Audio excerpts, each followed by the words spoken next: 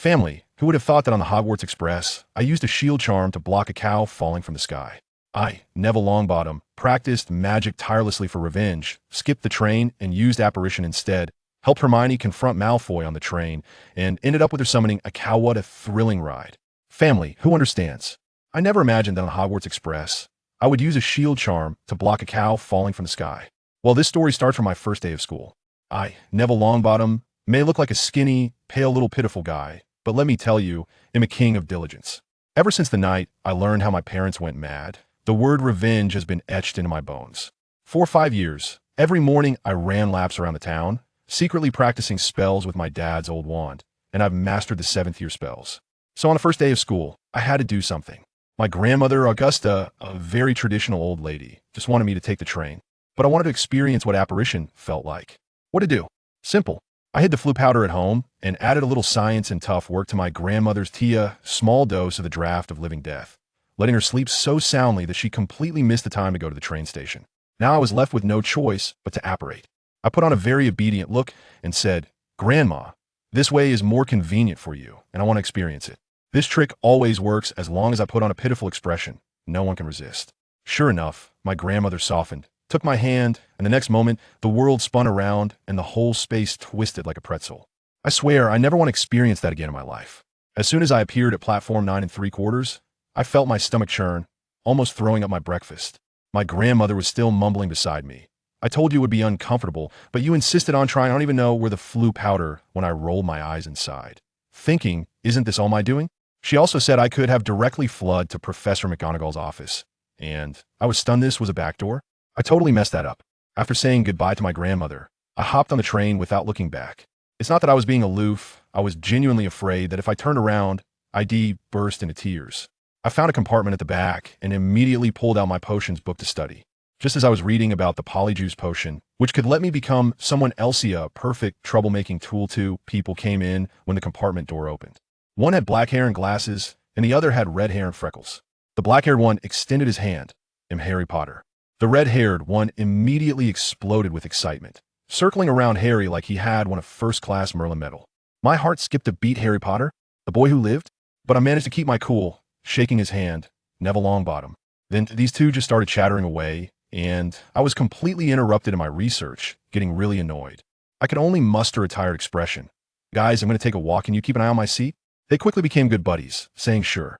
As soon as I stepped out, my face fell. What annoyed me most was that they even mentioned Voldemort, and those 3 words instantly brought a flood of bad memories rushing back. I wandered aimlessly through the train, wanting some quiet.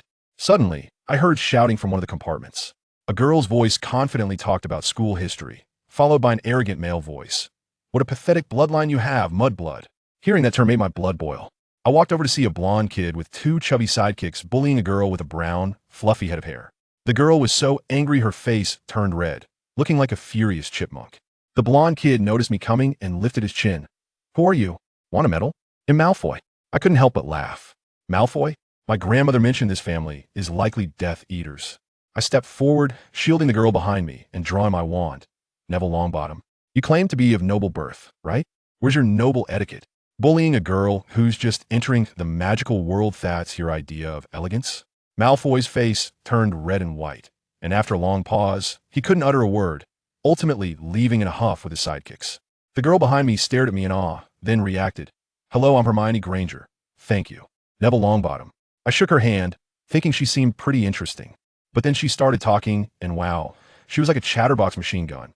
"Are you a first year too? Do you know a lot of spells? I only found out I was a wizard a month ago. I've read all the books. Can you teach me some spells?" I was stunned, so this is what girls are like, such a hassle. But looking at her eager eyes, I couldn't resist. To satisfy her curiosity, I showed her a few spells I had learned when I was 6, like Lumos and Wingardium Leviosa, and her eyes lit up, insisting on learning. Let me tell you, my heart that had been frozen for revenge suddenly felt like it was warmed by sunlight. I couldn't leave, nor did I want to.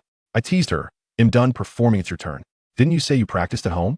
Hermione blushed, nervously pulling out her wand. "Wingardium Leviosa?" She flicked her wand, but with too much force, almost poking me in the face. The next second, I watched in horror as a shadow appeared out of nowhere on the ceiling of the compartment and came crashing down. "Protego!" I instinctively shouted the protective spell, and a barrier instantly enveloped us. Then, as I mentioned at the beginning, a calf crashed against the barrier with a bang, bounced off, and shattered the window, flying out of the train. Family, who understands? I was dumbfounded. Hermione was so scared she sat down on the floor. I quickly pulled her up, casually cast a reparo to fix the window, and reassured her. It's okay, it's okay. This just means you have strong magic. You can summon something this big. I kept thinking, Merlin, thank goodness it was just a calf. If it had been a full-grown bull, wouldn't our compartment be wrecked on spot? Hermione is quite talented, encouraged by me. She quickly mastered several first-year spells. We got along really well, and I almost forgot about Harry and Ron. When I remembered to go back, I brought Hermione along with me. As soon as I opened the door, Harry and Ron were surrounded by snacks. I introduced them to each other, and Ron looked at us in shock. You guys are discussing book issues before school even starts? Hermione nodded seriously. Previewing is a good habit. To lighten the mood, I showcased a transfiguration spell, turning a chocolate frog wrapper into a handkerchief for Ron to wipe his nose. The three of them were dumbfounded. Ron asked how I was so skilled, and I proudly waved my wand. Because I started practicing when I was very young, I practiced this spell 30 times before I got it right. The entire compartment turned into my personal magic show. I transformed Ron's rat scabbers into gold, and I also gave him a Santa Claus beard and hat, causing all four of us to laugh uncontrollably. At that moment, I suddenly felt like I was really just an 11-year-old child, not a sinister old monster burdened with deep-seated grudges. When we arrived at Hogwarts, the sorting ceremony began. Harry, Hermione, and Ron, without any suspense, all went to Gryffindor. When it was my turn, as soon as I put on the sorting hat, a voice echoed in my head. Courage, ambition. Slytherin would suit you well. I felt a sinking sensation in my heart. No way. I quickly moved my wand, which was hidden in my sleeve, and cast a silent, confundus charm at the hat. The sorting hat clearly paused for a moment, then shouted at the top of its voice, Gryffindor. I breathed a sigh of relief. As I walked off the stage, I caught a glimpse of Dumbledore out of the corner of my eye. That old man gave me a meaningful look. Damn, I was found out. But it didn't matter, I had achieved my goal. The days after school started were like another world. When I opened my trunk in the dormitory, Ron was shocked, pointing at my oversized trunk stuffed with spell books, asking if I had brought the library with me. Early the next morning, I dragged the early bird Hermione to the library. I gave her the simplified map of Hogwarts that my grandmother had entrusted to Professor McGonagall, and the girl was so excited she almost jumped up. In class, the two of us were practically the scoring machines of Gryffindor. In Transfiguration class, Professor McGonagall asked everyone to turn matches into needles, and Hermione was the first to succeed, earning 10 points. As for me, I turned a match into a thick needle engraved with patterns. Then, with a flick of my wand, the needle transformed into a tiny Gryffindor lion. Professor McGonagall looked at me with such satisfaction that it was almost overflowing, and she awarded Gryffindor another 10 points. Defense against the dark arts was hilarious. Professor Quirrell, a walking garlic baguette, stuttered through the class, looking like he would topple over with the slightest breeze. In Charms class, when Professor Flitwick called out Harry's name, he got so excited that he fainted.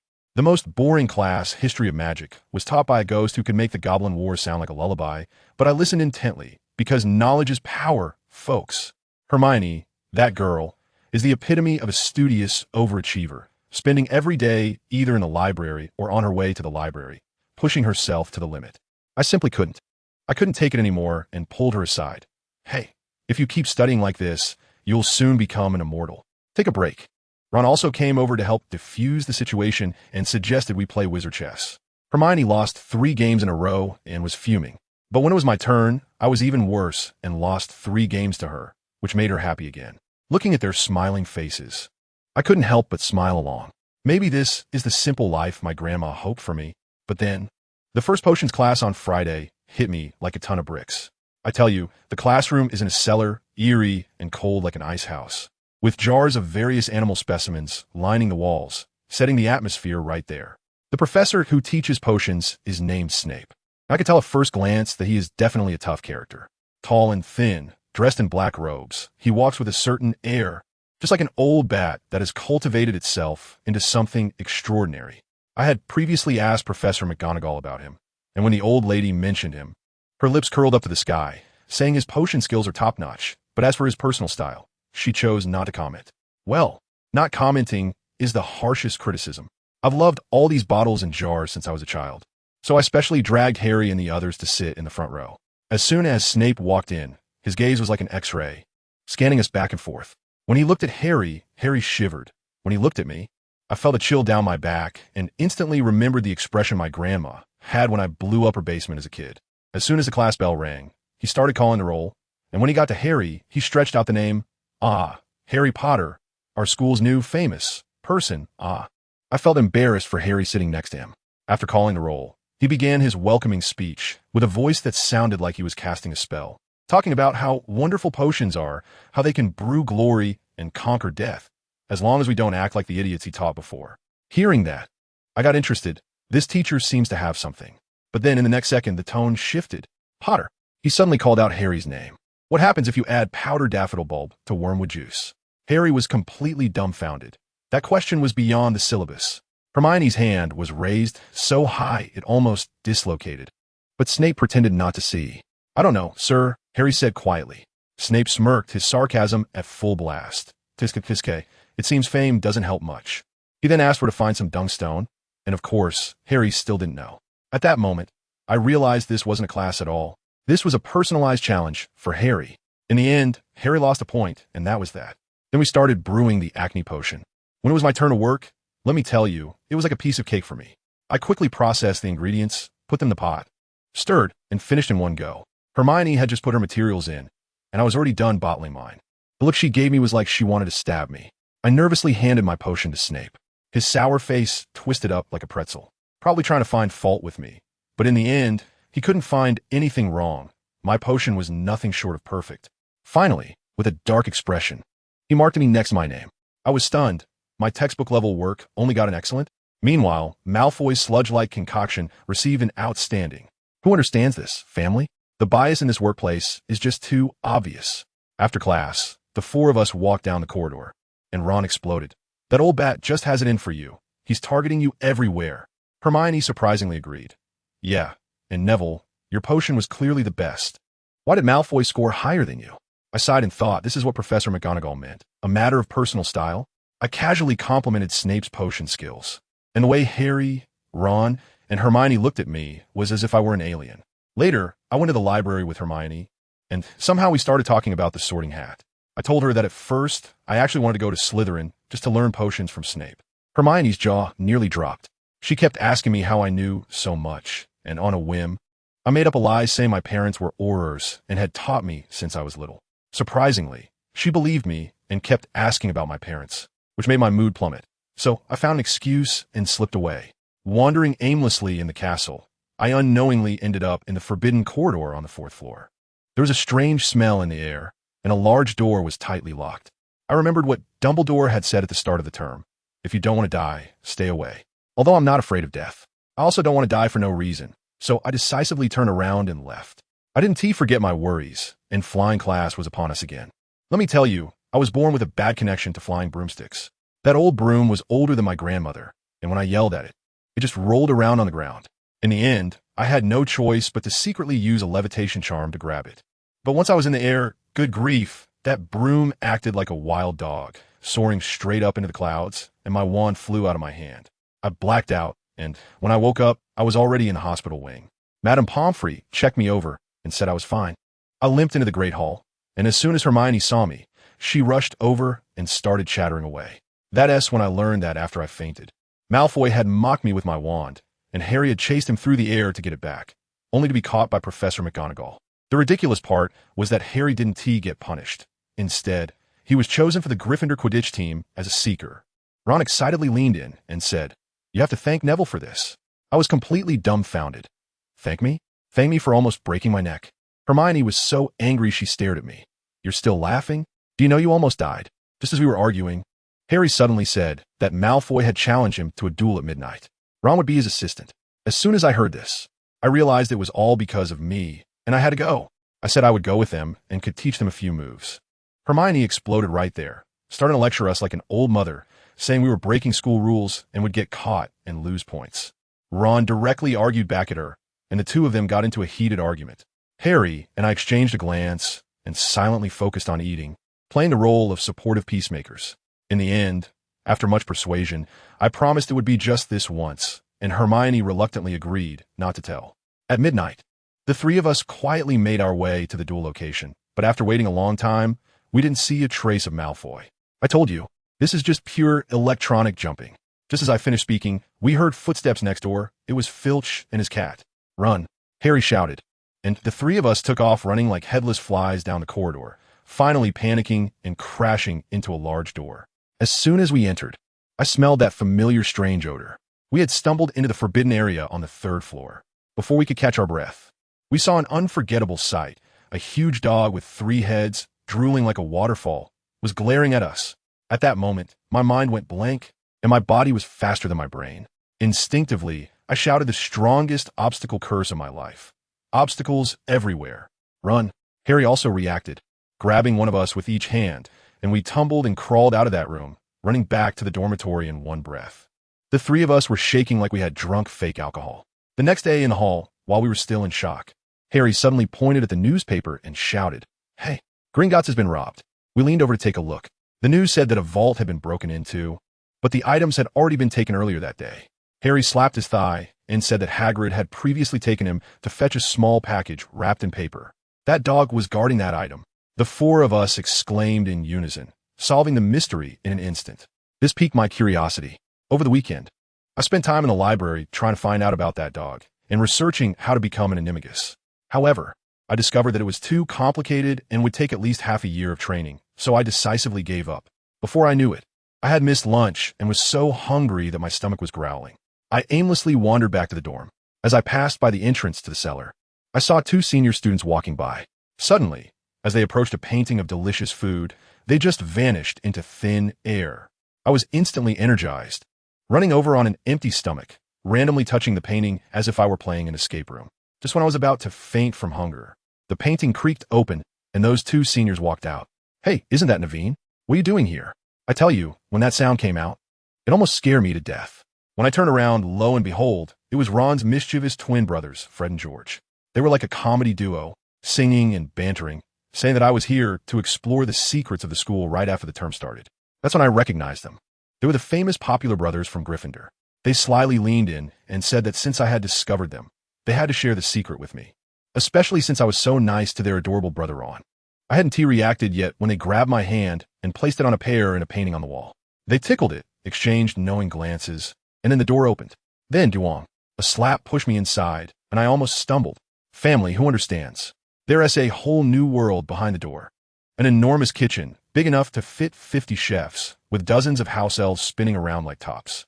At that moment, I realized this is just like the Hogwarts kitchen. I gathered my courage, tapped the shoulder of the nearest house elf, and politely asked if this was the kitchen. The little elf was so excited that he almost did a backflip right there, bowing repeatedly and calling me esteemed sir. I said I just missed lunch and was looking for something to eat. He immediately snapped his fingers, and with a pop, chairs, cutlery, and a feast appeared on the table in an instant. Wow, this service would make even Hadaleo want a hand in a resume. The house elf proudly told me that since it was time for dinner anyway, there would be plenty of food. When I returned to the common room, Ron was the first to exclaim, "Where have you been? We haven't seen you for lunch or dinner." I had just sat down and wanted to share my adventure when Fred and George, those 2 clowns, popped up like a comedy duo. They blocked me on either side, saying they had to protect their brother's poor imagination and begged me not to say anything. Fine, I agreed, and ended up earning a collective eye roll from Harry, Ron, and Hermione. Later, when we chatted, Hermione said she had called out to me several times in the library, but I didn't respond. That's when I remembered I had been so engrossed in reading that it was like I was in the legendary electronic pickled vegetables. Once you start, you can't stop. I quickly apologized to her, saying next time she could just drag me away. We were chatting like this when Ron started his usual complaints again, saying that Professor McGonagall was too strict and that Snape was openly biased towards Slytherin. Hermione, as always, played the role of the voice of reason, saying we needed to adapt to the professors. After Hermione left, Ron was even more annoyed and started venting to Harry, saying that Hermione was just like a second McGonagall, wanting to control everything. At that moment, I didn't know what I was thinking, and I blurted out, "Don't say that. She's just looking out for us. Don't you think she's really cute?" The air instantly froze. The looks on Harry and Ron's faces were like they were seeing an alien, and they both asked me in unison, "Cute? Dude, you don't have a crush on her, do you?" My face turned bright red, and I quickly explained that I just thought she was a good friend and shouldn't be talked about like that. Then I bolted back to the dormitory at lightning speed. In the days that followed, let me tell you, it was smooth sailing. Every day was just attending classes and hanging out in the library, focusing on immersive studying. But Ron and Hermione, Those two were like natural enemies, and their conflicts intensified day by day. Hermione thought Ron was leading Harry astray, while Ron felt Hermione was too controlling. Harry and I tried to mediate once, but we almost got caught in the crossfire. After that, we got wise. Whenever they were about to argue, we would each take one of them and forcibly change the subject. Harry would drag Ron to look at flying brooms, and I would pull Hermione to discuss academic problems. I have to say, this tactic really worked. I was studying alchemy and wanted to make some small gifts for my friends, so I roped Hermione in to help. When Hermione heard there was knowledge from upper years to learn, her eyes lit up, and she immediately forgot about Ron. We started meeting every day to figure out how to shrink an alchemical array that could preserve scent down to the size of a button. Then came September 19th, Hermione's birthday. In the morning at the Great Hall, she seemed very pensive. When I asked, I found out it was her first time celebrating her birthday away from home, and she was feeling homesick. I quickly wished her a happy birthday, and just as I was about to turn and ask Harry and Ron to say something too, Ron, that little brat with his sharp ears, overheard and blew up, shouting at me. You want me to celebrate Miss Know-It-All's birthday? She'd better apologize to me first. I was completely dumbfounded. What was going on again? It turned out to be about the last charms class, where Ron thought Hermione correcting his pronunciation was mocking him. Hermione said she was doing it for his own good, and Ron completely lost it, saying she was just showing off her knowledge. The two of them were exchanging words, and it looked like they were about to fight. Harry and I quickly grabbed one of them each, forcibly separating them. But this time, Hermione was really hurt. She shook off my hand and ran out of the hall. I hurried to catch up with her and grabbed her at the corner of the corridor. She yelled at me through tears. What do you want? Are you here to criticize me too? Why are they different with you? After saying that, she shook me off again and ran away. I watched her silhouette, feeling empty inside. Just then, I ran into Fred and George, and I asked them what to do for a girl's birthday. They were as usual, saying to give her something nice to look at and tasty that she would be interested in. It sounded simple, but at that moment, Hermione was really angry with me. I had no choice but to go to the kitchen and get a birthday cake, but by the time it got dark, she still hadn't shown up. In the end, the whole cake went into Harry's stomach. He came back from Quidditch practice starving. From that day on, Hermione completely ignored us. For an entire month, she focused all her energy on studying and visibly lost weight. I felt so bad inside, looking at the notes with her handwriting. Two little figures in my heart fighting every day. On Halloween, I finally finished that alchemical button and secretly mixed in some orchid perfume, turning it into a little gadget that emitted a fragrance. In the morning, we had charms class, learning the levitation charm. I was in a group with Harry, while Hermione was with Ron. I helped Harry learn it quickly, and then I had some time to steal glances at Hermione's side. Goodness, Ron was waving his wand like a sword, mumbling the spell all wrong, while Hermione had the feather dancing in front of her, flipping up and down. Ron got even angrier when he saw this. He flicked his wand and almost poked Harry's eyebrow. On the way to the Great Hall after class, Ron wouldn't stop talking, constantly bad-mouthing Hermione, saying she just liked to show off and was a nuisance. Harry and I could only nod along. Just then, a figure rushed past us and bumped into Harry. I looked and saw that messy brown hair. It was Hermione. Oh no, she definitely heard us. I saw tears in her eyes, and this time it was real. I told Harry, save me a spot. I think I need to go apologize. After saying that, I chased after her. Luckily, I had good eyesight and didn't lose her in the crowd. I followed her all the way to the girls' bathroom on the first floor, watching her rush inside. Now I was at a loss, having to wait at the door. But after a long time, she still didn't come out, and my stomach was growling with hunger. In the end, I decided to go eat in the Great Hall first, thinking I would come back to talk to her properly after eating. Girls, really troublesome. I returned to the Great Hall, and Harry and Ron were almost finished eating. I didn't explain anything, just sat down and started to eat quickly, thinking I should get it over with. Harry even handed me a piece of candy, and without looking, I popped it into my mouth and swallowed it. Just as I finished my second pumpkin pasty, the doors of the Great Hall burst open with a bang, and Professor Quirrell came rushing in, tumbling over himself, shouting troll. There's a troll in the dungeons. After saying that, he fainted right on the spot. My body was instantly covered in goosebumps. The first basement? Isn't that near the bathroom where Hermione is? My mind buzzed, and I wanted to rush outside. Dumbledore used his wand to set off some fireworks to quiet everyone down and had the prefect lead the way back to the dormitory. Percy was shouting for the first years to follow him. Harry was still asking how the troll got in, and I grabbed their hands, my face probably looking terrible, and said, "We have to save her. Hermione is in the girls' bathroom closest to the basement." I was surprisingly strong, pulling them away from the main group, and Harry's hand was hurting from my grip.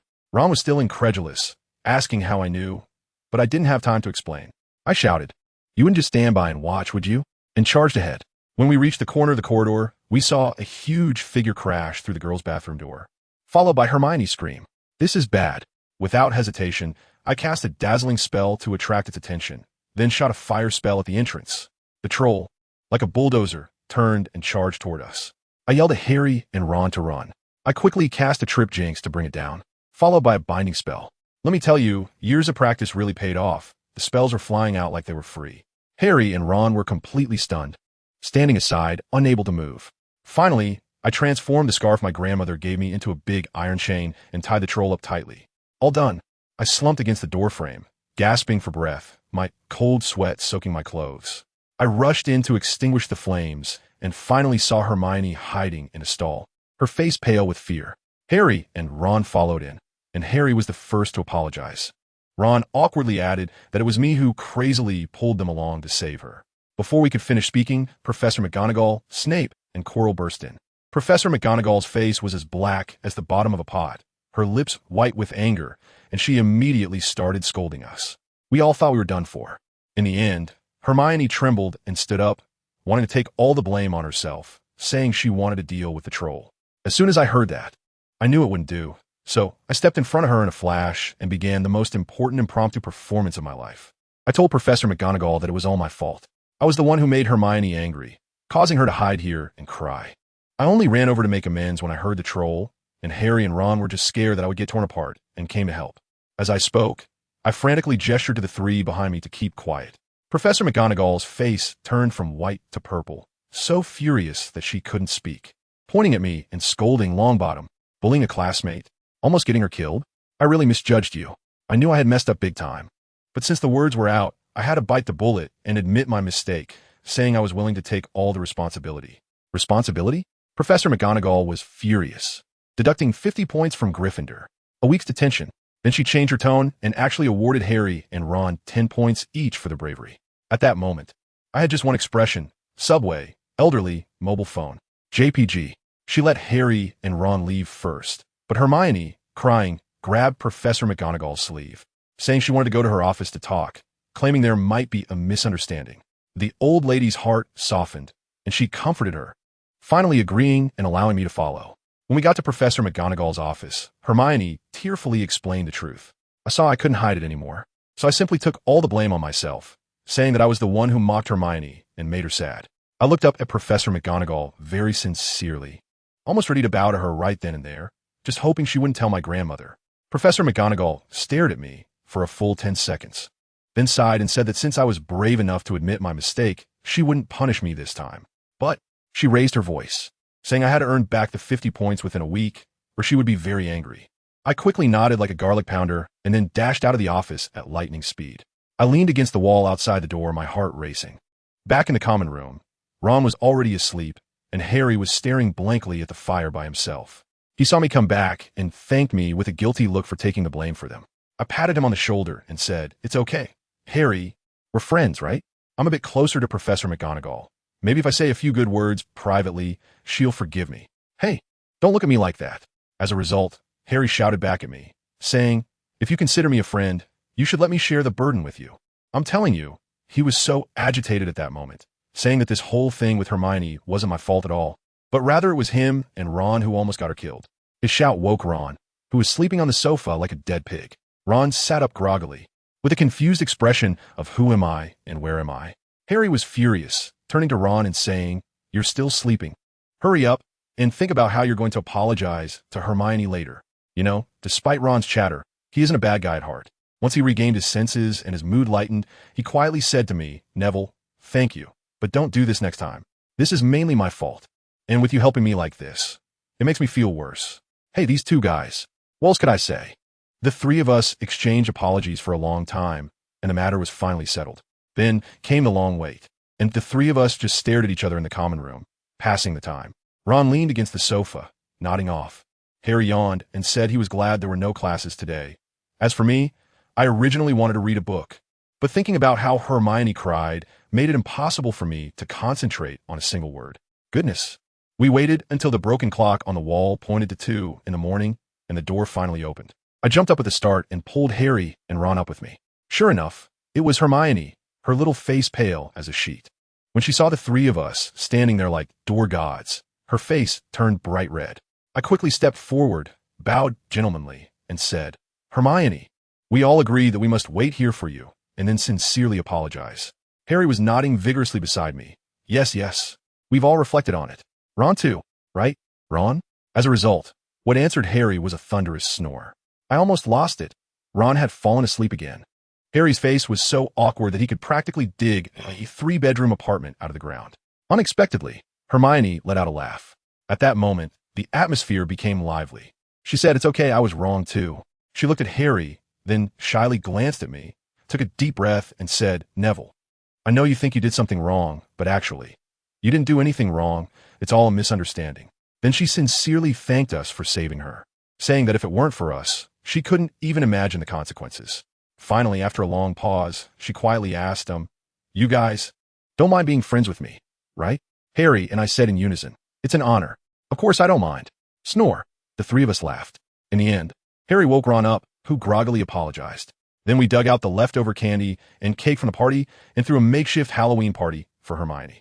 Now, our little study group of underachievers finally welcomed a top student. Let me tell you, Hermione's joining has completely liberated me. I finally don't have to tutor those two dunces. Harry and Ron, every day. I've even arranged a schedule with Hermione to take turns helping them. Now I have time to work on my own research. I also wrote a long letter to my grandma and stuffed that lilac button inside. Guess what happened? The school's owl smelled it and avoided me like the plague. In the end, I had to find a spell to mask the scent before I could send the letter. After that, life became much calmer. I was either in the library or the common room, occasionally going with them to Hagrid's for afternoon tea. Hagrid snacks, oh my. Even soaking them in water would still make your teeth hurt. Professor McGonagall, I don't know what she discussed with Hermione, but her attitude towards me took a complete 180-degree turn, and she became that kind and friendly old lady again, which left me quite flabbergasted. But my alchemy research hit a snag. I was staring at a passage about inscribing magical runes, scratching my head, completely baffled. Hogwarts doesn't offer that course. So I had no choice but to muster up the courage and knock on Professor McGonagall's office door. I handed her the book and humbly asked what it meant. Professor McGonagall took the book, her brows furrowed so tightly they could squash a fly. She looked back and forth at it 3 times, then waved her wand. To my astonishment, the books on the shelf seemed to sprout wings, flying one by one over to us, hovering in midair and flipping their pages on their own. The scene was incredible. After flipping through 7 books in a row, Professor McGonagall finally stopped and told me that she had no relevant records either. She asked me, "Mr. Longbottom, do you really need to know the answer? Perhaps these are just some random symbols." I said, "Professor, I need to know. I want to create something that can protect people." Just thinking about how Hermione almost got squashed by the troll makes me feel this is urgent. Professor McGonagall stared at me for a long time, then finally sighed. "All right, you should go ask Professor Dumbledore. The password is Fizzing Wisby. I'll let him know." She wrote a note, turned it into a little bird that flew out the window, and then smiled at me, saying, "Go on, dear. I believe your grandmother would be proud of you." I was blown away. Dumbledore personally guiding me? One of the greatest alchemists of this century. After expressing my gratitude, I almost sprinted towards the headmaster's tower, buzzing honey sweets. As soon as the stone statue at the entrance stepped aside, I rushed in. Let me tell you, that office was like a dream come true for me. The table was filled with all sorts of strange silverware, and I bet Ron's rat that all of it was top-notch alchemical items. Just as I was getting lost in admiration, a voice came from behind. "I believe Professor McGonagall sent you here, not just for a tour, right?" I just realized that Dumbledore was sitting behind the table, his clothes and hair perfectly blending in the background, almost playing a game of Where's Waldo with me. I quickly apologized and bowed, but he didn't mind at all and moved a chair for me to sit. I told my question in detail. After listening, Dumbledore told me that the text was a very malicious curse and advised me not to learn it. Well, I guess I was expecting too much from a white wizard to teach me dark magic. We talked for a long time, and he shared many interesting stories with me. As time was getting late, he pointed to the clock and said I should head back. Just as I was about to leave, he suddenly called out to me, "Neville, may I ask you a question?" He looked at me with a smile, and I knew that Miss Granger was studying hard to keep up with her friends. "But what about you? Why are you so passionately researching magic that first years wouldn't even encounter?" I tell you, at that moment, the smile on my face just froze, and I felt a chill all over. He was still asking, "What's wrong, kid?"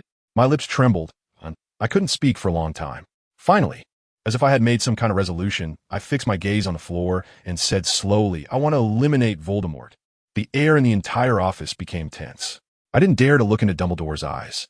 After a long while, he finally asked me in a tone that was hard to decipher, can you tell me why? I raised my head and looked him in the eye.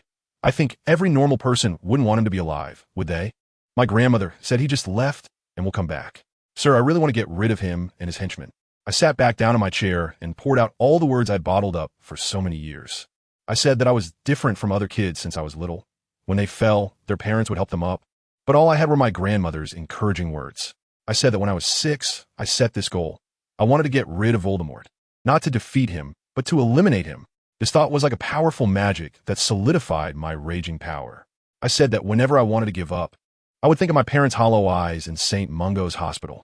I lost control of my emotions towards the end and almost snapped at Dumbledore. I forced myself to hold it in, stood up, bowed, and said, Professor, I need to go back. I don't want to discuss these topics anymore. Then, with all my strength, I pulled open the door and fled. That night, I felt completely disoriented. The next day, I was so distracted that I almost mistook Harry's quill for a licorice wand. Harry and Ron noticed something was off and cornered me in the dormitory. Asking what was wrong, Ron even patted me on the back and said, Mate, cheer up. Tomorrow is Harry's first Quidditch match. You can't let this affect him. Looking at the two of them warmed my heart.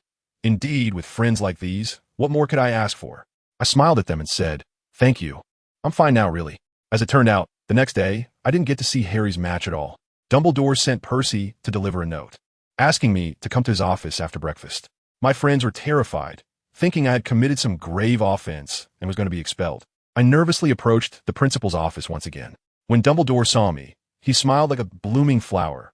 Ah, Neville, I thought you wouldn't come. I was stunned. Professor, you called me here. Yes, he blinked. I called you here today to discuss alchemy. What the heck? Discuss? I was dumbfounded at that moment. My face flushed. Let me tell you, it felt like a bronze rookie being invited for a duo by a godly player. Dumbledore saw my astonished expression and directly pushed a pile of small gadgets in front of me. Here, feel free to study them. Any thoughts you have, just share them with this old man. Who understands family? This is simply the pinnacle of knowledge payment. I was so excited that my hands were shaking. I took out my wand, gently tapped a silver lighter, closed my eyes, and used an observation spell to perceive its internal structure. My goodness, is this a teleportation array? And their an absorption array? What on earth is this? In just a few seconds, I felt dizzy and quickly stopped. I awkwardly said to Dumbledore, Professor, am I being a bit overconfident? He only laughed even more happily. No, Neville, you've given me a tremendous surprise. What you just saw was my proud creation. The light extinguisher. Very few adult wizards can understand at a glance. Saying this, he picked up the lighter and pressed it once. The light from a lamp in the office was instantly sucked in. Pressing it again, the ball of light flew back out. I was completely stunned. For the entire day that followed, I was like a person on adrenaline, studying all the silverware on his desk that I could understand. The candy box that could deliver sweets, the pen that never ran out of ink, the spyglass disguised as a button. I was completely immersed in it. And even my lunch was a meat pie delivered by a house elf, which I nibbled on while studying, almost biting my nails off. It wasn't until dinner time that I looked up and found Dumbledore smiling at me. He said, The Sorting Hat has always said it placed you incorrectly. Perhaps Ravenclaw is more suited for you. I hesitated for a moment, but I decided to come clean. Actually, Professor, the Sorting Hat was going to place me in Slytherin. I just want to tell you that I cheated using the Confundus charm because I wanted to be in the same house as my friends. After listening, Dumbledore's expression didn't change at all. He simply said gently, Child, choice is more important than ability. There are certainly people in Slytherin who are no less brave than those in Gryffindor. To be honest, I've always felt that our sorting process is sometimes a bit hasty. The knot that had troubled me for so many years was suddenly untied. I felt like I was floating. I completely forgot how I said goodbye to the headmaster and how I ran back to the Great Hall. The only thought in my mind was, great, I want to become a dark wizard. My good mood brought good luck, and Gryffindor won the Quidditch. Harry became a great hero. The common room was like a festival. The Weasley twins brought a lot of food and drinks, and everyone surrounded Harry like the moon surrounded by stars. I finally managed to rescue Harry from the crowd and return to the dormitory when Ron suddenly spoke up. Neville, did you know? During the match today, Snape was casting spells on Harry. I was taken aback. No way. Harry nodded. It's true, my broom was completely out of control at that time. Fortunately, Hermione set his cloak on fire, so I was fine. He also said that on Halloween, he he saw Snape's leg covered in blood, as if it had been bitten by something. Ron snorted. Serve him right. Harry suddenly had a thought and said, wait. The three-headed dog is guarding something. Hagrid said that thing was almost stolen. Snape's leg was bitten on Halloween. Was he trying to steal something and ended up getting bitten by the dog? I was stunned. What did you find out? Ron said they went to see Hagrid in the afternoon, and Hagrid accidentally let it slip, mentioning someone named Nick LeMay. He asked me, Neville, do you know Nick LeMay? I instinctively replied, Nicholas Flamel? Of course I know him. He's the pinnacle of alchemy. Harry and Ron's eyes instantly lit up. Really? Tell us more. We know that what the three-headed dog is guarding belongs to Nicholas Flamel. You must know what it is. I blankly recounted the life of Nick LeMay to them, and then the three of us exchanged glances, and we all understood. What Snape wanted to steal must be the masterpiece of this alchemy master. I was so exhausted, having used my brain intensely all day, that I felt mentally drained. I told them to call it a day, and I would ask Dumbledore tomorrow. So guess what happened? The next day, Harry came in with 2 big dark circles under his eyes, looking like he hadn't slept for 3 nights straight. I saw that it wouldn't do, so I suggested we make some sleeping potion ourselves. As soon as Harry and Ron heard this, they shook their heads vigorously and said they would do anything as long as it wasn't under that old bat Snape's teaching. Fine, then I'll do it. I directly borrowed an unused classroom from Professor McGonagall, and in front of them, I pulled out a cauldron, materials, and various bottles and jars from my seemingly ordinary robe, looking like a mobile alchemy lab. Ron's eyes were about to pop out as he asked me what kind of black technology this was. I casually told him it was an undetectable extinction charm, basic operation, and Dumbledore had given me some tips. This made both of them extremely envious, and I immediately decided that for Christmas, each of my good brothers must get one. I have to say, without Snape lurking around with his sarcasm, Harry and Ron's potential has really been unleashed. I taught them step by step, and they actually managed not to blow up the cauldron and successfully brewed a large bottle of potion. Ron was so excited, saying I must have a talent for teaching. Well, obviously, it's mainly because I provided the right emotional support, unlike a certain professor who focuses on PUA tactics. I divided the potion into 4 parts and asked them to take 1 to Hermione, while I kept the remaining 1 to report to Dumbledore. However, when I got to the door of the headmaster's office, I was stunned. The password had changed. I tried for a while, but that stone statue was like an AI customer service, repeating the same few phrases. Wrong, I can't say, I don't know. I felt something was off. It was as if that old man had anticipated my arrival and was purposely avoiding me. I returned to the common room in a daze, where Harry and Ron were staring at something. Hermione was back, and she brought a book. I tell you, that book stood about half as tall as Hermione and felt older than Dumbledore. Hermione had a look that said she had seen it all before, pointing a line in the book and reading it out slowly. Nicholas Flamel, the only known maker of the Philosopher's Stone. Harry and Ron were still in shock, but my mind was buzzing. It all clicked. Hermione pushed the book in front of us, and it clearly stated that the Philosopher's Stone, also known as the Sorcerer's Stone, could turn stone into gold and produce the elixir of life. Its owner, Nicholas Flamel, had just celebrated his 665th birthday last year. So, Hermione excitedly slammed the table. The 3-headed dog in the Forbidden Corridor was guarding the Philosopher's Stone. Someone must be trying to steal it, which is why Flamel asked his good friend Dumbledore to keep it safe. Ron, upon hearing about the elixir of life and turning stone into gold, was practically drooling. I couldn't take it anymore and quickly doused his enthusiasm. Dude, you think this is a cheat? This stuff costs magic to use. Brewing potions and drinking them consumes your own magical power. Flamel has lived for over 600 years. His magic is probably almost depleted, maybe even less than yours. Hermione also brought him back to reality. The point now isn't to get rich. It's why Snape wants to steal it. When Snape was mentioned, Ron got fired up again, insisting he wanted to harm Harry. I couldn't help but say, can you guys think for a moment? Snape has been teaching at Hogwarts for 10 years. If he were a dark wizard, would Dumbledore be blind? How could he have lasted this long?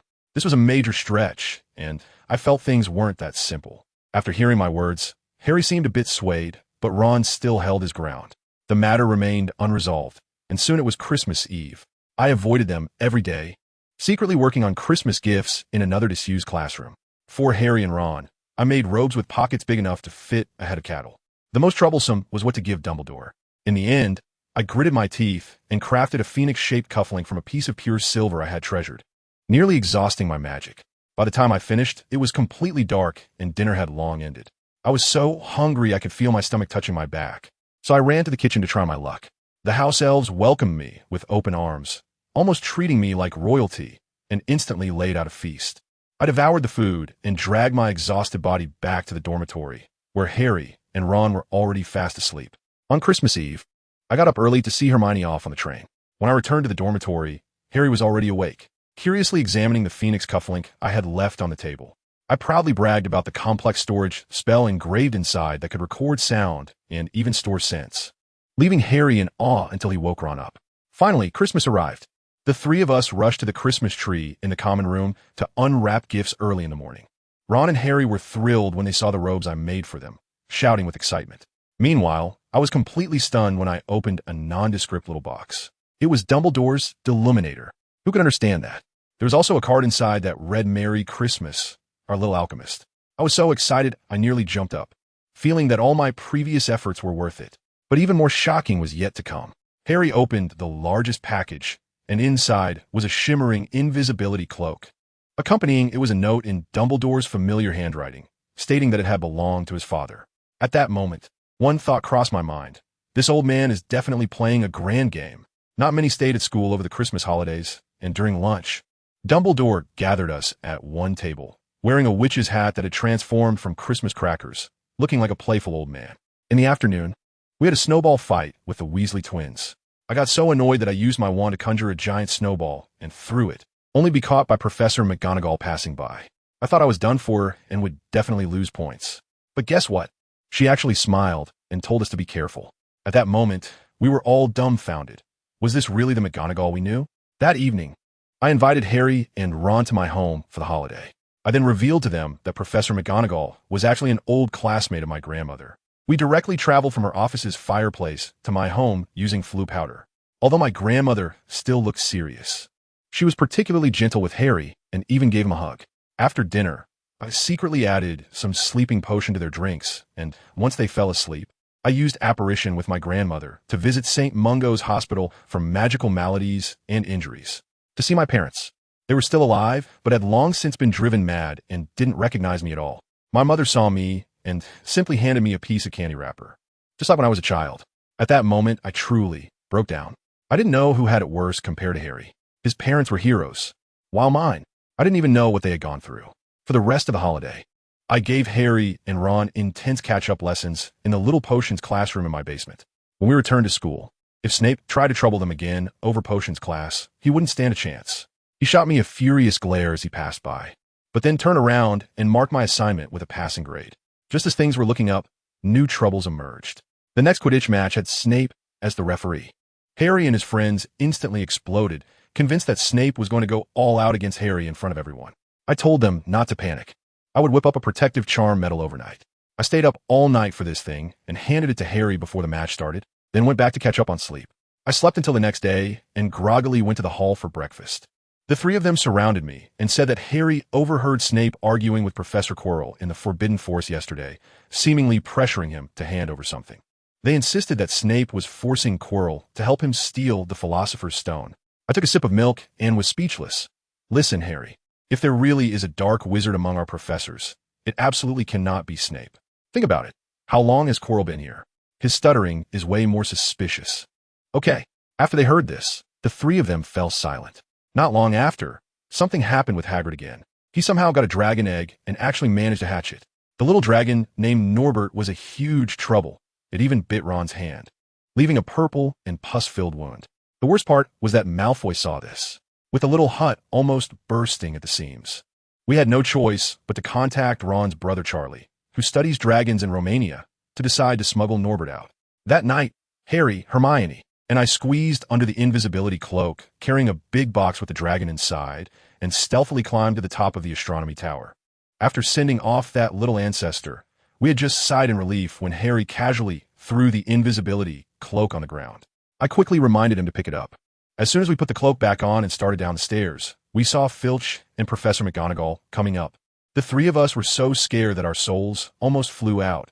We pressed against the wall and held our breath, only daring to run back to the common room after they passed. Hermione was so frightened she was almost in tears, and I hurriedly pulled the two of them, saying it was okay, let's just go back and sleep and consider this matter closed. When I got back to the dorm, I fell asleep as soon as my head hit the pillow. I slept so soundly But the good times didn't last long. My precious potion, the polyjuice potion, was finally ready. I was feeling quite pleased with myself, but when I returned to the common room, it was like celebrating the new year in advance. Everyone looked like they had just won the lottery, laughing so brightly. I was completely stunned at the time and pulled Hermione aside to ask what was going on. She was all excited and said, "Neville, don't you know? We won the Quidditch match." I swear I was dumbfounded. Hermione? The Hermione who treats Quidditch like a barbaric sport? She was there getting all worked up? Seriously, it's like my best bro suddenly telling me he's going on a dating show. It's ridiculous. I muttered quietly, "Aren't you not interested?" But the cheering was like a concert, and she didn't hear me at all. During that time, I was spending every day in the lab, and Harry and Ron could barely see me. They were still obsessing over Snape, convinced that that greasy old bat was definitely the mastermind behind everything. Finally, one night, at yet another victory celebration for Quidditch, Harry mysteriously pulled me aside and asked if I knew about a certain green spell. I told him. As soon as he finished speaking, my DNA was activated. I grabbed his arm with such force that I was startled myself, and shouted at him, "Where did you see it?" Harry was so scared that his face turned pale, stammering that he saw it in a dream. Only then did I breathe a sigh of relief, feeling like a deflated balloon. At that moment, he must have been shocked looking at my hand, which was covered in calluses and scars, completely unlike the hand of an 11-year-old child. I took a long time to gather my thoughts before using a deep voice that felt unfamiliar to me to tell him, "Harry, that is the killing curse. Your parents, they died because of this curse, and you're the only survivor." As soon as I said this, Harry was completely stunned, his mind going blank. I quickly took him back to the dormitory and patted his back to comfort him for a long time. After that incident, Harry and I became much closer. Then there was Hermione, who for some reason kept nagging us to study like a strict headmaster, saying that exams were coming up, which made us feel a lot of pressure. Then one night, Harry shook us awake like he was on adrenaline, saying he had found a magical mirror and saw his parents in it. I followed Ron with a mix of skepticism and curiosity, and there it was, a particularly ornate mirror. Harry stood in front of it, his face filled with joy. Ron leaned in and saw himself as the president of the student council and the captain of the Quidditch team. When it was my turn, I stepped up and saw my parents back to their normal selves. In that moment, I almost lost it. While Harry was still immersed in happiness, I had to cruelly tell him that the dead cannot come back. The smile on his face instantly froze. But at that moment, a crazy thought popped into my mind. Since potions can conquer death, could they also heal my parents? The more I talked to Harry, the more excited I became, feeling like I had grasped a lifeline. We were both caught up in a moment when a hoarse voice suddenly floated over, "Children, the potion that can bring people back to life currently does not exist." Goodness, Dumbledore, like a ghost, he walked without making a sound. With just a few words, he explained the principle of the mirror, which simply reflects the deepest desires of your heart. I suddenly understood. It was just my wishful thinking. Dumbledore comforted Harry for a bit, and we ended up carrying Ron, who had fallen asleep against the mirror, back to the dormitory. After that, I became obsessed and dove headfirst into potion making. I went to bother Snape every day, asking all sorts of questions. You wouldn't believe it. But although that old bat has a sharp tongue, he really knows his stuff and taught me quite a bit. However, when I cautiously asked about potions for treating psychological trauma, his face darkened instantly, his gaze sharp as a knife, and he shot back at me, saying that even the best healers at St. Mungo's couldn't help, and that flattering him was useless. At that time, I felt a chill in my heart, but I didn't stay upset for long. I'm the kind of person who can be a bit stubborn. If one path doesn't work, I'll just take another route. If potions don't work, I'll try spells. I borrowed a book on alchemy from Dumbledore and discovered a powerful flame called the Philosopher's Fire, whose strength depends on the caster's inner emotions. I secretly practiced alone for several days, but it was useless. Either it was just a small flame, or it simply turned into a wisp of smoke. Later, when I really had no other choice, I complained to Harry and the others. Hermione got furious when she heard I was doing dangerous experiments again and gave me a stern lecture. Ron chimed in with some nonsense, saying, "Dude, maybe you misunderstood. That spirit could be something else." I have to tell you, just from that piece of nonsense he said, I suddenly had a flash of inspiration. I might have really been overthinking it. I was so excited that I wanted to experiment right there, but Hermione held me back, insisting that I find Professor McGonagall to supervise the next day. The next day, in Professor McGonagall's office with Hermione by my side, I started my grand performance of failure. Joy, puff, a small flame. Anger, cough, a cloud of black smoke. Disgust, not even AP. In the end, it was Professor McGonagall's experience that helped. She suggested I try the emotion I felt most strongly.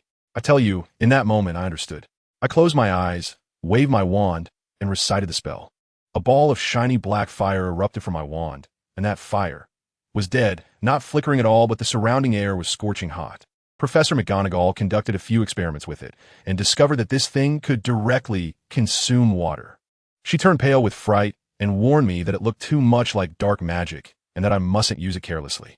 On the way back, Hermione asked me what I was thinking at the time, but I didn't say anything. What could I say? My mind was filled with just one thought: revenge. After that, Hermione was sulking for several days, angry at me for not telling her my secret. But when the final exams came, she switched to study mode, dragging us to the library every day, leaving no time for anger. After the exams, while we were by the lake goofing off, we heard someone crying in the nearby bushes. My ears perked up, and I realized it was Quirrell. Snape was threatening him. We only caught snippets of the conversation, but it seemed Quirrell was being forced to agree to something with Snape. Harry exploded on the spot, saying Snape was going to steal the Philosopher's Stone that night. We hurriedly went to find Professor McGonagall, but she said Dumbledore had gone to the Ministry of Magic, and she absolutely refused to believe that Snape was a bad guy. Great, with no support, we could only rely on ourselves. Harry said he would wear the invisibility cloak at night, and I immediately decided, why wait until night? Let's do it now. Eat, then get to work. I directly led them through the shortcut to the kitchen, where the house elf prepared us a grand feast. Seeing Harry and Ron's naive expressions filled me with joy. After we were well fed, the four of us wrapped ourselves in the invisibility cloak and headed straight for the third floor forbidden area. Hermione used an Alohomora to unlock the door. As for the three-headed dog, Harry played a little tune and put it to sleep. We opened the trapdoor, and it was pitch black below. I told them to wait and floated down slowly to scout ahead. Below was the devil's snare, and with a fiery spell, I turned it to ashes. Once the three of them came down, we followed the only path forward, which led to a brightly lit room filled with birds that looked like jewels flying around the ceiling. On the opposite side of the room was a large wooden door. Harry rushed over first, but the door was as immovable as if it were welded shut. The four of us pushed together with all our might, but it was futile. Hermione's unlocking spell also failed. I was so furious at that moment, my patience completely worn out. I even pulled out my wand, ready to unleash some serious magic and blow it up. But then Hermione grabbed me, anxiously shouting, "What? Are you going to?" Professor McGonagall said, "So we can't use it in front of outsiders." And guess what? That little Neville just pushed me back. He stepped forward, shielding Hermione behind him, and boldly said, "Harry and Ron are not outsiders. I trust them." I told you, both Ron and I were stunned at that moment. The next second, we heard Neville let out a low roar. Heart fire, burn. Goodness, it was as if there were images in his eyes. He probably inputted Bellatrix's wanted poster as keywords for AI art, and all his anger instantly transformed into a ball of shining black fire. That fire was like silk, and with a whoosh, it burned a huge hole through that heavy wooden door. Before we could react, he waved his hand, and the fire licked the entire door clean, leaving not a single speck of ash. He extinguished the fire, walked in without looking back, completely ignoring Ron's drooling envy and Harry's shocked expression that seemed to say, "What did I just see?" As soon as we entered, the originally dark room suddenly lit up. The torches on the walls seemed to have been consulted beforehand, igniting one after another automatically, creating a sense of ceremony that made it feel like a meeting of some mysterious organization. But when we focused our eyes, what stood before us was a giant chessboard. The pieces on it, oh my, were as big as giants, each one expressionless and just standing there, looking eerie. There was a door opposite the chessboard, which looked like an exit. Hermione craned her neck, looking almost dumbfounded, and quietly asked, "How do we get past this?" She never liked playing chess, and apart from being able to beat Neville, she was basically a disaster at it. Ron, on the other hand, looked excited with shining eyes, saying, "Looks like we have to get in there ourselves and become the pieces." Without saying a word, Neville stepped forward and began to try. Spells like the Shattering Charm and the Petrification Charm were as effective as scratching an itch. They rang against the pieces but did nothing. Transfiguration only allowed him to slightly distort the pieces, which was utterly useless. Neville tried to fly over, but a black pawn jumped up and jabbed him with a spear, almost piercing him through. Great! Professor McGonagall's challenge was all about physical immunity. After a round of attempts, Neville was sweating profusely. He gritted his teeth and said, "I have one last trick." Again, he summoned the fire of his heart. This time, he thought of Voldemort's noseless face. The black fire shot out, but guess what? Just when it was a bit away from the pieces, it hit an invisible wall and abruptly stopped. Neville's face changed at that moment. and he shouted, "Back up!" But he didn't have time to do it himself. The torches on the wall suddenly blazed brightly, shooting out 4 tongues of fire, instantly forming a square flame cage that trapped him tightly in the middle. Just when he wanted to struggle, he felt his feet leave the ground. The world spun around him, and then with a bang, he vanished. Who understands, right? A living person just disappeared into thin air. Harry, Ron, and I were petrified on the spot, and Hermione burst into tears, her tears flowing down like they were free. Ron turned pale with fear and grabbed Harry, asking, "What do we do now?" Hermione sobbed and sniffled. We should go back, find Professor McGonagall. To be honest, I was panicking too. But Harry was really reliable at critical moments. Although he was also quite scared, his eyes were particularly resolute as he said, "I have to keep going. The Sorcerer's Stone can't be stolen." Neville had opened the way before, and now it was my turn. After hearing this, Ron took a deep breath, as if using all his courage, and stood beside Harry. "Harry, you're right." Hermione cried even harder, but she still wiped her tears and stepped forward. Let me tell you, at that moment, it was truly the Iron Triangle of Gryffindor, each one more headstrong than the other. But none of us knew that at that time. Neville had already been transported to Professor McGonagall's office. This room had extremely strong defensive spells, and he couldn't use any of his impressive magic. Spells like Alohomora and Bone-Breaking were all useless. He was sweating profusely, fearing that something would happen to us behind him. Just then, he heard Professor McGonagall's footsteps outside. Neville was so scared that his soul almost flew away. He dove behind the curtains, frantically rummaging in his pockets, trying to find a lifeline.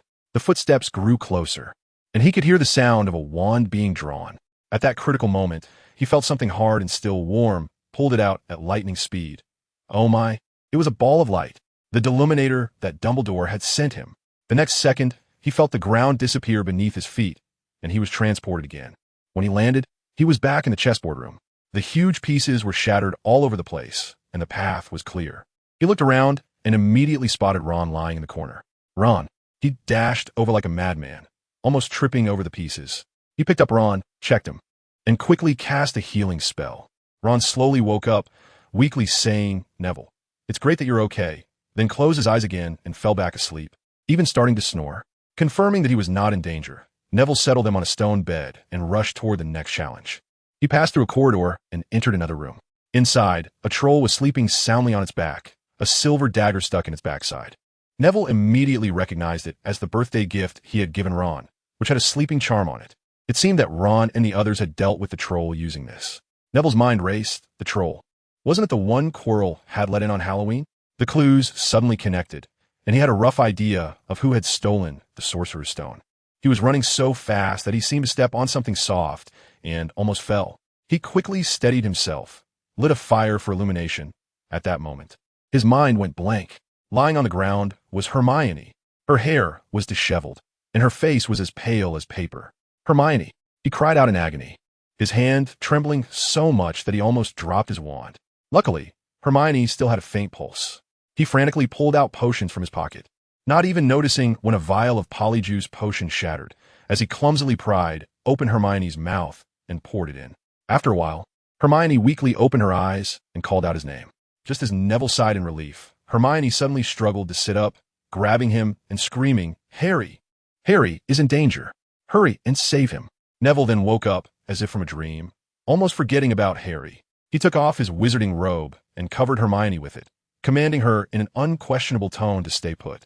Then cast a weight reduction spell on himself and dashed out without looking back. When he reached the last room, he happened to hear a cold voice saying, "Good, my master, Potter, come to me." It was Quirrell.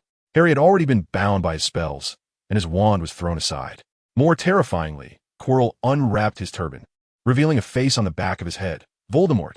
Harry's scar was hurting as if it were going to split, and his consciousness was fading. Just as Quirrell reached out to grab Harry, a furious roar exploded. Alchemical fire, a flame darker than night, striking unexpectedly, instantly engulfed Quirrell. Quirrell couldn't even scream, collapsing to the ground in agony. The Voldemort attached to him screamed and transformed into a cloud of black smoke, fleeing from Quirrell. That cloud of smoke was incredibly fast, and despite Neville using every means, he couldn't stop it. He didn't even glance at Harry, who was already stunned and crazily chased after the cloud of smoke. But he couldn't catch up, only watching helplessly as Voldemort disappeared into the secret passage of the castle. In fact, Neville had already arrived. He had found Harry's invisibility cloak in the previous room and slipped in wearing it. The flames set by Snape were like child's play for him, directly swallowed by his black fire. He stood in the corner, listening to Quirrell reveal all his schemes. Originally, he just wanted to wait for an opportunity to knock Quirrell out, but when he saw Voldemort's face with his own eyes, the fire of vengeance ignited within him instantly. Quirrell turned into a charred corpse in front of Harry, then completely turned to ashes. Harry sat dumbfounded on the ground, the binding spell on him long gone, watching everything unfold, finally fainting from the intense pain of his scar. When Harry woke up again, it was 3 days later in the hospital wing. Dumbledore was sitting by his bed, looking at him with a smile. "Sir, how long have I been here?" 3 days, Harry. Ron and Hermione also stayed for a night. But thanks to Mr. Longbottom's timely handling, they were all mostly fine. So, what about Neville? Harry recalled how Neville had looked that day, almost mad, and felt a bit worried. Mr. Longbottom wasn't injured, just emotionally, had a slight issue. Dumbledore saw the confusion on Harry's face and continued. Voldemort escaped, unfortunately. But for Voldemort himself, it was quite a blow, to be chased into a frenzy by an 11-year-old wizard. Dumbledore almost laughed at this. Harry was also amused. Later, when Ron and Hermione came to see him, he asked again, "So, what about Neville?" As a result, Ron and Hermione exchanged a glance, both showing an extremely complicated expression without saying a word. In the past few days, Neville had locked himself in an abandoned classroom. He magically disguised the door to look exactly like the wall, so no one could find him. He had killed someone with his own hands, but let Voldemort escape. And this overwhelming sense of helplessness and guilt was driving him crazy. He practiced magic day and night, just wanting to become stronger. Ron and Hermione had tried to find him several times, but they just passed by the door without noticing it. Until Dumbledore suddenly appeared behind him. "Why not go see your friends?" Neville was startled and looked down, saying, "No need, Professor." He even forced out a smile that looked worse than crying. "You won't send me to Azkaban for killing someone, will you?" "Of course not, my child. In fact, I was just about to award you a special contribution award," Dumbledore said gently. "You protected your companions, defeated a dark wizard, and drove Voldemort away. But I still let him escape." Neville's emotions finally broke free, and he almost shouted, "Professor, I want to get stronger. I don't want to regret anymore. You must know, right? Spells or potions that can make me stronger quickly." Dumbledore's smile vanished, and he slowly nodded. "Yes, I know. But precisely because of that, I cannot tell you. What is needed to defeat Voldemort is not just powerful strength. Then what is needed? Love." Neville was stunned on the spot. "What? Love?" Dumbledore told him Harry's story. How Lily's protection magic, born of love and sacrifice, rebounded Voldemort's killing curse. He also said, "Neville, in fact, you're the best example of someone who became strong because of love. Why do you seek revenge? Isn't it because of the love for your parents?" Neville fell silent, staring hard at the floor. "You already possess the power to become stronger," Dumbledore said, patting his shoulder, "and love needs friends to support it." As he spoke, he snapped his fingers, and the classroom door suddenly opened. Harry, Ron, and Hermione stood outside, looking completely bewildered. Dumbledore left with a smile, leaving a room full of awkward young people. The first to break the silence was Hermione, rushing up to bombard him. "Do you know how hard we searched for you? For 3 whole days. We thought you had run out of the school." But her tone was filled with concern. Ron quickly tried to smooth things over. "Mate, stop looking so serious. Think about what you did. You took down a Death Eater and chased Voldemort away. Dumbledore couldn't do that at your age, right?" Neville's face turned red from their praise, and he stammered, "But, no boots. You're really amazing." Harry interrupted him. Hermione took a deep breath, as if making a significant decision, and shouted, "Neville, Longbottom, I was angry with you before because I was jealous. Because you're so excellent. I can't catch up to you no matter how hard I try. So, please don't hide from us anymore, okay?" She stared into Neville's bloodshot eyes, and they locked eyes like that. "Come back, Neville." Harry stepped forward and suddenly hugged Neville. "We are friends, aren't we? Whatever happens, we'll face it together." We 3 just held each other like that. Let me tell you, that feeling was really particularly reassuring. Ron, without saying a word, directly gave Neville a big hug. Hermione didn't say anything either. Her eyes were red as she looked at the scar on Neville's hand from the magical burn, and she joined in the hug, mumbling softly that he must call her for any dangerous experiments in the future. Goodness, we spent the entire afternoon chatting and almost missed dinner. Ron replayed that earth-shattering wizard chess game no less than 800 times, each time saying, "Neville, you should have listened to me back then." While chatting, Harry suddenly asked, "By the way, Neville, where were you at that moment?" With just a flash of fire, it disappeared right there. Ron got excited. Exactly. Hermione was crying like her husband had just died, insisting that you were blown to ashes. Ron Weasley. Hermione almost knocked Ron's hat off with her shout. As a result, Neville looked awkward and said that his fire spell had a built-in life-saving teleportation feature, and as soon as it was triggered, it sent him straight to Professor McGonagall's office. Who understands the family dynamics? A high point instantly turned into a social death scene. It was ridiculous. Hermione immediately said, "It must have been Professor McGonagall who set it up, because she was afraid something would happen to you." Ron started counting on his fingers, and then we were doomed. I got knocked out by a chess piece. Hermione got stunned by Quirrell. Harry got knocked out by Voldemort himself. We three took turns fainting. Harry also smiled wryly. I even had a face dance with a troll. Luckily, I had Neville's little knife. I tell you, as soon as Ron heard this, he immediately got excited, jumped up, and mimicked my spellcasting actions. It was so exaggerated. Enough of this. Neville, teach me. That fire of yours. It's so cool. If I were a girl, I'd have your babies on the spot. Hermione rolled her eyes to the ceiling. That thing is dangerously deadly. Professor McGonagall said its power is similar to fiend fire. And you want to learn? Don't set yourself on fire. Neville scratched his head and said, "Actually." Dumbledore said, "You guys don't have enough magic. You have to be at least 14 to learn." Ron immediately protested. "Why not? You're only 11. Ron, calm down." Hermione started to scold her troublesome husband again. Can Neville be like an ordinary person? In the end, Harry stepped in to mediate, asking Neville if they could learn when they turned 14, and Neville readily agreed. Now, Ron was so excited he was howling, while Hermione was so angry she was stamping her feet, saying we would eventually get ourselves killed. After this incident, Neville's mood visibly improved. By the time of the end-of-year feast, the atmosphere was incredible. The Weasley twins started teasing Neville again, taking turns like they were performing a comedy skit. "Oh, Neville, you've been quite active lately. Going missing. Not eating. Professor McGonagall is about to have a stroke because of you." Hermione immediately stood in front of me like a protective hen. "Don't lead him astray. Neville's doing good things." Dumbledore must have said something to Professor McGonagall, because the old lady's expression finally softened a bit, but her gaze was still locked on me, like a searchlight. Snape also occasionally shot me a knowing look, but luckily I didn't notice, or I would have burned out my CPU right then and there. Then, the main event arrived, the House Cup Awards ceremony. This year, Gryffindor tied with Slytherin with a score of 428, both in first place, and the whole place was tense. Dumbledore stood up with a smile, saying, "Everyone performed very well. But some recent events also need to be taken into account." As soon as I heard it, I thought, wow, something big is coming. First, Mr. Ron Weasley. Dumbledore's voice rose, and Ron's face turned beet red. His brothers looked like their jaws were about to drop. He had just played the best game of chess in Hogwarts history. For this, Gryffindor gets 15 points. Boom! Our side erupted. Percy was shouting excitedly, "My brother, my little brother." Dumbledore waited for us to quiet down a bit and then said, "Next, Miss Hermione Granger." In the face of fire, she demonstrated extraordinary logic and calmness. Gryffindor gets another 15 points. Hermione buried her face on the table. I guess she was crying again. Third, Mr. Harry Potter. He defeated a full-grown troll, showing unparalleled courage. Gryffindor gets 20 points.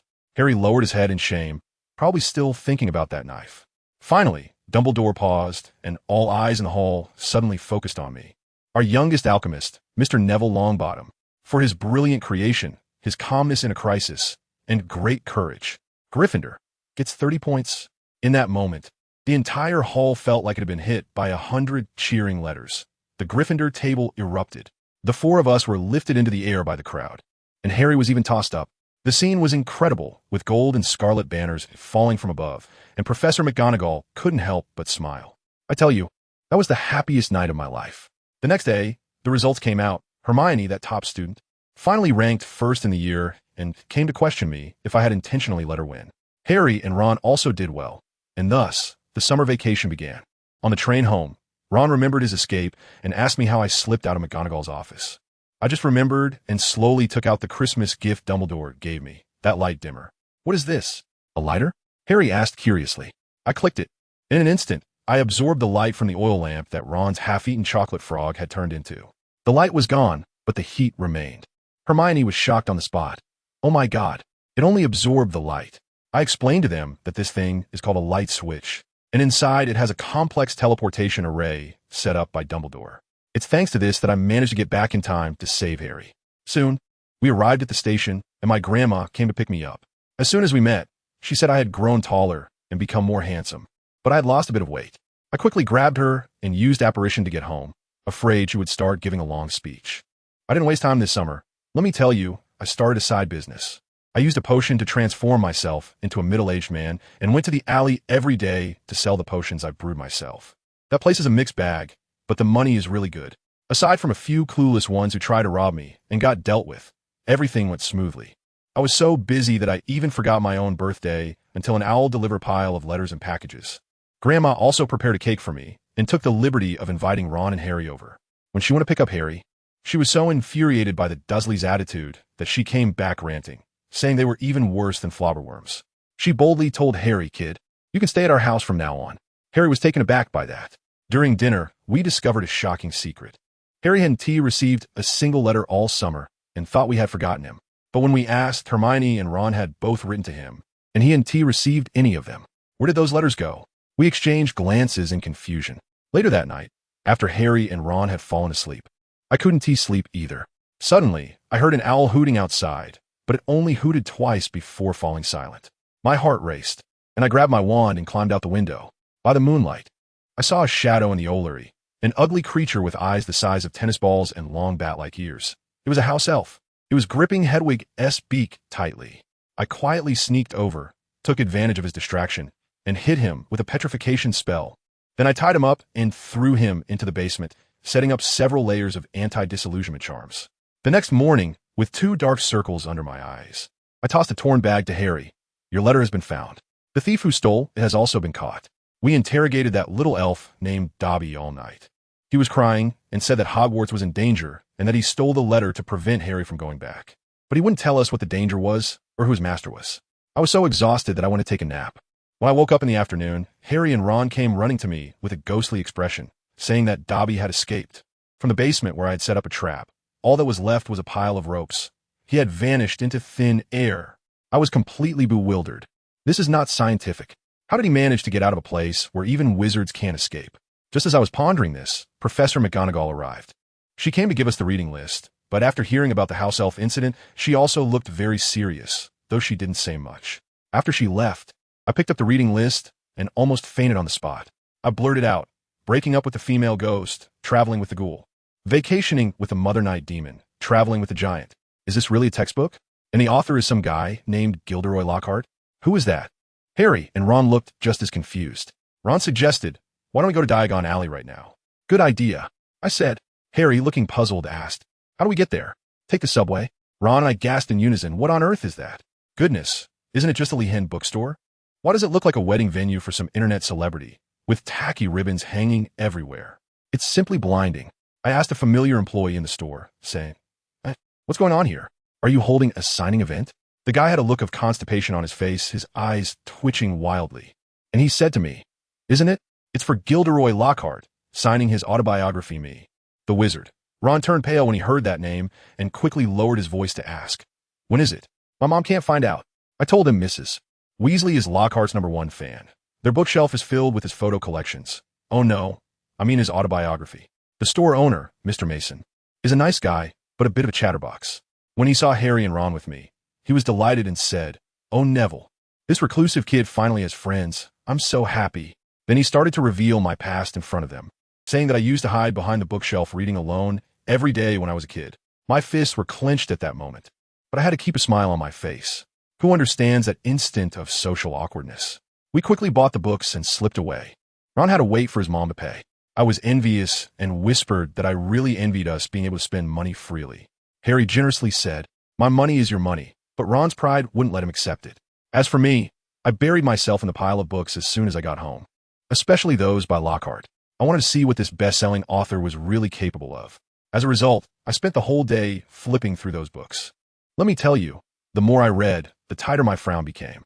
In those books, it was nothing but bragging and selfies. There wasn't a single useful spell. This thing is actually a textbook for defense against the dark arts.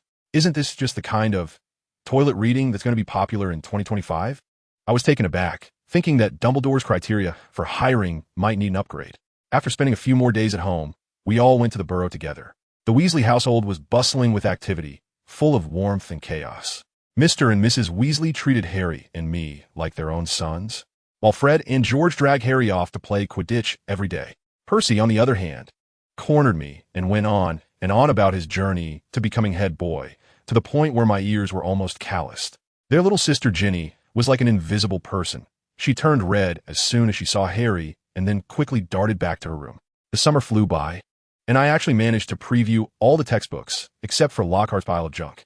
As a result, Mrs. Weasley used me as a model student every day, making Ron and his two mischievous brothers look at me with fiery eyes.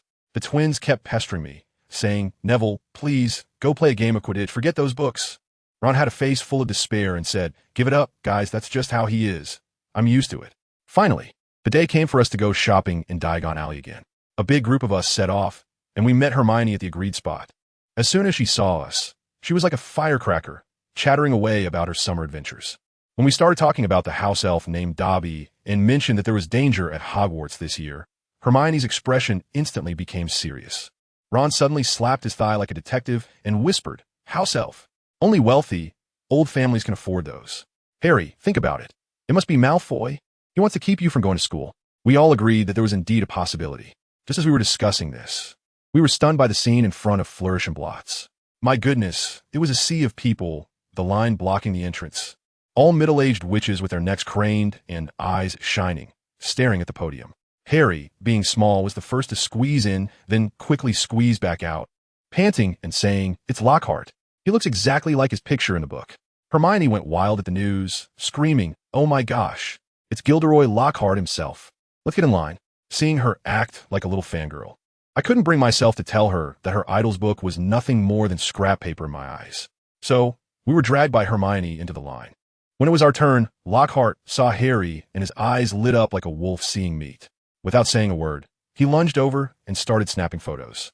Harry froze, standing there like a life-size cardboard cutout, and ended up being forcefully handed a whole set of Lockhart signed books. Lockhart, with his arm around Harry, flashed his bright white teeth to the crowd like a toothpaste commercial and announced loudly, "Ladies and gentlemen, I, Gilderoy Lockhart, will officially be the new teacher for defense against the dark arts at Hogwarts starting this September." Thunderous applause erupted from below, and Hermione clapped so hard her hands turned red. Harry, clutching the stack of books, looked pale while I clapped symbolically, thinking to myself, "All right then, let's see what this great adventurer can teach us." In the midst of all this commotion, a sudden commotion broke out from the back of the crowd. Goodness, it was Malfoy's father, Lucius, grappling with Mr. Weasley. When Hagrid pulled them apart, I noticed clearly that old Malfoy had secretly slipped a tattered old book into Ginny's cauldron before walking away with a smirk. This put a damper on everyone's good mood, and we returned to the burrow early. Hermione also moved in, and now my little research projects were completely impossible to carry out. Otherwise, she would annoy me with questions. That girl, I don't know where she gets such a strong sense of pride from. She could have just asked me directly, but she insisted on checking for ages, and only came to me when she had no other choice. She was also excitedly discussing Lockhart's books with me. "Neville, have you read Gaddying with Ghouls? Lockhart is simply a genius. He must be a Gryffindor." Her eyes were sparkling with enthusiasm, making my mouth twitch. I couldn't help it anymore, so I said, "Hermione, but he hasn't taught us a single useful spell in all his books. This is supposed to be defense against the dark arts class." Hermione looked surprised. "You've read all of them? Maybe he'll teach us in class. He's the second Dumbledore." Looking at her brainwashed expression, what could I say? I just hoped for the best. On the first day of school, we boarded the Hogwarts Express. On the way to school, the carriage was no longer pulled by little boats, but instead by a bony, winged black horse. Harry was startled and asked, pointing at them, "What is that?" Ron looked confused. "What? Don't the carriages move by themselves?" I sighed and explained to them, "It's a thestral, Harry. Only those who have witnessed death can see them." Upon hearing this, Hermione turned pale and began reciting, "Oh my, the Ministry of Magic classifies them as dangerous creatures. Carnivorous. They bring misfortune." I quickly patted them. "Don't be nervous. The Thestrals at Hogwarts are raised by Hagrid. They're supposed to be gentle and harmless, certified by Dumbledore himself." When Ron heard they were raised by Hagrid, he became even more scared and whispered, "It's precisely because it's Hagrid that I'm more worried." In the end, I had to mention Dumbledore's name to calm him down. When we arrived at the Great Hall, Professor Quirrell's place was taken by a guy with a full head of curly blonde hair and a big grin showing all his white teeth. No need to ask. It was Lockhart. Looking at his gaudy appearance and then at Snape, who had a dark expression next to him, My internal question mark grew larger. Is this guy really a reliable professor? The way Professor McGonagall and Professor Snape looked at him was like they were staring at a peacock in heat. During the sorting ceremony, Ginny predictably got sorted into Gryffindor. When Dumbledore introduced Lockhart, the entire female student body erupted in excitement, and Hermione was so thrilled she nearly stood up. I shot a glare at that golden-haired chicken, only to meet Dumbledore's gaze. He even raised his cup and smiled at me, leaving me baffled. Most of the new semester's classes were fine until Lockhart's first class on defense against the dark arts. Let me tell you, it was a disaster. Right off the bat, instead of teaching us magic, he gave us a pop quiz. What was the question? What is Gilderoy Lockhart's favorite color? What is Gilderoy Lockhart's greatest ambition? Merlin's socks. I thought about dropping out. Even the stuttering Quirrell taught better than him. And guess what? Hermione actually got a perfect score. Lockhart praised her on the spot, and Hermione blushed like a little apple, seeing her adorable face. My dislike for Lockhart grew by several tons. Then came a climax. Lockhart pulled out a cage covered with a cloth, suddenly lifted it, and shouted, "A freshly caught Cornish pixie." The next second, he opened the cage door, and those little blue creatures shot out like rockets, turning the entire classroom into a disaster zone.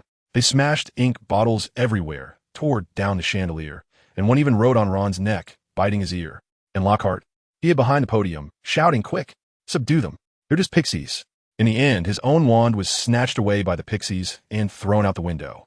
He shouted at us, "You must catch them," and then ran back to his office at lightning speed, slamming the door shut behind him. We struggled hard to regain control of the situation. Ron was shouting while fighting the little pixies. "Do you still believe him?" Hermione stubbornly replied, "He just wants us to practice." I finally couldn't hold back anymore. "Hermione, wake up. What can a wizard who can't even keep his own wand teach us?" I'm so disappointed in him. I also made an unprecedented decision to watch Harry's first Quidditch practice. As a result, the Slytherins came to cause trouble, each with a brand new Nimbus 2001, bought by Malfoy's dad. Malfoy, wearing his Slytherin team uniform, was so arrogant, showing off to us. How about it?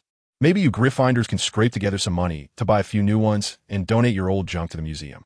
Hermione immediately shot back. At least we Gryffindors rely on our skills, not on bought props. Malfoy's face instantly fell, and he viciously shouted, "No one asked for your opinion. You filthy mudblood." I told you, my mind just exploded in a buzz, and, without thinking at all, I waved my wand and cast a spell that knocked him straight to the ground. Malfoy instantly went limp like a noodle, twitching on the floor. The Slytherins all pointed their wands at me, and we Gryffindors immediately stood in front of me. Just as a brawl was about to break out, a cold voice came over. "Stop it." It was Snape. The old bat took a look at Malfoy on the ground. Then his eyes sliced through us like knives. Not asking for any context, and directly announced, "Because of a troublemaking fool, Gryffindor loses 50 points. Harry and Ron couldn't take it anymore and stepped forward to say, "Malfoy insulted Hermione by calling her a mudblood first." Snape didn't even raise an eyebrow, defying a professor.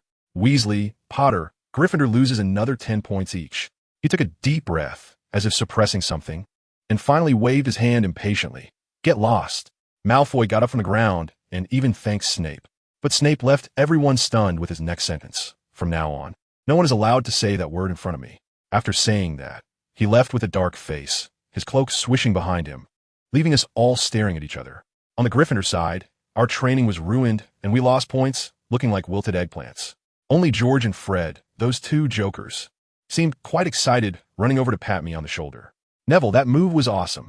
I'll tell you, those two conspicuous bags, George and Fred, were hanging off me, one on the left and one on the right, like two gatekeepers insisting that I hand over that spell to them. They said it would be a reward for solving the puzzle. When I heard that, I thought, wow, ISNT, this just a case of taking advantage of me. They were there singing in harmony, saying they saw that little white weasel, all limp on the ground, like a lump of mud after the rain. Who understands that, right? It's too harsh. But it did make me laugh, and Ron joined in, saying Malfoy looked like a stunned goblin. Only Harry and Hermione were sitting there, frowning like they could kill a fly, looking all worried. Hermione's little face was pale, saying thank goodness Snape arrived in time. Otherwise we would have all been expelled if a fight broke out. I wanted to say, "Hey, Hermione, what are you talking about? Aren't we standing up for you?" But Ron was quicker than me, blurting out my thoughts, saying if I hadn't acted so fast, his slug spell would have already been all over Malfoy's face. Harry was silent at first, probably torn inside, but when he saw us laughing together, he finally tossed aside that ridiculous doubt.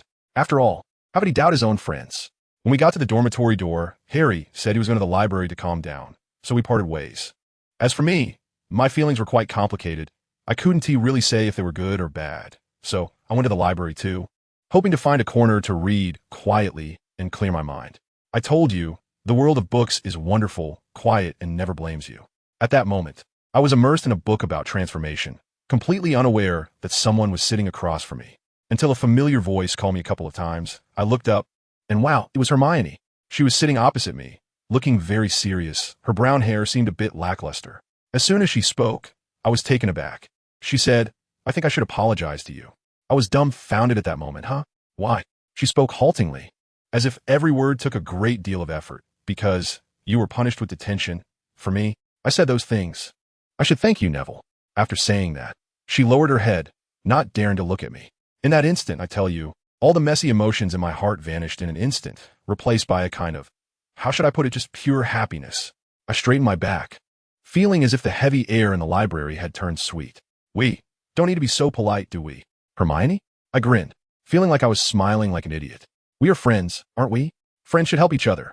My tongue was clumsy, and for the first time, I felt like my language skills needed an upgrade. Luckily, Hermione understood. She lifted her head, her eyes sparkling with that familiar gleam, nodding happily yes. Of course I will. That day was a weekend, and we spent the whole morning in the library. I was reading a book on transfiguration and came across a spell for transforming birthday cakes. Suddenly, it hit me like a ton of bricks. I had forgotten something extremely important. Hermione's birthday. I quickly glanced at the calendar, and thankfully, it was September 8th, with 10 days to go. However, time was tight, and there was no way I could pull off a complicated production like last Christmas. I immediately told Hermione that I was going back to rest, and she was quite surprised since I usually spent all my time in the library. As a result, I returned to my dormitory and spent the entire afternoon brainstorming, burning out my CPU, but I still couldn't come up with a gift idea. Just then, I heard Ron bragging to Dean about how miserable Malfoy was that day, and a brilliant idea suddenly struck me. So, I went missing again. My family, who understands, knows that I'm purely working for love, but it ended up aggravating Hermione. For an entire week, aside from attending classes and sleeping, nobody could find me. Harry and Ron thought I was being lazy again, but when they talked about me in history of magic class, they realized I was in a great mood. As for Hermione, she was extremely angry, feeling like I had ignored her previous words. She wanted to confront me, but couldn't find me, which only made her angrier. As a result, Harry and Ron got caught in the crossfire. Hermione wouldn't let them copy a single word of her potion's paper and even yelled at them. Ron wailed every day, begging me to come out of hiding.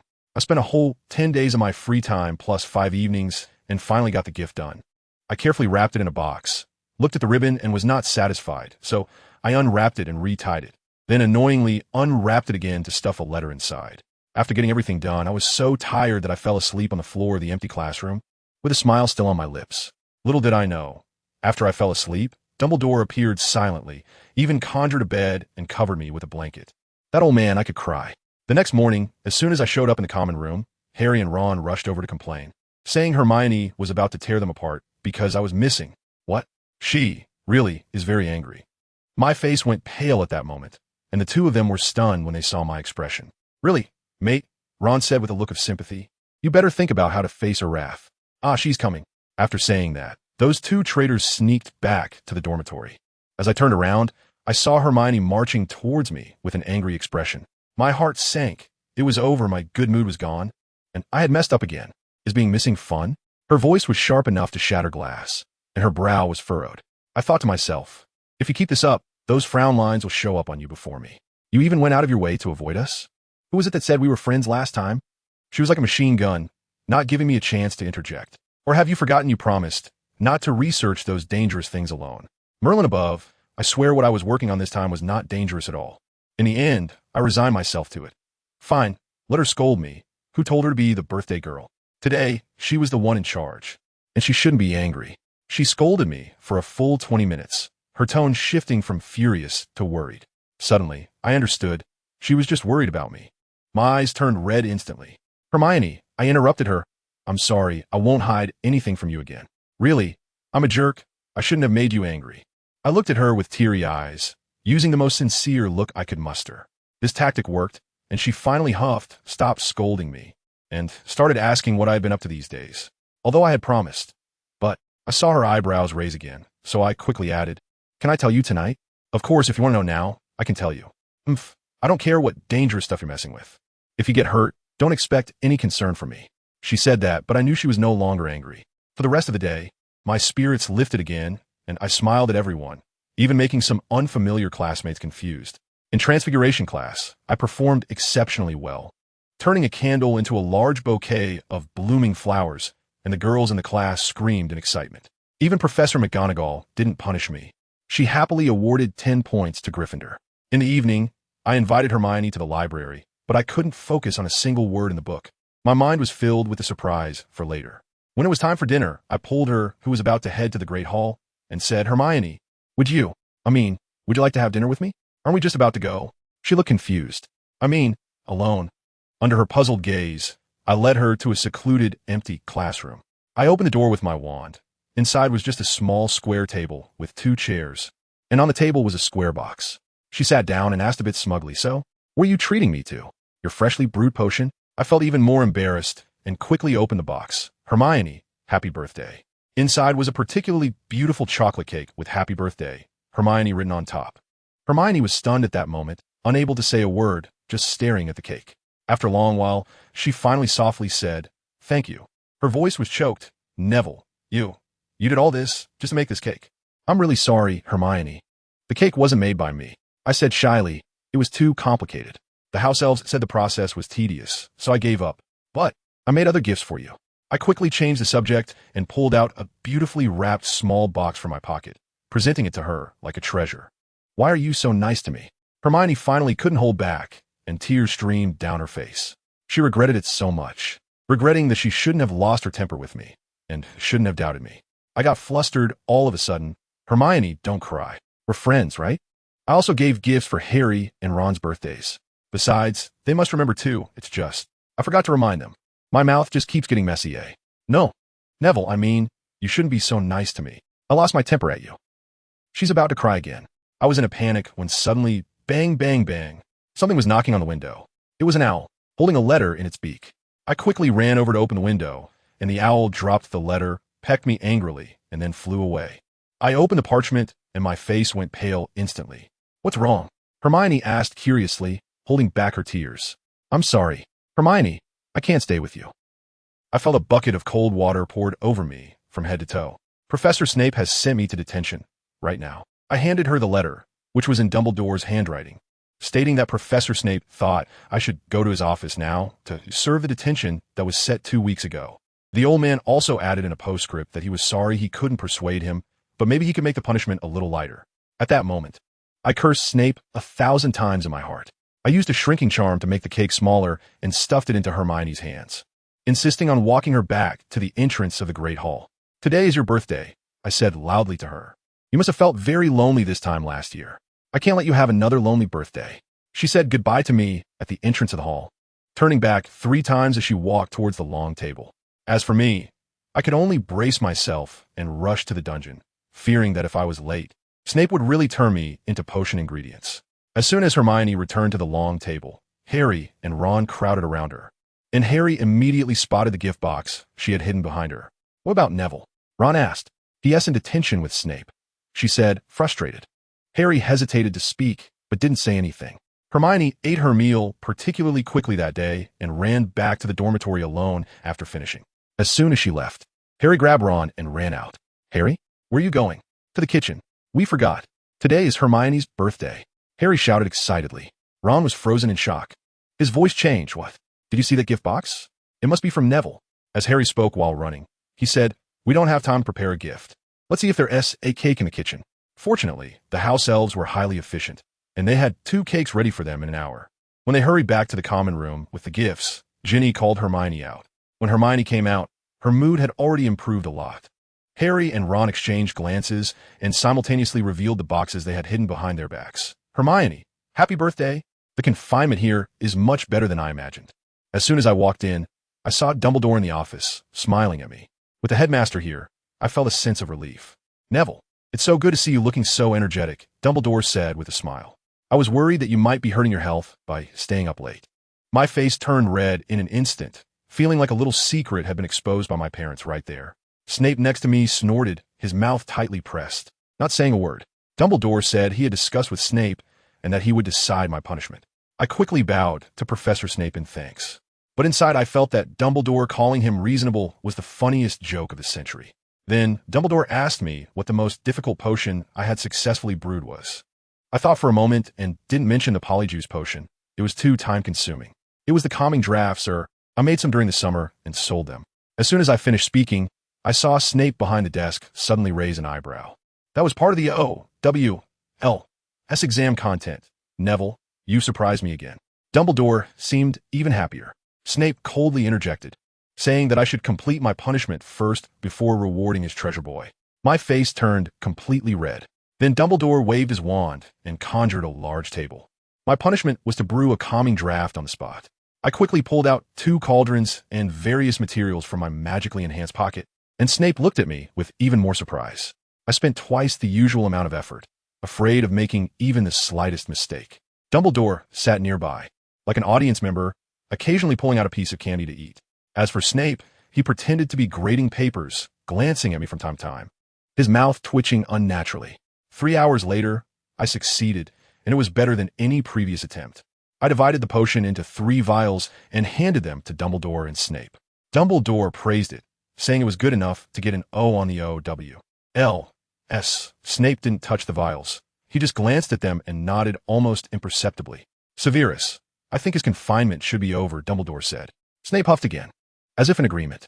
Before I left, I decided to leave the 3 vials behind, as if I didn't want my excellence to be ignored anymore. Once we all exited the room, Snape picked up a vial, opened it, and took a sniff. The ratio of moonstone powder to sneezewort syrup was just right. He let out a hum through his nose, waved his wand, and the 3 vials flew precisely into his potion cabinet, at the spiral staircase of the headmaster's office. Dumbledore bid me farewell, saying I had opened his eyes today. I returned to the common room and found Harry, Ron, and Hermione waiting for me, just like last year's Halloween scene. Neville, you're finally back. Professor Snape, didn't he do anything to you, did he?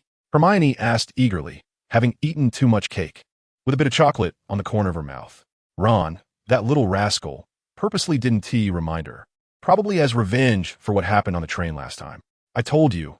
Neville let out a long ah, keeping us in suspense, and then slowly announced, my detention has turned into a potion exam. Goodness.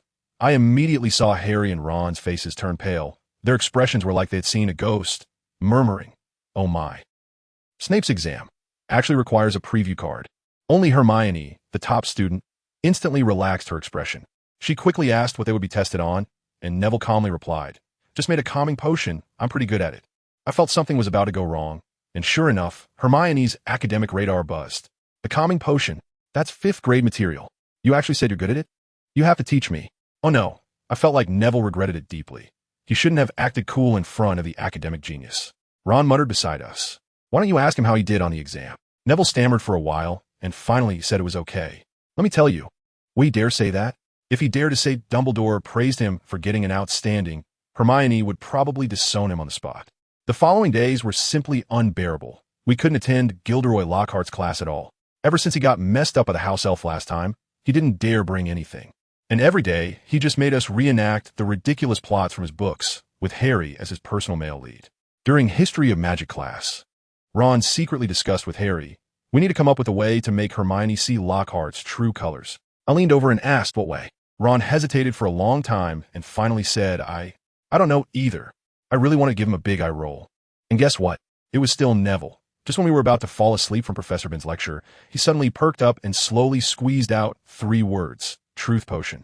Harry and Ron immediately had the expression of a giant troll hearing a foreign language.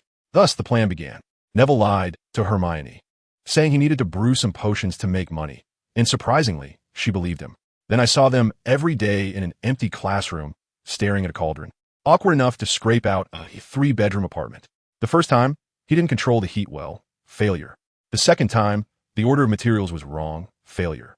Let me tell you, brewing this thing takes a month and a half, which is a huge challenge for Neville.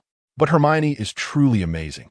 Although she was slow to start, her mind was like a computer, remembering the steps and proportions clearly.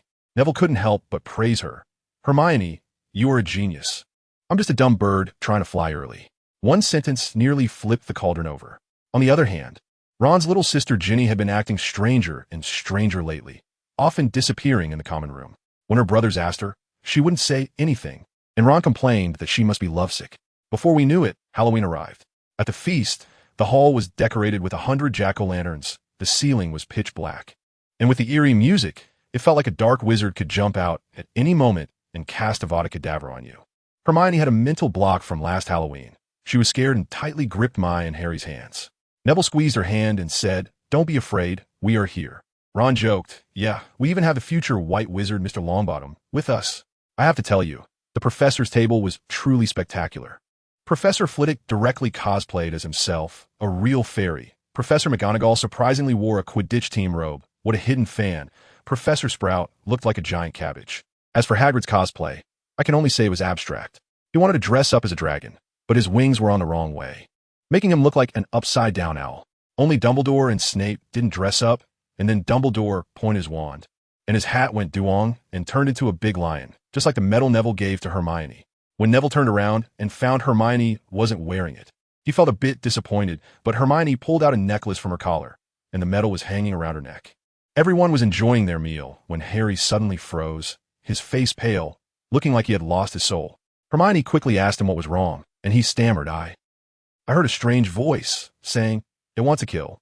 What were we all doing at the same time? A sharp scream startled Percy next to us. He was just about to come over to maintain order when Ron, without changing his expression, lied. "It's nothing." Harry said he got an O in potions. To our surprise, Percy believed him and even asked if we had seen Ginny. Once Percy walked away, we surrounded Harry. He said that the sound seemed to be coming from beneath the floor, and it was very hoarse. Hermione immediately said we should report it to a professor. But Ron shot back at her. How would we say it? Tell Professor McGonagall that Harry heard a sound none of us could hear? She would think Harry is crazy. Just then, Neville's expression suddenly became very serious as he stared at Harry. "Harry, I remember, during the summer, Dobby's warning. Who understands our families?" At that moment, we felt a chill rising from the soles of our feet to the top of our heads. The danger Dobby mentioned could be a murderer? We instantly lost our mood and decided to find the headmaster after the feast ended. As soon as the feast was over, we followed the crowd out. But as soon as we reached the corridor, it was blocked. It was chaotic ahead, packed with people. We managed to squeeze to the front with Percy, and when we looked up, we were almost scared out of our wits. On the wall, in blood-red letters, it read, "The Chamber of Secrets has been reopened. Beware of the heir's enemies." Below that, the caretaker Filch's cat, Mrs. Norris, was hanging on a torch, her body stiff as a board, eyes wide open in terror. The entire area was silent. Suddenly, Malfoy's annoying voice rang out, excitedly pointing at Hermione. "You're next. You filthy." Before he could finish his sentence, his voice suddenly cut off. Let me tell you, Malfoy's CPU was overheating at that moment. His mouth was moving wildly, but no sound came out, turning into a silent comedy. Furious, he drew his wand to aim at Hermione, but Neville reacted quickly and sent a suit of armor to shield her. And what happened? Malfoy still couldn't cast any spells, only standing there in silent rage. Ron couldn't hold it in anymore and burst out with a thunderous duck quack, instantly igniting laughter throughout the crowd. Malfoy's face went from red to white, then from white to green, finally showing a look of fear like he was staring at a prehistoric beast. He glanced at Hermione, then pushed through the crowd, fleeing in terror. By the time the professors arrived, the scene had turned into chaos. Hermione pulled the three of us into a corner and took off the lion badge from around her neck. "Look, it's this." Neville scratched his head in embarrassment and explained, "Last time I heard Malfoy insult you, I wanted to make something for defense. I used a silencing charm on it, and if anyone uses that word against you, it will be triggered." Ron's eyes lit up. "How long does it last?" "Based on Hermione's magic, if we don't ask Madame Pomfrey, at least 3 days," Neville said. Harry suddenly had a thought. What about Professor Dumbledore? Neville pondered for a moment. Maybe a month? The three of us immediately looked at Neville with admiration. Once we returned to the common room, the news spread quickly. The Weasley twins thought it was Hermione who did it, which made them like her even more. Ron and Harry kept pestering Neville to teach them the silencing charm. Ron had just learned a bit of it when he went to show off to Hermione, but she could no longer tolerate it and cast a silent silencing charm, instantly making the world quiet. Harry watched beside them, swallowing hard, feeling that Hermione was increasingly showing signs of going dark. The conversation soon returned to the Chamber of Secrets. Hermione wanted to go to the library to check a brief history of Hogwarts, but found that all the copies were checked out. In the end, she directly raised her hand in History of Magic class to ask Professor Binns, who then told a tale about the legend of the Slytherin chamber, but concluded by saying that it was all a myth and we shouldn't believe it. A few of us were walking down the corridor where Mrs. Loris had her incident, and Ron was still complaining about Slytherin, saying that if the Sorting Hat placed him there, he would rather take the train home directly. I tell you, the expressions on Harry and Neville's faces at that moment were quite complicated. Neither of them said a word. We were chatting when Ron suddenly gasped, pointing at the window beside us, his voice trembling. We looked in the direction he was pointing and saw a large group of spiders densely packed on the window glass, desperately climbing upward, as if they were trying to escape outside the castle through the gap at the top of the window. Hermione frowned and asked, "Have you ever seen spiders like this?" Harry shook his head and then looked at Neville with me. That guy was completely frozen, I tell you. He backed away as if he had seen a ghost, mumbling something about not liking spiders, unable to articulate properly. Goodness, didn't he use spider legs often in potions class? He said they were different when alive, with childhood trauma, like how his teddy bear was turned into a giant spider by his brother. All right, Hermione laughed, and Harry and I quickly changed the subject, or else this guy would crash on the spot. Harry asked where the water on the floor had come from and why it was dry now. Ron then snapped back to reality, pointing to a door beside him and saying the water flowed out from there. He reached for the doorknob, but as soon as his hand touched it, he jerked it back as if he had been electrocuted. We asked him what was wrong, and his face went pale as he managed to choke out, "That's the girls' bathroom." I tell you, at that time, the three of us guys had expressions that were absolutely priceless, and we were already quietly inching backward. But Hermione was really brave, completely fearless, saying, "Oh, there's no one inside. This is the territory of the Weeping Myrtle." After saying that, she ignored the no entry sign and pushed the door open. My gosh, I've never seen such a dark and oppressive bathroom in my life, so run down that I felt like a ghost could pop out at any moment. Suddenly, a voice came from behind me, drawn out and long. "Hello?" I nearly jumped out of my skin. Turning around, I saw the Myrtle floating there. Hermione quickly managed a fake smile and greeted her, saying we were there to visit. This Myrtle girl had emotions that were all over the place, more thrilling than the A-shares of 2025. One moment she seemed quite happy, and the next she started acting, lamenting who would come to visit an ugly and old Myrtle. Boo-hoo, then instantly switched back to a smile, saying she was very happy to make friends with us. She floated around us, asking all sorts of questions, almost spilling the gossip about whether Harry had a girlfriend. I hurriedly brought the topic back. I asked her sincerely, just like my grandma taught me, if she saw anything unusual on Halloween night. She replied that she went to Nick's memorial party that evening. Well, the clue is broken. I said, "Can we take a look around?" She got really into it and started acting as a tour guide, sharing a series of horror stories. Someone died in this stall. That mirror was smashed by an ugly girl. It was all negative energy, and I was getting a headache from listening. Ron, being careless, went to turn on a faucet, and suddenly Myrtle popped up, saying it was broken. Ron completely lost it and yelled at her, saying she was scaring him with her sudden appearances. Myrtle, with her fragile feelings, couldn't handle it and let out a cry before diving headfirst into the toilet and disappearing. Ron sighed in relief, saying the world was quiet now. But when he turned around, he saw Hermione and me giving him a death stare. I told him, "Dude, we need a guide." Only then did he realize, lowering his head in frustration. We turned the entire bathroom upside down, but found nothing. Only Hermione discovered a snake pattern under the broken faucet. We tried all sorts of methods, but it was as if that thing was welded in place. With no response at all, Ron even suggested that I burn it down, but Hermione scolded him, saying we couldn't damage public property. As it was getting late, we could only walk back dejectedly. On the way, Hermione asked who wanted to drive away wizards of Muggle descent. Without thinking, Ron blurted out, "Malfoy." "Have you forgotten what he said to you, Hermione? He said you were next." Harry also thought it made sense, saying the Malfoy family were all Slytherins, always bragging about how powerful their family was, and their ancestors might really have the key to the chamber. I thought to myself that I couldn't just guess, so I suggested asking Dumbledore. Hermione patted me on the shoulder and said, "Good idea, Neville. The organization has decided this glorious task is entrusted to you." "Great. It's me again." I wrote a letter on the spot and had the school's owl deliver it. In less than half an hour, a reply came back with just a few words on the note. 8 o'clock the day after tomorrow. Additionally, I like chocolate cake. Ron immediately wailed, saying I would miss the Quidditch match again. The next day was another of Lockhart's boasting sessions, and Harry was dragged off to be his assistant, acting as some kind of raving werewolf, while I on the surface pretended to read his terrible book, but in reality, I had my potions textbook hidden underneath, playing the role of a slacker partner. After class, Ron was still fretting, asking what if Dumbledore didn't know what to do. I said it was fine. If he really suspected Malfoy, I had plenty of Polyjuice potion on hand. Before I knew it, the day after tomorrow morning arrived, and after we finished breakfast in the Great Hall, we parted ways with Harry and the others who were heading to the match. I climbed the stairs to the headmaster's office alone and said to the Stone Guardian, "Chocolate cake." The door opened in response. As soon as I walked in, I saw Dumbledore's blue eyes. He seemed to be in a good mood. I didn't beat around the bush and got straight to the point. "Professor, want to know if the Chamber of Secrets has been opened before?" As soon as I said this, I noticed Dumbledore's eyes flicker for a moment. But the old man remained composed, showing nothing on his face. He said he was glad I could trust him, and then asked if we really wanted to know. I said yes. Otherwise, I wouldn't feel at ease, especially for Hermione. Dumbledore seemed to see through my thoughts, smiled, and said, "All right, since you insist." The Chamber of Secrets has indeed been opened. He didn't say it directly, but stood up and led me to a strange stone basin. I recognized it at a glance, and was so excited that I almost shouted, "Oh my, is this the pensive?" Dumbledore confirmed, saying yes, and that we were going on a journey today. He used his wand to extract a silvery memory from his temple and poured it into the basin, then took my hand and jumped right in.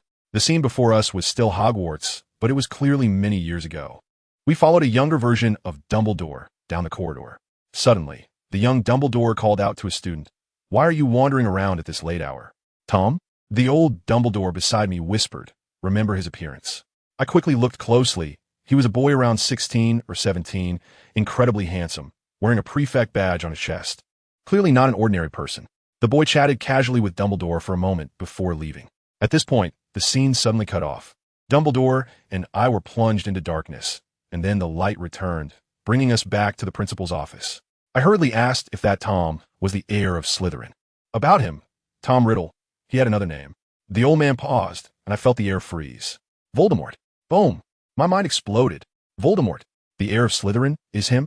Dumbledore shook his head, saying he didn't know who it was this time, but the official conclusion back then was wrong. He then took out another memory, saying, "Let's take a look at the memory of the person involved." We jumped in again. This time, in front of us was a super tall and strong Gryffindor boy. I looked and thought, isn't this a younger version of Hagrid? He was sneaking around, holding a big box, muttering in front of a cupboard. Suddenly, Tom Riddle jumped out, pointing his wand to Hagrid, and coldly said, "It's over, Hagrid. The school is going to be closed because of the attacks, and I have to expose you." Hagrid desperately explained that his pet hadn't hurt anyone, but Riddle wouldn't listen, saying that the parents of the girl who died were coming tomorrow, and there had to be an explanation. Hagrid shouted that it wasn't his fault, and Riddle directly blasted the cupboard door open with a spell. A giant eight-eyed spider, the size of a basin, burst out and knocked Riddle aside before running away. Riddle tried to chase it, but Hagrid tackled him and blocked his way. The memory cut off again. Dumbledore told me that afterwards, Riddle went to report Hagrid. People from the Ministry of Magic came, expelled Hagrid, and even broke his wand. Dumbledore said he did everything he could to keep Hagrid from being sent to Azkaban, allowing him to stay at the school as the keeper of keys and grounds. I was still thinking about how the acromantula could kill. When Dumbledore pointed out the key point, I checked the girl's body, and there wasn't a scratch on it. Just like a death curse. And she was completely stiff the moment she died. Just like Mrs. Norris. I blurted out, "Exactly right." Dumbledore nodded in approval, but Mrs. Norris didn't die. She was just petrified. So the murderer could never be Hagrid's acromantula. I immediately guessed. So it was Riddle who did it? Voldemort killed someone and then framed Hagrid?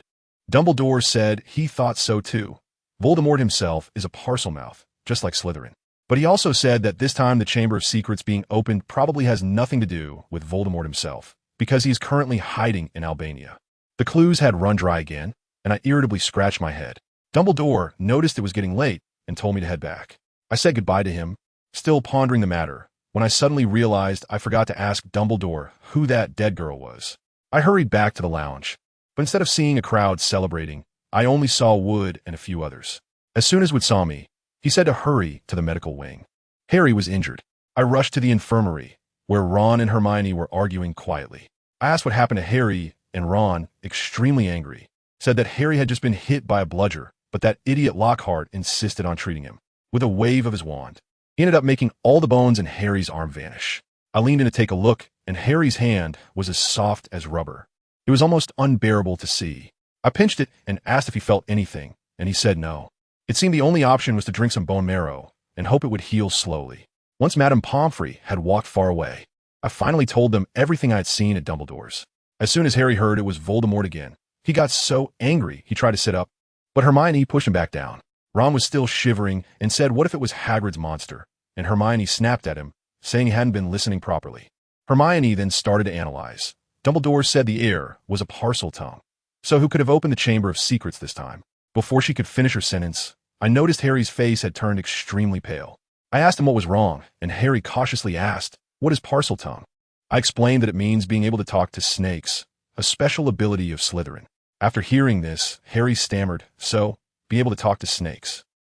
I felt a jolt in my heart, staring at him. "Harry? You're not going to say you're a Parselmouth, are you?" Ron and Hermione were also stunned, 3 pairs of eyes fixed on him. To be honest, Harry gritted his teeth and went for it. "I really can talk to snakes. I even let a python loose at the zoo when I was 10. Damn, the 3 of us were completely petrified, looking at each other, our minds going blank. Ron was the first to break the silence, stammering, "Harry, you mean, you were born a Parselmouth?" Hermione reacted the quickest, immediately stepping in to defend Harry. "What is wrong with being a Parselmouth? Does being a Parselmouth automatically make you heir?"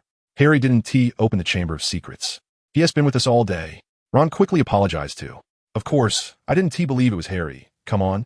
Would Voldemort's chamber be passed down to him?" I was just surprised, as this meant Harry might have Slytherin blood. I patted his arm to comfort him, only to awkwardly realize I was patting that rubber hand. Harry still seemed in a bad mood. After a while, Ron and Hermione said they would go to the kitchen to bring him some food and rushed off. The ward was left with just me and Harry, and I sensed he had something he wanted to say. I directly asked him if he had something on his mind. Harry sighed and finally said, "Neville, what if I told you? The Sorting Hat wanted to place me in Slytherin at first. Would you believe it?" His green eyes were filled with helplessness. I believe it. I looked at him and said word by word. Harry was clearly taken aback. "Because." I smiled. I felt the same way. Now it was Harry's turn to be shocked. His eyes widened in disbelief. He asked me what the situation was at that time, saying that the Sorting Hat thought he was very suitable for Slytherin, but he only had thoughts of not going to Slytherin, which is why the hat placed him in Gryffindor. After hearing this, I felt a bit disappointed because my situation was much more complicated than his. At that time, the Sorting Hat was determined to put me in Slytherin. I silently resolved that I would definitely ask the Sorting Hat to clarify things when I had the chance. But I couldn't say that out loud. Harry's little expression was just heartbreaking. I quickly made up some nonsense, saying my situation was similar, at least managing to comfort him. As a result, let me tell you, just as I calmed Harry down, Ron and Hermione came back, and wow, the atmosphere was like a Siberian cold wave passing through. The 2 didn't say a word. Ron's face was as dark as the bottom of a pot, and Hermione's eyes were red. Harry asked what was wrong, and Ron exploded, saying right away, "Isn't it because of that Lockhart?" I felt that something was off at the time, and sure enough, those 2 started arguing right in front of us patients. Ron was roaring, "Hermione, can't you be a bit more aware? That guy's a total loser." Hermione wasn't backing down either, firing back, "Ron Weasley, I'm right here. Can you stop acting like I'm invisible?" She even tried to pull me to her side with that pitiful look in her eyes. But family members, who understands? I really couldn't support her this time. Lockhart had turned Harry's bones to jelly. There was no denying that. I could only weakly say, I think Lockhart does have some skills. After all, not just anyone can manage to drain a person's bones completely. Hermione's face fell instantly, and Harry burst out laughing, saying his hand didn't hurt as much anymore. Then Ron suddenly took a turn down a path I never expected. His eyes widened as if he had discovered a new continent. Wait. Lockhart attacked Harry the heir of Slytherin, is trying to kill Harry the Chamber of Secrets, is Slytherin's, oh my god, Lockhart can't possibly be the heir of Slytherin. Right. This train of thought, I can only say, was outrageous. Harry and Hermione were both stunned. Hermione screamed in rebuttal, claiming Lockhart was from the Anti-Dark Art Society, listing all the dark wizards he had caught and reciting the glorious deeds from his books. Ron was getting impatient, moving to the other side of Harry's bed and calling out, "Hermione, wake up. You even drew hearts next to your defense against the dark arts class on your schedule. I'm telling you, liking Malfoy is still better than liking that golden-haired old peacock." Hermione was so angry she wanted to rush over and hit him. But Harry stopped her. Ron continued to throw in the final blow. "He's 16 years older than you. 16. If you're not embarrassed, I'm embarrassed for you." I maintained just one expression throughout. Subway, old man, looking at his phone. Those two were arguing so much that I really wanted to take out my phone, record it, and post it on social media with the title My Annoying Friend. Just as I was pondering how to make them shut up, a savior arrived.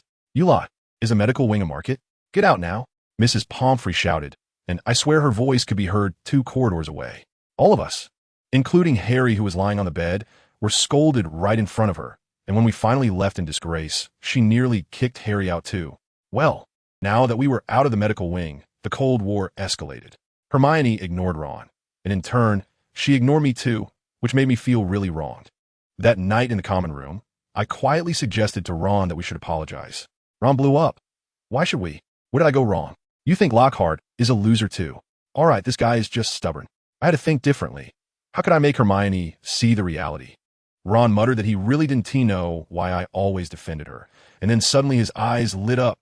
"Neville, aren't you supposed to be amazing? You could duel him, knock him down in front of the whole school, and Hermione will know who the real man is." I blushed instantly. "What do you mean by who she should like?" Ron was still patting my shoulder, saying, "Don't be shy. If I were a girl, I'd do like you too, top student, athletic and tall." All right, if this goes on, I'm going to evaporate right here." I quickly interrupted him to talk about the duel. But it wasn't that easy. Should we ask Professor McGonagall or Dumbledore? It would be a miracle if they didn't break our legs. So that matter was put on hold. The next day, everything fell apart. Harry was discharged from the hospital, but brought back terrible news. That first-year student Colin, who always followed him around taking pictures, had been petrified. It happened the night he was hospitalized, and Dumbledore admitted that the Chamber of Secrets had indeed been opened. The atmosphere in the Gryffindor common room instantly dropped to freezing point. Ron was jumping in anger, saying that since Dumbledore knew who the culprit was, why didn't he catch them? Hermione's face went pale, stammering, but he hasn't killed anyone, has he? I felt something was off at the time, but I didn't think much of it. In the following days, we spent every day in the library, trying to figure out what could petrify someone, but we found nothing at all. I want to see Dumbledore again, and that old guy looked exhausted, with dark circles under his eyes. He engaged me in a bit of Tai Chi and said he suspected Voldemort, but couldn't figure out how he did it. In the end, he warned me not to suspect anyone lightly, but to remain vigilant. Me? Listening to you is like listening to a speech. This riddle has me completely stumped.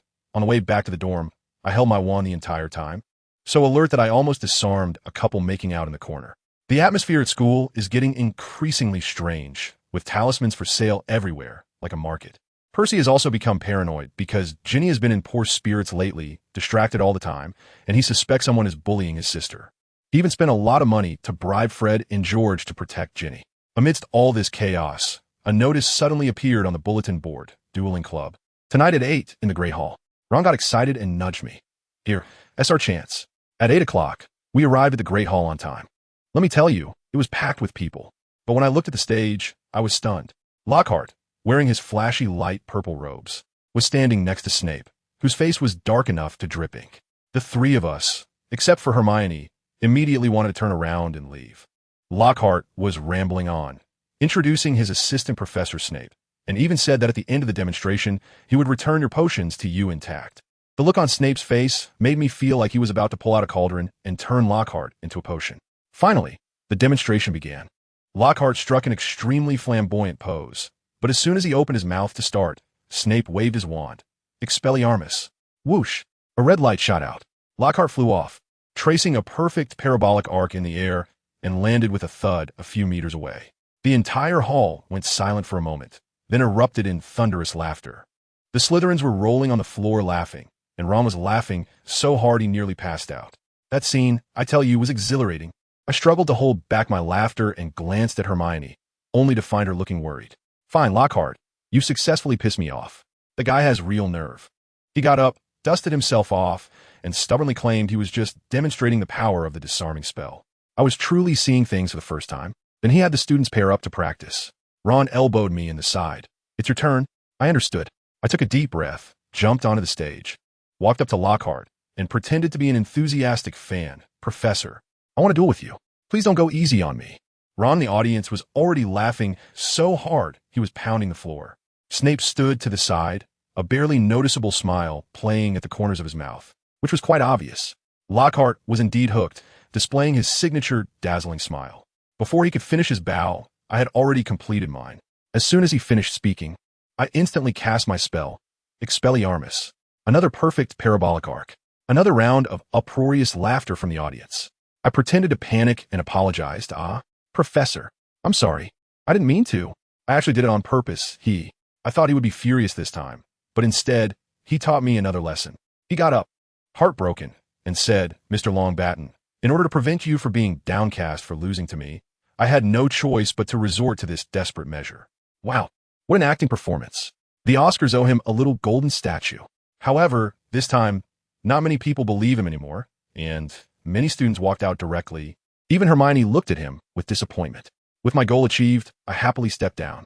Suddenly, Snape spoke up, interrupting Lockhart's grouping, and personally called out, Potter, in a group with Malfoy. Goodness, the air in the entire hall froze.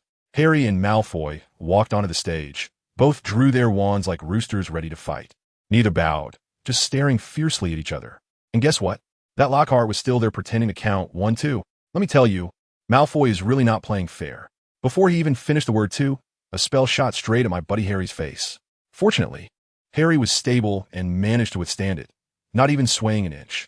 I was sweating at that moment, thinking to myself, Harry, you better pull yourself together. But the next second, I saw Harry point his wand, as if all his strength was being channeled, and with a loud shout, Expelliarmus.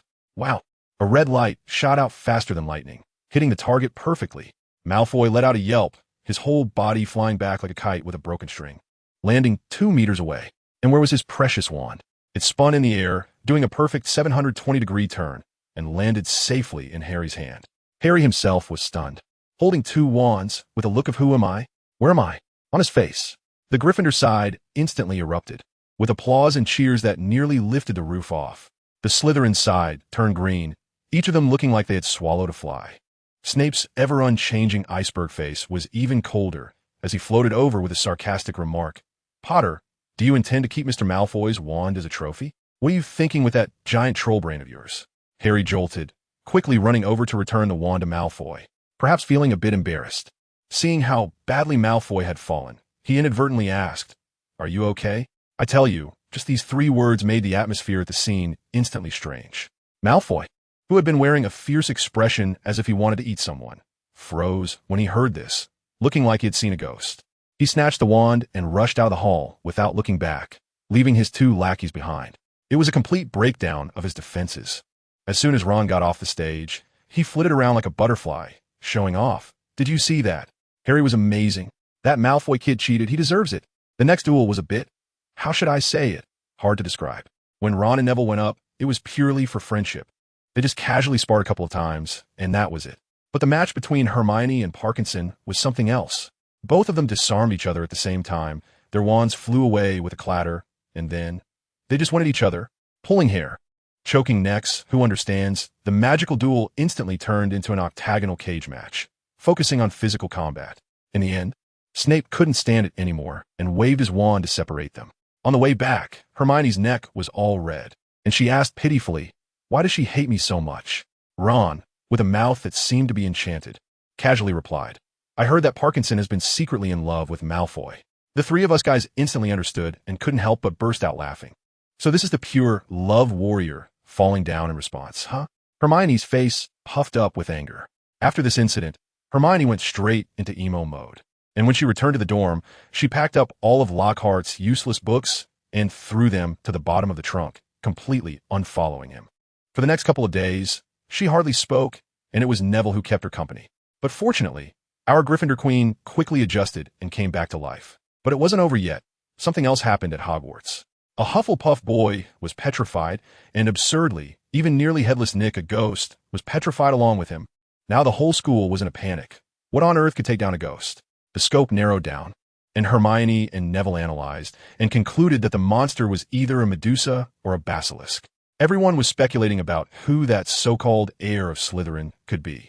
Neville even specifically advised Harry not to tell anyone that he could speak Parseltongue, or else he wouldn't be able to clear his name even by jumping into the Yellow River. Soon, the Christmas holiday arrived, and we all received an invitation from Neville to celebrate at his home. At the station, we ran into a man in tattered robes, and as soon as Neville saw him, he excitedly shouted, Remus. Guess what happened next? The man named Lupin froze up completely when he saw Harry's face, trembling all over. his eyes filled with shock and sadness, claiming to be a friend of Harry's parents. The atmosphere became heavy in an instant. To break the awkwardness, Neville promptly invited Lupin to celebrate Christmas at his house. When we arrived at Neville's home, we realized that he was quite the hidden academic genius. He had more books in his bedroom than the library's relevant sections. There was even an alchemy lab in the basement. And Hermione was so envious her eyes were wide open. Ron pointed to a chair and said, "Look, that little elf Dobby was tied up here last time." With just that one sentence, Harry's mind buzzed as if he had just opened up his meridians. He slapped his thigh and exclaimed, "Dobby, I know. Dobby's master is the heir of Slytherin. Otherwise, how would he know that the school was in danger?" As soon as we heard it, we thought, yes. The idea just opened up. Ron quickly added, "My mom said that pureblood families with house elves are all very wealthy and arrogant, just like the Malfoy family." Round and round we went, and the suspect was back to Malfoy. Harry's expression was grave. He's staying at school this year. He must be up to something. That night, after a super hearty dinner at Neville's house, something strange happened. Let me tell you, Hermione went downstairs for a drink in the middle of the night. And guess what she saw? She saw Neville was not asleep at all. He was dressed neatly, stepped into the fireplace, and used flu powder to go to St. Mungo's hospital for magical maladies and injuries. Hermione was stunned at the time and didn't dare to make a sound, so she waited in the shadows at the staircase. More than an hour later, Neville came back from the fireplace, looking like a wilted eggplant, his eyes dull and exhausted. Hermione accidentally made a bit of noise and was discovered by Neville. They both froze like that, the atmosphere so awkward it could be cut with a knife. Hermione mustered up the courage to ask him where he had gone, and Neville remained silent for a long time before finally shaking his head, saying he couldn't say anything yet, but he promised that when he was ready, he would tell us everything. The next day, to lighten the mood, Neville took us to Diagon Alley. We agreed to split up and secretly buy each other Christmas gifts. When we gathered at the ice cream shop, Harry mysteriously pulled Neville aside to whisper, the two of them looking like spies meeting up. Ron was beside them, anxious and fidgeting. When Hermione returned, the three of them suddenly exchanged smiles and surrounded Ron. "Ron," Hermione began, "we have a gift for you." Harry continued, "It's from the three of us," Neville added. "We were going to give it to you tomorrow, but Mr. Ollivander's shop is closed tomorrow. So, Merry Christmas in advance." They spoke all at once, like a rapid-fire cannon, completely bewildering Ron. Then, Harry pushed him into Ollivander's wand shop. A few minutes later, Ron came out holding a brand-new, shiny wand. His eyes red and welled up with tears, so excited he could hardly speak. I don't know what to say. "Thank you, really." We laughed and patted him on the shoulder, saying, "Yeah, we're the best friends." Back at Neville's house, Ron held his new wand, practically unable to put it down, as if he were looking at his girlfriend. He was just about to try it out, but felt a bit worried since magic was not allowed outside of school. Then Neville gave a sly smile and said, "Ron, your wand hasn't been registered at the Ministry of Magic yet. Mr. Ollivander said he wouldn't go until September next year." "Which means?" Ron's eyes lit up instantly, and he exclaimed, "Which means if I use magic now, the Ministry won't find out." Theoretically, that's true, and Neville pointed to his grandmother, who was busy in the kitchen, saying, "We have an adult wizard present, so it's completely compliant." I tell you, as soon as Neville finished speaking, the atmosphere instantly became lively. Ron, being the impatient guy he is, without a second thought, grabbed his new wand and shot a spell at Neville. Expelliarmus. Goodness, I watched as Neville's wand flew out of his hand in an instant. The power of that spell was worlds apart from when he used Charlie's old, broken wand. Neville was disarmed, but was more excited than anyone, shouting, "Ron, did you see that? You just needed a good wand." Ron was stunned for 3 seconds, then erupted into an earth-shattering scream. "I did it. I really did it." His voice was so loud it almost shattered our eardrums. Hermione couldn't take it anymore, poked her head out of the kitchen, and yelled, "Can you guys be quiet?" The three of us instantly quieted down like quails. Later, we took turns trying out the new wands. To be honest, I didn't find mine very comfortable to use. But being able to use magic outside of school, even if it was just to create a spark, felt amazing. During dinner that evening, the scene was spectacular. Mrs. Longbottom prepared a whole table of hearty dishes, with a large platter of roasted lamb in the middle, crispy on the outside and tender on the inside. Ron and I were devouring it, our mouths covered in grease. Ron was especially intense, using both hands and never pausing. Mrs. Longbottom poured each of us a cup of butterbeer, while she herself downed fire whiskey straight from the bottle, looking quite bold. As we got into the spirit of things, she raised her glass and in a tipsy voice said, "To the boy who lived." My face instantly turned red. Ron burped loudly and shouted, "To friendship." I quickly added, "To Gryffindor." Hermione chimed in, to Hogwarts. The atmosphere was great until Neville ended with, to catching the murderer. I tell you, as soon as those words were spoken, the whole place fell silent in an instant. The air seemed to freeze, and only Ron's crunching sound could be heard. Hermione shot him a glare, and Ron quickly swallowed, only to end up choking and coughing with a red face. Luckily, Hermione was quick-witted and immediately jumped up to say, "Stop saying gloomy things. The dessert I made hasn't been served yet." Then, for the family who could understand, what she brought out wasn't tea, just a cake. It was a work of art, a golden Gryffindor lion, vividly placed on the table. The three of us guys were staring with our eyes nearly popping out. Ron's mouth was open wide enough to fit an egg, and after a long pause, he asked, How do we eat this?" Neville suddenly slapped his thigh. "It's that book, Transformational Charms, right?" Hermione's smile stiffened for a moment, and she pouted a bit proudly. "How do you know everything?" It turned out this top student had secretly borrowed the old lady's wand while we were out having fun and magically transformed an ordinary cake into this masterpiece. In the end, it was the old lady who waved her wand lightly, and the lion instantly melted, turning into 5 neatly sliced pieces of cake, each adorned with a lion pattern. The taste was incredible. It was the best chocolate cake I had ever eaten. After dinner, Neville said he needed to send a gift and disappeared for a while. When he returned, it was already 9:30. I saw him sneakily putting on his coat again, only to be caught by Hermione. She was like a detective, directly asking, "Are you going to St. Mungo's again?" Neville stiffened, sighed, as if resigned. "Put on your clothes. It's cold outside." Well, it looked like he was going to take Hermione with him. Hermione quickly dressed like a gust of wind, and Neville even handed her a scarf. The two of them used the Floon network and directly arrived at St. Mungo's Hospital for magical maladies and injuries. The hospital was empty in the middle of the night, with only an old man watching the fireplace. When the old man saw Hermione, he raised his eyebrows and leaned close to Neville's ear. "Kid, is this your girlfriend?" Neville's face turned as red as a cooked shrimp in an instant. And while he was saying no, his hands awkwardly pushed Hermione forward, not even daring to hold her hand. Neville led Hermione through twists and turns, finally stopping in front of a door marked mental injury ward. He turned around, his expression extremely serious as he said to Hermione, "Please keep secret whatever you see next. Don't tell anyone." Hermione raised her hand and swore. Neville took a deep breath. The doorknob seemed to weigh a ton. He pushed the door open, and it was pitch black inside. He lit up a faint glow with his wand, revealing 2 beds with motionless figures. He slowly pulled back the curtains, turned to Hermione, his voice devoid of any emotion. "You've always wanted to know why I don't mention my parents, right? They're my parents." In that moment, I saw tears streaming down Hermione's face. The 2 people on the beds had hollow eyes, devoid of souls, like 2 exquisite puppets. Hermione choked out, "Why did this happen?" Neville's voice was as cold as ice. Cruciatus Curse. He enunciated several names slowly. Bellatrix, Rodolphus, Rabaston, and little Barty Crouch. With each name, his fists tightened, veins bulging. He said that after Voldemort's downfall, these madmen tortured his parents with the Cruciatus Curse to extract information about Voldemort's whereabouts, turning them into what they were now. Hermione completely broke down, filled with regret, hugging Neville, trying to give him some comfort. But Neville just gently patted her back, saying, "I'm not as fragile as you think. It's been 7 years. I've long gotten used to it." His facade of strength was all about companionship, but it broke my heart to watch. But the next second, he suddenly changed. He abruptly pulled the curtain shut and said without looking back, "Let us go. Tired." Hermione was stunned. "Aren't you going to say goodbye to them?"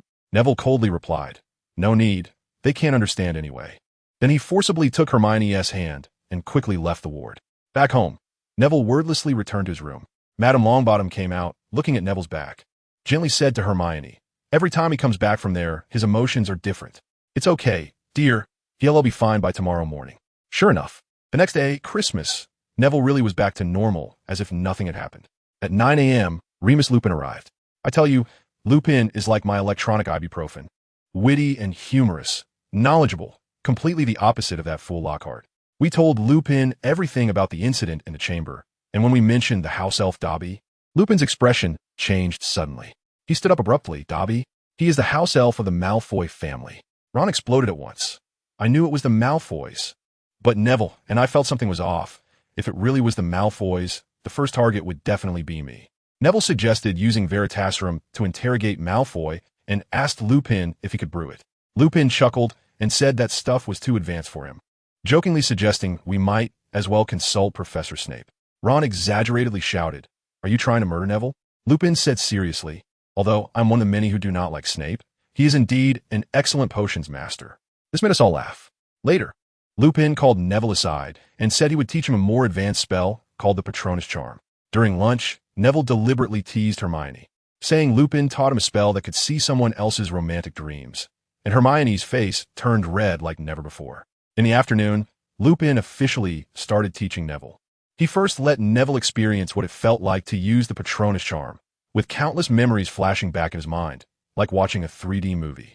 Then it was Neville's turn to try, and he surprisingly succeeded on his first attempt. He plunged into Lupin's mind, but Lupin immediately blocked him with a mental shield, only allowing him to see a memory of 4 boys walking down the corridor with their arms around each other. I recognized him at a glance. The one wearing glasses looked exactly like my dad. Neville asked Lupin who the others were, and Lupin's expression instantly froze. He said the short one was Peter Pettigrew, and the one with black hair was Sirius Black. Goodness, as soon as those names came up, the air grew cold. Who doesn't know that Black was the Death Eater who killed Peter and harmed my parents? This topic was too heavy, so Neville quickly changed the subject and suggested, "Remus, why don't you go teach at Hogwarts?"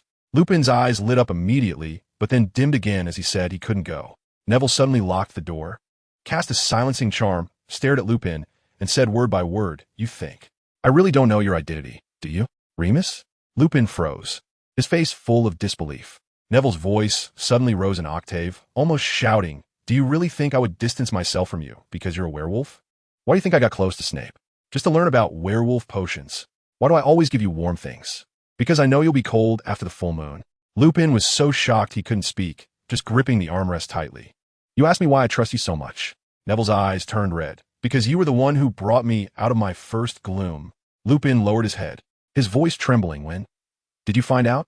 When I was 9, the book you gave me." Neville pulled a book from the shelf. "I saw the introduction of werewolves, and it matched you perfectly. My grandma knows too. She's a member of the Order of the Phoenix." Lupin was completely stunned. Taking advantage of the moment, Neville pressed on, "Can you agree now? Go teach at Hogwarts. The defense against the dark arts position is tailor-made for you." I almost want to kick that incompetent Lockhart out right now. As soon as Lockhart was mentioned, the atmosphere lightened instantly. Neville started ranting about Lockhart's various foolishness, and Lupin laughed so hard he nearly fell over, saying Lockhart was just a boastful clown when he was in school.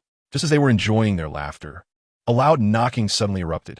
Goodness, a booming voice from outside yelled, "Neville Longbottom, if you don't get out here, your grandma will finish dinner without you." I tell you, that one shout nearly scared the souls out of both Lupin and me, and our faces turned pale. Neville checked the time, 6:30. My goodness, we had been chatting since the afternoon until it was dark. When he opened the door, he saw his grandma, standing there like a guardian, hands on her hips. Neville instantly shrank back and hurriedly apologized, saying he was too engrossed in his studies. His grandma was tough and directly warned, "If you dare leave your friend hanging for an entire afternoon again, don't even think about your dad's wand." When we went downstairs for dinner, I finally saw Harry and the others, who had been waiting for us like stone statues all afternoon.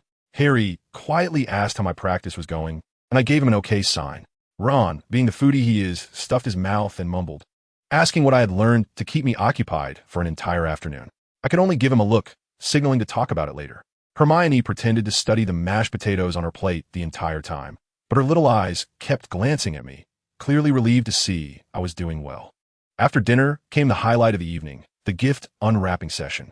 I quickly distributed the gifts I had prepared, and my grandma gave me a big hug, saying all my gifts were placed in the basement. Lupin was thrilled to receive the new wizard hat I gave him, hugging me and patting my back. Harry, Ron, and the others were happily unwrapping their gifts. Only Hermione, when she received her gift, looked quite resentful, mumbling softly, "You always do this." Goodness. It was then I remembered that when I discussed gifts with her, I intentionally didn't mention hers. And this girl probably thought I had forgotten about her and was about to cry. I hurried down to the basement to check on my gifts, and wow, the table was piled up like a small mountain. Dumbledore actually sent me a bottle of dragon's blood. He even included a note saying he hopes to see my new work next Christmas. Who understands this, my family? The headmaster is urging me to submit. Hermione's gift was the best, a toy owl that is actually a pen and can transform. Although it can't fly, the thought behind it is just amazing. Lupin's gift was even more substantial, a whole stack of his defense against the dark arts notes from school. This isn't just notes. It's practically a martial arts manual. I quickly and carefully put it away. When I returned to the living room, I found them all gathered around my grandmother listening to her tell old gossip, each one of them engrossed. The hat I gave to Lupin, he was already happily wearing it. As the gossip continued, it was hard to stop until 10 o'clock, when the old lady finally shooed Harry and the others back to their rooms to sleep. Before leaving, Hermione even gave me a special look, that little gaze, TSK, TSK. Once everyone was gone, my grandmother suddenly cleared her throat and said to Lupin, "Remus, I'm glad you came today. This child is so controlling now. He won't let me go out at night. Can you accompany him to St. Mungo's?" I was just about to protest that I could handle it alone when my grandma shot me a glare that silenced me. "Fine, let's go." The atmosphere at St. Mungo's Hospital on Christmas was quite peaceful. I went to see my parents and brought them new pajamas as gifts. Even though I had lost my temper with them yesterday, seeing their unfocused eyes today made my heart soften completely. I stayed with them until they fell asleep. When I stepped out, I couldn't help but ask Lupin, "We get better, right?" Lupin looked at me, his gaze firm. "They will, Neville." Back home, Lupin was also about to leave through the fireplace. Just before he left, he suddenly said, "I will seriously consider what you told me before." I tell you, the curve of my lips at that moment was something that even an AK couldn't suppress. After seeing Lupin off, I was about to head upstairs when I looked up and, good grief, there was a figure standing in the shadows of the staircase, almost giving me a fright. It was Hermione. She was still awake. The moonlight illuminated her face, which was pale, and she asked if I could keep her company while she had a drink. How could I refuse? I absolutely couldn't. We ran to the kitchen, and I heated up 2 cups of milk. Holding her warm milk, Hermione suddenly spoke softly about my emotional outburst yesterday. I could only apologize and say that I always lost control around my parents. She quickly said it was okay, and then blushed, quietly thanking me for the necklace I gave her. I had given her a real necklace with a pendant box, and I had secretly engraved many protective spells on it. She finally managed to take off that awful student president badge. As we chatted, she suddenly asked me why I didn't have an owl. Let me tell you, that hit directly at my dark history. I sighed and began telling her the tragic story from when I was 6. My uncle had given me a toad, and that thing played hide and seek with me every day. I got annoyed and pestered my grandma to teach me the levitation charm, which I learned in 3 days. But when I cast the spell, who understands family, right? A rotten, stinking toad shot out from some corner and smacked right onto my face. That feeling was simply exhilarating. Hermione gasped. I shrugged. So, from then on, I vowed never to keep any living creature again. However, Hermione's focus shifted. "You could do the levitation charm at 6? Professor Flitwick said he would teach us next year. That damned competitive spirit." I could only say, "It's okay. I can teach you." And guess what Hermione said? She suddenly looked a bit disappointed and quietly said, "We're friends. Just friends, right?" My brain momentarily short-circuited. I was too tired and just laughed it off, saying it was too late and we should sleep since we had to research the Chamber of Secrets tomorrow. Seeing her slightly disappointed figure, my heart felt all mixed up too. The next morning, this matter was brushed aside because the main event was coming. Neville went into full pre-war mobilization mode. He called the 3 of us into his room, looking incredibly serious, and said he had already figured out how to get information out of Malfoy. Ron, hearing about Malfoy, was excited and howled. Neville immediately cast a silencing charm on the door and declared firmly, "The plan is simple. When we get back to school, we drink the polyjuice potion and transform into Malfoy's 2 lackeys to sneak into Slytherin." Harry and Ron went wild, exclaiming how thrilling it was. Hermione was stunned and asked, "You spent an entire afternoon with Professor Lupin just for this?" "That's right." My eyes sparkled. I had mastered the key skill, legilimency. "You want to use legilimency?" Hermione screamed, "You'll get expelled." Harry, and Ron exchanged smiles and said in unison, "As long as we don't get caught." Hermione looked at the 3 of us, rubbed her forehead, and finally resignedly said, "Now I understand why you're both in Gryffindor."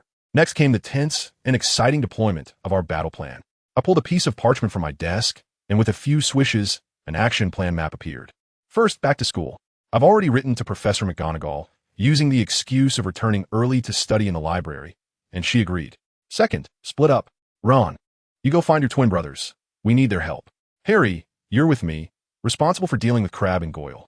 Hermione, your task is the most crucial. Stay in the library to provide cover for us and draw the fire. The core of the plan, I pulled out 2 vials of polyjuice potion and plucked a few hairs from both my and Harry's heads to throw in. Ron, take this to George and Fred. Have them transform into me and Harry. pretending to study in a library to create an alibi for us. Harry's potion was a clear, bright gold and smelled quite nice. Mine? Goodness, it was a psychedelic slime, all sorts of colors, and when Ron picked it up to smell, he nearly passed out, saying it smelled like he had fallen into Snape's potion storage. Hermione. I pulled out 2 buttons, handing her one. I had cast a spell on it. Just hold it, and I'll be able to sense it from here. During dinner. You're in charge of keeping watch. As soon as Malfoy leaves the table, let us know.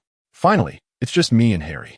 We put on the invisibility cloak and waited by the entrance to the Slytherin common room for Hermione's signal. Once Malfoy comes out, we'll drink the potion, transform into Crabbe and Goyle, and try to extract information. What if we get exposed? Harry asked nervously. Then we activate Plan B, I said coldly. Plan B? They all said in unison. Knock Malfoy out, and I'll use legilimency on him to forcibly read his memories. As soon as I said this, the room fell silent. Finally, Hermione broke the silence. She insisted we had to practice, especially how to get information from Malfoy, and specifically warned me not to act impulsively, no matter what nasty things Malfoy said. I was just about to say I wasn't an impulsive person, but they all replied in unison. You are. The plan was set, and we were ready to go. We persuaded Grandma to let us return to school early. Everything went smoothly with Professor McGonagall. She praised our eagerness to learn and even gave us cookies. As soon as we left her office, we immediately split up. Harry and I, cloaked in invisibility, rushed to the dungeon and crouched by the entrance to the Slytherin common room. I tell you, those 2 hours felt like an eternity. Harry was incredibly nervous, terrified that Snape would suddenly float out of his office. Finally, the door opened. Crabbe and Goyle, those 2 hefty ones, stumbled out with sleepy eyes, apparently ready to rush to the Great Hall for food. The opportunity had come.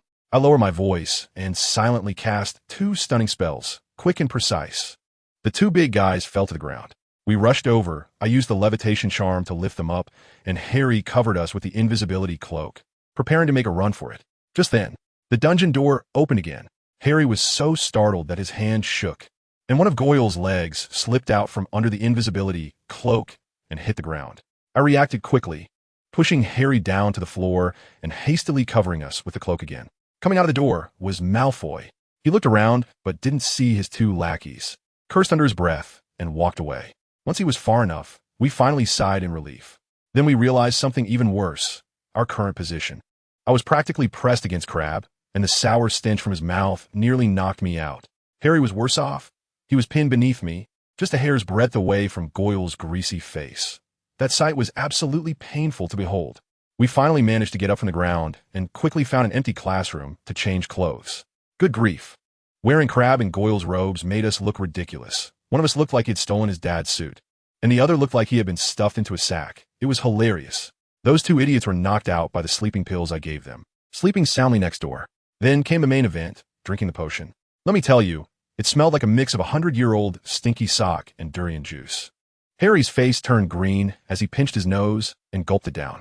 I wasn't any better. The moment I drank it, I felt like all my bones were rearranging, crunching all over. In the blink of an eye, I became Goyle and Harry became Crabbe. I quickly reminded him, remember, you're Crabbe, I'm Goyle. When we see Malfoy later, call him Draco, don't blow our cover. Harry was quite into it, drooling a bit on the spot, acting as if it came naturally. Sure enough, Malfoy came over with a scowl, saw us standing stupidly at the door of the dungeon, and immediately spat out. Are you 2 idiots lost? You've missed dinner. We just played dumb. Oh yes, we got lost and even forgot the password. Malfoy rolled his eyes so hard they almost went to the back of his head, muttering something about pure bloods, and the big door swung open. We hurried in and wow, it was our first time seeing the Slytherin common room. It was like a giant aquarium, glowing green, and you could even see fish swimming in the black lake on the ceiling. Malfoy pushed us onto the sofa and started his 10-minute personal stand-up show. With one central idea, we were useless. Then he switched topics and started trash-talking Harry and the others. Guess who I saw? That savior and his bunch of idiots. When he mentioned Hermione, it was a stream of profanity, that damn mudblood. I felt my fists clench, and Harry quickly pulled me aside, signaling me to calm down. Family. Who understands? Being insulted in front of the person themselves feels so surreal. Malfoy also complained that Snape wouldn't let them say the word mudblood, which totally threw me off. Did old Bat have that side to him? I quickly steered the topic to something serious. Draco, the Chamber of Secrets, are you scared? Malfoy just laughed, looking at us like we were 2 fools. Scared? I am pureblut. The monster in the chamber won't attack me. Harry jumped in and asked, "So do you know who the heir is?" Malfoy exploded. "If I knew, I'd have gone to help him already. How many times do you have to ask, you pig brain?" "Okay, got the info, it's not him." I exchanged glances with Harry and signaled, "Let's get out." We immediately turned into drama queens, clutching our stomachs and wailing, "Oh no, my stomach hurts. We need to go to the hospital wing." Malfoy gave us a disgusted look and told us to scram, and even suggested we kick the mudbloods on our way. I held my tongue. As soon as we stepped out of the common room, Harry couldn't hold it in anymore. It wasn't Malfoy. I quickly pulled out the invisibility cloak and covered us both. "Let's talk later." On the way, we caught the delicious smell from the kitchen, and we were so hungry our stomachs were touching our backs. So we went in and feasted. Once the potion wore off and we transformed back, we returned to the common room, and wow, Hermione, Ron, and the twin brothers were all waiting for us to celebrate. When we shared the information, Ron was incredibly disappointed. He was shocked when I mentioned Snape. The twins were really eager for my bottle of potion, and since they had helped out a lot, I thought I might as well give them the rest as a thank you. They were overjoyed and promised to do something remarkable with it, which made me feel a bit uneasy. The clues ran dry, and we were back to square one. Ron had already given up, saying he just wanted to relax during the break. I suggested the possibility of Medusa, but it didn't quite fit.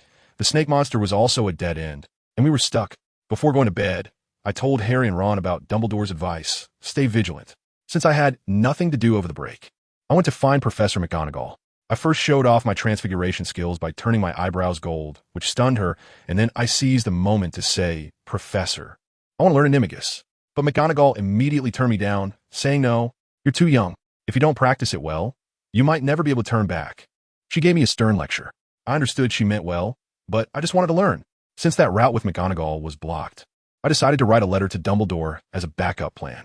To my surprise, old Dumbledore was quite straightforward and invited me for afternoon tea. I confessed everything to him, saying I had learned quite a bit on my own and just wanted to ensure I could transform into the animal I wanted. Dumbledore first teased me, saying he couldn't help me, which startled me. But then he changed his tone, saying, "However, I believe you can learn." That was a relief. The condition was that I had to pass his private exam at the end of the term, which would include a written test and practical work. If I passed, he would plead with McGonagall on my behalf. I immediately made a solemn promise. Dumbledore was curious why I was so determined to transform into a specific animal. So I told him the truth. "Professor, I can't ride a broomstick, but I want to fly, so I want to become a bird." After saying that, I spread my arms and spun around, fully embracing the idea of freedom. Dumbledore didn't laugh at me. Instead, he mentioned he knew some flying spells, but the side effects were too severe and not suitable for me. He ended up recommending a bunch of transfiguration books to me. With Dumbledore's approval, I dove straight into the library, becoming a regular alongside Hermione. I became so engrossed in transfiguration that I completely forgot about my homework until Harry asked me about it. Oops, I hadn't written a single word. In the end, Hermione, feeling sorry for me, let me copy hers and warn me not to let it happen again. Haha. When the winter break ended, all the students were back. I started pondering how to improve my relationship with Snape, especially since I wanted to learn his improved version of the Wolfsbane potion. I even sent him a Christmas gift, which made Harry think I was crazy. Are you really trying to please Snape? A gift won't be enough. I realized he was right. It would be a miracle if Snape didn't burn my gift. As the new term began, my transfiguration class went into overdrive. Professor McGonagall was giving me extra lessons. While others were turning teapots into snuff boxes, she had me turn my own hand into a snuff box. I actually succeeded. The whole class was left dumbfounded. Time passed, and one day after class, I walked with Harry and the others to the spot where Madame Rosmerta had been attacked. Suddenly, we heard Filch roaring, "I've had enough. I'm going to find Dumbledore." After he left, I noticed the corridor was flooded, as if a flood had occurred. Then, from the abandoned lavatory, we heard Myrtle's signature wailing. I rushed in, and Harry and the others followed. It was pitch dark inside, and when I lit my wand, I saw Myrtle in her usual spot, crying her heart out. I quickly went up to her and asked, "Myrtle, what's wrong this time?" She looked up at us, crying even harder, and between sobs, she said, "Oh, it's you." I was just sitting on the toilet contemplating life, and suddenly a faucet exploded. Water sprayed everywhere, the candles went out, it was pitch dark, and I was terrified. As soon as I heard it, the hair on my body stood up. Just now? How long ago? About 10 to 20 minutes, I guess. My mind went blank for a moment. I couldn't think of anything else. I dashed straight to the exploded faucet. This thing must be haunted. I stared at it for a long time, and besides the water still spraying, there was nothing particularly unusual. I really couldn't understand what kind of monster could crawl out of such a small pipe and petrify someone. At that moment, Harry and the others finally caught up. And I turn around, my expression probably as serious as Snape's when he calls the roll in class. Let's go. We need to find Dumbledore. This is serious. Harry looked a bit dazed. Did that monster really come out of here? It doesn't matter whether it came from here or not. What matters is that thing might come out again. I said as I rushed outside, my wand tightly gripped in my hand, ready for action at any moment. We rushed to the bottom of the principal's office tower, as if we were escaping for our lives. I shouted the password directly at the stone monster. Fizzing Whizbee. As soon as the stone creature moved aside, we charged in like cannonballs. Goodness, Dumbledore was looking at a parchment, his expression as serious as mine. When he saw me, he relaxed a little. What's wrong, Neville? You're in quite a hurry. I can't care about pleasantries anymore. I blurted out, Professor, the chamber might have opened again. That monster is outside. Dumbledore took off his glasses, rubbed his forehead, and sighed, I see. In fact, a student has already been petrified. What? We four exclaimed in unison. It was the Ravenclaw prefect, Penelope Clearwater, Muggle-born wizard. My heart skipped a beat, and I quickly said, Professor, we might know where the secret entrance is. It's in that abandoned washroom. Dumbledore's eyebrows clearly twitched, and I could tell there was hope. He stood up and said, It seems you have brought me another surprise. So, Neville, you take me there. Harry, you all head back to the dormitory. Professor McGonagall will come to get you. Old Dumbledore completely ignored Harry and the others' questioning looks and directly took me out, locking the door behind him. Goodness, this favoritism was almost written all over his face. We ran all the way, and I quickly told him my analysis of the basilisk. Just as we reached the entrance to the bathroom, Dumbledore grabbed me and said, Wait, Neville, you just mentioned the basilisk. He had his wand in hand and said, If you hear any noise, lower your head first, understand? I understood instantly, and my back broke out in a cold sweat. He continued, The symbol of Slytherin is a snake, which could very likely be the basilisk. Although I don't know why no one has died, we must be careful. After saying this, he waved his wand at both of us, and wow. That feeling was like suddenly putting on an invisible bodysuit, an overwhelming sense of security. Dumbledore led the way, slightly bowing his head as he entered, and I mimicked his actions. With a wave of his wand, all the candles lit up instantly. The myrtle was gone. I quickly pointed at the faucet with the snake-shaped mark. Professor, it's this one. Dumbledore leaned closer to take a look. Your guess is correct, Neville. There are strong traces of ancient magic here. We exchanged a glance, and our breaths nearly stopped.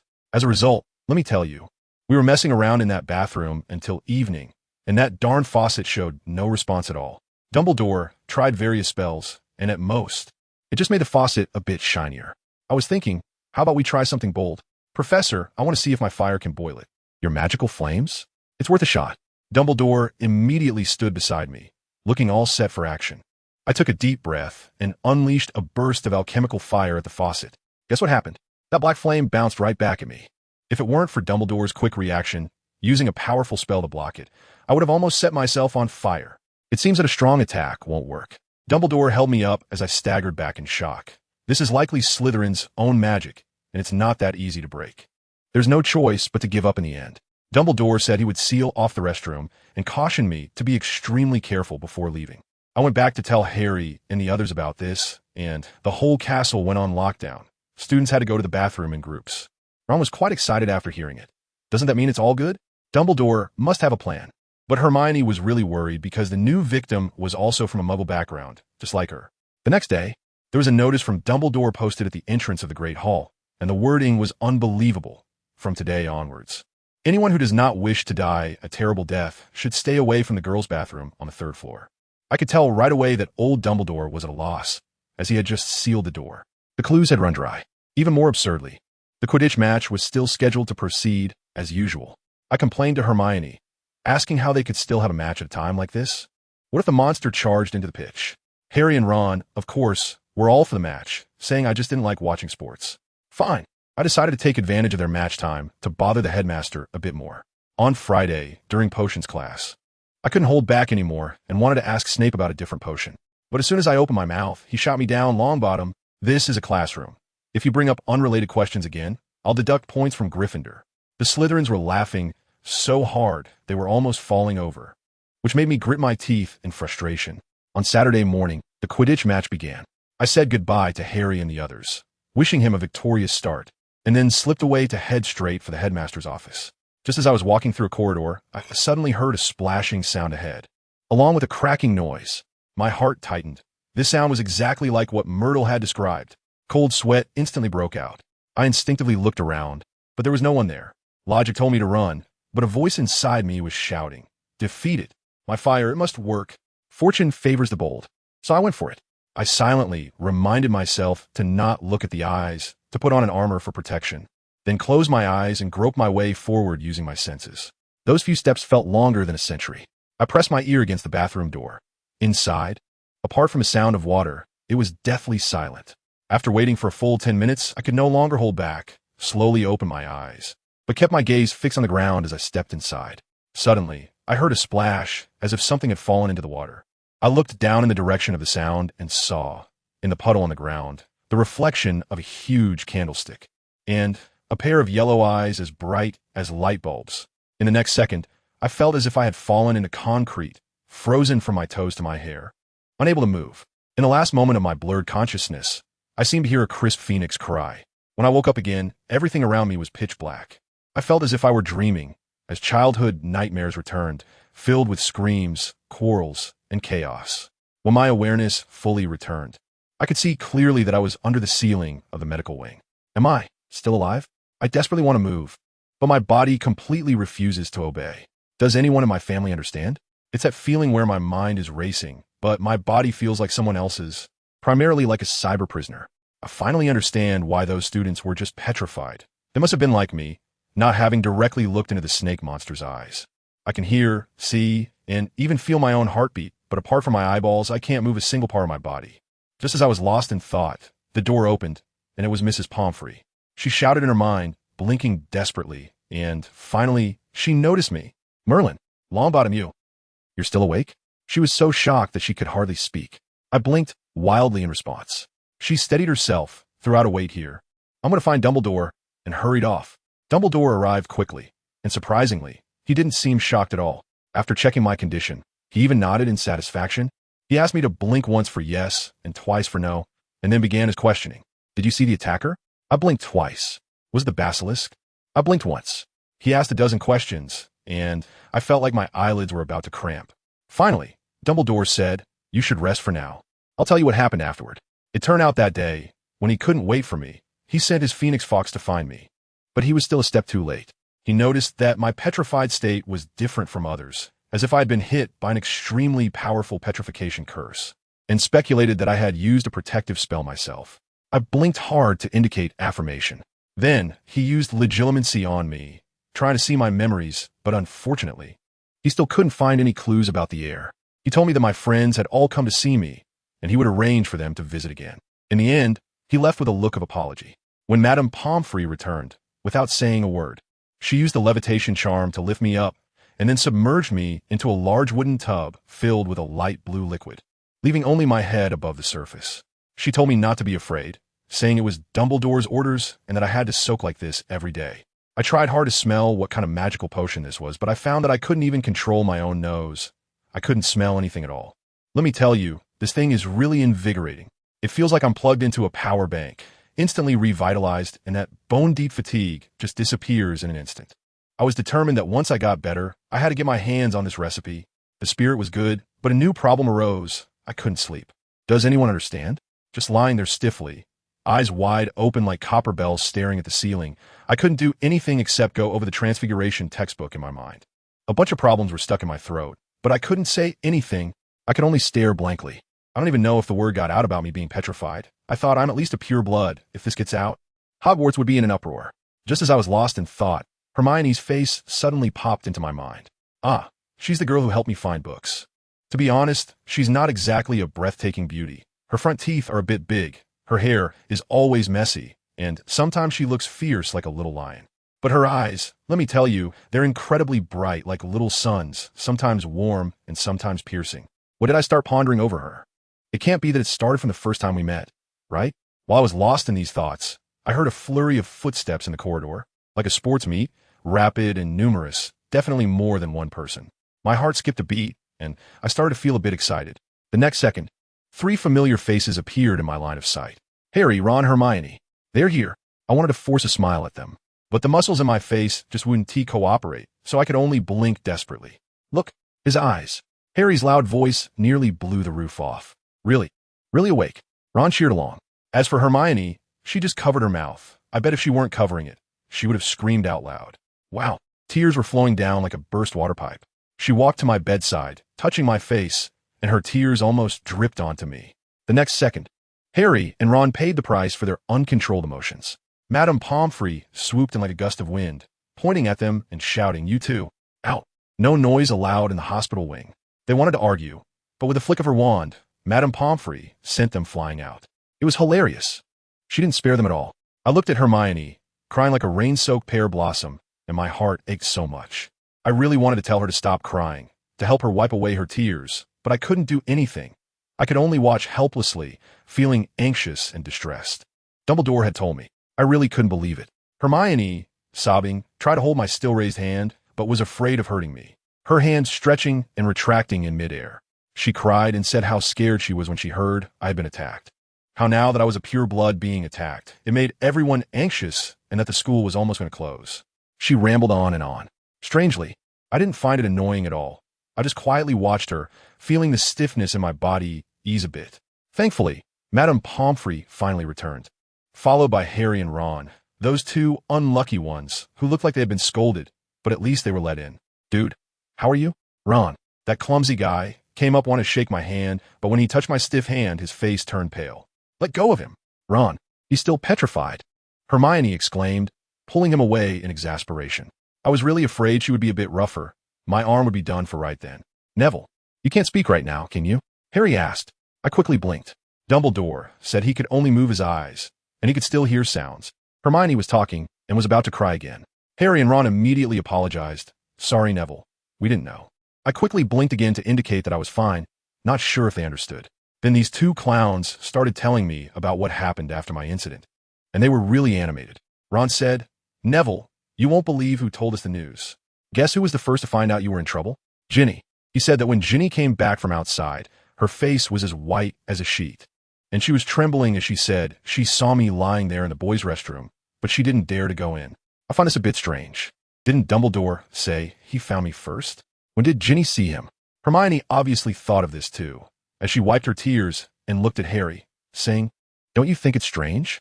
During the Quidditch match, why did Ginny run to that bathroom? She loves Quidditch so much." Ron immediately blew up, like a cat whose tail has been stepped on. "Hey, what do you mean by that? Are you suspecting my sister is the heir?" "That's not what I meant." Hermione quickly waved her hands. "My sister is a true Gryffindor." Just as the two were about to argue, Harry hurriedly stepped in to mediate. I lay in bed, unable to move, but my mind was clear as day. This matter definitely had some twists. Harry continued. "They originally wanted to come see me right away, but were blocked by Professor McGonagall in the common room, and all the news was sealed. The next day, they came to the hospital wing, and my bed was covered with curtains. Hermione even suggested sneaking in with the invisibility cloak to see me. I took a quick glance at Hermione, and her face turned bright red. "Neville, do you need to eat anything like this?" Hermione suddenly asked a key question. I blinked twice to indicate no. No need to eat. Ron's mouth was agape, big enough to fit an egg. Madame Pomfrey happened to come back with a box of potion bottles and answered for me. "Mr. Longbottom needs to supplement his potions daily to meet his living needs." That finally clarified my confusion. No wonder I felt so energetic after my baths every day. Hermione finally relaxed upon hearing this, but then asked when I could recover. Madame Pomfrey just shook her head helplessly, saying there was no other solution for now except for Mandrick. Hermione's face fell again. After they left, the ward fell silent once more. The days were incredibly dull. I couldn't move, couldn't read, couldn't practice spells, and I seriously doubted I would pass my final exams. Fortunately, starting from the third day after I woke up, Madame Pomfrey finally relented and allowed them to visit me twice a day on the condition that they must keep quiet. When they came, my world finally had a bit of color. On the morning of the sixth day, Hermione told me that Ginny was doing much better, but every time she mentioned me, her face would turn pale, so she was too afraid to come see me. I felt even stranger hearing this. Then they started complaining about Snape, saying that the old bat finally didn't pick a fight today. Hermione was also sighing about not getting an outstanding in potions class, and seeing her vexed expression, I almost couldn't help but laugh. Speaking of which, I felt like my eyes were becoming more agile. Maybe I could slowly recover on my own. But I really wanted to talk. So many questions I wanted to ask. Hermione seemed to sense my frustration and asked if I was very bored. I blinked. I guess you must want to read, Ron said confidently. I blinked again. Uh-huh. I knew it. Ron was proudly about to pull out a book from his backpack. Ron, how can he read like that? Hermione pressed down on him. What if the book fell and hit him? Madame Pomfrey said he was very fragile right now. The two boys were immediately at a loss. Just then, Hermione suddenly brightened up, raised a finger, and said, I have an idea. What idea? Harry and Ron and I looked at her curiously. I will. Read it to him. I tell you, her face turned bright red all of a sudden, like a ripe tomato. From then on, my hospital room became Hermione's exclusive study room. She specifically went to Professor McGonagall to apply, and surprisingly, it was approved, allowing her to come and tutor me anytime, with no time limit. Hermione's move was all about unwavering companionship. She was incredibly serious while teaching, putting in all her effort. As for me, to be honest, most of the time I was distracted watching her. Looking at her, I couldn't help but get lost in thoughts. What exactly did I feel for this girl? At first, I thought of her as a little sister, wanting to protect her. But as I thought more, my mind wandered, thinking about how I could tousle her fluffy hair. Goodness, I felt like my petrified heart was about to skip a few beats. That afternoon, Harry and Ron came again, but the atmosphere was clearly off. They all looked worried. In the end, it was Harry who spoke up, saying he wanted to find Dumbledore, who found the entrance to the Chamber of Secrets, but couldn't get in. The school was now considering closing, and if they couldn't catch the basilisk, Hogwarts would be doomed. I felt a jolt in my heart. Even Dumbledore can't handle it. Is Salazar Slytherin's magic really that powerful? Ron added that now professors have to search students' bags before class. Hermione rolled her eyes at him, saying that was because his exploding snap cards were confiscated during class. Harry suddenly chimed in dryly. Dumbledore also said he wants to keep a few roosters in every common room. Ron looked confused. He can't be thinking that the roosters will wake us up, right? It's the basilisk, Hermione exclaimed, slapping her thigh in excitement. The book says the basilisk's weakness is the crowing of a rooster. The headmaster wants to use this method to protect us. Oh damn, how could I have forgotten about this? If only I had remembered. Sigh, I'm still too inexperienced. After Harry and Ron left, Hermione stayed behind. She suddenly apologized to me in a very quiet voice for not believing me about Lockhart before. I desperately blinked to show her I forgave her. She smiled, then worriedly asked me if the school would really close. I thought for a moment, blinked twice, and realized I couldn't let her be sad. I hope you are right. She forced a smile, and then suddenly stammered, but if it really closes, I will be here with you. After saying that, her face turned as red as blood, and she stood up, waved at me, and ran away. Her voice came from the door again. Don't worry. We will all be here with you until you recover. Who understands the family? As soon as those words came out, I felt the whole world go silent. For a moment, I even hoped I would never get better. Days passed, and my body recovered faster and faster. I could already feel the presence of my facial features, just couldn't control them yet. Dumbledore visited me once, his eyes filled with bloodshot veins. But he smiled and told me that I would recover within 2 months. Except for the time Hermione came, I spent the rest of my time thinking. I directly set up a task force in my mind, sifting through everyone and connecting all the clues. In the end, a name popped up that surprised even me. Ginny Weasley? This idea was too crazy, but every time something happened, she was always absent, and even when I got into trouble, she was the first to discover it. But the question was, why her? A Gryffindor? Suddenly, a word flashed through my mind. The soul-binding curse. That's right. It must be that way. She must have been cursed long ago, and the one who cursed her must be a Death Eater. Thinking this, I felt a chill in my heart, filled with sympathy for the little girl Ginny. So the biggest question is, how can we tell them this news? Neville was in trouble. He still couldn't speak. How could he convey the message? Blink desperately? They probably wouldn't understand what he meant. They might even think he wanted to talk, even though he really did want to talk. The light footsteps disrupted his thoughts. It was a voice he was very familiar with, and he couldn't help but slightly raise the corners of his mouth. He knew Hermione was coming. Good afternoon, Neville. Hermione appeared in his line of sight, as he expected, still with her unkempt hair and a large stack of books in her arms. Good afternoon, Neville said in his heart. Huh, your mouth. It moved. She suddenly exclaimed excitedly, dropping the books in her hands, and Madame Pomfrey was attracted over. My mouth? Neville struggled to make it move, and then he was surprised to find that it could indeed move, but only to smile or pout. He still couldn't speak. Madame Pomfrey gave him an encouraging smile, and then went back to her room, leaving the space for the two of them. Hermione was as excited as she was on her birthday last year. She eagerly touched Neville's now less stiff mouth, and then pulled her hand back as if she had been electrocuted. That's great, Neville. You'll definitely recover soon. She was genuinely happy, her little face turning rosy. Neville looked at her and smiled again, which was now his only way to express emotion. If he could speak, if his limbs could recover, he would definitely give Hermione a hug and do everything to thank her for her companionship. The days of having nothing to do were too difficult to endure. Hermione told him about some things from that morning and last night, and Neville almost zoned out. Fortunately, Hermione always spoke slowly so he could understand. They were all trivial matters, like Harry getting punished by Snape in potions class again, or Ron nearly casting a spell on Malfoy after being insulted in potions class, and Ginny's mental state had improved a lot. She even went to watch Harry's Quidditch practice yesterday afternoon. Wait, Ginny. Neville's smile suddenly stiffened like his body. He stared at Hermione, his mouth moving wildly up and down. Ginny went to watch Harry's practice? If she really has been cursed, then, is that person's target Harry Potter? Neville was drenched in cold sweat from his own thought. He knew what that meant.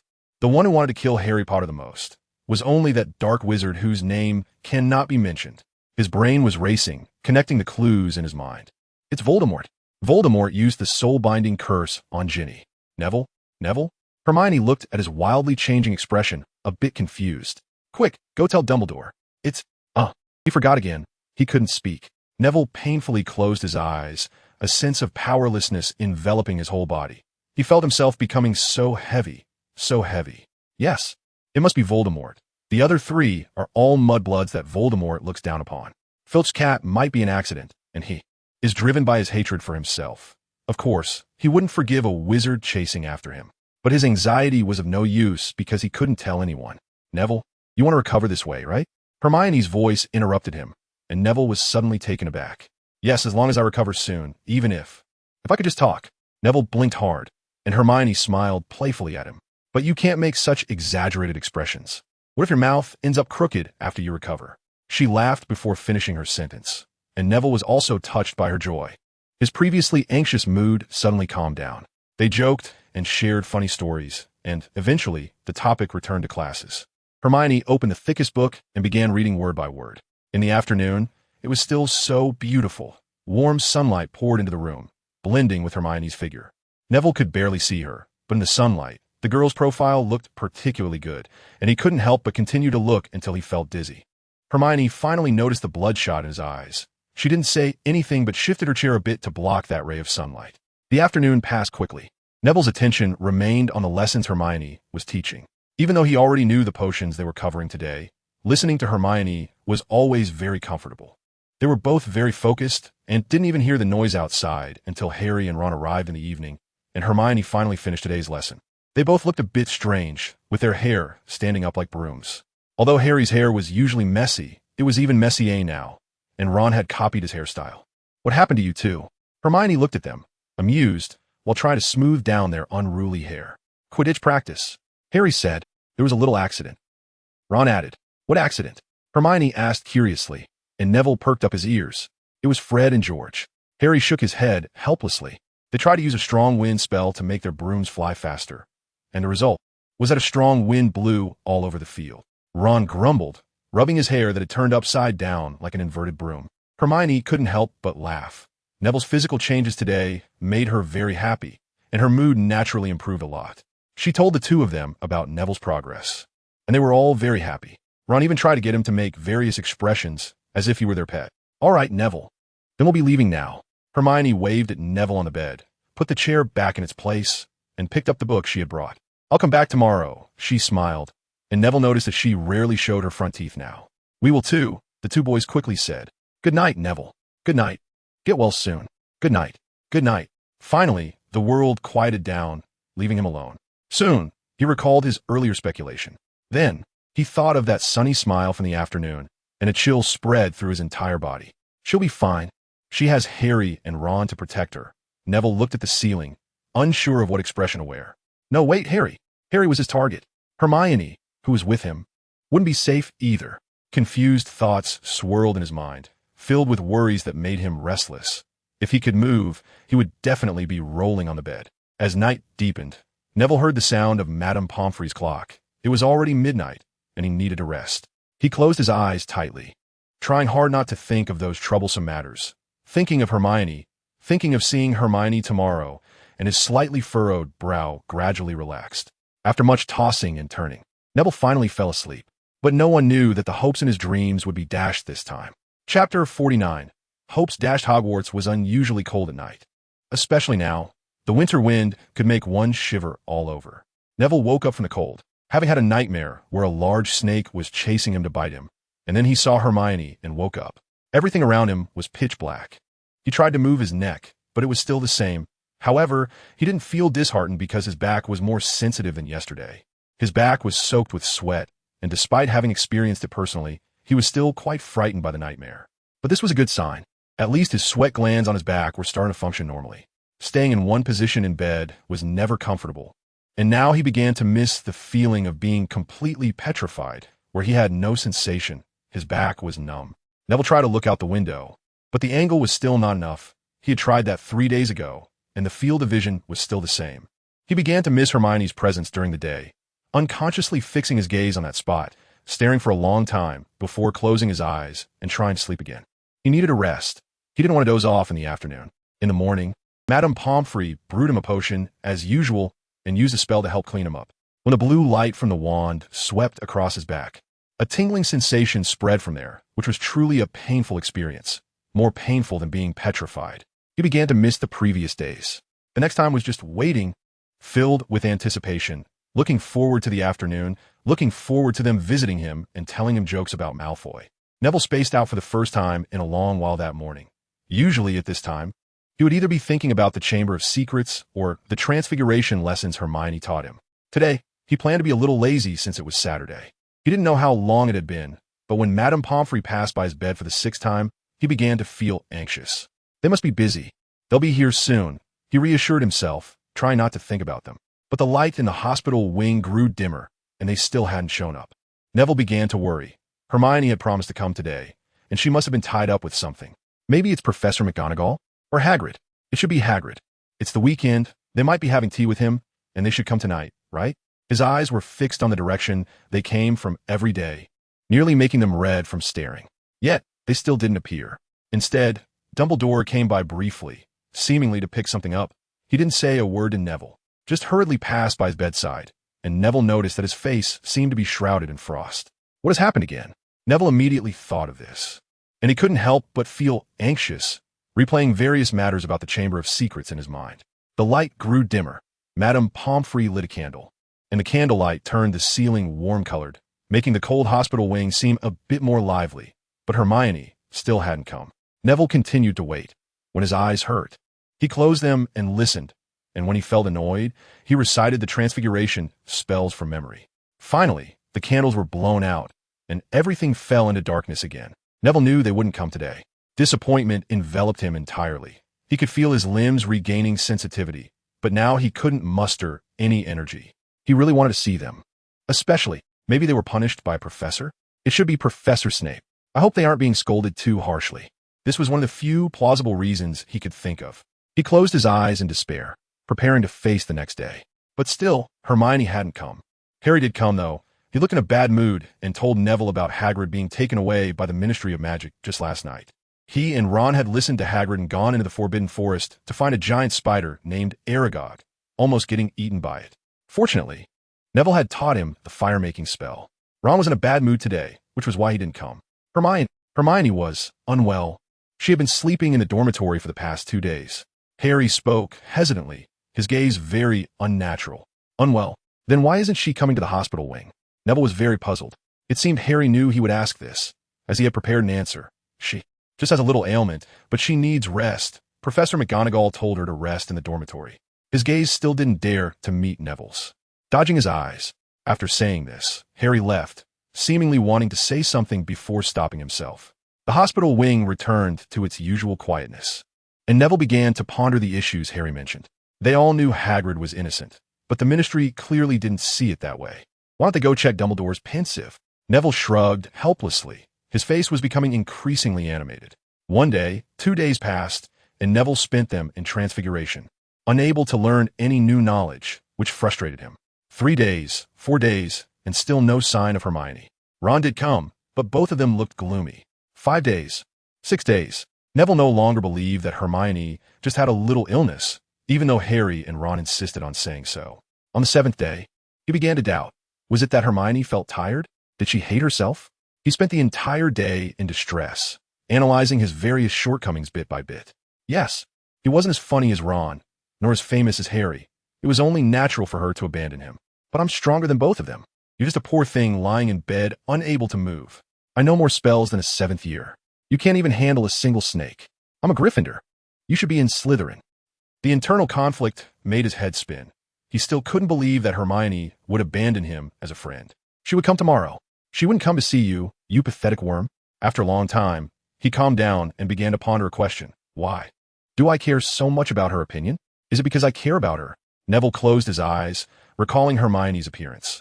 Her smiling face seemed right in front of him, but then turned into a cold disdain, as if he were a mere insect. On the eighth day, he despaired. So much so that he began to give up on himself, no longer thinking or reciting, spending the whole day in a stupor, trying to numb himself. As a result, his body actually got better. He could finally feel sensations throughout his body, though there was a strong resistance, yet he was too lazy to try to recover. In the middle of the night, Neville woke up. The day-long stupor had indeed had some restorative effect. He felt a bit better, and the pain in his heart had lessened.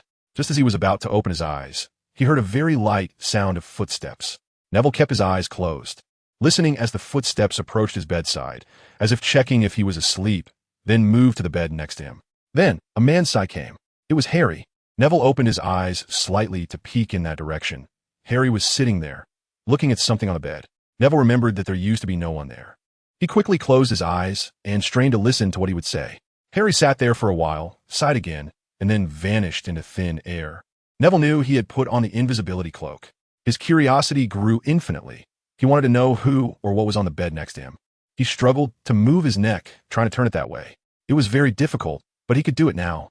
In the following days, he seemed to find a new motivation. Because he had a guess in his mind, he tried hard every day to control his neck. But that damn neck just wouldn't move, even though he could feel it. Hard work pays off. In the afternoon of the third day, his neck finally moved a bit thanks to his efforts. After that, it began to shift little by little, but Neville didn't notice that with the movement of his neck, his whole body was actually starting to show slight changes.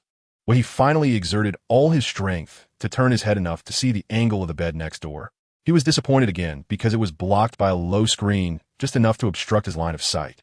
Anger, disappointment, and sorrow surged in his mind, and his blood flowed rapidly. He wanted to know who was there and had already guessed the worst possibility.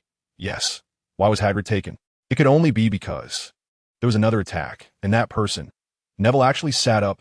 With the fluctuation of his emotions, his magical power surged, finally breaking through the petrifying magic. He had recovered.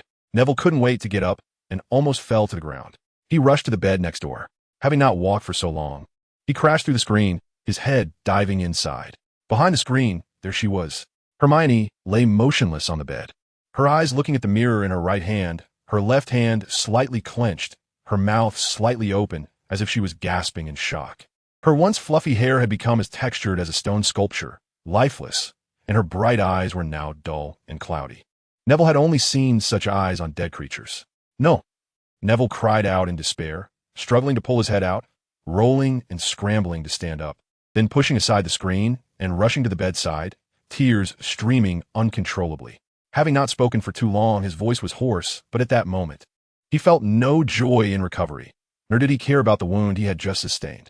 Ione! He painfully crawled to the bedside, afraid to touch the petrified girl. Yes, he should have thought of this earlier. She promised to come. How could she break her promise? He should have known. Hermione would never abandon him. Harry and the others were just lying to avoid making him sad. He wanted so much to touch the girl's face, but dared not, fearing he would shatter her. Yet he was also terrified of receiving news of her death. Why hadn't Hagrid been captured during the previous attacks? Then this time, the fear in his heart filled his mind. He could barely stand. He was afraid Hermione would die, afraid she had already lost her life, or would slowly die while petrified. Longbottom, can you? The voice of Madame Pomfrey came from behind, clearly attracted by the commotion he had caused. Pomfrey. Madam. Hermione. She's still. He could hardly form a complete sentence, but it felt as if he had grasped a lifeline. Miss Granger? She will recover. Madame Pomfrey paused for a moment, then replied. Neville's whole body relaxed instantly. He seemed to lose all his strength. and suddenly everything went dark before his eyes, and he collapsed beside Hermione's bed. Chapter 50. Determination. Neville walked alone in the dark corridor leading to the sealed washroom, surrounded by darkness and silence. At the end of the corridor was a tightly closed door with several bright red words written on it.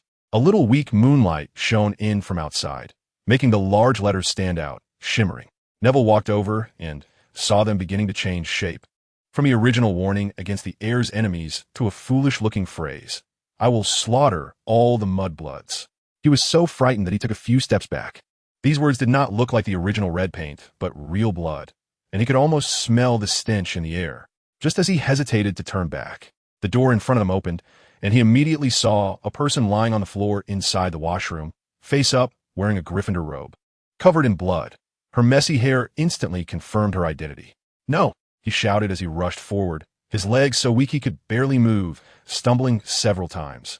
His mind a chaotic mess, so he didn't hear the hissing sound in his ear.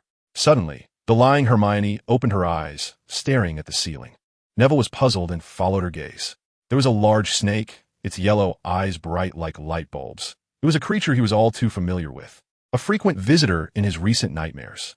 He hadn't been petrified, nor had he died. With a violent shudder, he reopened his eyes. There was no snake, no Hermione, and no washroom. It was the familiar ceiling, the ceiling he had been looking at for almost a month. Neville woke up, drenched in cold sweat, his heart racing as if it would burst from his chest. He had another nightmare, but the fear he had endured was not so easily shaken off. Neville stared blankly for about 10 seconds before he could distinguish the dream from reality. He slowly sat up. He had to get up because he remembered how he had fainted yesterday. The screen next to the bed had been removed, and the girl's face appeared especially pale in the moonlight. Neville shook his head, trying to banish the scenes from his dream. He stood up barefoot and walked to Hermione's bedside. She looked just as she did in his memories before she fell unconscious. Neville saw the locket box on her chest. It seemed completely broken. The once silver exterior, now charred black, with a long crack down middle. The metal he had given her was the same, even worse. It had turned entirely black and split in half. "I'm still too weak." Neville sighed in disappointment, a sense of helplessness instantly sapping the good spirits he had just woken up with. He couldn't protect anyone or deal with that snake. Suddenly, he noticed that Hermione seemed to be holding something in her left hand. Neville didn't dare to touch her, so he leaned in closer to take a look at what it was. But it was too dark, and he couldn't see anything clearly. The glow flickered. Neville found his wand on his bedside. He hadn't touched it in over half a month, and now it felt strangely unfamiliar. The glow instantly spread from the tip of his wand. Thankfully, it still obeyed him. Neville walked back to Hermione's side, and with the light, carefully examined her left hand. There was a piece of paper. It looked like it had been torn from that book. Apparition. Neville exchanged a position with the piece of paper using a hair. He didn't dare to use his hand in case he hurt Hermione. Holding the piece of paper, Neville sat down on his bed and slowly unfolded it, illuminating it with his wand. Indeed, it was torn from a book he had read many times, and this page introduced the basilisk. He searched through the words, trying to find some meaning. Perhaps Hermione wanted someone to know something. It couldn't just be about the basilisk, as they had known about it long ago. He read from beginning to end, still finding nothing, but he did remember again that the crowing of a rooster was deadly to the basilisk. He thought this could be useful. Then he flipped to the back, and finally found it. Hermione's familiar handwriting, but it was too hurried and obviously written in a rush, with only one word. Parseltongue. Neville unconsciously read it out loud, and his expression stiffened. He suddenly realized many things. Yes, why could Harry hear that strange voice? It was the basilisk calling, and the basilisk could be considered a snake. So Voldemort was also a parcel mouth? But that didn't make sense, right? Ginny couldn't speak Parseltongue. How could she? Well, Neville suddenly realized he didn't understand the killing curse at all. The urgent matter now is to find Ginny and use a stupefy spell on her. That would stop Voldemort's plan, but maybe the stupefy spell won't work against the killing curse? Forget it. I won't think too much. If all else fails, I can just knock her out. Neville stood up, put on the robe that was neatly folded on the side. He had to take action now. He needed to find Dumbledore. Stepping into the night, Neville left the hospital wing, still feeling a bit uncomfortable after lying still for more than half a month. He silently vowed to do some recovery training after this was over. His wand was firmly in hand, always on guard, ready to hide and be cautious at the sound of anything unusual, which made his journey to the headmaster's office even more difficult. Because of a window-cleaning house elf and a few owls, he spent twice as long as usual to walk this distance. Fizzing Whizbee. He called out to the stone gargoyle at the entrance. It was so late. Be quieter. The gargoyle reluctantly grunted and moved aside, and Neville immediately ran up. Professor Dumbledore! Professor Dumbledore! He shouted as he pushed the door open, not caring whether he disturbed the headmaster's rest. It was as if a pot had exploded. The portraits in the headmaster's office were almost all awakened, each starting to complain or curse. Even Fawkes was disturbed. It's the middle of the night. Is there nothing that can wait until the daytime? A female portrait said.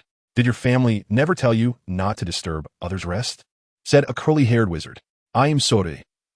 I really have urgent business with Professor Dumbledore. Can you tell me if he is here?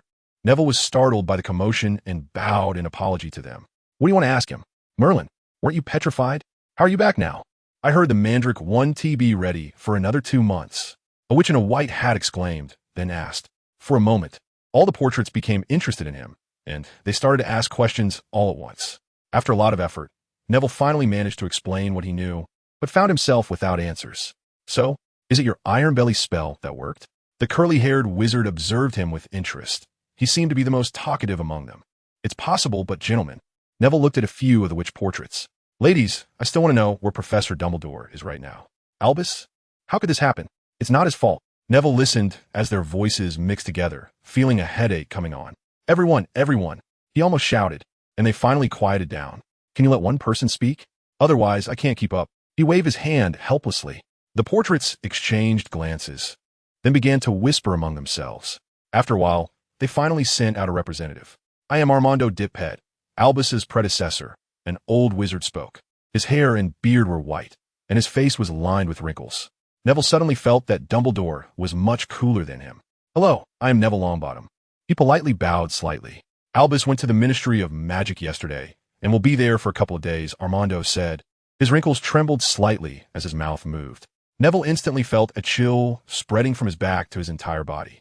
Professor Dumbledore, how could he leave? Neville exclaimed anxiously. Hogwarts is in the most critical moment right now.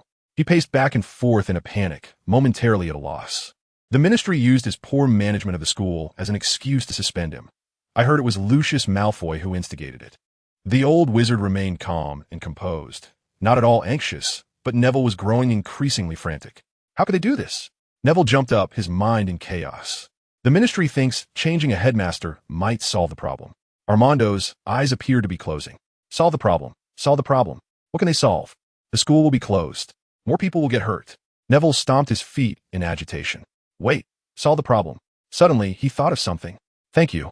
I have to go. Neville almost burst out the door. He now had only one thought in mind. To find Ginny, to prove his guess first. If it wasn't Ginny, then there was only one last resort left. He had just thought of the meaning of Parseltongue. Yes. Why couldn't the entrance to the Chamber of Secrets be opened with Parseltongue?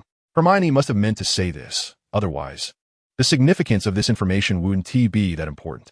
And the message that Hermione risked her life to convey surely was not just to let him know that Voldemort was a Parselmouth. After all, they had been studying the entrance to the Chamber of Secrets. As he rushed out the door, he heard a call behind him. Neville turned back and saw Fawkes, who had been resting in his nest, flying straight toward him, landing on his shoulder. Are you going to help me? Neville asked in surprise. Dumbledore was always so reliable, and even his pet was the same.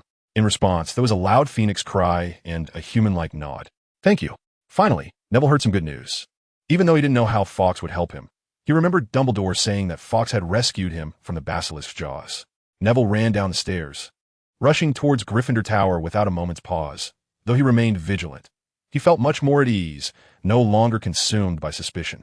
As he passed Lockhart's office, he noticed that the light inside was surprisingly on, and the door was wide open. He glanced inside, but quickly averted his gaze and continued on his way. Right now, all he wanted was to find Ginny as soon as possible. Dawn was approaching, and if he returned to the common room, he would surely run into her. He then turned down the corridor where the incident had first occurred. As long as he kept walking straight, he could return directly to Gryffindor Tower. He took only one glance, just one, and couldn't pull his gaze away again. At the end of the corridor, a door was glowing with a strange red light, almost identical to that in his dream. Neville wasn't startled into a shiver, but he did stop in his tracks. At that moment, Fawkes let out a cry from his shoulder, a sound that seemed to resonate deep within him. What am I afraid of?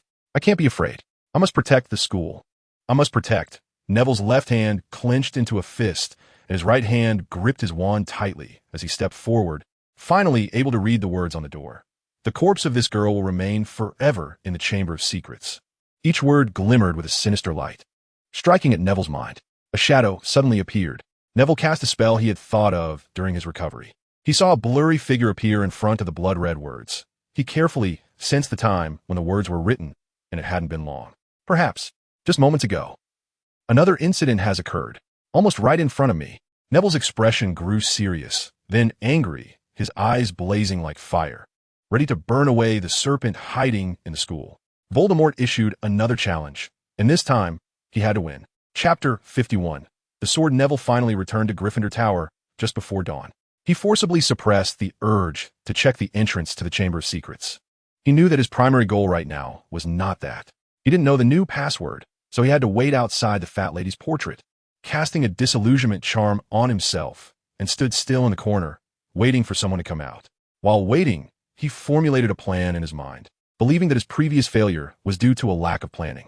If only he had thought of a way to handle such a situation earlier.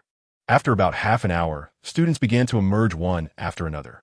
Neville remained motionless against the wall, as his disillusionment charm wasn't very practiced, and he would be easily noticed if he moved too much. Fawkes was also under the disillusionment charm, and surprisingly obedient, standing even more still than he was. But Ginny never appeared. Instead, a few upperclassmen glanced in his direction as they passed by. Neville began to feel anxious, sensing that something was wrong with his plan, and those bloody words occasionally flashed in his mind. Finally, after most of the Gryffindor students had left, he spotted Harry and Ron. They looked disheveled, both appearing sleepy, with Ron's buttons misaligned. "Good morning." Neville leaped forward, blocking their path, trying to appear calm. He needed to be composed, needed to be cool-headed. Neville?" They were startled, nearly stumbling. "Oh my God, you're back!" Harry exclaimed joyfully. "Neville?" Ron was still rubbing his eyes. "It's me, don't get too excited. I have some very important questions to ask you," Neville said seriously, and they quickly steadied themselves to listen. "How has Ginny been these past few days? Is she acting all lethargic like last semester?" Harry and Ron were taken aback. Neither of them expected Neville to ask about Ginny first. "Dude, no way. You can't be." Ron stared at him with a look of disbelief, while Harry had a strange expression as well. "You're not. With..." Harry began to say something, but then closed his mouth. "I'm asking serious questions. There's no time for nonsense. This concerns everyone in the castle." Neville shouted at them, now feeling anxious. "She has been fine lately? A few days ago, she was talking to Harry," Ron recalled. "Where was she the day Hermione was attacked?" Neville demanded. "At the Quidditch pitch. There was a Quidditch match that day, Ron's expression suddenly changed mid-sentence. "You don't suspect it was Ginny, do you?" He shouted at Neville, but Neville ignored him, instead stroking his chin, deep in thought. "Not Ginny? No, wait, since it was the Imperius curse. It could have been someone else too." Neville's expression turned serious again. "Has anything unusual happened recently? I mean, has anyone done anything out of character?" He continued asking. "Let me think. Percy counts, right? His mood has been off lately. He gets into long arguments over little things," Harry suggested, clearly deep in thought. "And?" Neville's eyes lit up, though he wasn't sure. "Also, Snape hasn't been difficult with me in class lately. Does that count?"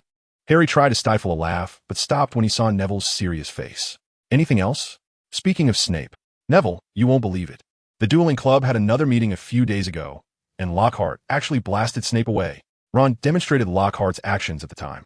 "He did this. Wave his wand like this. Oh no, we're going to be late," he suddenly exclaimed. "Lockhart." Neville immediately became suspicious of him. "Forget about classes. The LL probably be cancelled today. We need to talk seriously." "Why would classes be cancelled?"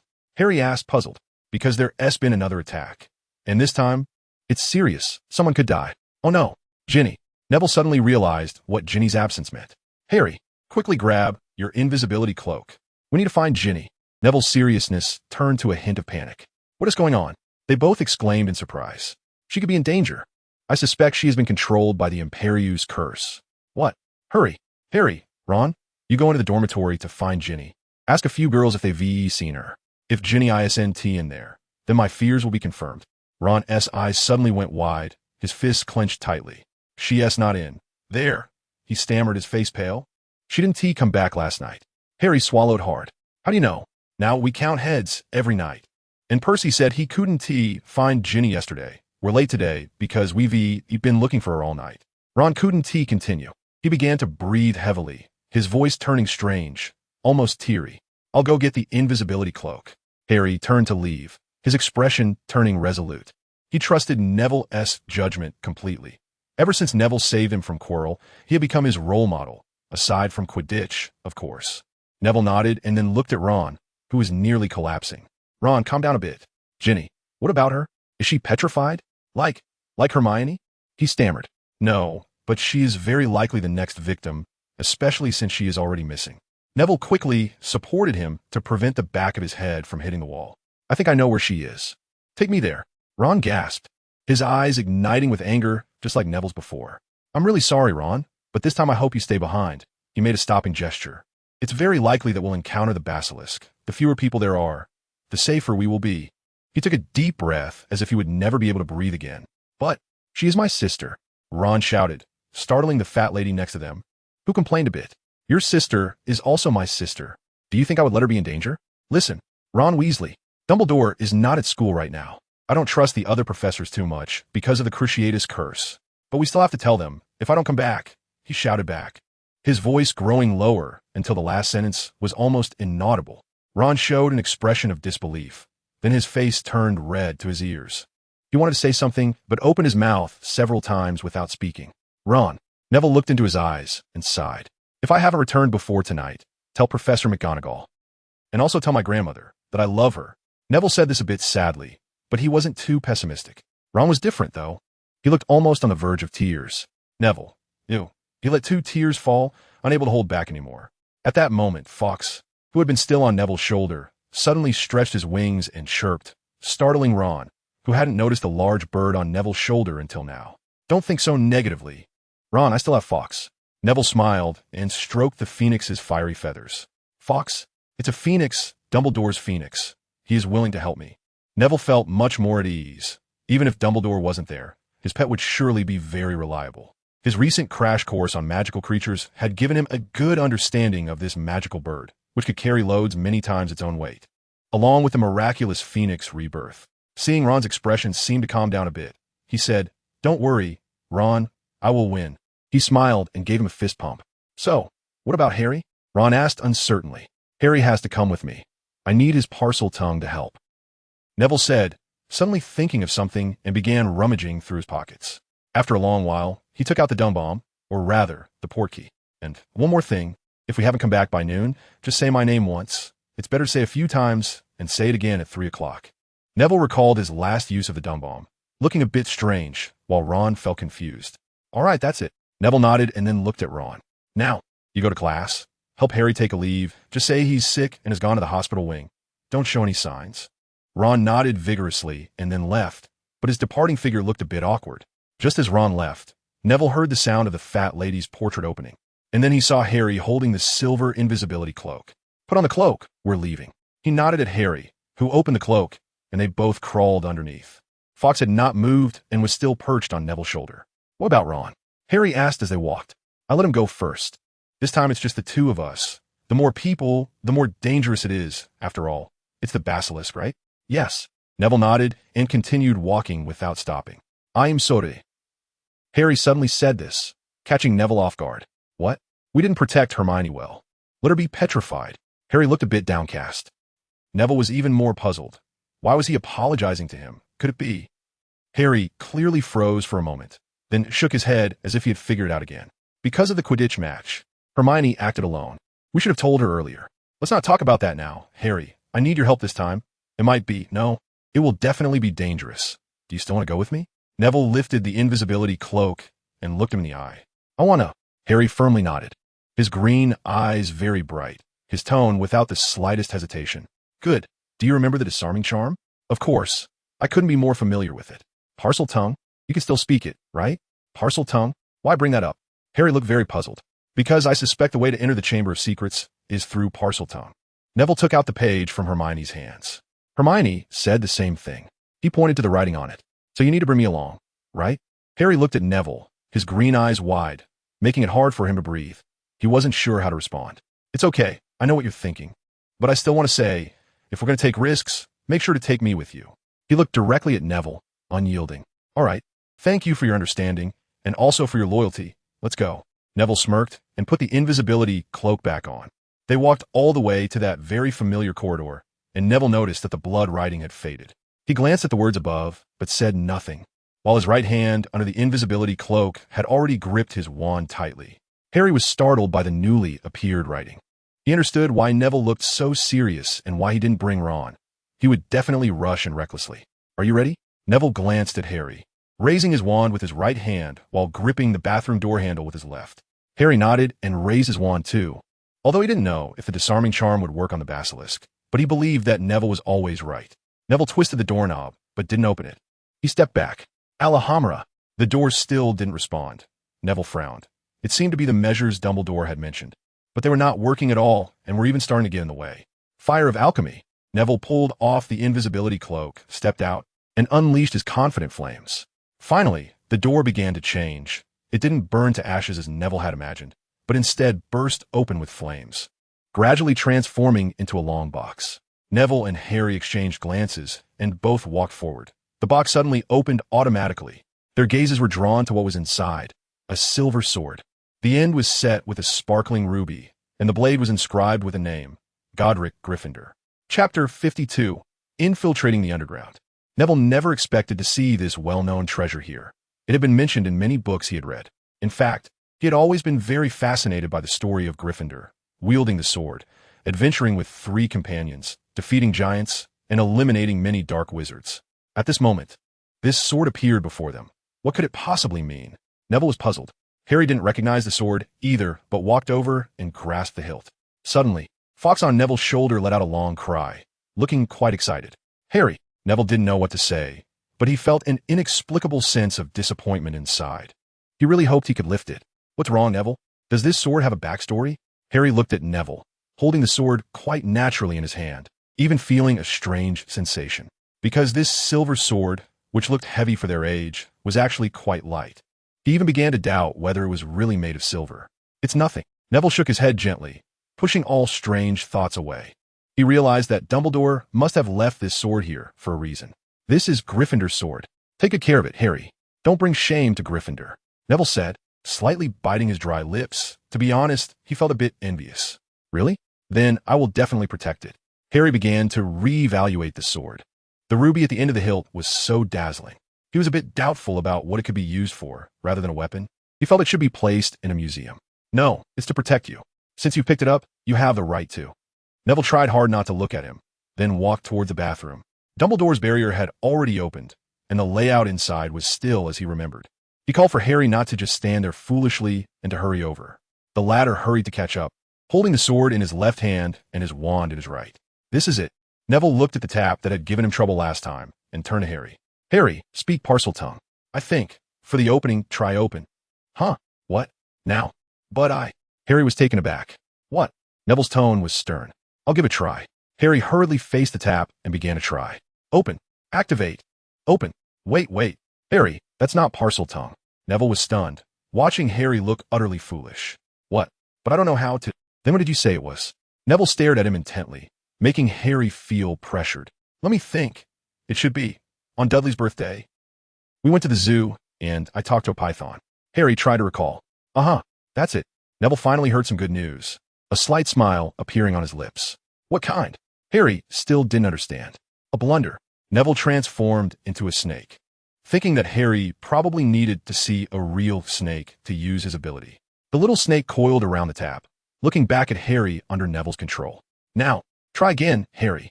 As soon as Neville finished speaking, a hoarse voice came from beside him. Neville didn't know what he said, but he knew they had succeeded.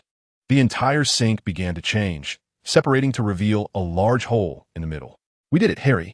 Neville's breathing became rapid, his blood boiling. He could almost hear the basilisk's roar from the dark hole, which looked menacing, with its gaping mouth ready to devour. The two exchanged glances, and Fawkes, the phoenix, quietly remained silent, but Neville clearly felt the weight on his shoulder become much heavier, then disappeared.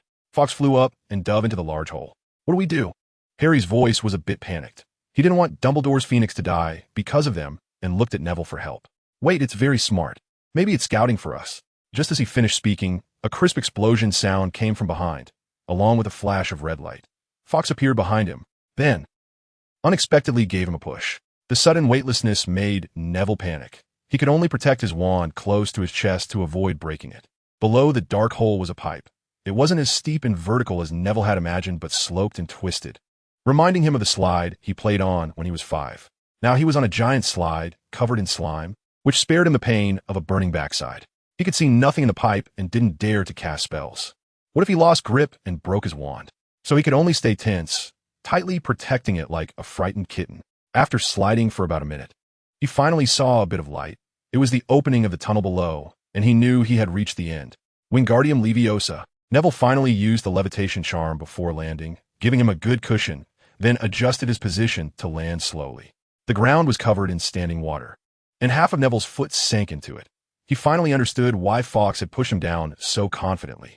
Then he heard a strange, scraping sound from the pipe behind him, like two metals colliding. He hurriedly got into position, ready to use a levitation charm for Harry, who was about to land. Although the water on the ground wouldn't cause injury, landing safely was ultimately more comfortable than the alternative. "Oh!" Harry involuntarily exclaimed just before landing, which reminded Neville, and he accurately caught him, then began to carefully survey the surroundings. 3 walls surrounded the room, each with more than 5 pipes. Neville thoroughly understood how the basilisk could attack so stealthily. Harry used the sword to carve a cross at the entrance of the pipe they had come down. At that moment, Fawkes flew down and landed back on Neville's shoulder, affectionately rubbing his face, as if apologizing for what he had done earlier. "All right, I'm not mad, Fawkes." Neville chuckled helplessly, then complimented Harry for marking it well. Harry smiled slightly in response. The adventure continued as they walked towards the only path, with Neville leading the way. His wand aimed at the dark ahead. Just as he was about to use a Lumos charm to illuminate the area, he noticed Fawkes had become much lighter on his shoulder. The phoenix had flown ahead, its tail as bright as if it had been lit up, casting an orange glow throughout the tunnel. "Thank you, Fawkes," Neville murmured quietly, then quickly followed after it. With Fawkes leading the way, he didn't need to be wary of a basilisk attacking from shadows. Fawkes surely wasn't afraid of being petrified. After all, it had saved him last time. Neville ran faster and faster, but Harry was having trouble keeping up. His scar was hurting more and more, and the closer they got, the more it hurt. Now he could roughly understand what that meant. "Neville, Voldemort is ahead." His voice was somewhat distorted. "What?" Neville looked back at him, but his footsteps didn't stop. "I mean, Voldemort is likely up ahead. I can feel him." Harry pointed to his scar. "All right." Neville did not look at him, trying to calm himself a bit, and continued to run toward the light of the fire, but the pallor of the back of his hand betrayed him. "Voldemort is at Hogwarts now. How would he be? Didn't Dumbledore say he was in Albania?" Neville thought to himself, drawing a big question mark in his mind, while also preparing to give that cloud of smoke a black flame at any moment. This was it. They reached the end of the passage, where there was an iron door on the wall with "I am Slytherin" written on it. Fawkes extinguished his light source, and the eyes of the snake statue on the door were made of emeralds, sparkling in the dark, painfully piercing to the eyes. The glow flickered. This time it finally had its use. Fawkes returned to Neville's shoulder, and he noticed that the phoenix's gaze had changed significantly, seemingly filled with anger or excitement. This magical bird had already proven its abilities along the way, and seeing its unusual demeanor, Neville instantly knew where the danger lay. "Do you want me to open the door, Neville?" Harry looked at him, holding the sword and wand in his hands, looking just like Gryffindor from the story. "Get ready." Harry put on the invisibility cloak. Since Dumbledore left the sword here, it must have its purpose. Maybe you should play the swordsman for a bit. "Brother," Neville chuckled nervously. "You mean this sword can kill that snake?" "Maybe, but we first have to avoid looking into its eyes and get close to it, which is undoubtedly difficult." Before he could finish, he felt a weight on his shoulder increase, followed by 2 crisp phoenix calls. Neville turned to look, only to see Fawkes pointing at its eyes with its wings, then mimicking a pecking motion with its beak. "Fawkes, you mean you can peck its eyes out?" Neville exclaimed in surprise, and the response was a clear phoenix call. "Good, then our safety is assured. Harry, let's go in first. Be careful." "And once Fawkes succeeds, can you give a signal?" Neville turned to the phoenix, which chirped again and nudged Neville's face with its head. "All right, then it's settled. Harry, we'll both hide under the invisibility cloak and check the basilisk first. Once Fawkes has done his part, I'll go out first, whether it's dealing with the basilisk or Voldemort. I'll handle it. What about me? Wait. That's right. Wait for the right moment to stab the basilisk with the sword. I think since Dumbledore let us use it, we can only use it this way. Otherwise, we can't just go up and wrestle with it, right? We're not King Arthur." After saying this, Neville finally calmed down a bit. "Okay, I trust your judgment." Let's, like Perseus from ancient Greece, slay the serpent. Chapter 53. The Control Professor. Neville never thought everything could go so smoothly, almost as simple as picking up a piece of bread from the ground. His plan had no flaws. Harry successfully opened the door, and the three of them hid under the invisibility cloak and sneaked inside. Neville and Harry both looked at their feet, afraid of seeing the yellow lights Neville had described. But as they walked through the passage toward the end, Fawkes made no warning sounds, nor did they hear anything strange. They even saw the poor girl. Ginny, wake up! Neville decided to go out first. But Harry wanted to come out from under the cloak too, but Neville stopped him. Ginny Weasley lay on the cold ground, her hair disheveled, covering her pretty face. But Neville knew it must be as pale as the color of her hands. She seemed to have lost her life, no matter how much Neville called. She did not wake up. He quickly reached out his hand to her face, and by her breath, he determined she was still alive. He gave a thumbs up to the invisible Harry behind him, signaling him to be at ease, while he himself breathed a sigh of relief. Now the development of the situation had exceeded his expectations. There was no Voldemort, no basilisk, or were they hiding, ready to leave themselves forever in the chamber? Let's not think about that for now. He should first rescue this poor girl, who was cursed at such a young age. She was still an 11-year-old child. Wingardium Leviosa. The floating spell that Neville had practiced diligently was always his forte, and Ginny floated steadily. He manipulated her while walking back the way they came. He tried not to look back at the statue deep in the chamber and not to think about what was inside that statue. It was probably the place where the basilisk resided, and maybe Voldemort was hiding there too. Everything was going so smoothly that it was unexpected. Neville walked all the way to the door without any obstruction, and he was about to take that step. As long as they got out of this room, as long as they could get out, they would be safe halfway. As long as he could get Ginny out, their purpose this time would be accomplished. The two young wizards did not have to fight the basilisk or Voldemort to the death. They just needed Dumbledore to come back. As long as he returned. If he brought him back, then it would definitely. If you take her away, she won't wake up. It was an extremely unpleasant tone. But Neville recognized the voice's owner. Professor Lockhart? He instinctively turned to look, only to see Gilderoy Lockhart stepping out from behind a pillar, holding a wand in his right hand and cradling a book in his left. Damn, you're not Lockhart. You've been controlled. If Neville still couldn't guess why Lockhart was here, he didn't deserve to learn those complex spells. He suddenly remembered what Ron said, that Lockhart had defeated Snape. They all knew he was a fraud. He recalled the light on in Lockhart's office this morning. Everything made sense. But why did he say Ginny wouldn't wake up? Why? Neville raised his wand and took a stance. Because her soul already belongs to me. Lockhart smiled eerily, and without thinking, Neville struck. Stupefied. A red light shot out, but was deflected by Lockhart. Haha, Longbottom, you dare to attack me first. I must praise your courage. Lockhart's smile changed, becoming something Neville couldn't understand. It was not the expression he was familiar with because that smile was too perfect. Petri Ficus Totalis. Neville did not listen to him speak, but quickly used another spell to attack him. Yet it was still ineffective, and Lockhart deflected it again. Don't struggle, Longbottom. Even though I must commend you for doing quite well at your age, to me, you are still an ant. Lockhart slowly walked out, wearing a cynical smile. It seems you know me. Neville stopped attacking. He needed to conserve his magic. That's right, but you're a bit smarter than I thought.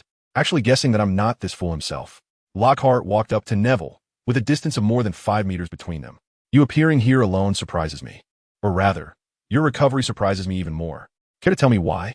I can spare you. After all, you are quite an excellent pureblood. Lockhart revealed his white teeth. But this time it looked somewhat terrifying. Neville had not expected Lockhart's words. He originally thought Voldemort would directly cast a killing curse on him. But he didn't expect he still had time to chat. He began to doubt whether this was really Voldemort, because he remembered chasing Voldemort all the way here. He must hate himself very much. I used the shield charm to block some of the petrifying effects, so I will slowly recover. Before he could be sure of Voldemort's intentions, he planned to speak the truth and buy time to give Harry in the shadows a suitable position to attack Lockhart. Is that so? I see. I really didn't misjudge you. If you could have stayed normal, we might have found this place sooner. Lockhart's expression showed no change, and his demeanor was very natural. If Neville didn't know his background, he would truly think he was a conscience villain who could let others go. You are Voldemort, right? Neville asked tentatively. Yes, you actually guessed it. This name has struck fear into people's hearts since I took it for myself. I admit I underestimated you a bit. Lockhart walked over, close enough to touch, and Neville's heart raced uncontrollably, instinctively taking half a step back. Afraid of me? That's inevitable. Now, tell me, how'd you get in here? Lumos. He suddenly shouted at Neville, as if he had turned the volume of a radio from low to high. The Chamber of Secrets belongs to him. How could this weak wizard get in? Not even Dumbledore could. He needed to find out, and then kill this boy. After all, Voldemort's rebirth had just begun not long ago when it was interrupted. He could only completely control that useless professor and then hide, even not having time to take the girl he used to resurrect. If there were others entering the chamber, there were only 3 possibilities. The first was that a wizard capable of forcibly breaking Slytherin's magic had appeared. He believed if anyone in this world could do that, it could only be himself and Dumbledore. The second possibility was that another Parselmouth had appeared, another heir of Slytherin, who had somehow found some ancient text to come to Hogwarts to see the chamber. The last possibility was himself, his true soul. Regardless of which possibility appeared, it was unacceptable to him. If Dumbledore really came in, what awaited him would likely be annihilation. If it were another heir, it would mean he would have to compete with and even duel against him, and in his current state, he would be unable to defeat any truly powerful wizards. The last possibility was the one he least wanted to see. What would happen if he really came back? Use his resurrection? Or merge with him? Tom Riddle quickly devised a response. He would hide first, but the result left him astonished. The one who came in was actually the boy petrified by the basilisk. So he decided to go out and ask for the truth and then kill him. He was finally about to walk up to the boy, and he just had to use his legilimency, and no secret could block him. Just then, an unexpected event occurred. Expelliarmus! A furious shout came from behind Lockhart. He hurriedly defended himself, but the wand in his hand slipped from his grip. Expelliarmus! Neville wouldn't miss this great opportunity. He reacted instantly, and this time he succeeded. Lockhart was knocked back 2 meters, his wand flew away, and the book in his hand also flew far away, landing in a corner. Shattered to pieces, Neville quickly destroyed the wand to prevent any accidents. As Lockhart fell, Harry immediately cast the next spell, Petrificus Totalis. Lockhart was instantly immobilized, stiffly maintaining the posture of wanting to get up. Well done, Harry. Neville rushed over and high-fived Harry, who had emerged from under the invisibility cloak. Then pointed his wand at Lockhart. Bind him tightly. Stupefy. He kept wrapping Lockhart up like a zongzi with spells until he stopped casting, sweat dripping down his forehead. Did we succeed? Harry asked. Although he didn't move much, he was still panting heavily, as he had been holding his breath for a long time to sneak. Maybe. I hope so, but Ginny is still unconscious. Neville looked worriedly at Ginny, who was still in the same position. Ask this guy. Harry pointed at the tightly bound Lockhart. I doubt we'll get anything out of him. After all, he is under the Imperius curse. Neville frowned and took a long time to make a decision. Let us go back first. I hope Dumbledore has returned. He used the levitation charm on Lockhart, then lifted Ginny as well. By the way, did you notice where that book in your hand went? Harry asked. Maybe it fell into some corner. Let us not worry about the book for now. But I think I've seen that book before. It seems to be Ginny's. It was given to her by old Malfoy. Harry exclaimed. What? So this book is the culprit that harmed Ginny? Or is it that Lucius Malfoy gave it to Ginny to cast the Imperius curse on her, to kill her? Neville finally understood when Ginny had been cursed. Okay, then let's find it, and then... Harry held his breath because he saw another person whose shouldn't exist in the chamber. The 5th person. Speak to me, Slytherin, one of the 4 greatest founders of Hogwarts. The 2 young wizards looked toward the voice. It was a tall wizard in Hogwarts robes, facing the human face statue, murmuring incantations. So Potter is also here. That's great. Saves me the trouble of searching one by one. After finishing the previous incantation, he turned around, his eyes glowing with a crimson light, a mysterious smile revealing his identity. Voldemort! Neville shouted angrily, clenching his fists. Chapter 54. Fierce battle. If a non-human Voldemort was terrifying, then him transforming into his younger self was chilling. A Dark Lord who was at least 70 years old turned into a young man? Does this mean Voldemort is immortal? If true, this is truly frightening. He is Voldemort? Harry felt his scar throbbing more painfully, the pain revealing this person's identity. But he still couldn't believe that the shadow he saw last year had now turned into a young man. Yes, I've seen his young appearance. It's him. Neville stared hard at Voldemort, pointing his wand at him. Stupefy. A red light shot out, passing through Voldemort's body, hitting the wall behind him, causing some stones to splinter. What? Neville could hardly believe his eyes, but his spell had indeed failed once again. The 2 of them were momentarily stunned, unsure of what to do, when Fawkes suddenly flew out from who knows where, singing loudly as he dove toward the dark hole. Oh no! Harry, quickly close your eyes. Neville then realized and understood that Voldemort might have summoned the basilisk. He quickly shut his eyes and used his pitifully small range of perception magic. "That's right, Neville. I hear that sound again," Harry shouted, the pain in his scar making it nearly unbearable, his speech accompanied by convulsions. "We better pray Fox can peck the basilisk's eyes out. I've figured out now, Voldemort isn't actually that terrifying. Maybe he's just a shadow."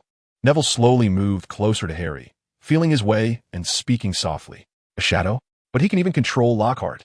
This time, Harry didn't quite agree with him. "But no matter what he is not something we can deal with right now. Harry, we need to find a way to deal with that snake first." Neville began to focus intently on the movements in front of him, his hair standing on end. "I got it," Harry responded, gripping the sword tightly in his hand. "Get away, you stupid bird." Neville heard the young Voldemort-esque curse. Presumably the attack from Fawkes had begun, and then he heard a hissing sound. Neville couldn't understand Parseltongue, but Harry could. "Voldemort is telling the basilisk not to mind the phoenix coming to kill us," Harry shouted. "Then let it come." Neville felt Harry's position and placed his hand on his shoulder. "Step back, Harry." Then he stood in front of Harry. Alchemical fire. Neville conjured a wall of fire in front of him. If the basilisk charged directly, it wouldn't fare well. What? How can alchemical fire have such destructive power? Voldemort seemed startled by the black flames, and he also felt the power of this magical fire. Then he instinctively glanced at the diary thrown in the corner, and began communicating with the basilisk in Parseltongue. He told the basilisk to go around. Harry shouted, "Got it." Neville pouted. This feeling of putting his own name on someone else wasn't good. He hoped Fawkes would be as powerful as Dumbledore. Damn it, you can understand this language. Voldemort finally realized that Harry could speak Parseltongue, and at the same time, he understood how they had entered the Chamber of Secrets. Suddenly, he heard the basilisk let out a mournful cry. "No, you stupid bird." Tom Riddle watched helplessly as Fawkes pecked out the basilisk's left eye. "And it's right, I had already been pecked out during their last confrontation. You despicable stupid bird. Damn Dumbledore." Riddle stomped his feet in frustration, but there was no sound. Fawkes let out a joyful trill. The flames flickered and landed back on Neville's shoulder, gently rubbing against him before flying away. "We did it." Neville opened his eyes immediately and canceled the fire door. If he couldn't judge from those sounds that the basilisk was blinded, then he wouldn't be worthy of being the backbone for the Little Lions. Find it quickly. Without even seeing what the struggling creature on the ground looked like, Neville quickly threw out a lot of ropes that entangled it. Then he rushed forward, unleashing his flames. The basilisk was still writhing in pain on the ground, unaware that something even more terrifying was attaching itself to its body. "No, impossible." Voldemort roared in anger. He panicked, falling into an inexplicable fear. Damn it, he was actually afraid of this second-year little wizard. Lord Voldemort would just sit and wait? What a joke. Taking advantage of the two kids' attention being on the basilisk, he swiftly rushed towards the foolish girl collapsed at the entrance of the chamber. He needed a body. The two boys didn't notice Voldemort's movement at all.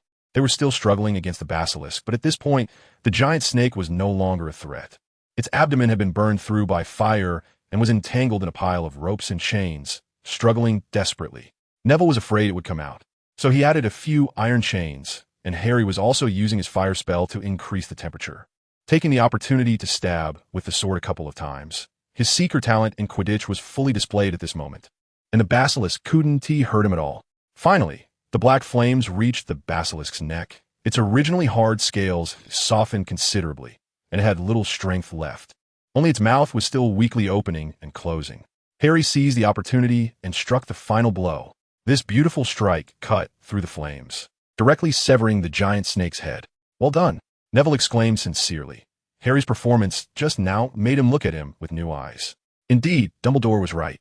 The sword was meant for slaying snakes. And Voldemort. Harry did not let the momentary joy cloud his mind. He was still constantly thinking about that young face. If Voldemort really revived in this form, he would surely become stronger because of his youth. He still held the sword and rushed towards the direction Voldemort had just flown. But he didn't notice the changes on the sword that had just come into contact with the black flames. Black patterns appeared on it, resembling flames. Of course, I remember. Neville controlled the flames to completely burn through the basilisk's head. Now it stopped moving entirely, and then Neville turned around to look for Voldemort and the book. He saw that Harry had rushed to the door of the chamber, looking around for something, and he hurried over, completely ignoring the small injury on his calf from the rope just now. "Neville!" Harry cried, and Neville was startled. "Ginny is gone." His heart felt like it was being shredded, tears almost spilling over. "What? Damn it! Damn Voldemort!" What are we waiting for? Let us hurry and chase. Neville was instantly filled with rage and grief. He had promised Ron that if, he didn't dare to think. Only stiffly swung his legs and rushed forward. Then he was struck by a powerful disarming spell, sent flying, his wand bouncing off the wall, spinning 3 times before breaking in half. It seems you two little pests still don't understand the terror of Lord Voldemort. How dare you ignore my existence? A cold female voice came from not far from where Neville had just fallen. Ginny Weasley emerged from under the invisibility cloak, her face filled with mockery and disdain. In fact, for this ambush, he was quite embarrassed. Fortunately, he remembered where Potter had come out from under the invisibility cloak. They should have an invisibility cloak. Then he succeeded. He occupied Ginny's body and successfully found the hidden invisibility cloak. This was not what he wanted. If it weren't for considering how weak this body-s magic was, he would have killed that boy who made him uneasy at the first opportunity. Disarm you. Harry Potter angrily waved his wand, unleashing the strongest disarming spell he had ever performed, having already thrown the sword aside. Armor to protect. Voldemort didn't overestimate himself this time. He knew that the body he controlled didn't have strong magic, and couldn't easily block with a silent spell or counterspell. His precise control made Harry's disarming spell bounce back, but he dodged it.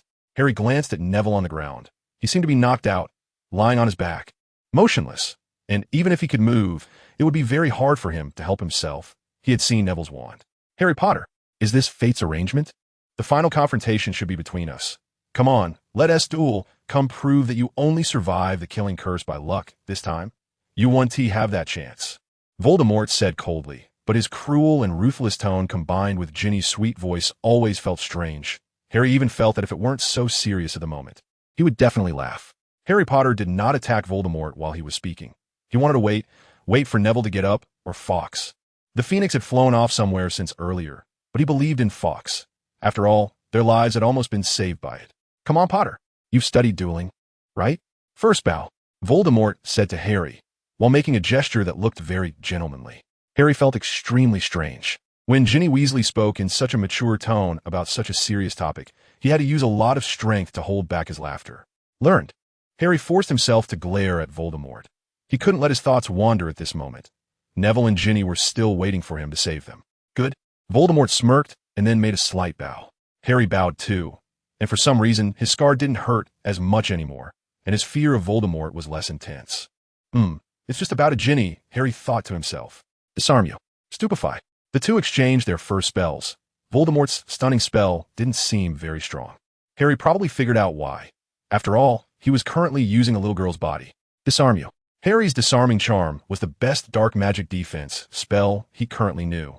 He had even used it to defeat 2 6th-year students at the last dueling club. Of course, they were only allowed to use disarming spells. Cruciatus. Voldemort cast the unforgivable curse and successfully hit Harry's left foot, but Harry felt nothing. Voldemort's spell actually failed? This was unbelievable. No, how dare you resist me? Impossible. Voldemort suddenly shouted in a high-pitched voice, loud enough for even the Chamber of Secrets pipes to hear, waking Neville from his unconsciousness.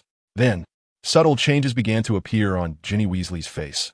Her originally pretty little face quickly shifted through expressions, anger, sadness, fear, and guilt, all under Harry's gaze. This undoubtedly gave Harry the best opportunity. Disarm you. This time, he didn't even use all his strength, and Ginny's wand flew out of her hand without encountering any resistance. No, how could I lose? How could I? Ginny shouted, returning to her previous ferocity. Stupefy. Harry wasn't sure how to drive Voldemort out of Ginny's body, so he resorted to the simplest method. First, he had to control him. But this spell was dodged, and Harry cast several spells in succession. Yet he couldn't even touch the hem of his opponent's clothing. Voldemort's ability to evade spells was surprisingly strong, and instead, he was getting closer to the wand that had been knocked away. You won't. Harry rushed over, regretting not acting sooner. If he had only acted a little earlier. Voldemort was about to pick up the wand. Disarm you. This time, Harry aimed at the position of the wand. Even if Voldemort dodged, he would be knocked further away. But he didn't expect that Voldemort would take the hit directly, poor Ginny taking another blow for him. He was about to pick up the wand. He was about to counterattack, even though he didn't know why the Cruciatus curse had failed. This time he would use the soul-sucking curse. This spell didn't require as much magical power. Rather, it drained his mental energy. He should have used this earlier, but he didn't have the chance anymore. Just as Harry was about to cast his next spell, Ginny's body underwent another change. She fell to the ground in slow motion like a scene from a movie, accompanied by a piercing scream, a painful howl, and a cloud of black smoke. Everything finally came to an end. Chapter 55. Leaving the chamber in the dimly lit chamber, with only a few flickering candle flames on the walls. The scene was clearly reflected in Harry's heart, and he instinctively turned to look back. Then he saw Neville kneeling on the ground, holding the sword tightly in both hands, with Fawkes perched on his shoulder, singing a celebratory song. In front of him was a pile of ashes, seemingly from what he had just pierced with the sword. Neville, did you succeed? Harry certainly didn't believe Voldemort would disappear on his own. The only possibility for his disappearance was that Neville had done something. I picked up the sword, and then Fawkes brought me that diary. Then I pierced it, and I didn't expect it to turn to ashes like that. I want to take it back to show Professor Dumbledore. He chuckled half-heartedly, but the joy on his face didn't quite match. We did it. Harry excitedly rushed over and hugged him. We did it. He wanted to say more, but was already choked with emotion. Cheer up, Harry. We just defeated Voldemort again. You should be laughing out loud. Neville patted his back a few times. Let's go back. He glanced at the ashes on the ground. When Harry rushed over, a small gust of wind blew them away completely. But what did that matter?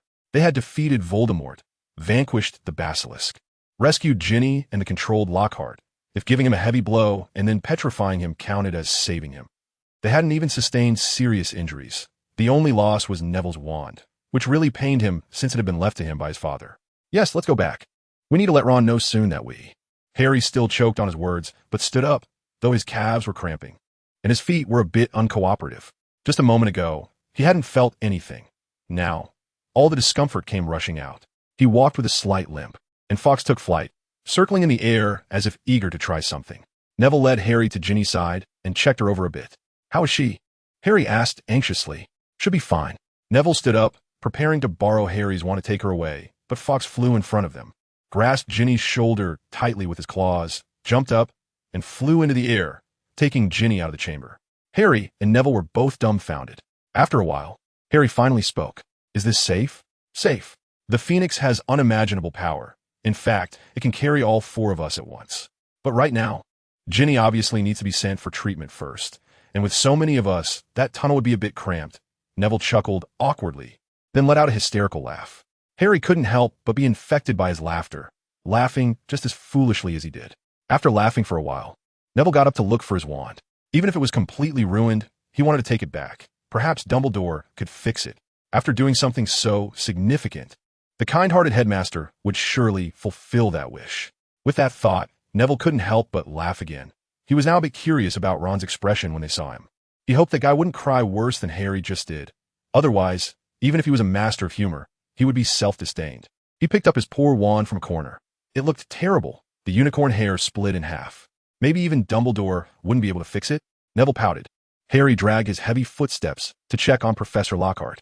No matter how useless he was, how much of a fool he was, or how much he disliked him, at this moment, he was just a pitiful person used by Voldemort. Harry wanted to take him back, and he also hoped that through this experience, Lockhart would leave Hogwarts, so he wouldn't have to endure 2 classes of nonsense storytelling and performance lessons every week. Lockhart looked better than expected, appearing as if he were asleep. Harry rubbed his forehead, feeling that his worries were unnecessary. He had feared he might be injured or trembling with fear. But it turned out this guy was soundly sleeping without a care in the world. Wait, maybe he wasn't asleep? Harry tried to listen to his breathing, but the next second he gave up any thoughts as Lockhart let out a loud snore. Once Neville had everything cleaned up, he began to study the chamber. Although the legend only mentioned that Slytherin hid a monster here, who knew if there was anything else left behind? Perhaps there was another basilisk? Well, that was unlikely. Otherwise, Voldemort would have summoned it earlier. What about some ancient spell books or magical artifacts? Neville perked up and examined the walls, but found nothing at all. He circled the chamber and finally arrived at the opening of the statue where the basilisk had emerged. Harry walked over too. He had just looked at the charred remains of the basilisk. For some reason, he didn't feel much aversion to this terrifying monster, perhaps because of his parcel tongue. Harry, please light it up. My wand is broken. Neville held the sword with both hands, ready to attack anything that might come out of the hole. Actually, I think it would be better if you used the wand. Harry mumbled, then lit up his wand. Following the glow, the 2 young lions who had just escaped a disaster ventured into the basilisk's lair. The walls around were smooth and flat, but the ground was littered with small animal bones, indicating what kind of creature had once lived here. They walked down the passage until they reached the end. It seemed to be the basilisk's habitat, surprisingly larger than the outside, but completely dark. After circling around, they found nothing, only feeling nauseated by the bones scattered everywhere. I say, let's get out of here. Harry couldn't stand the foul smell any longer. After all, a basilisk that had lived for hundreds of years wouldn't be one to care about hygiene. Good idea. Neville nodded, pinching his nose. He had had enough too. As they stepped out of the chamber, they heard a familiar phoenix cry, and before them appeared a figure that made them feel at ease and want to lie down and sleep. Dumbledore. Yes, Dumbledore had returned. He received a message from Fawkes. They had a special way of communicating, and during Fawkes' absence, he had been delivering the message. When Fawkes flew back to the entrance of the chamber, Dumbledore was already there waiting with Madame Pomfrey. He checked Ginny's condition and gave Madame Pomfrey a few instructions before following Fawkes back into the chamber. While Ginny was taken back to the hospital wing by Madame Pomfrey, Professor Dumbledore, the two young lions exclaimed excitedly, instantly relaxing as if they could hardly move. Neville was a bit better, but Harry swayed and nearly fell over, fortunately being caught by Dumbledore, who conjured a comfortable chair for each of them. Relax, it's okay, kids. Dumbledore smiled kindly, then sat down himself. The other two exchanged glances and sat down as well. Although this is quite sudden and you are both very tired, please forgive me for having to ask you a few questions here first. Is that all right? Of course, the two said in unison, trying to appear more alert. First, I must commend you. Although I still don't know exactly what happened, I know it must be good news. Minerva has already informed me about Miss Weasley's situation. You saved her. Dumbledore smiled, stroking the phoenix on his shoulder, and Fawkes lazily called out, appearing to be in a playful mood. Now, could you two explain the story to me? Dumbledore asked gently. At this moment, Harry seemed to remember something and suddenly said, Professor Lockhart is still over there. He pointed at Lockhart, who was happily sleeping against the wall, then awkwardly chuckled as Lockhart let out another loud snore. I'm glad my eyes haven't aged too badly along with my body. I noticed him as soon as I walked in, but I thought we shouldn't disturb a sleeping person. Don't you agree? Dumbledore said cheerfully, shaking his long beard, making Neville and Harry laugh. Professor, I'll go first. Neville spoke up, as he had been the one to come up with the initial questions. He then shared how he had initially guessed and how he had made judgments, omitting much of what related to Hermione. Dumbledore and Harry listened intently, not interrupting him. Neville suddenly felt lucky that Ron wasn't there. Otherwise, he would have interrupted him many times. When he got to the part where he was knocked unconscious, Harry took over the narration, and Neville recounted how he woke up. Dumbledore's expression changed with the story, sometimes frowning, sometimes smiling, and finally looking at the two with an approving gaze. I must praise you both for doing very well, although there may still be some oversights. Neville, do you remember what I told you? My old friend's catchphrase? He raised an eyebrow, looking at Neville with a teasing expression, making him blush deeply. Stay alert. Neville lowered his head in shame. If he hadn't been ambushed, his wand wouldn't have broken. And according to Harry, Voldemort in Ginny's form was very weak. Perhaps he could have defeated him directly. Very good, so you need to remember this well. However, you were indeed a bit reckless. Why would you venture out just when you're feeling better? Why not seek help from a professor? You must know that any professor at Hogwarts is stronger than you. Well, except for Sybil, since she isn't good at combat. But professor? I only knew that someone had infiltrated Hogwarts and was under control, but I didn't know if there were other people. I was afraid that the professor we were looking for might have been under the Imperius curse, or disguised with Polyjuice potion. I even suspected there was a mole in the school. Neville said, feeling quite embarrassed. I guess it'll be like that. You were indeed cautious. But why didn't you let Fawkes come to find me after you found him? Dumbledore looked at Neville with a somewhat mocking expression, making him feel particularly uneasy. I didn't think of that. I'm sorry, Professor. Neville once again lowered his head in shame, playing ostrich. Don't say sorry to me. Say it to yourself. Dumbledore put away his feigned expression, his mouth twitching slightly. He wasn't suited for this role. However, he realized that Neville needed a good reminder. He wanted a warrior who understood love and would grow up, not a genius who would falter midway. Neville, you also need to consider your own safety, don't you? Or are you flustered because of Miss Granger's situation? Dumbledore's latter half of the sentence appeared directly in Neville's mind. Harry didn't hear it, but he still felt his face flush. At that moment, Neville suddenly felt a voice calling out to him from the pocket of his chest, followed by a series of calls. He sensed the stirring of the light extinguishing device in his pocket, took it out, and pressed a button. A ball of light emerged from the device and slowly expanded. That's quite a good evacuation method, Neville. I have to give you points for that, Dumbledore chuckled. then waved his wand to summon Lockhart over. I think that must be Mr. Weasley's voice. Before Neville could respond, Dumbledore tossed Lockhart inside first, then turned to the two young wizards. It's time to go back. Dumbledore took the sword of Gryffindor from Neville's hands and gestured for them to enter. They hurriedly followed each other inside. Then, they found themselves in the classroom that Neville often used as a secret base, where Ron immediately embraced them. Welcome home. He was in tears. Chapter 56. After the chamber, everything was over. The basilisk was dead, and Voldemort had vanished, leaving behind a pile of trouble. The mandrakes still needed another week to mature, and the petrified students remained unable to wake up. However, the castle's lockdown was lifted, and Quidditch matches resumed. Is Quidditch really that important? Complained a second-year Gryffindor. For the sake of Neville and Harry's protection, Dumbledore did not publicly disclose the events in the chamber. Instead, he reluctantly took the blame for himself, claiming he had received some news that led him to find and eliminate the basilisk. Neville was quite pleased with this arrangement. He didn't want to be bothered by various people while trying to read. Harry was also very happy about it. He didn't want to be the center of attention either. Ron felt that they both deserved the honor. All classes returned to normal, except for defense against the dark arts. After Lockhart woke up, he began to ramble about how his magic was unmatched and claimed that all wizards should become his servants. Then, he was sent to St. Mungo's for the Department of Magical Maladies and Injuries, becoming neighbors with Neville's parents. Dumbledore had checked on him and shook his head helplessly, saying there was nothing he could do and that Lockhart's soul might have been partially corrupted by Voldemort. What about Ginny? Is Ginny okay? Ron asked anxiously. His sister had been in a deep sleep almost every day, waking only occasionally to reassure her family that she was fine. She's fine. She's just exhausted mentally. She needs to rest a bit more. If I remember correctly, Poppy said she would be back to normal in a week, Dumbledore said, patting Ron on the head encouragingly. He was surprised by Ginny's maturity, as she did not act like a typical little girl who would cry and fuss, but instead comforted her frightened family, likely due to the experience she had gone through. Neville's own body had completely returned to normal. When he went back to the hospital wing, he had to bow his head and endure a good scolding from Madame Pomfrey before she checked him over and finally told him with an annoyed look that he could leave. Neville wanted to go see Hermione, but he was blocked at the door, so he had to rely on asking others for news about the patients. This made him a bit resentful toward Madame Pomfrey, but remembering her care for him over the past month made him feel apologetic instead. Who was going to teach defense against the dark arts? Ron suddenly asked at the dinner table. They had 2 classes scheduled for the next day, and there had been no announcement of cancellation. I don't know. Maybe Dumbledore himself? Harry speculated while chewing on a pumpkin pasty. Dumbledore is unlikely. He's already quite busy. I guess he might call one of his old friends to help out. I know he knows a lot of like-minded white wizards, Neville guessed. That would be great. But Neville, do you think you know who it could be? Ron asked. I think Remus would be great. Neville replied after finishing the last bite of his chicken leg and wiping his mouth. I hope it's Remus, Harry said dryly.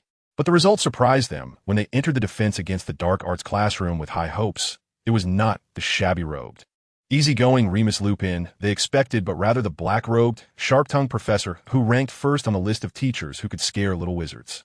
Good morning, Professor Snape. Neville greeted him politely, as he already knew who had brewed the potions that had helped him regain his strength. He planned to ask him privately if he could get the recipes, hoping that the gift he had given last time would make Snape less harsh on him than on other Gryffindors. His greeting surprised Harry and Ron, but they soon realized they should have expected that Neville didn't really hate Snape. Professor Snape, on the other hand, adopted a cold, distant demeanor, his expression rigid and devoid of any emotion. He nodded slightly and then grimaced as he caught sight of Harry Potter, as if he had just eaten a fly. Poor Harry had no choice but to lower his head and walk past him, taking a seat.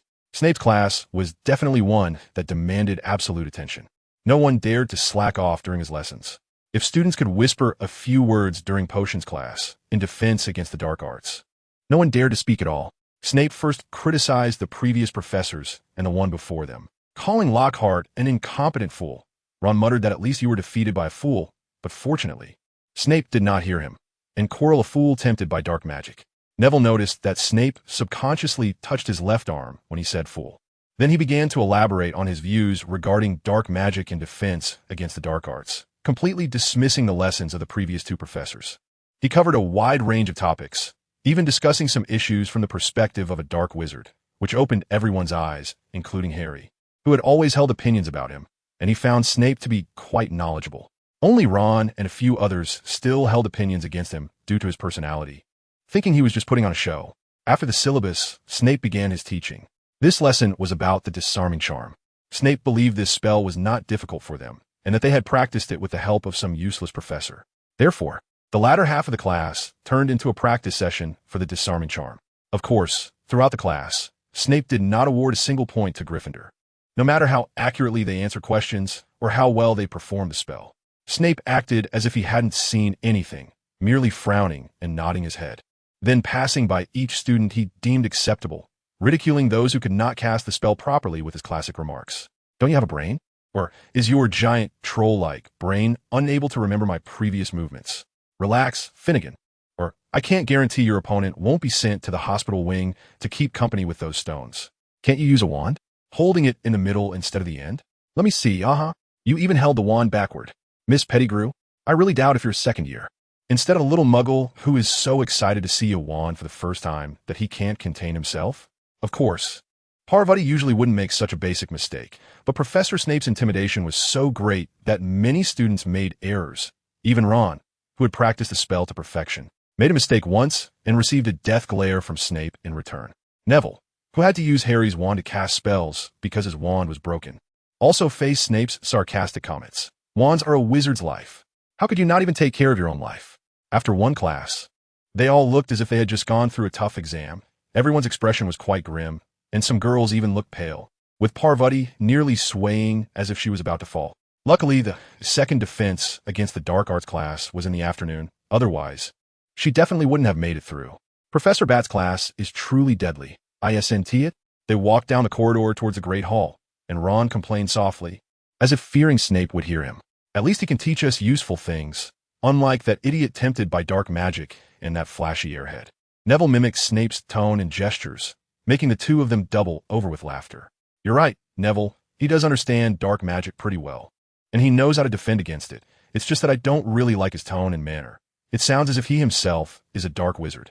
Harry rubbed his stomach, trying not to look at Neville to avoid thinking of Snape. Come on, Harry. He's a dark wizard. He's the head of Slytherin. Ron almost shouted, but thankfully Neville gave him a nudge, helping him keep his voice down. But understanding dark magic also means he can teach it better, right? Harry surprisingly retorted. Influenced by Neville's perspective, he felt that Snape was just a bit unpleasant, and Dumbledore had also told him about Snape's terrible relationship with his father. So he didn't think too badly of Snape. Just like Neville said Malfoy was a spoiled child who didn't dare duel. He might have had character conflicts with his father back then, which resulted in him venting his anger on Harry now. Having gone through various adventures, Harry felt he wasn't mature enough. At least he needed to be as reliable as Neville, capable of earning Dumbledore's trust to handle certain matters. Harry was right. It is indeed the case. Only by understanding dark magic can one better defend against it. Remus said the same. But he also said I was still too young to study those things and confiscated my commonly used dark magic compendium. Neville seemed to complain a bit, even though he had basically finished reading everything in that book. His statement seemed to leave Ron speechless. He paused for a moment before responding. Well, maybe you guys are right. He scratched his head, putting away the last trace of his complaints about Snape and focusing on imagining the delicious food at noon. The afternoon's class with Snape wasn't too surprising. It was still the same old tone, and Neville had almost gotten used to ignoring it. Harry was also trying to learn from Neville, making an effort not to let Snape's sarcasm affect his emotions. In the afternoon, they discussed the petrification spell, the one they often used, but most students clearly hadn't learned it. You are progressing too slowly. In order for you to pass the exam, I have to patiently teach you this bunch of little trolls a topic in each class, even 2 or 3 spells in one class. And those who can't master it in class will be assigned extra homework. His cold, deep, yet piercing words made everyone focus all their attention, afraid that he would find an opportunity to criticize them. Parvati adjusted her mindset. It was said that she went to see Professor McGonagall at noon, perhaps to receive some comfort. The petrification spell was simpler than the disarming spell, at least for Neville, while Harry thought the disarming spell was easier and more useful. More people passed this class. It seemed everyone had accepted Snape's teaching method. Just imagine it as potions class. Well, that was indeed a kind of suffering. They now had 4 potions classes every week. During dinner, the twin brothers came over to sit with the 3 of them, and with Ginny's recovery, they regained their usual vitality, transforming from lost soul brothers back into the mischievous duo. As soon as Ron saw them come over, he immediately asked them about their feelings towards the new defense against the dark arts teacher. What? You mean Professor Flitwick? He teaches pretty well. At least Fred and I have definitely mastered the stunning spell. George replied, What? Professor Flitwick? ISNT at Snape? The three of them exclaimed in surprise. And at that moment, Percy, who was passing by, answered their question. It's the three professors who are jointly teaching the defense against the dark arts class.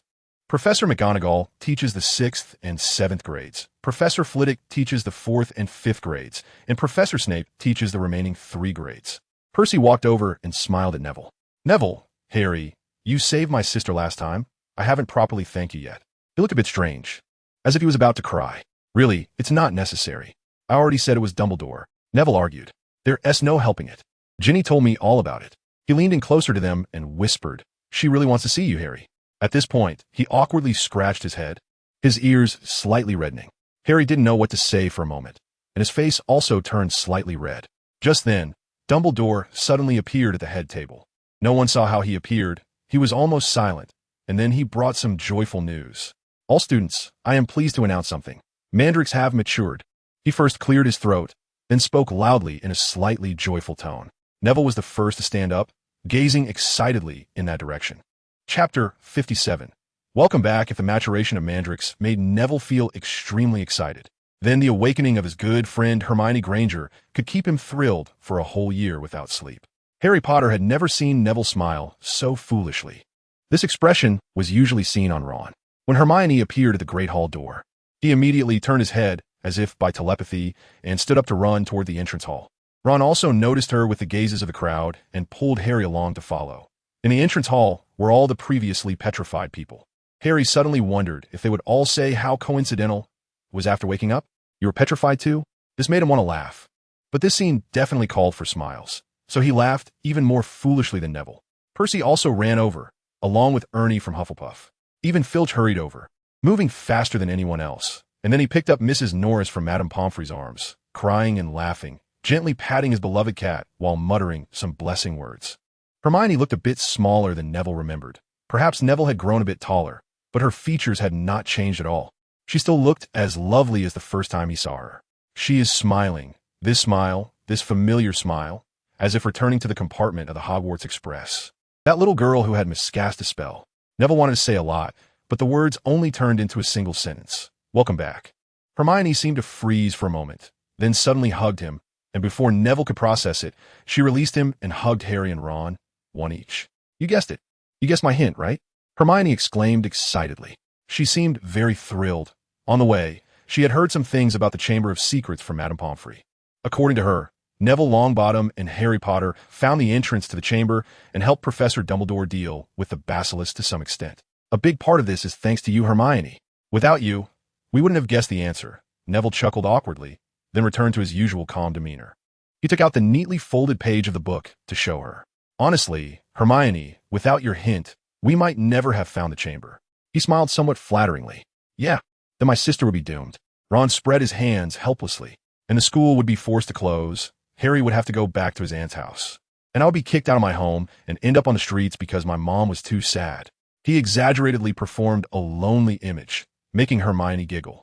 Actually, I didn't guess it. I heard it, Hermione said a bit shyly, blinking her eyes, then continued.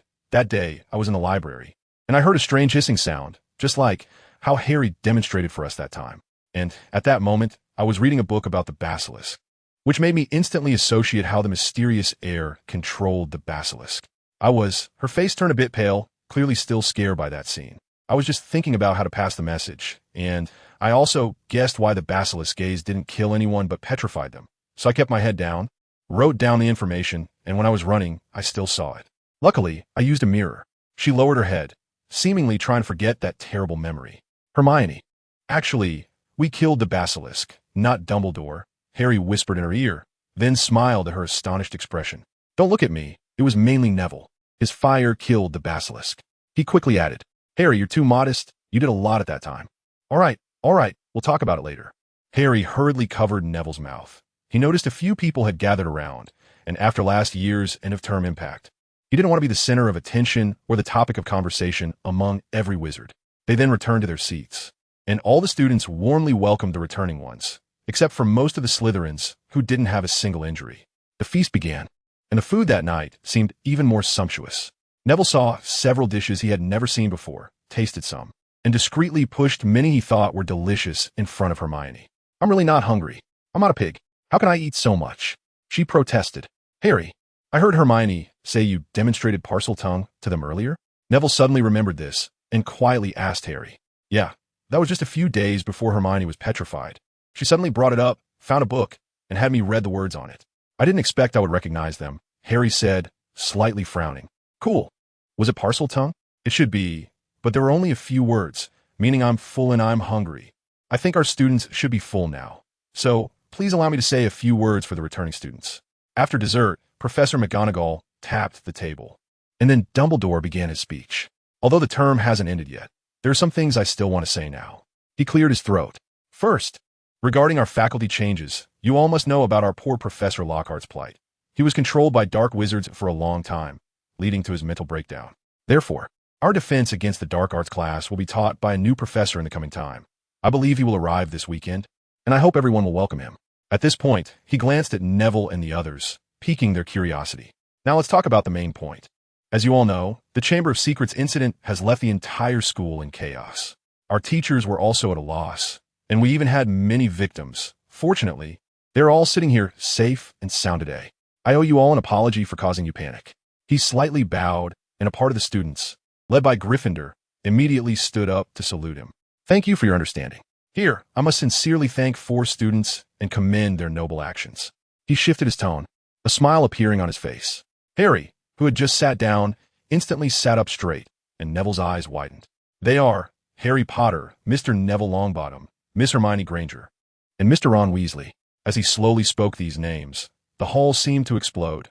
All the Gryffindors were applauding for them, and the Weasley brothers even whistled loudly, while there was almost no movement from the Slytherin side.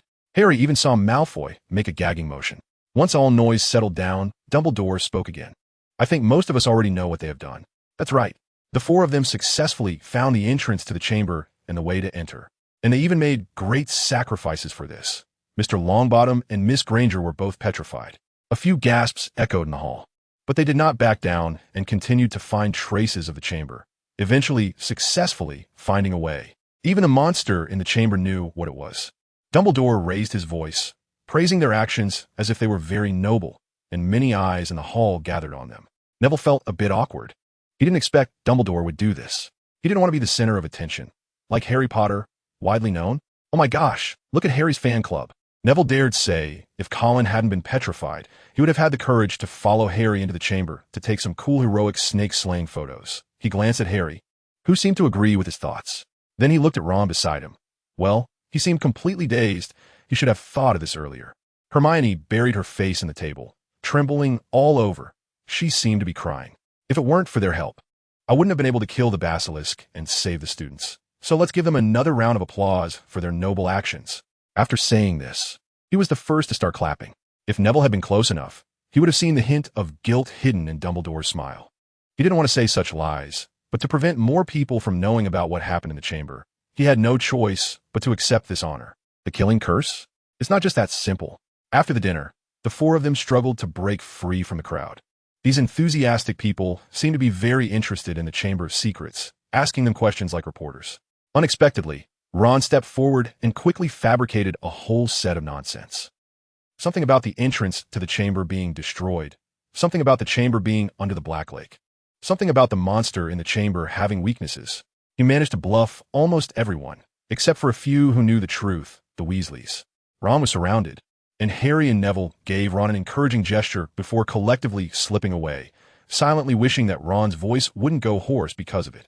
Then the 2 boys were pulled by Hermione to one of their usual classrooms, where they were asked to recount the whole story. Neville then thoroughly explained everything that had happened, even more detailed than when he spoke to Dumbledore, with Harry occasionally adding in details. Whenever they spoke of danger, Hermione would panic as if she were there, and they all cheered together when Voldemort was finally defeated. So is all Voldemort's doing? He could control people from far away in Albania using the Imperius curse, and he was using his younger self? Hermione frowned, looking even more familiar in that moment. I thought so at first, but there are clearly many anomalies like that diary. I burned it, and Voldemort disappeared? Why is that? Also, why can the Imperius curse absorb a person's soul? Clearly, this is not a simple question. I asked Dumbledore, and he said he had a hypothesis but hadn't confirmed it yet. Neville said, "Wait, I suddenly remembered that diary. I saw it in Ginny's book. It seems like old Malfoy gave it to her." Harry suddenly exclaimed, startling an owl that was perched on the eaves. "Ginny, so that means—" "I understand now." Neville suddenly realized and lifted his head. He controlled Ginny through the diary. The three of them said simultaneously, and then they all laughed. "But how?" Harry was a bit confused. "This needs to be asked to the person involved." Neville looked out the window, his expression very complicated. Chapter 58. Night Talk. Ginny Weasley's first year was not very good.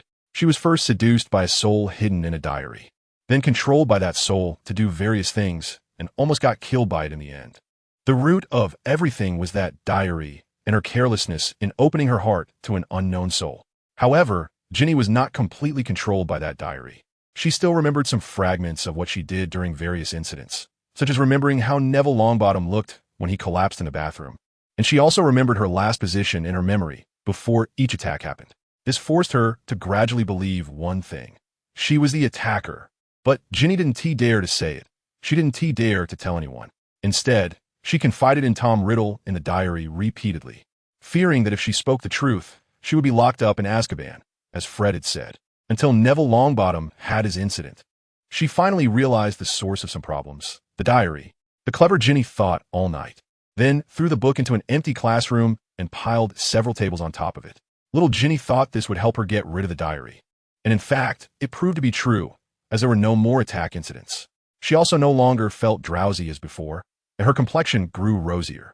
But she didn't know that a month later, a professor who had suffered a setback at work came to that empty classroom, hysterically smashing things, throwing tables and chairs around, though he didn't break anything. But that was enough for him to discover the mysterious diary.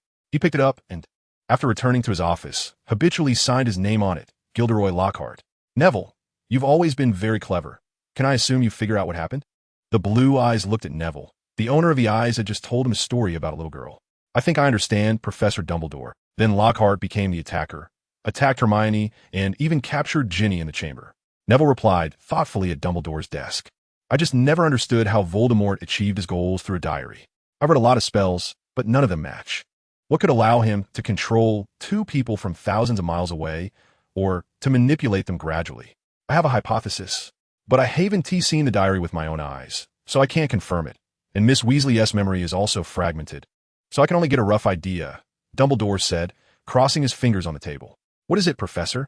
Neville asked curiously. Ginny's experience gave him a sense of crisis, and he was very afraid that one day he or someone around him would be controlled again. "I can't say. Neville, at least not now. It's not that time yet." Dumbledore shook his head, and Neville felt quite disappointed. "Perhaps you've heard that during the time you were recovering, Lockhart changed a lot. He even defeated Severus at his dueling club." Dumbledore suddenly changed the subject, and Neville's eyes widened. "Yes, I heard, Professor. I suspected Lockhart had problems then," Neville nodded. "Your intuition has always been sharp. Perhaps if you had recovered a bit earlier, things could have been simpler." Dumbledore took a sip of hot chocolate. "And I did receive a warning from Severus. He told me Lockhart seemed abnormal, as if he had become much stronger. But from my observations of him during those days, his personality hadn't changed much. So I made a mistake, wrongly believing he had just practiced some spells in his spare time." He sounded somewhat self-reproachful. "It's nothing, Professor. You just thought too highly of him," Neville advised. "Perhaps, but I still feel very guilty about Miss Weasley's experience. So I used many methods to ensure she didn't have any aftereffects." Dumbledore seemed somewhat pleased, adjusting his position in the chair. "So that means—" "Yes, I actually have a way to cure Lockhart, but I'm unwilling to do so." The old man smiled, and Neville was a bit at a loss for words. "By watching Lockhart's memories, I discovered some of his, dreadful behaviors, such as stealing the work of others. Those adventure stories were told to him, and then he would find the protagonists of those stories and cast Obliviate on them." Dumbledore looked very innocent. "What? I thought those were all made up by him." Neville was astonished. "Clearly, Neville, your prejudice against Lockhart has blinded you. Many of his adventure stories are true, just that the protagonist is not him." After saying that, he turned and took a book from the shelf, handing it to the blushing Neville. "The content of this book is still very useful. At least, it can increase your experience and will help you in the coming period." Dumbledore smiled as he handed Wandering with Werewolves to him. Neville thought for a moment, then raised his eyebrows. What did Dumbledore want to tell him? "All right, kid, it's getting late. I think you have a lot more to say to Miss Granger." so I won't take up any more of your time. Dumbledore suddenly chuckled. It was indeed getting late. And only then did Neville notice that the shortest hand on the clock hanging on the wall pointed to 10. But before you go, I want to help you with a small favor. With that, he stood up with a mysterious smile and took out his wand, leaving Neville a bit puzzled. I believe you still have that broken wand, right? Yes, sir, but it's a wand, isn't it? Neville's breathing became a bit rapid as he instinctively reached for his pocket. Take it out. In the magical world, you can't do without a wand. The firelight from a fireplace illuminated Dumbledore's tall, slender figure, making him look almost saintly. Neville dumbly pulled out the wand that was broken in two, unsure if Dumbledore could really restore it. After all, he had written to Mr. Ollivander about it. Restoration complete.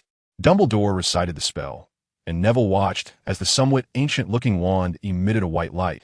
Then the two pieces would reconnected, bursting forth with a bright spark. Dumbledore did not pick up the wand from the table, but gestured for Neville to do so. Pick it up. I think it will be fine now. Neville awkwardly picked up the wand and cast a Lumos spell.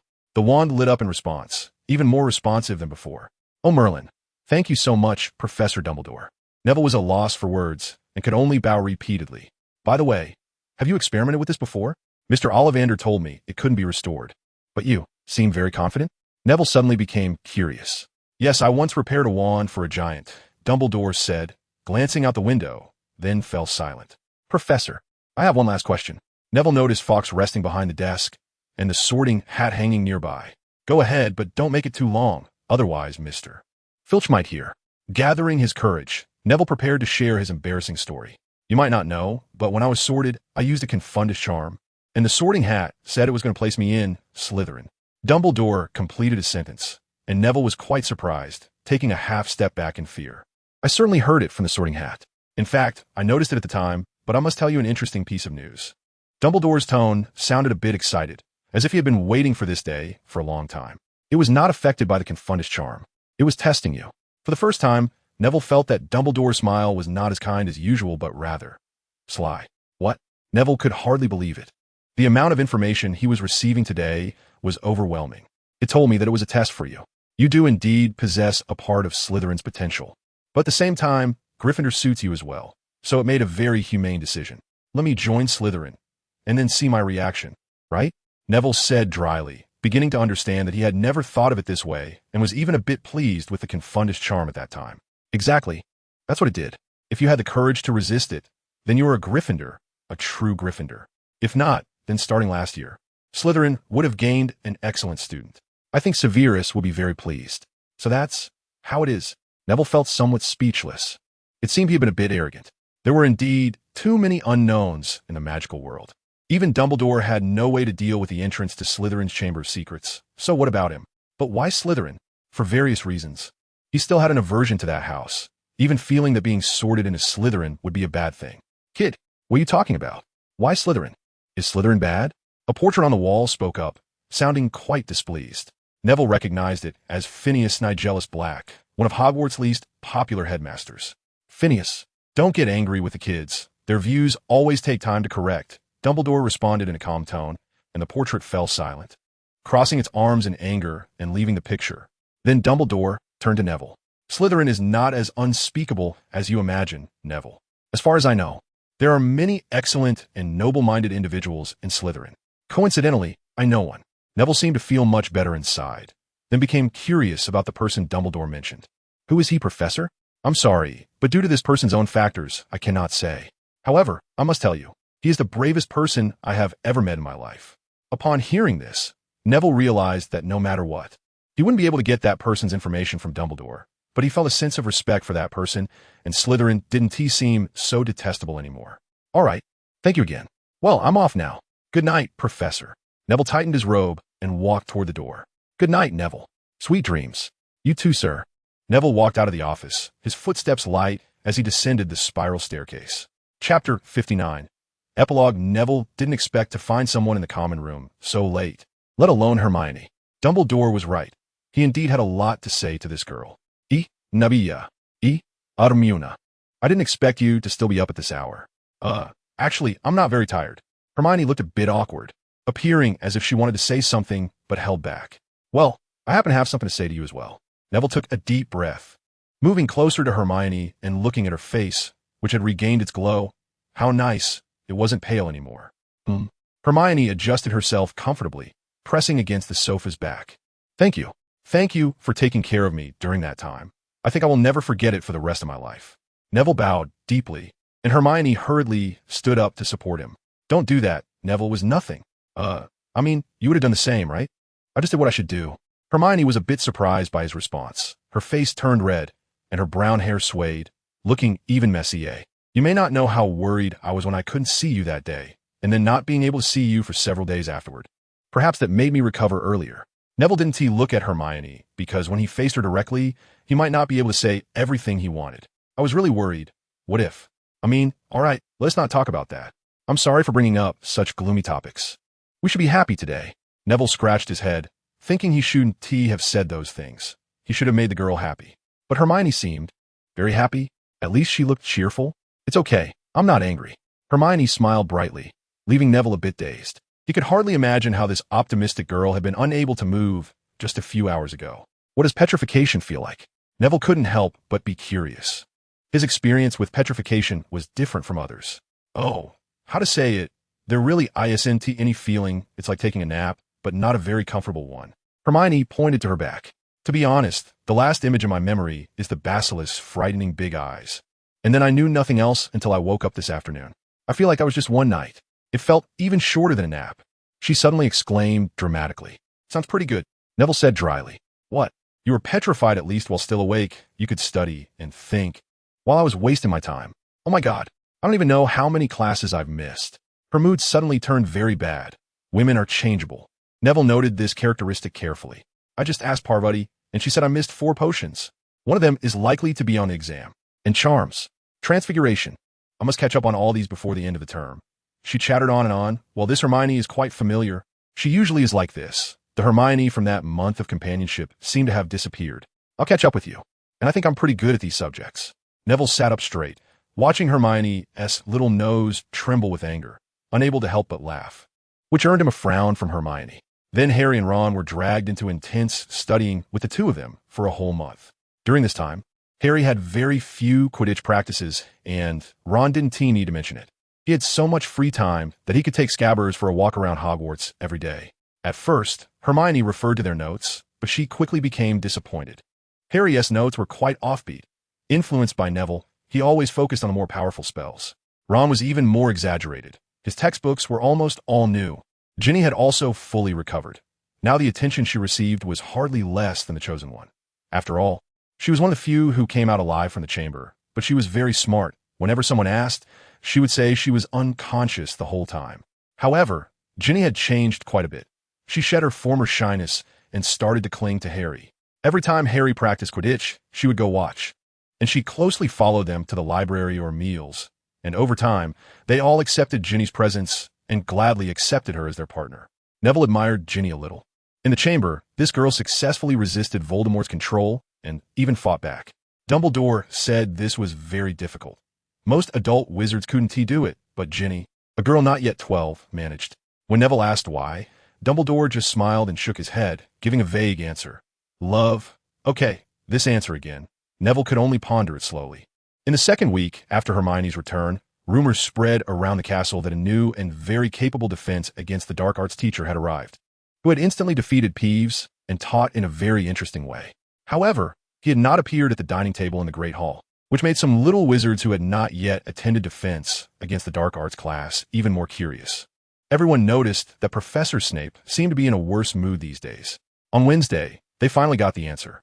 Neville was pleasantly surprised to find one of his favorite adult wizards, Remus Lupin, wearing the outfit Neville had given him, standing in the defense against the dark arts classroom, smiling and greeting every student who entered. When he saw Neville and Harry, he subtly gestured for them not to make a fuss. Smart Hermione instantly understood and immediately pulled Harry and Ron, who were about to step forward to greet him, back. Lupin's class was indeed very interesting. He always managed to explain dangerous things in a way that made people no longer afraid, but he still made them maintain the necessary respect for everything, as the magical world always had various crises. Lupin cleverly reviewed the defensive spells they had learned over the past 2 years and helped them summarize some useful things they had learned before. After the first class, he mysteriously mentioned they would learn new spells in the next class. Remus, I should have thought it was you. Dumbledore reminded me. It's a pity I didn't come earlier. Otherwise, I might have been able to prevent those things. Lupin appeared somewhat melancholic. It has nothing to do with you, Remus. Neville was indifferent. Remus? Can I call you that too? Harry asked timidly, his face flushed. Of course, you all can call me that. After all, we are quite familiar now. Lupin smiled, patting Harry on the shoulder, warmly like an older brother or father.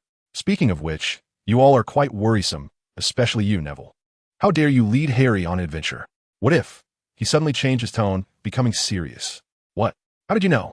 Ron exclaimed in surprise, and the other three were also curious. Of course, Dumbledore told me. I never expected that you two would dare to trespass into the chamber. Did you think about the consequences? Especially you. Neville, think about it. What would your grandmother do if something happened to you? His tone was very stern, and Neville couldn't help but sweat, while Harry and he instinctively shrank their necks. Tell me, why didn't you contact us or seek help from a professor? His tone allowed for no refusal. Because we were afraid there wouldn't be enough time. Later, Professor Dumbledore also said that Ginny almost suffered permanent damage. Neville spoke up first. Very good. What else? Lupin's tone was unreadable, neither happy nor angry. He merely nodded. At that time, Neville said we couldn't let more people get hurt. The more people, the more dangerous it is, I think the same. Harry stood up straight, and the other for couldn't help but look at him at the same time.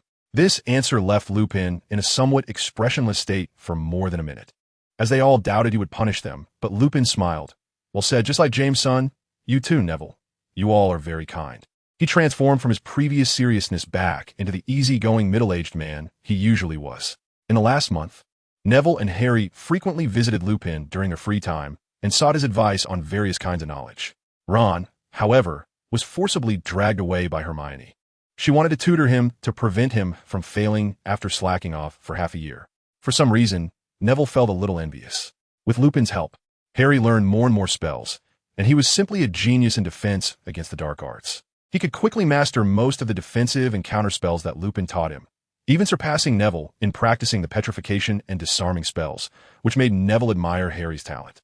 Since Lupin had already come, Neville's Wolfsbane potion could no longer wait. He sought Snape many times but was chased away each time. I can't guarantee that your stupid brain won't turn it into a pot of poison. Or worse, a completely opposite effect. Okay, Neville ultimately gave up.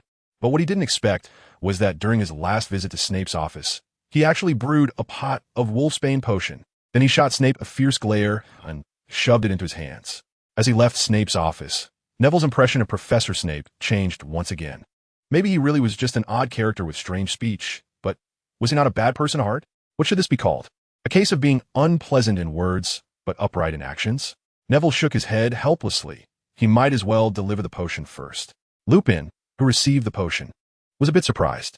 He had originally planned to hide in the Shrieking Shack on the night of the full moon, but unexpectedly, it was Snape who helped him. He had been avoiding Snape before, which was also the reason he rarely dined in the Great Hall. The semester was finally coming to an end, and Lupin's classes received unanimous praise from everyone.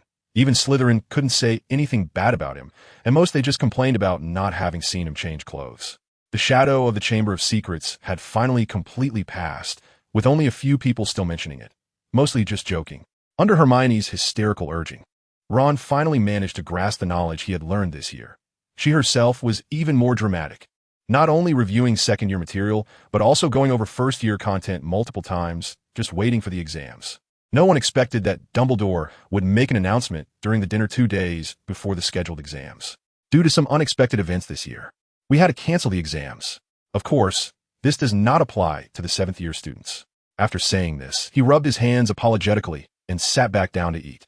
After he finished speaking, the Great Hall seemed to freeze for a few seconds before erupting into earth-shattering cheers, though there were some discordant voices as well.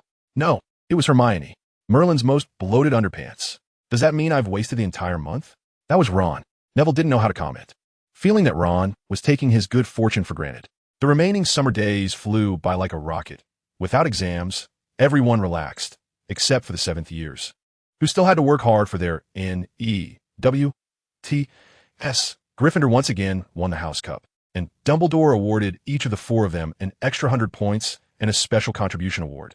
The day to go home was just around the corner. This year's events were truly thrilling. Ron happily munched on a licorice wand, reminiscing about school life like an old man. Watch your words. Ron, You're the only one among the four here who hasn't faced a life-threatening situation. Hermione kicked him in annoyance. Oh, okay, I'm sorry. He hurriedly apologized, looking like Hermione had trained him well over the past month. I've always been curious. Hermione, how did you convince Ron to study with you? Neville suddenly asked. The girl smiled brightly. Of course, I threatened him that I wouldn't let him copy my homework. And I used your name too. You don't mind, do you, Neville? She looked a bit dangerous while laughing. Not all. Neville smiled helplessly, realizing Ron was still the same. He had thought he had changed for the better. Only Harry remained sullen. Before leaving, he was informed by Dumbledore that he would have to stay at his aunt's house for at least 2 weeks before he could go out, or else his mother's blood protection would fail. Neville felt quite sorry about this, but he couldn't be too happy either. Hermione's holiday was also limited, as she was going to France with her family. Hey! The door to the compartment was pulled open, and a small head with long red hair poked in first. Can I come in? Ginny Weasley asked excitedly. Of course. Ron looked a bit dazed. That's great. With that, the girl bounced in and sat between Harry and Ron. Well, Harry Potter's summer vacation was definitely not going to be lonely.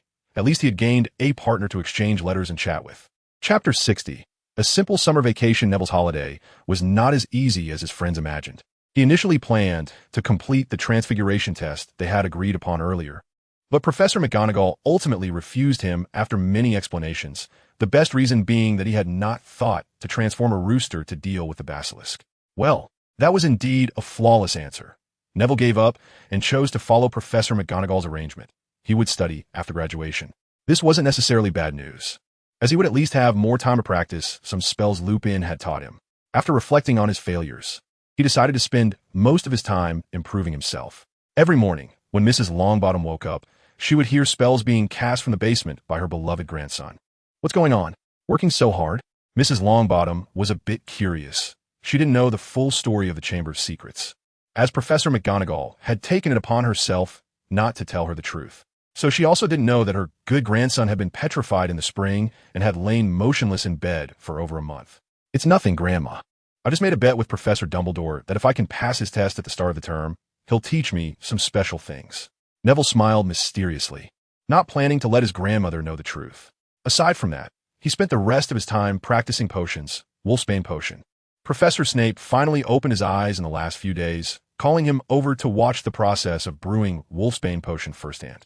Throughout the process, Snape didn't look at him even once, as if he were invisible, and Neville was glad of that. He didn't want to endure Snape's cold sarcasm for nothing.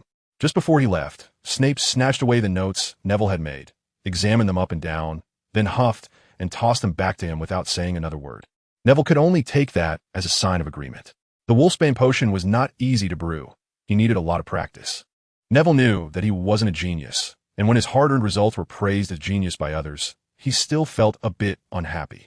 He failed many times, enough to wear out 4 cauldrons, as the first few were ruined. The biggest challenge of this potion was controlling the flame temperature and stirring technique. He could never get it right, which was a bit beyond his capabilities.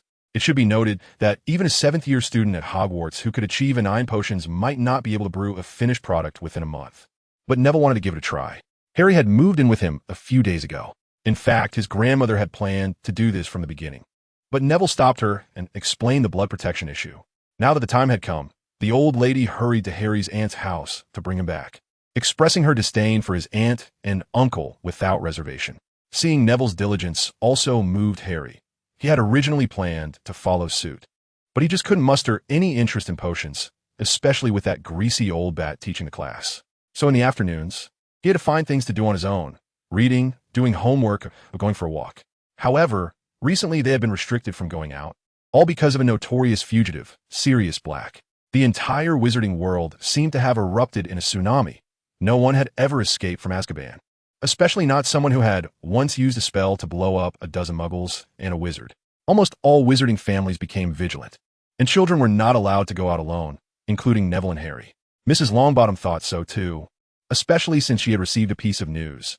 Black's target was Harry Potter. She wanted to explain it to the children, but was opposed by McGonagall, who believed that if Potter knew, it would cause a huge uproar, and he might even think about trying to capture Black. However, Mrs. Longbottom didn't think so, and they ended up having an argument over it, though in the end, McGonagall did manage to persuade her.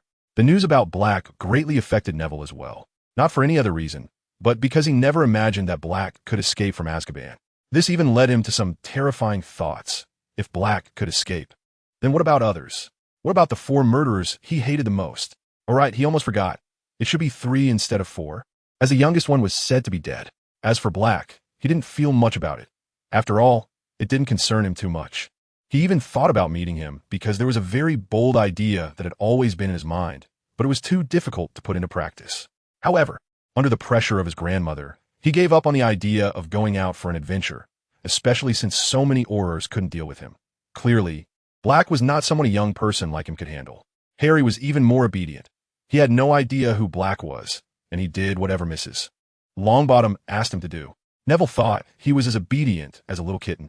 They celebrated their birthdays together this year, and Mrs. Longbottom, being her usual strong-willed self, didn't even ask for their opinions. The birthday party only had the 3 of them. Ron couldn't come because his family was traveling to Egypt. Mr.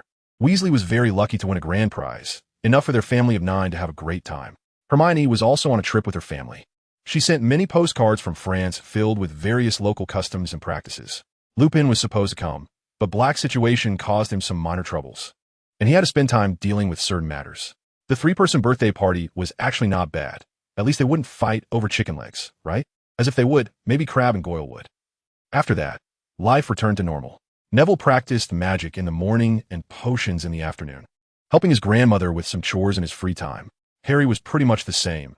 He still insisted on practicing spells every day until his arms felt sore, but he didn't find it tedious at all. Compared to his life 2 years ago, it was absolutely wonderful. He was genuinely grateful that Neville's grandmother was so open-minded, allowing them to slightly break the school's rules. Now, Harry was almost a head taller than last year. He grew quickly and, with the help of Neville's grandmother and the Hogwarts house elves, he had finally become much sturdier. The once thin boy had completely disappeared, though the scar on his forehead remained unchanged. Neville wasn't as tall as him. He himself was already quite tall, and now they were about the same height. Perhaps it was because Neville always stayed in the basement. His complexion had become a bit pale. A month was almost over, and his Wolfsbane potion finally showed some progress. He could successfully brew it about 3 times out of 10. The materials were used up quickly. Nearly all the supplies in his house were exhausted within a month.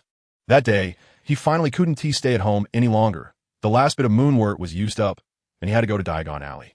Following the principle of not bothering his grandmother, he took out the remaining bit of polyjuice potion he had left, thought for a moment, and added a strand of a red-haired muggle's hair. He didn't plan to tell Harry. His grandmother secretly told him about Black's target, and he couldn't let Harry take risks, even though Diagon Alley seemed safe. That afternoon, a middle-aged wizard in a gray robe appeared in the leaky cauldron, sporting a conspicuous head of red hair. He named himself Darley Weasley. The purchasing of potion ingredients went smoothly. Besides the apothecary, he also wanted to stop by Flourish and Blots, as he needed to start choosing his courses this year. He already had some ideas, but still needed to find some references. Hermione mentioned the courses in her letter. She even wanted to take all 12. That was very Granger-like. Anyway, Neville would absolutely not choose Muggle studies. George had told him that this course was useless. What she taught them was not as fast as what they could learn themselves. As for divination or arithmancy, he had to think about it. Fred said divination was very easy, which made him slightly tempted, but he didn't want to give up arithmancy either, as some calculations would be needed in the alchemical arrays to make them simpler. Ancient runes was a must-learn subject. He had already self-studied a lot in this area. The Care of Magical Creatures class should also be quite exciting. Harry and Ron were very interested in it. There weren't many customers in Flourish and Blots. Perhaps everyone was scared by the wanted posters posted on the notice board in Diagon Alley. Neville deliberately glanced at them as he walked by, making sure to remember the face that was screaming in anger. Outside the bookstore, there was a large iron cage filled with creatures that looked like books or books that looked like creatures. Neville couldn't be sure, as they were biting each other. He saw the sign hanging nearby. Monstrous Creatures Book. Well, this made him even more interested in the Care of Magical Creatures class, as even the textbook was so unique. He didn't buy the textbook because that would give him an excuse to visit Diagon Alley again under the pretense of buying textbooks. Instead, he picked up a book titled Looking Through the Mist to See the Future and read it with great interest. This was the textbook for divination class. He wanted to see if it was as George said. If it really was simple enough to just glance at the book, he wouldn't mind learning an extra course. As it gradually got darker, Neville reluctantly put down the book. He could understand the words on the page, but it was really difficult to grasp the content. Who said fate was predetermined? Neville didn't quite believe it. He thought fate could be changed, just like his petrification incident last year. If he could have been more vigilant and not opened the door rashly, but went directly to find the headmaster, maybe everything would have been easily resolved. It was almost evening. Neville glanced at the clock. It was just the time when his grandmother was usually busy in the kitchen, which was also about the time for him to go back. He paid for a book on advanced transfiguration and headed toward the leaky cauldron. Harry, how do you plan to choose your courses? After dinner, Neville took out the course list provided by the school and asked Harry. I plan to take care of magical creatures and divination. Harry scratched the back of his head, saying a bit shyly. He knew Neville would definitely study ancient runes. Care of magical creatures sounds good, at least in the textbook. All right, I remember you received a book. Neville recalled the monstrous book that chased Harry on his birthday. What? The monstrous creatures book, that SR textbook. Neville slightly raised the corner of his mouth with pride. What?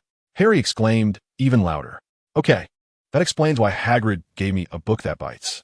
It didn't take long for him to finally recognize the seriousness of the situation. Why don't we take a look at it? Neville suggested, feeling a bit excited. Okay. Harry resignedly ran to the room to find the book they had bound together and hurriedly came back, immediately throwing the book on the floor, afraid it would break free. Petri Ficus Totalis. Neville waved his wand and successfully made the book that was bouncing on the ground quiet down. Then he stepped forward to try to untie the ropes, only to find that the ropes were petrified as well. Neville froze for a few seconds and then couldn't help but laugh. Maybe we would do better with the stunning spell? Harry suggested. Good idea. Neville nodded, stupefied.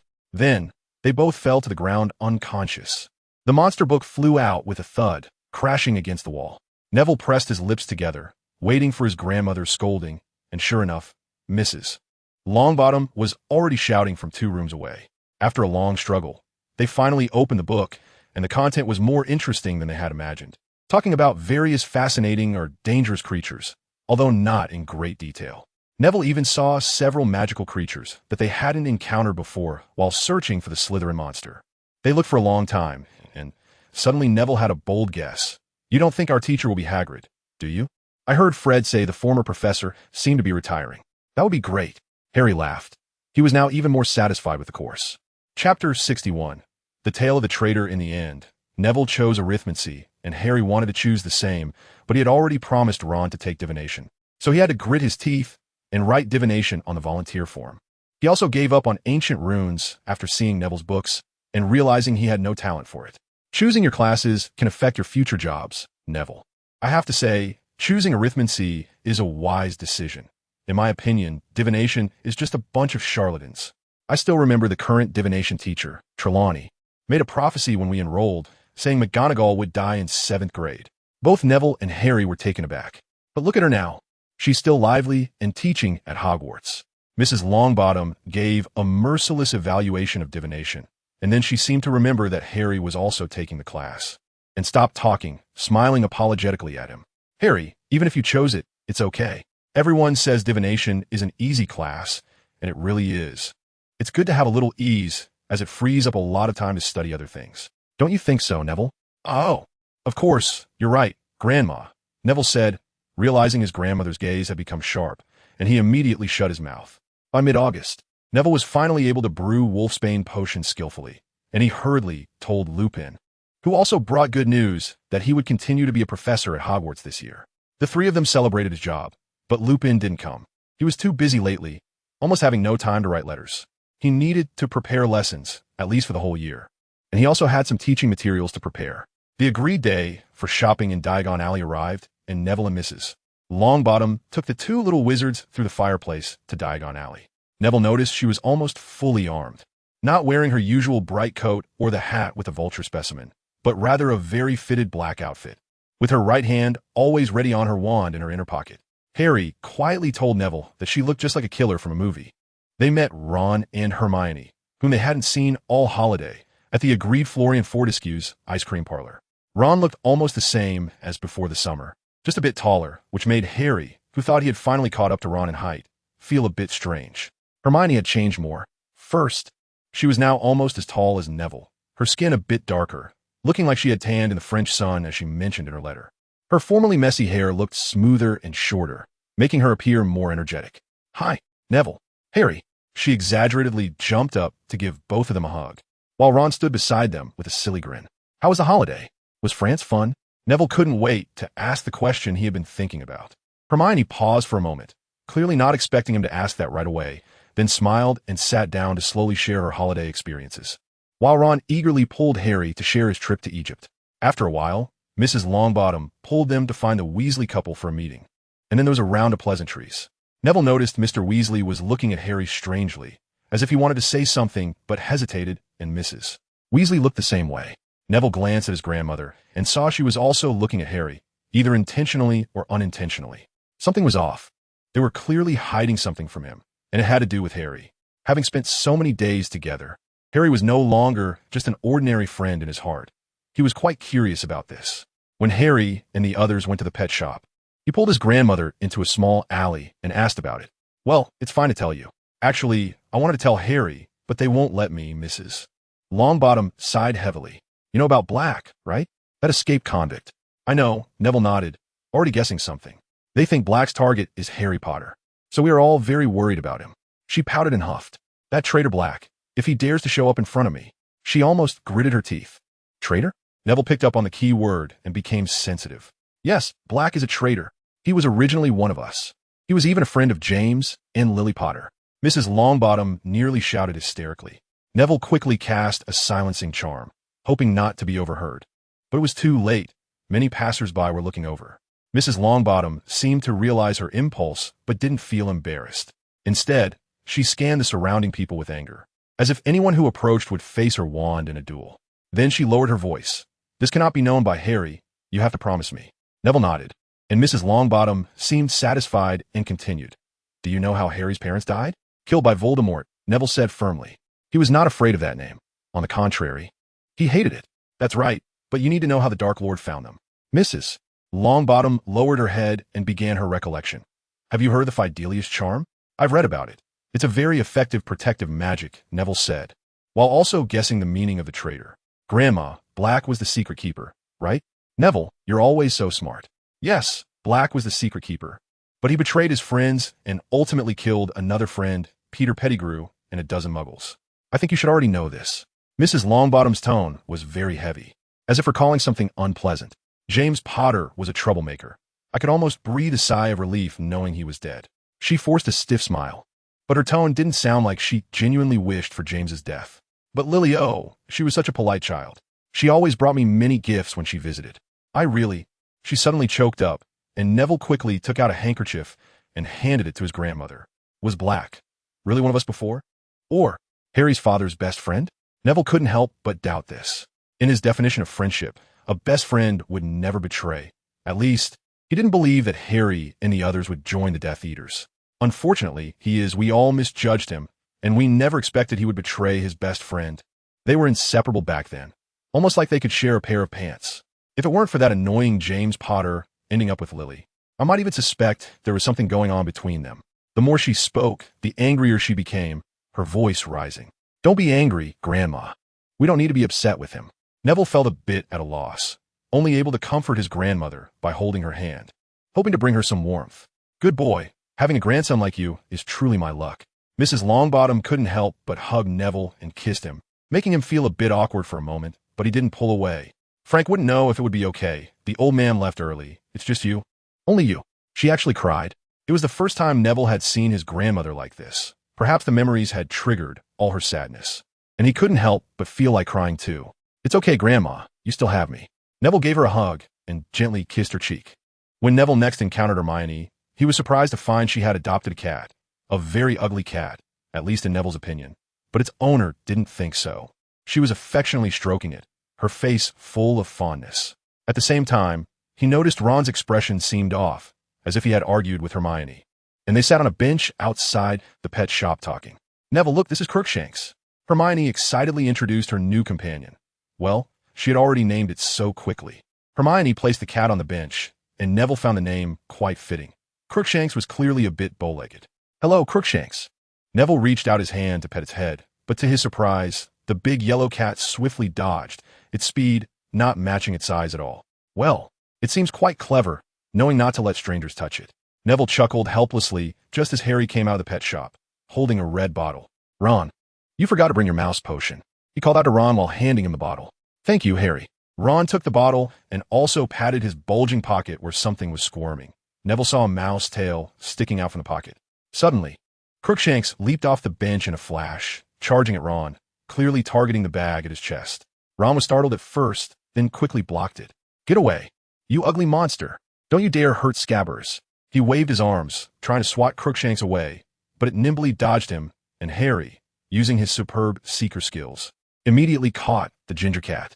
"Don't do that, Crookshanks! You shouldn't attack Scabbers!" Hermione rushed over, hugging the big cat tightly to prevent it from struggling. Well, now Neville knows where the conflict between Hermione and Ron lies, and he couldn't help but think of Sirius and James, recalling Sirius's betrayal. Would Ron betray their friendship? At least, it seemed very likely he might sever ties with Hermione. Chapter 62. The Big Black Dog and a New Wand. Until the last day of summer vacation, there was still no news from Sirius. Mrs. Longbottom almost complained daily about the ministry's incompetence, unable to catch a down-and-out runaway wizard. Neville thought Sirius was a bit impressive, if he weren't so detestable. He might even admire him for managing to escape prison after enduring the torment of Dementors for so long without being caught. Harry was still staying at his house, and Hermione had moved in too, which meant Harry's leisurely afternoons were over. He had to study with Hermione, while Neville continued brewing potions, needing to prepare enough for Remus for an entire semester. Ron, sulking, returned home and had a quarrel with Hermione before parting over that cat. Neville actually thought Crookshanks was quite well behaved, and Mrs. Longbottom thought so too, but she didn't like cats, as they reminded her of someone who lived at Hogwarts. However, this cat occasionally went missing for a while and would take some food, and Neville discovered this when summer vacation had already ended. "Looks like you've made some friends outside, haven't you?" Neville asked, hands on his hips, tilting his head to look at Crookshanks's round face. The big cat tilted its head back at him and nodded. This was unexpected. Could this cat really understand what he was saying? Although Hermione always said it was smart, it was rare for a cat to understand human speech. He couldn't help but think of a magical creature, a Kneazle. "Can you take me to see them?" Neville suddenly became curious about a Kneazle's friend, and Crookshanks nodded again, even rubbing against his outstretched hand as if to show friendliness. Neville felt a bit gratified by Crookshanks's trust. It seemed his efforts to feed it well these days were not in vain. Deep down, Neville actually wanted a pet, but he always kept himself so busy that he forgot about having one. Whenever he thought of his poor toad, he reminded himself not to get a pet. So, with Crookshanks urging him with its paw, Neville quickly got dressed and followed in its footsteps. Grandma had gone out today, and he didn't think he would encounter Sirius here. Stepping out of the house, Neville kept pace with Crookshanks, passing through alleyways until they arrived at a small park. Neville raised his eyebrows.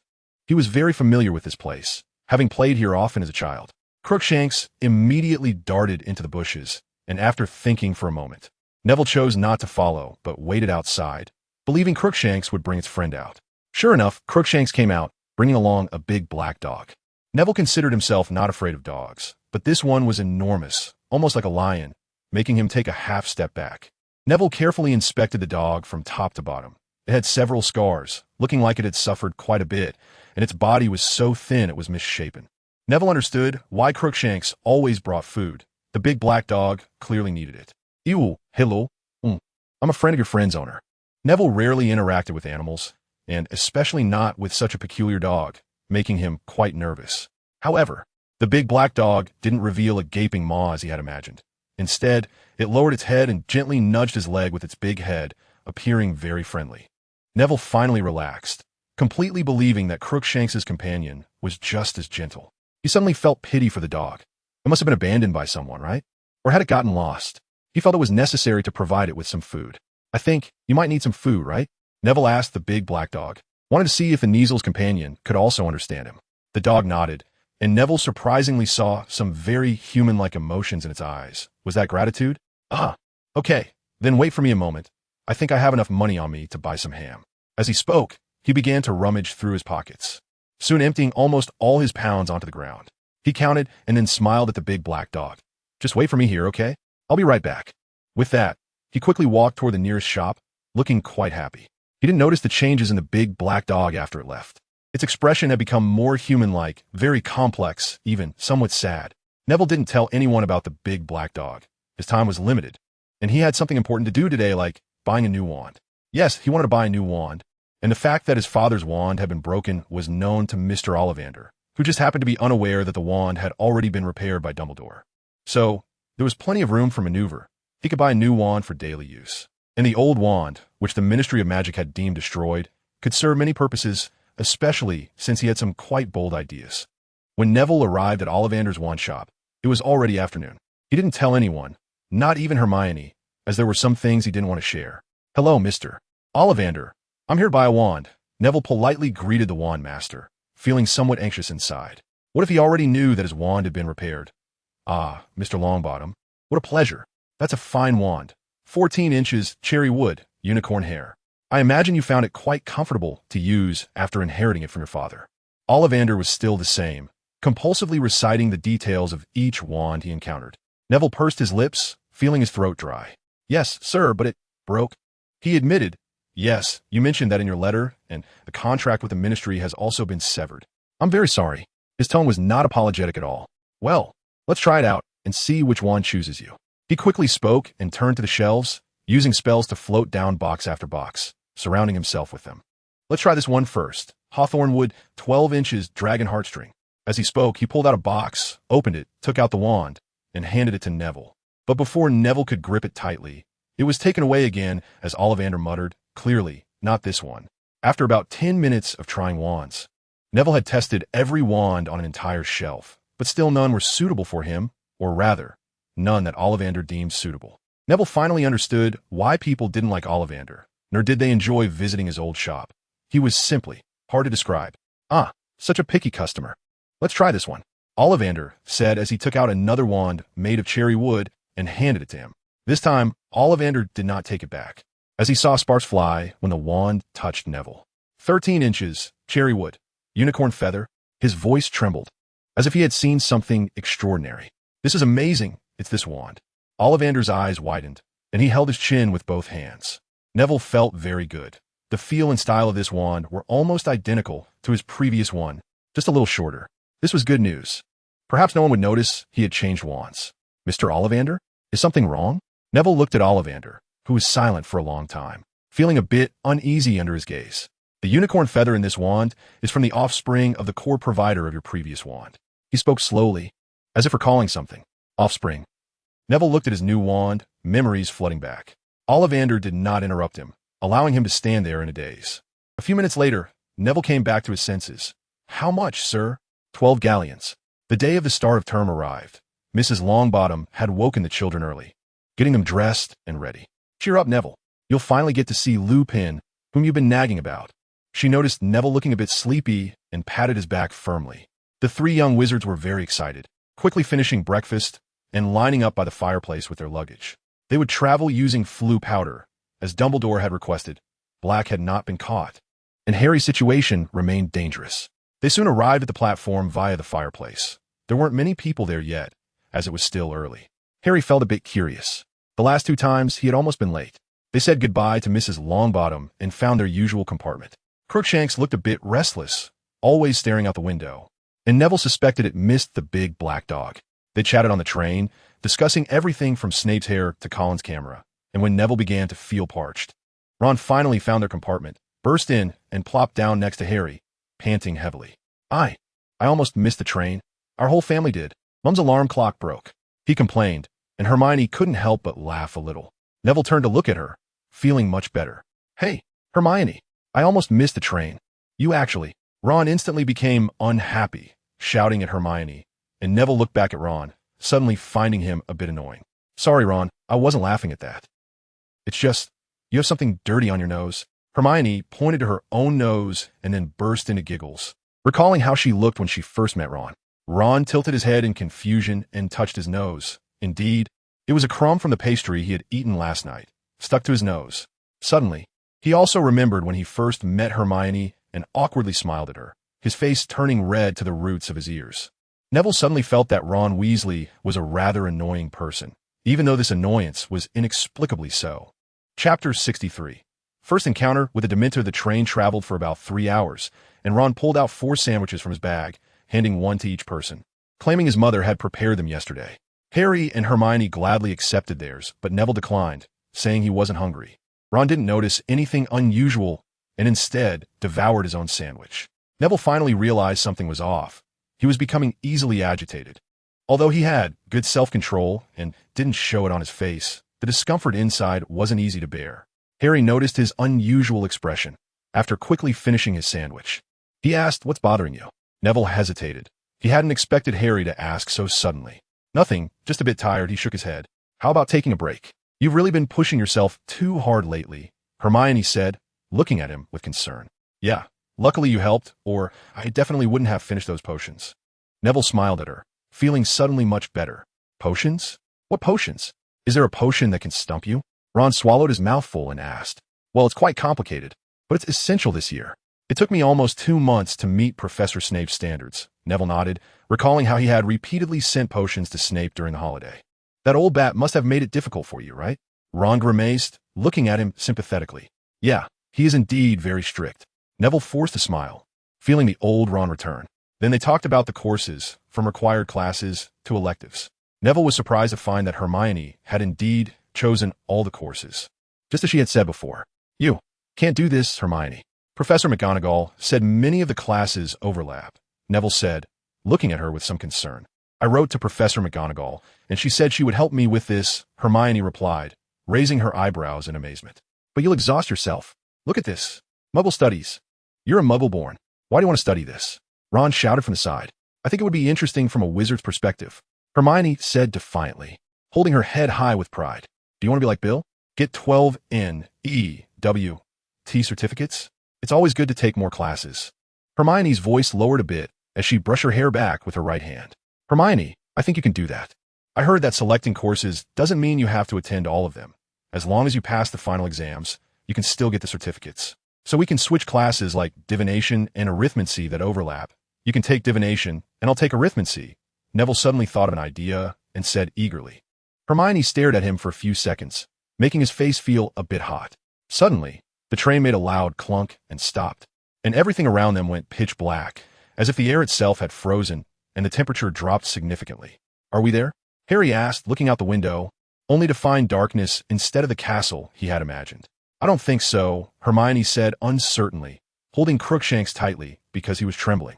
"Don't be afraid, Crookshanks. It's okay, I'm here," she said, gently patting the cat while holding it. Neville suddenly became alert. He quickly drew his wand with a speed that Harry and Ron didn't even notice, since he had realized that Crookshanks was likely a cat thing. It was very aware of danger. "Something must have happened. You all stay in the compartment. I'll go check what's going on." "Lumos." He pulled his robes tighter to himself and opened the compartment door to step outside. "He's still the same? Mysterious," Ron commented with a strange sound. Neville quickly made his way down the aisle, his lit wand pointed ahead, moving fast until he reached the front of the train, but nothing was there. In fact, the light at the front of the train was even brighter. "Oh no, it must be at the back of the train." Neville cursed under his breath and quickly ran toward the rear. As he got closer, he saw a dark figure in the distance. Wait, that wasn't a shadow. That was a Dementor. He had seen it in books. Neville began to lose control of his thoughts as horrible scenes flashed before his eyes, being forgotten in a park. His parents' dazed expressions, Hermione petrified. Suddenly, everything turned dark, and he heard a few screams. They were the voices of his mother in his dreams. That terrible dream was back. "No, expecto patronum," Neville shouted, forcibly breaking free from the memory and casting the only effective spell at the dark figure. But nothing happened. He couldn't remember those happy memories. The Dementor was drawn to him, floating over from the compartment, and Neville saw the scene inside. His good friend Harry Potter was lying on the ground, unconscious. "No, damn it. Expecto patronum. Expecto patronum." He tried desperately to cast the spell as described in the book, recalling happy memories. The day he started school, the day he won the House Cup, his birthday, Christmas. His efforts finally bore fruit. A white mist shot out from his wand, blocking the Dementor. Neville felt his whole body trembling. He wasn't skilled enough to control the magic, and he was about to give in. "Expecto patronum." A familiar voice came from behind him, and a silver wolf charged at the Dementor, driving it toward the bottom of the train. "Very good Patronus charm. You just need more practice." Remus Lupin walked past Neville and patted his shoulder, causing Neville to feel a wave of relief, almost collapsing to the ground. "Lupin," he exclaimed, a bit excited. "Perhaps you should call me Professor Lupin. I need to check on Harry first." Lupin smiled and walked toward Harry's compartment. He looked down and found that Harry was indeed fine, which relieved him. Then he turned to face the Dementor. The silver wolf remained, and Lupin went to confront the Dementor, or perhaps it should be called a threat. Neville hurried back to the compartment and found that the 3 people inside were not in good shape. Harry was unconscious. Ron was shaking violently, trembling like a leaf. And Hermione was not much better, her face as pale as a sheet of paper. Are you all okay? Neville panted, feeling a tightness in his chest. Ron and I should be fine, it's just Harry. Hermione stammered, barely able to finish a sentence. Harry fainted when that Dementor came in. Ron finished for her. Neville quickly bent down to check on Harry. He really was fine, just unconscious. Ron, help me lift him up. Okay. Ron was still trembling. He tried to get up but stumbled and almost fell. Neville quickly supported him, and together they managed to lift Harry back into his seat, both of them gasping for breath as they sat down. Dementor? How did a Dementor get here? Neville felt a sense of helplessness rising within him. He couldn't even handle one Dementor. How could he? Who knows? Is a Ministry of Magic useless? Ron protested loudly. They're after Black. A somewhat tired voice answered their question, and the three of them turned to see Remus Lupin. I warned it. Black isn't on the train. Can anyone tell me what happened here? They all began to speak at once, recounting the events. Good job, Neville, but you forgot that the train has two ends. Lupin patted Neville on the shoulder, making him blush. Sorry, Professor. It's nothing. I just didn't expect a Dementor to attack a student. I'll report this to the headmaster. Lupin said, clearly displeased, then stepped out for a moment before returning with 4 large pieces of chocolate. Have some, it'll help. He handed the chocolate to a few of them, and after they ate it, they finally felt warmer. Professor Lupin, can you teach us that spell? Hermione asked. The Patronus charm? Of course, but not now. If you can learn it, it would be very useful. This year might not be easy. He lowered his voice, looking out the window, lost in thought. Harry only woke up when the train was about to arrive at the station. The Dementors seemed to have a surprisingly strong effect on him, and Lupin handed him the chocolate he had prepared earlier. What's wrong? What happened? Who was screaming? Harry asked, a bit dazed, as his memories were still stuck before he fainted. It's a Dementor, Harry. Here, eat this first, Lupin said, shoving the chocolate into his hands. Professor Lupin, thank you. Harry was pleasantly surprised by Lupin's arrival. He trusted him very much and quickly finished a large piece of chocolate. Dementor? What is a Dementor? But I heard someone screaming. Now, revitalized, Harry began to ask these questions. They are the guards of Azkaban, a very evil creature that sucks the happiness out of people around them and makes them remember terrible things, Neville replied. So, did anyone faint? Harry asked again, feeling uncomfortable if he was the only one who had fainted. None of us did, Harry, but we all felt terrible. It almost sucked away all our happiness, Ron shuddered. In fact, I almost did. I was seeing black spots. Neville patted Harry on the shoulder, signaling him not to think too much. Harry, don't worry. Dementors affect people based on the terrible things they've experienced. You faced Voldemort when you were a child. That must have been a nightmare. Hermione comforted him. Well then, can someone tell me why the guards of Azkaban are on the Hogwarts train? Harry shouted somewhat hysterically. To capture Black. Professor Lupin answered his question. Black? Why did the Dementors think Black would be hiding on the train? Well, since you asked, Lupin hesitated, looking at the 4 young wizards and then out the window. Finally speaking, because his target is you, Harry. This statement shocked the 3 of them. Neville already knew. Me? Why me? Good question. Let's put it this way. Black is a very dangerous Death Eater. Neville noticed that Lupin's tone became heavier when he mentioned Death Eater. And the target of the Death Eater is likely you, and before he escaped from prison, he said one thing. He's at Hogwarts, Lupin finished, rubbing his hands together. Feeling a bit uneasy, Professor Lupin, who heard him say that, Neville suddenly became curious. The Minister of Magic, Cornelius Fudge, Lupin said. But how did he know Harry was at Hogwarts? Hasn't he been in Azkaban all this time? How could he know about Harry? After Neville asked these questions, everyone shared the same doubts, their 4 pairs of eyes fixed tightly on Lupin. Well, I really don't know, Lupin admitted, thinking for a long time, but not providing an answer. Professor Lupin, do you think the he that Black mentioned could be someone else? Like Voldemort? Neville suddenly made a bold inference. Since Black was a loyal servant of Voldemort, why wouldn't he think of saving his master first? For a moment, the carriage was filled with gasps, mainly from Ron, and Hermione also looked very pale. Lupin's expression suddenly became extremely grim. He had heard news about Voldemort, who indeed had appeared at Hogwarts. His fists clenched tight in a sudden wave of tension. Thank you, Neville. I will share your thoughts with Professor Dumbledore after school starts. Moreover, if this is indeed the case, then Harry, you need to protect yourself even more, Lupin said, staring at Harry, hoping he would say something. After a long while, Harry steadied his emotions and said dryly, I will, Professor Lupin. I will protect myself. Chapter 64. New term, new worries as soon as the train arrived. Harry and Hermione were taken away by Professor McGonagall in a special carriage. Lupin had already sent an owl with a letter before the train arrived. Hermione did not accept Neville's suggestion to help each other. She thought it would waste Neville's time, which was unfair, even though Neville insisted it was mutually beneficial. However, Neville could not understand how she would cope with 12 subjects. Professor Lupin left before the train arrived at the station. He had to get something and then quickly meet Dumbledore, leaving behind a lot of chocolate. Neville and Ron had to get into the carriage together, but luckily, they were accompanied by familiar faces, Ron's twin brothers. "Hey, Ron, did the Dementor scare you?" Fred asked with a big grin. "Oh dear, our little Ron looks so pale. He must be terrified." George slapped his face, speaking in an annoying tone. "Don't mind you." Ron protested angrily. "Ah, little Ron is angry." Fred stretched and pretended to be helpless. "We just wanted to show we care." George put on a very sympathetic expression, as if he had been hurt. "Really don't need to." Ron pouted angrily, which only backfired as George and Fred began to poke and pinch his face, treating it like clay. "George, were you Fred? Can I ask you a question?" Neville asked one of the twins who had just been pushed away by Ron. "I'm George, of course you can, Neville. You're the shining light of Gryffindor." George exaggeratedly bowed and made a hat removal gesture. "What shining light?" Neville was completely confused. "Ah, that's what Percy said, that you would definitely take his place in the future, calling you the future star of Gryffindor." Fred chimed in while still pinching Ron's face. "Huh." Neville couldn't understand why Percy would praise him like that. "Well, never mind that. You can ask Percy about it when we get to school," George said. "Let's talk about your question first, Neville. Didn't you want to ask something? Is it about the secret passage to Hogsmeade?" Fred asked excitedly. "Or the secret passage to the Forbidden Forest?" Or, George dragged out his voice. "Ways to make girls fall for you," they both said in unison, causing Neville's face to turn bright red. "I wanted to ask how to manage taking 12 subjects after the third year, completing all the electives," Neville said in a very small voice, and Ron's mouth dropped open in surprise across from him. "Oh, see, Fred? Percy was right," Fred said. "Yeah, George, our quiet little guy is starting to show his ambition." They both were not surprised at all. Yeah.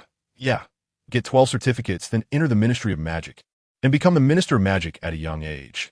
No wonder Percy would say such nice things. After all, Neville is his future boss. They exchanged glances and burst into laughter. "Neville, what they're saying can't be true, right?" Ron looked at him with an incredulous expression, and Neville felt terrible.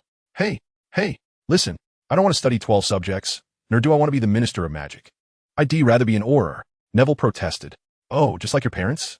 George suddenly asked a question, and Neville's expression stiffened.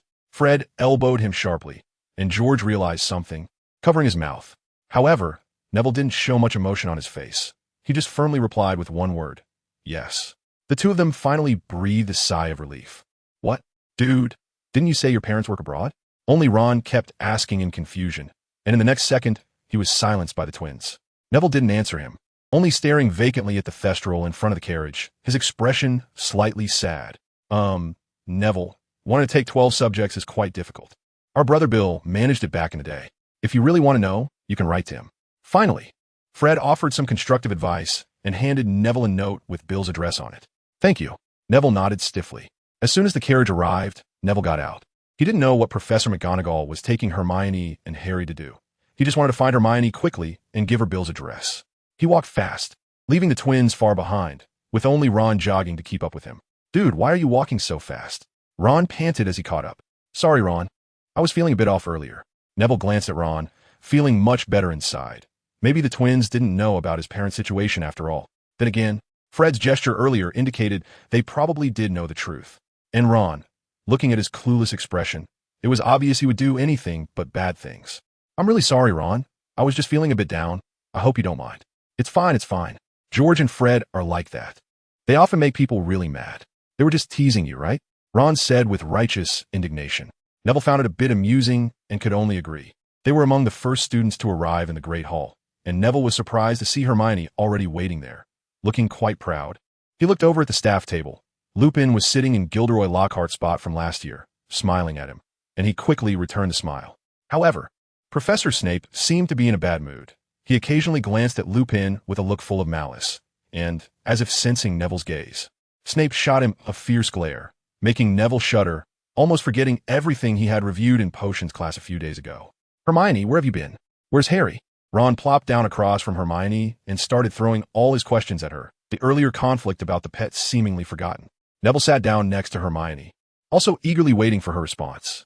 I Professor McGonagall talked to me about some issues regarding my courses, she stammered. And Neville couldn't help but look at her suspiciously. This is what I wanted to say. Saying that, Neville took out the note. This is Ron's brother Bill's address. I heard he also took 12 subjects back in the day. You can write to him for reference on how he studied. Neville mustered the courage to say what he had thought of on the way. Damn it, when did he need to muster courage to speak? Hermione's face instantly turned as red as an apple. Incredibly cute. Thank you. Hermione snatched the note at a speed Ron couldn't see and held it in her hand without looking at it. Neville thought she looked even prettier than usual, and he couldn't help but glance at her a few more times until, Hermione, a voice called out from across the table, sounding a bit annoyed. You still haven't said where Harry went, Ron shouted, startling Colin, who was passing by. It seemed he'd already called out to her many times. Harry's fine. Madame Pomfrey just said he needed to rest a bit, so she took him away. Hermione finally realized her slip of the tongue and quickly said, taking out a book to cover her face. Ahem. Neville quickly looked away and stared at the ceiling. Students arrived quickly, and soon the great hall was packed. Even the first years had been sorted, and they applauded the newcomers just like the older students had welcomed them back then. A first-year Gryffindor boy with red hair was even called over by the twins to sit with them. Finally, the feast began, and Harry returned. They all ate heartily. The troubles of adolescence were quickly forgotten. After dinner, Dumbledore began announcing personnel changes, starting with a new defense against the dark arts teacher, Remus Lupin. The three of them clapped enthusiastically, with Harry's applause being the loudest. Then came even more exciting news. The new Care of Magical Creatures teacher was their good friend Hagrid. I should have thought of that. Who would make someone buy a book that bites? Neville heard Hermione mumble amidst the warm applause. Then Dumbledore explained the appearance of the Dementors, all because of the escaped prisoner Sirius Black. The Dementors would remain around the school to prevent any suspicious persons from entering or leaving. At this point, he glanced at Neville and added that even an invisibility cloak wouldn't fool the Dementors, causing Harry to swallow hard. After the feast, Harry and Ron went to find Hagrid, while Hermione returned to the common room with Neville to wait for them. The two of them sat facing each other on the sofa in the common room, both looking a bit awkward. Neville wanted to talk about Hermione's courses, but Hermione wanted to discuss Neville's parents. She had already heard from Ron about what happened in the carriage. Hermione, about the courses, are you really planning to take 12? Finally, Neville broke the silence. Yeah, I really chose that. Hermione nodded. So what about the overlapping classes? Professor McGonagall helped me come up with a plan, but she won't let me tell anyone. Hermione said quietly, as if afraid someone would overhear. Oh, then you must take care of yourself. So much coursework will be a lot. Neville said dryly. Hermione replied softly. Merlin, why can't I talk to others? No, wait. I was fine talking to others before, just not with Hermione. Why is this so hard? Someone save me. Neville felt like he was going crazy. A savior seemed to hear his inner call. No. A mournful wail suddenly came from the common room door, and they both turned to look. Tomorrow's first class is potions, and it's all day. Coming toward them was Ron Weasley, his face full of despair, with Harry trailing behind him, looking helpless. Chapter 65. Ron Weasley's major blunder the start of the new term was not great, at least for Neville Longbottom and Harry Potter, who were first anxious due to the Dementors and then faced Snape's special treatment in their very first class of the new term. Originally, Snape had called on Harry to answer a tricky question, only to find out the hard way that Harry had caught up on a lot of potion knowledge over the holiday with Neville. The consequence of this was that he was in a bad mood throughout the entire class, seemingly because he had failed to reprimand his favorite student, Harry Potter. Gryffindor lost 40 points in one class, a small portion of which was thanks to Ron, whose shrinking potion, in Snape's words, turned into a lump of cement. Weasley, I hope you bring your brain to the next class instead of filling your head with straw. What did I say? Stir it 3 times clockwise. Let's guess what effect your potion has. Snape looked at Ron with a smirk, raising the bottle of his poorly made, shrinking potion. And a burst of laughter erupted from the Slytherin side. I think Mr. Weasley may have created a new poison. Snape's mouth twisted into a smile as he held the bottle of dull gray potion up for Slytherin to see, and the laughter grew louder. Ron's face turned red to his ears as he stared blankly at Snape, frozen as if he were dead. Not paying attention in class comes with a price. Weasley, I certainly won't let my students drink this. Potion. He sneered, looking at Ron, then reaching into his pocket with his right hand. No, you can't. Ron suddenly came to life, struggling desperately as he instantly understood what Snape intended to do. He frantically clutched the pocket of his chest, where his pet, Rat Scabbers, was resting. Professor Snape. Neville stood up, wanting to say something. Ron indeed hadn't been paying attention in class, not even realizing when Harry was secretly comparing potion-making methods with Hermione. But it wasn't a capital offense, and his rat shouldn't have to take the risk. Sit down, Longbottom, or you'll be in detention. Snape glared at him fiercely, and Neville instantly fell silent. But seeing Ron still struggling, he couldn't help but swallow hard, preparing to speak again. At that moment, Harry took action, although he had long decided to coexist peacefully with Snape. If Neville could endure his ridicule, so could he. He couldn't stand Snape bullying his friend any longer. He took a deep breath, trying hard not to let his courage slip away. Professor Snape, Ron and I are a team. If we didn't do well, it's my fault too, so let me drink it. He had known since his first year that Snape didn't want him dead. Professor Dumbledore said he had protected him, so surely he wouldn't let him die. Potter, I specifically said I wouldn't let students drink potions of unknown effects. You weren't listening to me. Snape instantly turned his anger towards him, which was why Harry hadn't upset him today. Otherwise, he would have already received a detention. Professor, does that pet have no value as our friend just because it's alive? Harry looked at him with an unchanging expression, his tone somewhat defiant. And all of Gryffindor silently applauded him for his bravery. Animals are not people. Potter, 10 points off Gryffindor. Neville could no longer hold back. He wanted to stand up. But Hermione grabbed his hand, and his mind instantly became chaotic, rendering him unable to articulate his thoughts. It's a friend, Professor. You can't do this. Harry remained unfazed. In fact, his calves were already trembling. Detention, Potter, daring to defy a professor? Just like your filthy father. It's just the same. Snape suddenly seemed less angry, as if having the power to give Harry detention made him very pleased. You can't say that about my father. Harry could no longer endure it. Endure Snape's ridicule? The hell with that. Why did he ever think that way? Snape was not a professor who could treat students fairly. Harry felt he didn't deserve to be a professor at all. He even thought about charging at him, but Neville held him back. Ron finally snapped out of his daze and started worrying about Harry, while Hermione also wanted to stand up to say something for him. Neville, who was closest to him, noticed that Harry was trembling with anger, his fists clenched tightly, as if he wanted to punch Snape. But considering their heights, it was more likely that Snape would knock Harry out with one punch. Just as Snape was about to say something that would further ruin Gryffindor's score, the class bell rang. His expression turned as if he had eaten something disgusting, and he squeezed out a word through clenched teeth. Class dismissed. Then he turned and walked towards the office without pausing. I'm sorry, Harry. It's all my fault. It's all my fault for zoning out in class. My mind was filled with the story Fred told me the other day. Ron's face also looked terrible, as if he had eaten his least favorite spider. Harry said nothing, his expression returning to a semblance of calmness, no longer as furious. Now that he thought about it, Snape was indeed the kind of person who would insult others' families. Dumbledore had said that his relationship with his father was like his relationship with Malfoy, wasn't it? He didn't need to be angry for a Malfoy. He should be angry at himself for not being skilled enough to defeat Snape. Harry, you're too impulsive. We should go find Professor McGonagall. Hermione looked at Harry with worry, but said something that didn't make him feel any better. Thanks, but you can go next time. Harry gave her a slight smile, then packed his things and rushed out alone. Neville felt very uncomfortable watching his back, but didn't know what to say. Then he glanced at Ron's pocket and suddenly had a strange thought.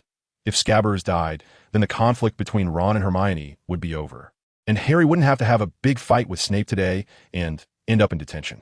He instinctively said, Ron, why not get another animal to keep? If it were an owl, nothing would have happened today. Yeah, if I could, I would have swapped it out long ago. But Scabbers has been with me for 6 years, so it's a bit. He couldn't bring himself to finish the sentence. Wait, 6 years? Are you saying this rat has lived for 6 years? That's quite a long life. Neville paused in his packing, suddenly curious about this rat. When he was a child, he wanted to have a pet, but he had specifically looked at those books, so he knew about ferrets. In his impression, the book said that rats could only live up to 4 years at most. In fact, he has lived for 12 years. He originally belonged to my brother Charlie. Then he gave him to Percy, and then Ron pulled out Scabbers and patted its head, suddenly feeling a bit proud. 12 years. Yeah. I even heard Charlie say that when he had it, it was already like this. Maybe it has lived even longer. Ron held the fat rat in his palm to show Neville, looking quite proud, while Scabbers struggled in his palm, trying to escape, but Ron held on tightly. That's really amazing. Maybe this rat is some special breed. Neville looked around and found that besides missing a toe, Scabbers was no different from other rats. Just bigger and fatter. After he said that, Scabbers stopped struggling. Yeah, maybe. Ron put Scabbers back in his pocket, packed his things, and put on his backpack. Huh. Neville wanted to ask Hermione if she had heard of this kind of rat, But when he turned around, he found that Hermione, who had been on his right, was already gone, and he suddenly felt a bit lost.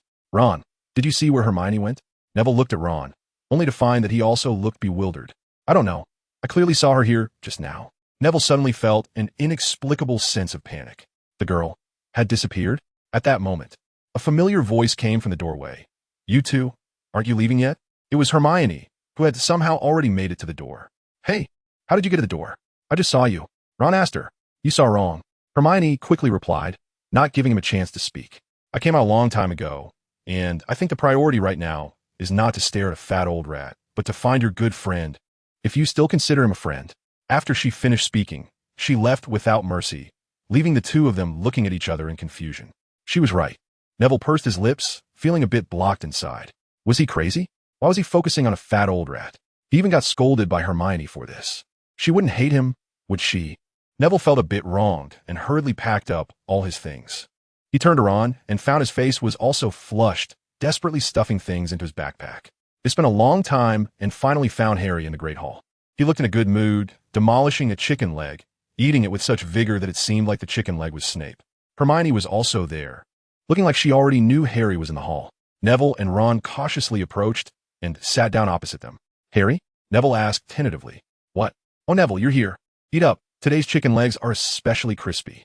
Harry waved the chicken leg at Neville, speaking indistinctly. You. Neville wanted to ask if he was okay, but felt it might sound rude. In the end, Ron blurted out something even ruder. Harry, are you all right?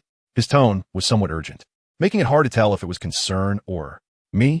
I'm perfectly fine, Harry replied, somewhat bewildered. But, didn't you just have a row with that old bat? Oh, it's nothing. I'm used to it, and I've already thought of a way to deal with him. Harry waved the chicken leg vigorously, almost sending the meat flying. How to deal with him?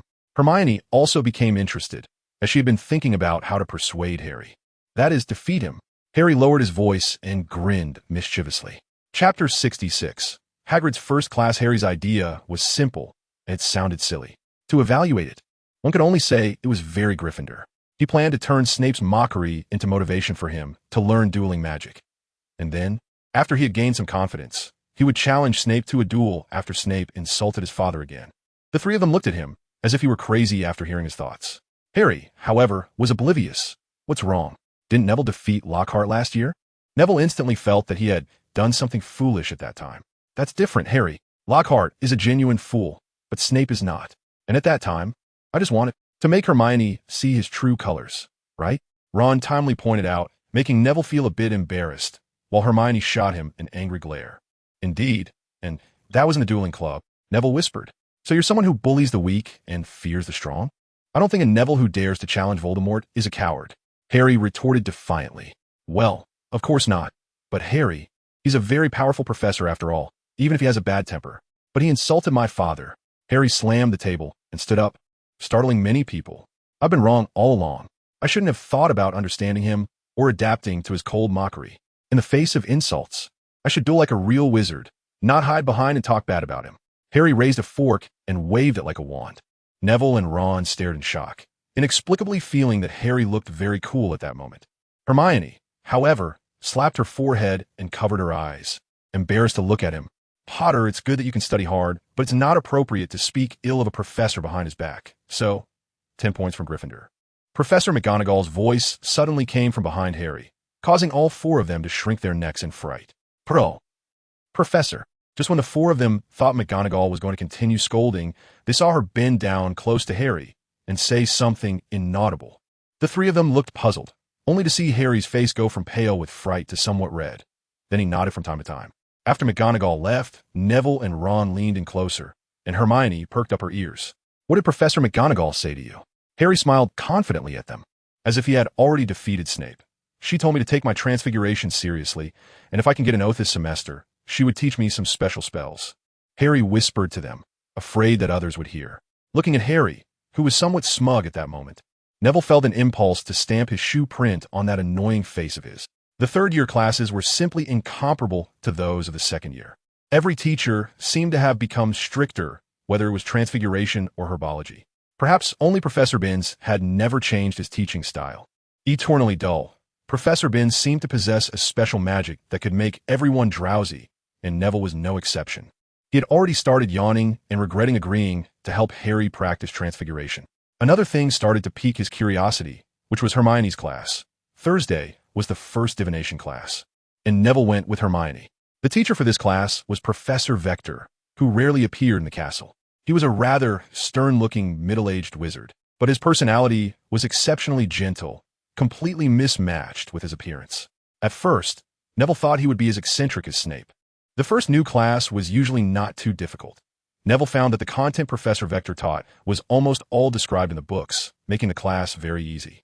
Hermione was even more impressive. She perfectly answered nearly all the classroom questions and was the first to complete every practical task. "How do you do it?" a Ravenclaw girl next to Hermione asked in surprise.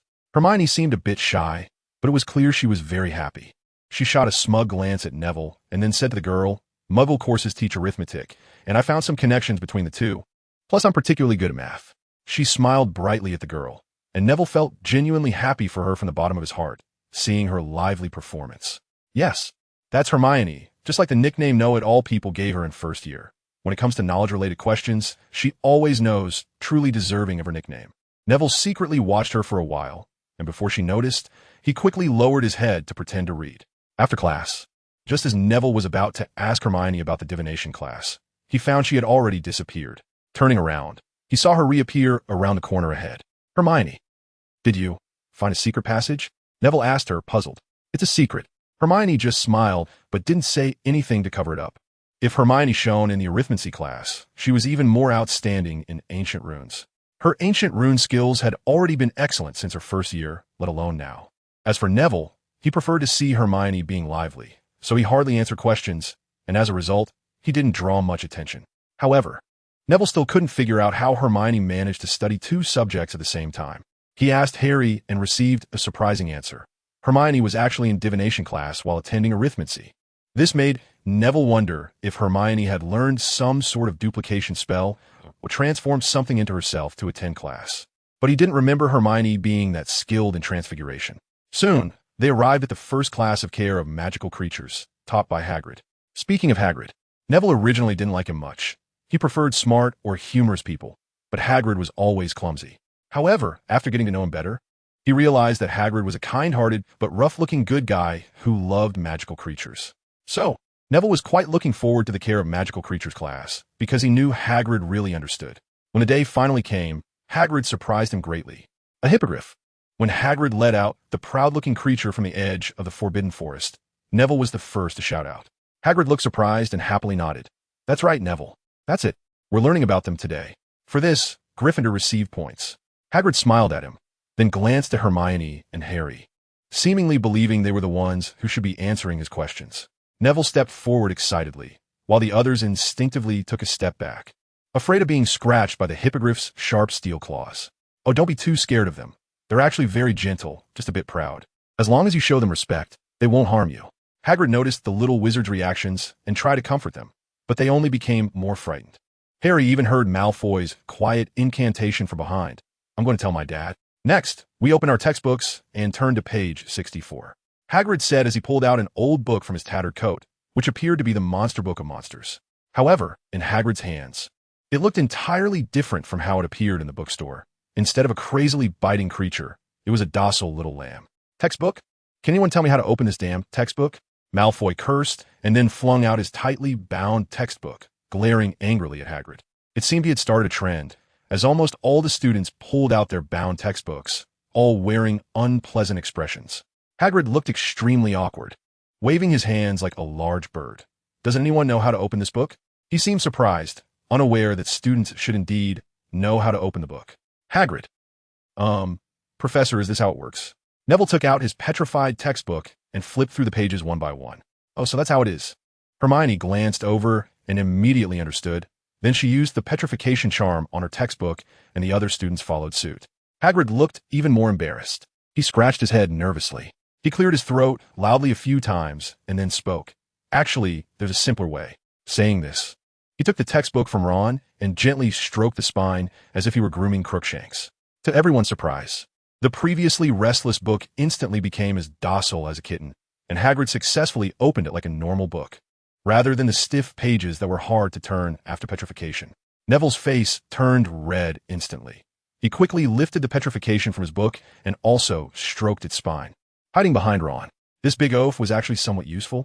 He heard Malfoy's group laughing nearby, which made Neville feel even more embarrassed. He didn't want to embarrass himself, especially in front of. Neville began to numb himself.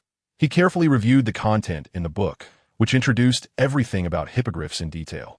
He had to admit that Hagrid's textbook was indeed very useful, even though it might bite off your toes. So, Professor Hagrid, how are you going to teach us about hippogriffs? Neville closed the book and looked again at the beautiful creature. Suddenly, he felt an impulse to ride it. It must be much more thrilling than a flying broomstick. Chapter 67. Hope Malfoy is okay. Hagrid took quite a while to steer the topic back and finally explained in detail about the habits and ways to interact with hippogriffs. Then he dropped a line. You all wait here for a moment. I'll be right back. He walked towards the depths of the Forbidden Forest. Neville looked at Harry and noticed his face had turned slightly pale, while Ron was trembling slightly, clearly recalling some bad memories. He walked over and patted their shoulders. Hey, what's wrong, guys? Ron didn't say anything, and Harry shook his head. If you encountered a spider as big as a car in the Forbidden Forest, you would look just as pale. A car-sized spider? Is it an acromantula? Neville asked with great interest. He hadn't ventured much into the Forbidden Forest yet.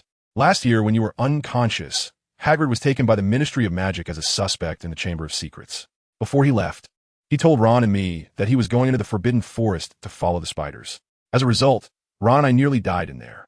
Fortunately, Ron had switched wands and used a fire-making spell, Harry said quietly, his face slightly pale, clearly not a good memory. Hermione frowned slightly beside them. Before long, Hagrid returned, followed by several creatures that were slightly shorter than him, with horse-like bodies but sharp claws and pretty feathers. The lead one had a fierce-looking head, with sharp eyes that clearly indicated it was not to be trifled with. All right, I brought them all over. So what do you think? Aren't they beautiful? Hagrid said happily, stroking the lead hippogriff with his large hand. The creature did not bite him, as the students had imagined. Instead, it rubbed its head against Hagrid's chin. It could only reach that high. This left the little wizards with expressions as if they had seen a ghost. The crowd fell silent. Neville wanted to say it was beautiful, but felt a bit shy to speak up. Hagrid looked slightly dejected, but fortunately, he remembered what he was supposed to talk about next. Do you all remember what I just said about the hippogriff's habits? Yes, the students promptly replied, giving him face. Well then, let's try to interact with them. Who wants to go first? He looked very happy. After all, sharing something he loved with others always made him feel good. Then he saw all the little wizards take a step back, with only a momentarily stunned Harry and a somewhat eager Neville standing in place. Oh great, Harry and Neville. You both want to try, right? Hagrid didn't seem to notice anything unusual about the other students. Instead, he happily walked over, leading the head of the hippogriff by its rope. That was when Neville noticed this, and he felt more at ease. Which one of you two will go first? Hagrid asked them. I'll go first. Harry stepped forward.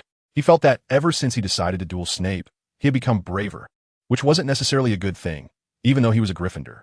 He walked over slowly, like a condemned prisoner heading to the gallows, and the little wizards began to worry for him. Lavender even shouted, Harry, don't go. Think of your tea leaves. Neville looked at her in confusion and quickly turned back to watch Harry's performance. Harry showed no signs of backing down and walked straight up to the fierce creature. Harry, this is Buckbeak, Hagrid said with a smile, releasing Buckbeak's reins. Then he turned to Buckbeak. Buckbeak, this is Harry, Harry Potter. Harry took a deep breath. Hello, Buckbeak. He then bowed as Hagrid had instructed. Whether it was that the hippogriff was too proud or Hagrid's method was slightly unreliable, Buckbeak simply stared at Harry's bow without any reaction. The crowd fell silent, all holding their breath, fearing for their savior, perhaps even including Malfoy. Laughs. After a long while, when Harry felt his waist starting to ache, Buckbeak finally bowed back to Harry. Hagrid let out a sigh of relief and said happily, Harry, he acknowledges you now. You can ride him. The gasps from the crowd grew louder. Ron looked pale and muttered something about tea leaves. Hermione had pinched her arms red, and Neville was also a bit worried. At this point, Harry had no choice but to go for it. He slowly approached Buckbeak, then reached out to touch the fur on its back. Seeing that it showed no signs of rejection, he took a deep breath and climbed onto its back, gently hugging its neck. Good, Harry. Hagrid showed no change in demeanor. If anything, the wrinkles on his face deepened as he smiled, making an outsider think Harry had a grudge against Hagrid. With that, he gave Buckbeak a pat on the rear, and the creature spread its large wings and took off, circling in the air before gently landing again. Beautiful. Harry, 10 points for Gryffindor. As soon as Harry landed, Hagrid was the first to clap, and the students followed suit. Their little faces flushed as if they hadn't just been anxiously creating tension. Next, we'll split these little beaked ones into groups, and we'll go one by one. Remember, do not anger them. To gain their approval, you must maintain respect. Thus, every 4 students were assigned to one hippogriff, and they began to try to interact with them one by one. Of course, Hagrid didn't let them fly again. Otherwise, if a dozen of them took off at once, the potential for injury would be too great. These were things Lupin had written to Hagrid about, informing him of the dangers of some creatures and their possible consequences. It seemed to be working well so far. Neville was assigned to the smallest hippogriff, which bowed at the same moment he did, making him very happy. Ron got another one that looked a bit fierce. He tried for a long time, but didn't get any acknowledgement. Hermione, who was in the same group, also had no luck, and the 2 of them lost the right to stroke that beautiful feather. Just then, an accident happened. Something went wrong with Malfoy. He was scratched by Buckbeak. The crowd immediately rushed over, and Hagrid hurriedly pulled Buckbeak away, shouting to subdue it. Clear out, clear out. Neville felt it necessary to help a classmate. Even if it was Malfoy, he pushed his way past Crabbe and Goyle with all his strength, pulled out his wand, and aimed it at Malfoy's wound. Malfoy didn't struggle. He was even scared enough to faint. Repair-a-Farge. Neville's healing spell was still somewhat competent. After all, he often injured himself. Under the soft green light, he clearly saw Malfoy's wound healing rapidly. What are you doing? Stop. All Neville could hear were a few shouts, and then he felt a heavy blow to his head. Darkness enveloping him, and he knew nothing more. I hope Malfoy is okay, or else Hagrid.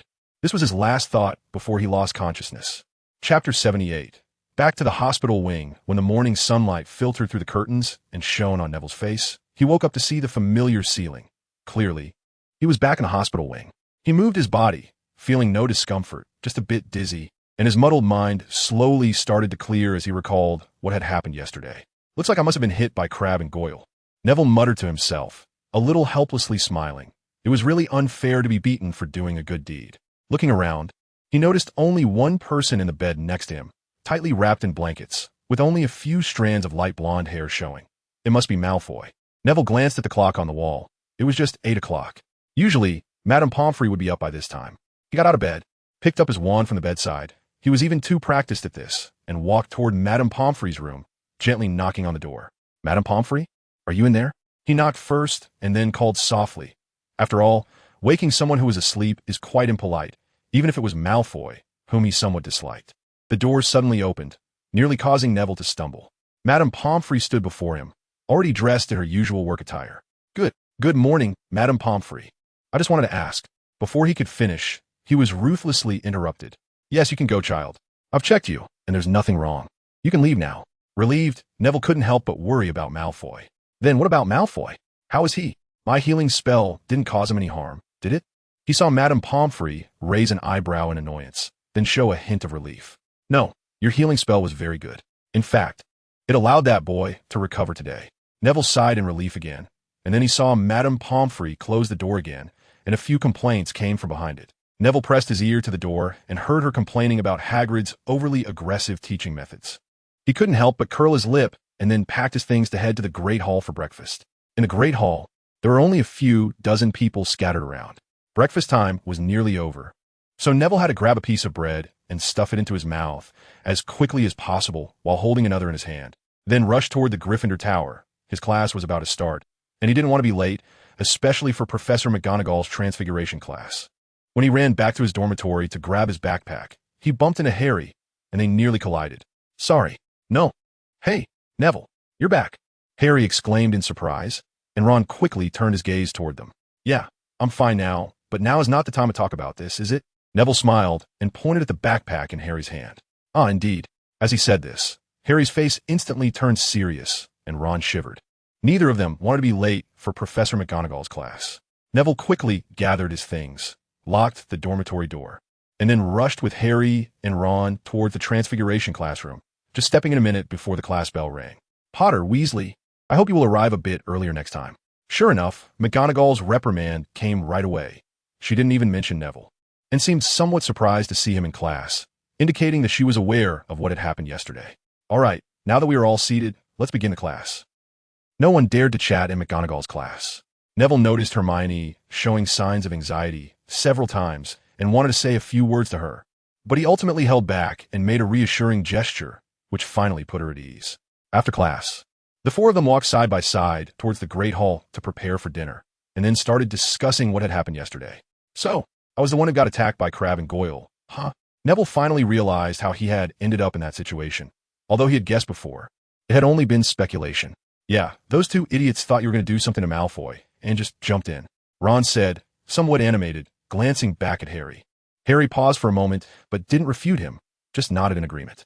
Hermione wanted to say something, but hesitated and ultimately gave up on contradicting Ron. Thank you so much, really. I didn't expect to be attacked at all. I'm usually quite alert. Neville laughed, self-deprecatingly. Honestly, Neville, you shouldn't have saved Malfoy. He brought it upon himself. We all acted according to what Hagrid said. He was the one who provoked it. Ron started defending Neville. Ron, how can you think that? Malfoy is also our classmate, although he might be the kind that isn't very likable. Hermione's voice got quieter and quieter, and the three boys burst into laughter. Ron, have you ever thought about what would have happened if I hadn't saved him? Neville threw out this question, looking at the three of them with interest, eager to see what answer he would get. He would have been seriously injured, and then he wouldn't have anyone to argue with because he broke the rules. No, that's not right. Ron realized as he spoke. Neville, you're right. If I were there, I would have saved him too. Of course, I don't know the healing spell yet, so that reasoning doesn't hold. Harry said, did you guys ever think that Malfoy could have died because of this?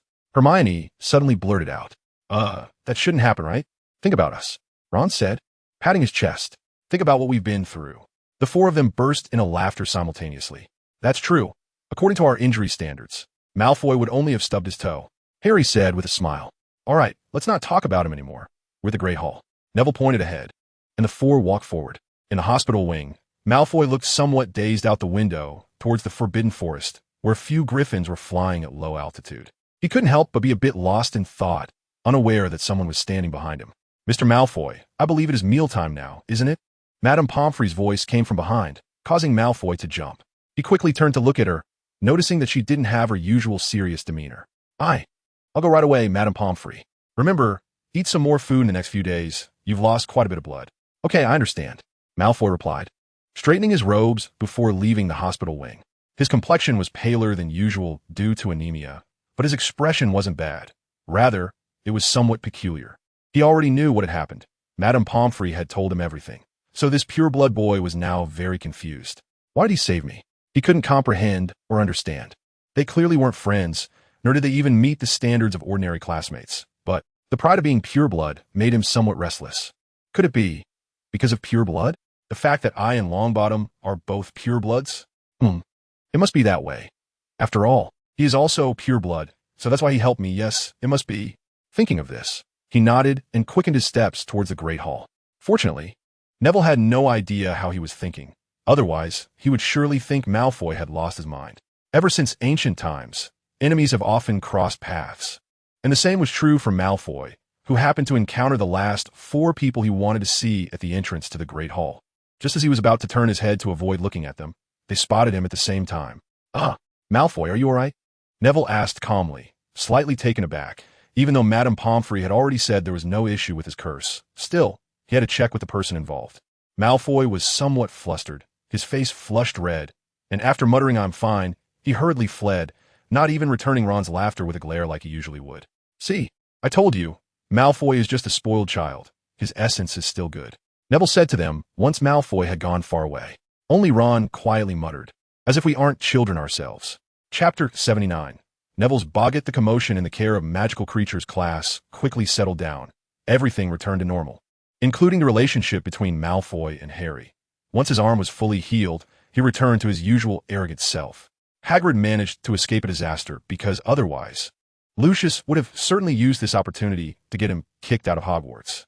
Soon, the highly anticipated first defense against the Dark Arts class began. And because Lupin had taught at Hogwarts at the end of last semester, he was now quite popular among the students. According to George, his first lesson taught the two brothers how to deal with a giant eight-legged spider. Ron shivered at the thought. Neville felt the same, although he might have already learned everything Lupin was going to teach in class. They arrived at the new defense against the Dark Arts classroom, which had changed significantly compared to last year, transforming from a room filled with extravagant exhibits into a genuine classroom for practicing magic.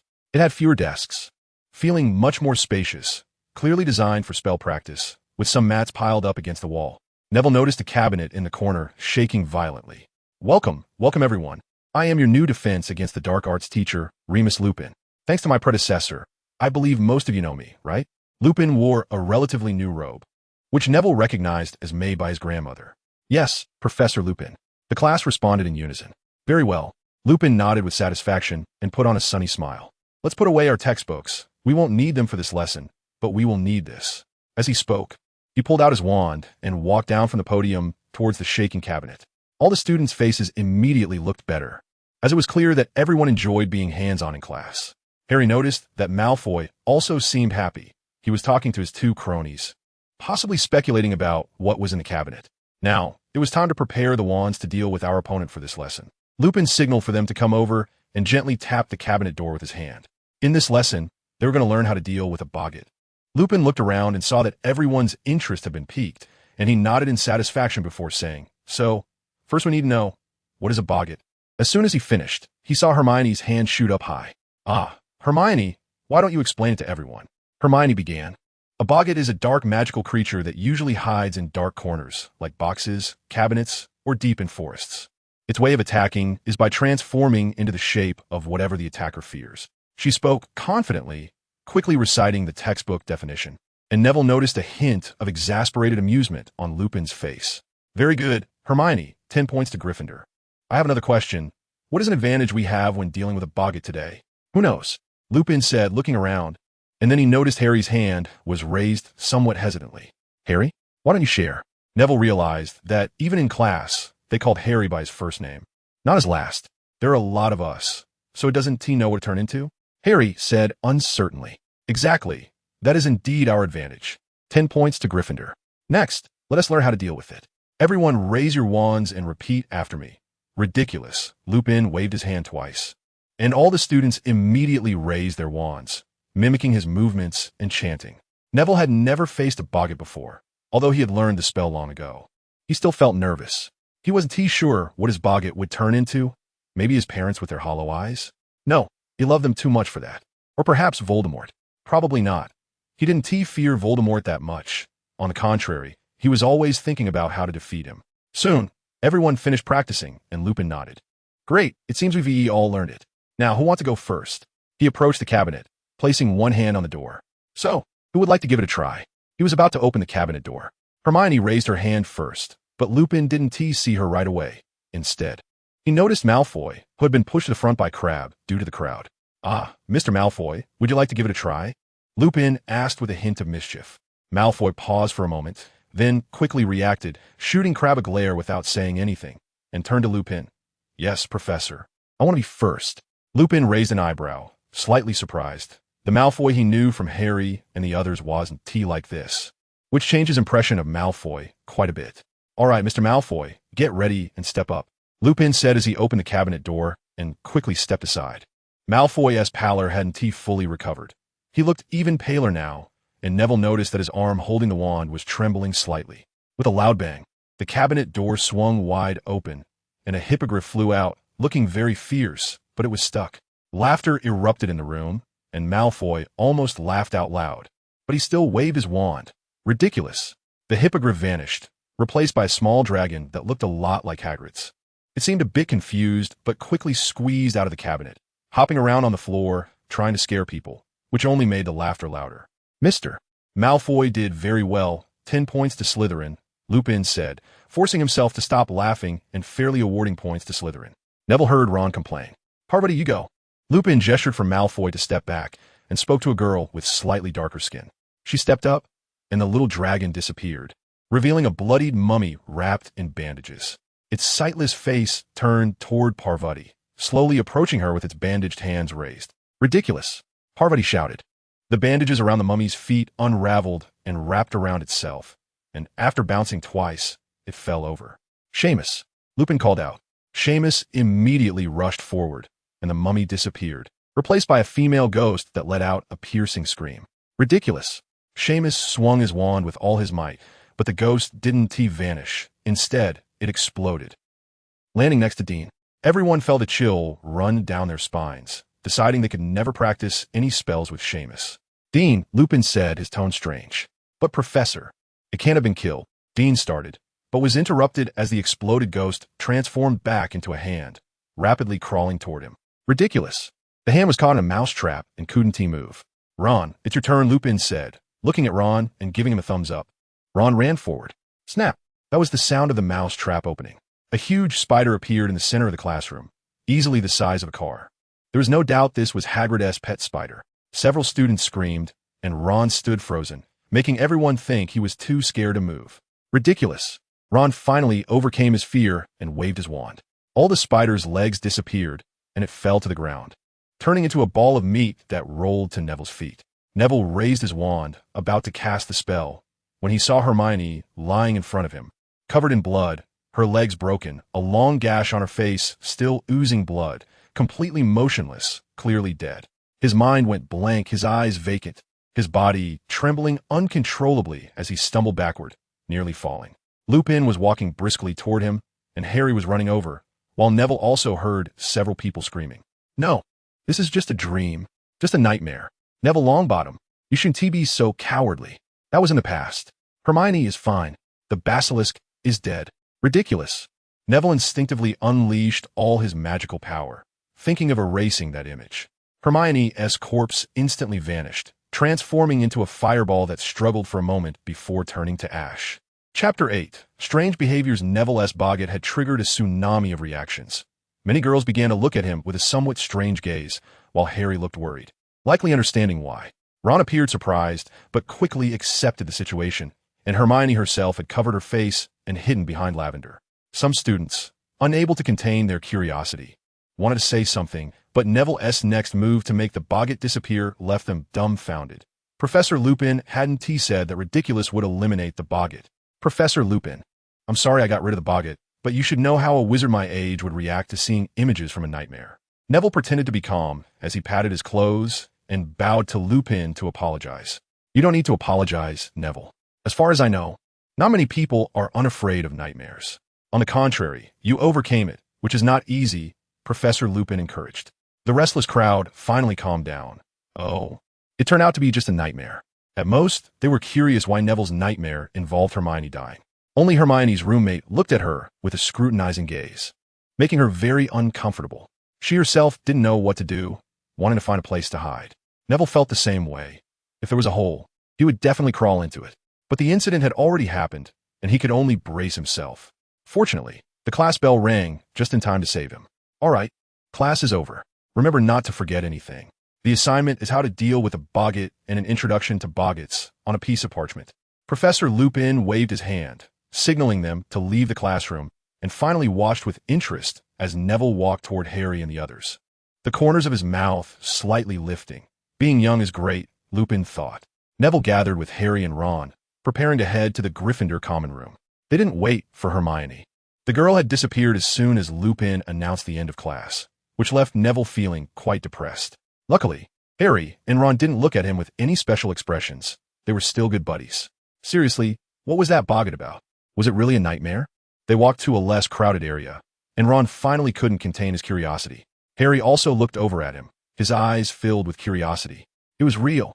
You remember the basilisk, right? I couldn't move at that time. Neville had no choice but to tell the truth while planning to conceal some things. Ron and Harry nodded. You guys came to see me almost every day back then, remember? Neville said carefully, using you guys. The two nodded again. But one day, Hermione suddenly stopped coming. I sensed a lot of your emotions at that time, and I knew something must have happened. During that time, I had some nightmares about Hermione being attacked by the basilisk. He waved his hand helplessly, indicating he didn't want to continue. So that's how it was. I was wondering how you could be so scared. I remember you were so full of energy when you planned to fight the basilisk a few months ago. Ron patted Neville's shoulder and comforted him. Neither of them noticed that Harry's expression was slightly disappointed. So, Harry, I'm counting on you. After thinking for a while, Neville suddenly made a decision. Huh? What? Harry was a bit surprised. He hadn't spoken just now. Help me explain things to Hermione. Neville thought Ron's relationship with Hermione hadn't been too good lately because of Scabbers and Hermione's cat Crookshanks, so Harry might be easier to talk to her. What? About these things? Yes. Neville rubbed his forehead. She might be avoiding me these days. You all saw that. The two nodded again, expressing sympathy for him. Sure enough, the next day, Hermione was somewhat avoiding him. Even when she occasionally spoke, she was excessively polite. At first, Neville was puzzled, but when he saw some students pointing at them, even he understood why Hermione was avoiding him. Fortunately, after dinner, Harry finally found an opportunity to explain everything to her.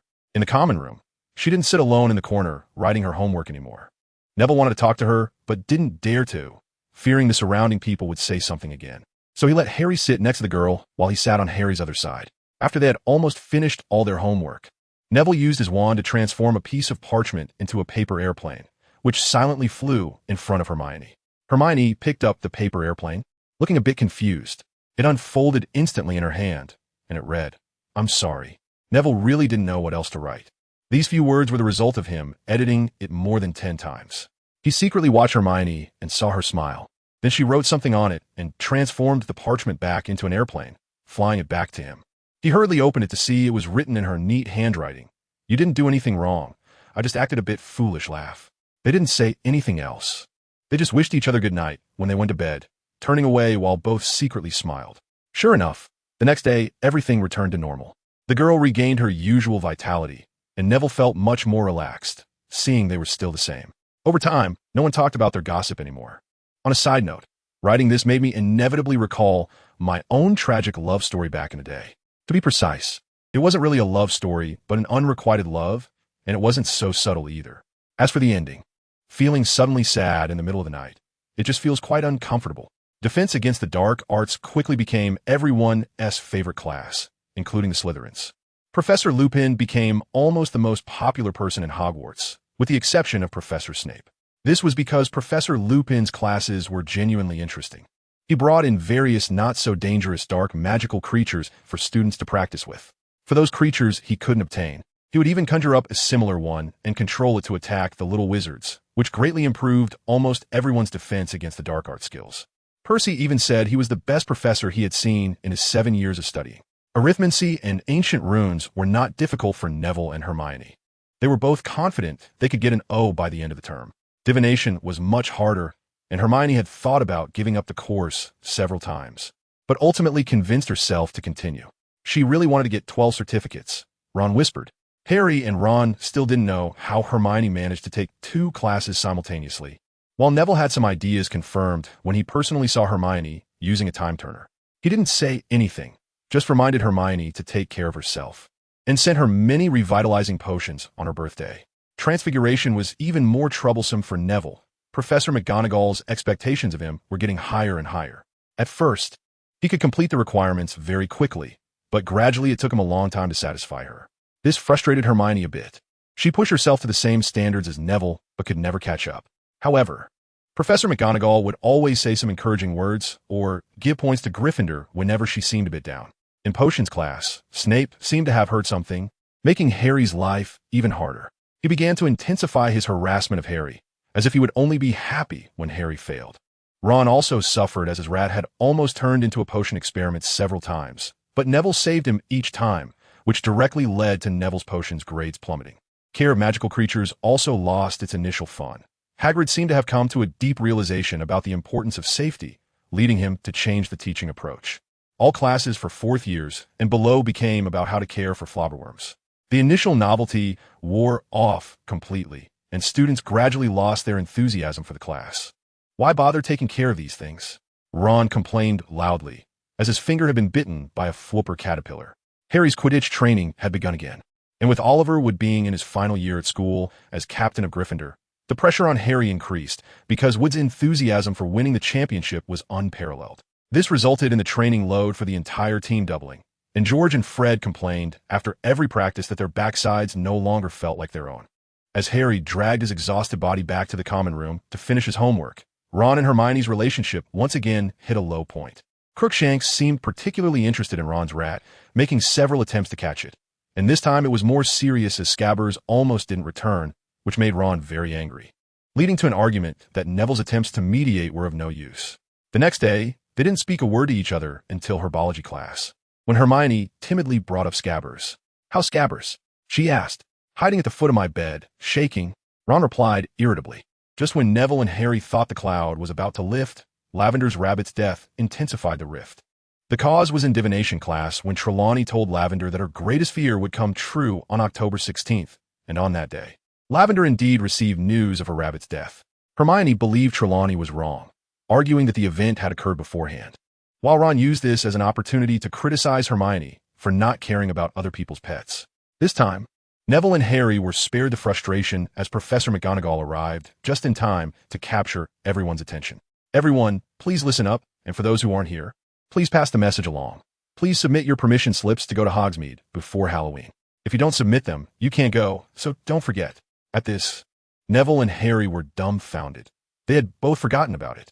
Neville had been too busy with the Wolfbane potion all holiday, and Harry, having stayed at Neville's house, had no opportunity to get his aunt and uncle to fill out the form, and he felt they wouldn't help even if he asked.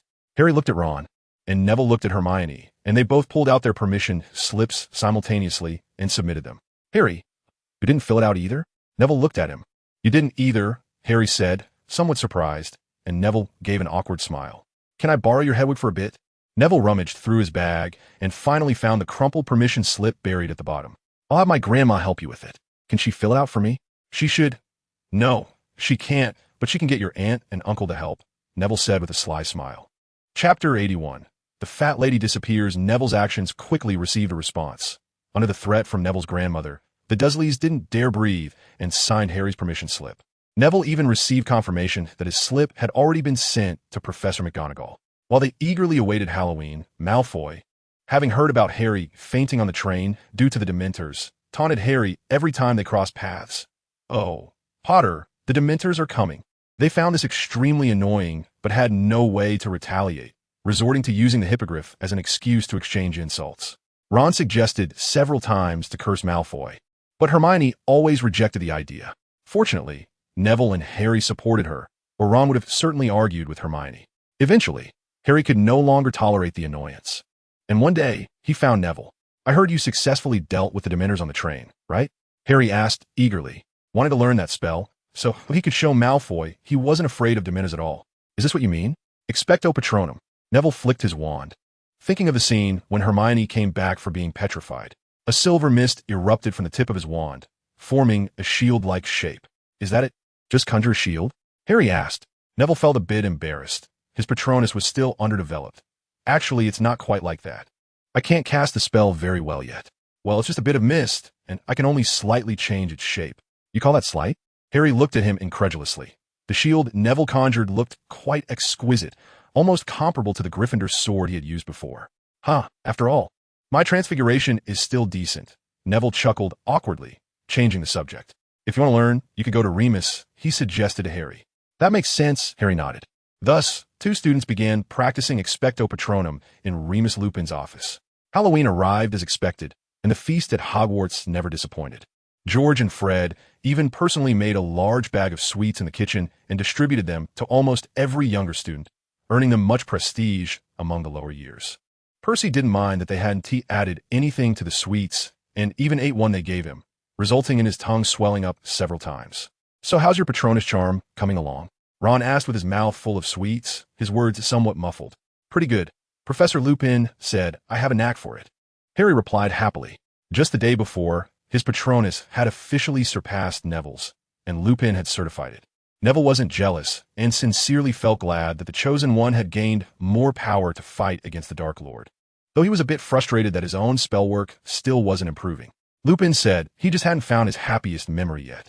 Over the past few weeks, Neville's transfiguration had progressed significantly, and Hermione's tone was somewhat resentful but also helpless.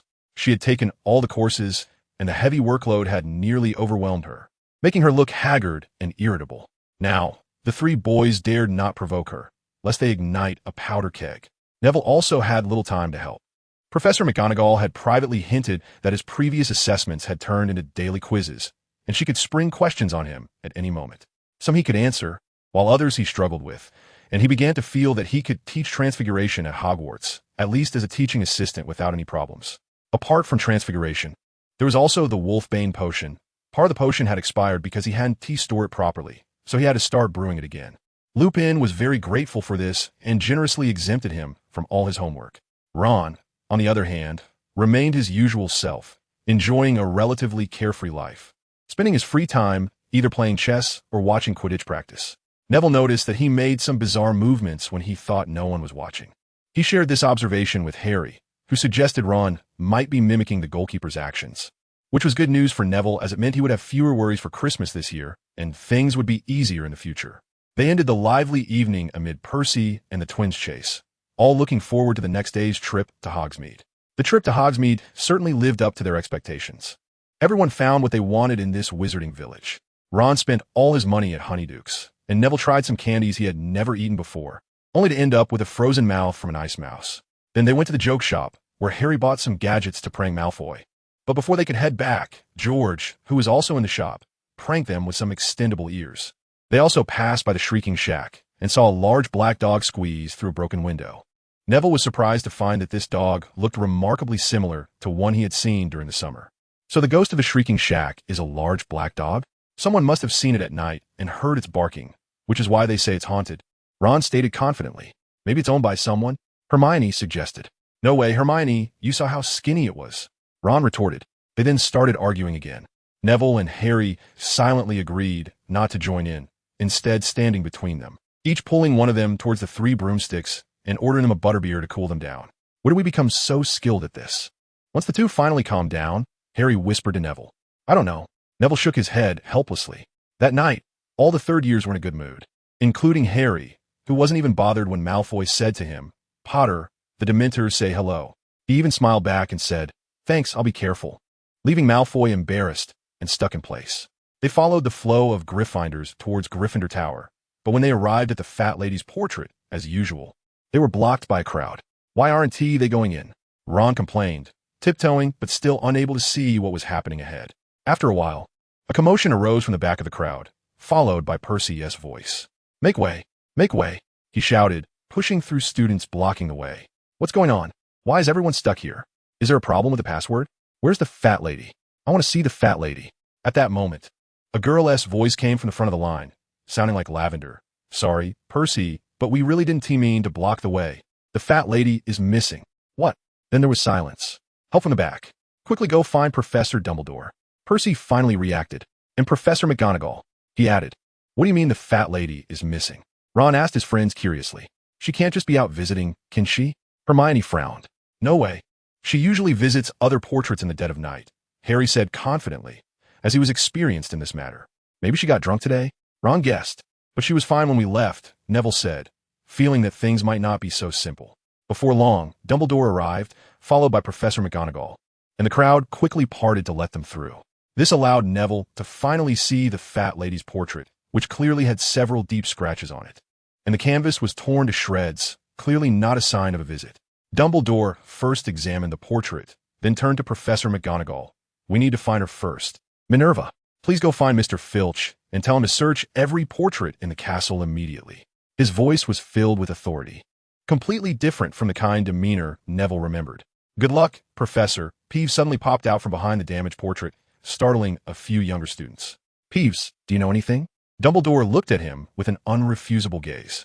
It's terrible, Professor. Peeves mockingly bowed to Dumbledore. I saw the fat lady, and she looked so miserable that I almost couldn't bear to look. He said with a laugh, and no one believed he would actually feel that way. I saw her hiding in the 4th floor landscape painting, flitting around in those trees, crying out something sadly. Oh, it's just too tragic. He sighed dramatically, putting on a pained expression, but his face hardly changed. Did she say who did it? Dumbledore asked quietly. Oh, she did, Professor. She wouldn't let that person in, and he got angry. You understand. He laughed as he floated over, gliding in front of Dumbledore. That person has quite the temper. He threw out a bombshell. It's Sirius Black. Chapter 82. Encountering darkness, how do you think he got in? In a corner of the Great Hall, Ron whispered to his 2 friends from inside his sleeping bag.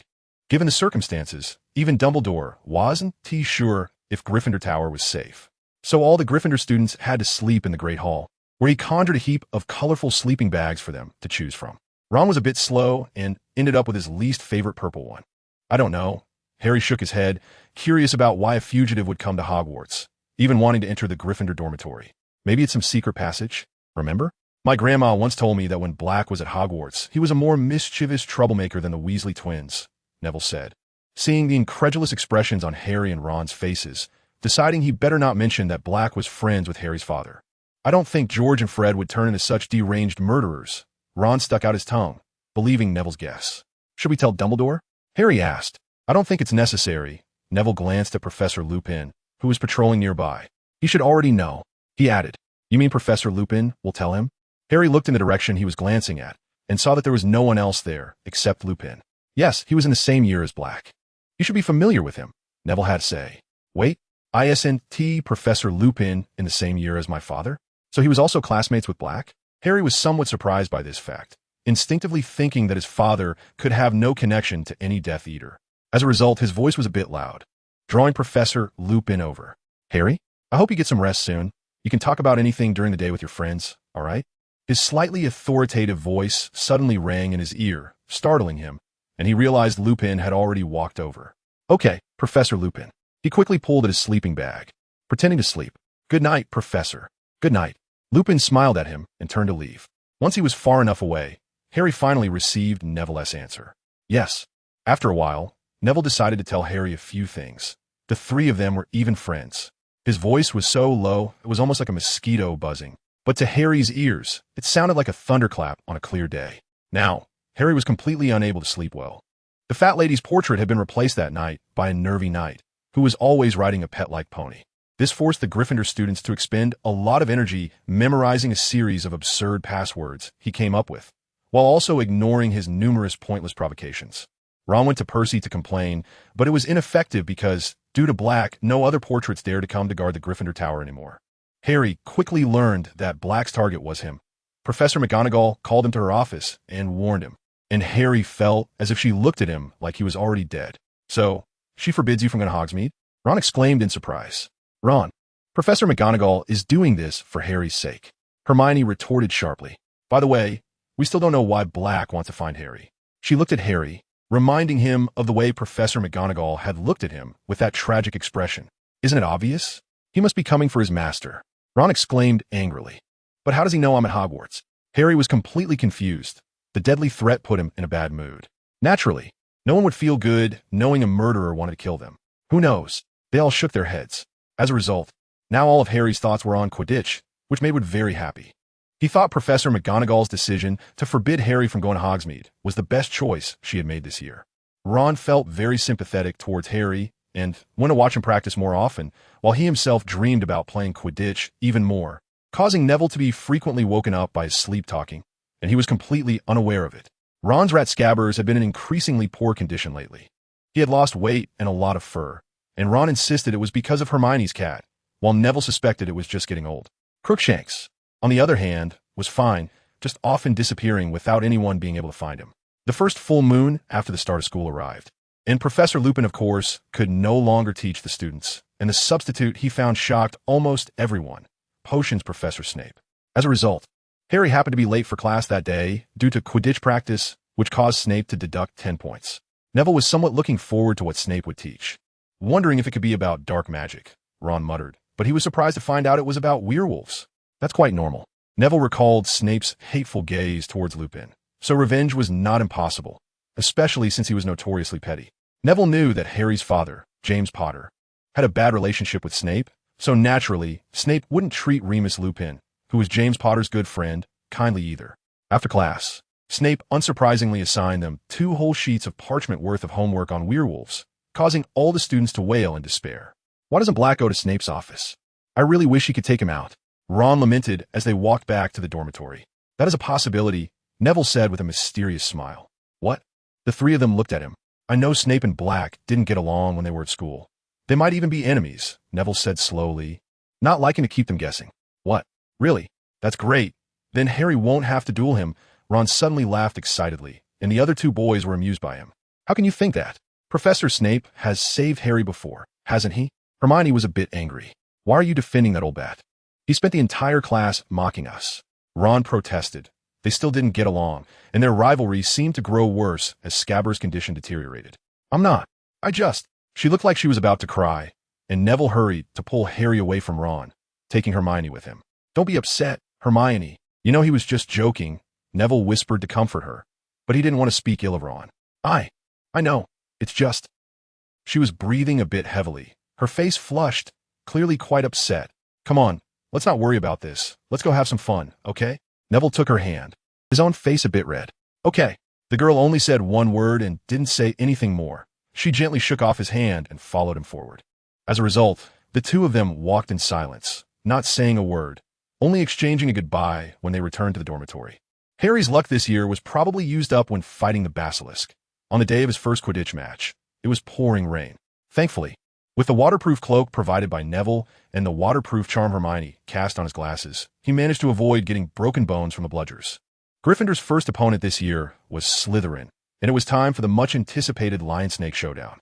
The atmosphere was charged before the match even started, with Malfoy confidently declaring before the game that he would definitely catch the golden snitch in front of Harry Potter.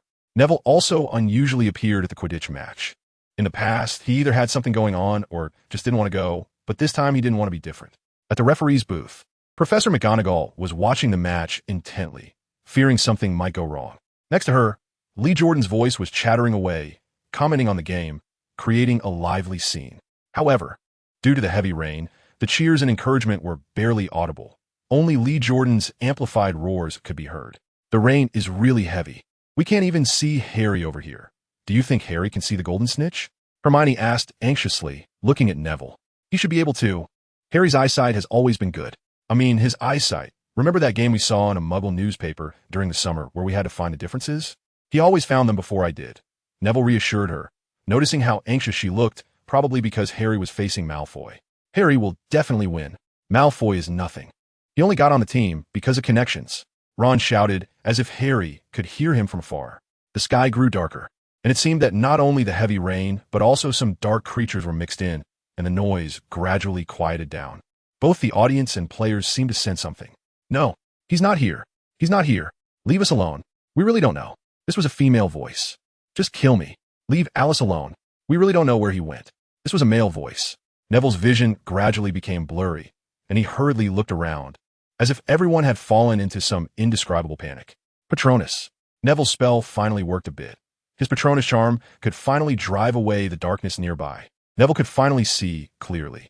He didn't look at his Patronus first, but instead turned to his right to see Hermione, who only had slightly pale lips, and then glanced at Ron. In the end, he was too late. His good friend Harry Potter had fallen straight off his broomstick, plummeting into the midst of at least 100 Dementors. Chapter 83. A night adventure in the Forbidden Forest. The unexpected incident during the Quidditch match undoubtedly cast a shadow over everyone's hearts. But fortunately, no one was injured. And the Dementors did not take any further outrageous actions, as Dumbledore arrived just in time. Neville swore it was the strongest Patronus he had ever seen, and he could clearly understand its form, a phoenix. Over 100 Dementors retreated in front of Dumbledore's spell. If it weren't for their leader being present, they would have fled long ago. In the end, the furious headmaster did nothing more than drive them out of the school and forbid them from entering again. Harry was fine. He was saved by Professor Lupin just before he hit the ground, having sensed something was wrong as the light began to fade. Unfortunately, Harry's broomstick, the Nimbus 2000, was tragically swept away by the wind and crashed into the Whomping Willow, which smashed it to bits. Harry would surely be very sad. Hermione choked up a bit, and Ron and Hermione almost forgot their previous disagreements as they, along with Neville, searched for Harry's broom, but sadly only found fragments. This broom was the first gift Harry had received since coming to Hogwarts. Ron's face turned pale with regret for Harry. Neville's expression was not good either. Not just because Harry was hurt and his broom was destroyed, but more importantly, Slytherin won the match after Malfoy caught the golden snitch once Dumbledore had controlled the Dementors. However, after the match, Malfoy did not appear as triumphant as Ron and the others had imagined. He looked somewhat dazed until his teammates surrounded him, congratulating him and starting to celebrate, at which point he finally regained his usual smile. They should have a rematch, Ron exclaimed angrily as they returned to the hospital wing with the pile of broken wood.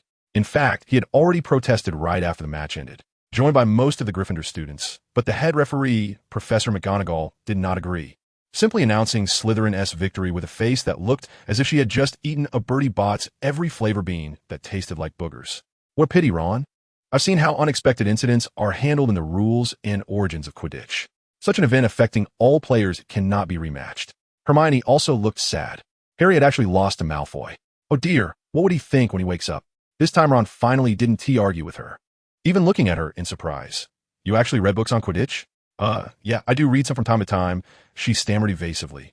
It seems I'm the only one who truly dislikes Quidditch, Neville said helplessly, and the other two nodded slowly in agreement. When they returned to the hospital wing to see Harry, he was already awake, but he didn't look very good. They all spoke at once about everything that had happened, and then sadly informed him about the tragedy of his broom.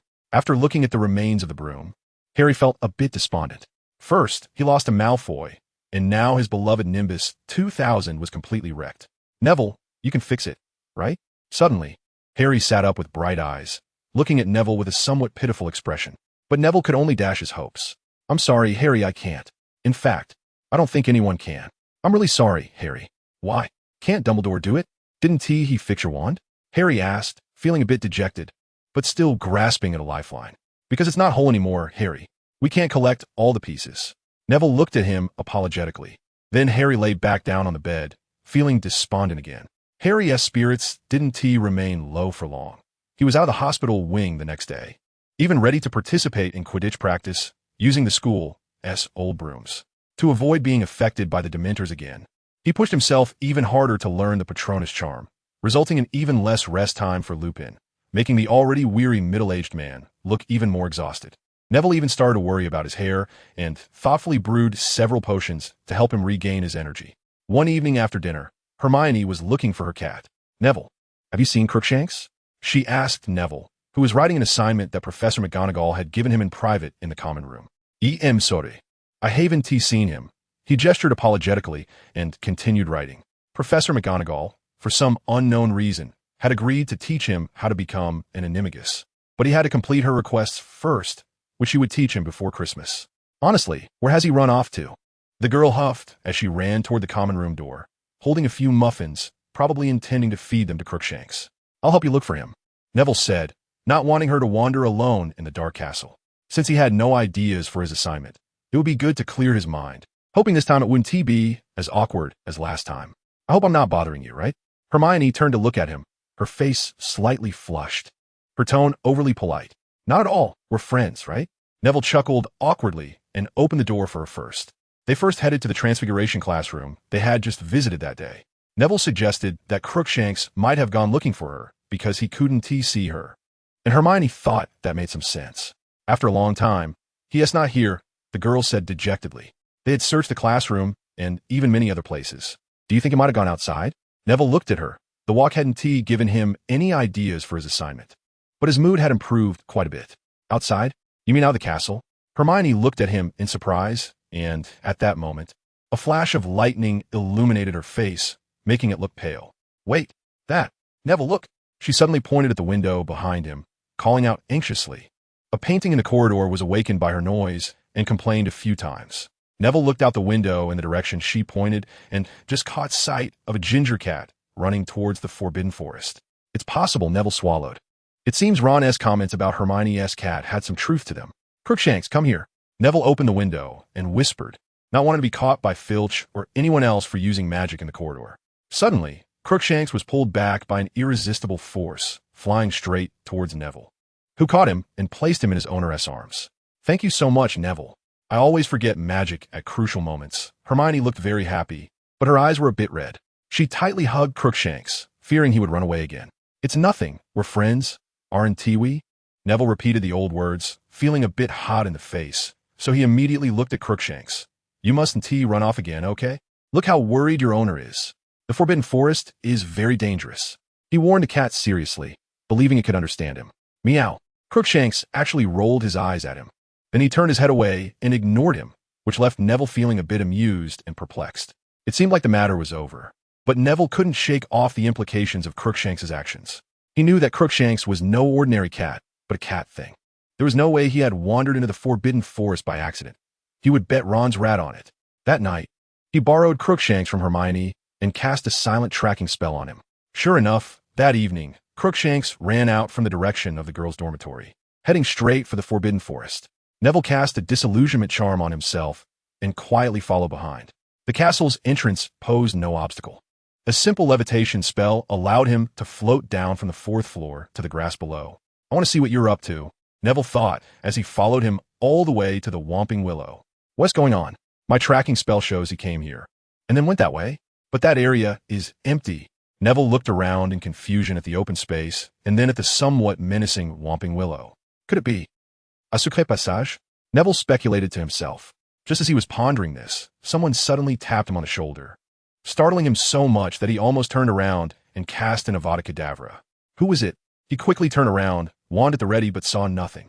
Then he heard two familiar voices. Please don't use any spells. We're not bad people. We're just curious why our Gryffindor star is out alone in the middle of the night, and why our great savior and our know-it-all Miss Granger aren't with him.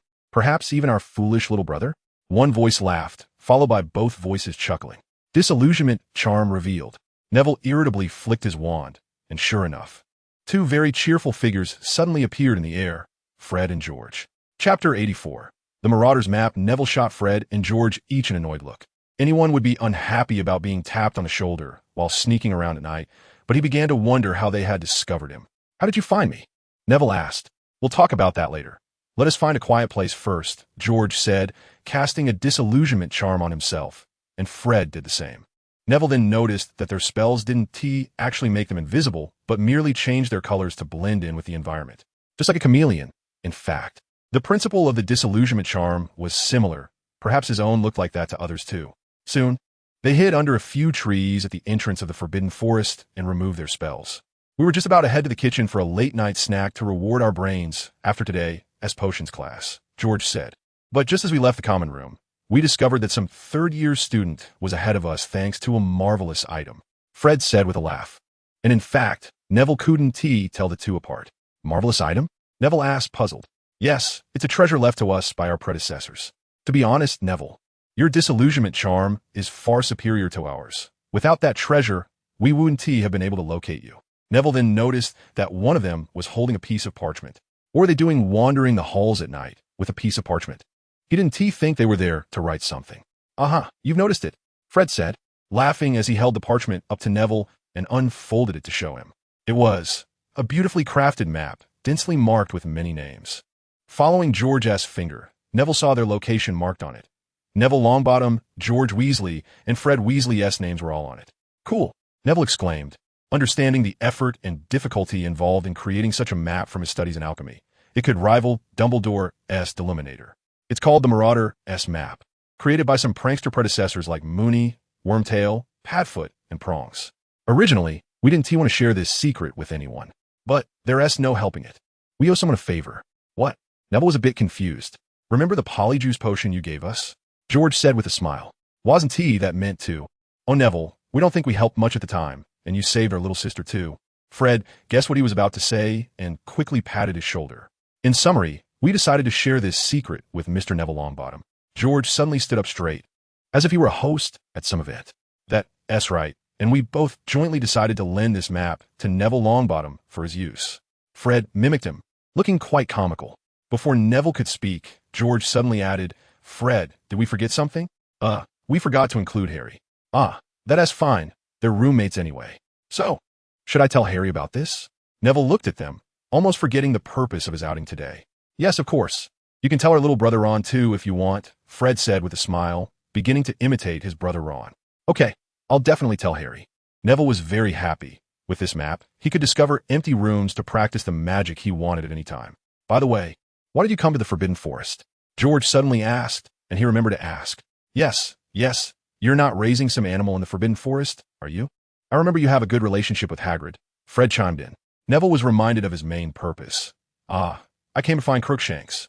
He regretted saying it as soon as he did, because he could see the twins' expressions growing increasingly excited. Crookshanks. I remember, that. They both trailed off, but their eyebrows were raised high. All right, just knowing is enough. Don't say any more. Neville felt his face turning red. Perfect timing, let us help, George said, holding the map up where all three could see it. Crookshanks. Fred was also searching the area. They searched for a long time, but found nothing. And this was already the corner of the map. They had no idea which direction Crookshanks had run off to. Where did he disappear to? Fred asked curiously. The Whomping Willow, Neville answered him. The Whomping Willow. They exchanged glances and shouted in unison. What about the Whomping Willow? There's a secret passage that leads outside. George looked very excited.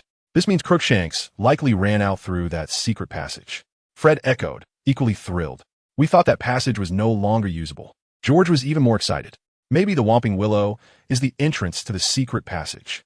Fred looked at him, nearly jumping with excitement. A secret passage, really? Neville wasn't particularly surprised. It just confirmed the reason he couldn't find Crookshanks with a tracking spell. Let's go, Neville. How about we look for that secret passage? George said, placing a hand on Neville's shoulder. That would be perfect. I came out to find Crookshanks anyway. Neville didn't mention his curiosity about why Crookshanks had come out. Prank complete. Fred muttered a phrase at the Marauder's map with his wand, and it turned into a blank sheet of paper. That's the closing password. The opening one is I solemnly swear that I'm up to no good. This time he didn't point his wand at it, so the map didn't change. I understand. Neville nodded. The three of them returned to the Whomping Willow, using lumos to light their way. So how do we get close? Fred looked at the swaying tree, his mouth twitching slightly, clearly having been hit by the Whomping Willow before. Let's try the Petri Ficus Totalis spell, Neville said, pointing his wand at the tree. Petri Ficus Totalis. He muttered quietly, but his magic was fully charged. The tall willow instantly froze, stopping its movements. Suddenly, Neville felt an immense pressure, as if his spell was being undone. Hurry, I can't hold on much longer, he shouted, sweat beading on his forehead. Fred and George rushed over, fully trusting Neville, believing he wouldn't let them get hurt. Neville felt his wand-holding arm growing heavier, and his vision was starting to darken, but he gritted his teeth and held on. Heaven knows why this Whomping Willow's magic was so strong. Finally, just as Neville felt he could no longer hold up his wand and was about to call the others back, George suddenly exclaimed excitedly, I found it. There's a hole in the tree. Neville rushed over like a sprinter. At last, the three of them dashed into the hole, and Neville wiped his sweat, panting like a dog that had just been run over by a car. Are you okay? Fred looked at him with concern. I'm fine, let's go. Neville pulled out a potion from his pocket, took a few swigs, and then looked at the two of them. A new adventure begins, George exclaimed excitedly. Sounding like a child, they walked down the passage for a while, reaching level ground, and continued walking for a long time. George led the way, while Fred and Neville followed, looking around to make sure he didn't miss anything.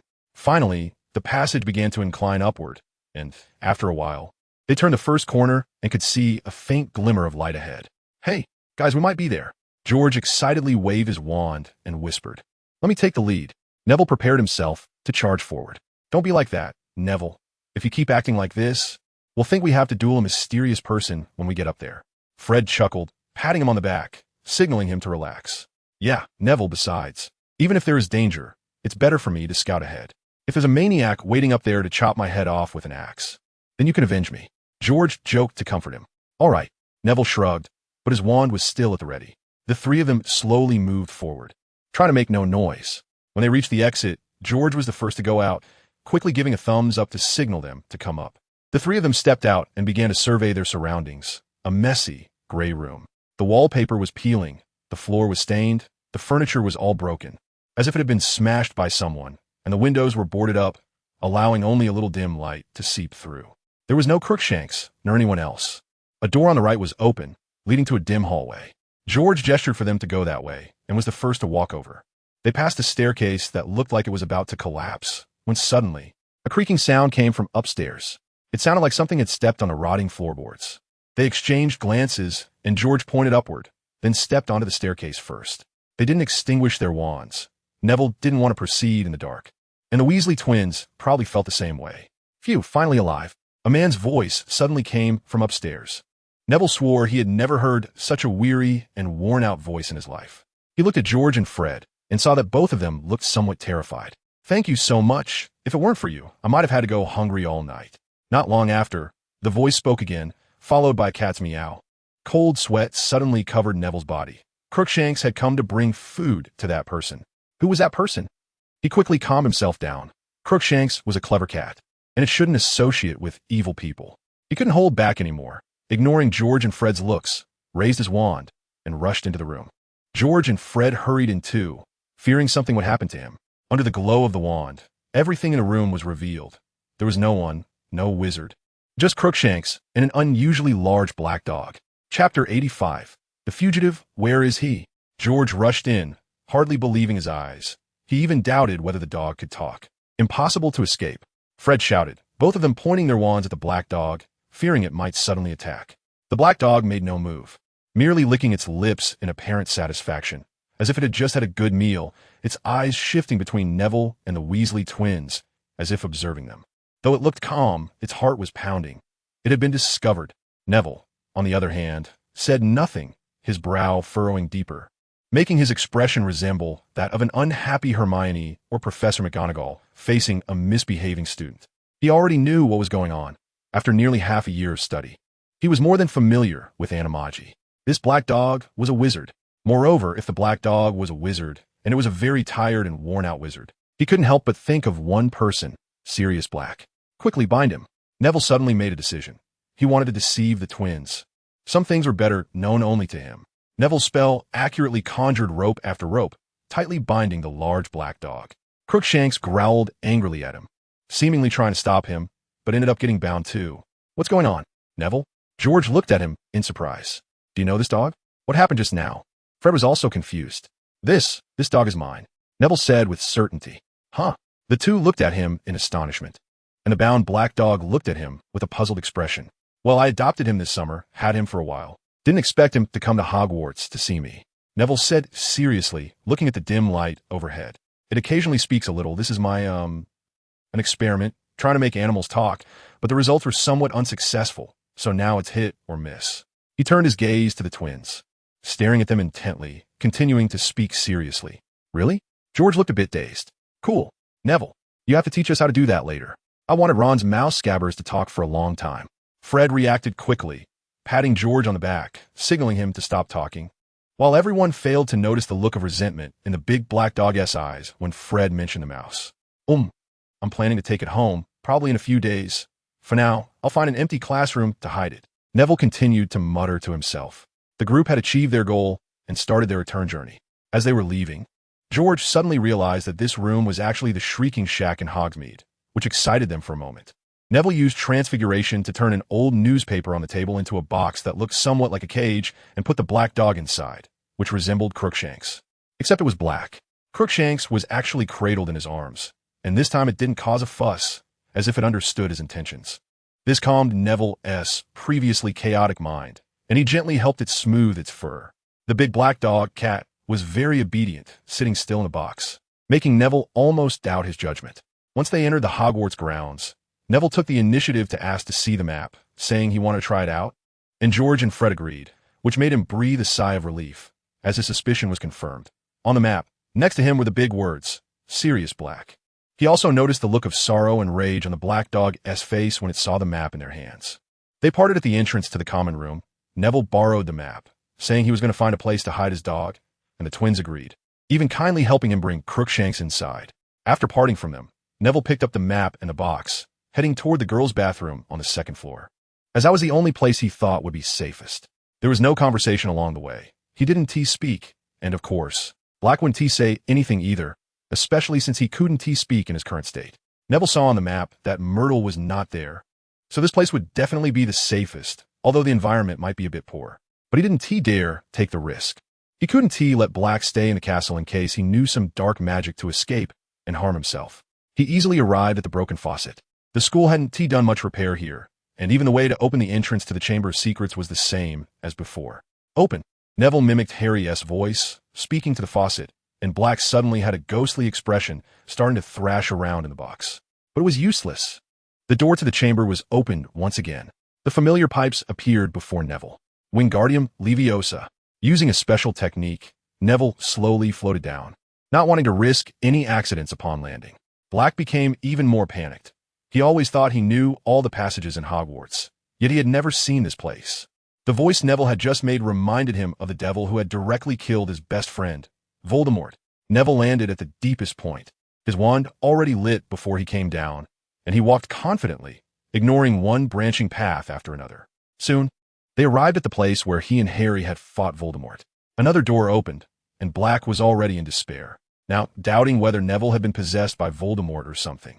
They reached that hall, and Neville closed the large door to the chamber again, using several spells to prevent Black from breaking free or escaping. Neville pointed his wand at Black and used the Animagus reversal spell. A gaunt, disheveled man who looked like a skeleton appeared before him. His robes were more tattered than any house elf Neville had seen last year, and his face bore many scars, clearly having suffered a lot. Sirius Black. Neville looked at him seriously, not daring to let his guard down, even though his hands and feet were still bound. Speak. Why didn't you reveal my identity in front of those two boys? What do you want from me? Black was the first to take the initiative, pretending to be fierce and questioning him. You're right. I do have something I want to ask you. As Neville spoke, he grinned, his smile somewhat eerie, and he was very excited inside. Almost there, almost there. You still haven't answered me why you didn't tell those two boys. Black shouted fiercely, but he was really so thin that Neville suspected he might not even lose to him in a barehanded fight. I am under no obligation to answer your questions, Mr. Traitor. Neville continued to look at Black with his somewhat eerie smile, making him shudder, but he quickly regained his composure. I'm not a traitor, he shouted angrily. Not a traitor? Neville raised an eyebrow, feeling a bit tempted, but he wasn't ready to know these things just yet. At least, he needed to know some other things first. I don't need to know. Mr. Black, let us just call you that. But you need to know that your life is in my hands now. Neville also pretended to be fierce, yelling at him, looking quite strange. Oh, my life. Do you dare to kill me, kid? Black suddenly stopped being angry, looking at him with a very mocking gaze. Why would I dare? You should know. I killed someone 2 years ago. Neville continued to act fierce. What? This surprised Black. But he was quite sure that if this boy was as powerful as he seemed now, it was indeed possible to kill some lousy wizard 2 years ago. However, this boy appeared to be no more than 15 years old, and 2 years ago he was at most 13. How could a 13-year-old child dare to kill? Who exactly are you? Black became anxious, increasingly feeling that this boy might be from the other side. You don't need to know, Mr. Black. You just need to know that you are now in my hands, and if you want to say anything, you better answer my question first. Neville's tone softened. He couldn't keep acting like this any longer. All right, what do you want to ask? Black spat on the ground in annoyance, looking up at the ceiling. I need to know the layout of Azkaban and how to get to Azkaban. Finally, Neville spoke the question that had been bothering him for a long time. Huh? Ha ha ha. You're not trying to go save your comrades, are you? Black suddenly laughed, a very sarcastic laugh. Save? No, on the contrary. I have a grudge against some people in Azkaban. Neville angrily flicked his wand, the tip sparking. What? You actually want to go to Azkaban to kill someone? Black was extremely surprised. This was quite different from his assumption. Yes, I really want to do that. Neville transformed back into the figure with the eerie smile. Who? Black was genuinely curious now. Your dear sister, Bellatrix Lestrange, Neville said, gritting his teeth. The sound of his teeth grinding was headache-inducing. Chapter 86 News of the Enemy Bellatrix. Black looked even more surprised, but then he thought it over and found it quite possible. His cousin had killed many people. Perhaps she had also harmed the family of this person he was tentatively calling a student, and it would make sense for them to seek revenge. Having figured this out, Black felt a sense of relief. He thought he smiled elegantly, but the smile looked quite eerie due to his condition. I'll tell you, but going to Azkaban to seek revenge on a Death Eater is not a good idea. You're still a student, you know? He even started lecturing, Merlin. When was the last time I lectured? Who was it with? That despicable little man, Wormtail, right? When did a murderer start saying things like this? Neville looked at him with some disdain, his grip on his wand never loosening. I told you I'm not a murderer, Black protested. But no one could hear him because they were in a secret chamber deep underground. I'll say it again. You first tell me everything I want to know. Otherwise, I won't listen to your nonsense. Neville waved his wand, tightening the binding spell, causing Black to trip. All right, I'm scared of you now. Black stuck out his tongue in resignation, tried to stand again, but failed, and then simply lay down on the ground and began to answer. The guards of Azkaban are Dementors. You should know that. Neville nodded, and Black continued. Then I'll tell you how to get there. He took a few deep breaths, closed his eyes, and his face looked a bit pale, as if recalling some very bad memories. The usual way to travel to and from Azkaban is by using a portkey. I think you should know what a portkey is. Neville nodded again, and only then did Black continue. There are several permanent portkeys for traveling to Azkaban, but I don't know where they're hidden. The reason for using portkeys is that you can't perform apparition in Azkaban. He paused again, seemingly wanting to ask if Neville knew about apparition. I certainly know about apparition, and I think I know these common sense things, so please don't ask me again. Neville interrupted him with some annoyance. Portkeys were a bit different from his expectations. He had thought there would be some kind of teleportation door. Black stuck out his tongue again and said, Azkaban is a small island. I'm not quite sure of its exact location, but I estimate it's on the east coast of England. So, the only way to go to Azkaban is to get one of those portkeys. I suspect they're hidden on the Guardians. Guardians? Neville asked. Yes. They call the wizards who guard Azkaban the Guardians. Generally, there are only 2 Guardians at Azkaban at a time. Their office is probably on the 4th underground level of the Ministry of Magic. Damn it. I can't remember clearly. I've only been there once. Black mumbled. looking nothing like the fierce person he had been earlier, instead resembling a down-and-out vagabond. I don't know how many guardians there are, but I know they usually switch shifts at noon, with 2 of them taking turns to sleep every day. Hearing this, Neville nodded. At least this was accurate information. Finally, you asked about the location of his cells. Black closed his eyes again, starting to recall. I need you to draw me a map. Neville interrupted him and pulled out a piece of parchment and a feather quill that didn't need ink. He then transformed the box he had used to contain Black into a table and 2 chairs. Black stared at him in disbelief. Now he believed what Neville had said about killing someone 2 years ago. With this level of transfiguration, he would only have been comparable to this boy at graduation. Moreover, he recognized his own animagus. Damn, you must have learned it too.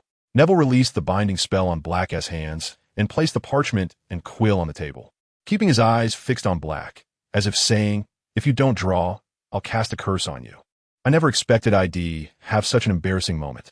Black laughed self-deprecatingly, sitting up and starting to draw. Soon, the map was completed. It wasn't very detailed. Many places were not drawn, which Neville guessed were areas Black hadn't seen. However, the drawn areas were very clear and neatly done, prompting Neville to nod and finally smile in satisfaction. This is Bellatrix's cell. Black pointed to one of the marked places with his quill. Neville's eyebrows twitched a few times as he asked, "Where's Rodolphus?" He licked his lips, his hands trembling slightly. He had to admit he was starting to feel excited. Right here. Black marked it without hesitation, right next to Bellatrix's. And Barty Crouch? Neville nodded and then asked. He.S. dead. I saw it with my own eyes.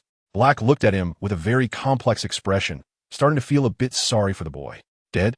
When? Neville's expression turned somewhat grim, but relaxed quickly.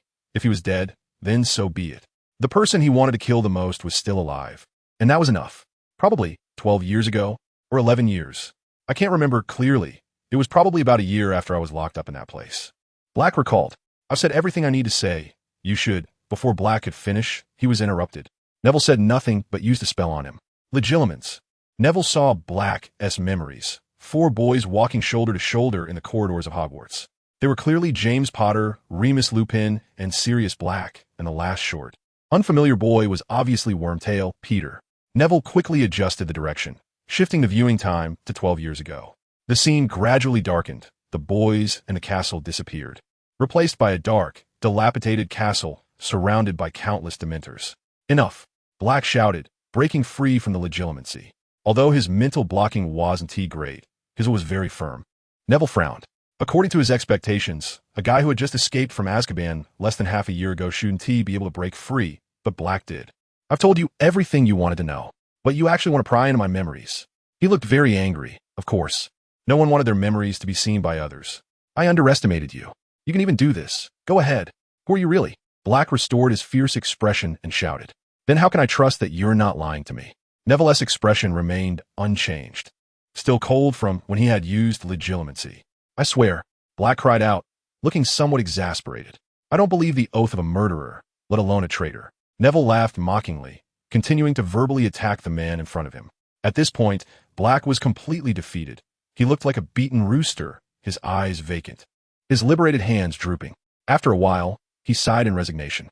All right, I really can't. He didn't look at Neville, his gaze turning to the parchment he had just filled with drawings. Wait, I've got away. He suddenly jumped up, nearly falling again because his feet were still bound. Listening to the child, you doubt my main reason is because of something I did in the past, right? Black jumped in front of Neville, seemingly wanting to place his hands on his shoulders, but Neville didn't give him the chance and directly raised his wand. All right. I knew you wouldn't believe me unless I made it clear, Black cursed. Then you must know what charge I was imprisoned in Azkaban for. Neville nodded, signaling him to continue. Do you know the Fidelius charm? He asked again.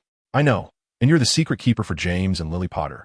And Neville wanted to say traitor, but Black interrupted him angrily once more. I am not a traitor.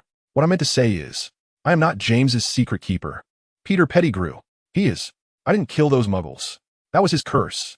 It seemed he used all his strength to say the last sentence, almost choking and starting to cough violently afterward. Peter Pettigrew? Is he the one you killed? Mr. Black, you should know that Peter is dead. He can't just run out of his grave to confront you. I've even heard that his body is left with only a finger. On the surface, Neville appeared calm, but he had already begun to doubt the events of that year. That's exactly what I'm saying. Peter Pettigrew. Cough, cough, cough. Cough, cough.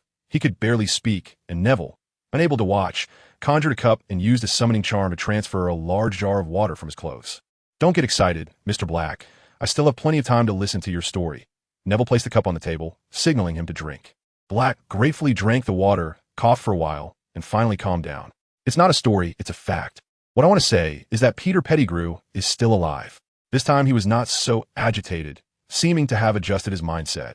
But Neville noticed that his hands were clenched into fists. Still alive? Although Neville had already guessed some things, hearing it from the person involved still surprised him. Yes, and he is at Hogwarts. That is also the reason I risked breaking out of prison to return to Hogwarts. Black gritted his teeth, looking extremely hateful toward Peter. All right, I'll take your word for it, but how can you prove it? Neville asked, forcing himself to remain calm. If what Black said was true, then everyone at Hogwarts could be in danger. The Marauder's map. Black shouted. The Marauder's map? Yes, that's it. The map doesn't lie. Show it to me. I'll find him on it. He must be right there. After thinking for a moment, Neville took out the map and handed it to him. It seems you recognize this thing, Neville said, watching Black become increasingly excited. Of course. I was part of its creation. Black said proudly. You were involved in its creation? Then it can't be used as proof. No. It won't lie. The map doesn't lie. Black became a bit scared. This boy was much more difficult than most people he had encountered before. Quick, help me activate it. He was so frantic that he forgot the map required a wand to activate. I solemnly swear I am up to no good. Neville recited the incantation, and the blank parchment regained its original appearance. Neville saw several lines of text appear on the map, which he had not noticed before. Moony, Wormtail, Padfoot, and Prongs are proud to present the Marauder's map. Black looked at the lines of text, suddenly with tears in his eyes. Neville was a bit surprised at this reaction and then had a thought. Mr. Black, the real names behind the other nicknames should be Remus Lupin, Peter Pettigrew, and James Potter, right? Neville asked. Yes. It's just us. Black quickly blinked, then looked up at the ceiling, seemingly trying to prevent his tears from spilling over. After a while, he finally returned to normal, began searching, and instantly narrowed his target down to Gryffindor's dormitory. You know the Weasley kid, right? Black suddenly asked. If you mean Ron Weasley, then yes, we are roommates, Neville answered truthfully. By the way, I'm Neville Longbottom. Longbottom. I should have known. He suddenly became excited again, but said nothing more. Where's your dormitory? Black asked again. Right here. Neville pointed it out to him, realizing that Black must know his parents, which explained his earlier demeanor. While pointing to his dormitory, Neville also noticed something terrifying.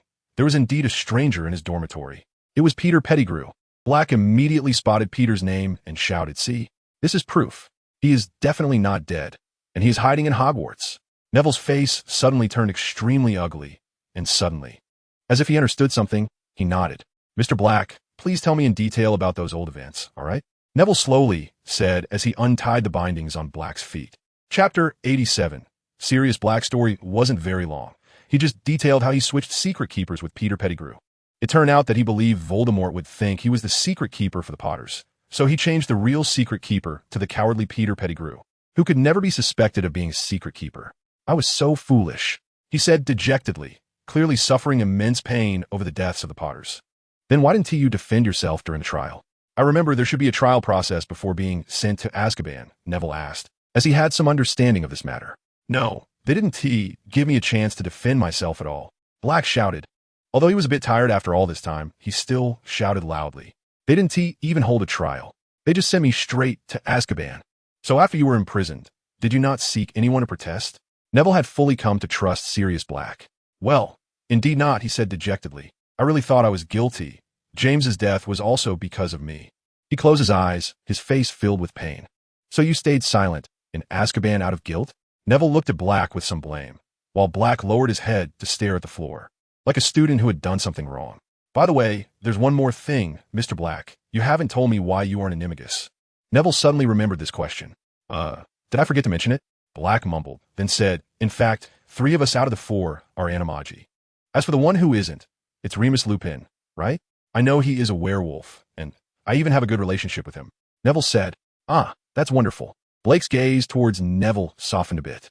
After all, not many people would be friends with a werewolf.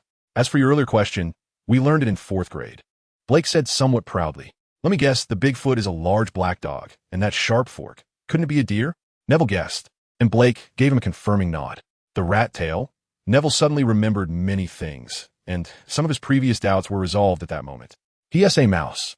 His expression became a bit stiff, Before this, if someone had told him that a wizard could turn into a mouse to escape pursuit, 12 years, he would have said that person was out of their mind. Yes, it seems you have seen him already. Blake's expression turned fierce again. It was clear how much he hated Peter. So everything you said before is connected. That mouse, it really is missing a toe. Yes, this can be used as the final piece of evidence. All right, Mr. Blake, let us leave it at that for now. Should we get to some serious business? Neville rubbed his forehead.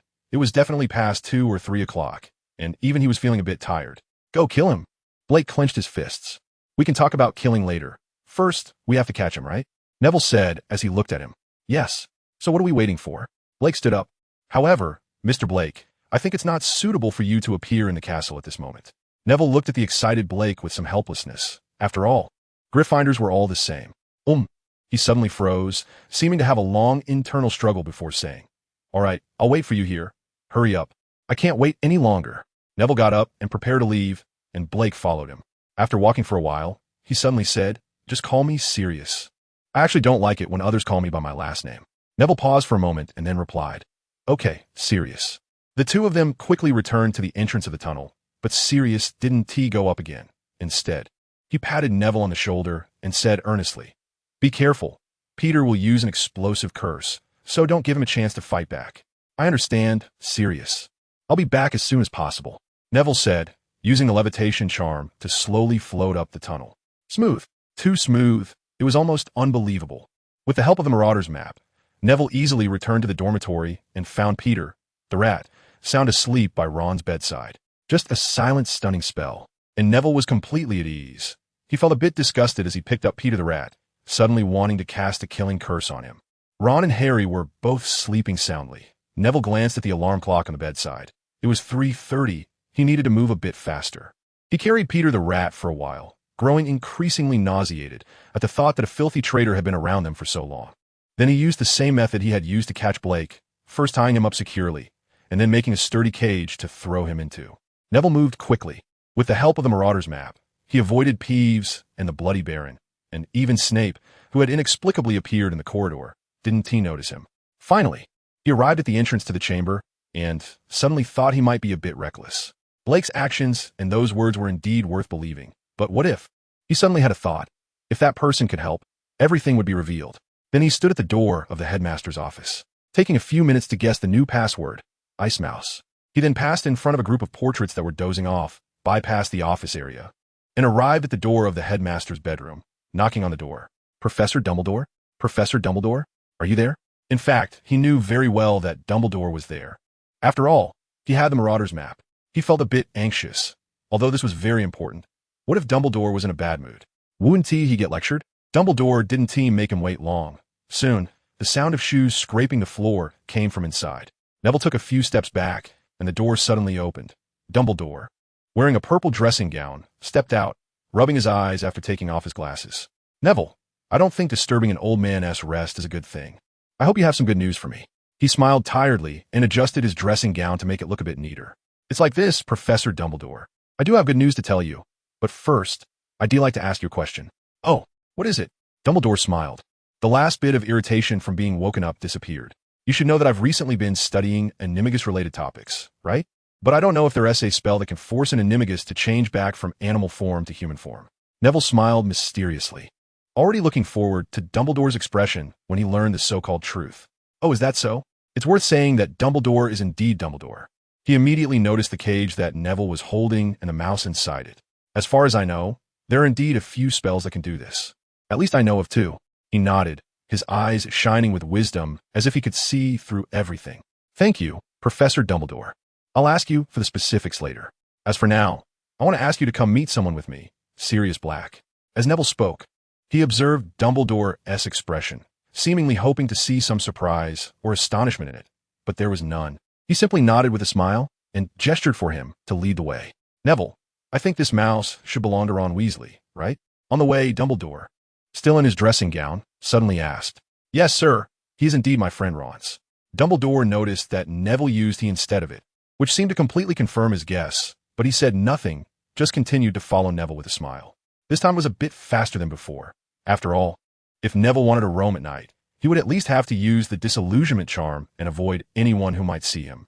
But it was different with the headmaster around. They arrived at the entrance to the chamber, and Dumbledore smiled and said, "This is quite a familiar scene." Neville also smiled, recalling the last time he had researched the entrance to the chamber with Dumbledore. "Open." Neville once again mimicked Harry and said the password, and the door to the chamber opened with a sound. He used the same trick as before, floating down slowly with the levitation charm. And when he turned to look back at Dumbledore, he found he was also coming down like this, but obviously using the spell much more skillfully. The arrival of the two startled Sirius, who was waiting down below, and then he saw the cage in Neville's hand. He instantly jumped up in excitement, almost snatching the cage away. Dumbledore stopped him. "Sirius, long time no see. I still hope you can change your impulsive nature a bit. It seems that tonight, oh no, it's almost morning. I have an unexpected story to tell." Chapter 88. The end of the adventure at the request of Professor Dumbledore. Sirius had to patiently repeat some things he had told Neville.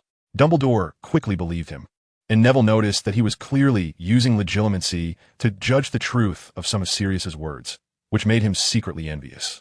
If only his own legilimency could do that, he would never need Veritaserum again. Since the truth was finally revealed, "Then I must do something for you, Sirius." Dumbledore looked at Sirius, the weariness in his eyes completely gone, and his gaze became as lively as that of a young person. What? Sirius felt a bit guilty.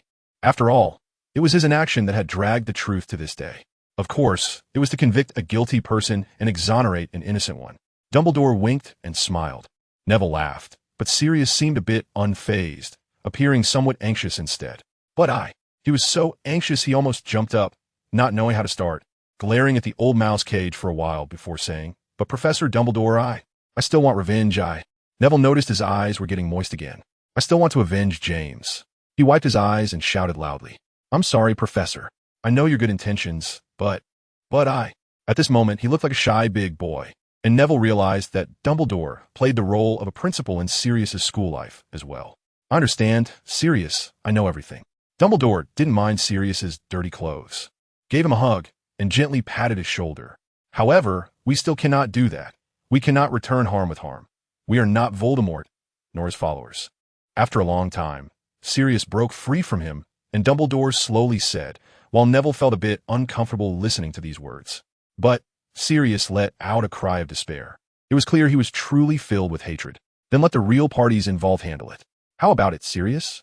Dumbledore displayed his authoritative side, despite still wearing that light purple, almost effeminate nightgown. "You mean?" Sirius asked in surprise. "You mean Harry? Professor Dumbledore?" Neville also reacted. "Yes, Neville, Sirius, it is Harry. I think, after all, this concerns Harry himself. We must consider his opinion first," Dumbledore said, while carefully picking up the mouse cage that was temporarily transformed into a table by Neville, as if it were a lively ball.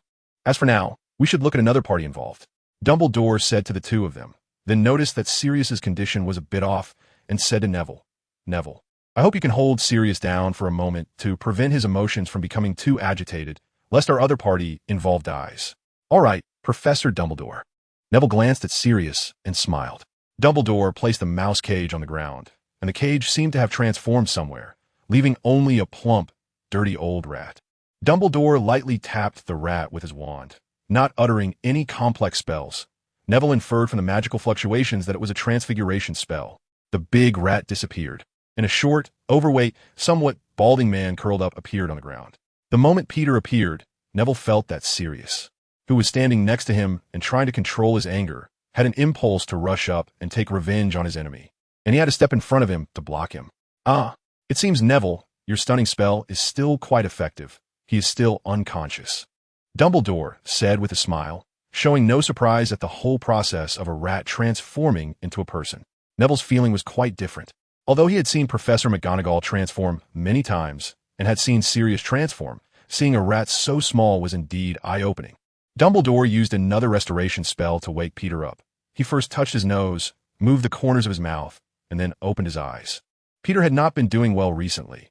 His old buddy Black had escaped from prison, and he knew very well that Black was coming for him, which made it hard for Peter to sleep lately, and he had lost quite a bit of weight. Moreover, his various disasters came one after another. First, he was almost bitten to death by a yellow cat, and then he almost died in that awful potions class. He was really having a tough time. But none of this had truly frightened him until that day. Black actually entered Hogwarts, and even got into Gryffindor's dormitory. If it hadn't been for that day when he happened to be taken by that stupid red-haired boy Ron Weasley, he would have been found. But this day eventually came. When he woke up and saw the old man with a long beard, he realized something was wrong. More terrifyingly, he also saw his old buddy Black. He quickly looked at his hands, confirming they were human hands, and he instantly knew what had happened. He had been caught. Peter, I think I don't need to say much about everything, right? Dumbledore said in a tone of judgment, his eyes filled with coldness. You already know. He trembled as he got up, suddenly shouted, No, Professor Dumbledore. You can't believe him. He is the real. Before he could say anything more, he didn't know what to say because Neville had sealed his mouth with a spell. Professor Dumbledore, I find him too noisy. Is it all right to do this? Neville asked with a smile. Of course, it's fine, Neville, but we should do less of this. After all, our party involved is not here yet. Dumbledore replied with a smile as well. Then Dumbledore magically transformed Peter back into a rat, while also transforming the cage back and reinforced it before throwing Peter inside. So, that's how things will be. Dumbledore turned to look at the two of them. At this point, Sirius finally calmed down a bit and no longer looked like he was about to kill someone. First, Neville, you should go to sleep. He glanced at the clock and sighed. Perhaps you can only take a short nap. I remember there are classes during the day in the third year. All right, sir. I will go now. Neville nodded, but made no move to leave. It was clear he still wanted to hear what Dumbledore would arrange next. Sirius, you will first go with me to my office, then meet some people and explain the situation to them. Dumbledore continued in an unrefusable tone. All right, Professor. Sirius lowered his head, looking a bit dejected. Don't be so down, Sirius. Think about your future life. You are about to be declared innocent. Neville patted his arm, and Sirius nodded, smiling back at him. So, Harry, Sirius asked, while I can completely understand a godfather's eagerness to see his godson. From Neville, I even know that you found him during Harry's summer vacation and followed him to near Neville's house. But you'll have to wait a little longer. First, you need to come to my office. After all, you're still considered a murderer, Dumbledore said slowly. Sirius nodded and swallowed hard. All right, let's get started. This place is quite hidden, but it doesn't smell great. I don't think any of you would want to stay here all night, right? Dumbledore smiled as he shook their hands and motioned for Neville to grab the mouse cage. With a feeling of being compressed, they appeared in the headmaster's office, which surprised Neville. Professor Dumbledore, I remember that you can't use apparition at school, right? That's true, but as the headmaster, I have certain privileges. If you were the headmaster that day, you could do the same, he replied with a smile. Sirius's arrival made the entire headmaster's office lively. Almost all the portraits on the wall woke up and stared at them. I still can't appreciate your taste in robes, Dumbledore, said one portrait. Thank you, Iolaus. But I think my robe is quite nice, Dumbledore replied with a laugh. Hey, since when can a murderer from the Death Eaters come to this place? Dumbledore, did you catch him? Another portrait clearly recognized Sirius. Please don't say that, Dolores. Sirius has just been wrongfully accused. I've checked, and he's still the enthusiastic and upright wizard he was back then, but still a mischievous, reckless wastrel. Phineas Black exclaimed, touching his nose. Hey, I'm not a wastrel. Sirius protested, seeming to recognize his elder, although he didn't treat him like one at all. Oomph. You haven't seen the state of the ancestral home, covered in dust, full of cobwebs, and filthy. It looks like a haunted house. And you say you're not a wastrel. Phineas shouted. All right, Phineas. Your descendant can't help it. After all, he wasted 12 years of his life, so it's normal for his home to be a bit run down, another portrait advised. Instead of calming down, the portraits on the wall started arguing, causing a bit of a headache for everyone. Neville, you should go back and rest. Dumbledore waved at him, signaling him to leave. Neville chuckled as he took one last look at them, said goodbye to Dumbledore and Sirius, and left the office heading towards the dormitory. He couldn't help but feel sympathy for Professor Dumbledore, who often had to endure such torment. Chapter 89. The Bigfoot about to be free, Neville returned to the dormitory and surprisingly fell asleep. Perhaps it was because Dumbledore had taken full charge, allowing him to relax completely. Upon waking, he heard Ron's somewhat mournful voice. Scabbers, where did you go? Scabbers? Sitting up, he found Ron indeed, rummaging through his belongings looking for his rat. Neville couldn't help but chuckle. If Ron knew the truth, he'd surely have nightmares. Thinking of this, he mischievously said, Ron, Professor Dumbledore borrowed your rat Scabbers last night. He asked me to tell you. After saying that, Neville struggled to contain his laughter. Watching Ron's expression, Ron looked stunned and then asked, How is that possible? Neville, you can't be joking, can you? How could Professor Dumbledore borrow my rat? Harry had woken up for a while and perked up at this. It's true, Neville continued to hold back his laughter, feeling a pain in his stomach from suppressing it. Professor Dumbledore came to me last night and asked if he could borrow it. He said he wanted to study how this rat has lived so long. By the time he asked, you were already asleep, and I thought you would accept, so I agreed. What? How'd he know? Ron asked in surprise, his mouth agape, as if he could fit 2 drumsticks in it. I'm not sure. Maybe Snape told him? After all, he is senior rat, and being a professor, he would have noticed something. Neville continued to suppress his laughter and shifted the blame to Snape. Sure enough, throughout the morning, Ron started cursing Snape. The morning classes were separated.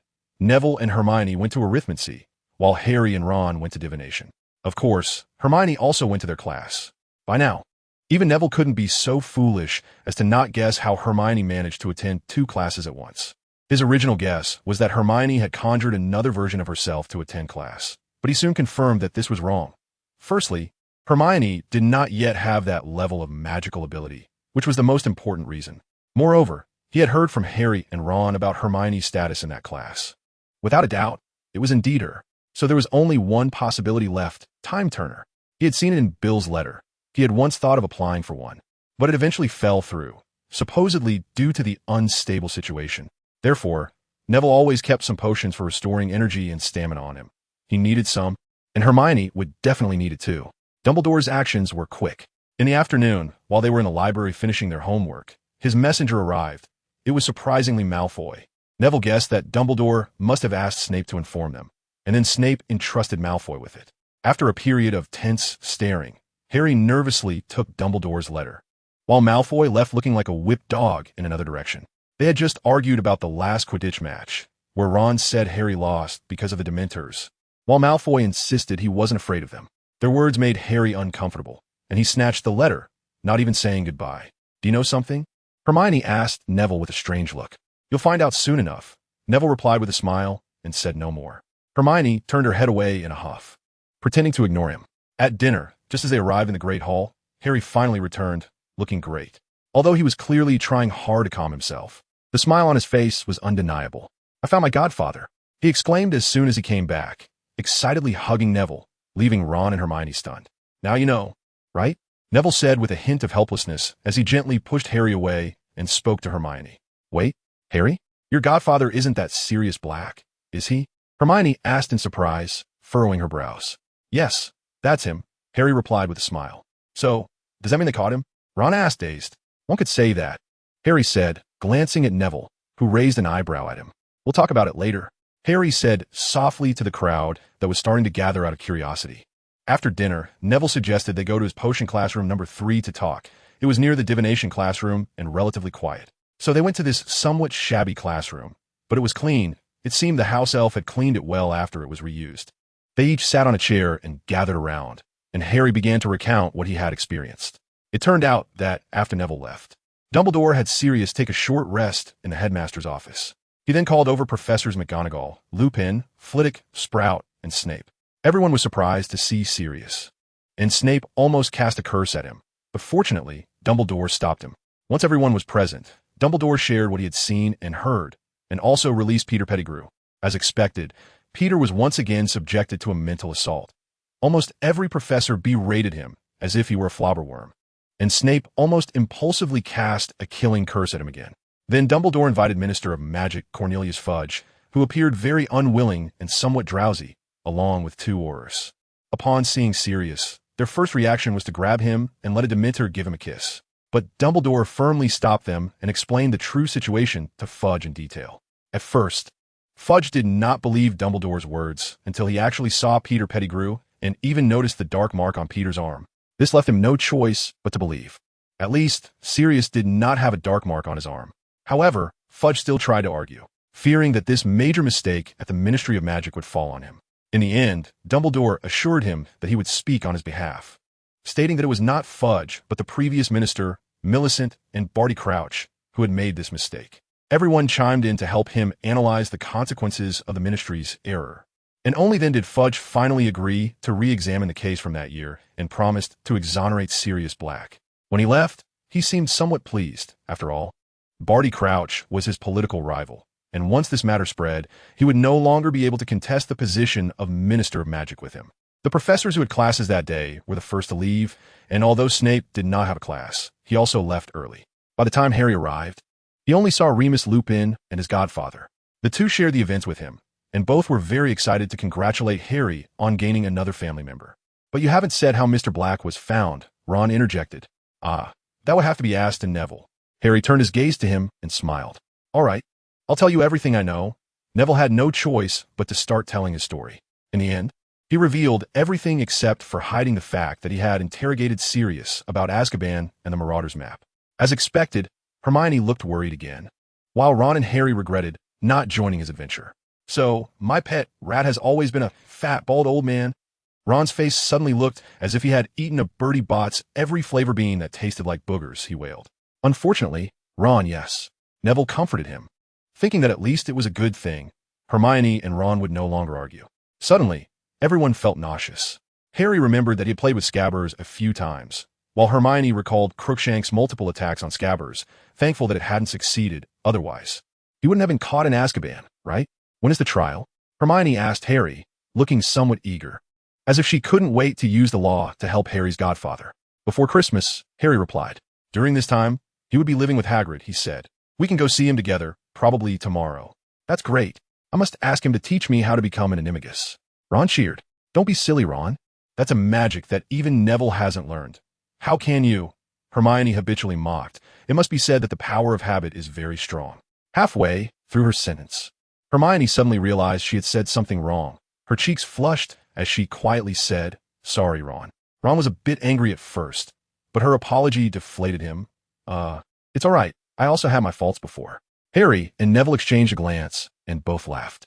Chapter 90. The eve of the trial. After dinner the next day, Dumbledore announced the news to all the students and brought Sirius, who had been thoroughly cleaned up, to the feast. At first, the students did not recognize who he was, as he looked completely different from the person on the wanted poster, dressed in very neat robes, with clean hair and shaved beard. Aside from being quite thin, he looked handsome, and several girls were staring at him intently. Snape, extremely unwillingly, was also dragged to this feast, glaring at Sirius with resentment. Neville thought something must have happened between them back in the day. He could not imagine that he and Malfoy would glare at each other with mutual hatred at this age. Professor Lupin also seemed like a different person. His smile was more natural and heartfelt. Clearly, Sirius's return brought him great comfort. After Dumbledore briefly recounted the events of that year, the way all the students looked at Sirius changed. They gazed at him eagerly, as if he were their favorite Quidditch player, and some even surrounded him, asking Sirius to tell stories from back then. "Hey, Neville," a familiar voice called out, patting Neville on the shoulder. "You really had us fooled." George and Fred pretended to be angry. Neville felt very awkward and didn't know what to say. "Since you recognized him, why didn't you tell us?" George ruffled Neville's hair. There was no helping it since he was a bit taller. "Were you afraid we'd steal your glory for capturing Black alone?" Fred teased. "How could that be?" Neville turned beet red. At that time, Sirius had already been caught, and he just wanted to ask him some secrets that couldn't be known to others. "Uh-huh. Feeling guilty, are we?" George laughed. "We guessed it, didn't we?" Fred circled around him. "You too. What nonsense are you talking about? Neville was just worried about you getting hurt." Hermione stood up, unable to bear it any longer, and argued with him. "Wow, Hermione, you're actually so supportive of him." George's expression was quite annoying, and Neville even wanted to cast a hex on him to make him shut up. Is it? Fred joined in, making Hermione's face flush. But she didn't sit down and bury her head in her book. Instead, she shouted, "What does it matter to you whether I support him or not?" Fortunately, the hall was quite chaotic at that moment, and not many people heard this statement. Otherwise, she would have been even more embarrassed. Sure enough, George and Fred's eyes lit up at her words, and they made to leave, each giving Neville a pat on the shoulder. "Good luck, Neville. Wishing you success, Neville." Then they left, leaving two shy third-year wizards and a Ron who was watching the show while eating a chicken leg, while Harry joined in on the fan activities surrounding Sirius, squeezing in over there. "What do they mean by wishing you luck, Neville?" At this moment, Ron finally finished his chicken leg and asked in confusion, "Thank you, Ron." Neville suddenly laughed, seeing Hermione smile as well. "It's really great to be friends with you." He patted Ron's shoulder like the twin brothers did earlier and said earnestly, "So you're not really facing Black alone like they said, right?" After a while, Ron suddenly asked, "Of course not." Neville finally had a chance to explain. The twin brothers were really too scary, especially since he still owed them a favor. Let us put it this way. I did guess who Sirius was the moment I saw him turn into a black dog, and, at that time, I really couldn't resist. Neville noticed that Hermione, who had just hidden her flushed face behind a book, leaned in to listen, and he smiled slightly. I'm not doing it because of what Hermione said. He looked at Hermione, who frowned. You shouldn't have been out at night. The girl muttered softly, but unfortunately, no one heard. Instead, I wanted to ask Sirius some things. He thought for a moment and decided to make up a lie. I wanted to ask him how to become an animagus. Neville said seriously. So that's how it is. Ron realized, while Hermione shot him a glance, possibly not believing his explanation. Yes, that's true. You all know Professor McGonagall has never allowed me to practice. He smiled helplessly, as if it were really the case. Professor McGonagall is doing it for your own good, Hermione exclaimed. Come on, Hermione. You know how advanced Neville's transfiguration is. Didn't you secretly say you envied him? Ron countered again. Professor McGonagall is afraid he'll get hurt. You know that becoming an animagus is very easy. Ron shook his head, finishing her sentence. And Hermione shot him a fierce glare. All right. Now that everything is over, I'll go explain to your brothers later. As for now, shouldn't we head back? Neville pointed to the crowd over there, which was already starting to disperse, and Harry was also on his way back. By the afternoon of the next day, they finally saw Sirius Black again in Hagrid's hut. He looked great, like a cool uncle enjoying himself at the beach. Neville couldn't help but wonder if he had accumulated a lot of romantic debts when he was younger. Hagrid was giving a lesson to fourth-year students and wasn't there, so Sirius made himself at home, preparing tea for them and trying to make toffee, but he failed. Thinking about it now, I feel like I'm dreaming. He said to them, I can actually appear at Hogwarts openly. It's amazing. He laughed. Then you could apply to be a teacher at Hogwarts? Ron suggested. Sure, that actually sounds like a good option, doesn't it? What do you think I should teach? He laughed heartily, clearly in a fantastic mood. Transfiguration? Neville proposed, knowing that someone who could learn to be an animagus on their own would definitely be very skilled at it. Oh, that is impossible. Sirius laughed, patting his shoulder, as if he had completely forgotten about Neville's earlier persecution, showing him much warmth. You know, Professor McGonagall is much better than I am. He scratched his head, still smiling. How about defense against the dark arts? Hermione suggested. ISNT, that class, said to change teachers every year? If that's the case, Professor Lupin probably won't be around next year. She noticed the boy's strange expressions and hurried to explain. That is a pretty good idea. I might give it a try next year. Ah, poor Remus. He'll have to change jobs again. Sirius nodded in agreement, then teased his old friend. Of course, Sirius had the best relationship with Harry. It seemed he wanted to make up for all the Godfather love he had missed in the past. He often told Harry stories privately and taught him some spells that Lupin didn't teach them. And when Neville learned about it, he said it was very normal and smiled mysteriously. Sirius also heard that Snape would treat Harry differently in class, and at first, he was ready to confront Snape. But the four of them stopped him. God knows what trouble he would have caused if he actually went. As a result, he started brainstorming ways to help Harry deal with Snape's difficulties, trying to keep that big nose of his from sniffing. This made Harry's potion-making skills soar, and he even caught up with Hermione in practical skills, although his theoretical knowledge couldn't compare at all.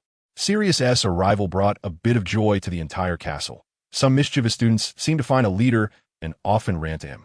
Some girls even approached him to enhance their relationship, and some even handed him love letters directly. Hagrid's hut became as lively as a hall, and eventually, both Sirius and Hagrid couldn't take it anymore and reported the situation to Dumbledore. Only then did Dumbledore help Sirius find another residence, an empty teacher's bedroom, and later, Sirius secretly told Neville and the others that Dumbledore was definitely relishing the situation that day. Sirius's potion tutoring was indeed very effective because Snape was indeed making things harder for Harry in class.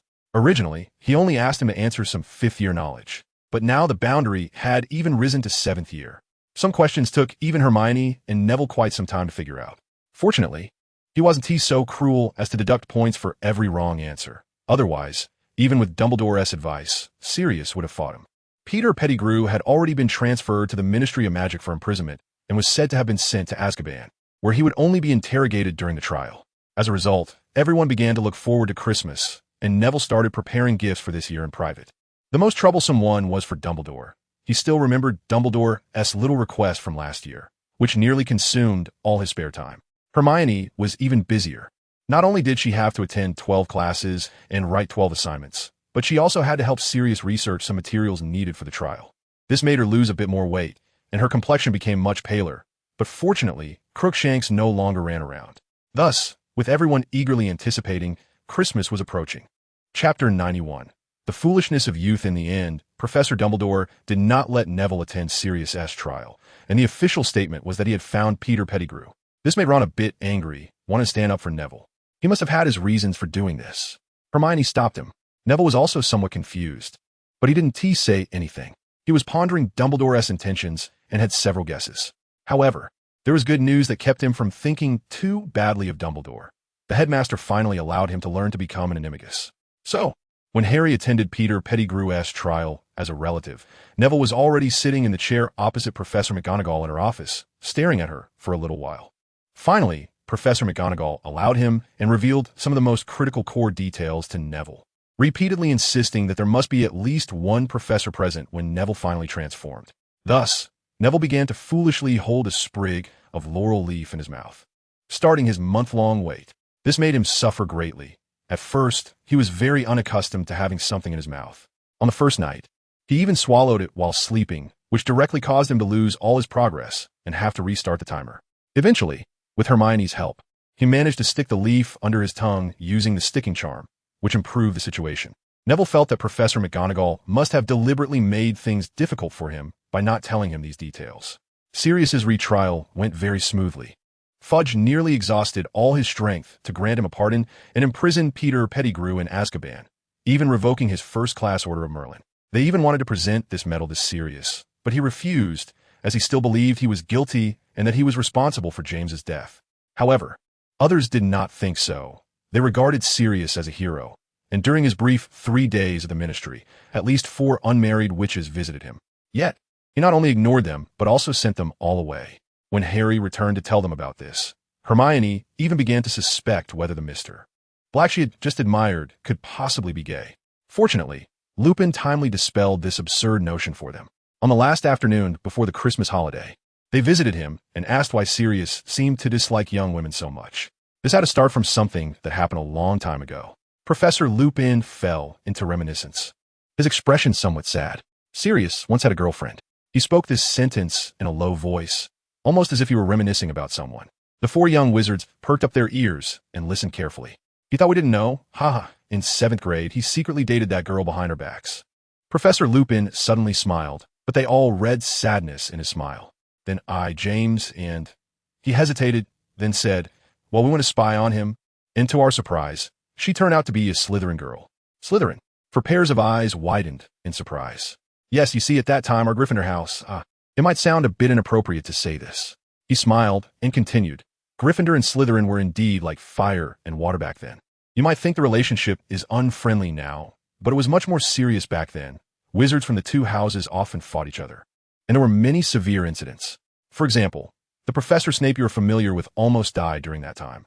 He chuckled self-deprecatingly, his eyes full of memories. Could it be related to Sirius? Harry asked eagerly, now perhaps understanding why his godfather had a poor relationship with Snape. Unfortunately, yes. Lupin nodded. He was not very willing to reveal his old friend's past, but he had to teach these young people what to do and what not to do. Sirius was not a good example. What did he do to almost kill that old bat? Oh no, Professor Snape. Ron curiously inquired, as he would be glad if Snape had died early. Professor Lupin's expression instantly became complicated. He thought for a moment and said, he tricked the young Snape into a room with a fierce beast. Neville noticed that his expression was quite dim when he said this. Later, James found out and rushed to pull Snape back. He was so close, just so close to being bitten to death. He said somewhat lifelessly. Harry's expression suddenly became very strange. He had heard from Dumbledore that his father had saved Snape, but the truth turned out to be this. He even began to doubt whether his father and godfather were good people. Harry, don't think too badly of Sirius. Lupin noticed Harry's discomfort and quickly said, he just hopes that Harry doesn't end up like Sirius did back then, rather than wanting their relationship to worsen. He was just a bit too mischievous back then, filled with prankster tendencies. He pressed his lips together, suddenly feeling that what he said might be a bit idealistic. Just like Ron, your 2 twin brothers. He added, moreover, the situation back then was indeed different. The relationship between the 2 houses was really irreconcilable. And as far as I know, some Slytherins who graduated back then indeed went on to become Death Eaters. So even though he did make mistakes back then, I hope you 1T reject him, okay? After all, people can change. Lupin closed his eyes in pain, and Neville guessed he must have thought of Peter Pettigrew. Of course, I want to think wildly. Harry quickly said, no longer overthinking. By the way, you haven't said what happened to that Slytherin girl yet. Ron suddenly exclaimed. Oh, I'm really sorry. Let me continue. Her name was Elizabeth Watson, a half-blood witch. She was 2 years below us. And because she was half-blood and her surname was clearly a Muggle surname, she had a very hard time in Slytherin. Only Sirius's brother Regulus got along well with her. Sirius has a brother, Harry exclaimed. Harry, don't interrupt. Hermione protested, sounding like a cat. Sorry. Harry quickly apologized. Yes, he has a younger brother who is 2 years younger than him, but he is in Slytherin. Lupin recalled sadly.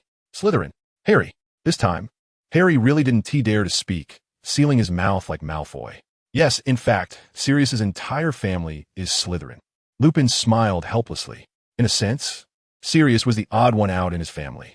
Lupin glanced at them and found that no one was speaking anymore, so he continued. Let me talk about Elizabeth. At that time, when Elizabeth was in her 4th year, she was bullied by several blood supremacists from Slytherin. They cornered that poor girl against the wall, cursing her, setting her hair on fire, and then healing her. A few boys couldn't stand it, and Hermione gasped, nearly crying for that girl. Just then, Sirius and I happened to pass by and helped her out. We chased away those bad guys. Actually, we didn't initially know they were bullying a student from their own house, but we probably would have intervened anyway. We definitely would have intervened, Harry said firmly. Thank you, Harry. Lupin smiled at him. After driving them away, we realized she was a Slytherin girl, and Sirius walked away looking disappointed. I stayed behind to help her stop the curse. So why did she end up with Sirius? Hermione couldn't hold back any longer and asked curiously. Yeah, I was puzzled at the time. Why didn't he choose me? Lupin also made a joke that amused them all. But the fact is, Elizabeth was instead quite fond of Sirius, who ignored her, while she and I ended up as just ordinary friends. Lupin said with a hint of melancholy. Who knows if he was being genuine or just pretending? Then she dragged Sirius's brother, Regulus, to write a letter for him. At first, Sirius refused to accept it, as he was in a tiff with his family at that time. He laughed and said that Neville and the others also laughed. And Lupin described Sirius as a child who hadn't grown up at all. He even ran away from home, spending his last year as holidays at your grandfather's house. Harry. Lupin looked at Harry. My grandfather. Yes, your grandfather was truly a good man, even to someone like me. Lupin shook his head as he spoke. So what happened later? Neville asked. It was actually James who found out first. He noticed that Sirius had been writing things behind his back for a while and would occasionally zone out. Then he followed him and discovered that he was writing letters to that girl, and we all found out. So you all kept it from him? Neville asked, his expression somewhat unnatural. Yes, haha, Professor Lupin said with a sly smile. They got together in their 7th year, often sneaking off to date, and even made things for Elizabeth behind our backs. When he said this, Neville's face turned bright red. Thankfully, no one noticed him. After graduation, they also kept in touch until Regulus joined the Death Eaters. The 4 of them looked incredulously at each other. At that time, Elizabeth was friends with Regulus, and she learned about this, so she went to find him. Lupin's voice grew quieter, and Neville began to realize what had happened next. As a result, she encountered Voldemort. Lupin's emotions suddenly became a bit agitated, as if he could barely control his voice. Hermione covered her mouth. She would rather die than join the Death Eaters, and was killed by the Dark Lord. Lupin adjusted his breath and continued. Later, Regulus also went missing for some reason. I suspect it was because he resisted Voldemort because of this incident. The news of Elizabeth's death was delivered back to us by Regulus. He wrote us a letter explaining everything, and in the end wrote, I realize my mistakes, and I must correct them. Suddenly, an extremely impatient voice came from the office door. Moony, don't you think you're saying too much? They all looked over and saw a furious Sirius. Chapter 92. Lupin's worry. I'm really sorry, old buddy. Lupin said apologetically. He initially just wanted to advise the young people not to be impulsive like Sirius. But he unconsciously ended up saying more and more. Sorry, Mr. Black. It was our request for Professor Lupin to do this. Neville hurriedly said. What did you call me? Sirius snapped. Sirius. Neville laughed awkwardly. It seemed Sirius really didn't like his surname. Sirius wasn't really angry, and, as if recalling something, suddenly asked Lupin, By the way, Moony, do you have any news about my useless brother? I mean, during the time, I lost my freedom. He frowned, not sure if it was because Regulus was mentioned or something else. Unfortunately, we have no news of him. Padfoot, perhaps you will find it in your hometown. Lupin shook his head, expressing his regret. After Regulus delivered the news of Elizabeth's death and left behind the words to correct his mistakes, They had taken him as one of their own, except for Sirius, who still hesitated to acknowledge him. Sirius's expression instantly turned ugly, as if he had eaten a pile of cockroaches. Damn, I don't want to go back there, he complained. Where? Harry asked curiously. Is it that house you were kicked out of? Ron blurted out, and immediately regretted it, starting to apologize incessantly. Yes, that's the one. Sirius's brow twitched a few times. It was unclear whether he was angry with Ron or resentful of that house. But you know, Sirius, we can't go into that place except for you. Lupin patted his shoulder, comforting him. All right, I'll give it a try, hey. Wait a minute. He suddenly became excited. You guys, why don't you all come over during Christmas? I think you'd be curious, he said to Harry and the others. That sounds great. Ron responded even faster than Harry. Is it your family's old house? Neville asked curiously, knowing the former glory of the Black family. He would be very willing to visit such a mysterious pure-blood wizard mansion. Yes, although it might be a bit run down. Sirius scratched his nose, realizing that his house probably hadn't been cleaned in ages. I hope Creature is working well. He muttered softly. Then you must have a lot of books, right? Hermione also asked, realizing what such a mansion might contain. Yes, a whole room full. Sirius blinked, then thought, I hope it's not moldy. That would be amazing. Hermione also perked up. Sirius, can I live with you in the future? Harry suddenly asked with a complicated expression, while also glancing apologetically at Neville. Neville, I didn't mean it like that, he said awkwardly. All right, I know I don't mind. Neville patted his shoulder. Of course, but don't you want to live with your aunt and uncle? Sirius looked very excited. Don't you want to live with your aunt and uncle? He took a sip of water from the cup on the table before finishing that sentence. No way. I can't wait to move out, Harry shouted. You know, I spent most of this summer at Neville's house. When he said this, his expression suddenly froze. He remembered Dumbledore's instruction. Stay at his aunt's house for at least 2 weeks every year. Oh, I'm sorry, Sirius. He lowered his head a bit dejectedly. Professor Dumbledore said, I have to stay at their house for 2 weeks every year. Why, no, what does that matter? Sirius exclaimed eagerly, clearly having already taken Harry as his own family. Once they started talking, it felt like there was no end, mostly Sirius asking questions and Harry answering. Seeing that Neville and the others couldn't get a word in, Lupin suggested taking them back first, allowing the two to talk slowly. By the way, Professor Lupin, on their way back, Hermione suddenly asked, What is it? Since Elizabeth was killed because of the mysterious man, you, who know the truth, shouldn't believe that Sirius is a traitor, right? She asked somewhat scrutinizingly. Of course I don't believe it. Lupin waved his hand helplessly and continued. But no one believed me, except Dumbledore. Moreover, at that time, even I thought he was the secret keeper. His voice was a bit low, as if recalling something. All right, don't think about sad things anymore, Remus. Neville gave him a hug. It's all over now, isn't it? Yes, it's all over. Lupin smiled and nodded. In the end, Harry still didn't dare to come back before curfew. He didn't even return home, but went directly with Sirius to his house, number 12, Grimmauld Place. The news of their arrival was relayed by Harry through Hedwig, and Sirius had seriously invited the 3 of them to stay at his house during Christmas in the letter. So what about Peter? Neville asked as the 3 of them and Professor Lupin sat on the train back. He was locked up in Azkaban, Lupin said. The cells are said to be special, because we informed the Ministry of Magic that he is an animagus. Upon hearing this, Neville scratched his nose, feeling the leaves under his tongue. Sirius had told him the same thing, as it was the only way Sirius could explain how he escaped from Azkaban. Lupin added, Doesn't that mean everyone will know his animagus form is a big black dog? Neville asked. Yes, he has already registered with the Ministry of Magic, and he even apologized for it. I admit my mistake. I shouldn't have concealed that I'm an animagus. Lupin mimicked Sirius's tone at the time, making them chuckle.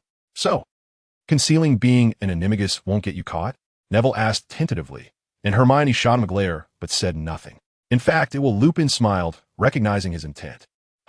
Sirius is a special case because the Ministry of Magic is in the wrong, having wronged him for so long, so this matter was left unresolved.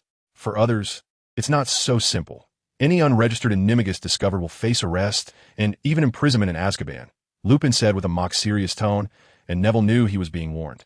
All right. Neville chuckled reluctantly and leaned his head against the window. How long has he been doing it? Lupin curiously asked Hermione. 9 days, Hermione said softly. Oh, then it seems the British Ministry of Magic will soon have another registered animagus transfigurationist, Lupin said, resting his chin on his hand. The people at the ministry will surely be shocked by his age. Of course, Neville defeated the Dark Lord-S wizard in his first year, Ron said proudly. as if that was his achievement.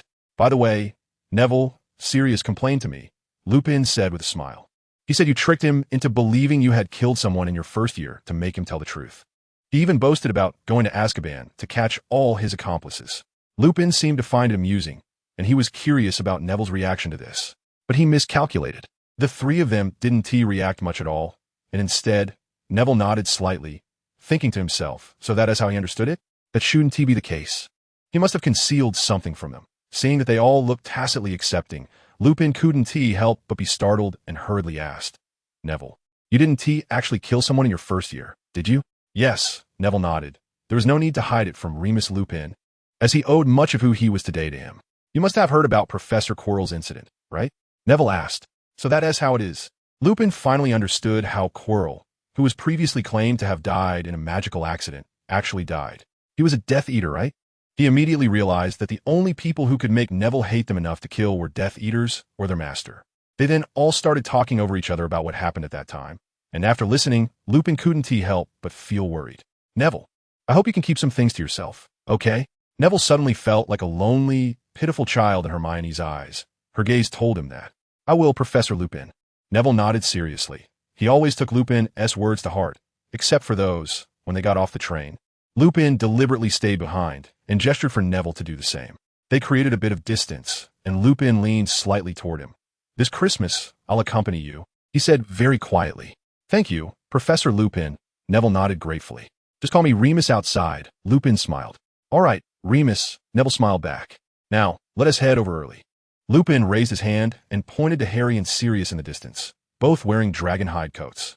They must be getting anxious, he chuckled. Chapter 93, Number 12.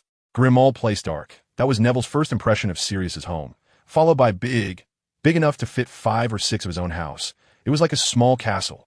However, the interior of the house was somewhat difficult to describe, with a noisy and chaotic portrait of Mrs. Weasley, the lazy house elf creature who always whispered bad things about them. The old clock that shot screws at every passerby, and even clothes that could strangle people. The most unacceptable thing for Neville and Hermione was the study. When they excitedly arrived there, the whole room emitted a musty smell. Neville cautiously pulled out a book he thought looked relatively normal from a bookshelf. But before he even opened it, his heart sank. The book was moldy. The two of them spent a long time trying to sort out the books in the study, but they still couldn't save many, as most were too damp to read the text. Even trying to repair them with spells was useless because these books had been enchanted with protective magic to prevent the Black family's books from being stolen. As a result, these protective spells rendered them irreparable. Perhaps the spellcaster back then never expected these books would die from dampness. Then Neville grimaced and joined the others in cleaning up. This was no easy task. Even though there were quite a few of them, and they could all use magic, the house was just too big. Hermione was still trying to salvage those books. She originally felt sympathy for Kreacher, but after dealing with these books, her perception of him plummeted, and she finally stopped defending him. They spent the whole day cleaning the house until it was livable. Lupin was in charge of the kitchen, cooking both lunch and dinner, and everyone praised his cooking. Sirius took care of the entire hall and the bathrooms, believing that the dirtiest places had to be cleaned by him as the master. Harry, Ron, and Neville worked together to clean the bedrooms, striving to make them habitable. By the end of the day, the results were quite good. The whole house looked refreshed, and everyone's mood improved. Even Kreacher's curses didn't sound as harsh anymore. They also discovered many interesting things, like a silver cup that could use a filling charm. Perhaps due to years of neglect, it could only fill with dirty water now. A beautifully crafted pendant box that no one could open, and a music box that made anyone who heard sound fall asleep. Sirius heard that Neville was very interested in alchemy, so he packed these things and gave them to him, and Neville smiled, saying he would consider it this year's Christmas gift. That night, after everyone had fallen asleep, a small figure silently appeared at the door of Neville's temporary room. It quietly approached him, moving towards the robe hanging on the wall, and reached out a hand towards it. That was clearly not a human hand. Suddenly, the moonlight shone into the room, illuminating the figure's face. It was Kreacher. Kreacher had finally touched the garment. He knew that the last thing his young master had left behind was inside it. He had to retrieve it, not to be shamelessly given away by that disgraceful master to this pure-blood traitor. Bang! The sound of Kreacher crashing into the wall echoed. Neville instantly woke up, reaching for his wand under the pillow. Before he had fully opened his eyes, he had already cast a Lumos charm, simultaneously seeing the intruder. Kreacher? Neville was somewhat surprised. In his impression, House elves could never steal things. Even if he wasn't the master, he could at least be considered a friend of the master. Speak. Why did you touch my clothes? Neville pointed his wand at the elf, instinctively demanding. He had set protective charms on his clothes long ago, and ever since he had been trapped by Professor McGonagall's protective spell, he had started researching this area. Creature just wanted to clean the master's friend's clothes. The elf stared with wide eyes, but his expression betrayed him, and Neville could tell at a glance that he was lying. It seems I need to find a way to make you tell the truth. Neville smiled. In fact, he had a liking for adventures deep down, but he had never realized it. Fine. The elf was tied up by him. Neville held the elf in one hand and walked towards Sirius's bedroom. He could have directly used legitimacy, but after all, this was Sirius's house elf, and he at least owed him an explanation. Sirius? Sirius? Neville gently knocked on his bedroom door. His voice kept low.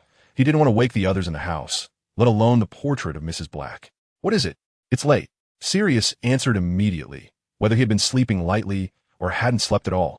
He quickly opened the door, looking astonished at Neville and Creature. The latter's eyes filled with resentment. What's going on? Sirius instantly got angry, not at Neville, but at Creature. Creature just wanted to help the master's friend wash some clothes. Creature repeated his line, his expression unchanged. Impossible. If you wanted to wash our clothes, this house wouldn't be in this state. Sirius shouted angrily. Lower your voice, Sirius. Neville made a shushing gesture, and Sirius immediately understood, lowering his voice. He touched my clothes. I had a protective charm on them, and he got knocked back. Neville explained. Good heavens. Creature, you actually wanted to steal something? Suddenly he realized something and continued. Is it the thing I gave to Neville during the day? Neville now understood most of it. He had no grudge against Creature, and it could only be the few items from earlier in the day. What is it? Speak. I order you not to lie. Black said fiercely. It's... The elf's eyes widened, and beads of sweat appeared on his forehead.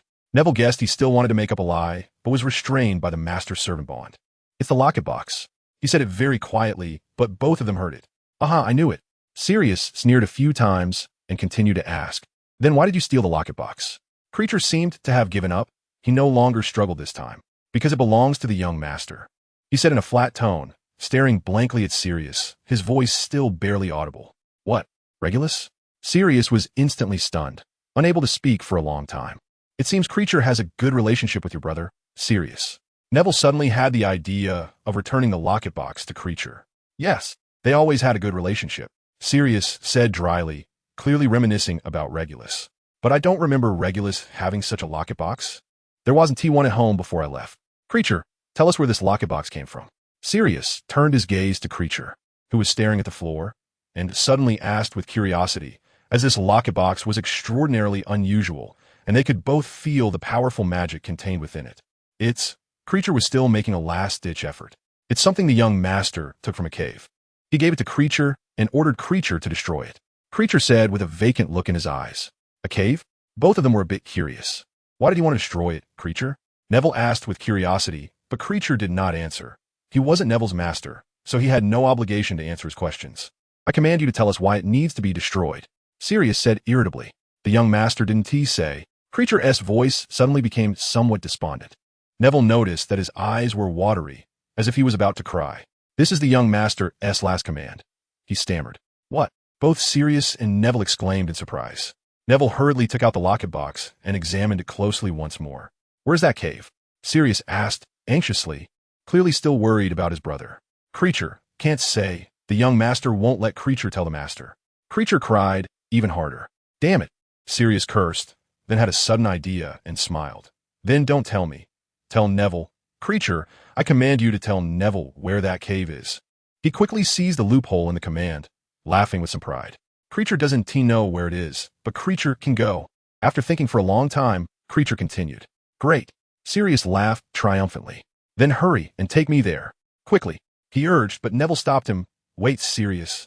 It's already too late. Sirius then irritably scratched the back of his head. All right, then we'll go tomorrow and take Moony with us. He mumbled. Only then did Neville ask the question he wanted to ask, but was interrupted by Sirius. Creature, do you know what this locket box is? The house elf finally stopped crying, but showed a look of fear at this question. Creature doesn't know, but Creature knows who it belongs to. Creature trembled all over, as if recalling something very terrifying. Who? Sirius asked urgently. After a long time, Creature finally trembled and said that name. The Dark Lord. Chapter 94. The Burned Locket Box Remarkable. Dumbledore, sitting at the table, exclaimed in admiration, holding a locket box and examining it carefully. It was already past 3 in the morning, and Dumbledore was still wearing his light purple nightgown and even a purple wizard hat. Neville sat opposite Sirius, anxiously waiting for what he was about to say. Behind them was Kreacher, who was bowing repeatedly to the portrait of Phineas Black on the wall, apologizing in voices they could barely hear.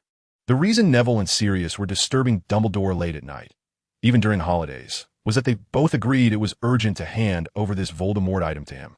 Moreover, since Kreacher had mentioned that it was something Regulus ordered him to destroy, it must be a very dangerous, dark, magical artifact. At first, Neville was a bit eager. He believed his alchemical fire could burn the locket box. However, he had to admit he had no idea what it was, so he could only seek help from Dumbledore. "What is it, Professor Dumbledore?" Sirius asked eagerly, even addressing him as Professor. Dumbledore looked up at them and shook his head.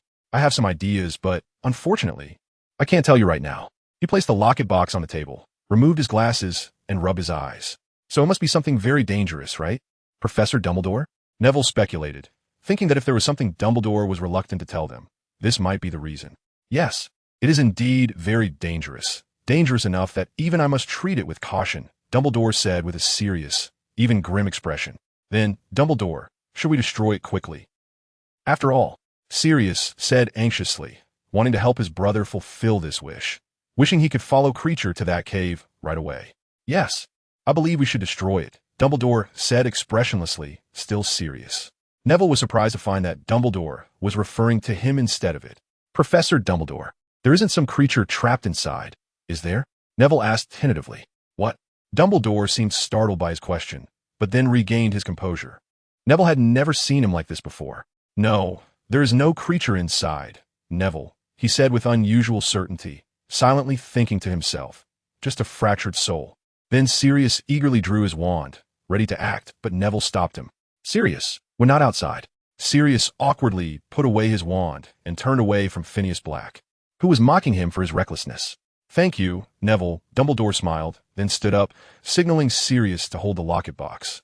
He took their hands, one in each, and in the next moment, they appeared at the edge of the Forbidden Forest. "This will do," Dumbledore said, clearly not fond of the secret chamber Neville had visited last time. "Tant explosion." Sirius could hardly wait. He threw the locket box 10 feet away with a Quidditch seeker-like motion and cast a spell on it before it even hit the ground. Strangely, nothing happened. It seemed Sirius's spell had failed. The locket box merely spun in the air a few more times before landing on the ground. Sirius's face turned a bit pale, but he didn't say anything. He continued casting spells, one after another, with damaging curses coming in rapid succession. Neville instantly felt a powerful surge of magical energy from him. Indeed, he was really impressive. Blazing fire. Petrify them all. Shatter them to pieces. He was so angry that he almost used the killing curse he'd never used before, but finally calmed down, realizing it wasn't his fault. "Headmaster Dumbledore, I..." He cleared his throat, awkwardly looking at Dumbledore. Dumbledore chuckled softly and shook his head to indicate he didn't mind. "Avada Kedavra. He really cast it." Neville looked at him with a face full of black lines. This is truly serious. As a result, the killing curse had no effect. The green light was deflected before it could even touch the locket box. Kreacher had also come over, watching his performance with a complex expression. Hard to say whether he was mocking or feeling relieved. "Sirius, how about we try the Confundus charm?" Neville suggested. Dumbledore remained silent, and Neville took it as him wanting to train himself. "Confundus charm? Aha, I see what you mean," Sirius said, shaking off his previous irritation and smiling. "Confundus charm." The locket box finally showed a noticeable reaction. It seemed to ripple like a water surface, and the surrounding air distorted. Then Neville noticed something was wrong with Sirius. His expression turned very ugly, his face pale as a ghost, resembling a vampire from a Muggle movie. Neville instantly understood that he was overexerting his magic. It seemed Voldemort had indeed set up defenses on the locket box that were no joke. Alchemical fire. Neville hurriedly added more fire, hoping to completely destroy the locket box with Sirius's distraction. A mass of black flames instantly enveloped the locket box, but it didn't immediately consume it. Instead, it was like a tug-of-war with a protective magic. Neville felt dizzy, but he didn't stop. He exerted all his strength and unleashed another burst of fire. Finally, the locket box was completely finished off under the black flames, and they heard a scream at the moment it was burned. This made Neville question whether what Dumbledore had said before was true. Sirius beside him was already dumbfounded, now completely believing Neville's threats from that night. The Fiendfire curse is nothing like this, right? Hey, what on earth did Dumbledore teach this kid? Merlin, Professor Dumbledore, you heard that scream too, right? Neville asked with a strange expression, starting to doubt whether he had killed someone, or at least someone whose identity he didn't know. I certainly heard it, Neville, Dumbledore nodded. Comforting him, you needn't worry. That sound was undoubtedly Voldemort's. Dumbledore smiled at Neville. Voldemort? Neville asked suspiciously. Yes. I can now confidently tell you that the locket box should be similar to that diary, Dumbledore said, looking directly into Neville's eyes, his smile full of encouragement. But unfortunately, it was too dark for Neville to see clearly. What? Is that so? Neville was about to ask why Voldemort didn't come out to control someone when Dumbledore seemingly read his mind and answered him. Because this thing is locked away. And Voldemort himself has locked the locket box. Locked away, locked. Neville's mind suddenly couldn't keep up. To separate one's soul? Then lock it in a small container? Yes, I'm afraid that's all I can tell you for now, Dumbledore said apologetically, waving his hand. Neville quickly said it was okay. It's fine, Neville. As long as Dumbledore knows, that's enough. Sirius seemed to take it lightly. It appeared he was quite familiar with Dumbledore's habit. The three of them arrived at the spot where the pendant box had just been burned, and Kreacher followed them, his expression becoming more complicated as he kept bowing to Neville and mumbling something that they couldn't quite catch. The black flames had already been retracted by Neville when the pendant box was completely destroyed, but the grass and soil still suffered irreparable damage. Sirius couldn't help but admire the power of Neville's spell again, reminding himself not to provoke him in the future. There's nothing left. Sirius stared blankly at the remaining ashes of the pendant box and exclaimed, Incredible. Dumbledore echoed, I thought I would need help. The old man chuckled. It seems I can retire soon. He said this to Neville, who turned red again. So, Professor Dumbledore, will you be coming with us to the cave tomorrow? No today? Neville asked. With Dumbledore's involvement, this adventure would certainly be safe. Of course, I'd be happy to. He nodded, smiling with satisfaction. Then let's set off now. Sirius exclaimed impatiently. It's too early, Sirius. Neville helplessly held him back. And don't you think we should go back and get some more sleep first? Dumbledore said softly, as he was indeed feeling a bit tired. Oh, fine. Sirius stomped his feet in anger, cursing. Then let's go back and sleep this damn sleep. Kreacher, let's go. He tightened his robe and, under Dumbledore's amused gaze, took hold of Neville and Kreacher's hands. They just separated away. Chapter 95. The vanished hero Neville had a good sleep in the early morning. He drank the elixir of life he had brewed and also gave some to Sirius. This meant he looked perfectly fine when he woke up in the morning, but there was no time for breakfast. Neville, you actually overslept. That's quite rare. Ron yawned and greeted him as he arrived at the dining table for breakfast. Yeah, I did change beds after all. It takes some getting used to. Neville yawned as well. Then he widened his eyes in surprise as he saw Kreacher come out with a plate of what looked like quite decent pies, bowing so low that his head nearly touched the ground. Kreacher is here to serve breakfast to the esteemed guest, he said in a very respectful tone, startling everyone present. Hey, Kreacher, why didn't you prepare one for me too? Sirius's voice came from the dining room door, pretending to be angry. Kreacher also prepared beef pies for the master. Kreacher said expressionlessly, looking up at Sirius. I am your master, you know. The obvious difference in treatment made Sirius feel uncomfortable. But Kreacher's change was ultimately a good thing. Nervously, Neville picked up his fork and took a bite of the pie. It was surprisingly delicious, much better than he had imagined. Thank you, Kreacher. Great breakfast. Neville nodded at him, having completely forgotten the unpleasantness from the night before. The guest actually thanked Kreacher. Neville facepalmed, realizing he should have known. House elves were like this. Hey, bro, I didn't know you were on such good terms with him, Ron said, looking confused as he was still making his own breakfast. Lupin had gone out early. It was said that Dumbledore had called him back, and Harry had gone with him, supposedly to Hogwarts. Hermione should have been in the study by now, and she hurried over, curious about the commotion. The moment Neville saw Hermione enter, Kreacher's mouth twitched a few times, and then he just couldn't say a word. It seems my amulet is still effective. Neville nodded slightly, casting a counter-charm on Kreacher, who instantly returned to normal. Kreacher, I forbid you to call my friends that anymore. Neville tried to command, and Kreacher reluctantly nodded, as if it were a matter of life and death. Well, now Neville speaks more effectively than I do. Sirius murmured sourly. Hermione, Ron, Sirius, and I need to go out for a bit today. And Kreacher too. Neville quickly finished his pie and said, Where are you going? Ron asked. Hogwarts. Neville glanced at Sirius, who was already rolling up his sleeves, and continued. Dumbledore has some things for us to help with. Oh, really? When will you be back? Hermione asked. Not sure. Probably in the afternoon at least. Neville stood up, took his plate to the sink to wash it, but Creature snatched it away. Creature is happy to help the guest, Creature said proudly, and Sirius felt even more sour. Quickly finishing his pie, he had gotten it himself. When did Creature become so helpful? Hermione was a bit puzzled, as he hadn't come to help during their previous meals. Hermione, didn't you notice?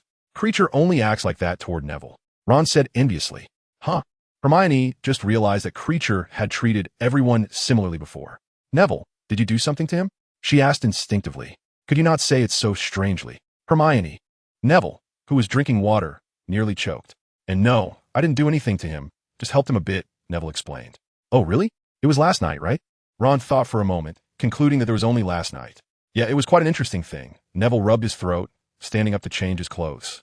Interesting? You saying that means I have to hear the story now? Ron adjusted his sitting position, adopting a posture as if in class. Sorry, Ron. Hermione, Neville waved his hand. I'll tell you when I come back. He smiled at them and left the dining room, with Sirius quickly following him out. Why is he being so mysterious again? Hermione said discontentedly. You've known him for more than a day or two. Ron chuckled. Neville and Sirius quickly followed Creature back to Hogwarts, where in the headmaster's office. Not only was Dumbledore present, but also Harry and Lupin. Remus? You're not coming along too, are you? Sirius joked. Don't start. I haven't even criticized you for planning to go on an adventure without telling me, Lupin said, not in a good mood as he patted him. Hee. Actually, I was just about to trouble you, Sirius said with a smile. Harry was looking at Neville, his eyes seeming to ask if he knew where they were going. Neville shook his head to indicate he didn't know either. Looks like we're all here, Dumbledore said after surveying the group, finally no longer in his pajamas. So, he looked at Creature. Please take us there, Dumbledore said to him, while Harry looked puzzled. It was then that Neville began to explain to him. All right, Mr. Creature. Creature bowed to Dumbledore, looking as if he still held some respect for those powerful wizards. But I can only take 2 people at a time, he added apologetically.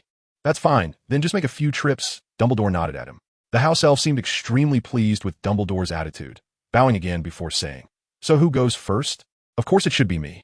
Sirius Black rushed forward first, unable to contain his eagerness. And me. Harry quickly followed his godfather's steps. Harry Potter, take my hand. Creature extended his left hand toward Harry, and seeing his godfather carelessly grab Creature's other hand, Harry did the same. Pop! With a crisp sound. The 3 of them vanished before Neville's eyes. About 2 minutes later, Creature returned, his wrinkled little face looking somewhat excited. Then, just as he finished speaking, Neville grabbed his hand, followed by Dumbledore. Now, Remus, please wait a moment. I'm still a bit worried about Sirius's temperament, Dumbledore said with a smile to Lupin, who nodded. After a moment of spatial compression, about a minute later, Neville finally saw something. It was a small island. The surroundings were pitch black, making it hard to see far away. However, there was a faint green light on the island. Neville looked toward the light. There was something resembling a basin for meditation, but that green light definitely did not seem like a good thing.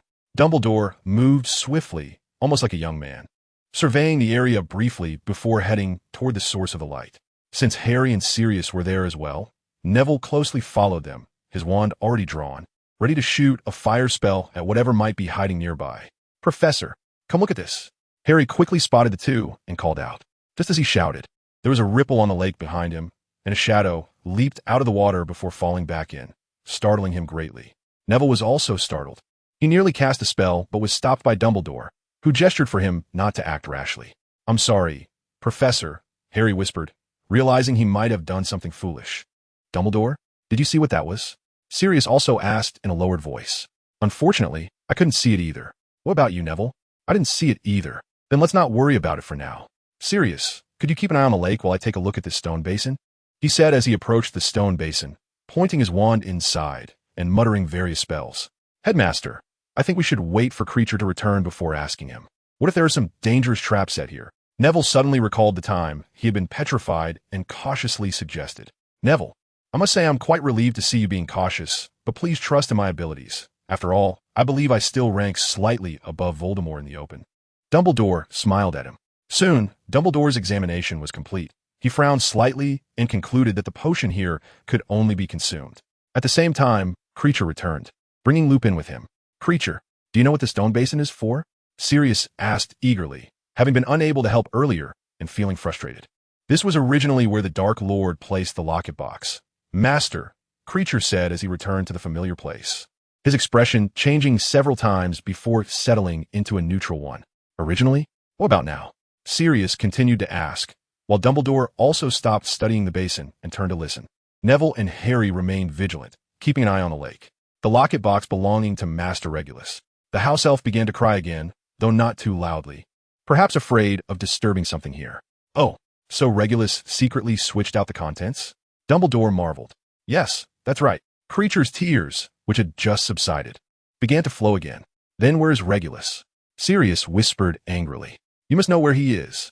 Creature cried even harder, seemingly reminded of something sad. He's underwater. The young master was dragged down by those creatures. At that moment, the expression on Sirius Black's face turned ashen. Chapter 96. Sadness. Neville Longbottom had never held such respect for anyone, even Dumbledore. But Regulus Black's adventure was incredibly brave and tragic. Through Creature's narration, they gradually understood the whole process. Regulus originally joined Voldemort only because of family obligations. It was his mother's request. He himself didn't care much, though he didn't completely reject Voldemort's blood purity ideology at the time. However, after a while, he realized everything had changed. Voldemort began to massacre muggles and half-blood wizards for fun, and he gradually recognized he had made a mistake. The death of Elizabeth broke his heart, and he felt it was all because of him, leading him to choose betrayal. After Voldemort hid something with his family's house elf, Regulus finally discovered some clues and realized that the locket box hidden by Voldemort might be related to his own life. Thus, he resolutely embarked on this path. And out of kindness, he did not force his house elf Creature to drink the harmful potion, but chose to drink it himself. The result was, of course, tragic. After swapping the locket box, he no longer had the strength to return home.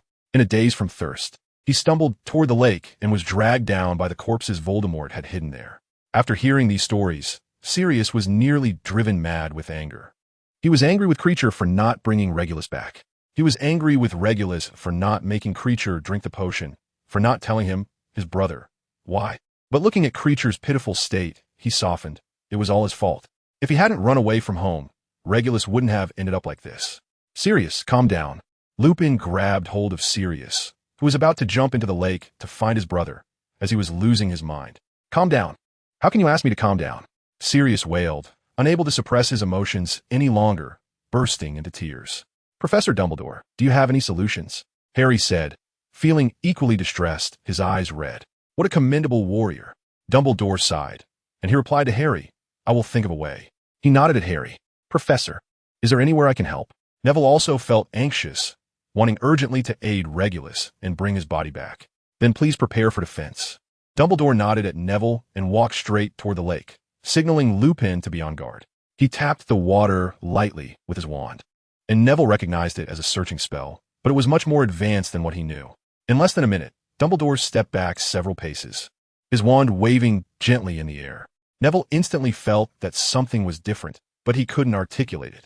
Dumbledore continued to wave his wand slowly, silently chanting a spell, beads of sweat trickling down his forehead, looking strained. Suddenly, there were slight ripples in the water, and Neville realized that something had changed. The water level.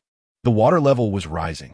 The small island had been at least 50 feet wide, but now it was clearly much smaller, water lapping at Dumbledore's ankles. Neville exchanged a glance with Harry, both of them in disbelief, gripping their wands tightly, silently vowing to protect everyone. When the water reached Dumbledore's ankles, it stopped rising, but the surface of the water began to ripple more violently. Something was about to emerge. It was bodies. Hundreds of bodies floated up from the water. They remained stiff, drifting into the air. Everyone was silent, afraid to wake them, yet they all felt incredulous about it. This must be the strongest floating spell in the world. Neville thought to himself. Sirius was initially shocked by the scene, but he quickly regained his composure, pulling Creature close and whispering orders in his ear to find Regulus among the bodies. After giving the orders, he gritted his teeth and joined Remus in the search for Regulus. Neville and Harry didn't know Regulus, so they were on guard, ready to use magic against anything that might attack. Soon, they noticed Sirius staring blankly in one direction, and Neville saw him trembling all over, his body slowly hunched down, nearly kneeling on the ground. Following his gaze, he saw a woman, a female corpse, dressed like a witch. Connecting everything, he instantly understood. This must be Elizabeth, the one killed by Voldemort. On the other side of the island, Creature suddenly cried out, collapsing into the water. Had it not been for Remus pulling him back, he would have nearly drowned, and Regulus was found. With the target, Dumbledore immediately sprang into action. Under his spell, 2 bodies gently floated over to the clearing and landed on the ground, while he used magic to return the other corpses to their original places. Soon, there was no sign of what had happened here, except for the water stains on the ground and the 2 bodies.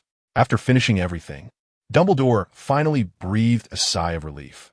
Maintaining a floating spell that didn't disturb the triggering mechanisms here was more exhausting than he had imagined. But if he didn't bring them all up, it would be even more laborious. Which was why he didn't use the searching spell to find them one by one.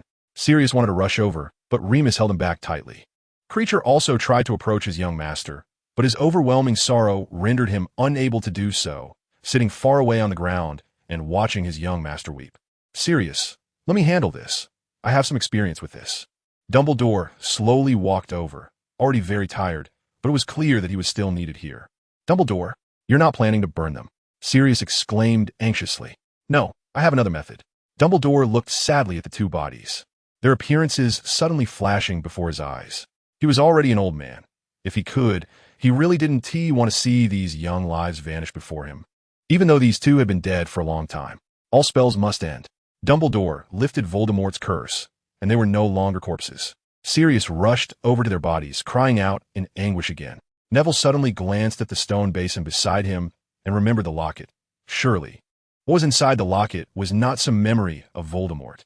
Otherwise, Regulus wouldn't have gone to such lengths to find it. So what could it be? Could it be a soul? He could think of no other answer. The thought of a soul reminded him of the Chamber of Secrets incident in his second year. That diary. It was simply abnormal. He destroyed the diary, and the young Voldemort died. It was almost identical to the locket. Was there really a way to split a soul? To divide a soul? As long as a part of it was alive, Voldemort wouldn't die? If that were the case, it would make sense. Voldemort had been hit with the killing curse that rebounded from Harry's mother-esque spell. He should have died. Neville slowly approached Dumbledore and quietly asked, Professor, I have a question. Oh, go ahead, Neville. Dumbledore's voice was no longer as weary as before. He had only rested for a short while and had recovered. It was hard to imagine he was already 100 years old. The locket contains Voldemort's soul, right? Neville asked very quietly, afraid others would hear. He remembered that Dumbledore had been reluctant to tell them this before. Neville noticed Dumbledore visibly tremble upon hearing the word soul, and he knew he was right. Sure enough, Dumbledore replied, Yes, you guessed correctly, Neville. He nodded helplessly. I didn't want you to know before. Do you know why? To prevent us from knowing this evil method? Neville guessed. No, fa. The old man laughed. I don't distrust you.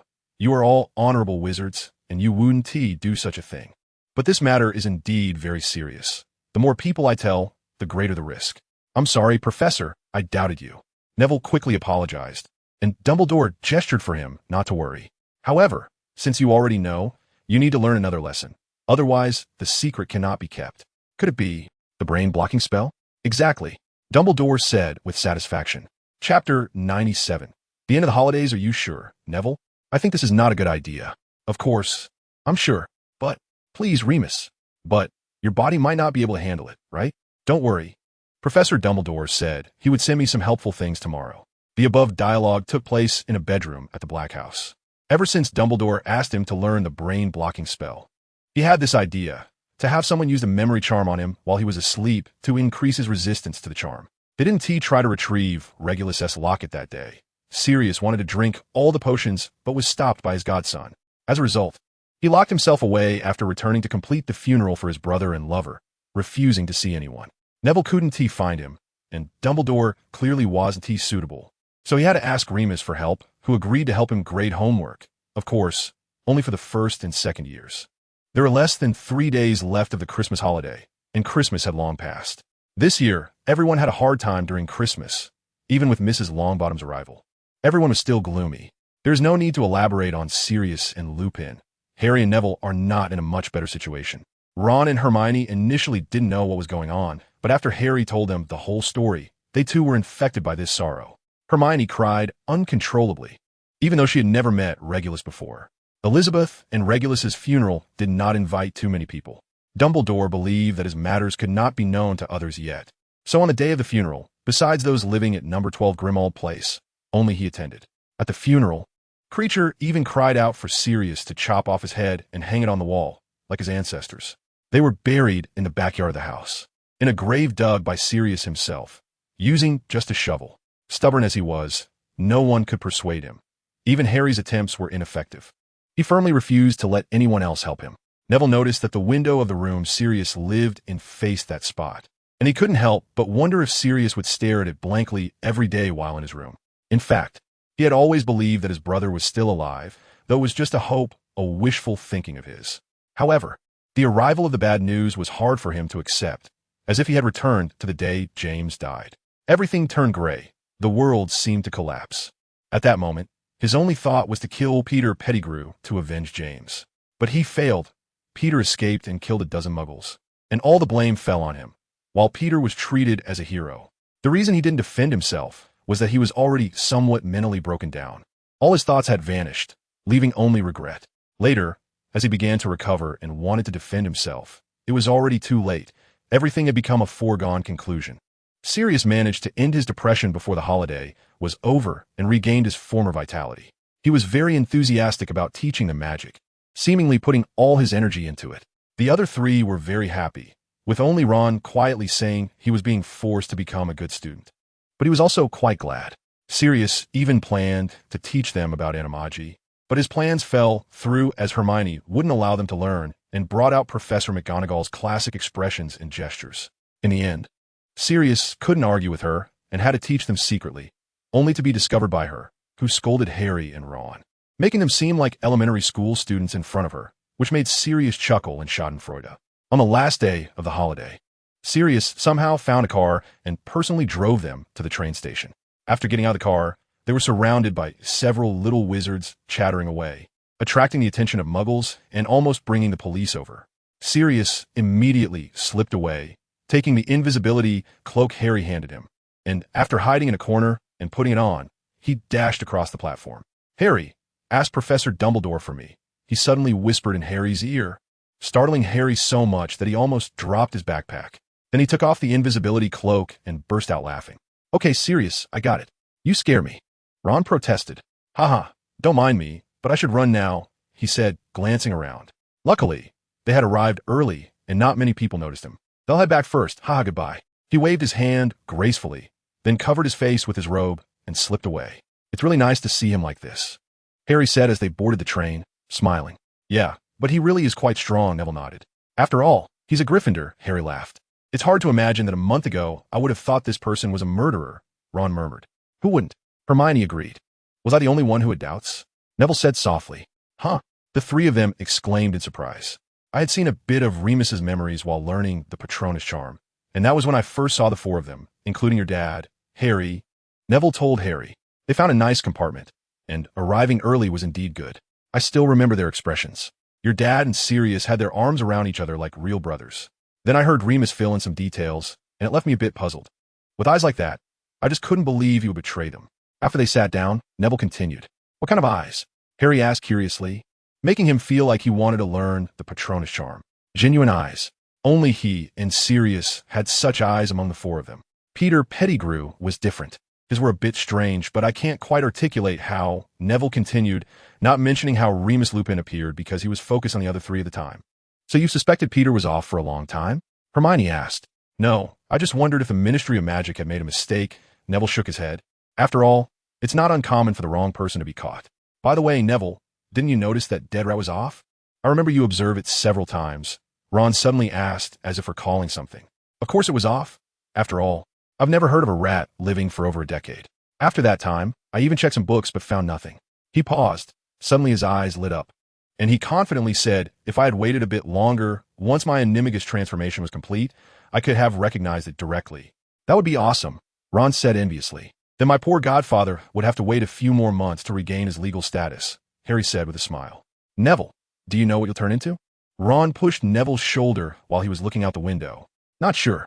They say an animagus's form varies from person to person. I hope it's a bird." Neville smiled at him. "I doubt that's likely," Ron said somewhat gleefully. "After all, you fly so poorly." He laughed. "If you don't mention that, we're still friends." Neville covered his face. So will I turn into a stag like my father? Harry asked. It's possible. After all, you look so much like him, Neville nodded. Hermione, sitting nearby, was reading a book, and upon hearing their conversation, let out a low hum. Crookshanks, nestled in her arms, also pulled a face like his owner. Neville noticed her little temper in time and decisively changed the subject to their classes tomorrow. Harry and the others had to attend Trelawney's divination class first thing in the morning, and Neville sympathized with him, as not everyone could endure a class taught by someone who occasionally cursed them to death. Hermione, on the other hand, was haughty in her criticism of Trelawney's divination class, stating that if it remained that bad, she would give up on it. Upon hearing this, Neville began to advise her to give it up, as her energy was limited, and she shouldn't waste it on a class that was of no use to her. They then talked about potions class. Ron claimed he was confident he could get any now, and if it weren't for the old bat never giving Gryffindor O's, he would dare say oh. However, Harry wasn't as optimistic as him. He had already lost hope that Snape would let him off the hook, as long as he could avoid being made to suffer. Hermione gloomily said that she had never received an O in potions except in formal exams. Neville remarked that at least Snape had a bit of conscience, as he still gave him normal scores in the formal exams. One voice after another gradually passed by outside the door as the train slowly started moving. Neville opened the window, stretched his hand out into the breeze, and thought how nice it would be if he could turn into a bird. Chapter 98. The start of Transfiguration after the holidays, the students were a bit more sluggish, except for Neville and a few others, as their holiday had been unusually full. This earned them much praise from many professors. Ron even received compliment from Professor Flitwick for his performance on the cheering charm, which boosted his self-esteem. Snape's temper had been getting worse lately, because he found it difficult to do what he usually loved in class, picking on Potter. No matter how hard he tried, coming up with tricky questions from his 7th grade potions textbook, Harry just wouldn't budge. He was well prepared, having significantly increased his knowledge, and even able to call for help. Sirius had sent Harry many gifts on Christmas Day, saying it was to make up for the Christmases he had missed over the years. Among Harry's favorite gifts were a top-notch broomstick, the firebolt, and the cheating tool he was currently using, the two-way mirror. During the holidays, Sirius and Neville had brainstormed various ways and finally completed the modification of the two-way mirror. They turned one side of the mirror into glasses. After finishing this, Neville felt very envious. It was simply amazing to be able to communicate with each other anytime and anywhere. Unfortunately, he still couldn't understand the principle of the two-way mirror and couldn't replicate it. So in every potions class, Snape was effectively asking two people at the same time. One was Harry, whose knowledge had greatly increased, and the other was Sirius, who held a quick reference potions book. Not to mention that he himself already knew a lot. After being questioned multiple times, Sirius had changed his impression of Snape because he never asked questions beyond the syllabus, at most 7th grade level, and he couldn't help but give him a remark of a bit of conscience. In the end, Hermione gave up on divination. After the first arithmancy class of the semester, Neville learned from Harry that Hermione had thrown a tantrum in divination class and stormed out. This was a good thing. Neville smiled at him. Huh? Why? Harry asked in confusion. It seems you haven't been paying attention to your friend's mental well-being. Harry, Neville said earnestly, giving him a look of elder concern, which earned him an eye roll from Harry. She's too tired, don't you think? Neville explained. Ah, now that you mention it. That's true. 12 subjects. Just thinking about it gives me a headache, Harry said sympathetically.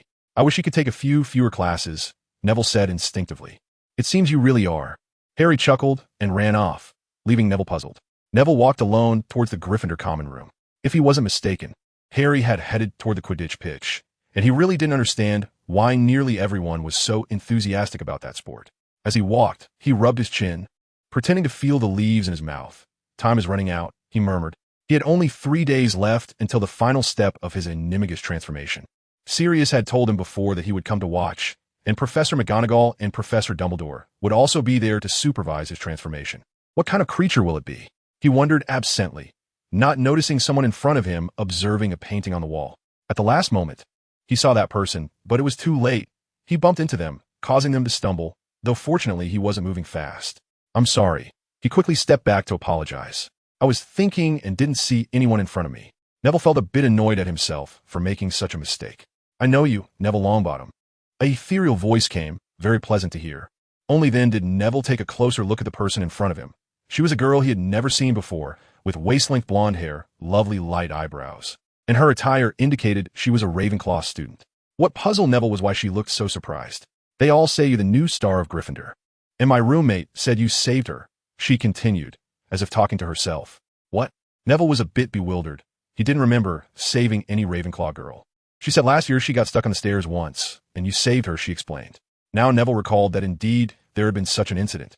And that girl, if he remembered correctly, was in her first year at the time, which meant this girl in front of him was also the same, now in her second year. That's not something worth praising. Anyone would do that, Neville said. By the way, I still don't know your name, Neville asked. Luna Lovegoth, she replied. They all call me the Loony Girl. She said her nickname seriously, making Neville wonder if something was wrong with her. All right, Miss Lovegood, I apologize again. Neville slightly bowed, wanting to leave quickly. Hermione should still be in the common room, and he wanted to check on her. How strange. She seemed to not have heard him, and continued. I feel like I see a raven on you. She said something astonishingly out of the blue. What? Neville was startled. Quickly looking to see if he had a raven on him, but soon realized there was no trace of a raven at all. I'm not saying you have a raven on you. I mean, why do you give me the feeling that you are a raven? Luna tilted her head and said. Neville was utterly confused by the question, and suddenly felt that the nickname people gave Luna was quite appropriate. He hurriedly said goodbye to her and fled. As a result, the Gryffindor common room did not provide him much warmth either. The Weasley twins had made a big fuss. They replaced Madame Rosmerta's milk with Polyjuice potion, turning her into Professor Snape. Consequently, rumors spread that Professor Snape had gone mad because he was using his own body to do all sorts of cat-like things. Climbing high and low, walking on all fours, crouching in corners. What was worse was that Snape happened to pass by that corridor. And at that moment, Madame Rosmerta was crouching on the ground watching him. Just think about it. When a master potion maker, master of dark magic, sees another version of himself, what would he do? Poor Madame Rosmerta was still lying in the hospital wing. So the question arose, why did Neville feel a headache and even irritation about the Weasley twins' antics? Because he was the culprit. Those Polyjuice potions were his Christmas gift to them. Now, he had to endure Hermione's scolding, as she knew the source of those Polyjuice potions. As the day came to an end, Neville lay in bed, gradually coming to a realization. Why does she have the right to criticize me? I clearly did nothing wrong. It was the Weasley brothers' fault. Moreover, the Weasley brothers acted this way because Filch punished them so harshly. No, why should I be criticized by her? She's not anyone to me. But why can't I get angry? Could it be I'm a masochist? Thinking of this, Neville felt a wave of fear and quickly shook his head, tightening his grip on the cup and changing his sleeping position. I must have been infected by that crazy girl. I would never have such wild thoughts before. He thought confidently and soon fell into a deep sleep. 3 days quickly passed, and Sirius came to the school as promised. He was now standing with Professor Dumbledore and Professor McGonagall at the edge of a clearing in the Forbidden Forest. Neville stood in the middle of the clearing, gripping his wand and nervously reciting the steps. Harry and the others had wanted to sneak in too, and had even prepared an invisibility cloak, but Professor McGonagall had already anticipated them and assigned them a time-consuming task, helping Madame Pants organize books. So they could only offer him various blessings and then sulkily head to the library. On the ground was a magic circle drawn by Dumbledore, which would shorten the transformation process from the usual 12 hours to 1 hour, while also alleviating some of his pain.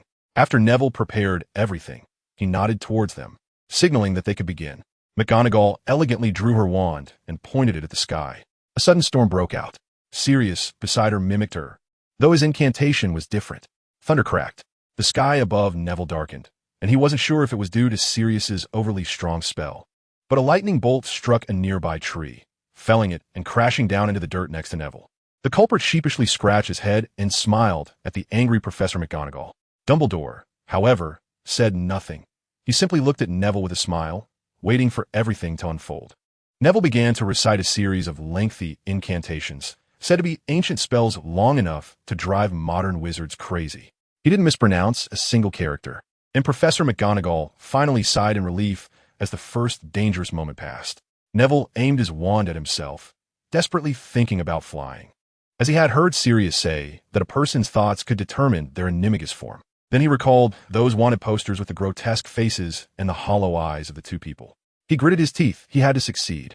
Accompanied by intense pain throughout his body, Neville endured silently, not wanting them to worry about him.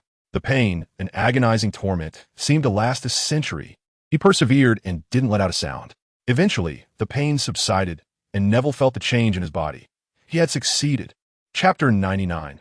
The non-flying raven. Neville felt as if he had seen a ghost. The words of that crazy girl from 3 days ago had actually come true. He had really transformed into a raven. Except he couldn't fly. Perhaps that crazy girl wasn't crazy at all, but had a keen insight. Regardless, Neville decided he must never provoke Luna again. Even his incomplete animagus form could see that this was an astonishing ability, something Dumbledore couldn't achieve. Neville learned from Sirius's exclamation what he had turned into, which made him very happy. He quickly tried to fly, but ended up flapping his wings and crashing to the ground in a heap. You should have thought of that. No bird is born knowing how to fly. Even if he had truly transformed into a bird, he still had to learn how to fly. But he had a psychological barrier regarding this. He couldn't be a raven that couldn't fly. That would be too embarrassing. He would certainly be laughed at. After numerous attempts, Sirius finally couldn't help but laugh at his misfortune. Neville, are you practicing wrestling? He laughed so hard that tears nearly came out. And even Professor McGonagall couldn't hold back a smile, her lips twitching as she tried to suppress her laughter. Neville, I think you'll have something to learn in the days to come. Dumbledore adjusted his glasses, which had slipped down due to his laughter. Neville, feeling annoyed, transformed back to his original form. Looking at the mud on his clothes, he suddenly wanted to laugh too, but the three of them had already laughed at him. Well, Longbottom, I think you should fill out your animagus registration form, Professor McGonagall said as she stepped forward, pulling out a piece of parchment from her robes, on which Neville saw the words animagus registration form. She was always so decisive. She wanted him to fill out the form right after he had just completed the transformation. Minerva, I think we should postpone this for a while, Dumbledore said, stopping her and shaking his head. Why? Professor McGonagall looked puzzled. I believe Neville's animagus form is a piece of information that needs to be kept hidden. We can't let them know yet, Dumbledore said seriously. And when he spoke like this, it was usually not up for debate. Albus? You mean, them? Professor McGonagall's eyes widened in surprise. Exactly, Minerva. The influence of Voldemort has not yet dissipated. He himself is hiding somewhere, struggling to survive. Our young ones need protection. Yes, Professor McGonagall. If Neville can conceal his identity as an animagus, it would be greatly beneficial for the future, Sirius chimed in. Then, if that's the case, all right, I agree. Albus, I trust your judgment. She nodded at Dumbledore, putting away the parchment. After all, she wasn't a rigid person. Deep down, she was a Gryffindor. Neville couldn't interject and could only watch them discuss. By the end, he felt quite happy, as this meant he could do more things. Then it's settled, Mr. Longbottom, Professor McGonagall suddenly said sternly, startling him. All right, Professor McGonagall, Neville hurriedly nodded. Since we have chosen to keep it hidden, please do not do anything foolish that would expose your identity, all right? And don't go boasting about it. She frowned, and Sirius, influenced by her stern demeanor, couldn't help but shift a bit closer to Dumbledore. I won't, Professor McGonagall, Neville nodded vigorously. And if I find you using this magic to do something strange, like if I see a familiar raven where you shouldn't be. She hadn't finished her sentence, but Neville was already sweating profusely. I won't, Professor McGonagall, Neville silently chanted in his heart, knowing that if he did, he would end up in serious trouble. All right, Professor McGonagall, it's getting late. We should head back, Sirius suggested. Professor McGonagall shot him a fierce glare, and at that moment, Neville began to suspect whether Hermione was related to Professor McGonagall. Yes, Minerva, the young ones deserve some rest. Dumbledore chuckled, and her complexion improved a bit. Neville, I suggest you quickly take a shower and change your clothes, Dumbledore advised, then turned first towards the castle. Hurry up, Neville, it's getting dark, and if you don't hurry, you'll miss dinner. Sirius came over and patted Neville on the shoulder, looking at him with a comforting gaze. All right. Neville followed their pace. As night fell, Neville finally saw his friends in the Great Hall. They all looked a bit tired, but were excitedly running over to ask if he had succeeded. After receiving a positive answer, they each expressed how they had believed he could succeed long ago, which made Neville feel quite good. So what is your animagus like? Hermione was the first to ask, the one who had opposed it before, now the first to show concern. I can only say that I got what I wished for. But it's not quite what I imagined, Neville said with a wry smile. Did you really turn into a bird? Ron exclaimed. Luckily the noise in the hall was quite loud, so no one heard him. Ron, keep it down. Hermione angrily kicked him, but ended up kicking Harry beside him, causing him to tear up. Yes, Neville said with a wry smile. He had a lot to do for a while. What exactly is it? Harry rubbed his teary eyes and asked quietly. A raven, Neville said without teasing. A raven? Ron's expression suddenly became a bit strange upon hearing this. Ravens are pretty good.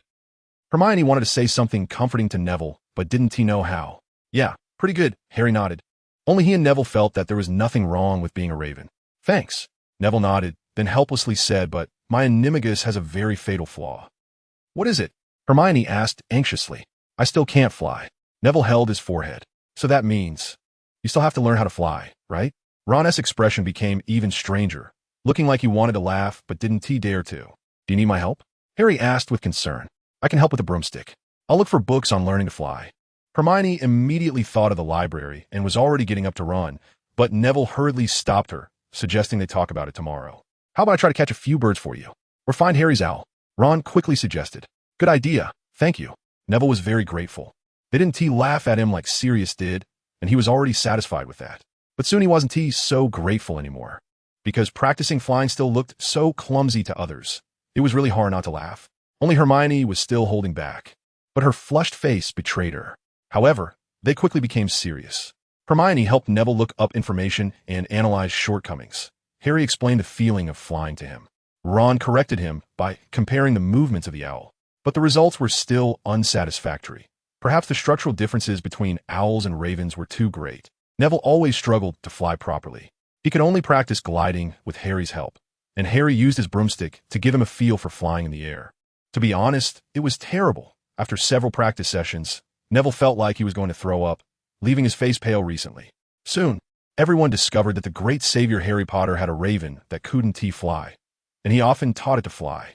Many girls praised Harry for his kindness, while some who resented him cursed him for having a useless pet, with Malfoy being the most vocal.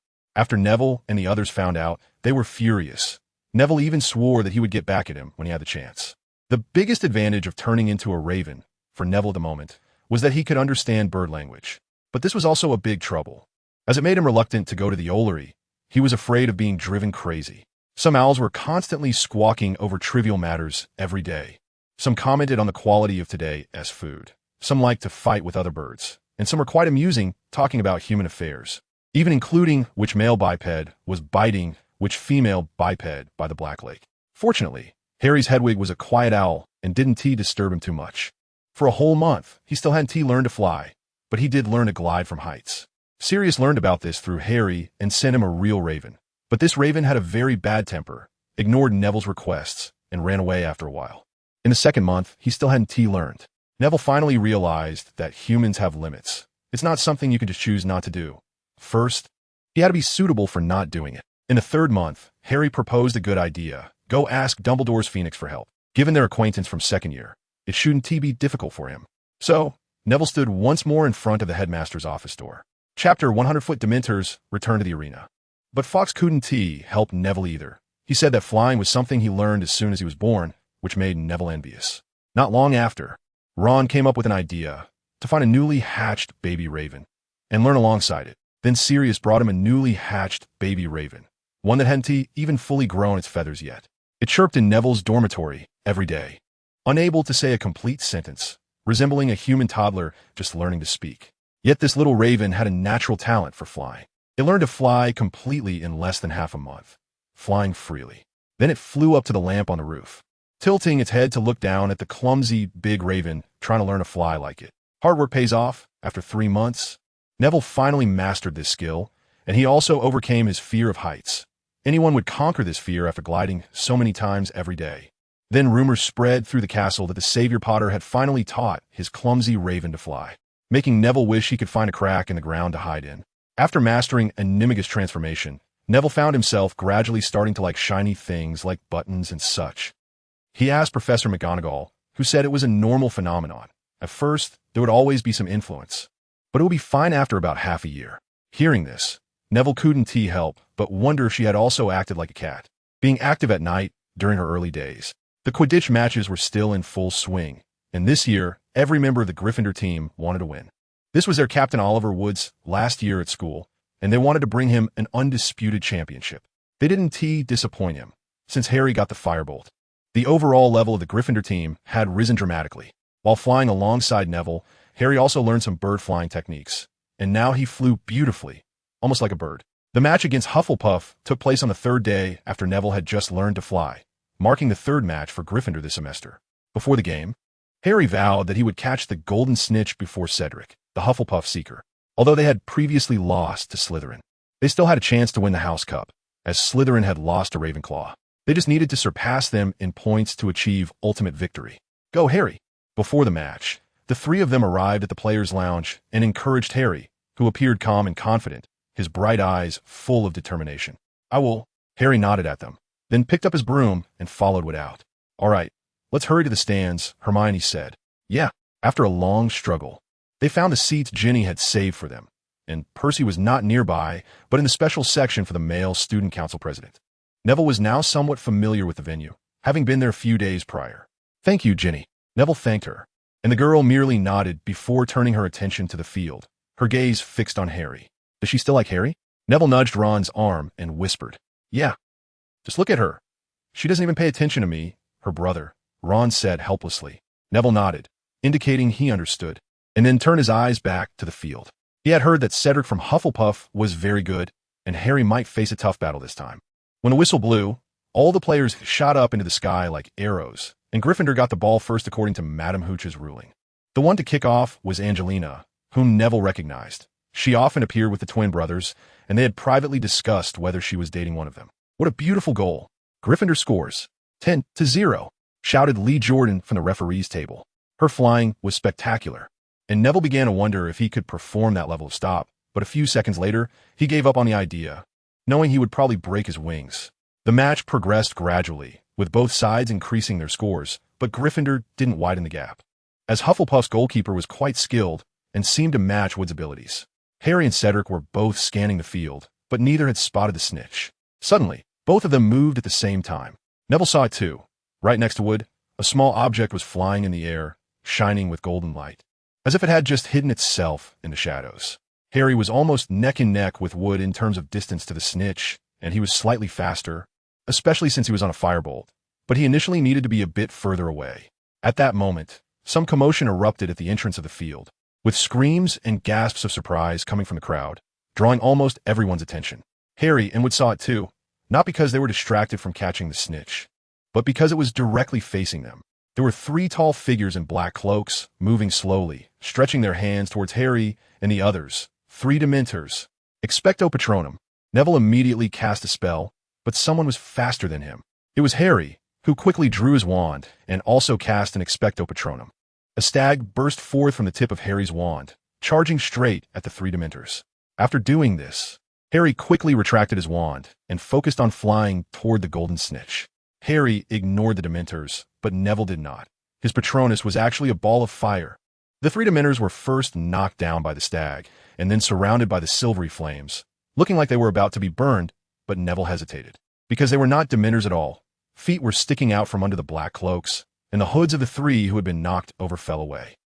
The distinctive blonde hair and the pale, terrified face of the leader proved his identity. Neville retracted his Patronus with a headache. His Patronus was special, and it could actually ignite things. He had almost killed someone, and it was a classmate, although that classmate wasn't very nice. Then he heard Ginny next to him cheer, and soon the Gryffindor crowd seemed to have hit some switch, with cheers rising higher and higher. When Neville shifted his gaze back to the field, sure enough, Harry had caught the golden snitch. Cedric seemed to be just a little behind him, floating nearby, looking somewhat dejected. "They won't get hurt, will they?" Hermione didn't join in the cheers, but tugged at Neville's sleeve, indicating she had seen everything that had just happened. "They shouldn't, but I did feel a bit of relief," Neville smiled at her. "Also, what was it you just did? I remember your flames weren't silver-white, Ron," who hadn't noticed their whispered conversation, was now just like the other fervent fans. "Patronus," Neville said seriously with a smile. "Patronus? I thought patron uses were usually animals or something." Hermione's eyes widened. "Who knows? Maybe mine is just special." Neville shook his head, trying to change the subject. "Shouldn't we join them now?" he asked seriously, pointing to the siblings who were already hugging each other. "You mean?" Hermione's face flushed red. "Yes. No, I mean to celebrate." Neville almost didn't realize it. "Oh, I think we should," Hermione replied dazedly, looking a bit silly. Neville stared at her for 2 seconds, then instantly turned his head away and stopped talking. Next was the players' exit, and Harry discovered the true identity of the three Dementors, feeling a bit of sympathy for them as they were about to face Professor McGonagall's severe punishment. After all, they were classmates, and he didn't want Professor McGonagall to kill them. They returned to the common room, chatting and laughing. Harry told them that Cedric seemed pretty easy to get along with, while Ron disdainfully said he was just a big oaf, and Hermione said she envied his looks. "He is quite handsome," Neville said with a hint of jealousy, staring blankly. "Oh, I didn't mean that. I meant..." She became flustered, her face turning red, unable to speak. "You're being biased."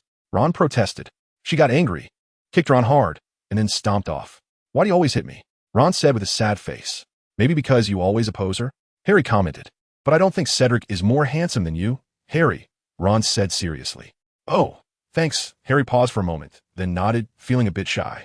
Actually, you're quite handsome too. More handsome than Cedric, Harry said, nodding confidently while speaking insincerely. Thanks, I think so too, Ron said, feeling good about himself.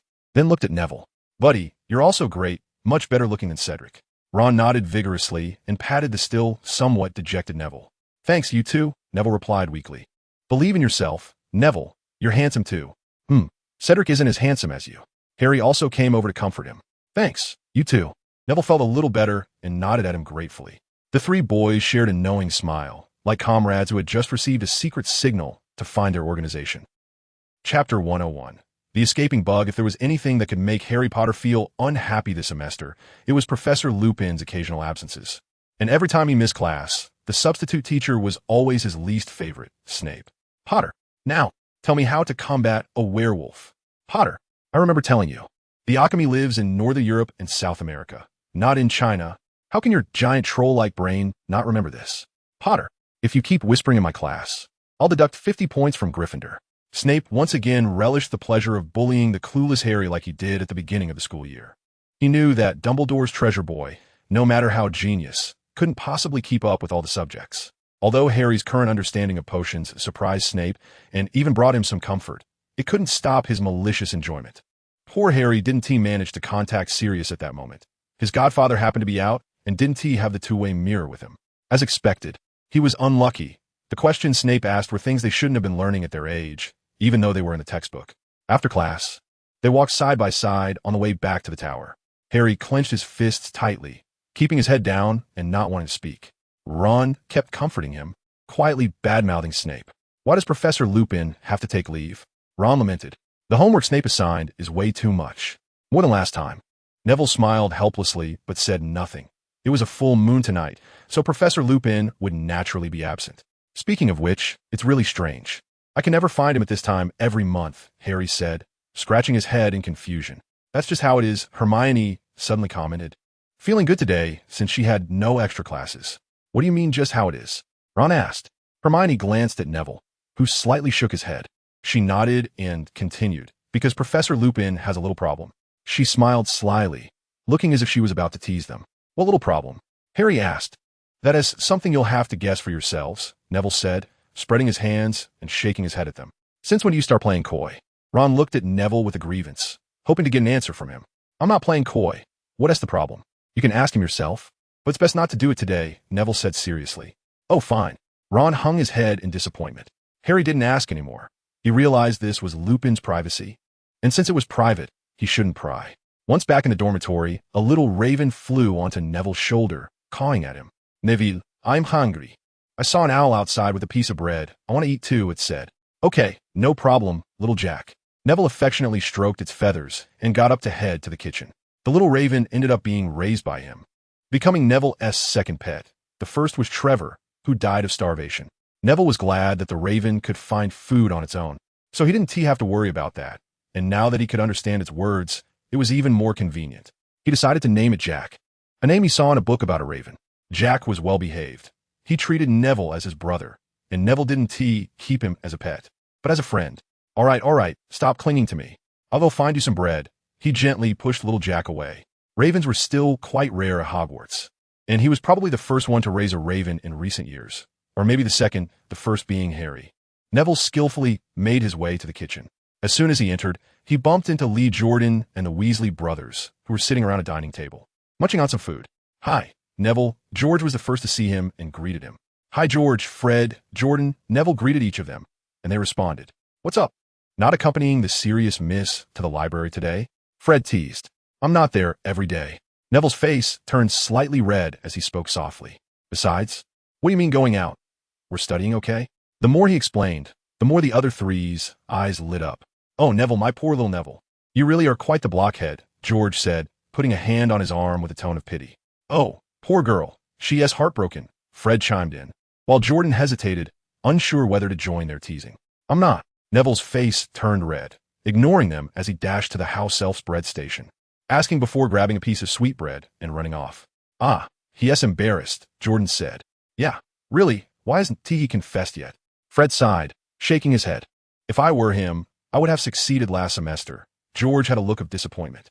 The other two looked at him simultaneously, their expressions saying, "Just you." "What's wrong?"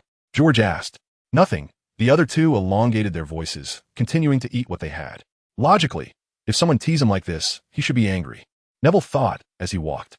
But why was he not only not angry, but a little happy? Do I really like her? Neville thought of Hermione's face and suddenly found her incredibly beautiful. With that thought, he suppressed the urge to run to the Gryffindor common room to find her and turned back toward the kitchen. He hadn't even entered when they came out, and Neville almost bumped into George. "Hi, Neville. You haven't gone back yet?" George asked curiously. Well, I have some questions I'd like to ask." His face was burning, his voice fluctuating. "Oh, what is the question? Are you finally ready to ask us how to woo girls?" Fred joked. "No, I want to ask how to tell if you like someone," Neville stammered.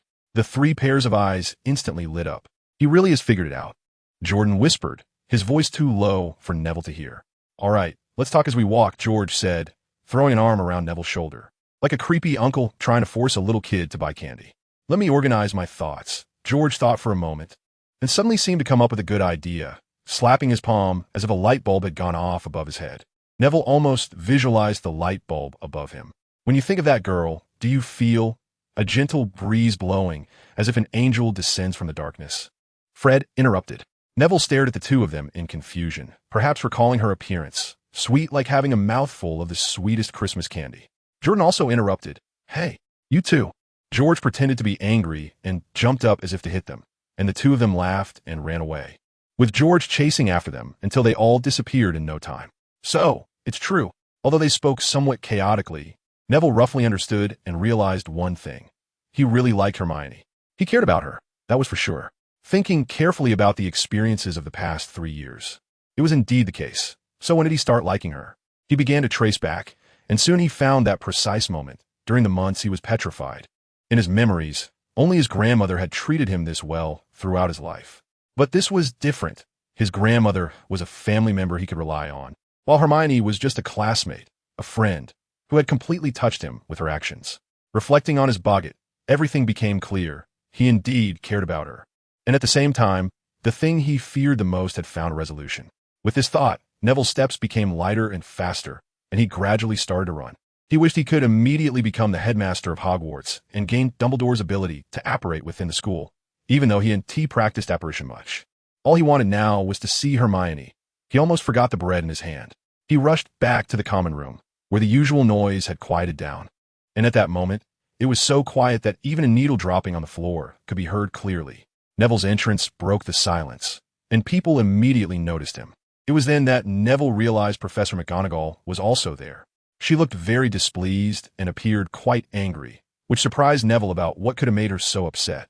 "Mr. Longbottom, you arrived just in time. I have just announced some news. In fact, it is news related to you," she said in a somewhat sad tone, as if Neville was about to meet his end any second. In the common room, Neville saw Harry, Hermione, Ron, and a few other familiar faces.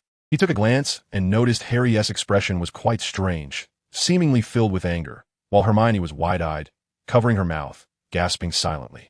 He wanted to know what Professor McGonagall was talking about. It couldn't possibly be that Voldemort had returned again, could it? "Mr. Longbottom, I regret to inform you that Peter Pettigrew has escaped from prison." As soon as McGonagall's voice fell, Neville felt a rush of blood surge to his head. Escape? Are the people at the Ministry of Magic fools? They clearly knew he was a rat. How did he? "You'd better stay close to your friends for the time being. For certain reasons, Peter's target is likely to be you," Professor McGonagall said as she walked over to him, ruffling his hair and sighing. Chapter 102. Professor Trelawney's Prophecy. Happy New Year's Eve to everyone. Sirius returned to school again, using the excuse of being a teaching assistant for the Care of Magical Creatures class, but everyone knew why he was really back. His mood reminded Neville of when he first saw him, like a powder keg ready to explode. Every day, he wandered around the castle a bit nervously, trying to cast the killing curse on every rat he saw mistakenly. Neville was quite calm. He wasn't afraid of Wormtail and even hoped he would return for a duel. But that rat probably lacked the determination and courage to do so. The Ministry of Magic had not sent Dementors this time. thanks to Dumbledore's strong insistence. The reason was simple and sufficient. The last time the Dementors had no effect and even harmed a few students. The Ministry of Magic was in complete disarray. Fudge received piles of Howler letters every day, all scolding him for the Ministry's inefficiency in keeping Azkaban secure, first with Black and now with Peter Pettigrew. Fudge was so anxious that he was practically eating 10 pounds of gunpowder a day, mistakenly, and even had to write to Dumbledore for help, showing how helpless he felt. Dumbledore's solution was also simple. He should take orders to catch a few dark wizards to minimize the impact, and of course, it would be even better if they could recapture Peter Pettigrew. What made everyone feel even more chills was a prophecy from Professor Trelawney in divination class. Only Harry was present at the time. He did not immediately tell his friends because Trelawney usually seemed like a madwoman to them. But this time was a bit different. She appeared to be possessed while making the prophecy, and even after saying those words, she completely forgot them. So he came to the headmaster's office with endless questions, knowing that only Dumbledore could help him. "Ah, dear Harry, we meet again, although we've seen quite a bit of each other this semester. So what good news do you bring this time?" Dumbledore said, letting Harry sit across from him, looking at him with a half-smile. "Professor, today, I heard a prophecy from Trelawney." Harry thought for a moment and decided to speak up. "It's Professor Trelawney, Harry," Dumbledore corrected him. "All right, sir." Harry nodded. He always felt a bit reserved around Dumbledore, who seemed to have a special magic that made people relax. "So, did she predict that you would die in some bizarre way again?" Dumbledore asked, somewhat amused, as he knew Trelawney's personality. No, not that, Professor." Harry shook his head. "It's this. She predicted that Voldemort will return." Harry said nervously. "Oh." Dumbledore frowned, but Harry did not notice any surprise on his face. "You know, the prophecies that Professor Trelawney usually makes are always somewhat hard to describe, right?" Dumbledore chuckled. "Yes, hard to believe." Harry nodded, then changed the subject. Continuing, but this time is different. Her voice was very piercing, not like usual, and she seemed completely dazed. Only her mouth was moving. Harry recalled fearfully. Dumbledore did not speak, but nodded slightly. He had seen Trelawney in such a state before. She said Voldemort's servant would go back to find him, and with the servant's help, he would return and become even stronger. Harry said in one breath after a pause. After finishing, Harry looked at Dumbledore, but saw no surprise or disgust on his face. This made him feel somewhat embarrassed. Was he so cowardly that he was afraid of Voldemort? His friend Neville wasn't afraid. He should learn from him. So Professor Trelawney likely made a real prophecy, Dumbledore said. A real prophecy? Yes. She inherited a gift for prophecy from her ancestors, which allows Sybil to occasionally make some genuine predictions without her even realizing it. Dumbledore nodded. Harry felt that Dumbledore implied that she usually couldn't make prophecies and was just rambling. So, does that mean Voldemort will really return? Harry asked nervously. Theoretically, yes, but we can't know the exact time. Dumbledore nodded slightly. Harry, don't be afraid of him. He's just a poor soul who doesn't understand love, Dumbledore comforted. I'm not afraid. Professor. Harry looked Dumbledore in the eye, his bright eyes filled with fire. Dumbledore had seen this look in Neville's eyes before. He knew what it meant. I know, Harry, but don't let him affect your heart, okay? All right, Professor Dumbledore. Harry nodded mechanically. Well, it's getting late tonight, Harry. I hope to see a more spirited you at tomorrow's feast, all right? Dumbledore dismissed him. He had things to do. Okay, Professor, good night. Harry bid him farewell and exited the headmaster's office. I hope I'm doing the right thing. After he left, Dumbledore looked out the window and murmured. Did he really say that?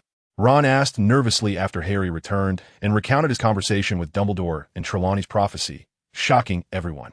Yeah, Ron, he really said that. Harry nodded helplessly. So, does that mean Peter Pettigrew will be the key to bringing back the Dark Lord? Hermione asked.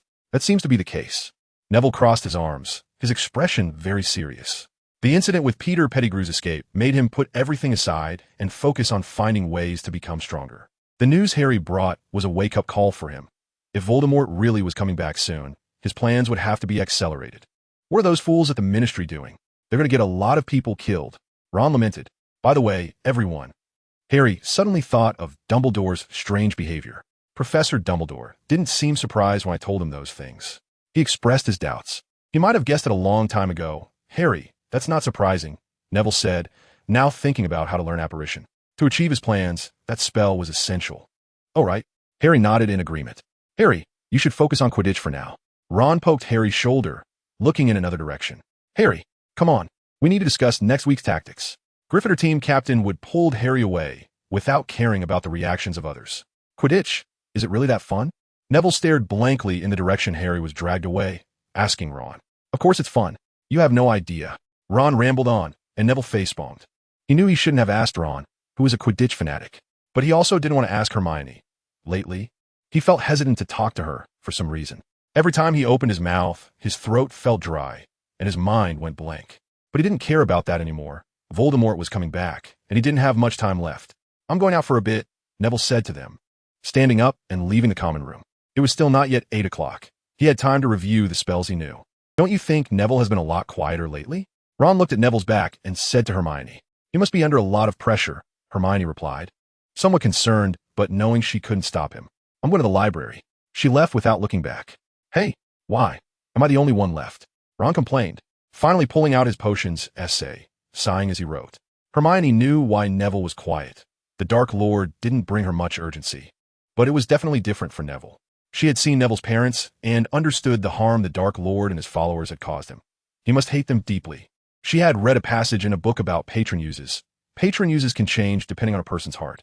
She speculated that Neville's Patronus was fire because of his hatred. He must have such feelings towards the Dark Lord and the Death Eaters, although he had never shown his violent side in front of her. Hermione knew how much hatred it took to cast a spell that could directly burn a Death Eater to death. She wanted to help him, even though she felt increasingly powerless, as their strengths seemed to be growing further apart. Even Harry was stronger than her now. She needed to work harder. At the very least, she didn't want to be completely left behind. With that thought, the girl opened another spellbook and began reading with great interest. Ron? Chapter 103. Determined Neville. Happy New Year to everyone. Time flew by quickly. The last Quidditch match had ended. Since Gryffindor was 200 points behind Ravenclaw, Harry had to catch the Golden Snitch while leading by 60 points to win. Unfortunately, they lost. Angelina and Alicia did their best, but couldn't widen the score. Worse, it was Ravenclaw's seeker, Cho Chang, who first spotted the Golden Snitch. Although Harry eventually caught it before her, it was too late. They only led by 20 points.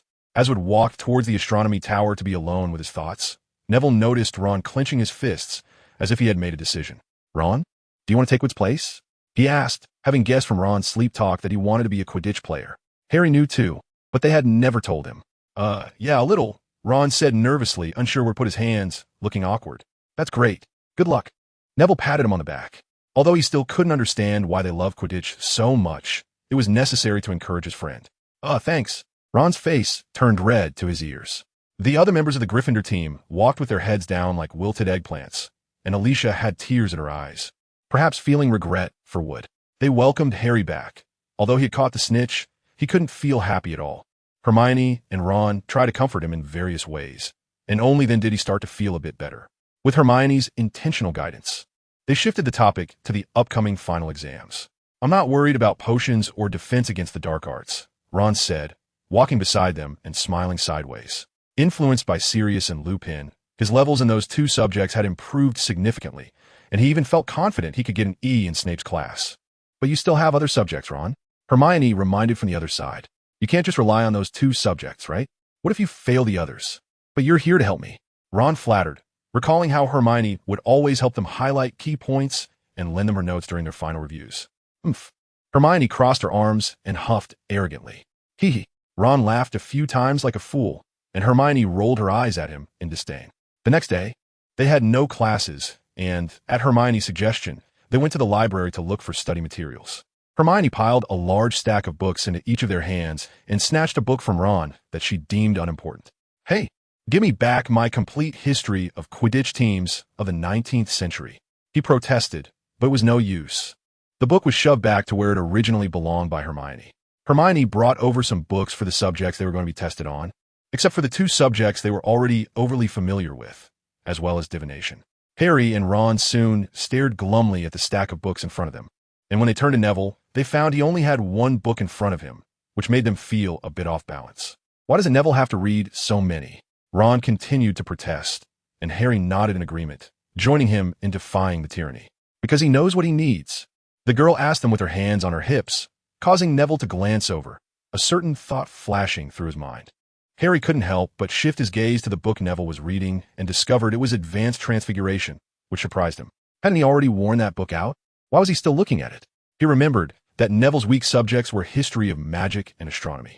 He wanted to ask, but seeing Neville so engrossed, he didn't want to interrupt and instead opened a book Hermione had picked out for him, Intermediate Transfiguration Extensions, which was one he was somewhat interested in. Ron sighed resignedly and opened the book in his hands, looking deeply troubled.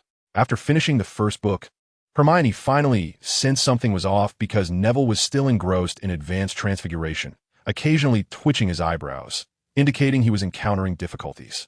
The girl was very curious but said nothing, just raised an eyebrow and picked up another book to read, trying to distract herself from these thoughts. By lunchtime, Neville still hadn't finished the book in his hands, and Harry keenly noticed he had barely flipped through half of it.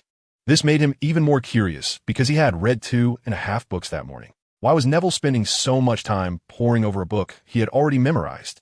In the afternoon, he could no longer hold back and gently adjusted Ron's position, who had fallen asleep leaning against the bookshelf to prevent him from toppling over when he stood up. Then he tiptoed over to Neville's side to sneak a peek. He found that he couldn't understand any of the text on the page, but he recognized it as ancient runic. He had read a bit about it before. The page Neville was looking at even had a drawing of a withered hand dripping with blood, looking quite eerie. This was definitely not a Transfiguration book. He remembered having seen that book before. He couldn't recall anything about a bloody hand or a whole page of runic. Neville must have transformed the book's cover with Transfiguration. But why was he hiding all this? Could it be a dark magic book? Realizing this, Harry couldn't help but shiver and return to sit next to Ron, pondering whether Neville was learning some kind of evil dark magic. After thinking for a while, he decided to keep this secret for his friend. He himself didn't despise dark magic like other upright wizards did. Sirius had even said that when he was older, he would teach him a few dark magic spells, saying that sometimes, to deal with dark magic, one had to use dark magic. Harry found Sirius's words very reasonable, and he always felt an inexplicable affinity for dark magic, which puzzled him, but he didn't dare ask anyone for fear of being seen as a freak. After that day's library day ended, Neville finally finished the book. Harry noticed he'd disappeared with the book for a while, and when he returned, the book was gone, and he had clearly gone in the direction of the restricted section. He suppressed his curiosity and mechanically signed his name on the borrowing list, then returned to the dormitory with a pile of hefty tomes. For several consecutive days, the same scene played out, with Neville's book changing from one to another, the covers constantly shifting. Harry guessed that Neville must have found a way to sneak into the restricted section to borrow these books, and he was pretty sure he was right. Neville indeed used the disillusionment charm to go to the restricted section. After clearly feeling a sense of urgency, Neville decided to resort to any means necessary. He had already flipped through all the non-restricted magic books, and even the ones he hadn't read were mostly spells or enchantments he deemed useless. His only goal was to become stronger, so he became a regular in the restricted section, which also allowed him to practice his disillusionment charm, killing 2 birds with 1 stone. Dumbledore's confidence in Trelawney's prophecy made him anxious. He needed to accomplish some things before Voldemort's full return, or it would be too late, and he would have to expend even greater effort and focus to achieve them later. Sirius's information filled in many unknowns for him. All he needed now was a disapparition and a spell that would allow him to move freely in a place full of dangers. He also needed some methods to conceal his identity. He didn't want to get caught. From Sirius's descriptions, Azkaban was definitely not a good place. He even researched how to create a portkey, although he was skeptical about whether it would be useful, but learning more was never a bad thing. The result of all this was that he completely gave up on other subjects. He didn't review them at all, but he didn't care, even if Hermione scolded him. This apparition was somewhat tricky to acquire, apparently due to ministry regulations. All the books related to disapparition at Hogwarts were in the restricted section. But this didn't stump Neville. He spent less than a week reading through those books and had already started experimenting. Now, he just needed an assistant. Harry, can I ask you for a favor? In the last week before the exams, Neville was determined to stop Harry, who was preparing to rest after a day at the library. He was a bit worried about Ron, fearing he might spill the beans and Hermione. Just think about it. She would definitely find a way to stop him, and might even tell Professor McGonagall. What? Sure? Harry replied without hesitation. Thank you so much. Neville smiled at him and then, under the cover of night, led him towards the Whomping Willow. Chapter 104. Disapparition, are we going to the Whomping Willow? Harry recognized the path. To be precise, they were heading towards its secret passage. Neville nodded at him. It's the secret passage you mentioned before, right? I've seen it on the Marauder's map, Harry said, nodding. He even began to suspect whether Neville was going to conduct some dark magic experiment on him. But then he shook his head slightly, dismissing that thought. That's right. Some magic simply can't be used inside the castle, so I have to practice outside. Neville said with a shrug. He didn't want to go so far, but disapparition couldn't be used inside Hogwarts at all. Harry was even more suspicious about what kind of dark magic experiment he was planning. But judging by his tone, it didn't seem like he was going to use himself as a test subject. The two of them quietly approached the Whomping Willow under the cover of night. Neville was still planning to use the same trick to petrify it when suddenly Harry poked a knot in the tree with a long branch, and the Whomping Willow stopped moving. Neville stared at Harry in disbelief, feeling awkward. How did you know about this entrance mechanism? He asked, pretending to know. Sirius told me. Harry replied without suspicion, and he stepped forward to find the hole and went inside. All right. Neville awkwardly nodded and followed him. They followed the tunnel all the way to the Shrieking Shack and began to examine the house closely. It was really too dilapidated to look at. After a while of cleaning, Neville and Harry finally managed to tidy up a room that was livable. Thank you, Harry. After everything was organized, Neville said to Harry, Don't rush to thank me. You haven't said what you need my help with yet? Harry asked eagerly, growing more curious. Do you know how to apparate? Neville asked. Apparate? Is it the spell that can make you appear out of thin air? The one that lets you instantly move to another place? Harry clearly understood. Sort of, but it's not instantaneous. There's a bit of time involved. You should remember that trip during Christmas break, Neville explained. Of course I remember. Harry nodded, now understanding that Neville wanted to practice apparition, and he recalled Hermione saying that you couldn't apparate within the castle. So, you want to practice apparition? Exactly, Neville confirmed, looking at the floor and measuring the distance. What can I do to help you? Consider yourself my temporary healer. Don't let me die when I get into trouble, Neville suddenly said with a laugh. His shocking words startled Harry. Is it really that dangerous? I don't have any healing abilities, Harry exclaimed, trying to stop Neville. Actually, it's pretty simple, Harry. Just hand me my wand when I split apart. And put some ointment on the bleeding spots, Neville said seriously, saying things that made Harry cringe, while he took out a small vial and handed it to Harry. For a moment, Harry hesitated to take it, as if the vial were incredibly heavy. Or if my body gets stuck in the wall. Just say separation of the human wall. Neville continued to arrange his affairs, pulling out another bottle from his pocket. Or use the bottling powder, which can turn wood and stone into ash without harming anyone. He was sounding more and more like he was preparing for a last will. Harry suddenly felt an enormous weight on his shoulders. That should be about it, Neville said, satisfied after he finished and marked 2 circles on the floor with his wand. Harry, just stand there and keep an eye on me. If any of those situations arise, come save me. Neville shoved everything into Harry's hands, who forced a smile, tried to appear confident that Neville wouldn't run into danger. Thank you, Harry. Neville nodded in satisfaction and walked into one of the circles, the steps for apparition flashing through his mind. He then began to spin, his mind focused on the other circle. He wanted to transfer himself there, a method he had learned by secretly watching older students practice apparition. As Harry watched nervously, Neville completed his first apparition. He succeeded without a hitch, not even losing an eyebrow. Harry finally breathed a sigh of relief, no longer worried about being killed by an enraged Hermione. You did it, Harry reminded him, noticing that Neville was standing still. Yeah, I did it, Neville nodded, pleased, thinking that achieving this level was only natural. He had long memorized the key points of the spell, just lacking practice. But I need to practice a few more times. Neville smiled at Harry, who felt anxious again. So, he kept apparating back and forth between the 2 circles for several times, long enough that Harry became numb and started yawning, until finally Neville ceased his so-called repetitive jumps. Then Harry saw Neville start to apparate around the room, first in front of Harry, then behind him, then onto the cabinet. Now short distances were completely no problem. Do you want to try long distances? Harry's heart sank again. What if he made himself disappear? Wouldn't that make him the obvious mastermind behind everything? Yes, Neville nodded confidently, then took a deep breath and began to spin again.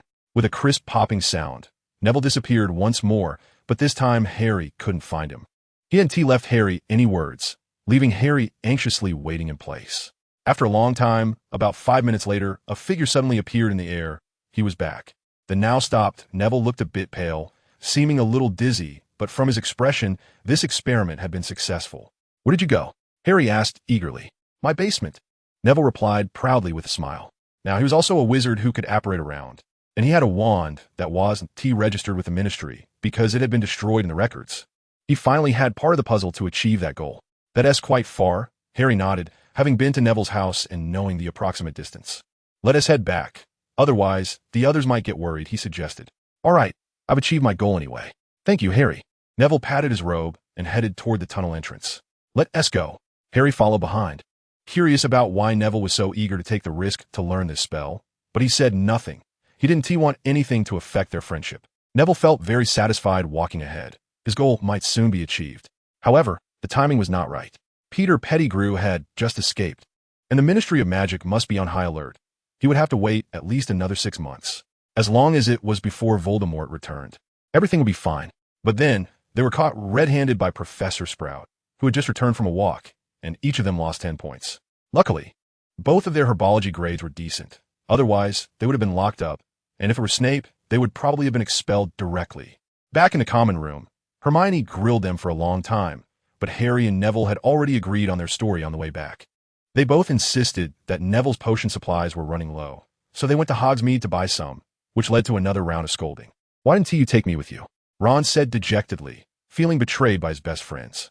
"Because I was planning to go alone, and then I happened to run into Harry," Neville said, scratching his nose awkwardly. "I was just a bit curious, so I went with him," Harry added, exchanging a glance with Neville. "So you just took Harry to wander around Hogsmeade? Do you know how dangerous that is?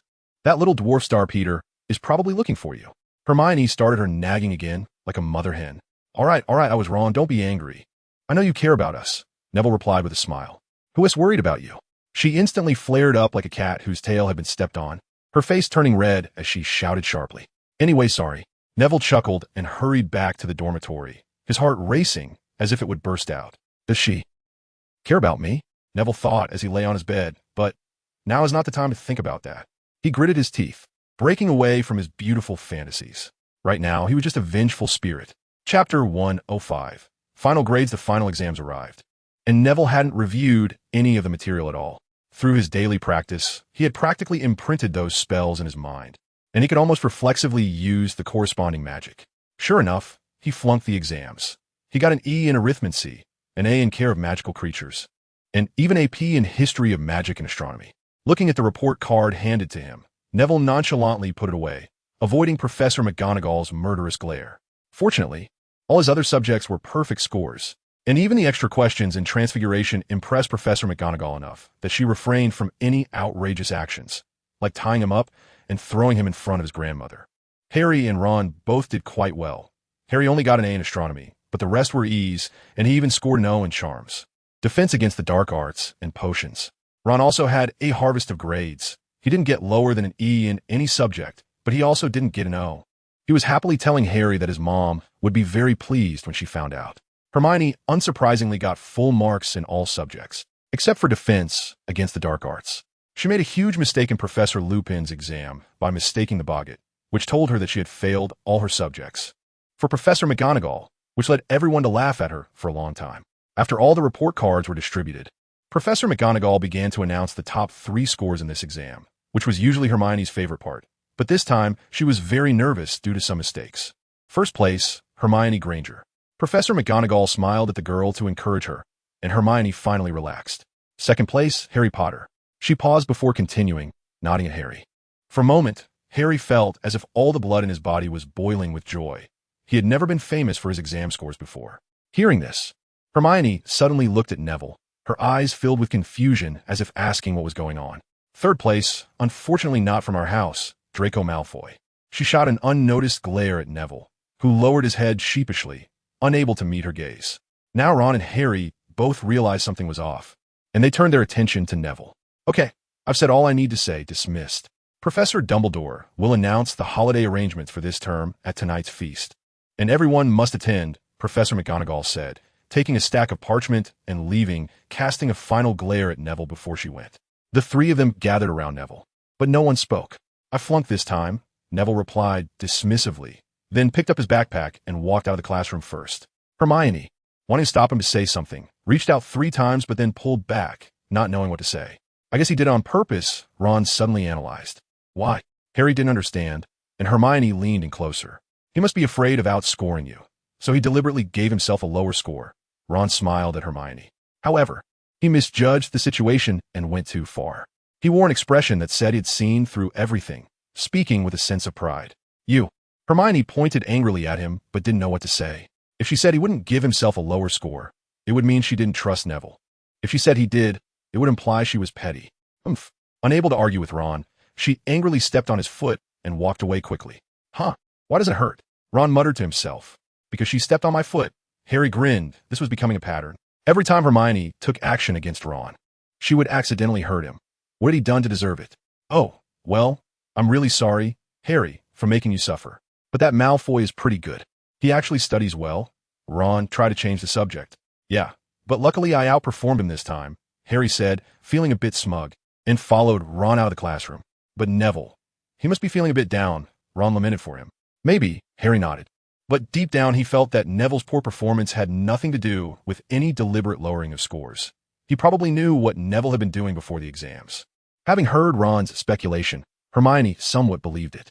She wanted to find Neville, to say a few comforting words to him and tell him that he didn't need to hold back and could compete fairly with her.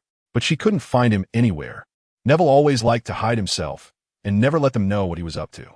At that moment, she happened to pass by Professor Lupin's office and saw him packing his things. She felt curious because Professor Lupin seemed to be moving everything out, which didn't seem like a sign that he would continue teaching next semester. Professor Lupin, are you leaving? Hermione walked in and gently closed the half-open door. Oh, Hermione? Lupin saw her and stopped what he was doing. Yes, I'm leaving, he smiled at her. But we all really like your class. You're the best teacher. She hesitated before saying, but there's nothing I can do. Professor Snape said some bad things about me today at Slytherin, and soon everyone at Hogwarts will know. So I have to leave, he replied somewhat helplessly. He told them you were a werewolf. Hermione gasped in surprise, covering her mouth in embarrassment and looking down, unable to meet his eyes. Lupin was a bit taken aback and awkwardly smiled. It seems you know, he said shyly. Yes, I found out when Professor Snape signed that paper. Hermione still looked down, not daring to look at him. Severus will be pleased, Lupin mumbled. But then, are you not afraid of me? He suddenly seemed curious. Not afraid because you are Neville's friend. Hermione finally perked up and looked at him. Oh, Lupin seemed a bit surprised, then smiled as if he thought of something amusing. Now I understand. He nodded at her with a smile. Speaking of which, the Wolfsbane potion I used this year was made by him, he said somewhat proudly. Hermione fell silent again. So, you know I have to leave, right? He concluded. I know. Hermione looked at him reluctantly, weakly nodding her head.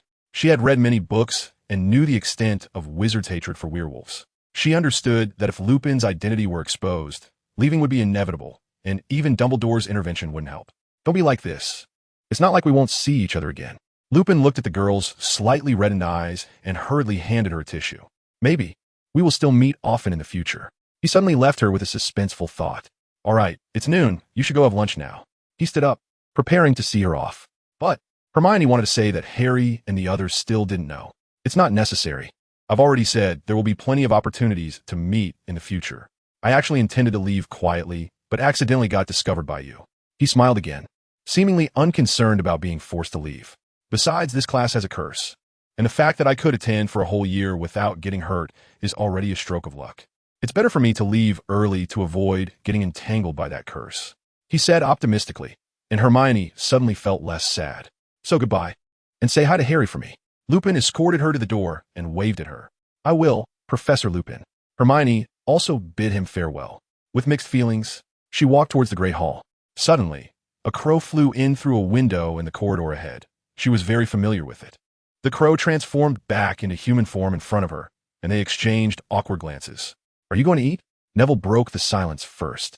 Yeah, then let's go together. He nodded at her and walked towards the great hall without looking back. Hermione hurriedly followed him, wanting to ask where he had been, but couldn't bring herself to say it. So she had to tell him about Professor Lupin. I already knew, Neville replied, not surprised. Remus told me he would only teach for a year, and Dumbledore is planning the same. Professor Snape might even be helping him find an excuse. He seemed to see through everything. Really? If he reveals Professor Lupin's identity, wouldn't that mean he wouldn't be able to find a job? Neville picked up, looking a bit tired. He and T just gone for a simple stroll. This goes back to the grudges from their student days. I'm not too clear on the specifics, but you can ask Sirius.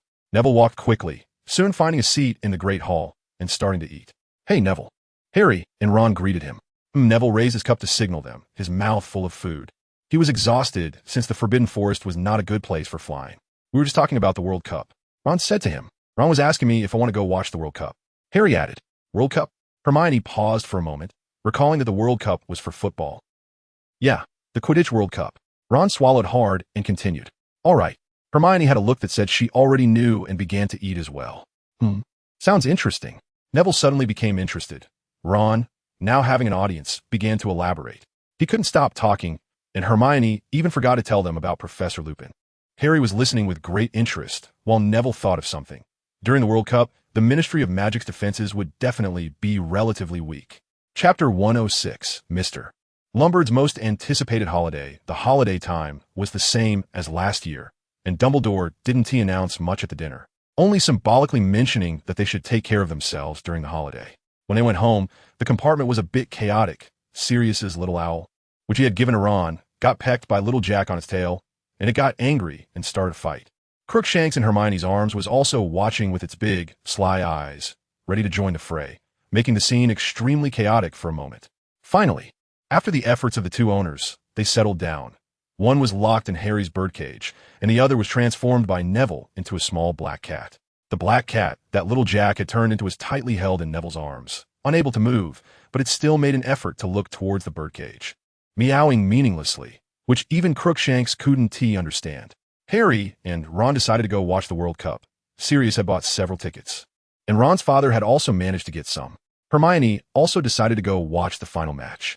However, every time they extended an invitation, they were met with refusals. Neville decided to use this World Cup to accomplish something significant, to complete his first goal, so he naturally couldn't agree to them. What are you going to do during the holiday, Neville? Can't you spare even a day? Ron sighed as if he felt sorry for him. I'm sorry, I really can't. I need to make some time-consuming potions that take about a month of continuous brewing. Neville refused them with a pre-prepared excuse, and he really was preparing to brew a potion that would take a month. Sigh. You really don't like Quidditch, do you? Ron lamented. Yeah. Neville smiled apologetically at him, picking up a potion book. Hey, Neville, you're not trying to make Felix Felicis, are you? Hermione glanced over at him and saw the content of the book. Yeah, I do want to brew a bottle. Neville nodded at her and continued reading. What is Felix Felicis? Harry asked, a bit confused. Even though his potion skills had improved a lot, he still hadn't heard of this obscure potion. It's a potion that increases the drinker's luck. Hermione immediately replied, as if from an encyclopedia. Cool, so you could be lucky every day. Ron exclaimed. Not possible, Ron. Neville shattered his fantasy. Felix Felicis has strong side effects. Overdosing can make someone a megalomaniac or even drive them insane. Oh no, he wailed, as if he had an endless supply of Felix Felicis in his hands. But it's very expensive, and I happen to be short on money, so I might consider trying it. Neville explained, using it as an excuse for why he would want to use Felix Felicis in the future. It must be very difficult. Harry asked. Of course it's difficult. Before Neville could speak, Hermione called out. Harry, do you remember the polyjuice potion you drank last time? Of course I remember. Harry nodded. That taste was unforgettable for him. If making the polyjuice potion is first-year content, then Felix Felicis is 7th year level. She looked at Neville in surprise. It is indeed quite difficult, but I still want to give it a try. Neville smiled at her. Can I watch you brew it? Hermione suggested, feeling a spark in her heart. Neville instantly had 1,000 voices in his head urging him to agree. But he still gritted his teeth and said, the process is quite boring. Then can I come when you're almost done? She seemed unwilling to give up, continuing to ask. Then, fine. Neville felt as if he would lose something if he refused her again, so he had to agree. I'll write to you when the time comes, and we can set a date to meet in Diagon Alley. Neville added. It's settled then. The girl laughed happily. It's settled. Neville felt genuinely pleased. Harry and Ron, standing nearby, had an odd feeling, as if they were being betrayed by the two of them. Harry quickly took out a book to read, while Ron turned his head to look out the window and even started to whistle softly. The train soon arrived at the station, and Neville spotted his grandmother among the crowd. She was talking to Sirius, who was disguised but still recognizable to him. From their expressions, it seemed like his grandmother was scolding him, while Sirius awkwardly smiled, looking as if it was all his fault. They parted ways, and Hermione's parents were on the other side. They only knew Ron's parents and were chatting together. When they were about to say goodbye, Hermione pretended to be angry and told Neville to write to her. Otherwise, saying this, she waved her little fists, which made Neville laugh a lot. All right, I will definitely do that. Neville promised solemnly with a nod.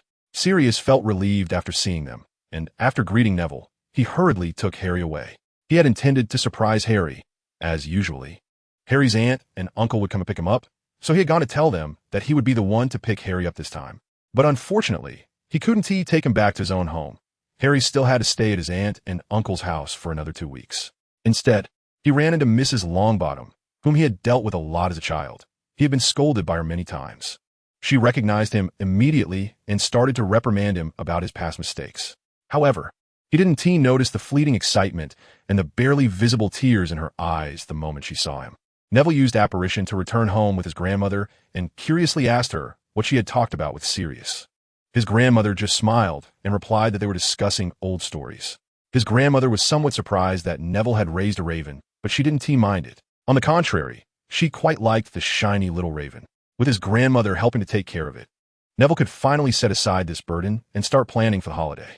He made a timetable for himself, including the procurement of ingredients and the estimated time for potion brewing. He also set a few times to go out for reconnaissance, having already prepared excuses, such as going to Diagon Alley or to Florian Fortescue's ice cream parlor. He hadn't decided on the final implementation time for his plan yet, as it was still early. After all, the last match of the World Cup was still more than a month away, which was enough time for him to brew the Felix Felicis. The next day, after telling his grandmother that he was going to Diagon Alley to buy some potions, he set off through the fireplace. At the corner of Diagon Alley, he drank a bottle of polyjuice potion and transformed into Sirius's appearance. In fact, he had prepared hair from everyone around him, even including Dumbledore's. Then he donned a hood and went to a potion shop, selling off a good amount of stock he had brewed at the end of the semester and successfully buying everything he needed. The shopkeeper was very enthusiastic, but a bit overly so, constantly pestering him to explain how he caught the traitor Peter.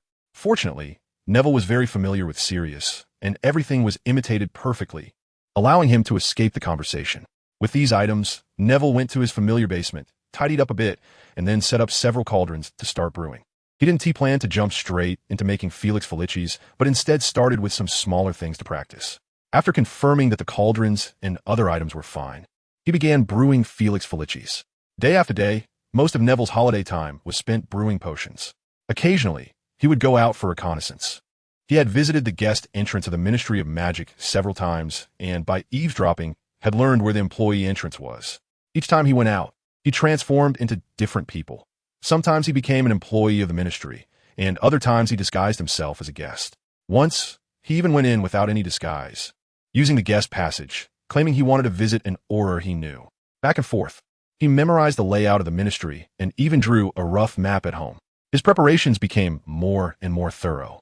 Fred and George even sent him some fun gadgets, smoke bombs they had made themselves. Neville was very interested in these and thought they would come in handy, so he took them with him. A month quickly passed, and Felix Felicis was nearly ready. Finally, after careful consideration, Neville wrote a letter and asked the old owl at home to deliver it to Hermione's house. His first big goal was not far away. Chapter 107. Felix Felicis. Neville's grandmother was very pleased with Hermione's arrival. She thought her grandson could finally stop locking himself in the basement to brew potions. However, it turned out to be quite the opposite. Hermione had come under the pretense of watching Neville brew potions. Neville had no secrets. Aside from hiding those maps and plans, he didn't keep anything from her, whether it was Felix Felicis or smoke bombs. At first, Hermione was a bit reserved, but she soon relaxed and began to talk to Neville about everyday things friends would discuss. Later, she realized she had acted a bit impulsively. Usually, she would go to a male classmate's house alone without a good reason. In the past few times, Harry and the others were there. But this time they weren't. Ron had gone with Harry to Sirius's place days ago, as Sirius planned to take them to see more matches. However, the girl's curiosity and Neville's knowledge made her feel completely at ease. At first, Neville was also trying to find topics to discuss, and eventually, they both ended up talking about potions. Finally, they had endless things to talk about, avoiding the awkwardness of staring blankly at the cauldron all day. Although Neville thought that wasn't too bad either. Neville gently stirred the potion in the cauldron. This was the last stir. It had turned the golden color documented in the book, which meant he was about to succeed. Both of them were focused on the potion, their eyes fixed on it, afraid of any mistakes. The difficulty of Felix Felicis lay in the timing of the final stage. Adding a bit too much would turn it into a potion of arrogance, while too little would render it ineffective. After another hour of stirring, when Neville felt his eyelids were so heavy he could barely lift them, the potion finally began to shimmer, just like it did in the book. Neville forced himself to stay alert, held his breath, and, after silently counting to 10, extinguished the flame, guided the potion, and sealed it all in one go. After completing all this, Neville held the bottle of golden potion in his hands, feeling an overwhelming sense of excitement. This was quite an achievement, If someone knowledgeable were to find out, they would surely be astonished at his young age. You did it! You did it! Hermione exclaimed happily, as if it were her accomplishment, breathing a sigh of relief. Yes, it really went so smoothly. Neville wiped off the cold sweat that had formed from his nervousness and smiled genuinely. I can hardly imagine someone accomplishing this feat at the age of 14. Professor Snape would be shocked, Hermione said excitedly. In that case, I'm quite curious to see his expression when he finds out I brewed Felix Felicis, Neville laughed. It's a pity that Harry and the others didn't come, Hermione lamented. The scene just now was truly beautiful, and the dazzling glow of the potion nearing completion was deeply imprinted in her memory. You coming is the best, Neville suddenly blurted out without thinking. Hermione's cheeks turned bright red, and she quietly replied, "Thank you." Neville instantly realized how ambiguous his words were, and hurried to explain, I don't care if anyone comes to see me. He spoke without thinking, his mouth racing ahead of his brain. Huh? Hermione's expression changed immediately, her brows furrowing. No. That's not what I meant. I meant it doesn't matter if they come or not. Just you coming is enough. A sudden urge to survive made Neville decisively abandon his two male companions and choose Hermione instead. The girl smiled again, looking very happy. Neville, I was joking. How could I possibly be angry? Neville let out a few awkward chuckles. The potion is done. Do you want to come watch the World Cup with me? Hermione suddenly asked. Huh? Neville was caught off guard by the question. Didn't I say? He wanted to say he was too busy brewing the potion, but then he remembered he had already finished it and didn't know how to respond. Looking at the girl's eager expression, Neville knew that if he refused again, she would be very disappointed. I guess I'm not going. I will go, they both said at the same time, then looked at each other in surprise. Okay, I will go, but I don't know if Sirius has any tickets left. Neville smiled helplessly. Now he had to scrap his plans and start over. That's great. You should come out to participate in activities. Hermione suddenly showed a look of having succeeded in a plan. Neville wanted to say he usually went to Diagon Alley, then thought about how he was just scouting and couldn't he help but close his mouth. Ginny told me that if I invited him alone, he would come. It seems to be true, Hermione thought, and she was even happier thinking about the reason behind this outcome. So, when are we leaving? Neville asked. Now is fine. I communicated with them through letters before I left. They will all be at Sirius's place today. I suddenly feel like you had this planned all along. Neville thought, but didn't he dare to say it. I'll go tell my grandma. Neville sighed lightly, packed the potion into his pocket, and started tidying up the basement, while Hermione helped him with everything. Grandma quickly learned the good news and was genuinely happy. Her grandson was finally going out to hang out with friends. Although spending time alone with a girl might be even better, she still hoped he would go out to play. She even generously sponsored the expenses. And despite Neville saying he had money and didn't need it, she still stuffed it into his pocket. After he asked Grandma to take care of little Jack, he left with Hermione using flu powder. So Neville sat at the dining table at number 12 Grimmauld Place waiting for dinner, surrounded by people. The Weasley family was all there, and Harry and Lupin were also present, making it quite lively. Hermione was whispering with Ginny, and they occasionally laughed, clearly discussing something interesting.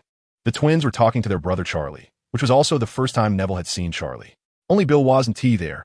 Percy was present, but he refused to come out of his room, locking himself inside to write reports except for necessary meals, reportedly about cauldron leaks. Sirius was telling Harry and Ron stories from his past, and they were listening intently. Mrs. Weasley and Mr. Weasley were preparing dinner in the kitchen, and Lupin had gone over to help. Neville felt a bit awkward for a moment, and then noticed Percy looking equally awkward. Percy, what is going on with the cauldron leaks? He tried to open the conversation. Oh, it's a report I'm writing for the International Magical Cooperation Department. It seemed someone was willing to listen to him, and he became a bit excited, starting to ramble. We're preparing to check the thickness of the cauldrons according to standards. Recently, some foreign imported products have been too thin at the bottom. The permeability rate has been increasing by almost 3% every year. That's indeed quite serious, Neville replied seriously, already imagining how angry he would be if his cauldron leaked while brewing potions in the future. Right? Percy immediately sat down next to Neville, giving him a great minds think alike affirmation. So you're working at the International Magical Cooperation Department now? Neville noticed and asked. He had been to the International Magical Cooperation Department's office once, and knew their head was Barty Crouch, father of one of his targets. Yes, although it's very busy, the work is quite meaningful, and I often get to meet some wizard from abroad, Percy said proudly. But it really is very busy. Neville looked at Percy's somewhat thin frame, and suddenly became concerned for his health. He had long known that the way information was transmitted within the Ministry of Magic was to write documents on paper and then magically fold them into paper airplanes to fly them to their destinations. And from what he had seen during his few scouting trips, the paper airplanes flying in and out of the International Magical Cooperation Department were the most numerous. Yes, everyone is quite busy, including Director Crouch, Percy said with respect when mentioning Crouch. Neville suddenly felt that Percy would surely get promoted quickly. You have to take care of yourself, Percy, Neville said worriedly. Thank you, but I think I can manage, Percy replied confidently. Seeing Percy so confident, Neville didn't say anything further, but then Percy began to talk excitedly again, as if he thought Neville was very interested in the matters of the International Magical Cooperation Department. Neville patiently listened for a while and began to probe for information, slowly asking some questions. By the time dinner was served, both of them had gained a lot. One felt a great sense of satisfaction, while the other acquired some information he hadn't known before, like the fact that Barty Crouch's son had died many years ago. Before picking up his fork, Neville glanced at Percy one last time, noticing his pale cheeks from staying up late, thinking he needed to send him some tonic during Christmas. Mrs. Weasley's cooking was excellent, and everyone praised it. Neville learned from Harry that the Quidditch final was the day after tomorrow, and they were all invited by Sirius, who clearly enjoyed the lively atmosphere. As a result, because he had a lively conversation with Percy, he was assigned to share a room with him after dinner. Although there were many guest rooms in Sirius's house, some were still unprepared, so they had to sleep together. At first, Neville thought it was no big deal, but soon he canceled that thought. Percy was simply unbearable. He kept talking to Neville about his work, from a department's preparations to handle some foreign incidents to trivial matters. This made it impossible for him to concentrate on planning. In the end, he had to pretend to be asleep to trick Percy, finally getting a moment of peace to start planning. Chapter 108. Heading to the World Cup camp, Neville ultimately decided to go missing during the Quidditch final, for example, pretending to go to the restroom during the match and getting lost. Moreover, that time was indeed perfect. At least the Minister of Magic, Fudge, would definitely be on site instead of at the Ministry of Magic. No one noticed his unusual behavior, except for Harry, who had some doubts because Neville was in an unusually good mood, which wasn't like him. But even he didn't think too much about it, just feeling glad that Neville was so interested in the Quidditch match. They spent the whole day in anticipation, and that night they went to bed early since they needed to leave for the match quite early. Neville even went to bed right after dinner. He needed to conserve his energy and had drunk enough Felix Felicis to be too excited to sleep. Before dawn, everyone was woken up by Sirius, who was clearly excited too, seemingly happy because there were so many of them. Neville woke up even earlier. He had already checked everything he had on him. His wand, which had once been broken and wasn't registered, was placed in the pocket where he usually kept his other wand. His father's wand had never felt so comfortable, almost as if it knew what he was going to do today. Neville reached into his pocket to hold it. It felt incredibly good, as if he could do anything. He felt confident that he could easily perform a few spells he had never tried before. Good morning. He was the second one to arrive at the dining hall. The first was Sirius, quickly eating breakfast while greeting everyone who came in. He could no longer hide it. The excitement in his heart showed on his face, overflowing with joy. Fortunately, everyone else thought he was just excited about the Quidditch match, so no one asked him. They were traveling by Port Key, which Sirius had already prepared, a plate that looked like it belonged to the Black family from the patterns on it. Harry, have you used a portkey before? Neville asked, noticing Harry looked a bit nervous. No, this is my first time, Harry said quietly, biting his lip. Don't worry, Harry. We'll be there soon. Just touch your finger to the plate, Sirius reassured him. What did you use before for traveling, apparition? Neville then asked him. Yeah, that feeling. It wasn't very good, Harry nodded in response. This time it won't work. There are too many of us, and some are too young, Sirius explained, glancing at Ginny, who stuck her tongue out at him and made a face. Kids, time's almost up. Pay attention, Mr. Weasley suddenly called out as the plate began to emit a faint blue glow. Hermione looked like she wanted to say something, but it was already too late. Suddenly, their feet fell as if they were being yanked by a hook, and they flew forward, unable to see anything, as if they were traversing a tunnel. At first, Harry was worried that just touching the plate with one finger would cause him to be flung off, but unexpectedly, he was pulled in tightly. No matter how hard he tried, he couldn't dislodge himself. Neville heard the twins making a woohoo sound, and Charlie joined in, while Mrs. Weasley surprisingly didn't scold them, but instead held her husband tightly, looking pale. Before long, they landed. Their positions were a bit awkward. Ron bumped right into Ginny, while Harry was caught by his godfather, preventing him from falling. Neville had used a portkey a few times, so he stood firm, and even grab Hermione to keep her from crashing to the ground. They found themselves in an open grassy area, clearly a place designated for portkey arrivals, where people appeared out of thin air, some through apparition and others using portkeys. 502 from Grimmauld Place, a voice suddenly announced. Neville looked over in that direction and saw two wizards who looked very tired and gloomy. One held a large golden watch, while the other had a quill and a thick roll of parchment, occasionally jotting down notes. "Good morning, Basil, Mr.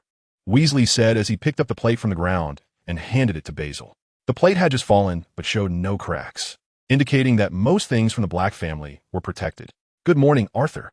Basil, the wizard with the golden watch, slowly took the plate, looked at it carefully, and then said in surprise, "I remember this portkey's record should be Sirius Black's, right?" Sirius grinned as he stepped forward so Basil could see him. Mr. Black." Basil's colleague looked very excited. "It's so great to see you." He approached and shook hands with Sirius, clearly one of his fans. "Mr. Black, your camp is number 1. Just walk over to the second camp ahead." He suddenly seemed re-energized, speaking enthusiastically. Thank you, Sirius said, feeling a bit shy from the enthusiasm, shaking his hand repeatedly. They walked towards the camp, taking about 20 minutes, until they came to a door that led to a field filled with all sorts of tents. They paid the entrance fee, which was surprisingly collected by a muggle who looked terrible, as if he had been hit with Obliviate hundreds of times. They passed through a foggy camp and finally arrived at Camp 1. Sirius began to lead the way, having been there several times before. He brought them to a very grand tent, which was silver and looked somewhat flashy. There was supposed to be a sign on the door, but Sirius had covered it with a cloth and rewritten it with the words, Sirius Black. Ron leaned over to Neville and whispered, "It originally said noble by birth, the Black family." Neville nodded. That style was indeed very black, but unfortunately, Sirius was a traitor of the Blacks. "We're here," Sirius said proudly, even though he didn't particularly like his family's things. He was still in a good mood while showing them off. He lightly tapped his wand on the door and muttered a spell, which sounded like a password. The door opened in response, and he stepped inside first, waving for the others to follow. Inside was much larger than Neville had imagined. Upon entering, there was a living room that was at least as big as the Gryffindor common room, large enough to hold a ball. There were countless side doors, and the rooms seemed to outnumber those in Sirius's house.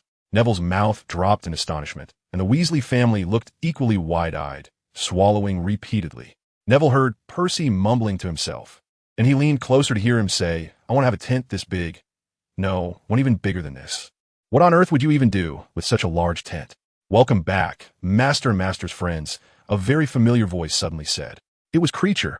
He looked completely transformed, much cleaner and radiating genuine joy, holding a cloth as if he was cleaning something. "Is everything ready, Kreacher?" Sirius asked, his voice no longer as stern as before, but laced with a bit of tenderness. "Everything is complete, Master." Kreacher bowed to him. "Great, then you can go rest now." Sirius smiled at him and said, "The Master is so kind." Allowing Kreacher to rest, the house elf choked up a bit, then lowered his head and hurried away. "How is it?"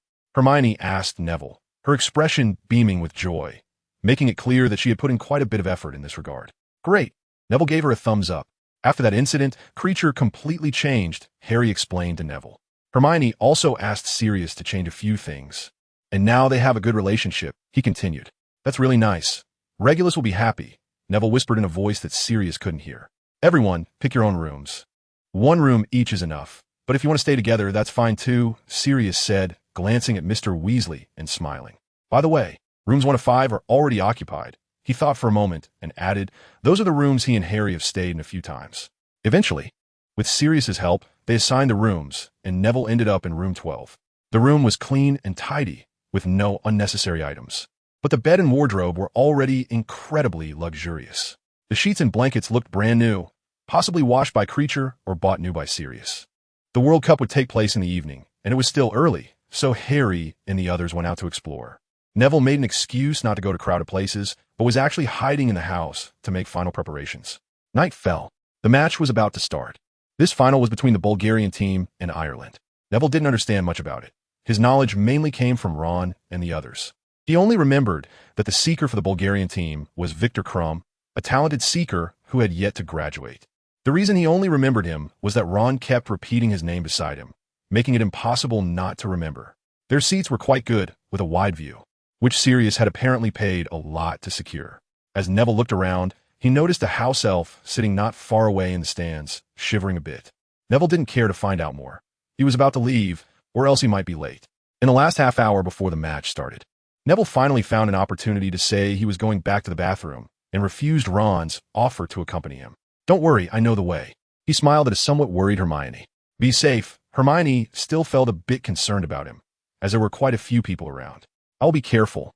Neville nodded and waved goodbye to her, silently thinking, "Yeah, I will be safe. Thank you, Hermione.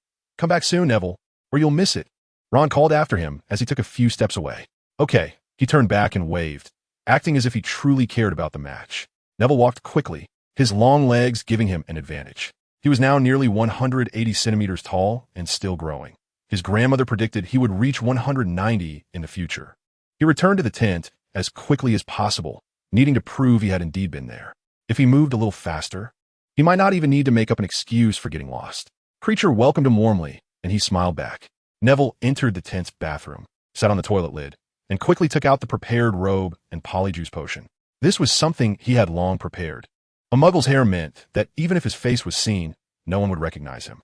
Neville transformed into a middle-aged muggle with blonde hair, his face clean-shaven with no stubble, which was precisely why he had chosen this disguise. The robe was a standard black wizarding robe worn by ministry employees. He changed quickly, almost getting the buttons mixed up. After preparing everything, Neville put away his original clothes, drew his wand, closed his eyes, and the ministry employee's passage began to appear in his mind. With a crisp bang in the air, he disapparated. The distance was a bit far. As Neville landed, he shook his slightly dizzy head and firmly walked toward a toilet. The ministry employee's passage was indeed a toilet, and its entrance method was quite special. That is, flush yourself down. Neville had tested this. The process wouldn't splash any water or anything else on him. This public toilet, like the leaky cauldron, was undetectable by muggles, so no one would actually use it.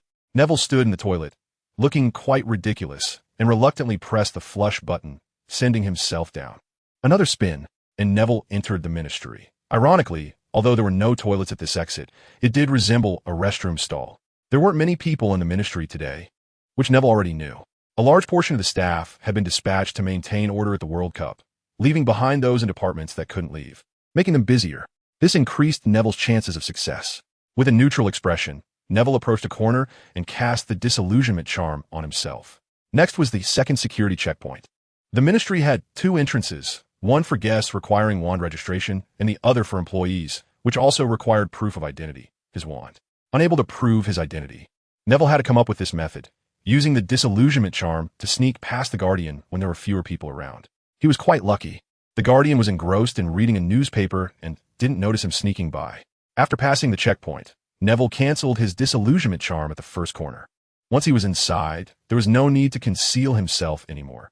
Having an invisible person appear in the ministry wasn't normal. He navigated smoothly to the elevator. There was only one elevator in the ministry, with no stairs, and he had to go through it to reach his destination.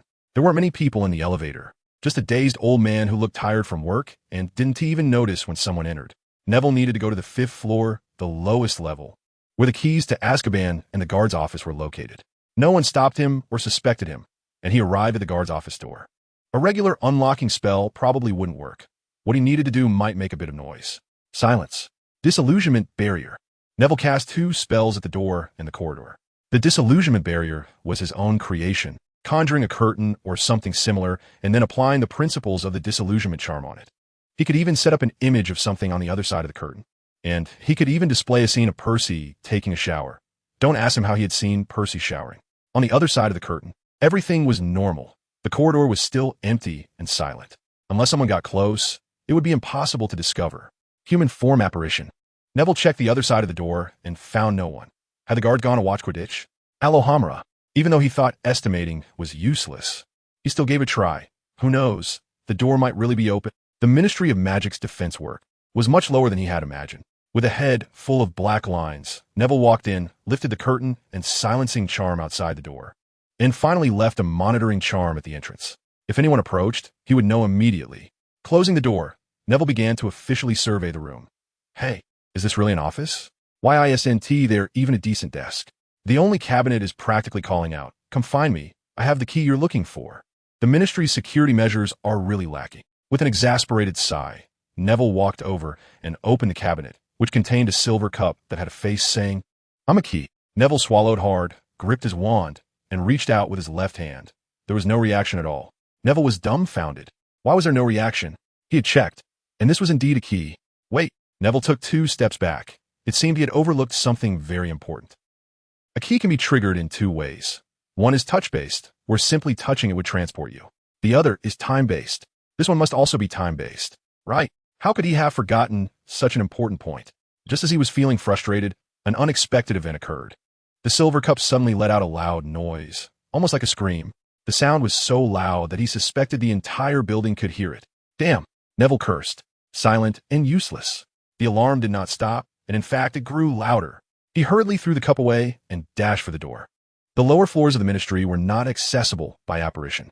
He needed to reach the outer hall to escape, but there was only one elevator, and he had to find a way to get up.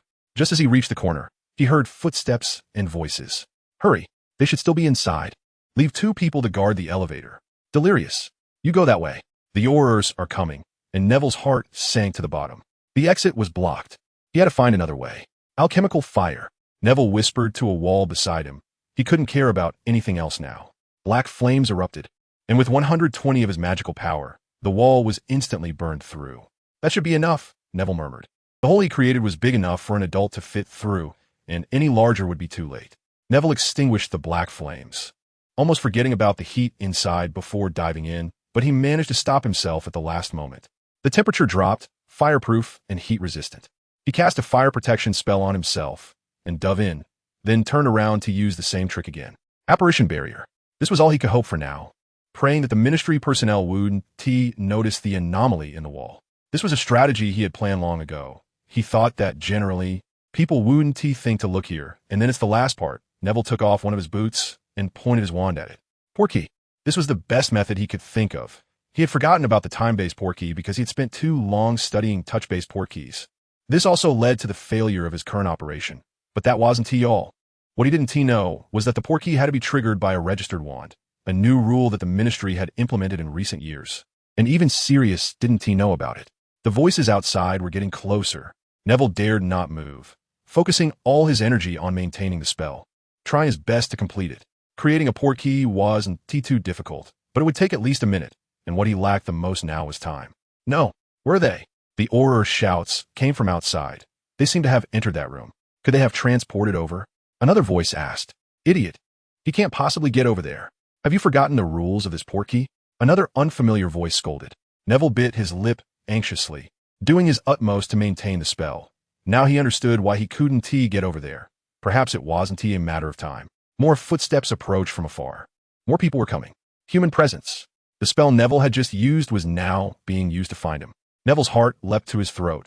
Fortunately, he wasn't discovered. It seemed they were only checking that office. He isn't invisible, is he? Another unfamiliar voice came from nearby. More and more people were arriving. Invisibility, cloak, incoming. Human presence. Neville tried hard not to imagine the outcome if he got caught, instead pouring all his magical power into the portkey.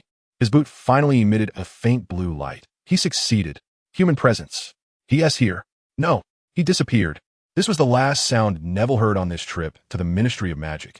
He was transported away. The landing point was right in the Forbidden Forest of Hogwarts. The first place that came to his mind where he could have a chance to escape, even if he was pursued. No one chased him, and there were no other dangers. He was safe. Chapter 110. The match ends. Neville finally returned safely to the tent and collapsed onto the bed. His magical energy had been overly consumed. In the final moments, he had been too anxious and didn't control the output of his magic properly, resulting in overexertion. Fortunately, he was well prepared, with several potions ready to help alleviate the current crisis. Before long, a rosy-cheeked Neville returned to the Quidditch stands, showing no signs of having just gone through a crisis. Where on earth have you been? Hermione grabbed his arm and shook him vigorously. Among these people, only she was worried. The others were indifferent to Neville's prolonged absence, but she subconsciously felt some unease. I had a bit of an upset stomach, sorry. Neville smiled, touching his nose. Hermione thought you got lost, and we're going to look for you, Ron said with a laugh from the side. Ron. Hermione smacked him hard, but he dodged with a smile. The match had only just started for a while. Neville was still quite fast, making a round trip in less than 40 minutes. Originally, he had planned to use the excuse of getting lost, but since that plan failed, There was no need to find an excuse anymore. Ireland was leading significantly. Except their seeker didn't seem very happy. Ireland's seeker, Lynch, looked a bit bruised. He didn't know what had just happened. Bulgaria seemed destined to lose. Having not scored a single point, the other 5 players from Ireland were too strong, and they couldn't score even 1 point off them. Neville didn't know much about Quidditch and couldn't feel the so-called excitement. He just thought, these players really flew fast. Thinking about flying, Neville couldn't help but feel tempted. Perhaps he should try another method. Maybe he could fly from the sea to his destination, provided that he knew the way. As soon as he thought of this, Neville's mind began to drift again, his gaze becoming somewhat inscrutable. He stared fixedly at the arena, but wasn't thinking about Quidditch at all. Neville, do you want this? Harry patted him and handed him something. Neville's thoughts were interrupted. He turned to see it was something like a telescope, which he recognized as something Harry and the others had bought to watch the match. No thanks. Neville smiled and declined. He wasn't really interested in watching the game. All right, Harry said, a bit disappointed as he settled back in and looked at the field again. Now he probably understood. Neville really didn't like Quidditch, but only came because they all were there. Neville began to plan again. He needed a guide or a coordinate. So, who could he? Perhaps he could try to do something like capture a dark wizard and send him to Azkaban and leave a mark on him so he could find that place. Or leave his coordinate on the important people in the Ministry of Magic, on some people who would definitely go to Azkaban. For example, the Minister of Magic? He remembered that in Sirius's account, Fudge visited Azkaban for inspections every month. That would give him some ideas. Like he could send him something, preferably something he could carry, like a wizard's hat or a wand bag. But what excuse should he use to send it to him? It was giving him a headache. Neville held his head back against the seat, thinking he couldn't come up with any way to obtain this coordinate no matter how hard he tried. Of course, there were simple ways. If he directly asked Dumbledore, he would surely tell him, but what excuse to use? And could he really hide it from the almost invincible legitimacy of the headmaster? He decided not to think about things he couldn't understand. Maybe he would figure it out someday. Neville completely abandoned the plan. This time he had made quite a stir, and the ministry's precautions might increase. So he shouldn't think about this anymore for now. In the end, Ireland won the match, even though Victor Crumb caught the golden snitch. They only lost by 10 points, but all their points were from the golden snitch. None of the other players scored any points against the Irish team. Even Neville, who didn't understand Quidditch, could see why Crumb didn't catch the snitch when their score was less than 150, because they simply couldn't do it. The other Bulgarian players are just too far behind compared to Ireland, Neville commented. Yeah, but their seeker, Victor Crumb, is a true superstar, Ron said regretfully. It would have been great if the other Bulgarian players were a bit stronger. Harry expressed sympathy for Crumb. As a seeker himself, he felt a bit of resonance. As the match began to disperse, they followed the crowd towards the camp area. Ron was still lamenting Crumb's failure to win the championship, while the twins were all smiles, whispering to each other, "Are you guys fans of Ireland?" Neville leaned over and asked quietly. "Unfortunately, we're not." George shook his head. "But we have to say we like them quite a bit," Fred laughed. "Yeah, because of them, we could win a lot of money." "You guys gambled?" Neville immediately understood. "Yeah," Fred said in a low voice. "Just don't tell my mom." George almost pressed his mouth to Neville's ear, seemingly very afraid of their mother, glancing over to make sure she didn't notice. "Well, that's pretty good." Neville nodded, slightly interested and quite confident about his own luck. "How did you bet?"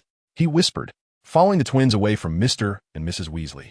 "Ireland wins, but Crumb catches the golden snitch," Fred said with a smile. "That's really spot on," Neville exclaimed. "You won quite a bit, right?" he asked again. "Yeah, quite a bit. We're going to find Bagman to collect soon. Do you want to come?" George asked. "No, I think I'll just go back to sleep. Today was exhausting," Neville said dejectedly, still troubled by his failures that day. "All right, we'll head off then," they laughed. "Good luck." Neville waved at them. "Mom, Fred and I are going to buy something. We'll be back soon." George called to his mother and then pulled Fred away. "George, Fred, Mrs. Weasley called out, seemingly wanting them to come back. "Mom, we'll be back soon. Don't worry, we know the way." Fred replied. "I'll go with them," Lupin said to Mrs. Weasley, signaling her to stay calm. "Then thank you, Remus," she agreed. Back in his room, Neville lay down early. He was truly exhausted. The day's adventures had drained him significantly, and the restorative potions had their limits. Lying in bed, he began to reflect on everything that had happened that day. He realized he was still far from enough, and little tricks could not compensate for his own weaknesses. If only he had Dumbledore's powerful magic. He would need to think so much. He could just storm into Azkaban without issue. His mindset was also lacking. During the time when he was about to be found, he had expended a huge amount of magic power to use the portkey spell, nearly exhausting himself. That was also due to his impatience. Under normal circumstances, a regular portkey wouldn't require so much. If he had used the portkey and still got caught, then with all the magic he had used up, he would have no chance of defeating the pursuing Aurors. He could end up being captured. As Neville lay in bed, staring at the ceiling, a sudden commotion from outside interrupted his thoughts. It seemed that due to some disturbance, the Ministry of Magic had called Mr. Weasley for help, and the eager Sirius had also joined in. What's going on? Neville couldn't lie still any longer. The noise outside was getting louder, and he couldn't sleep. There seemed to be some hooded people causing trouble outside, and Sirius and Mr. Weasley went to help. Hermione explained to him. Hooded? What kind of hooded people? Neville was instantly alert, shaking off his sleepiness. Just now, the Ministry people said they were black. Hermione hadn't finished her sentence before Neville grabbed his clothes and dashed outside. Neville, where are you going? She called out, and the others noticed too. Lupin came over, wanted to ask what was happening. Nothing, just going to take a look, Neville replied with a smile over his shoulder, but he didn't realize how grim his smile looked. Chapter 111. The caught Death Eater. Neville moved too quickly for the others to stop him, but Harry and the others were different. With Mrs. Weasley here, they wouldn't be able to go. Why can Neville go out and we can't, Mom? Fred protested. Yeah, we'll be of age in a few months. George chimed in. No, unless you're as good as he is, she screamed, seemingly having heard plenty about Neville's deeds from Ron or the others over the years. Remus. She looked at Lupin, who was smiling beside her, with a plea in her eyes. I'm counting on you, she said, not wanting Neville to be in any danger. It sounded chaotic outside, and if anything happened to Neville, she wouldn't know how to explain it to Mrs. Longbottom. Don't worry, Lupin smiled at her, stood up, put on his coat, and walked out. Mum, the twins cried out in unison. You two, quiet down for a moment. Otherwise, you'll regret being born into this world. Her voice was so loud that even Neville, who had run quite a distance, could hear it, and they finally dared not say anything more. What's wrong with Neville? Ron whispered to Harry. I don't know. Maybe it has something to do with those hooded figures. Harry shook his head. In fact, he had never seen a Death Eater's attire and had no idea what it signified. Hermione, do you know? He asked Hermione, who was pale and biting her lip. What? She jumped up like a cat caught by surprise. Ah, why are you so worked up? Ron mumbled. Do you know why Neville rushed out so urgently? Harry asked her. Hermione thought she might know something, but then she remembered that Harry and the others didn't know about Neville's parents. Nor did they realize how much the descriptions of those hooded figures sounded like Death Eaters. As for herself, she had read about it in books. Maybe it's because of the Death Eaters. She bit her lip, deciding to reveal part of it. What? Death Eaters? Everyone at the table exclaimed, their faces turning pale. Yes, it could definitely be Death Eaters. Hermione felt nervous as so many eyes were suddenly on her. What Death Eaters? Those hooded figures? Harry stood up, asking eagerly, his eyes filled with anger. Based on the descriptions given by the Ministry of Magic and Sirius's recent attitude, it seems likely. Hermione thought for a moment and expressed her analysis. Really? Harry fell silent after hearing this. He still didn't know why his good friend Neville hated Death Eaters and Voldemort so much, but from his feelings, that hatred seemed to surpass his own. Then, why did Neville run out as soon as he heard about the Death Eaters? Who are they? Ginny asked from his side, as she was the only one unclear about what Death Eaters meant. They are followers of the Dark Lord. Mrs. Weasley leaned back in her chair, as if recalling some painful memories. That makes sense. Poor child. She sighed softly. What makes sense? Mum? Ron asked. It's why Neville was so agitated. She sighed. Why? Mum? The twins also asked from the side. Huh? You don't know? She was surprised, thinking that as Neville's friends, Harry and the twins should have gone to Neville's house and known. Don't know? Why? They asked in unison. Well, I can't tell you. She suddenly put her hands on her hips and said firmly. Huh? Everyone was confused. Only Hermione secretly breathed a sigh of relief, silently praising Mrs. Weasley in her heart. It's not that I don't want to tell you. It's just that it's not my place to say. After all, I'm an outsider and shouldn't comment on others' matters. You all need to remember not to gossip about other people's business, she added as a lesson. This only made everyone more curious, and Ron immediately decided to ask Neville as soon as he returned. Outside the tent, Neville had already run far away, with the air filled with a burnt smell, as if something was on fire. He confirmed the direction because the magical fluctuations were strongest there, and it felt the most sinister, making him very uncomfortable. He navigated through the darkness, and after a while, hid in a corner, transforming into a crow hidden in the night. The night was his greatest protection, no one would notice a crow flying in the dark. Soon, Neville flew to the area with the most magic, and as he looked at everything before him, flames erupted within him. Those outfits, weren't they exactly what Death Eaters wore? He would never forget. They looked very pleased, chatting and laughing together, playing with a Muggle family at the entrance, making them float upside down in the air. Where have those useless Aurors from the Ministry of Magic gone? Neville cursed under his breath, unaware that many Aurors who had originally been stationed there had returned to the Ministry due to the incident of the Dark Lord's invasion. There were 7 Death Eaters in front of him, all masked and hooded. Neville landed on a low tree, carefully observing them. One of the leader's boots looked somewhat familiar, but he couldn't recall where he had seen them. Forget about things you can't figure out, Neville thought, flying behind the tree and transforming back into human form. At this point, he still didn't know what these people were up to. They could be genuine Death Eaters or just their admirers. Either way, it was something Neville couldn't tolerate, but he questioned whether he had the right to judge them.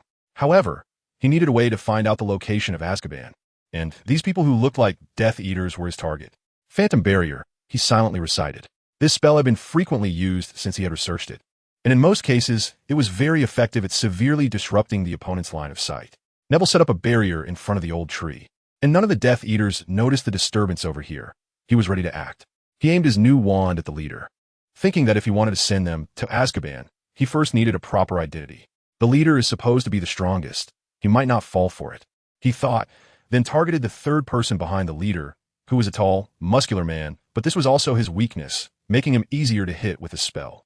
He intended to take one down first, but the difference in numbers, coupled with the familiar voices getting closer from a distance, made him decide immediately. Soul Extraction. Neville focused all his energy and attacked the big guy, who seemed momentarily stunned and completely fell for it. Nice! Neville cheered in his heart. This way, he had a plan. We should go. Suddenly, the leader glanced back at the others and said, seemingly having heard the voices from afar, "What's wrong?" Neville controlled the big guy to ask first. "Someone is coming. Let's scatter." He glanced in that direction, and the first one operated away. TCH, it's not over yet. The surrounding people followed suit, one by one, operating away, leaving only the big guy behind. Neville laughed, a very creepy smile, as his goal was easily achieved. He quickly ran up to the big guy, swiftly pulled up one of his pant legs, and marked a coordinate with his wand. This mark would last until next summer. He had plenty of time to work with. After marking, Neville hid behind the tree again, then controlled the big guy and used the Cruciatus Curse on one of the Muggles, while the others were levitated. He had long since made up his mind. For this, he wouldn't care at all about just making a few Muggles float for a while. Moreover, considering the result that was about to be achieved, everything was worth it. Although he was somewhat curious about the identity of this Death Eater, there was no time for that, as Sirius's voice was already close at hand. "Stop!" It was Mr. Weasley's shout. Stupefied, Sirius was even more straightforward, casting a spell directly, as he hated Death Eaters. The big guy was hit by a red beam and fell backward under Neville's control. Mr. Weasley hurriedly caught the few Muggles who were still floating and then rushed toward the direction where the big guy had fallen. Sirius was already pulling off his mask. "Uh-huh. Is this the Crab who once claimed to be under the Imperius curse?" Sirius laughed, quickly pulling up Crab's sleeve, and sure enough, a horrifying mark was stamped on it. A real Death Eater. Mr. Weasley's expression suddenly became very serious. "I'm going to fire a signal flare," he said to Sirius, who nodded and bound Crab tightly with the binding curse. Neville didn't expect the Death Eater he had ambushed to be the father of a schoolmate, so the leader could really be Malfoy. But none of this affected him anymore. He was in a good mood and casually lifted the Imperius curse off Crab, as he didn't want to be found out. Although there was a trace, it could only indicate that a young wizard had used a spell nearby, and besides, he had just controlled Crab with the Imperius curse, so the blame would only fall on him. He somewhat regretted not using his father's wand, as that might have led to him being summoned by the Ministry of Magic, but none of that mattered anymore. He was about to get the coordinates of Azkaban. Chapter 112. Sirius's guess. After seeing the signal flare, a large group from the Ministry of Magic began to apparate in one after another. Neville shrank back, canceled his spell, and transformed back into a raven. "What's going on?" The leader was a tall, lean, middle-aged wizard who looked very competent. Neville recognized him. It was Barty Crouch, Percy's immediate superior, who was mainly in charge of the World Cup this time. "Mr. Crouch, we caught a Death Eater," Mr. Weasley announced loudly. "What? A Death Eater?" There was an uproar among the crowd. "Let me see, Weatherby." Mr. Crouch quickly walked over, ignoring Sirius, who was giving him a bad look, and went straight to the fallen Crab. "Sir, look, he has the dark mark. Mr. Weasley said excitedly, completely unbothered by Crouch misremembering his name. I know, Mr. Crouch immediately saw the dark mark on Crabbe's left arm, and his expression darkened. People gathered around. Some greeted Mr. Weasley, while others rushed over to see the Death Eater. What happened? After checking everything, Crouch stood up and asked the two of them. When we arrived, he was tormenting those muggles, and Mr. Black knocked him out. Then he fell, and we discovered he was a Death Eater, Mr. Weasley explained, noticing that Sirius seemed reluctant to speak. He even turned his back on Crouch. Is it that simple? Crouch frowned and asked. It's that simple, Mr. Crouch. His attention must have been on those muggles. Without any defenses, Mr. Weasley said excitedly, clearly very happy about catching a Death Eater. Betty, you and Archer take him to the Auror office first. I'll send him to the temporary prison for interrogation when I get back. Mr. Crouch commanded decisively. Okay, Mr. Crouch, a man and a woman, said in unison. Then grabbed Crabbe's arms and operated away. After everything was said, Crouch turned his gaze to Sirius, seeming to want to say something but didn't speak. Continue patrolling, he ordered, and then operated away. As Neville watched everything come to an end, he couldn't help but feel pleased. At first, he thought he would be discovered, but in the end, nothing happened. Those wizards who usually kept an eye on the trace didn't come out to warn him. He didn't realize that all of this was still due to the trouble he had caused. The Ministry of Magic was already in chaos because of mysterious intruders, and they had no time to care about what spells underage wizards were using. Satisfied, Neville flew to a corner, transformed back into human form, and slowly walked toward the tent, even humming a little tune he had heard from Muggles. When he returned to the tent and faced his friend's questions, he didn't find it troublesome at all. Instead, he enthusiastically told them he had seen Sirius and the others catch a Death Eater before coming back. Really? Harry exclaimed happily. Of course it's true, Harry. I didn't see the whole process, but when I got there, the Ministry people were already taking him away, Neville replied with a smile. By the way, Neville, why do you hate Death Eaters so much? Ron suddenly remembered and asked. Who doesn't hate Death Eaters? I might have just been a bit extreme. He stammered, suddenly at a loss for words. But Ron was about to ask something, but Hermione stepped on his foot hard under the table. And this time it didn't miss. She quickly covered his mouth. Hey, he looked like he was about to get angry, but Hermione quickly gestured for him to stop talking. Now he finally realized that Neville didn't want to tell them, and he shouldn't pry further.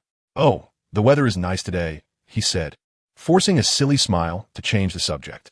Neville was amused by him and laughed, saying, it really is nice. Now everyone knew that Neville had a secret he didn't want to share. Sirius returned shortly afterward, bringing with him outdated news. In a very good mood, he noticed that everyone didn't seem to show any reaction to him catching a Death Eater, which made him a bit depressed. Neville has already told us about this. Harry explained to him with a smile, and he suddenly realized. Good boy. We didn't even notice you. Sirius smiled at Neville. Of course, after all, you know my color, Neville said, and the two exchanged knowing smiles. Sirius? Where's Arthur? Didn't he come back with you? Mrs. Weasley asked him. Oh, Arthur went on duty. I heard there was some trouble at the Ministry, and a Death Eater incident broke out. So he was called back, he explained. By the way, why haven't I seen Remus? He looked around, but couldn't find his good friend, so he asked. He just went out to look for Neville, Hermione said shyly. Looking for me? Neville was also puzzled. He had left so quickly that he hadn't noticed anyone behind him. Yeah, I'll go look for him again, Sirius said as he stood up to leave. I'll go too. After all, he is looking for me. Neville made an excuse and quickly ran out before Mrs. Weasley could get angry. Where were you hiding just now? They walked side by side, and Sirius asked. Behind that dead tree. I knew it. That's the closest direction. Mr. Crouch seems to want to say something to you, Neville said, revealing his discovery. What? That Crouch? Sirius instantly frowned. I don't like him, he said childishly. I don't like him either. After all, he didn't raise a good son. Neville nodded in agreement. His son. Sirius also recalled the past. I heard he is already dead. He continued. I already knew. Neville replied expressionlessly, and the two walked slower and slower. We haven't talked much since that incident. I've always had something to ask you. Sirius said. What is it? What did you really want when you asked me those things back then? Sirius looked at Neville. Nothing, just asking casually. You can't ask that casually in such detail, and I know what those people have done. So? Neville remained expressionless. So I hope you don't make a big mistake. You're still young, and there's plenty of time ahead, Sirius advised earnestly. Thanks, I understand, Neville nodded stiffly. It seems you still want to do it, Sirius sighed. Is it absolutely necessary? Some things are unavoidable. Neville finally stopped avoiding and accepted Sirius's words. So when do you plan to take action? Sirius knew he couldn't stop him. If he were in Neville's position, he wouldn't listen to advice either. Actually, I plan to go today, or rather, yesterday. Neville glanced at his watch. It was already past midnight and corrected himself. What? Sirius exclaimed, quickly recalling Neville's recent disappearance and the rumors of intruders at the Ministry of Magic. You've already gone? He asked eagerly. Unfortunately, I returned empty-handed. The information you gave me was not complete. Neville looked at him, smiling provocatively. No one saw you, right? No, I hid very well. Were you preparing for the next time? Sirius clenched his fists. He could openly watch the game, the Quidditch pitch, thanks to Neville. And if the boy needed help, he would assist him. I don't know, but I already have a better method. For a moment, Neville felt a bit smug, almost revealing too much. Can you tell me? There's no use telling you. You can't fly. You aren't planning to fly there, are you? Unfortunately. That's exactly what I was thinking. But you don't have the coordinates to Azkaban. I will have them in a few days, Neville said mysteriously. Coordinates? Crabbe is your coordinate. Sirius quickly guessed, feeling something was off. How could Death Eaters be so unguarded? Aha, Neville nodded. In an instant, Sirius felt immensely frustrated. Even the Death Eater he caught was set up for him to capture. You really are. Sirius momentarily didn't know what to say. Let me know when you're about to act. I'll help you cover. Ever since he was caught by Neville, he had never viewed this young man as just a boy. Thanks, I will tell you. Neville found support in his ally and felt better. What cover? A familiar voice interrupted them. Remus. Ah, it's me. It seems you two are done. Lupin smiled and asked. Yes, it was quite an experience, Sirius said, looking at Neville. Sighing. Can you tell me? Let's go back first. Sirius shook his head, and the three of them headed towards a tent. Chapter 113. The Triwizard Tournament. Neville was not surprised that Sirius was willing to help him complete his revenge, because he himself was someone who deeply desired revenge. Wormtail's escape further solidified this thought. He had already decided to give him a surprise he wouldn't want the next time they met. Mr. Weasley would not be returning, as his Patronus had come, bringing news that he would have to work until tomorrow. Everyone else returned to the tent, including Percy and Bill, who had gone out to help. Under Mrs. Weasley's influence, everyone was coaxed to sleep, leaving only Sirius alone in the living room, staring blankly out the window. He had a persistent thought urging him to tell Dumbledore about Neville's decision, but he undoubtedly supported Neville in doing so. However, once he told Dumbledore, it would all be over. The old headmaster would never allow his students to kill. The door to bedroom 3 opened gently, and Lupin came out, sitting down beside Sirius. What's wrong? Did that kid Neville do something? Lupin asked, having already sensed something was off. Sirius gave a bitter smile and decided to share the embarrassing incident from today. Remember the Death Eater I caught? Of course, I remember. What happened? He was actually caught by Neville. After capturing him, he used some unknown spell to leave him there waiting for me to pick him up. Do you understand? Sirius laughed helplessly. What? But he clearly went out after you. Lupin exclaimed in surprise.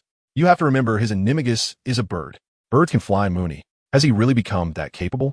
To catch a Death Eater all by himself? Lupin was even more surprised. Yeah, who knows? But it was smart of him not to reveal that he caught it. Otherwise, he would have been exposed early on. I think he was already exposed. Remember what he did in his first year? Lupin also smiled bitterly. All right, forget I said anything. Sirius scratched the back of his head and leaned back against the sofa.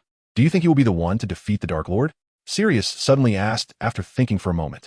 I don't know, but at this rate, in a few years, Neville might be stronger than us, Lupin said seriously. No, maybe it won't take years. He might already be stronger than us, Remus. Though I really don't want to admit it, he is indeed much better than I am. Sirius closed his eyes, shook his head, and sighed. Maybe.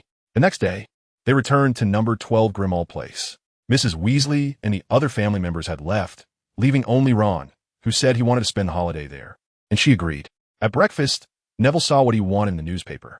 Crabbe, arrested for attacking Muggles and participating in terrorist activities, was identified as a member of the mysterious figure's followers active over a decade ago.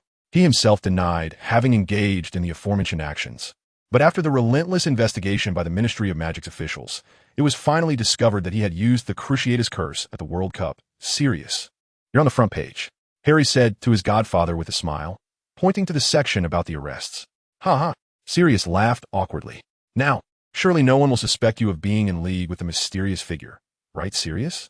Lupin said with a smile as he ate his porridge. Humph. It wasn't like that to begin with. Sirius Black turned his face away, refusing to look at him.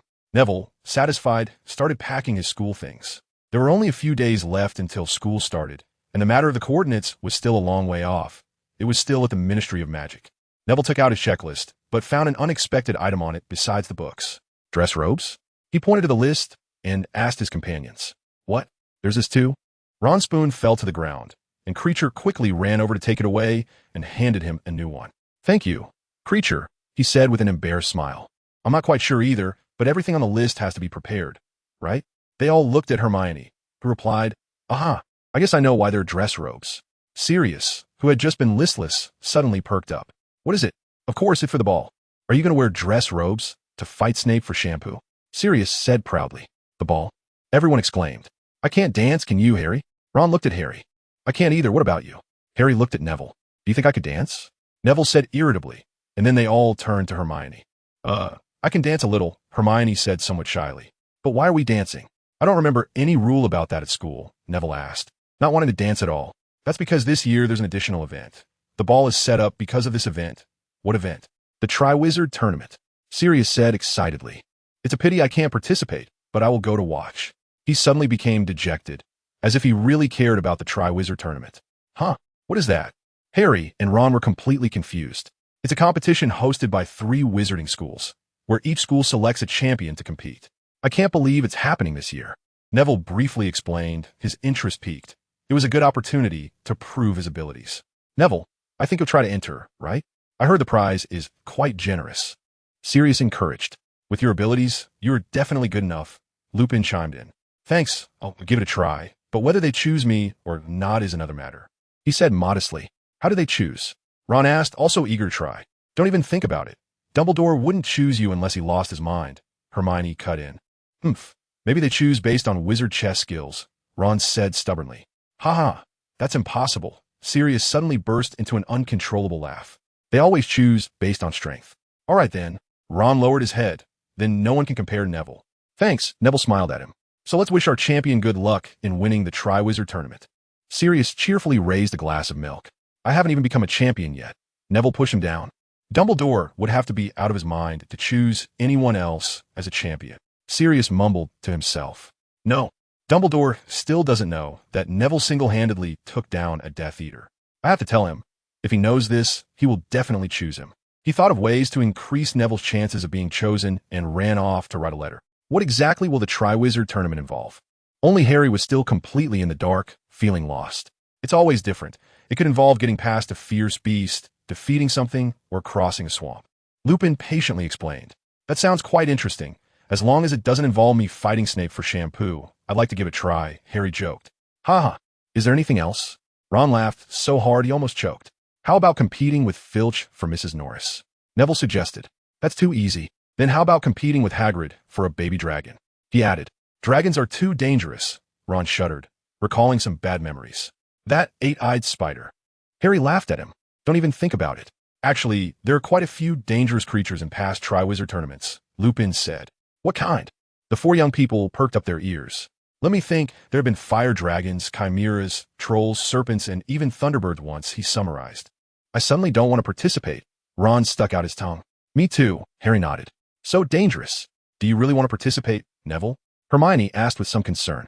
To win the prize, you have to take risks, Neville said with a wry smile. During the upcoming vacation, Ron and Harry kept guessing what the Triwizard Tournament would involve. Harry thought there would definitely be something related to the Black Lake, while Ron was convinced there would be a fire dragon since his brother Charlie came back for work. Neville, on the other hand, changed locations to brew potions and used his free time to practice spells. He really wanted the prize because potion making required a lot of money, and he was currently lacking the experience that money could buy. As a result, his regular defensive spells became stronger, and he won against Sirius several times in the related spell duels, which made Sirius so angry that he started staying up late to practice magic. Time flew by. Soon, the day of school arrived. I went cycling for a picnic the day before yesterday and yesterday. I almost collapsed when I came back. I strained my ligaments QAQ. Chapter 114. The start of school and dreams. Harry had been having nightmares lately, often dreaming that he lived in a gloomy graveyard. At first, he had no idea what was going on, but when he saw Peter Pettigrew in his dream, he became alert. In the dream, Pettigrew lived in a luxurious yet very dilapidated old mansion, always turning his back to him, flattering an unclear master. He even suspected that this so-called master was Voldemort. The reason was that in his last nightmare, he actually dreamed of killing a muggle, using the dreaded killing curse, Avada Kedavra, which Harry was now all too familiar with. But he didn't dare to share this with his friends. He was a bit afraid of being rejected by them, of being thought of as crazy. After all, it was just a dream. How could anyone believe in the truth of a dream? So he looked at Neville Longbottom, who was sitting opposite him in the carriage. Every time, no matter the question, Neville always had his unique way of handling it. Even if Voldemort really returned, what could he do? He still remembers the embarrassing moment when Neville chased him in first grade. He had lost all face in front of the Dark Lord, plus with his own strength, which had made great strides with the help of his godfather, although he didn't know why his godfather always seemed to struggle so hard practicing with him. Of course, he couldn't know that Sirius would never tell anyone he lost to a boy who was a whole generation younger than him in a regular magical duel. All this gave him a lot of confidence, believing that even if Voldemort returned, he would have some capital to resist. Although he didn't know why Voldemort was so obsessed with him, it didn't matter. He just needed to maintain his current peaceful life. Across from him, Hermione, sitting next to Neville, was frowning at a schedule for this semester's courses. She looked very troubled, biting the feather of her quill, as if facing a formidable enemy. Was it really that hard to choose? Seeing her in such a dilemma, Neville put down his book and asked. He knew why Hermione was distressed about reselecting her courses. Her time turner had been taken away because of Peter Pettigrew's escape, and the Ministry of Magic deemed such dangerous items could not be left in circulation. I just don't want to give up, Hermione said dejectedly. She actually should have known how to choose, but when it came to obtaining 12 wizarding examination certificates, she was serious. Then Neville was overjoyed to see that Hermione had chosen exactly the same courses as him. This good mood lasted until the start of term feast when Professor Dumbledore gave him a jolt. The condition for participating in the Triwizard Tournament was age 17. He almost joined the twins in singing the unfair song. Fortunately, Harry and the others were comforting him, also standing up for him, believing that Neville was absolutely qualified to participate in the Triwizard Tournament. This year, Hogwarts had, of course, changed its defense against the dark arts teacher again. And it was someone Neville knew, Alastor Moody, an experienced old Auror, and Neville knew he was an old friend of Dumbledore. When he shared this information with the Gryffindor Lions, they were all very interested and had a good impression of a new professor. Neville also took a glance at Slytherin and was somewhat surprised to see that Crabbe had come to school, as usual. His tall, strong body was curled up in a corner of the Slytherin table, looking like his father's arrest had hit him hard. He wasn't even sitting with Malfoy anymore. Back in the dormitory, Neville suddenly felt that not being a warrior might actually be a good thing. If he guessed right, there would definitely be many people coming to watch the Triwizard Tournament, and of course, many Ministry of Magic personnel would come too. Wouldn't it be another excellent opportunity? Without hesitation, after his roommates fell asleep late at night, Neville transformed into a crow and quietly flew out of the dormitory, skillfully finding an empty classroom. He cleared off a clean desk and spread out a map of Britain. Tracking charm. He tapped the map with his wand, and a red mark suddenly appeared in the center, moving haphazardly before finally settling in a sea area in the east of England. It didn't seem too far. He muttered to himself, measuring the distance from his home to the mark with a ruler, and then realized if he wanted to turn into a crow and fly over without stopping, it would take at least 10 hours. It seemed he would have to make a trip to the seaside. Otherwise, it would take too long for a round trip. He marked a few points on the map, one of which was the nearest small island to the final destination. Just as Neville was about to head back, a clattering sound suddenly echoed in the corridor. He quickly put away the map, preparing to transform back into a bird and fly out the window, when suddenly the door opened. Night wandering is not a good habit. Mr. Longbottom, the new defense against the dark arts professor, stood at the door, the glow from his wand blinding Neville. Or was there something in his classroom? He said, swiftly scanning the room with his magical eye, and after finding nothing, walked towards the gulping Neville. Neville had heard of Moody's magical eye, which could see through everything, even looking through the back of his own head to see what was behind him. If it weren't so ugly, he would have liked to find a way to install one. But now the owner of the magical eye was standing in front of him, ready to teach him a lesson. He just hoped his secret wouldn't be exposed. I was practicing spells, Professor, Neville said, waving his wand and forcing himself to speak. Practicing spells? I don't believe a student would sneak into an empty classroom at midnight to practice spells. At least in my day, there were no such students. Professor Moody scoffed, as if he had heard a joke. As a professor, I think I must make you remember something. He smiled. Just as Neville thought he was going to be punished or locked up, he said, Gryffindor loses 40 points. His magical eye swiftly rotated, facing Neville with a frightening gaze, making Neville swallow again. He didn't expect Moody to come so quickly, but thinking about it, his magical eye must have seen him long ago. From the fact that he didn't ask him to turn in the map, it seemed he hadn't figured out what he was doing. Now, get back to your dormitory. If I catch you wandering around the castle again, you'll be expelled from Hogwarts. Moody threatened fiercely, his demeanor and tone genuinely frightening Neville, making him take a few steps back. Okay, Professor Moody. Neville didn't dare say anything else and took off running. Just as he left, Moody checked the classroom again, finding nothing suspicious, and prepared to head back. This is the student I should pay attention to? Not much to it, Moody thought, heading back. He had come to patrol the night and see if he could catch any students wandering around. Now it seemed he had made a decent haul. As for Neville, he was already soaked in cold sweat. He really didn't want to be expelled. This Professor Moody was truly terrifying, now that he thought about it. Judging by the sounds he heard earlier, Moody theoretically couldn't have entered before he transformed into a bird and left the classroom. Yet he caught him red-handed. Why? Did he use silencing charms to mask his footsteps? That was truly terrifying. Neville resolved that the next time he went out, he would definitely go to the Shrieking Shack, where Moody would definitely not find him.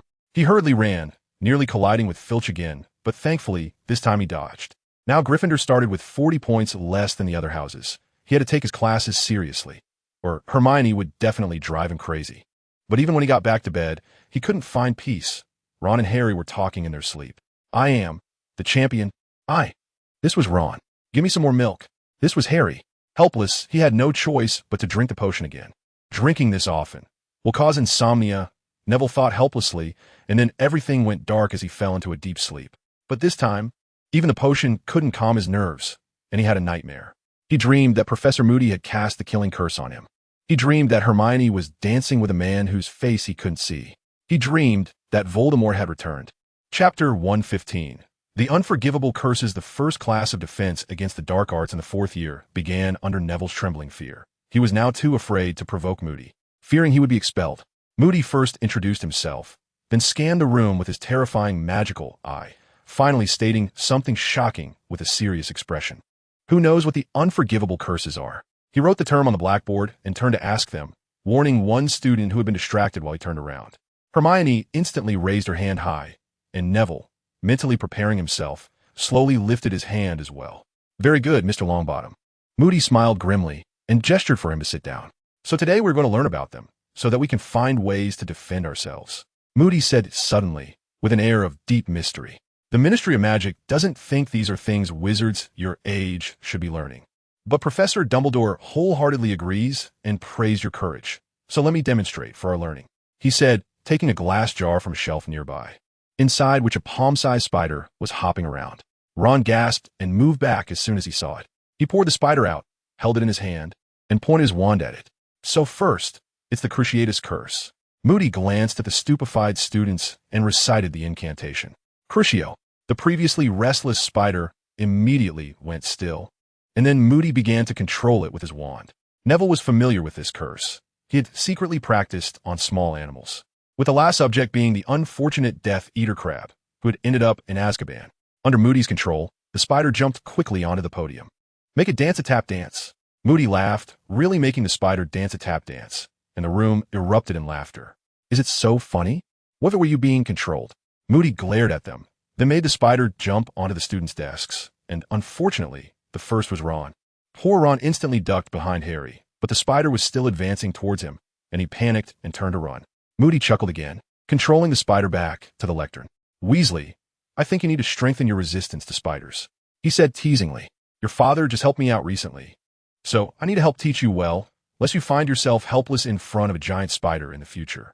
Okay, thank you, Professor Moody, Ron stammered, quickly returning to his seat. Complete obedience. It will act according to your will. We have seen the Cruciatus Curse, so next. Moody turned serious again, looking at the spider. We first need to enlarge it to see clearly. Enlarging now, the spider suddenly grew larger than a human face, and Ron showed no signs of overcoming his fear, moving back as far as possible from Moody. Imperio.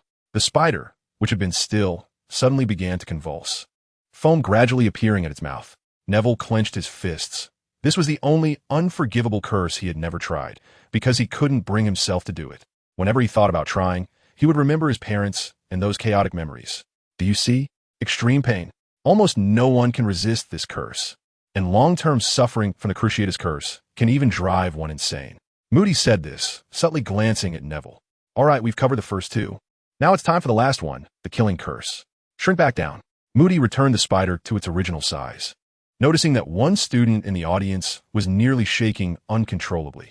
The killing curse requires sufficient magical power to support it, as well as a manifestation of intent. Only wizards with enough power can use it to kill a person completely.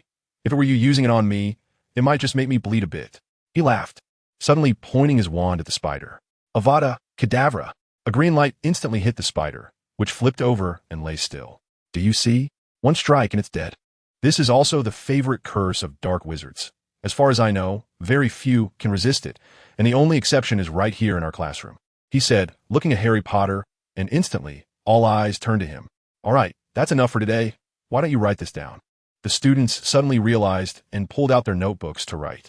After class, they all walked toward the Great Hall, discussing Moody's lesson, while Neville remained silent.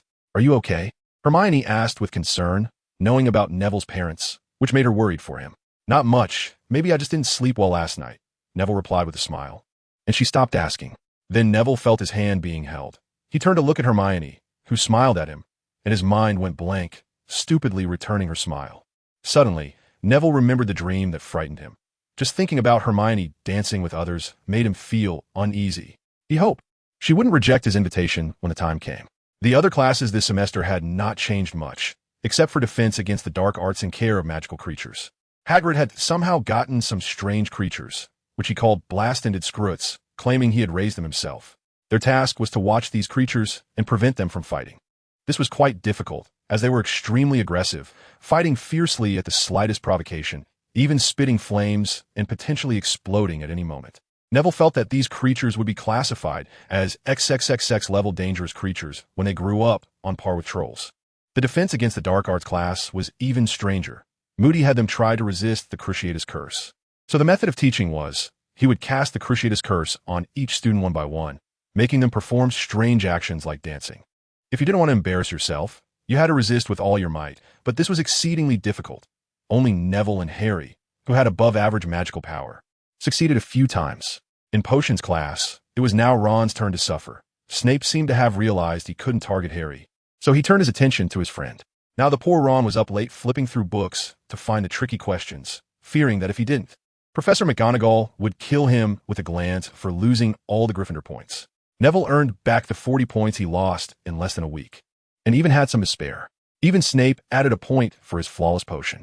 However, this was not a good thing, as after adding the points, he threatened Neville that if any of his future potions did not meet his standards, he would deduct points immediately.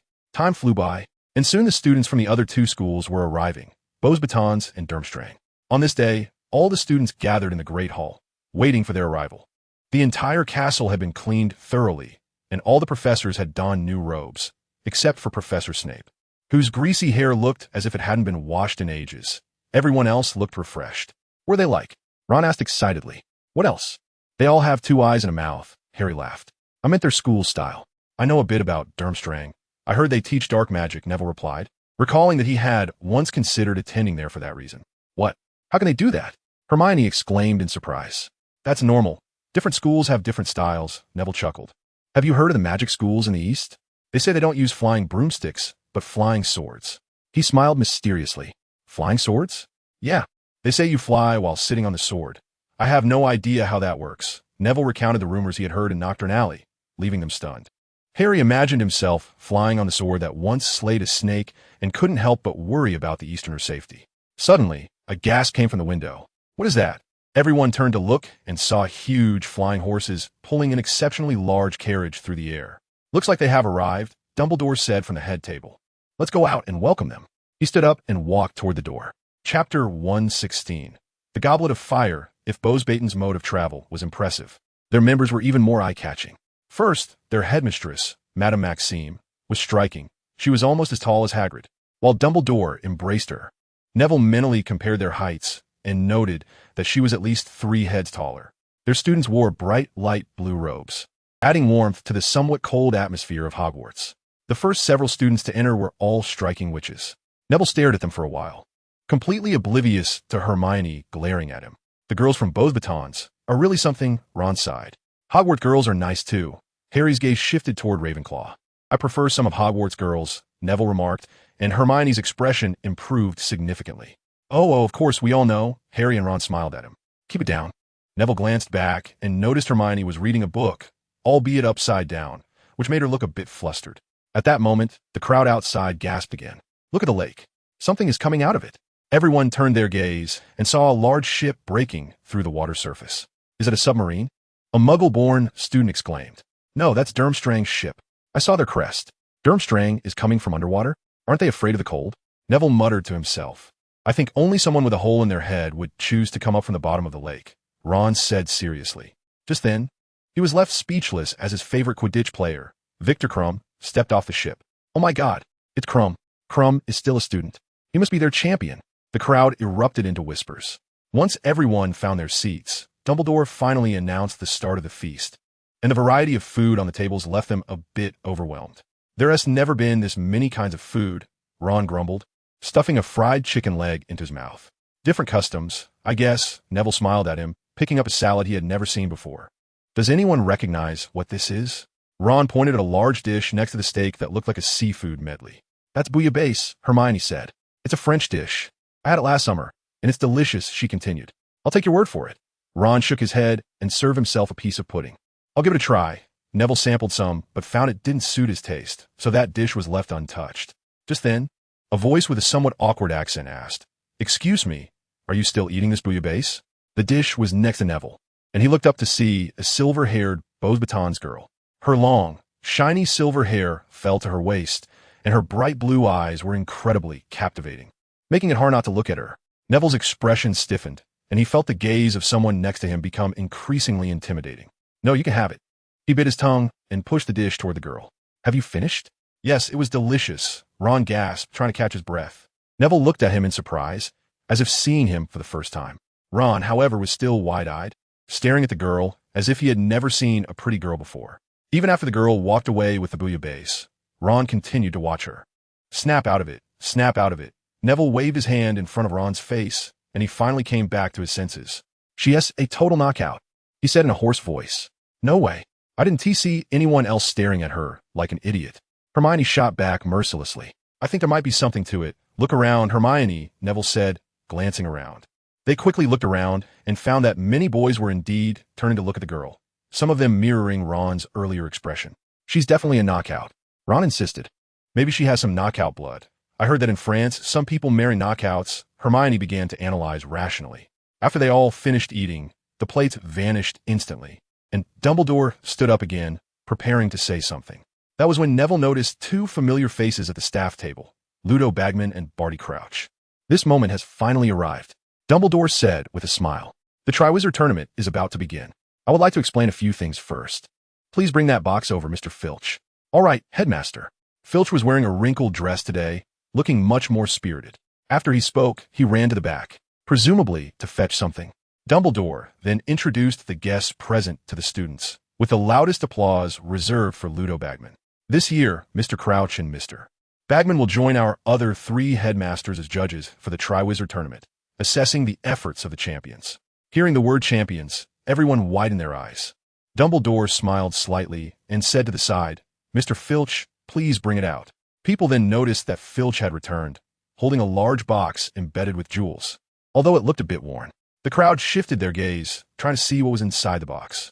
The tasks for this year's champions have already been reviewed by our judges, Mr. Bagman and Mr. Crouch. Dumbledore continued, as Filch carefully placed the box on the table. There are a total of 3 tasks, each taking place at different times throughout the school year. They will test our champions in various aspects, testing their magical abilities, testing their courage and reasoning skills, and, of course, how to overcome danger. The hall fell silent at the mention of danger, as if everyone had stopped breathing. There will be 3 champions, each representing their respective houses. The judging panel will score them based on their performance in each task, and, ultimately, the champion with the highest score will win the Triwizard Cup. At this point, he smiled mysteriously, drew his wand, and tapped the box 3 times. The box creaked open. Dumbledore reached inside and pulled out a rough wooden goblet, which appeared ordinary but was filled with blue and white flames. This is the Goblet of Fire, the method by which we will select our champions. Every student wishing to enter must write their school and name on a piece of parchment and throw it into this goblet, Dumbledore explained. The registration will be open from now until tomorrow evening, Halloween night. At that time, The Goblet of Fire will select the champions representing the 3 schools. Tonight, it will be placed in the entrance hall, and any student who wishes to register may approach it. Additionally, to prevent younger students from being tempted, I will set up an age limit around the goblet. Any student under 17 years of age will not be able to cross this line. He glanced at Neville as he spoke. Is he hinting it away for me to cross the age line? Neville wondered.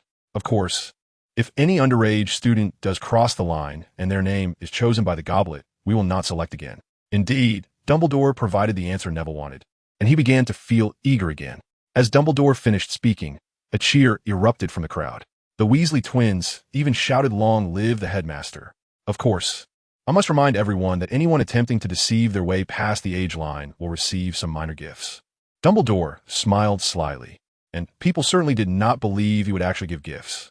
Let us not go too far, Dumbledore, Crouch said with a frown. All right, I apologize, Dumbledore quickly said. Then we shall disperse. Those who wish to register may go to the entrance hall. Good luck to you all, he said, grabbing the goblet and leaving first. Neville, you're not actually going to try, are you? Hermione asked anxiously, having noticed Neville's eagerness. Yeah, after all, I've heard there's a big prize. Neville replied with a smile. And can I try to? Ron said absent-mindedly, looking at the Beauxbatons girl. Dream on, Hermione snapped. Chapter 117. Champion Selection. Although Neville felt Dumbledore was hinting at him to participate in the champion selection, he wasn't quite comfortable trying to openly figure out how to bypass the age line set by the headmaster. Hermione also thought they should first observe how other students approached it before Neville decided how to register. One after another, older students passed by them, safely crossing the age line to toss their names into the Goblet of Fire. Soon, students from Beauxbatons and Durmstrang arrived, each tossing their names in as well. Neville was certainly not the first underage student wanting to attempt crossing the age line under their watchful eyes. One adventurer after another recklessly tried various methods to cross the line, only to be flung back, growing long white beards. Among them were some clever ones who tried aging potions or transforming the parchment into paper airplanes to fly in, all of which failed. Those who attempted to cross the age line were sent to the hospital wing, while those who tried to make their parchment fly and faced little punishment. But their paper airplanes were all turned to ash the moment they touched the age line, followed by warnings from the professors present, and were taken away to write lines. Neville, have you thought of any methods? Ron asked eagerly.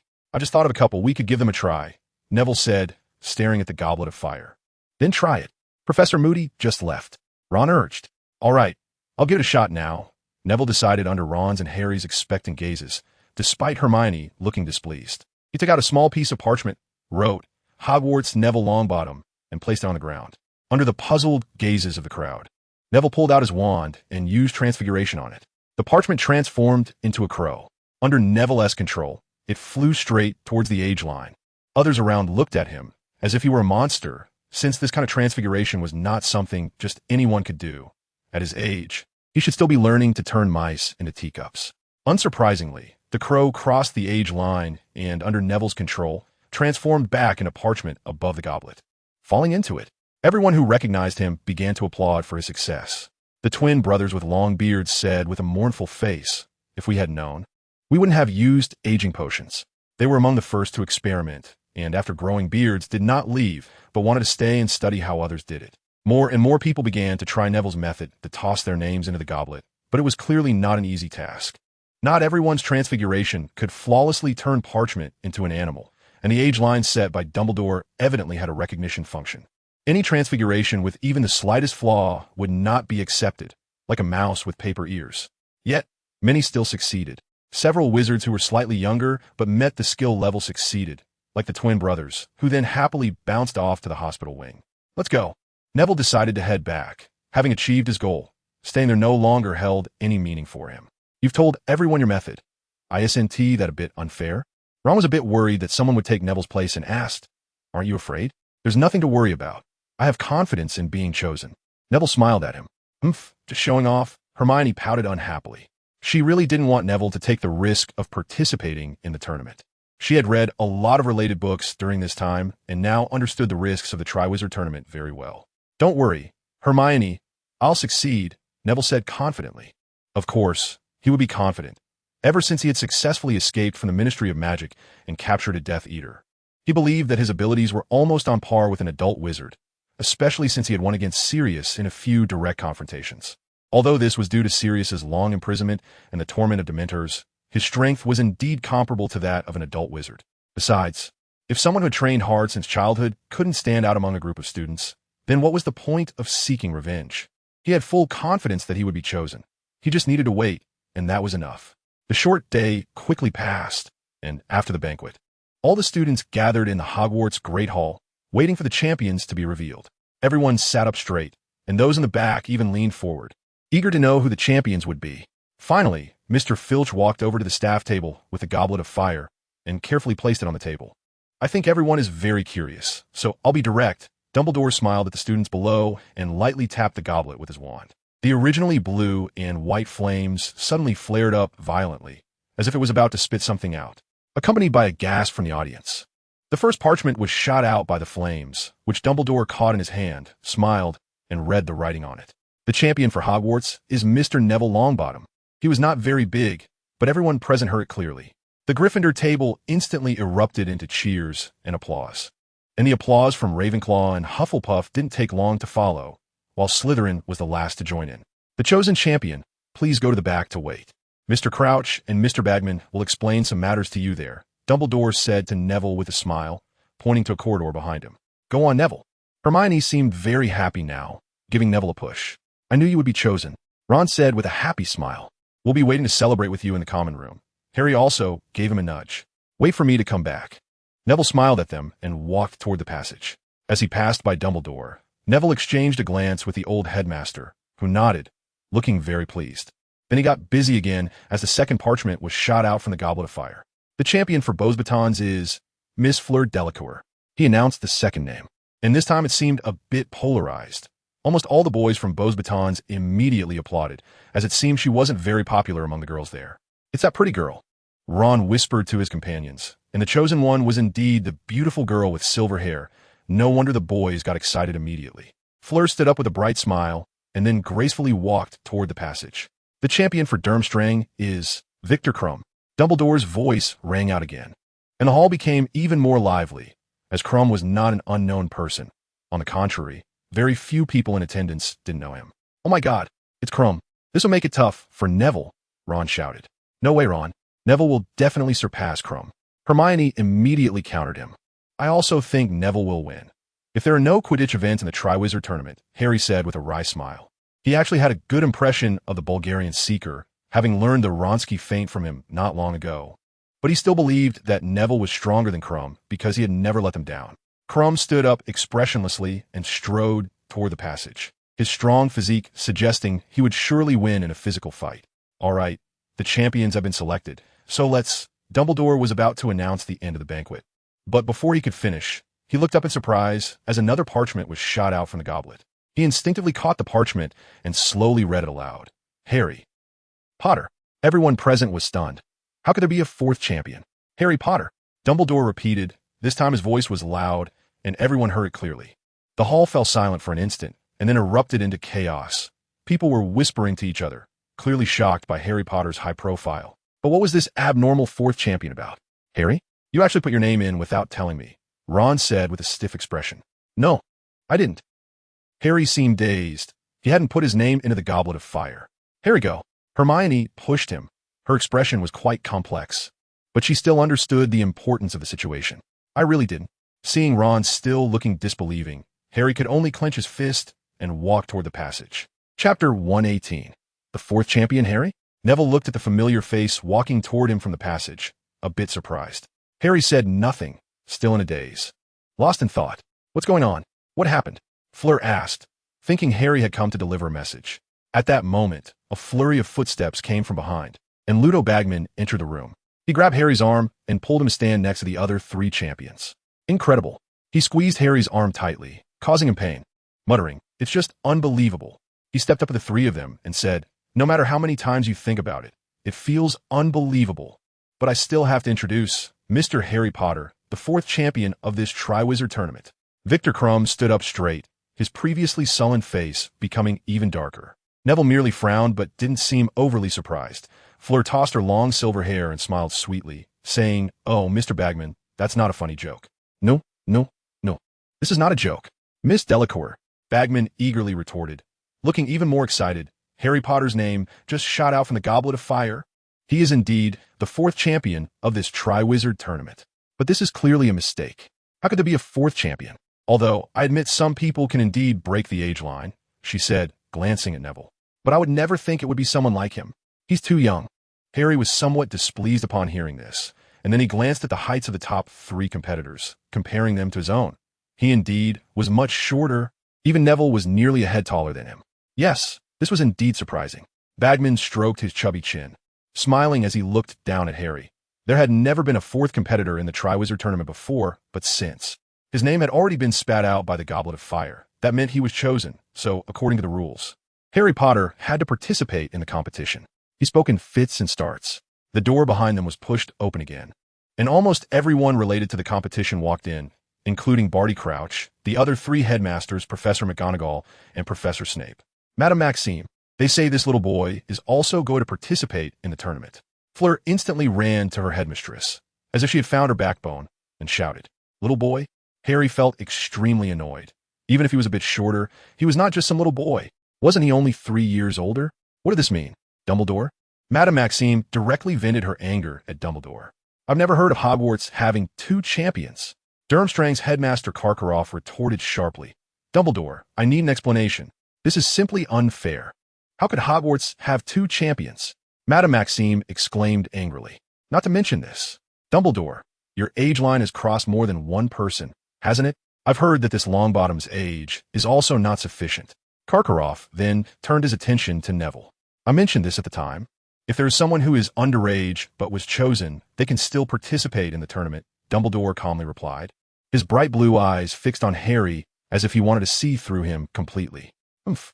When did the quality of Hogwarts' older students become so poor? Madame Maxime laughed nervously, her voice sounding terrible. Maybe it's just that mine Harry's qualities are too good, Madame Maxime. Neville stepped forward, trying to relieve some pressure from the headmistress. Too good? What a joke. You must still be half asleep. Even trolls know that the older a wizard is, the stronger their magic becomes. What right do you have to compare with those adults at your age? Madame Maxime scoffed. But what if that's true? Neville was somewhat angry, pulling out his wand as if wanting to do something. All right, Neville, thank you, Dumbledore interrupted him. We all believe in you. Behind him, Professor McGonagall nodded slightly, while Snape pursed his lips, looking very disdainful. Okay, so let's say this little guy is your secret weapon. But what about this one? Madame Maxime pointed at Harry, saying angrily, Madam, I believe you have heard the story of Harry Potter, haven't you? Harry naturally has his own unique powers, Neville continued. Harry glanced at him gratefully, feeling a warmth in his heart. All right, Neville. Dumbledore interrupted him again, and Neville promptly closed his mouth. Harry, then let me ask you, did you put your name into the Goblet of Fire? Dumbledore stepped in front of Harry and looked him in the eye. No, Professor, absolutely not. Harry eagerly defended himself. Then did you ask any other students to help you put your name into the Goblet of Fire? Dumbledore continued to question. No, Harry said excitedly. He's definitely lying. Madame Maxime screamed. I'm not lying. Harry finally exploded, shouting at her. Calm down, Harry, we all believe you. Neville patted his shoulder, trying to comfort him. Professor, I just thought of a possibility, he then said to Dumbledore. Oh, let's hear it. Is it possible someone is framing Harry? He calmly stated, and the gazes of everyone present shifted slightly. I thought of that possibility too. Do you have any other ideas? Dumbledore nodded and asked. First of all, I want to ask you a question. On the piece of paper with Harry's name, does it mention the school it belongs to? Neville asked, pretending to be profound. Indeed, there is none. Dumbledore's eyes brightened significantly as he instantly understood the crux of the matter. And I can clearly tell you, my friend, that Harry Potter has never learned the Confundus charm. Seeing his expression, Neville knew he understood his meaning, and continued. Now Professor McGonagall and Professor Snape also understood what he meant and frowned. Although Harry didn't understand what Neville meant, he suddenly felt grateful for never having learned the Confundus charm. What's going on? Can someone clarify? Madame Maxime screamed again, appearing even more irritable. Harry's shout at her had angered her greatly. Longbottom means someone used the Confundus charm to deceive the Goblet of Fire, making it mistakenly think Potter was a student from the 4th school. And there was only one student from the 4th school, so he would naturally be chosen. Snape explained with a sneer. Now Harry also understood, but he was still puzzled as to why someone would frame him. Who was it? Was it someone from Voldemort? Since we all understand what happened, then Mr. Crouch, Mr. Bagman, you two are the more, objective judges among us. Do you think Harry Potter should participate in this Triwizard Tournament or not? Karkaroff asked slickly, and Harry realized that Crouch was also in the room. We must adhere to the regulations. The regulations clearly state that any student whose name is spat out by the Goblet of Fire must participate in the tournament. Crouch said slowly in a tone that could put one to sleep, his expression looking very stiff, as if he had aged 10 years. Hey, Barty knows the rules by heart, Bagman said with a laugh, glancing back at the other two headmasters who were still angry, thinking the problem had been resolved. Then we must reselect. Our school must also have 2 champions. Karkaroff's voice changed, becoming very hoarse, his expression extremely unpleasant. But that probably won't work. The Goblet of Fire has just extinguished. It can't reignite until the next tournament. Bagman said quietly. The next Triwizard Tournament. Durmstrang will definitely not participate. Karkaroff exploded. We've had so many meetings, made so many negotiations, and now it has turned out like this. Empty threats, Karkaroff. At that moment, another person pushed the door open and shouted, "You and your students cannot leave. The chosen one is bound by a magical contract. You must complete the tournament." It was Moody, limping as he walked in, shouting at Karkaroff. When he entered, Neville clearly saw Karkaroff and Snape's hands tremble unnaturally at the same time. Chapter 119. Testing the wands. As soon as Moody entered, he got into a heated argument with Karkaroff. Although Karkaroff seemed to have the upper hand at first, he was quickly overwhelmed by Moody's strong presence.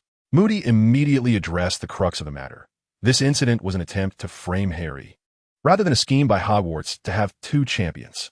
By the end, both sides were red-faced with anger, and it looked like a physical confrontation was imminent, until Dumbledore stepped in to stop them. I think we should listen to Barty's suggestion. After all, his fairness is well known. People turned to Barty in the shadows, who remained expressionless, almost like a zombie. Mr. Crouch suddenly seemed to wake up at this remark and said, "We must adhere to the rules. No one can withdraw from the Triwizard Tournament." His voice was low and grating, more sleep-inducing than Professor Binns. Bagman jumped in with a cheerful demeanor. "See, I told you we have no choice. Harry Potter must participate as a champion in the Triwizard Tournament." At this point, Madame Maxime and Karkaroff ceased their arguments and looked at them with great anger, waiting for the next step. "So, Barty, you can explain the tasks," Bagman said with a smile, as if Harry's selection as a champion pleased him greatly. "The first task is a test of your courage, so we won't tell you what you will face next. After all, facing the unknown is also a part of courage," he said mechanically as he walked slowly out of the shadows, standing in front of the 4 champions. The start date for the task is November 24th, and at that time, all students and faculty will be able to watch the competition. During the competition, professors cannot assist or provide any help. No one else can either, and you must complete the task independently. Only 1 wand is allowed. No other magical items may be brought into the arena. The details of the second task will be revealed to all champions after the first task is completed. Due to the high difficulty of the competition, all champions will be exempt from this year's exams. "I think that's all, Dumbledore," he said, looking at Dumbledore beside him. "Yes, that's all, Barty. Thank you." Dumbledore replied with a smile and a nod. "Then we shall dismiss for now. I believe Mr. Longbottom and Mr. Potter have a celebration feast tonight," he announced to everyone. Professor McGonagall nodded with a smile, while everyone else, except for Moody and Bagman, wore unpleasant expressions. Barty still maintained his zombie-like face. "Crumb will show you that even 1 person can easily win the championship." Karkaroff made his final harsh remark as he pulled Crumb away. "I hope you realize your mistake, Dumbledore," Madame Maxime said to Dumbledore, before also pulling Fleur away. "Professors, we should head back," Neville said, bowing to them as he pulled Harry back. "Don't go running around anymore," Moody said with a threatening smile. "I'll be careful," Neville awkwardly replied with a smile as he hurriedly pulled Harry away. "Do you trust me, Neville? You believe I didn't put my name in the Goblet of Fire, right?" Harry anxiously asked him shortly after they stepped outside. "Harry, your memory is fading. Remember, it was I who suggested someone was framing you," Neville said, looking at him with amusement. "Ah, right, I forgot, sorry." Harry quickly apologized for his doubts and distrust. "I believe everyone can understand you. But now we are rivals. I won't go easy on you." Neville smiled at him. "Of course not. To be honest, I did have some desire to participate," Harry said, blushing. But reality dealt Harry a harsh blow. One of his best friends, Ron, didn't believe he hadn't put his name in the Goblet of Fire, and kept complaining about why he hadn't been called along. Neville was at a loss for how to handle this. He didn't know what to say, as Ron was just that way, and he wouldn't listen to anyone's persuasion during this time. From that day on, Harry's miserable life began. Many people believed he had cheated to be chosen, subjecting him to countless glares every day. Even with Neville and Hermione trying to explain, it was of no use. In desperation, he confided everything to Sirius, who was furious upon hearing it and wanted to use flu powder to go to the school, but Harry had to talk him down. Neville's situation was different. His classmates all knew he was strong, and nearly everyone in Gryffindor was aware of it. The news spread slowly as Neville was selected as a champion, even becoming increasingly exaggerated, claiming he could take on an adult wizard single-handedly and even defeat a whole team of Aurors while casually slaying a dragon. The more Neville heard, the more he felt something was off, and finally, he traced the source of the rumors back to George and Fred. All the talk originated from them. There were only about 20 days of preparation for the first task, and during this time, Neville underwent comprehensive training, whether it was transfiguration or defensive spells. He even came up with a new idea through his Animagus form and fully mastered it, ready to surprise everyone on the day of the competition. The day after the champions were selected during potions class, Neville and Harry were called out of the potions classroom, leaving under Professor Snape's murderous glare, and entered an empty classroom with the other champions for the so-called wand check. By the time they arrived, the other two champions were already there. Krum still wore his stern expression, while Fleur turned her face away, refusing to look at them as if they were something filthy. Also present were three others: the familiar bagman, a strange witch, and a gloomy-looking wizard holding a camera. Seeing them arrive, Bagman immediately greeted them warmly. "It seems all the champions have arrived. We just need to wait a little longer for the other judges to arrive." Before he finished speaking, the strange witch grabbed Harry's arm and pulled him over. "Harry Potter, can I have a few words with you? As our youngest champion," she said, but ended up not looking at Harry, instead addressing Bagman. "Of course, let me introduce you. This is Rita Skeeter, writing a small article for the Daily Prophet about the Triwizard Tournament." Harry hadn't reacted yet. "Great, let's go this way," she said, pulling Harry into a nearby broom cupboard and firmly closing the door. Neville had never seen such a unique person and couldn't stop her in time. After about 5 minutes, the judges from the previous day entered one by one, along with an old acquaintance, Mr. Ollivander, the wand seller from Diagon Alley. "What's going on? Where's Harry?" "He was supposed to come with you," Dumbledore asked after scanning the room and noticing Harry was missing. "He was taken away for an interview by that Rita Skeeter." Neville pointed to the broom cupboard. "Looks like he's gotten himself into quite a bit of trouble," Dumbledore said with a smile, nodding, then walked over and pulled open the door to the broom cupboard. "I think our champions need to do a wand check. If Mr. Potter is still here, the project cannot be completed, Miss Skeeter." "I think so too." She nodded arrogantly. Just then, Harry, who had just been through a tough ordeal, dashed out. Rita Skeeter was simply a devil, and he never wanted to do an interview with someone like her again. All right. Now that all the champions are here, let's start the wand check." Mr. Ollivander stood before the 4 champions and said, "Miss Delacour, you go first." Fleur walked up to him and handed over a wand. Mr. Ollivander made several movements with the wand and conjured a few small spells. 9 inches, very flexible. "My goodness, there's a hair from a villa inside," he suddenly exclaimed. "It's my grandmother's hair," Fleur said with a smile. "Incredible. I've indeed heard of this method, but this is the first time I've seen it. I'm sure only you can use it perfectly." He handed the wand back to Fleur, saying, "It's in great condition. Now next, Mr. Krum." He took Krum's wand and fiddled with it again. "If I'm not mistaken, this is a work by Gregorovitch. Am I right?"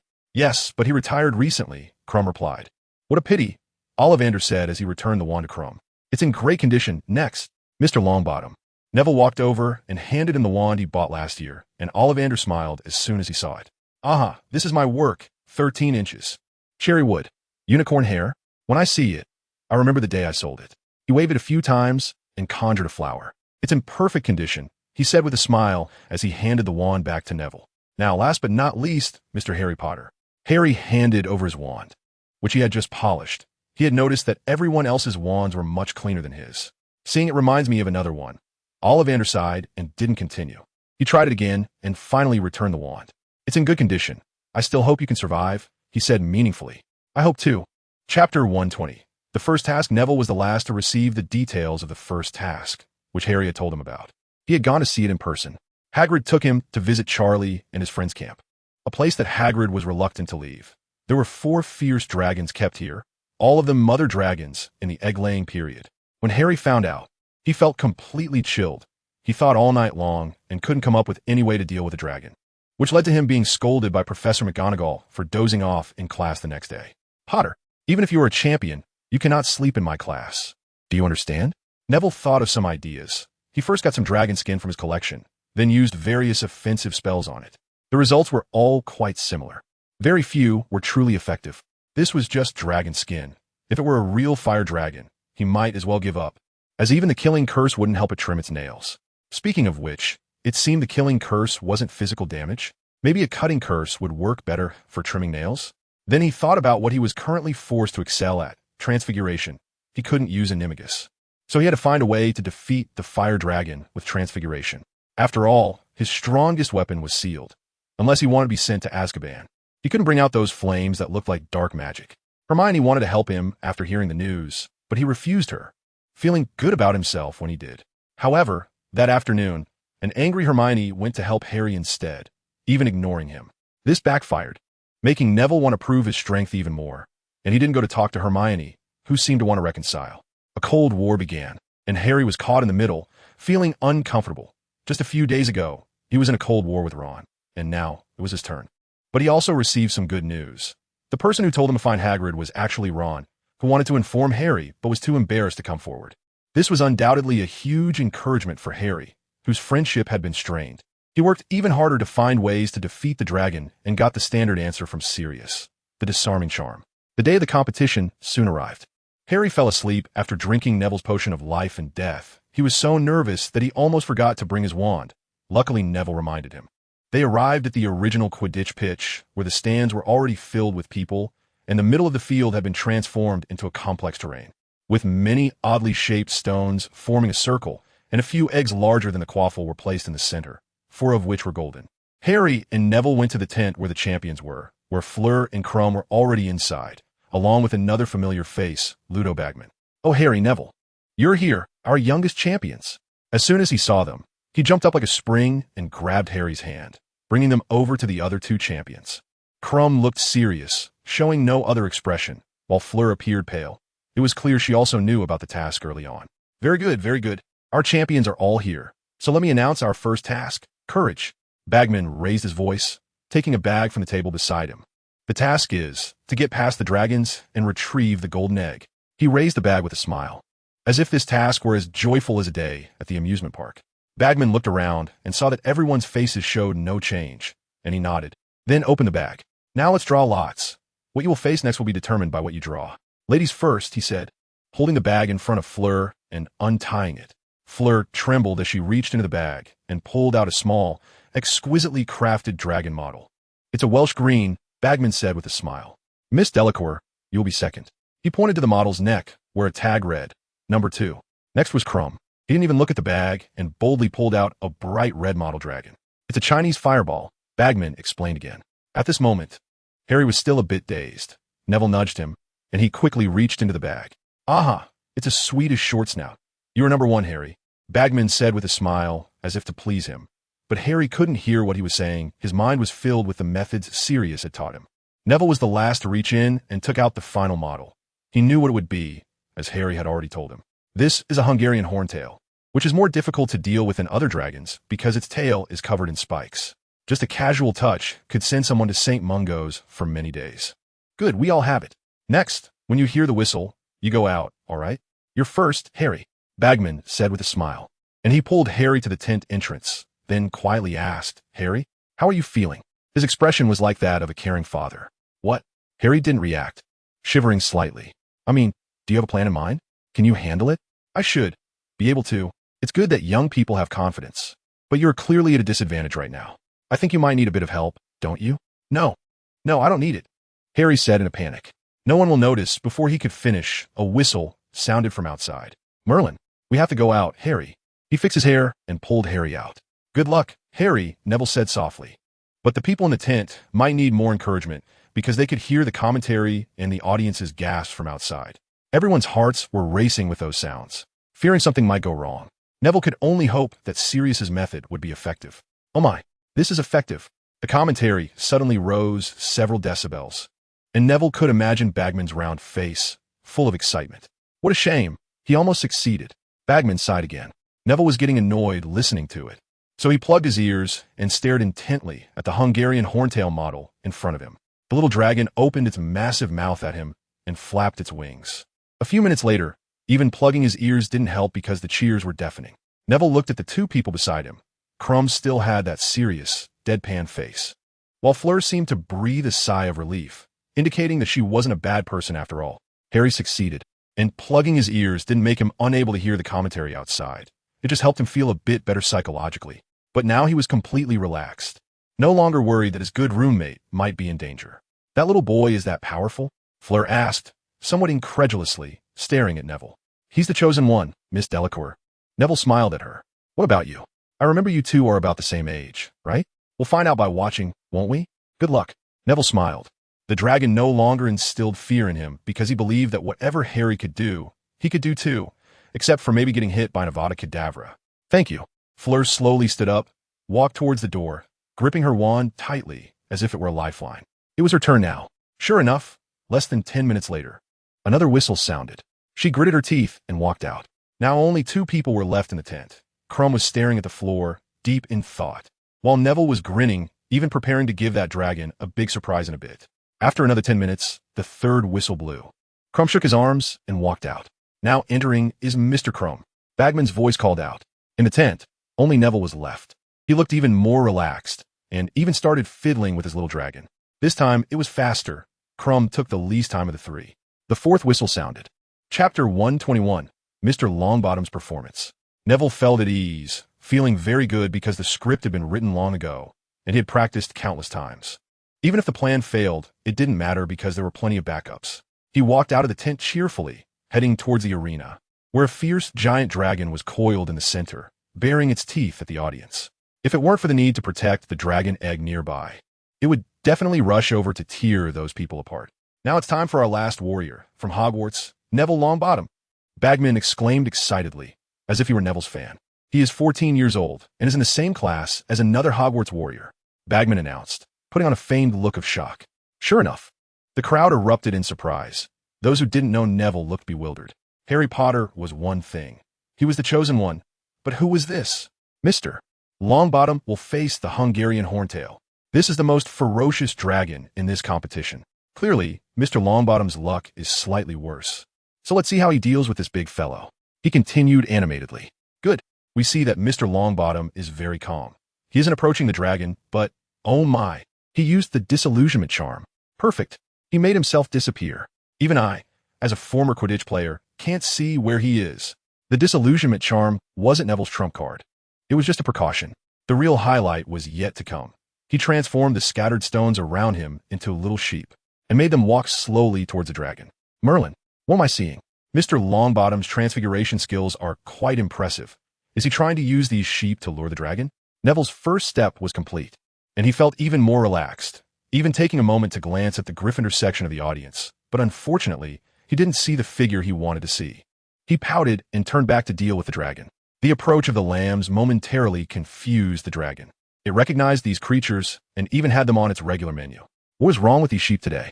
But in an instant, the next moment, it opened its massive mouth and bit down on a little lamb in front of it, which looked plump and tender, just right to satisfy its cravings. Neville couldn't hold back his smile any longer. His goal had been achieved. The little lamb in the dragon's mouth instantly transformed into a large iron ball covered in spikes. Just like a meteor hammer in a knight's hand, but much larger. The dragon's mouth immediately exploded with the iron ball, rolling in pain while blood flowed from its mouth. Fortunately, it had just leaned forward in an attempt to eat the lamb. Otherwise, it might have shattered the dragon egg. Neville didn't give the dragon much time. The second lamb approached. This time the dragon learned its lesson and breathed fire at it. Just wait. Neville smiled, waving his wand. A sheep behind the dragon flew straight towards it and transformed in mid-air into a knight's lance. "Oh, that must hurt," Bagman wailed, as if it were him being poked in the behind. Just when everyone thought the attack from behind was the killer move, Neville finally revealed his true teeth. The last sheep, for some unknown reason, had already appeared above the dragon and transformed into an oversized meteor hammer while falling. "This is too ruthless." Bagman swallowed hard, silently mourning for the poor dragon. The meteor hammer smashed the Hungarian horntail to a dazed state, and the blow landed precisely on its head, cutting off its furious roar from being poked in the behind into a low whimper. After that, just when the fire dragon was still dazed, another little lamb walked up to it. It no longer dared to approach this terrifying creature, whimpering once again, weakly flapping its wings, and awkwardly flying up into the sky. It ran away. No one expected the ending to be like this, nor did anyone think that Neville would resort to such a violent method. But Neville knew that the fire dragon's departure was only temporary, and he didn't have much time left, so he had already set off, and at that moment, he had touched the golden egg. He lifted the disillusionment charm and raised the golden egg above his head. He succeeded. The 14-year-old warrior, although not the fastest, but undoubtedly the most powerful one, he succeeded. Bagman's voice echoed through the sky, genuinely admiring this warrior from the bottom of his heart. Did you see that? Did you see that, McGonagall? In the teacher's audience, an old lady was tugging at another old lady's sleeve, excitedly exclaiming, I saw it, but remember, his transfiguration was taught by me. Professor McGonagall broke free from her, nearly dizzy from Madame Longbottom's shaking, but she couldn't help but feel happy for Neville. The cheers from Hogwarts grew even louder, drowning out Bagman's booming commentary. The poor Hungarian Horntail did not return to the arena, but was completely controlled outside by Charlie and his team. And due to its own condition, they subdued it without much effort. Neville walked out of the arena a bit nervously because he did not find the figure he wanted to see in the audience. He felt a bit lost. Even though his grandmother was there, his heart felt somewhat empty. Until, great job, Neville. I knew you would make it. You were the best performer. At the entrance outside, a girl rushed over, wanting to give him a hug, but suddenly stopped with her arms halfway open. Thank you. So I said you didn't need to help. After all, I'm a bit stronger than Harry. Neville smiled, very happily, and the emptiness in his heart was filled. Sorry about that, Mr. Stronger, Harry said grumpily, then the two high-fived. Harry used several combination spells to get through.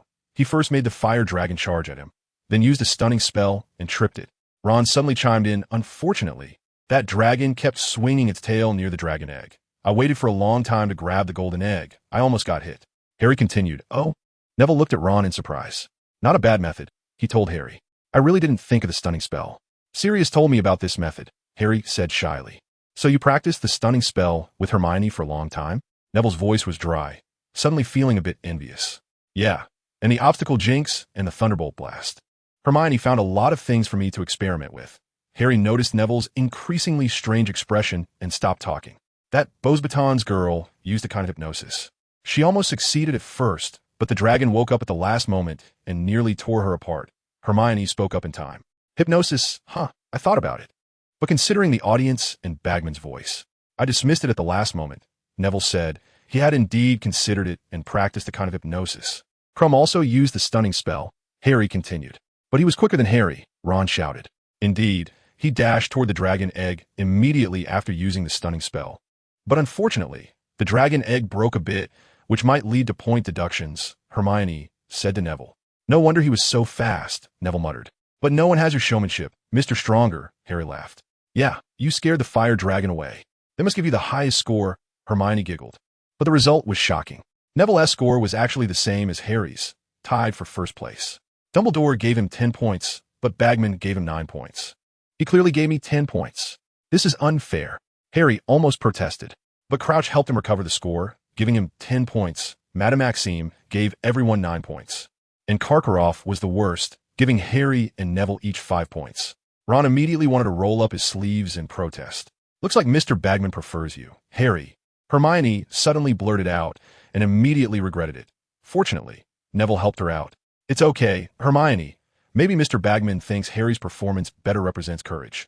After all, I used the disillusionment charm. Neville felt a bit frustrated. He originally wanted to achieve the best score. But now, looks like our Mr. Stronger isn't confident. Do you think the second task will end in a tie with me? Harry patted him on the back. How could that be? I'm not just stronger, Neville said, grinning proudly. Chapter 222. The mysterious golden egg. The Gryffindor common room became lively again. The twin brothers organized another feast, bringing countless foods from the kitchen, making people suspect they had done something to the house elves. How can they do this? The house elves are already working so hard. Hermione protested alone in a corner. Neville took the opportunity to sneak out and sat down next to her. What's wrong? Why so angry? I mean George and Fred. They must have forced the house elves to make so much food. It's so unfair to them.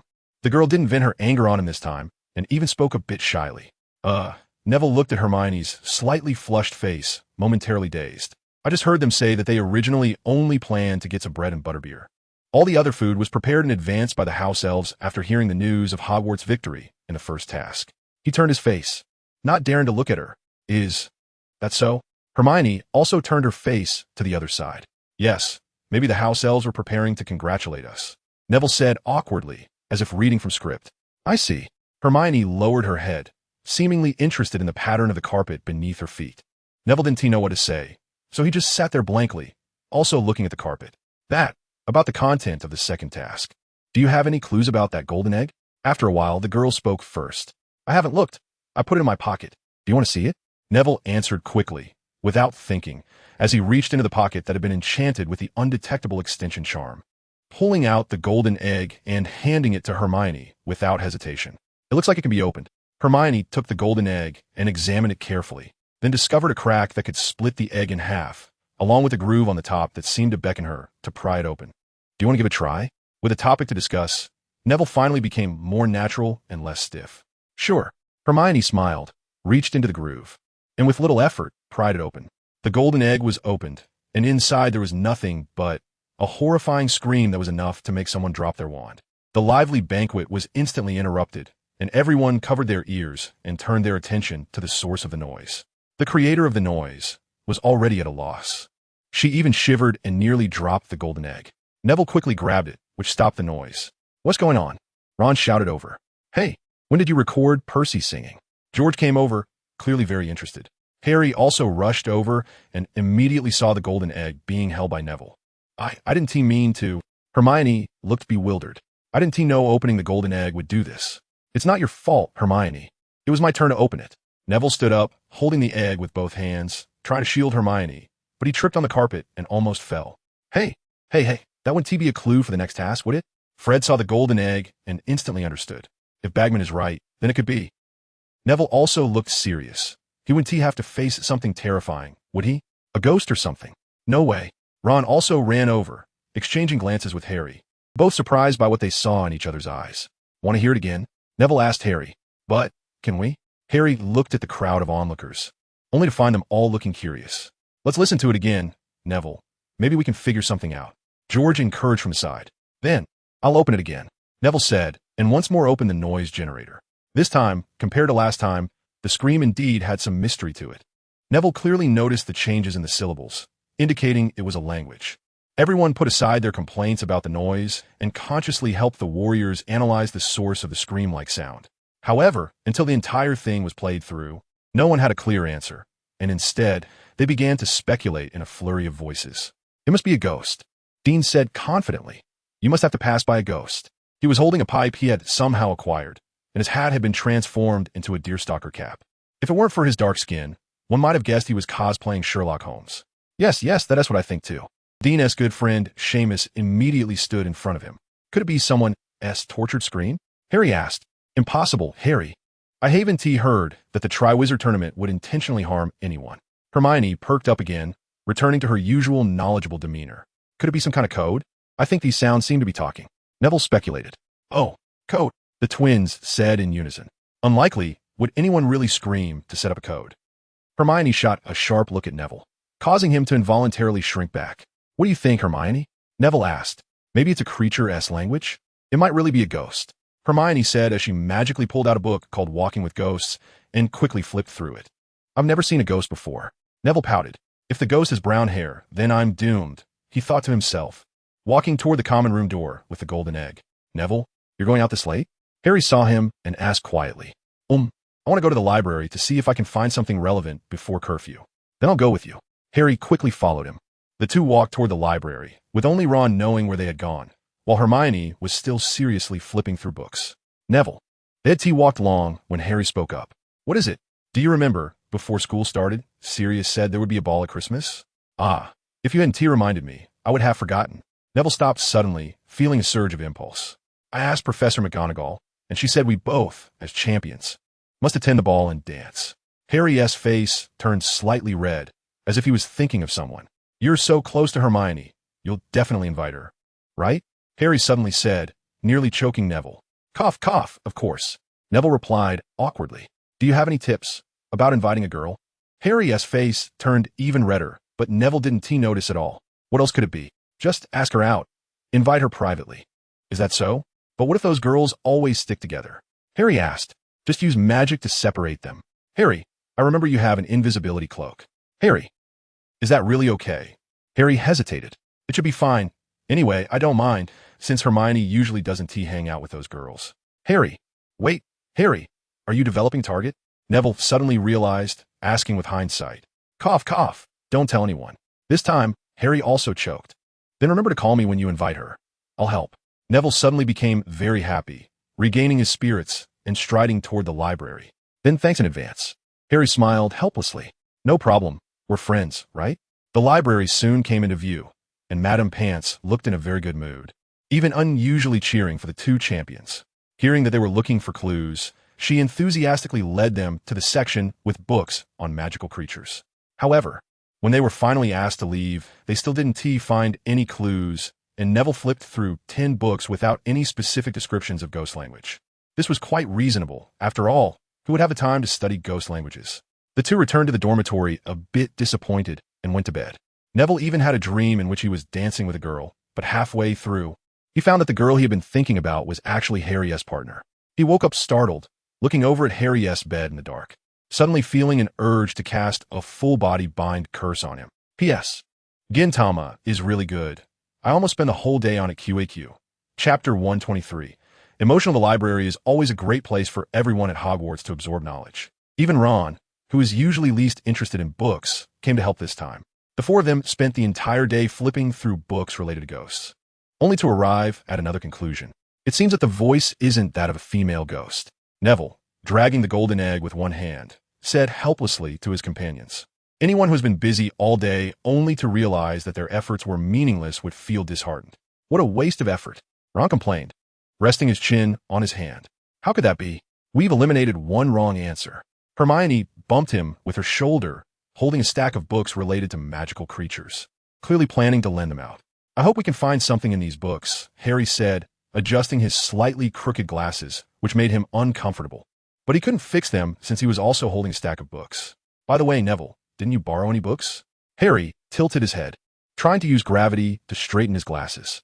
I did borrow some, actually more than you did, but I put them in my pocket. I was just about to ask, why are you holding them? I didn't wear that robe today. Harry smiled awkwardly. I forgot. Hermione's face flushed, and she said softly, let me help you carry them. They look quite heavy. Neville eagerly ran over, wanting to take the books from her. No, it's fine, it's not that far. And I'm used to it, the girl said quietly. Neville suddenly remembered that Hermione often brought back a big stack of books to read, always alone, even though the three of them were together. Suddenly, an impulse filled his mind. He wanted to accompany this girl, to be with her at all times. Neville knew this was what it meant to like someone. He had truly fallen for this girl, this gentle girl. The time he spent in the hospital bed had completely melted his heart. He said nothing more, but his grip on the books was firm. Hermione couldn't possibly hold onto the stack of borrowed books in his hands, or perhaps she didn't want to hold onto them at all. After taking the books, Neville's pace quickened. He didn't know what to say, and even thought, do I look cool right now? But to the other three, he just seemed to awkwardly snatch the books and stiffly walk ahead like a tin man. Harry and Ron glanced at Hermione, who clearly looked off, and Ron wanted to say something but was silenced by Harry, who pulled him away in another direction. The girl turned to look at where they had gone, unable to suppress the smile on her face any longer. She caught up to Neville, walked beside him, and said nothing, just smiled, accompanying him all the way back to the common room. The girl's smile was beautiful, like a ray of sunshine on a cold winter's day. But the sunlight was too dazzling. Neville dared not look at her directly, only stealing glances occasionally. Yet every time their eyes would meet, Neville really had the impulse to say something, but he felt it wasn't the right time. He wanted to wait until he received the Triwizard Tournament trophy. Then, when he confessed to her, she should not refuse, right? At that time, would he be able to hold her hand forever? Neville's fantasies did not hinder his research on the second task. In fact, they fueled his motivation even more. However, before he could find the answer, another difficulty awaited him. He had never danced before, but he had to dance at the Christmas ball. So, in Professor McGonagall's dance remedial class, he became her dance partner and stepped on her feet several times. Finally, she could no longer tolerate it and switched to Ron as her partner to demonstrate. Ron was somewhat better than Neville. At least he looked natural, and his steps weren't too clumsy, which made Harry and Neville envious. They were both starting to feel a sense of dread about the Christmas ball. Would they definitely embarrass themselves? Surely, right? Fortunately, Hermione didn't think any less of him. After Professor McGonagall's special class, she helped him practice a bit, or else he would definitely embarrass himself. They found a secluded, empty classroom and locked the door. Hogwarts wasn't like it used to be. Even the classroom they frequently used was occupied. "Thank you so much, Hermione," Neville said, scratching his head, feeling quite embarrassed as he looked at the girl across from him. "It's nothing. I just knew you wouldn't spend your time on this," Hermione smiled, extending her hand to Neville, who quickly grabbed it, afraid she would run away. Wrong. You should have invited me first." Hermione pulled her hand back forcefully, hands on her hips, laughing. "I'm sorry. What's there to be sorry about? If you're dumb, then we're the others." "A troll?" Hermione giggled. "Then you're not a troll either." She laughed even harder, nearly choking. Neville was infected by her smile and felt less nervous. He slowly walked in front of the girl, extending his hand toward her in the posture corrected by Professor McGonagall. "Miss, would you dance with me?" His heart raced, and his gaze was erratic, not daring to look at the person in front of him. "Of course, but if you don't want to step on my feet, it's best to watch me dance." Hermione noticed his awkwardness and smiled, holding his hand. "I'll do my best." Neville forced a smile and began dancing according to the steps he had just learned. The person in front of him seemed like a flower, always smiling. Neville didn't know what she found funny. Maybe it was his clumsy steps. But he felt as if she were a porcelain doll, every move made with utmost care, afraid of breaking her. "You've improved a lot, Neville." Hermione smiled, spinning around under his guidance, a faint fragrance wafting toward Neville, a smell he was familiar with, the scent of books. Under Hermione's guidance, he danced more naturally, the previous stiffness gradually disappearing. "Well, I can't just keep standing still," Neville thought, trying to smile, but feeling his face was a bit stiff. "If we keep this up for a while longer, I should be able to grasp it." As Neville looked at the happy girl in front of him, he suddenly noticed her eyes were slightly darkened, and her eyes were a bit swollen. She must have stayed up late. He should have noticed earlier. She must have been researching for the second task. Thinking of this, Neville couldn't help but feel the weight of his body and the lightness of the girl in front of him. She felt so light, like a flower, that a gentle breeze could make her disappear. Neville shook his head, dismissing such absurd thoughts. Hermione was not fragile at all. "How could you be like you just thought?" "You're distracted," Hermione said, as Neville stepped on her foot. I'm sorry. Neville then realized he had been quite lost in thought. "Should we continue?" Hermione asked, noticing Neville's mind was no longer on dancing. "Let's call it a day. We should head back. You need to rest early." Reluctantly, Neville let go of her hand. Hermione's hand felt like a piece of cotton to him, soft and warm. "Are you tired?" Hermione asked. "No, but you are tired," Neville answered instinctively. There was a sudden silence, and Hermione seemed a bit at a loss. At that moment, she didn't know where to look. Seeing her like this, Neville felt he should say something.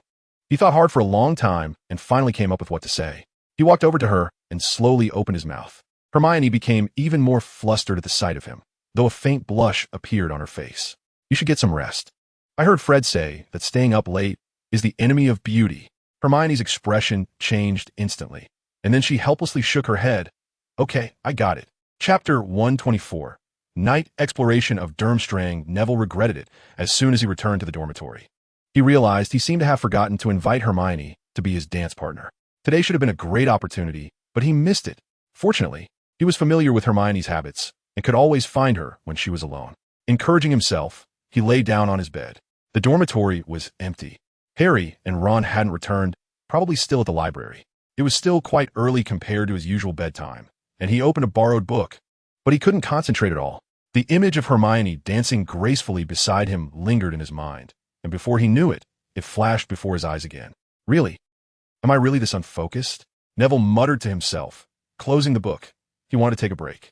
He walked to the window, opened it, and leaped out, transforming into a raven in the air and flying away. He planned to look for Crumb, hoping to get some information about the second task from him. In fact, if Hagrid hadn't told him that the first task involved dragons, he would have planned to use this method. After all, he was an illegal animagus, and as long as he was careful not to be seen by Professor McGonagall, he should be fine. Probably. Maybe he should also be cautious of Professor Moody. Heaven knows if that magical eye of his could see through animagus transformations. He glided through the night sky and soon arrived at the place where Durmstrang resided, their large ship. Neville carefully observed the surroundings. There weren't many people nearby, and the few he saw appeared to be Durmstrang students, none of whom he recognized. Neville lightly landed on a nearby tree. finding a good angle on a branch to observe. The ship was large. He could imagine how it housed all the visitors from Durmstrang. But Longbottom's was different. Their carriage could easily be guessed to have used magic, even with a pinky. As a Durmstrang boy climbed the ladder and entered through the ship's largest hatch, Neville thought he had found the entrance. He flew over quietly, making almost no noise. He stopped above the hatch because he noticed the boy seemed to say something as he entered. He guessed it might be a password. Soon he waited for the second person. The boy didn't see the raven blending into the background and walked straight to the door. "Goblet of fire," the boy said emotionlessly. The hatch opened in response, and he walked in, the door closing behind him. Neville quickly flew down and transformed back into human form. "Goblet of fire," he whispered, and just as the door opened again, he transformed back into a bird and swiftly flew inside. The boy who had just entered looked back, but saw nothing. Strange. No one here, he wondered, stepping to the door to look outside, and upon realizing there was indeed no one, he turned back to head into the room. Of course, he wouldn't notice the little raven that had hidden itself in the corner at lightning speed.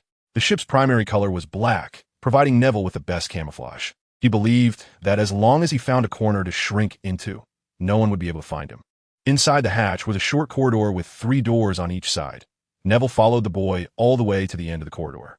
There was a staircase leading down at the corner, and it seemed their quarters were below.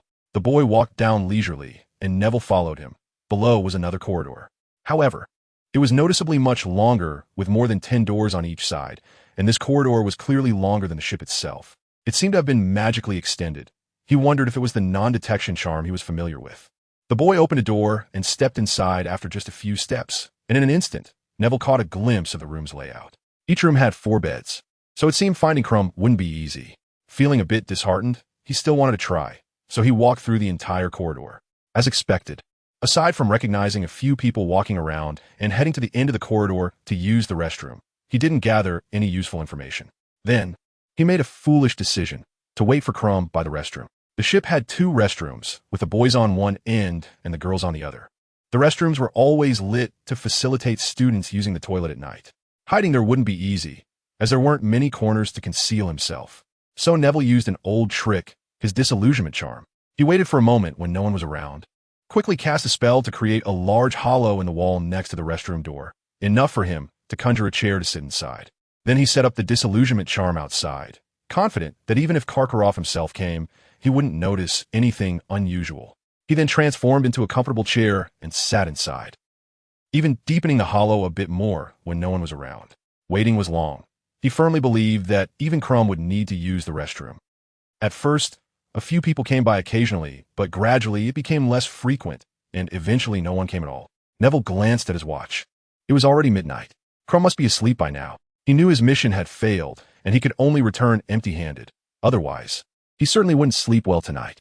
He walked out, used a spell to restore everything, transformed back into his little raven, and slowly flew through the corridor, up the stairs, and finally reached the hatch entrance. "Goblet of fire," he transformed back into human form and spoke. But there was no response at all. The door showed no signs of moving. He was trapped.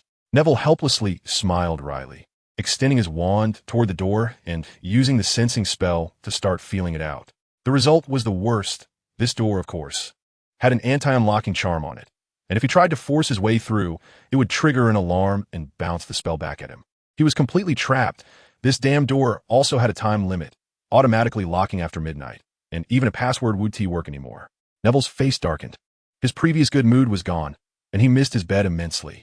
"Dig 3 feet deep," Neville said with a bitter expression, looking around. The area below was empty, so that wouldn't work. The other sides were also empty except for the rooms, leaving only above as a hiding place. Neville created a space in the ceiling that could accommodate him standing, transformed into a bird, and flew up. Then he transformed back into human form and repaired the ceiling. Illumination, Neville silently chanted in his mind. He looked expressionlessly at the space, surrounded by iron. He had no choice but to use transfiguration to turn some of the iron into a mattress, and conjured a low bed with all the necessary items on it. Lying down. We should leave a vent," Neville said as he opened a few larger holes in the floor, which was actually the ceiling, near the head of the bed, and then added another layer of a disillusionment charm for good measure. Soundproofing protection. This was the last spell. Neville put away his wand and casually pulled out an alarm clock. "Their S-class tomorrow morning." Neville burrowed into the quilt, but found it hard to fall asleep. Opening his eyes revealed a pitch-black ceiling. Closing his eyes brought back Crumb's ugly face. Huh, why is it Crumb? Neville shook his head vigorously. Try to wash that face out of his mind and replace it with Hermione's smiling face. It would be great if Hermione were here. I feel like I could fall asleep holding her. Neville thought shamefully, tossing and turning a bit more. No, no, no. How could I let Hermione, who is already struggling, go on an adventure with me? I need to get rid of this idea. But, at this moment, I really miss her. Neville firmly acknowledged one thing. He might really be hopeless. Chapter 125. Invitation, where did you go last night? Ron asked Neville quietly during History of Magic class, as he almost came in just as the bell rang, nearly late. It's hard to explain. Neville rubbed his eyes. The dark circles under them clearly indicated his lack of sleep last night. Did you not sleep at all? Harry chimed in. I did sleep a bit. At this moment, Neville regretted not bringing a sleeping potion with him when he went out yesterday. He had been stuck on the ceiling for almost the whole night without being able to sleep and ultimately fainted due to the thin air. Luckily, he rolled over in his sleep to a position very close to the vent. Otherwise, he feared he would have met his end there. Hogwarts warrior mysteriously disappears. Later found in the ceiling of the Durmstrang ship. Just thinking about that headline made his head hurt. Dumbledore would probably have to fight Karkaroff. No, maybe Dumbledore wouldn't but Professor McGonagall definitely would. The alarm clock didn't wake him. It was the sound from the ship that finally roused him. As soon as he woke up, he came to the classroom, and fortunately, he wasn't late. Hermione was sitting nearby, glaring at them, and Neville sheepishly smiled at her. The girl huffed and turned her head to look at the blackboard.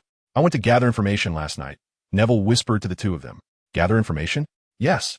You know my. He waved a hand dismissively, and the other two understood immediately. So I wanted to see if I could get information about the second task from other champions. So, did you succeed? Ron asked excitedly in a hushed voice, and Hermione quickly moved closer to Ron to see what they were talking about. They could only be this reckless in History of Magic class, since the professor was an elderly ghost with bad eyesight and hearing. I failed and ended up stuck on their ship, which is why I came back late, Neville explained. You weren't hurt, were you? Hermione's voice came from beside him, startling Neville. He quickly turned his head. The girl had forcibly swapped places with Ron, who was protesting silently with his eyes. No. Of course not. Neville laughed awkwardly. Seriously, such a dangerous thing, and you didn't tell us in advance. What if you got caught? The girl said haughtily. I'm sorry, I'll tell you next time. Next time? No. I won't dare. Do you know how angry we were when you suddenly disappeared? The girl said at the end, forcing herself to change her words.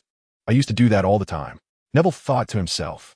Looking at the girl's angry expression, he felt wide awake. The image of her dancing last night resurfaced in his mind. Harry had already pulled Ron to the other side, afraid of being caught in Hermione's wrath. But he was mistaken. I'm sorry, I just wanted to quickly sort out the Triwizard Tournament matters to prepare for the ball, Neville said, lowering his head and avoiding her gaze. The anger on the girl's face gradually faded, replaced by a look of surprise and anticipation. Hermione, would you like to go to the ball with me? After spending a long time mentally preparing himself in solitude, Neville finally made his move. Although his voice was very soft and awkward, and he didn't even dare to look at her, he still managed to say it. Sure. The sweet sunshine appeared once more. I want a part or two. In the dormitory, Ron complained loudly. I also. Harry started to say, but then closed his mouth, his face turning red. I should have thought of that. They are such a perfect match. Of course, they would dance together. Ron scratched his head, his expression slightly dim. Why Haven T? I found a suitable girl. Damn it. His momentary gloom quickly transformed into indignation. Still no target, Ron? Harry asked dryly. Now there were only the two of them in the dormitory, as Neville and Hermione were definitely off to the library again, and he didn't want to disturb them. I do have one. But Ron suddenly turned red. But what? Nothing. How about you, Harry? Do you have a target yet? After a pause, Harry slowly replied, yes. Oh. Who is it? Is she from our school? Is she from our house? Ron instantly perked up, springing up from his bed and jumping on a Harry's bed. A Ravenclaw, Harry replied slowly. Oh. And she's from Ravenclaw. Who is it? Hey, girl from the East. You know her too, Harry said shyly. Eastern. Ravenclaw. I know. Ron thought for a moment, then suddenly slapped his forehead as if a light bulb had gone off. I know. It's Cho Chang, right? Harry nodded, blushing. I told you. You shouldn't hide it either. Harry grumbled a few words in dissatisfaction. Okay. Ron's ears immediately turned red. Don't tell anyone. I'm talking about that Beauxbatons girl, the one we met. Is it Fleur Delacour? Harry said in surprise. He didn't expect his buddy to like his rival. Keep your voice down. Ron's face was flushed as he covered Harry's mouth. I just think she's pretty. Is that not okay? He muttered in a small voice. Of course, it's okay. Harry nodded, starting to reflect if he liked Cho just because she was pretty, and found that it was indeed the case. So, let us go now. To invite the girls to the ball. Even Neville managed to succeed. Why can't we find partners? He suddenly stood up with passion, clenching his right fist tightly. WH. What do we do? Harry also stood up, looking at him excitedly. Of course, we help each other. You and Fleur are both champions, so you can help me invite her out, but you have nothing to do with Autumn. Harry said worriedly. It's okay. I'll lie to her and say Professor Snape is looking for her. Ron gave Harry a thumbs up. She'll be scared, right? Harry looked a bit anxious. Then let's say it's Professor McGonagall, since she's our head of house. Ron extended a fist. It's settled then. Harry also extended his fist to bump with him. In the library, Neville was sitting next to Hermione, each holding a book on magical creatures. After the adventure last night, Neville had given up on eavesdropping and now planned to find out for himself. Look at this. Neville. Hermione tugged at his sleeve, and he put down his book to look over. This book says that the voice of a merperson sounds like a sharp, piercing scream in the air, very much like a banshee. Hermione excitedly pointed to a line in the book. Really? Neville was also excited because he knew there were mere people in the Black Lake. But once underwater, the merperson's voice becomes melodious. Neville, let's go try it. The girl happily closed the book and grabbed Neville's book, placing both on the shelf. Okay, let's go. Neville's face was filled with joy. However, they didn't notice that on the other side of the bookshelf, there was a tall boy with black hair. He had overheard their entire conversation and immediately ran out of the library to find their leader. Chapter 126. The song. Neville and Hermione searched the common room for a long time, but couldn't find Harry. Finally, they asked Ginny, who was reading in the lounge. Ron dragged Harry out nervously. She exclaimed angrily, and he wouldn't let me follow. The little girl shook her beautiful red hair back and forth like a rattle. Not let you follow? What are they up to? Neville said blankly, as if talking to himself. Who knows? Don't mention Ron to me. I get angry just hearing his name. She snapped, slamming her book shut, which let out a pitiful whine. Then we'll head out first. Hermione awkwardly smiled and then tugged at Neville's sleeve, but this small action was caught by Ginny. Good luck to you, she said with a laugh before running off, leaving Hermione blushing. Thanks. Hope the experiment goes well. Neville was still confused about the situation, of course. He couldn't guess that Ginny was referring to something else. In these matters, Hermione had long been in cahoots with her. Never mind, let's do it here. I don't feel like looking for another place, and the nearest empty classroom is not empty anymore. Hermione tugged at his sleeve again, hurriedly changing the topic. She still felt a bit embarrassed thinking about the empty classroom. It reminded her of the last time she stumbled upon two students kissing in a classroom on the third floor. Ah, fine. Neville nodded, took out the golden egg, and turned a piece of paper into a large wooden basin. Clear water filled the basin, and he placed the golden egg inside. Do you want to open it in there? Hermione leaned over, her eyes fixed on the basin. Let's try this, Neville said, extending his left hand into the basin. After thinking for a moment, he cast a soundproofing charm around them, just in case he disturbed anyone. Once he was ready, he finally reached his fingers into the crack of the golden egg and applied a slight pressure. The golden egg opened. The originally piercing sound was gone, replaced by what seemed like someone humming a tune, but it was still too unclear. I won't have to go underwater to hear these sounds, will I? Neville asked Hermione. I guess so. I haven't found a record of this in any book yet. Hermione answered uncertainly. Then I'm going in, Neville said nervously. He could swim. His grandmother had taken him to the seaside for a break before. The next moment, he plunged his head into the water. Timid.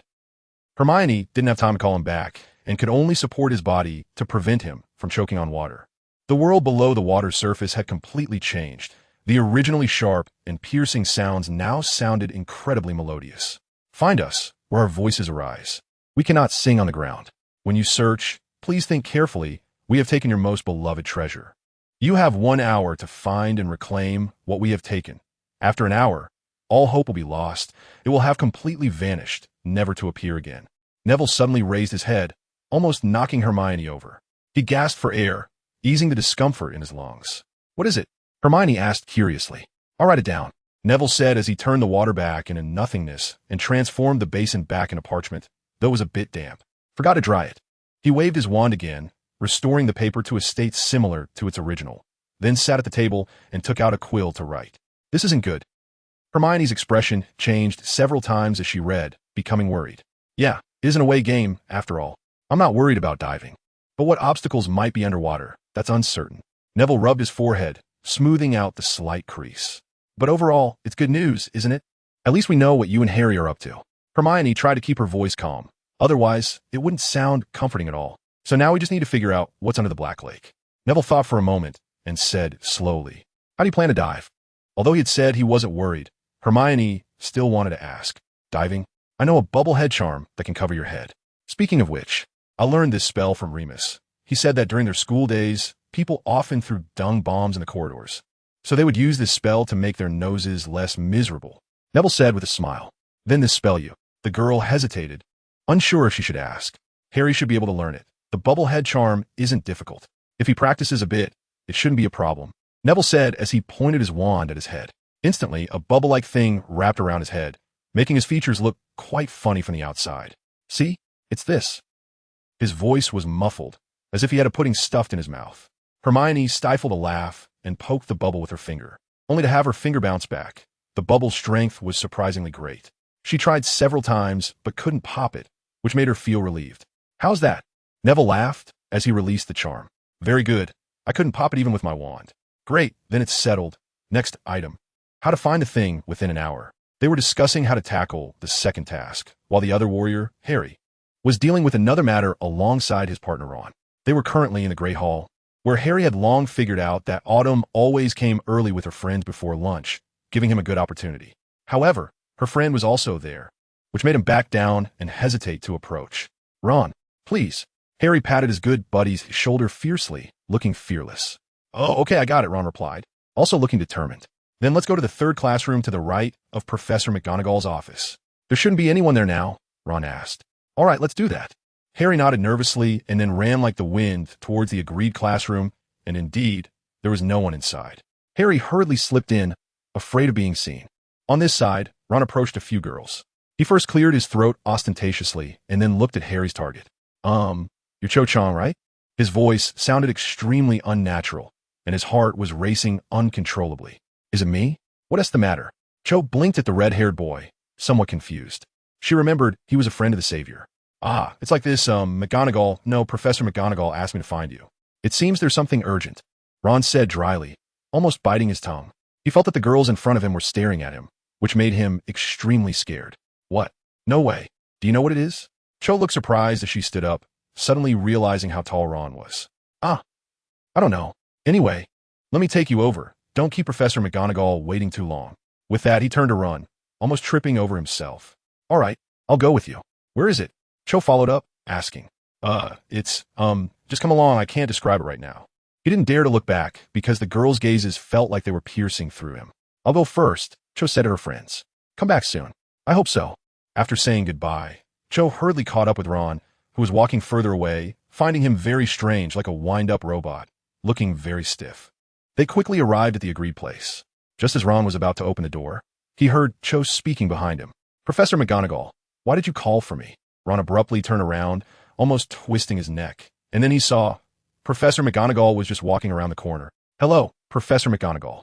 Ron tried to put on an innocent smile, saying dryly. Chapter 127. The reclusive warrior Poor Ron was honored to receive the first attention of the semester for a ridiculous reason. Professor McGonagall seemed to think he was trying to deceive Cho Chang into doing something strange. Of course, this strange thing was not understood by everyone. But Ron stood his ground, even if he faced social death. Even if he endured Professor McGonagall's scolding without saying anything, he still didn't betray Harry. He even blocked the door to the classroom behind him, not letting Harry come out to explain. As a result, he underestimated the terror of social death. He suddenly became the star of the castle, the infamous kind. The girls in the castle ran away upon seeing him, as if they had seen a plague god, fearing they would be taken away to do something. To save him, Harry ran around and explained to various professors, explaining how he wanted to invite Cho Chang to be his dance partner, which led to the current situation, successfully causing himself to experience social death as well. He laid out all the reasons, and rumors spread quickly. Now almost everyone in the castle knew that the savior Harry Potter wanted to invite Cho Chang to the ball. They even inferred a deeper meaning. There was no need to infer. It was written all over their faces. The result was tragic. The girl Harry had been thinking about, Cho Chang, already had a dance partner, Cedric Diggory from Hufflepuff, a very handsome, sunny boy. If he scored a 10, Harry would probably be a 5. Thus, the social death recluse group gained another member. You, too. I really don't know how to say this. Hermione tried to suppress her laughter as she looked at the two sulking in the corner of the common room, feeling a mix of pity and frustration. No talking about having a dance partner. Having a dance partner is something to be proud of. Ron bravely shouted back, puffing out his chest. If you don't want to talk, then I won't. Hermione shot a quick glance at Neville's face, saying it with a straight face. Actually, we came to share our research findings. We've cracked the secret of the golden egg. Neville said expressionlessly, his excitement barely contained as he was thrilled to have invited Hermione. Oh, Ron replied, lowering his head again. Harry, even more unresponsive, stared blankly at the floor, his eyes vacant, like a corpse. Harry? Neville waved his hand in front of Harry's eyes, and finally, his eyes moved along with Neville's hand. Sorry, what were we just talking about? Harry said dejectedly, completely unable to escape from the whirlpool of heartbreak and social death. Neville said we know the secret of the golden egg. Another brave man. Hermione said word by word, feeling a bit sympathetic but unsure of what else to say. Oh. Harry's initial reaction was the same as Ron's, but then his eyes widened. What? You figured it out? Harry exclaimed in surprise, finally regaining his former spirit. Yes, if all goes well. We should be diving to retrieve a treasure stolen by mermaids, Neville said quietly. The time limit is 1 hour. He took out a piece of parchment. Look, I've written everything down here. He handed the parchment filled with lyrics to Harry, who took it with a serious expression and began to read, his frown deepening the more he read. But I can't swim, he suddenly exclaimed, looking distressed. Neville knows the bubblehead charm. Let him teach you. By the way, where's Sirius? Hermione asked. He recently got a job and seems pretty busy. Harry shook his head. Then I'll try the bubblehead charm. Finally, he looked at Neville and swallowed hard. Ron remained completely motionless, like a corpse. Neville's bubblehead charm was very unfriendly to Harry, as it primarily required advanced transfiguration skills. However, Harry always fell just short. The bubbles kept popping, which made him a bit fearful, afraid that he might drown at the bottom of the water during the competition. With Christmas approaching, Harry had to try to invite a dance partner. Otherwise, he would only be going with Ron, which would surely be quite the spectacle. But with his mindset completely shattered, he had no courage left to approach the girls until Hermione pointed him in the right direction. I heard Ginny doesn't have a dance partner yet. She likes you so much. She definitely won't reject your invitation. At that moment, Hermione seemed like an angel to Harry, like a savior sent by Merlin. Oh no, he almost forgot he no longer believed in God. Then the little girl happily became Harry's dance partner and even helped her poor brother find one. Luna, who was in her year. Although Ron heard that Luna was a crazy girl, it was still better than having no one at all. After going through all these experiences, he no longer dared to invite Fleur. The warriors, who were no longer troubled about finding dance partners, turned their attention back to the Triwizard Tournament. With a better mindset, Harry's bubblehead charm was becoming increasingly proficient. They even borrowed a private washroom from Professor McGonagall to practice diving. At first, they used warm water, but as they became more skilled at moving underwater, Neville turned the water cooler, getting closer to the temperature of the Black Lake. Fortunately, Harry's body had improved a lot over the years. Otherwise, he would definitely have caught a cold. They began discussing what the most important treasure might be. Harry guessed it could be his invisibility cloak, while Ron was sure it was his firebolt. By the time they were skilled enough to duel with spells underwater, Christmas had arrived. The castle was decorated extravagantly, with silver-white decorations everywhere, and silver ribbons covering the ceiling, making the castle look almost white. The Great Hall had been completely transformed, divided into a dance area and a dining area, looking much more magnificent than before. Neville was standing at the girls' dormitory door, patiently waiting for his girl. He had made a rare effort to dress up today, slicking his hair back into a neat style. He didn't tee wear the outfit sent by his grandmother. It looked too vintage, like a flamingo, but instead chose to trust his transfiguration skills, modifying other clothes into a suit style, which was a bit stiff, and pinned a Gryffindor badge on his chest. He had been waiting for a long time. Harry and Ron had already taken Ginny to the Great Hall to meet Luna, and there were hardly any people left in the entire dormitory building. He leaned against the wall, one hand propped behind him, staring intently at the door as if he wanted to see through it. Finally, the door opened again, and a princess, like one from a fairy tale, walked out, leaving Neville dumbfounded. That's all for today. I have a headache. Going to sleep. Chapter 128. Ginny strikes back. What's wrong? Don't you recognize me? The princess smiled, extending her smooth, slender hand toward the dazed Neville. You.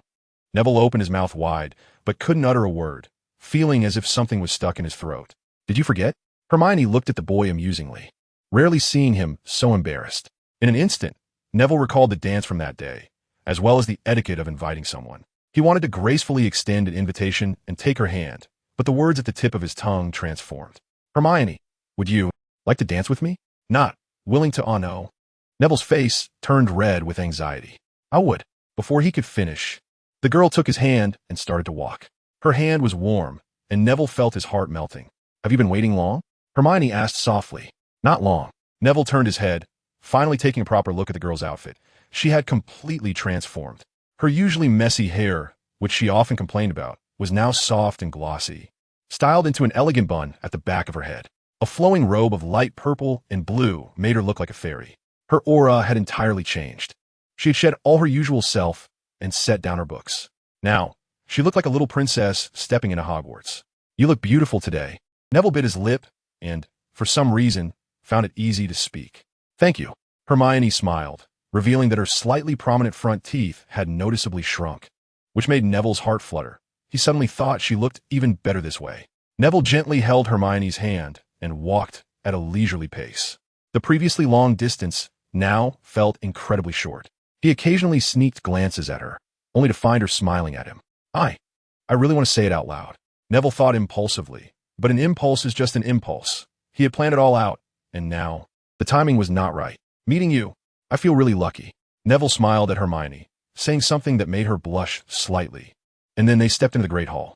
The walls of the hall were adorned with sparkling silver frost, and countless stars decorated the entire venue, with hundreds of small wreaths made of mistletoe and ivy hanging. The original long tables were gone, replaced by 100 small tables lit with lanterns, all filled with people. Neville dared not focus on the girl beside him any longer. There were too many people here, and he was a bit afraid of tripping.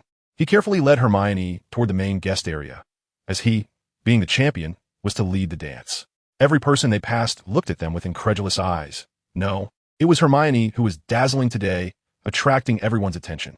She really is beautiful, Harry said beside them, equally captivated by Ginny, who was glowing. Yes. Indeed, Ron muttered, somewhat dryly. You're jealous, a silver-haired girl across from Ron read out in a ghostly voice, almost choking Harry.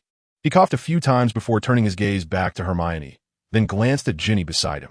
Actually, Ginny is great too, he suddenly thought, and then remembered Cho, and couldn't help but look longingly in the direction of the crowd. Completely blocked, he could only see Cedric's annoying head. I'm not, Ron protested, then looked at the girl in front of him, Luna Lovegood, with a slightly disdainful expression. She wasn't unattractive. Ginny had helped her friend dress up quite nicely today, but Ron still found it hard to accept her. She was just too eccentric. How about it? Hermione walked over to them, twirling elegantly, facing Ginny. Awesome, Hermione, that blockhead must be mesmerized by you, she exclaimed without holding back. Keep it down, Hermione chided, glancing back nervously. Neville was being called by Professor McGonagall and was now in conversation. How wonderful. Harry stared at her blankly, enviously saying that he wished Cho would like him like that. What is so wonderful? Ginny looked over suspiciously, like a little cat with bristled fur. In nothing. I mean their relationship, Harry quickly explained. You two are together? Ron suddenly blurted out at an inopportune moment. No. Hermione suddenly felt a bit dejected. She thought Neville liked her too, but why? Did he really want to wait for her to speak up? Maybe he feels it's not the right time. There's the Triwizard Tournament this year. Perhaps he plans to wait until after the competition too.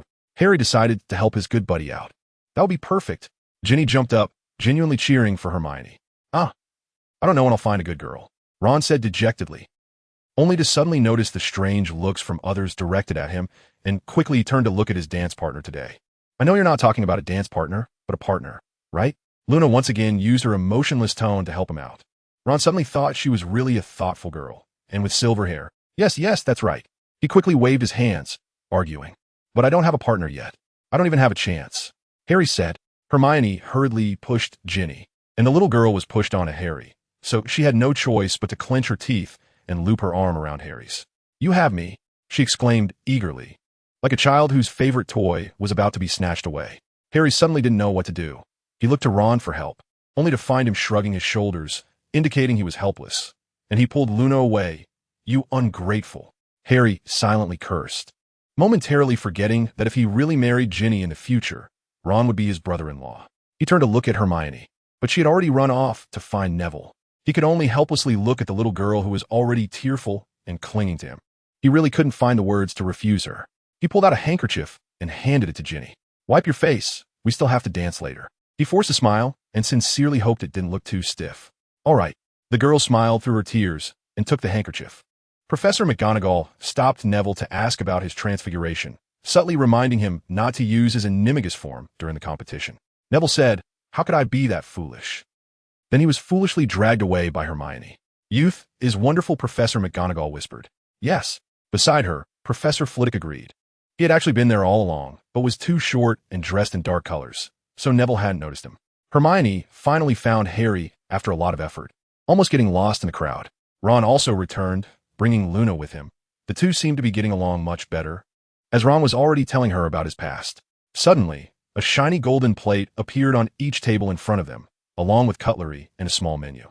The crowd was in chaos, all looking confused, so they turned their eyes to the teacher's table. They saw Dumbledore pick up his small menu and look it over carefully, then clearly said to his plate, "Pork chop." The pork chop instantly appeared. Others suddenly understood and began to order their favorite food. Only Luna looked a bit disappointed. She had ordered freshwater pufferfish soup, but what came out was just ordinary English fish soup. Ron even comforted her, saying maybe the house elf heard it wrong, even though he himself had never heard of pufferfish. Hearing this, Neville looked at Ron as if he were an alien, suddenly feeling like he had never seen him before. "I can't keep her waiting too long," Neville thought, secretly taking out a small piece of parchment and writing on it with his finger. His magic was enough for him to leave marks on the paper with his fingers. After finishing, he suddenly felt grand, as if he were some great wizard. He bit his tongue, made up his mind, and swiftly shoved the note into Hermione's hand. Startling her, she turned her body, facing away from their friends, to open the note. It read, "Wait for me to win the Triwizard Cup." Chapter 129. The Christmas ball dinner time quickly came to an end, and all the cutlery disappeared without a trace, as if they had never been there. The weird sisters appeared, playing dance music. The lively music accompanied their singing, and the entire hall became lively. "Now, please welcome our champions to lead the dance." Dumbledore stood up and gestured to the dance floor with his right hand, and Neville sat up straight. "Let's go." Hermione tugged at his sleeve, and he immediately stood up, taking Hermione's hand and walking over. They were in the front, followed by Harry, as they had the most points. It was at this moment that they saw Krum and Fleur. Krum looked a bit gloomy as he glanced at Neville, seeming somewhat annoyed. He was with a girl from his own house who looked like she was in her 6th year. Fleur's partner was the Ravenclaw Quidditch captain, whom Neville had seen a few times. He was also handsome, but seemed a bit weak in front of the assertive Fleur. Nervously, Neville walked to the front, noticing Professor Flitwick standing at the conductor's podium, directing the entire band. "Forgotten how to dance?" Hermione whispered with a laugh. "Of course not." Neville took her arm and made the starting pose. The girl naturally matched his movements, and everything looked so perfect. The music started, and the 4 pairs of lead dancers began. Neville's steps were a bit awkward, fearing he would mess everything up, and he was extremely tense. Harry, on the other hand, was doing much better. He could even comfort a worried Ginny. During a spin, Neville noticed Krum occasionally looking his way. He didn't think much of it, turned around, and continued to immerse himself in the dance. Hermione was smiling the whole time, her smile carrying a bit of elegance and a bit of joy. This made Neville's heart race, even giving him an impulse to kiss her. He suddenly felt that he might not be able to hold on until after the Triwizard Cup. Every smile and movement of the girl was attracting him. Not to mention now, she was dancing with him, and she was happy. What did this mean? If he just said that one sentence, he could have a girlfriend he liked. The music gradually changed, and the lead dance was coming to an end. Neville suddenly noticed that the girl was wearing a pair of light blue high-heeled shoes. He suddenly thought Hermione was amazing, being able to dance so well in such shoes. "Let's take a break," Neville asked with concern, thinking Hermione's feet must be hurting. "What? Are you tired?" Hermione asked in confusion. As she hadn't noticed how much sweat was on Neville's forehead, she was the one feeling a bit tired. Yes, I'm a bit tired." Neville pulled her out of the dance floor, and a few scattered claps could be heard from a distance. He led her to an empty spot, not wanting to be disturbed by others. "I'll go get some drinks. What do you want?" Neville sat down beside Hermione and asked. "You can choose." Hermione replied with a smile. "I'll go take a look. Wait for me." Neville wanted to touch Hermione's cheek, but as soon as his hand reached out a little, he chickened out and could only cough twice before turning to get the drinks. Hermione watched his back, unable to contain her smile. not even noticing someone had sat down at the table next to them. Is he your boyfriend? A somewhat gloomy voice asked, startling Hermione. It was a voice she had never heard before. Who are you? Hermione turned her head to look in the direction of the voice, surprised to find Victor Krum sitting across from her, talking to her. I thought you would know me. Krum's eyes showed a moment of disappointment, but it quickly disappeared. I certainly know you. Victor Krum, you play Quidditch very well. Hermione gave a dry laugh, somewhat puzzled as to why Krum was here talking to her. Thank you. You haven't answered my question yet. Krum's lips twitched slightly, looking like he was smiling. Hermione suddenly remembered that this person was here to gossip about her, and she felt a bit shy. Soon, she said, blushing. Krum saw her like this and guessed most of the situation, feeling extremely dejected. This girl was his type, but she had always been surrounded by people in the library, and now he knew she had someone she liked. Well, then I wish you good luck. He bowed politely, said goodbye, and left. Hermione was even more confused. Neville soon returned with 2 cups of pumpkin juice and saw Hermione's puzzled face. What's wrong? It's nothing. Hermione quickly shook her head. She didn't want Neville to know Krum had come to find her. She still had some emotional intelligence in this regard. Before Neville could say anything further, they heard a sob and saw a red figure brush past them.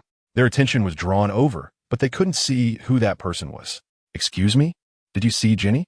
Just then, a very anxious and familiar voice came from behind them. Harry? Neville turned his head, and, sure enough, it was him. Harry Potter was panting as he made his way through the crowd towards their table. Harry? Could that have been? Hermione's expression suddenly turned very ugly. I think so. Harry's expression was just as grim. What happened? What's going on? Neville didn't understand what was going on between the two of them. Just now, while dancing, as they danced, Ginny started crying, and then she ran away. Harry looked down at his feet. The perfectly fitted dress robes now looked wrinkled, as if they had just been pulled out of water. Harry? You weren't looking elsewhere while dancing, were you? Hermione frowned and questioned him. I just thought that Cho looked really good in that dress. Harry stammered, like a student caught doing something wrong. Well, no wonder Ginny would be upset. Hermione suddenly got angry, feeling that Ginny was being treated unfairly. All right, Hermione, you know who Harry likes. Letting Ginny be his partner was really too rushed. Neville finally understood and tried to mediate. Harry, don't make her sad anymore, okay?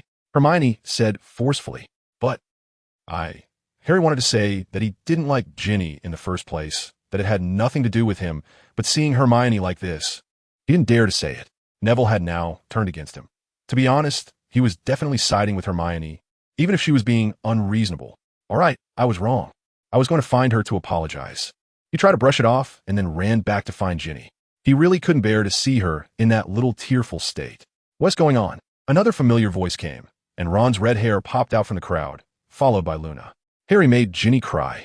Hermione said angrily, What? You made my sister cry? Harry, how could you? Ron was instantly furious, striding over to question him. Ahem. Harry looked at Cho while dancing. For a bit. So Ginny got upset. Ahem. Neville stopped him and explained. Looked at Cho for a bit. She cried because of that. You really didn't do anything else? Ron was momentarily stunned, frozen in place. Neville noticed Luna's mouth was curving up several degrees behind him. Ahem. Hermione originally wanted to say something, but was suddenly choked up, and Neville hurried over to pat her on the back. Sorry, Ron. Ahem. I really don't know what to say to you. She laughed because of him. Anyway, let's go find Ginny first, Neville suggested, because he really didn't want to see their friendship crack. Chapter 130. Underwater Ginny was much stronger than they imagined. Before they could find her, she had already figured out a lot. However, she still didn't want to face them. The little girl had her heart broken by her crush today and locked herself in her room, refusing to come out. The four of them had no choice but to ask Hermione to help talk to her. Their ball ended so hastily, with Harry taking the most blame. So when Neville returned to the dormitory, his gaze towards him was somewhat resentful. Harry also felt a bit wronged. He liked Cho. Was it wrong to look at her a few times? Why did everyone think he was the bad guy? For now, he really had no feelings for Ginny, even seeing her like a little sister. If he had a sister. Thinking of this, Harry felt a bit bitter. How nice it would be if his parents were still around. Would he have a little sister? Would he have many brothers? He felt so wronged. Why did Cho choose Cedric when he was the one who was the champion? Why? If only his parents were still around. If only.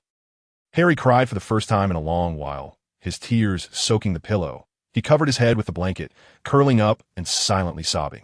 Neville beside him wasn't sleeping at all. His mind was filled with the scenes from the ball, wishing tomorrow was still the ball. After thinking for a while, he still couldn't sleep, suddenly recalling the upcoming second task. Although he had prepared, he started to feel uneasy, his heart racing. He couldn't think of what his precious item could be. But since Dumbledore was one of the judges, could it be his father's wand? Treasure, treasure. Neville murmured softly, holding his head in his hands as he stared at the ceiling. Suddenly, he sat up with a start, making a noise that startled Harry, who was curled up under the blanket. Could it be? Neville suddenly thought of a terrifying possibility that this treasure might not necessarily be an inanimate object. If that's the case, then this treasure would be... Neville's expression suddenly turned extremely ugly. He suddenly thought of a very simple way to identify each champion's so-called treasure, the Christmas ball. He panicked. The song clearly stated 1 hour. He only had 1 hour. Realizing this, Neville could no longer lie down. He rolled out of bed, got dressed, opened the window, and jumped out, as skillfully as if he were going home for dinner. Harry saw this and didn't think much of it, just assuming Neville had some magic to practice outside. He wiped his tear stains and tucked himself back under the blanket. A guest came to the old tree by the Black Lake. It was a crow, peering around the lakeside. After confirming no one was around, it flew to the lake's edge and transformed into a person. Neville looked at his outfit and shook his head, then began to undress. A cold wind blew, making him shiver, but he just gritted his teeth and cast a warming charm on himself, continuing to undress. He stopped only when he was left with just a single garment, then carefully transformed his robe into a wristband and put it on. Waterproof and moisture-proof. He applied it all over his body, especially on the transformed wristband. He didn't want the contents inside to get wet and spoil. Then let us do this. Neville muttered to himself, then resolutely leaped into the Black Lake. The water was not as cold as he imagined. In fact, it was even a bit better than on the shore, and his warming charm was indeed very effective. Neville tried to open his eyes underwater, but it was pitch black below, and he could see nothing, which was terrifying. He was starting to shiver. He burst out of the water, gasping for air, then cast a bubblehead charm on himself and sank back down. Through the bubble, the underwater world remained dark, so he lit his wand to see his surroundings. However, he didn't expect that this action would be a grave mistake. In a world of darkness, any light would cause creatures to rush towards it. The current suddenly changed. Neville felt something coming towards him. He swallowed hard, gripping his wand tightly, ready for anything. Suddenly, a small shadow rushed out of the darkness, with long, skinny fingers reaching straight for him. It was a Gryffindor, Neville thought, and then he cast his spell. Petri Ficus Totalis. The spell missed. Neville underestimated the difficulty of casting spells underwater, and he couldn't aim properly. Just as the water monster was about to reach him with its abnormal claws, Neville finally came up with the right response. Barriers. Invisible walls pushed it back, causing it to stumble. Seizing the opportunity, he cast another petrification spell, and this time it hit. The Gryffindor sank down motionless, disappearing among the aquatic plants. However, before Neville could breathe a sigh of relief, there was another, no, even 3 shadows. All of them were Gryffindors. This was bad. Neville's face turned pale. 3 Gryffindors were manageable, but this was just the beginning. God knows what else was coming. He wished he had prepared more. Barriers. The water monsters were pushed back again, but they were relentless and quickly regrouped to charge at him once more. This could go on forever. Neville gritted his teeth, petrifying them one by one, watching them sink to the bottom. He guessed right. As soon as he saw those 3 sink, more shadows were coming towards him, more and more. After the competition, he had to make sure Dumbledore cleaned up the Black Lake. Neville grumbled, fending off one water monster after another. He started to feel relieved that this was the shallow area. There should only be water monsters here. Neville thought of the giant squid in the Black Lake and couldn't help but swallow. The Gryffindors were multiplying, finally reaching a point where Neville felt a headache. He didn't want to just knock them out anymore. Fiend fire. Neville waved his wand, and a strong flame erupted, forming a fire serpent. The fire serpent encircled Neville, baring its teeth at every water monster charging at him. The temperature in the water rose sharply, and the Gryffindors finally realized that in front of them was a hunter, not prey. They formed a circle but dared not charge any further. That's more like it. Neville nodded in satisfaction. Then, to his astonishment, he saw a creature carrying a trident swimming over. Its upper body resembled a human, but had a set of aquatic biological features, and its lower body was a fish tail, looking quite fierce, almost like a cousin of the Gryffindors. A mermaid, Neville instinctively shouted, but he didn't expect something even more surprising behind. Human, you're not welcome here. The mermaid spoke.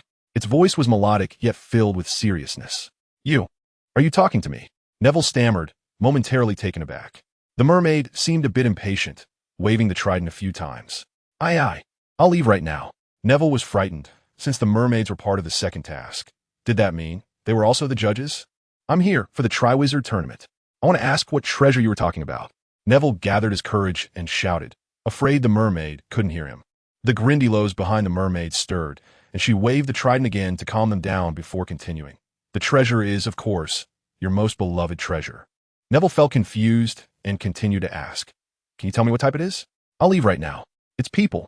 The mermaid's answer left Neville dumbfounded.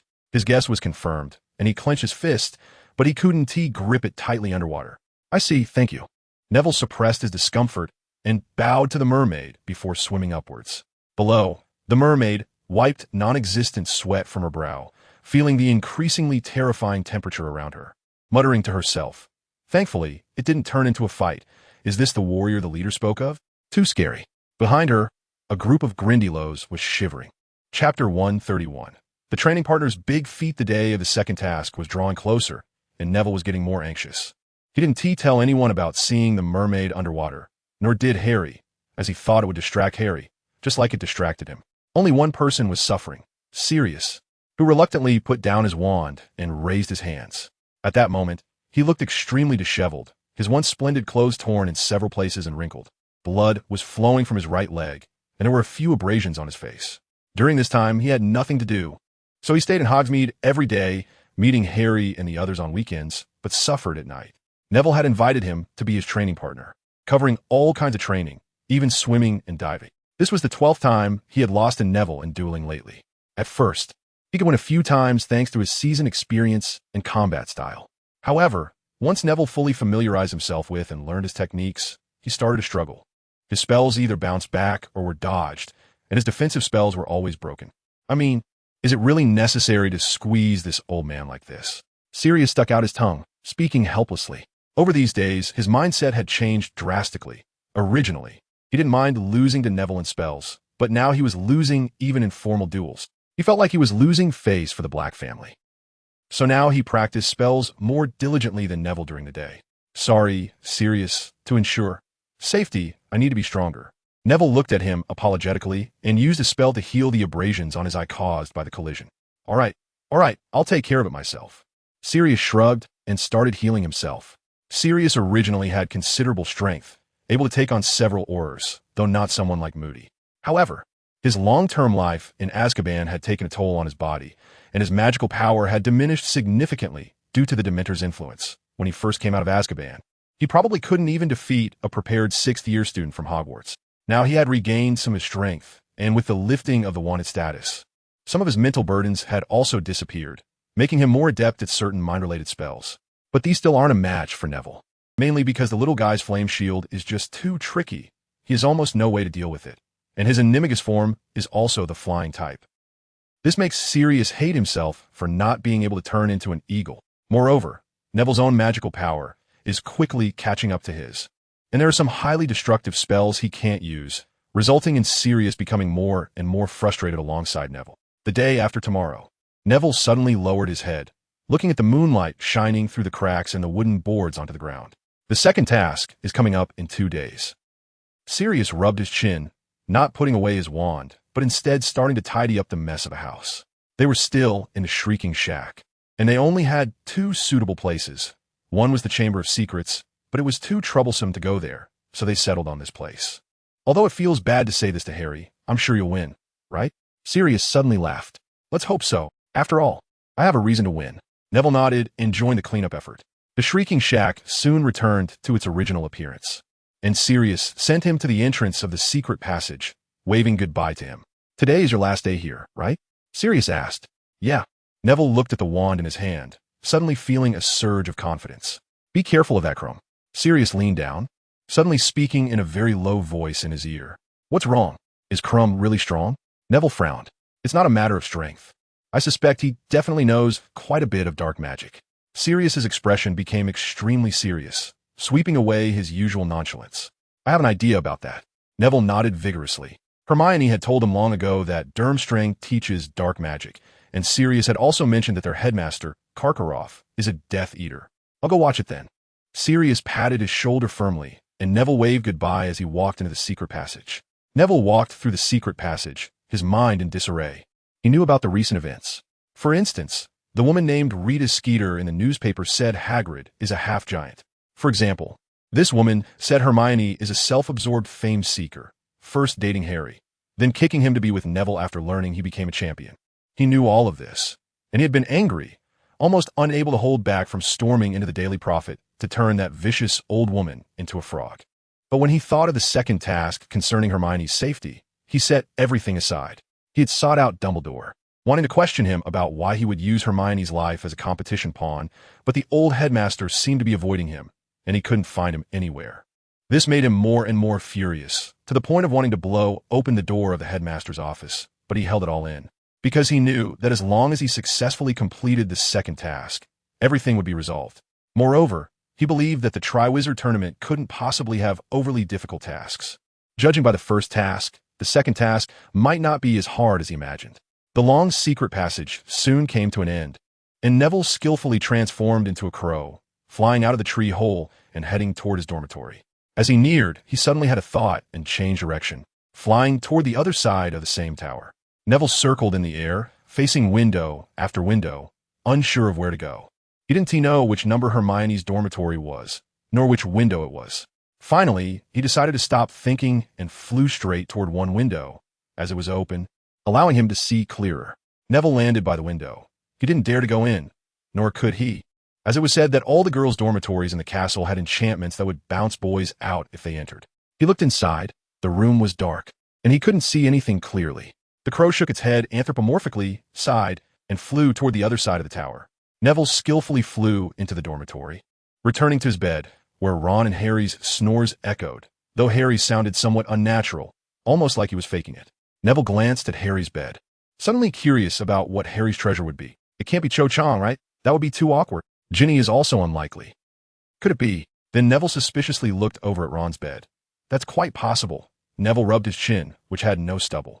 Ron was Harry's first friend at Hogwarts, or rather, possibly his first friend ever. Then he lay back in bed, guessing about the other two champions' treasures. First was Fleur. Her treasure definitely wouldn't be that dance partner from the ball, as he heard she'd dump him before the ball even ended. So who was it? Was it a friend from Beauxbatons?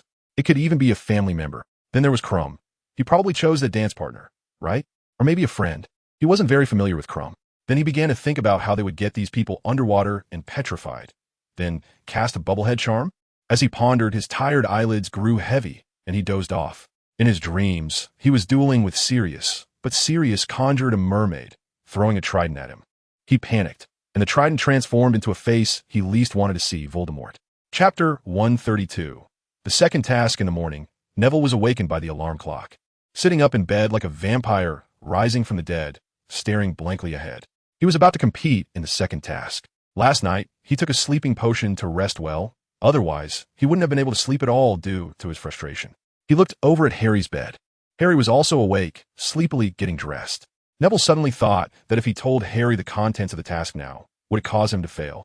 Then he quickly dismissed this terrifying thought. Are you ready? Neville cleared his throat and asked. Maybe, Harry said uncertainly. He hadn't rested as well as Neville, and he had very obvious dark circles under his eyes. Last night, he regretted not asking for some of Neville's life-saving potion before he fell asleep. Ron was still snoring. After they finished washing up, they all went to the Great Hall for breakfast. They arrived quite early today, and there weren't many people in the hall yet, just a few Beauxbatons students and a couple of Hufflepuffs. Harry was eating pumpkin pasties, but they tasted like cardboard. The once delicious pastries now felt as difficult to swallow as black bread. Neville felt similarly, even more so, because he knew the inside story. I say, Neville, what on earth has happened to you lately? You seem to have gotten a lot angrier. Harry took a sip of milk and asked. He still remembered how Neville had almost turned the dorm upside down just a few days ago over a missing spellbook. He had looked terrifying at that time, and Harry hadn't dared to ask. Is that so? Neville lowered his head, sipping his milk slowly. So, what happened? After thinking for a moment, Harry mustered the courage to ask again. Nothing much, just that I'm feeling a bit down. Neville squeezed out a sentence after holding it in for a long time. His mind was filled with the pitch-black underwater scenery, and the unknown beneath the water was too much for him, making him feel somewhat fearful. Seeing his unwilling expression, Harry stopped asking questions and focused on his breakfast. Soon, Hermione arrived, and she spotted the two of them in the crowd, running over with a big smile. "Good morning," she said cheerfully, wanting to encourage the two who looked so lifeless. "Morning." The responses from both were a bit lackluster. "Come on, you two, perk up. You'll have things to do soon. You can't go on like this," she said, hands on her hips, pouting. Neville immediately straightened up, his old face turning red. "That's why I want to relax a bit now." Harry, on the other hand, didn't he mind? He just wanted to finish the competition quickly and go back to sleep. She sat down and had breakfast. When they were almost finished, Ron slowly shuffled into the great hall, still half asleep. "Morning," he yawned, grabbing a piece of bread. "Honestly, what is wrong with all of you?" Hermione complained, not saying anything more. She could tell how much pressure Harry and Neville were under, especially Neville, who seemed a bit distant from her these days. If it weren't for the promise he made during the ball, Hermione would have exploded by now. At this point, the great hall was already filled with people, buzzing like 1,000 bees. Miss Granger and Mr. Weasley, Professor McGonagall's voice came from behind Ron, and Neville, facing her, caught the expression on her face when she mentioned Ron's last name, as if she had seen something disgusting. "Professor McGonagall." The two turned around, and Ron nearly slipped off the bench in fright. "You two come to my office after breakfast. I have some things to discuss with you," she said, frowning slightly, looking very reluctant. "All right, Professor McGonagall." "Understood, Professor McGonagall." The two hurriedly replied. Sitting across from Neville, he felt more energized. He could confirm that the second task was indeed about rescuing someone. "Professor McGonagall," he called out, and she stopped after taking 2 steps, turning to look at him. "What is it, Mr. Longbottom? Is there danger?" He blurted out without thinking. Professor McGonagall was taken aback for a moment, then laughed. "No, Dumbledore will handle it personally. Then I can relax." Neville showed a satisfied smile. This was the best news he had received in a while. He should have asked Professor McGonagall earlier. If he had, he wouldn't have felt so uneasy during this time. After McGonagall left, the other 3 looked at him in confusion, not understanding. "What riddle are you talking about?" Ron asked, swallowing the last piece of bread, his words unclear. "It's a secret." Neville smiled, his previously tense nerves relaxing significantly. He now had full confidence in winning first place. Time flew by quickly, and soon it was time for the competition. After Ron and Hermione left, there was no news from them. Only Harry and Neville arrived at the competition venue, by the Black Lake. Both Neville and Harry had taken off their oversized wizard robes and changed into swimsuits, pinning a Gryffindor badge on their swimsuits. The badge, which looked decorative, actually served to keep them warm. Neville, who had spent a long time in the basement, looked a bit pale. Without the robe, he was tall and thin, but his long-term training made his muscle lines look very strong. Nearby, Crumb and Fleur had also changed into swimsuits. Crumb had a very sturdy build, with muscles that made it easy for him to defeat the other 3 champions in a physical sense. Fleur, on the other hand, was like a dolphin, her graceful curves attracting almost everyone's attention, even making Harry glance at her a few more times. The judges arrived early, and the audience was already packed with students from the 3 schools, but Ron and Hermione were nowhere to be found. Harry felt a bit anxious. He didn't think they would miss his competition. Not to mention Ron. Hermione wouldn't miss watching Neville. He looked at Neville, who was checking his swimsuit, and was surprised to find him incredibly calm, even as calm as if you're going to class. Harry couldn't help but feel suspicious. If he were Neville, he would definitely be nervous about not seeing Hermione there. So how could he be? Could it be? Neville's calmness was interfering with Harry's judgment, and now he couldn't think of what the treasure underwater could be. Ladies and gentlemen, professors and students, welcome to the second task of the Triwizard Tournament. Bagman began to speak, his voice booming over the noisy crowd. The second task requires our champions to retrieve their beloved treasures taken by the mermaids from underwater within an hour. The less time taken, the better the score. So, let us get started. Please have our 4 champions prepare. Neville quickly drew his wand, ready to cast a bubble over his head. Harry followed suit, but he was much more nervous than Neville. His bubblehead charm wasn't yet at the level of being second nature. Ready, 3, 2, 1. The 4 champions were all ready. Go. As soon as he finished speaking, Fleur and Neville quickly put a bubble over their heads and jumped into the water, with Harry following closely behind. The lake water was a bit chilly, but Neville's badge turned it warm.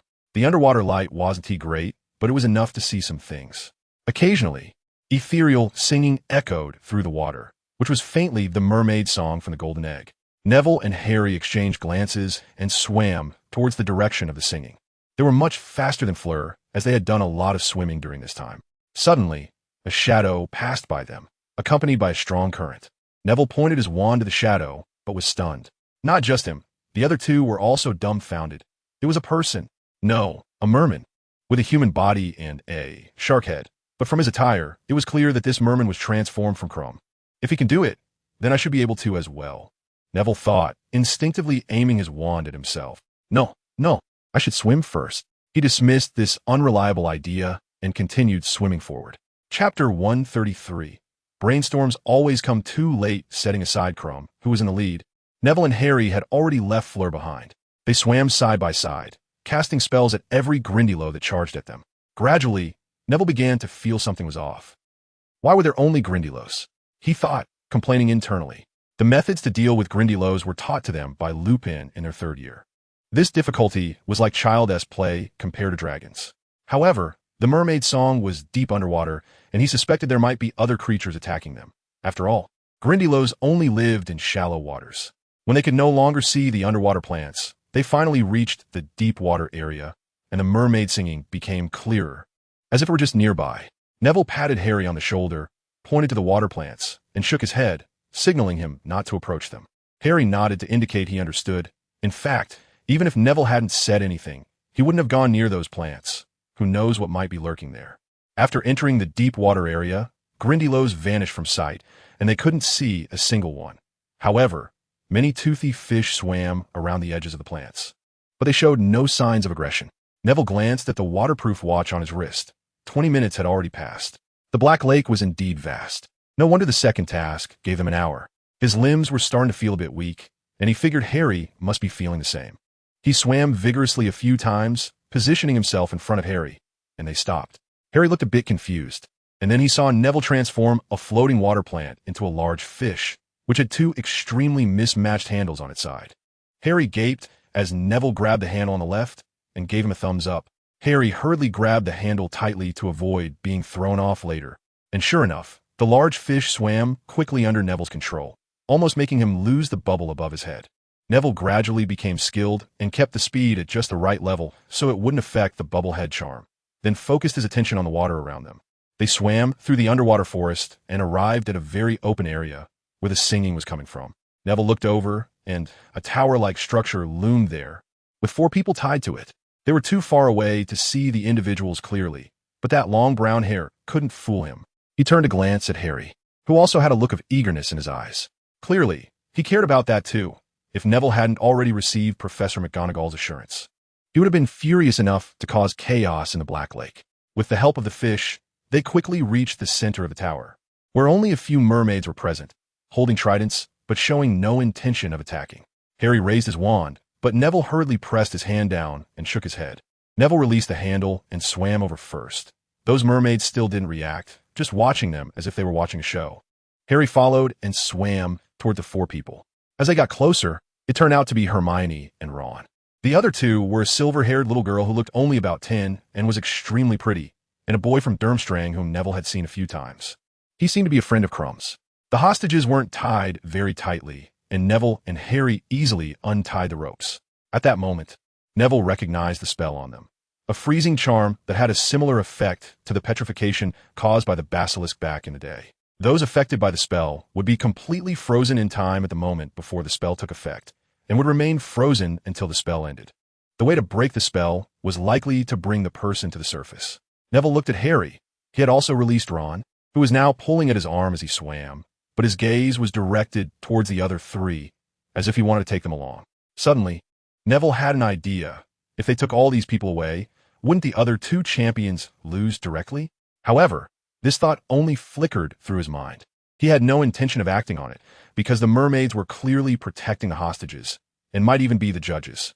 Neville swam towards Harry with Hermione, waved his hand in front of him, but Harry still looked hesitant, seemingly worried about the safety of the other 3. With no other option, Neville had to use his wand to write in the water, the glowing tip leaving a message that formed a sentence. They won't be in danger. Only then did Harry resolve to stop worrying about the others and grab the handle of the fish, trusting Neville's judgment. The big fish swam upwards with the 4 of them, and soon they were nearing the surface.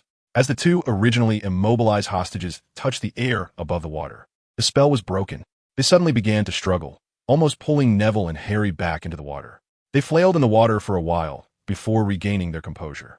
Neville looked at Hermione's soaked wizard robe and her frozen white lips, quickly casting a warming charm on her. "Gimme one too," Ron said, chattering his teeth. The two of them had no idea what had happened underwater. Just moments ago, they were in the castle, warm by the fireplace. And now they had suddenly arrived in the bone-chilling Black Lake. It would be unbearable for anyone. Harry quickly gave him a nudge, and that helped him recover. "You did it!" Hermione finally understood, excitedly exclaiming. "Not yet. We haven't passed yet."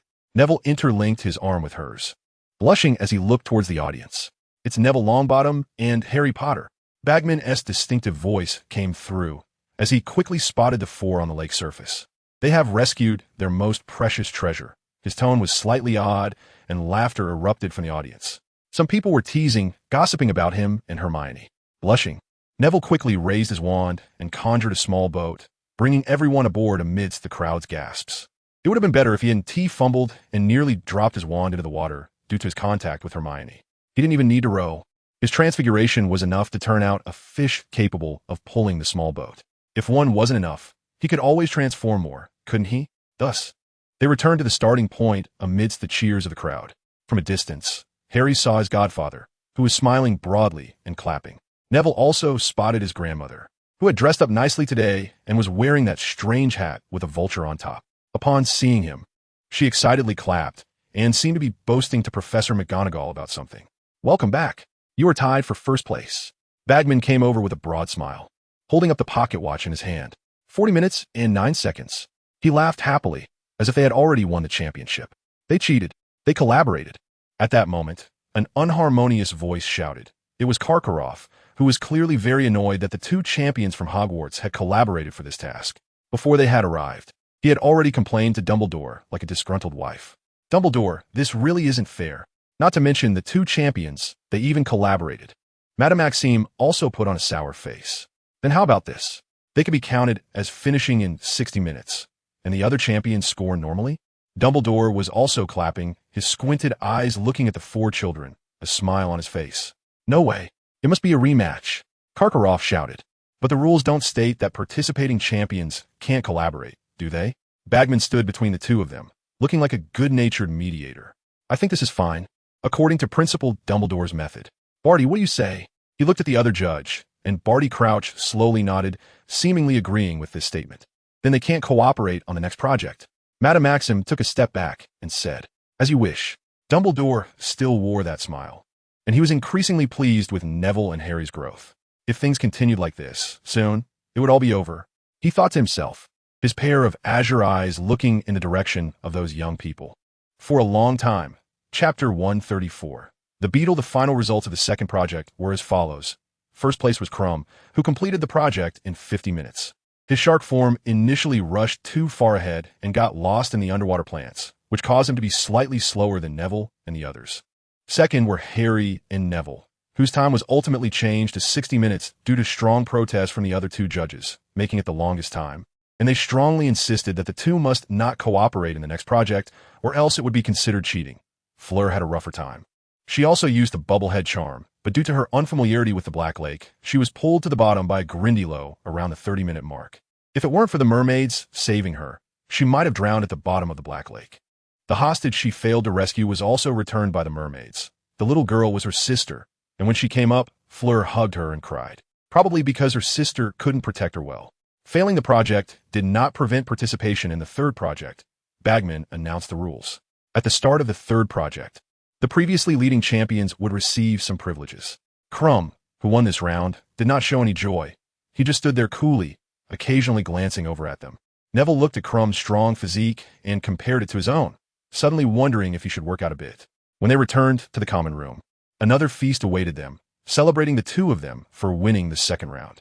To the Gryffindors, they were the first, and there were quite a few who protested. Harry didn't care. As long as he passed, that was enough.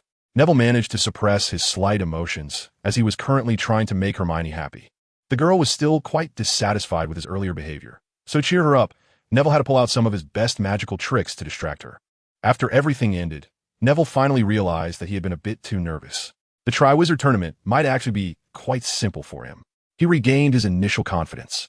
As someone whose magical power and spell reserve had reached that of an adult wizard, this competition was truly a piece of cake for him.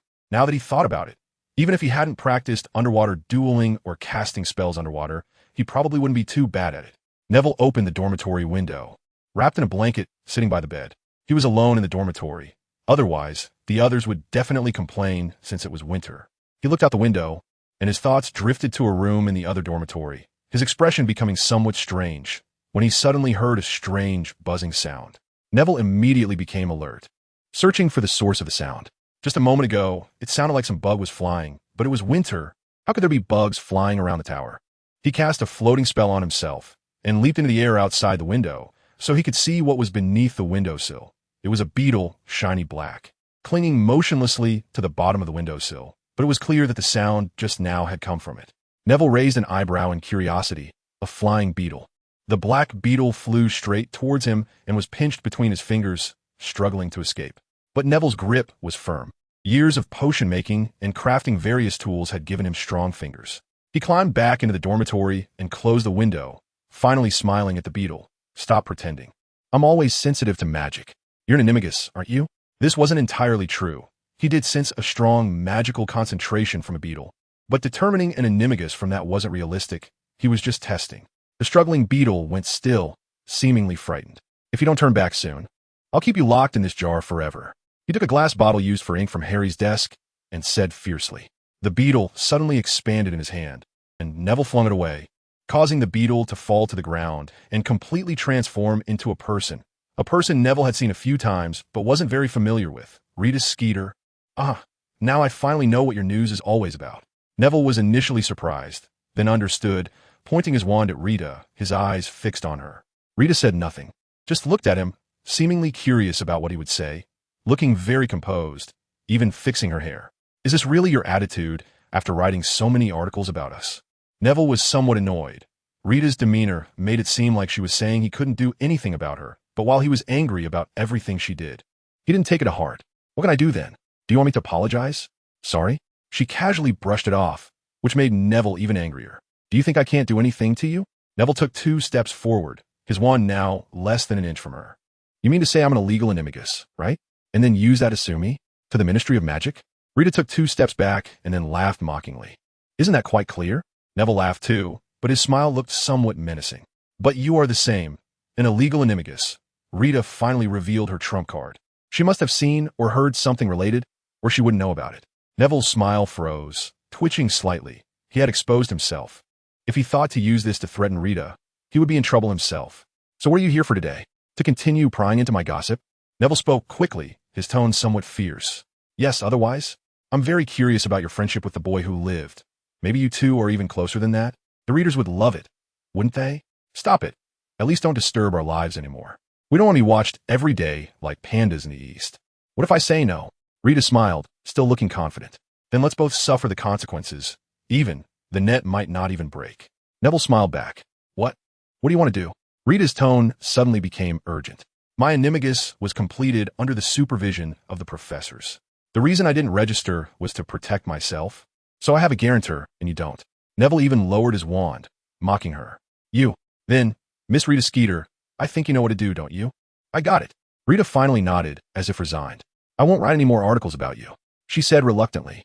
Am I friends? Neville thought for a moment, fearing she might play word games, and repeated the names. You really don't act like a 14-year-old boy. Rita thought for a while, seemingly looking for a loophole in his words, but eventually gave up and said with a hint of sulkiness, Thank you. Many people say the same thing. So the contract is established. I won't tell anyone that you are an animagus, and I won't expose you. And you cannot write any articles about yourself and those people you just mentioned, right? That's right. Neville nodded. And can I leave now? I won't say goodbye. Neville opened the window, and Rita's eyes twitched before she finally transformed into a beetle and flew out. After she left, Neville happily hummed a tune, walking lightly, feeling that he would no longer be troubled by gossip, even if it was just wishful thinking. Chapter 135. The weather gradually warmed up. The snow had long since melted, and the third task was not far off. At the end of the second task, Bagman said that the details of the third task would be announced later, so the warriors didn't need to worry about it. The professors seemed to have agreed upon it, as they assigned a lot of homework during the spring season. This left every student frowning, each one looking enviously at the students from other schools who were only there to audit and didn't have to submit any assignments. Harry and Neville also found themselves in the ranks of envy, as they were exempted from most of the homework due to the Triwizard Tournament. Only Snape continued to be diligent, refusing to relent until he received assignments, which brought some balance to Ron's heart. Professor Moody's defense against the dark arts class greatly changed Neville's perception of him.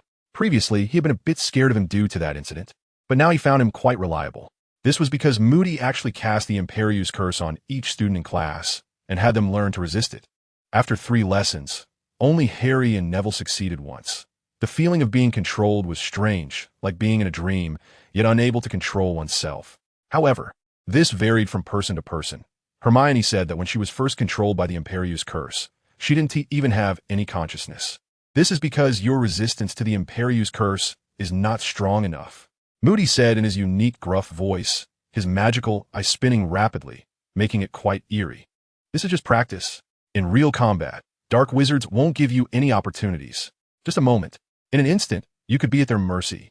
Seeing that everyone seemed unconvinced, he knocked hard on the blackboard, causing a few girls in the front row to shiver. Looking at the silent class, everyone sitting up straight, Moody smiled with satisfaction, even though his smile was more frightening than a frown. Very good, very good. That's how it should be. Stay alert, he said, and began the next round of practice. Thus, all the students in their 4th year and above at Hogwarts endured a month of torment.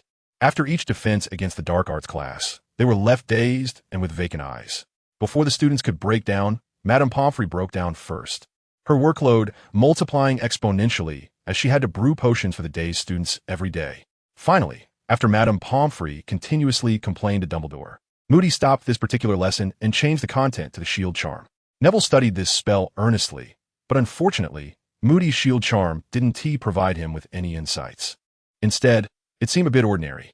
The class practice turned into how to use the shield charm to defend against Moody's curses. It must be said that he knew a lot of spells and could play tricks on people without repeating himself.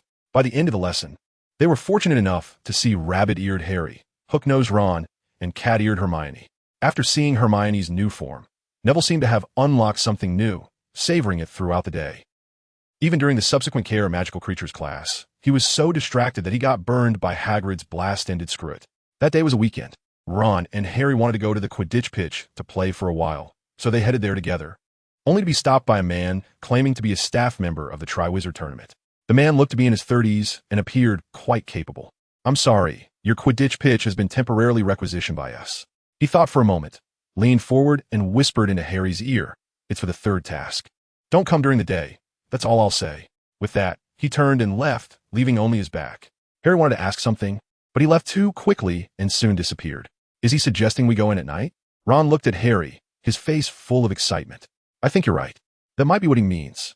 Harry was also happy, not expecting that just going out to play Quidditch would yield such information. So they ran to the library to find Neville and Hermione, and sure enough, they were both there. Neville was engrossed in a book titled Complete Guide to Human Transfiguration, perhaps influenced by Moody's spell that day. Hermione was researching giants, having been looking into this since the revelation of Hagrid being a half-giant. When Harry and Ron explained the situation, both were stunned. "So, that person is actually helping us?" Hermione said, resting her chin on her hand, somewhat incredulous. "Maybe. He must have graduated from Hogwarts too, so he would certainly side with us." "Then let's go check it out tonight. After all, Harry has the invisibility cloak." Neville was indifferent, as he was confident he could win the Triwizard Cup. "You reminded me that I almost forgot I have the invisibility cloak." Harry chuckled, as he hadn't used it to wander around the castle for a long time due to the Triwizard Tournament. That night, the 4 of them gathered at the entrance of the common room. Ron glanced at Hermione and suddenly sighed. "Speaking of which, you used to stop us from going out at night. Who would have thought you'd become a true Gryffindor now?" "I'm sorry for being a Gryffindor." Hermione playfully smacked his shoulder with her hand. "By the way, how do we get out?" Harry looked at the other 3, then at his invisibility cloak. Clearly not enough to cover 4 people, and even 3 would be a tight fit. "Of course, you all take me with you." After Neville finished speaking, he had already disappeared, leaving behind a shiny black crow, flapping its wings and landing on Harry's shoulder. In fact, he had intended to go to Hermione's side, but halfway through, he chickened out. He was still too reserved in this regard. Harry smoothed his feathers and draped the invisibility cloak over the 3 of them, leaving only their shoes exposed. "Oh, Ron, you've grown taller again," Hermione complained, looking at Ron's shoes. "Sorry, I'm much taller than you." Ron shot back teasingly but bent down, finally covering his feet.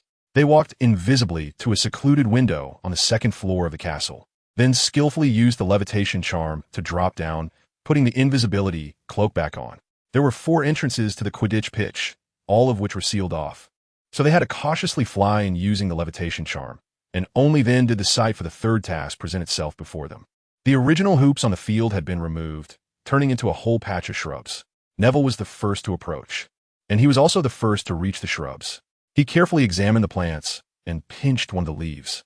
He didn't recognize it at all. Perhaps it wasn't a plant from the magical world, just an ordinary shrub. The leaves of this shrub were quite large, and the growth was lush, making it hard to see any gaps. Neville plucked a leaf, planning to check it out in the library the next day. What were we supposed to do with this? The other 3 walked over. Can't tell. Harry shook his head. Then let us guess. Neville looked at Ron. Guessing is difficult. Who knows what this whole area of shrubs is for? Are we supposed to compete to see who can find something in such a large patch of shrubs? Ron rested his chin on his hand, looking like a detective. Ever since Hermione recommended the complete Sherlock Holmes, he had taken a liking to this pose. No way. Finding something in a place like this? To see who find it first? Hermione seemed a bit incredulous, as the shrubs had hardly any gaps. It was an astonishing, solid mass, probably done with some magical means. So, are we supposed to compete to see who can burn it faster? Neville smiled mischievously, looking like some sort of villain. Definitely not. The 3 of them waved their hands and shook their heads in unison. We can't tell anything yet. Let us come back in a week, Neville finally suggested when he saw they had no new discoveries. That's all we can do. Chapter 136. The transformed Quidditch pitch. The next day, Neville found a type of shrubs in the library. Indeed, they were just ordinary plants, the kind commonly found in England. This led them to completely abandon the research on the secrets of these shrubs and instead speculate about the project content. Ironically, the most credible guess was Ron's idea of looking for something in these shrubs. So Harry went to find his godfather to study the spell for finding things, while Neville was pulled by Hermione to review what she thought would be useful, and also to look for books on locating objects. Their efforts paid off, and before long, an announcement came, calling the 4 champions to gather at the entrance of the Quidditch pitch. Neville walked over with Harry and found that the other 2 champions had already been waiting for a while. As the official figure to introduce the third task, sure enough, it was Bagman again. Everyone is finally here. Very good, very good. Bagman saw the 2 of them and beamed, bouncing over and putting an arm around Harry's shoulder in a friendly manner. Now I will officially announce the content of the third task. Please follow me. He walked towards the sealed entrance of the Quidditch pitch, moved aside the sign that read no entry, and stepped inside, with the other 4 following him into the field. The shrubs inside the field had not changed much. They had only grown taller. The last time Neville was here, the shrubs only reached his knees, but now they had grown to waist height. Crumb and Fleur looked around, both appearing confused, so they turned to Bagman, hoping he would say something. Very good, very good. Everyone could see these shrubs. Bagman looked very enthusiastic. They will grow to be as tall as a building in a month. And then we will make some modifications, like creating some passages in the middle or placing some small animals inside. Bagman laughed and pointed to the shrubs, his face full of anticipation. So that means? Fleur was the first to react. A maze, Crumb added. Neville and Harry exchanged glances, seeing joy in each other's eyes, realizing that they hadn't been wrong in their research direction. Their efforts over the past few days had finally paid off. That's right, it's a maze. Bagman nodded in satisfaction. At that time, we will place the Triwizard Cup in this maze for you to find. The order of entry will be based on the scores from the previous tasks, so it will be Mr. Crumb, then Mr. Longbottom and Harry together, and finally Miss Delacour. Any questions? Neville raised his hand first. Very well, Mr. Longbottom. Bagman gestured for him to speak. Mr. Bagman, I'd like to ask if we can fly over the maze to complete the task. Neville decided it was better to clarify the question to avoid any issues during the competition. That's a good question. Unfortunately, no. All champions must not exceed the tops of these shrubs. Going over will be considered cheating. Can we destroy the maze? He asked next, and the other 3 also looked over, clearly interested. That is allowed, but I advise against it. We will cast a little magic on the walls of the maze to make them less fragile, he said, pulling a large leaf from the shrub and smiling. If you decide to destroy them and do so, you will receive some little surprises. He continued to smile, but it felt chilling. Neville had no further questions. Crumb and Fleur asked a few more questions, and Bagman finally, somewhat impatiently, said it was getting late and urged them to leave. As Neville and Harry prepared to head back, they were called over by Crumb, who said in somewhat stiff English, "Can we talk privately?" He pointed at Neville with an unpleased expression. Neville was taken aback for a moment, suddenly suspecting it might be about what had happened on the Durmstrang ship. But he wasn't afraid of Crumb, so he agreed. Harry didn't pay much attention, said a quick goodbye to Neville, and headed back. He wasn't feeling well today, having had nightmares last night, and his scar had been hurting for a long time.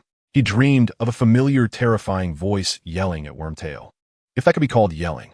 The loathsome Wormtail was cowering in a corner, crying pitifully, making anyone who heard him feel sorrowful and bringing tears to the eyes of onlookers. Neville followed Crumb to the edge of the Forbidden Forest, still puzzled about what he wanted, but it was always wise to be cautious, so he had hidden his wand in his sleeve, ready to draw it out at any moment. Neville Longbottom, Crumb started. I want to ask you. He suddenly seemed a bit awkward, leaving Neville confused. What is your relationship with Hermione? He looked into Neville's eyes and asked. Despite his strange pronunciation, Neville understood who he was referring to. The words he had prepared to exonerate himself were utterly useless. Crumb was actually here to ask about his relationship with Hermione. Friends, the kind that could always become more. He thought for a moment and finally said. At this point, he finally understood some of Crumb's odd behavior before. He probably liked Hermione too. Crumb looked somewhat disappointed, but he continued to ask, will it become more? It will, Neville answered firmly, suddenly feeling a bit irritated, wanting to give this big guy a piece of his mind. Crumb looked extremely dejected, but he didn't say anything Neville had imagined, like challenging him to a duel for Hermione or advising him to give up. He simply nodded slowly and said awkwardly, then congratulations, she's a good girl. Thank you, Neville replied stiffly. At that moment, Crumb, with his back to the Forbidden Forest, suddenly heard footsteps coming from deep within. He quickly turned around to look, and Neville also shifted his gaze in that direction to see who it was. A figure was moving through the woods, unsteady on his feet, trembling all over, and seemingly muttering to himself. As he approached, Neville finally got a clear look at his face. It was Barty Crouch, one of the judges for the Triwizard Tournament, with sunken cheeks that looked like a corpse. Crouch. Sir? Neville was surprised to see him here. Crouch heard the sound and saw the two of them, his sunken eyes widening in alarm, staring intently at them as he hastened his pace, swaying unsteadily towards them. I need to see Dumbledore. His expression suddenly became one of sheer terror, his frail body swaying as if it might collapse at any moment. Mr. Crouch, what's wrong? Neville felt something was off, and his wand slipped out an inch from his sleeve. I did something wrong. He suddenly stared blankly, stopped twitching, and became completely still. But then he spoke again. Wesley, thank you for your tea. What's wrong with him? Crumb asked Barty, looking puzzled. I don't know, but something's very wrong, Neville replied, stepping back a bit, wary of Mr. Crouch suddenly lunging at them, though that seemed unlikely. No. Barty suddenly let out a roar like a lion at the edge of a cliff, clutching his head tightly with both hands, looking utterly in pain. Quick, take me to Dumbledore. There's no time. The old man half kneeled, roaring ferociously, his brow furrowed like a mythical guardian dog from the east. After saying this, he became expressionless again and began mumbling about 100 daily tasks regarding how to instruct Wesley. Neville suddenly realized the seriousness of the situation. He wanted to tell Crumb to accompany him to the castle. But just as he began to say he saw Crumb collapse face down onto the ground. Chapter 137. Battle at the edge of the forest. Who is it? Neville, as nimble as a cat, rolled behind a tree. Crumb had clearly been knocked out by a stunning spell. He had seen the distinctive red light when he turned. Someone must have attacked them. But there was nothing behind them. Not even a mouse was present. Crouch remained kneeling there, muttering work-related things. Wesley, send this letter to the Minister of the Bulgarian Ministry of Magic. Remember to seal this letter. He was completely oblivious to the danger in the forest. His mind was nothing but mush. Hiding behind the tree, Neville cast a protective armor on himself, nervously watching the empty space, but nothing appeared, which suddenly gave him a terrible idea. What if the attacker was invisible? Reveal your presence. Human form reveal. The spells were utterly ineffective. The attacker might have already moved from that spot, sending a chill down Neville's spine. If this continued, the attacker could strike him from behind at any moment. He wanted to leave, but Mr. Crouch's words made him unwilling to ignore the situation. Mr. Crouch looked like he had either been hit with a memory charm or something even more terrifying, like a soul-sucking curse. And incidents involving unforgivable curses were surely related to dark magic. There might be information he wanted. Time flowed slowly, yet Neville felt it was passing quickly. Each breath felt like an hour. He didn't want to sit idly by, so he had to come up with some strategy. The perceptive charm was ineffective. His senses weren't sharp enough to detect someone hidden more than 2 meters away. The armor charm was only temporary protection and wouldn't withstand a full force attack from the assailant. In a moment of crisis, he suddenly remembered a Muggle novel Hermione had lent him, The Invisible Man, and an endless stream of inspiration flooded his mind. The attacker was indeed wearing an invisibility cloak. He was a very formidable hunter. To avoid detection, he had even cast a soundproofing charm on himself. He had already circled behind the boy, and with just one strike, he could subdue him, ensuring his secret would never be revealed. An ugly smile spread across the attacker's face as he raised his wand slightly, ready to strike. The boy moved. He lunged at Barty Crouch, grabbing his arm, while his wand hand was busy releasing smoke. Thick black smoke instantly enveloped Neville, Crumb, and Barty, continuously spreading until it reached over 10 meters wide, quickly reaching the assailant. Neville wanted to catch the attacker, but the two vials in his hands were no joke. If he pressed too hard, what if that person directly killed them? Mr. Crouch probably had valuable information. There was no need to take unnecessary risks. He transformed Crumb and Mr. Crouch into two mice, inspired by the tail of an insect, and stuffed them into his clothing pocket before running away. However, he tripped, not on branches or anything else. I was clearly running towards the open space. How could this happen? He was blocked by numerous obstacles. The attacker had precisely blocked his path and even shot a red light at him. Neville barely managed to block the stunning spell at the last moment. But the spells from the other side came at him like a Muggle machine gun, relentlessly bombarding him. He struggled to fend off one after another, with no breathing room offered. It was a very seasoned wizard, clearly on par with him. What terrified Neville the most was how remarkably accurate these spells were. None went astray or missed. All were aimed directly at him, even though there was thick fog between them. Why was the attacker unaffected? What had once seemed like a clever tactic now felt like digging his own grave. If it weren't for the fog, he wouldn't be so passive. Enough. He stopped defending and hiding. Pure black flames appeared in front of him and under his control. They shot towards the direction from which the magical attacks had come like arrows released from a bow. This was his only chance for a comeback. Only his unique alchemical flames could counterattack while defending.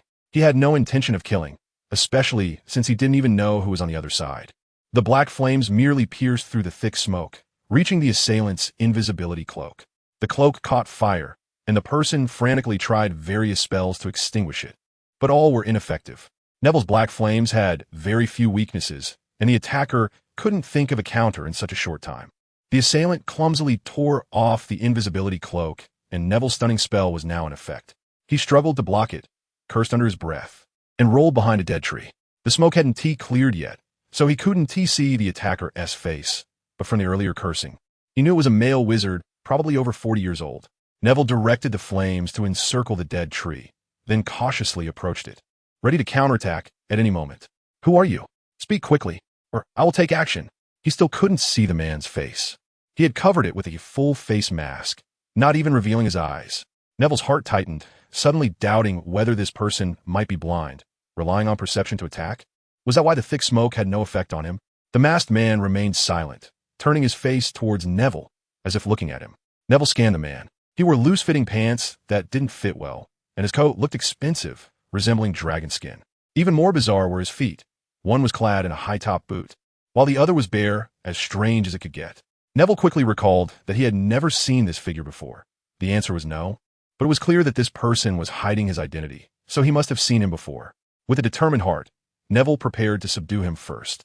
This time, the masked man did not resist or dodge, seemingly defeated by the flames surrounding him and unwilling to fight back. The stunning spell struck the masked man directly, causing him to fall straight back, nearly collapsing into Neville's fire ring. Startled, Neville quickly retracted the black flames, fearing he might accidentally kill this person. But in that fleeting moment, the man moved. He had not truly been knocked out. He was waiting for the right moment. His wand was still in his hand, and his right hand, which had been hanging limply as if unconscious, shot up quickly, sending a green light straight at Neville. In that instant, Neville was truly stunned.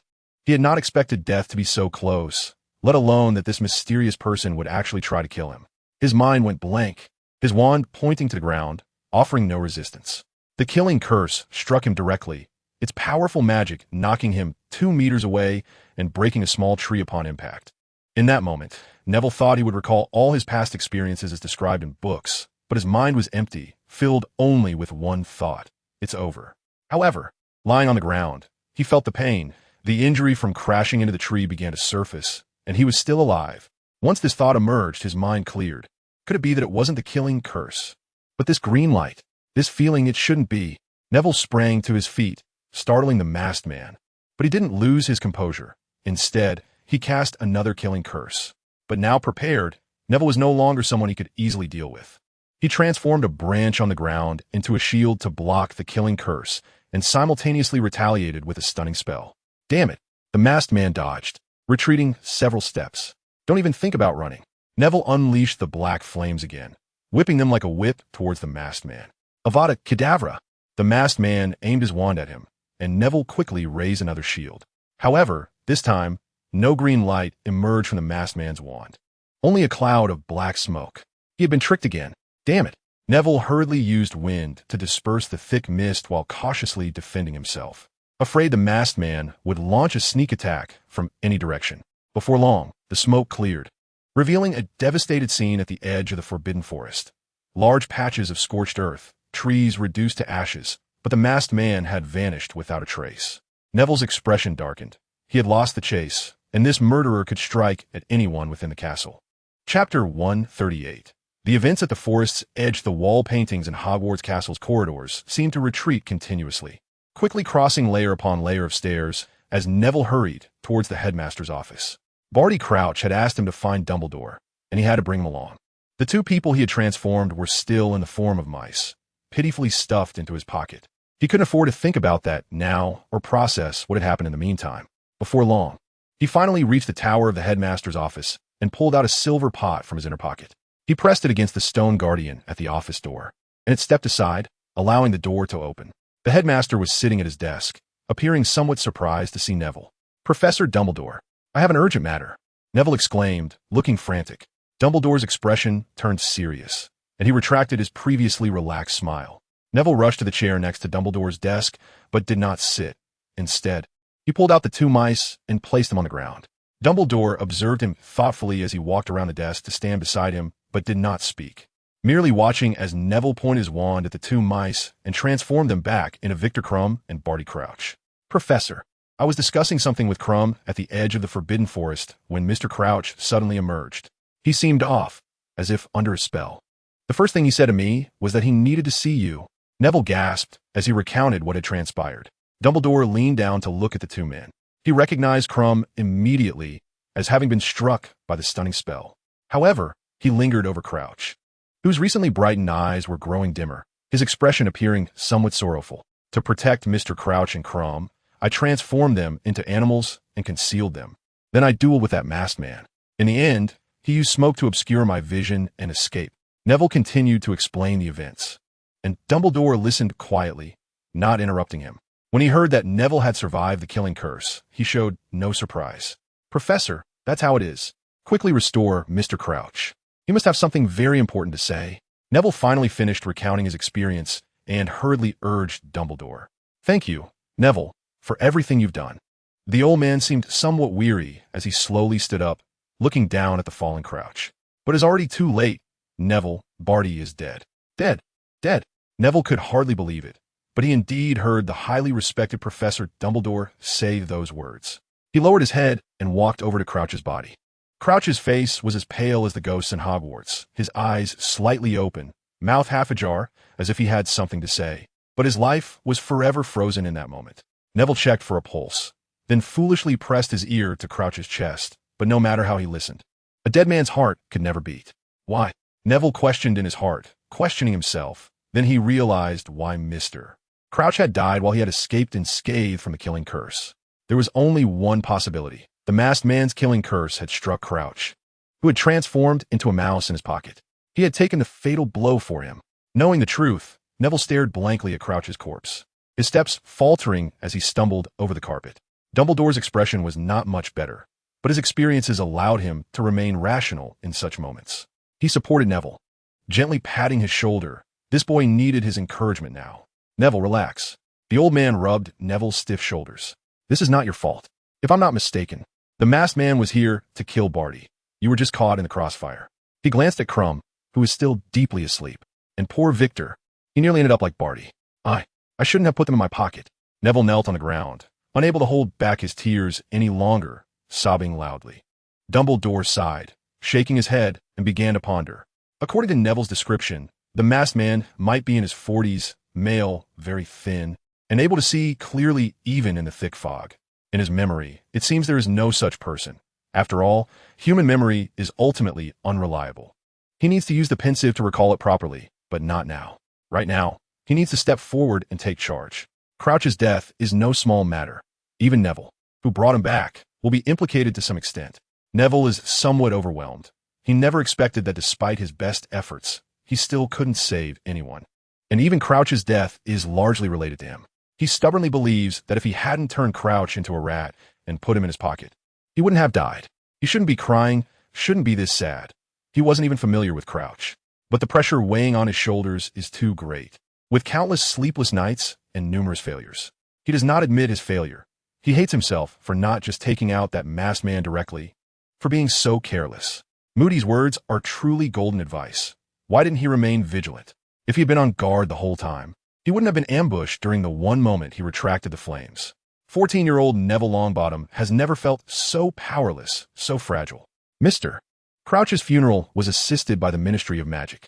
His wife had passed away long ago, and his son, little Barty Crouch, also died in Azkaban. In the end, the only one to see him off was a house elf. The castle was on lockdown, all entrances sealed, leaving only the main door, which was also heavily guarded. Professors took turns standing watch, and not a single insect could get in. The prefects spent their days pacing the corridors, barking at the younger students to return to their dormitories early. It was as if everyone had returned to that summer in their third year, where they were on guard against Sirius Black. But this time, the situation was even more severe. A senior official from the Ministry of Magic had been murdered near Hogwarts. The killer had escaped, and the only witness was Neville Longbottom, a fourth-year student who claimed to have fought the attacker. At first, no one from the ministry believed him.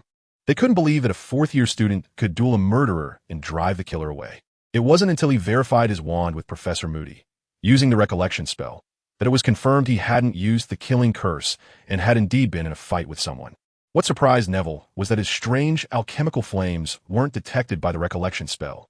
This relieved him greatly. Otherwise, he wouldn't know how to explain it. Neville's ordeal ended there, but another person present, Crumb, lost face because of it. According to Neville, Crumb was taken down by a single blow, and later even transformed into an animal to protect him. This infuriated Crumb, as people who only knew one side of the story began to question him, doubting his strength. How could a younger Neville fight the attacker, while he, an adult, was taken down in one hit? Neville was troubled by this as well. He said many things in Crumb's defense, but it was of little use. Even if they knew Crumb had been ambushed, it didn't change much. They only knew that Crumb had been knocked down in one blow, while Neville had not. Ironically, Crumb himself began to see the true nature of some people because of this incident, and he became increasingly familiar with Neville and the others.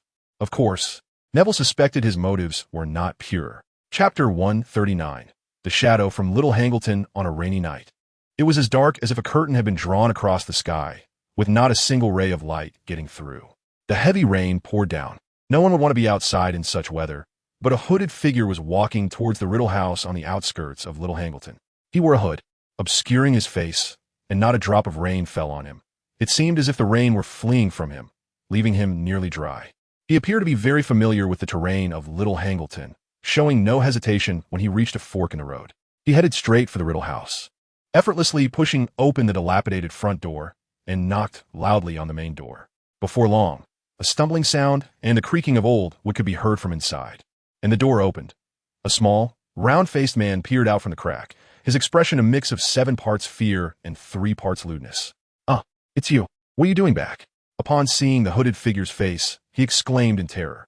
"You've completed your task." He suddenly thought of another possibility and quickly looked behind the hooded figure, but saw nothing, letting out a quiet sigh of relief. "There were some problems, Wormtail. I've come back to consult the master." The hooded figure stomped his foot impatiently, pulled the door open, and walked in, completely disregarding Peter. "Hey, you can't." The small man wanted to argue, but ultimately didn't say anything. He looked at his long, pointed nails, closed the door, and followed the figure inside. The hooded figure went upstairs, his previous arrogance completely gone, replaced by a demeanor of utmost respect. He walked lightly to the master bedroom on the 2nd floor, where the door was open. He entered and half knelt beside a bed. "Master." He lowered his head, not daring to speak. "It seems your plan has encountered some issues, Barty." A thin, sharp voice came from the bed, sending chills down one's spine. I'm very sorry. My master. Little Barty Crouch pulled down his hood and lowered his head, waiting for Voldemort's reprimand.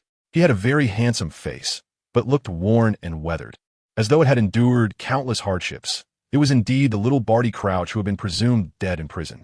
Previously, you sent me a message to intercept my filthy father. I almost failed. That boy, he had very powerful allies, that detestable Longbottom. Little Barty grinned savagely, his left hand touching the right side of his chest. That was where he had been hit by Neville's stunning spell. If he hadn't been ruthless enough to use the Cruciatus Curse on himself to wake up at that moment, everything would have been over. Oh, that Longbottom from the Order of the Phoenix came out too? The voice from the bed sounded somewhat hesitant. No, old Longbottom was driven mad by us long ago. This is his son. He has a very strange fire spell that I can do nothing against. Little Barty lowered his head in shame, feeling defeated to have been beaten by a child who was several years younger than him. It is he. The figure on the bed was somewhat silent, suddenly recalling some painful memories, such as being chased around the room by a child no older than 10 with spells. Master, with this obstacle in place, the likelihood of my original plan failing will be very high. That Longbottom is hard to deal with. He will probably win. And our combat power. Little Barty glanced at Wormtail, who was trembling behind him, and spat at his feet. Has he grown to this extent that even you can't handle him, Barty? The voice suddenly became soft, as if someone was whispering in his ear. Yes, I'm very sorry, my master. I've tried to find other opportunities, but Hogwarts defenses are just too stringent, especially recently. After my filthy father died, all the protective spells were reinforced, and my invisibility cloak was destroyed. It's hard to find an opportunity. Little Barty bowed down, pressing his forehead against the ground. But to his surprise, his master did not get angry. Instead, in a low voice, he slowly said, that curse is indeed something you cannot deal with directly. So, my most loyal servant, I allow you to use some means that I disdain. The voice grew colder, but little Barty Crouch's eyes became brighter. It's my honor, master. Little Barty smiled, a twisted smile that screamed, I am a bad person. He left his steps light, but he accidentally stepped into a puddle, splashing mud all over his trousers. As a result of Barty Crouch's death, all extracurricular activities at Hogwarts, except for the Triwizard Tournament, came to a halt, and Harry was no exception. Now he had to consult Sirius through the two-way mirror every day, but the mirror had a significant side effect. It was making his eyesight worse. The once clear faces he could see up close without glasses became blurry, and he couldn't see anything far away. This made him a bit panicked, afraid that he might go blind. No, you won't go blind, Potter. At least I won't let you. Madame Pomfrey said sternly in the hospital wing as she forcefully removed Harry's modified two-way mirror and replaced it with a normal pair. At this time, Harry's eyes were wrapped in a circle of cotton cloth, and the smell of the potion made him feel nauseous. But he had to endure it, because it would help restore his vision a bit. You can't use such a terrible thing anymore until your vision recovers. She shouted in her sharp voice, confiscating the glasses she deemed a terrible thing that harms vision and sealing them in her office. Harry felt very wronged, but had no way out. Madame Pomfrey was not to be trifled with. When she got angry, even the headmaster wouldn't give him a good face. He could only ask Ron to help him write a letter, sending Hedwig to deliver it to his godfather. Sirius expressed great regret upon learning of it, and said in his reply that he would take Harry to the seaside during the holidays. That's great, you can go to the seaside, Ron said with a smile as he finished reading the reply, sitting by Harry's bedside. You can come too, Harry said a little shyly. He had already started to fantasize about how he would play at the seaside with Sirius this summer. He had never been to the seaside. He had only seen it in books and on television. The last time he heard the word seaside was from Hermione. Great, then you can help me find a pretty girl? Ron said with a laugh. Okay, Harry replied shyly, his mind filled with the image of a certain Eastern girl in a swimsuit. Just imagining it nearly made him nosebleed.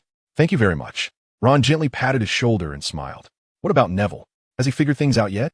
Harry changed the topic, his tone becoming somber as the heavy rain outside continued to pour, as if crying about something. Not yet. You know how stubborn he is. Ron shrugged. Right. Not even Hermione could persuade him. We've all tried, but he stubbornly believes that Mr. Crouch died because of him. Well, after all, it was Mr. Crouch who took that blow for him. It would be strange if he didn't blame himself. Now he hides away every day except for classes and meals, either in the library or coming back every night looking utterly exhausted. Even I can see he's suffering from a lack of magical power. Ron sighed, picking up a small knife from the bedside to peel an apple for Harry. I asked Professor McGonagall, and she said that being in a state of magical exhaustion for too long can cause great harm to the body. I told Neville, but he said it also has a benefit. It makes magical power grow faster. As Ron spoke, he accidentally cut into his own fingernail, slicing off a large piece and wincing in pain. With red eyes, Ron gritted his teeth and finished peeling the apple, then handed it to Harry. Thank you. Harry took it and took a big bite, juice nearly splattering onto Ron. By the way, he's also avoiding Hermione. Ron rummaged through the nightstand for a while, finding a roll of bandages to wrap around his finger to ease the pain. Avoiding. Typical of him. He must be afraid of what Hermione will say. So, wouldn't it be great if we just tied him up and brought him in front of Hermione? Not that easy. Try tying up a wizard who could defeat a dragon, and see if we don't end up tied ourselves in the next second. Ron said with a frustrated expression, lifting his injured finger and blowing on it. Also, Sirius said last time that he can't even beat Neville now. They were practicing together. Harry finished the apple and fumbled to place the core on the bedside. In any case, we might not be able to handle this. Ron said helplessly. We can't handle it, but we can find someone to handle it. Harry suddenly thought of a good idea, leaning forward excitedly, only to bump directly into Ron's injured hand, causing Ron to flinch in pain, almost toppling over. Chapter 140. The stolen polyjuice potion. Neville was not as pessimistic as his friends imagined. His mindset was somewhat better than they believed. He just hated his lack of strength and experience. If he hadn't been distracted, if he could have been a bit tougher at the time, then everything would have been fine. He would have caught the masked man and Mr. Crouch would have been safe. He would have found Dumbledore and told him everything. But now everything was empty talk. Mr. Crouch was dead, clearly silenced by someone, because nothing had happened since then. Dumbledore said it could be someone from outside the castle, while Professor Moody stubbornly believed that the attacker was an insider who had disguised themselves to enter. Neville thought he made a lot of sense. So he got the Marauders map from Harry and spent some time every day watching it, trying to find any suspicious names, even memorizing the names of the Beauxbatons and Durmstrang students. But there were no anomalies. Professors patrolled on time every day, students attended classes regularly, and the staff had little extracurricular life. However, he did notice that Professor Snape often went to the headmaster's office. He really is one of us, Neville muttered, sitting on the edge of the Gryffindor tower, raising his eyebrows. Probably completely so, he added. He understood Harry and Ron's hostility towards Snape. At first, he also had a poor impression of this. Oh no, this greasy bat. I mean, the potions professor. But after 4 years, he found that Professor Snape was just a bit sharp-tongued and had a nasty personality, but otherwise, he was quite acceptable. At least his potions were the best among people Neville knew. Even Dumbledore said Snape's potion skills were much higher than his. Professor Moody also occasionally talked with Dumbledore, indicating that their relationship was indeed very good. After a week, Neville had not discovered anything. He had no choice, since he couldn't find any suspects. He could only adapt to the circumstances.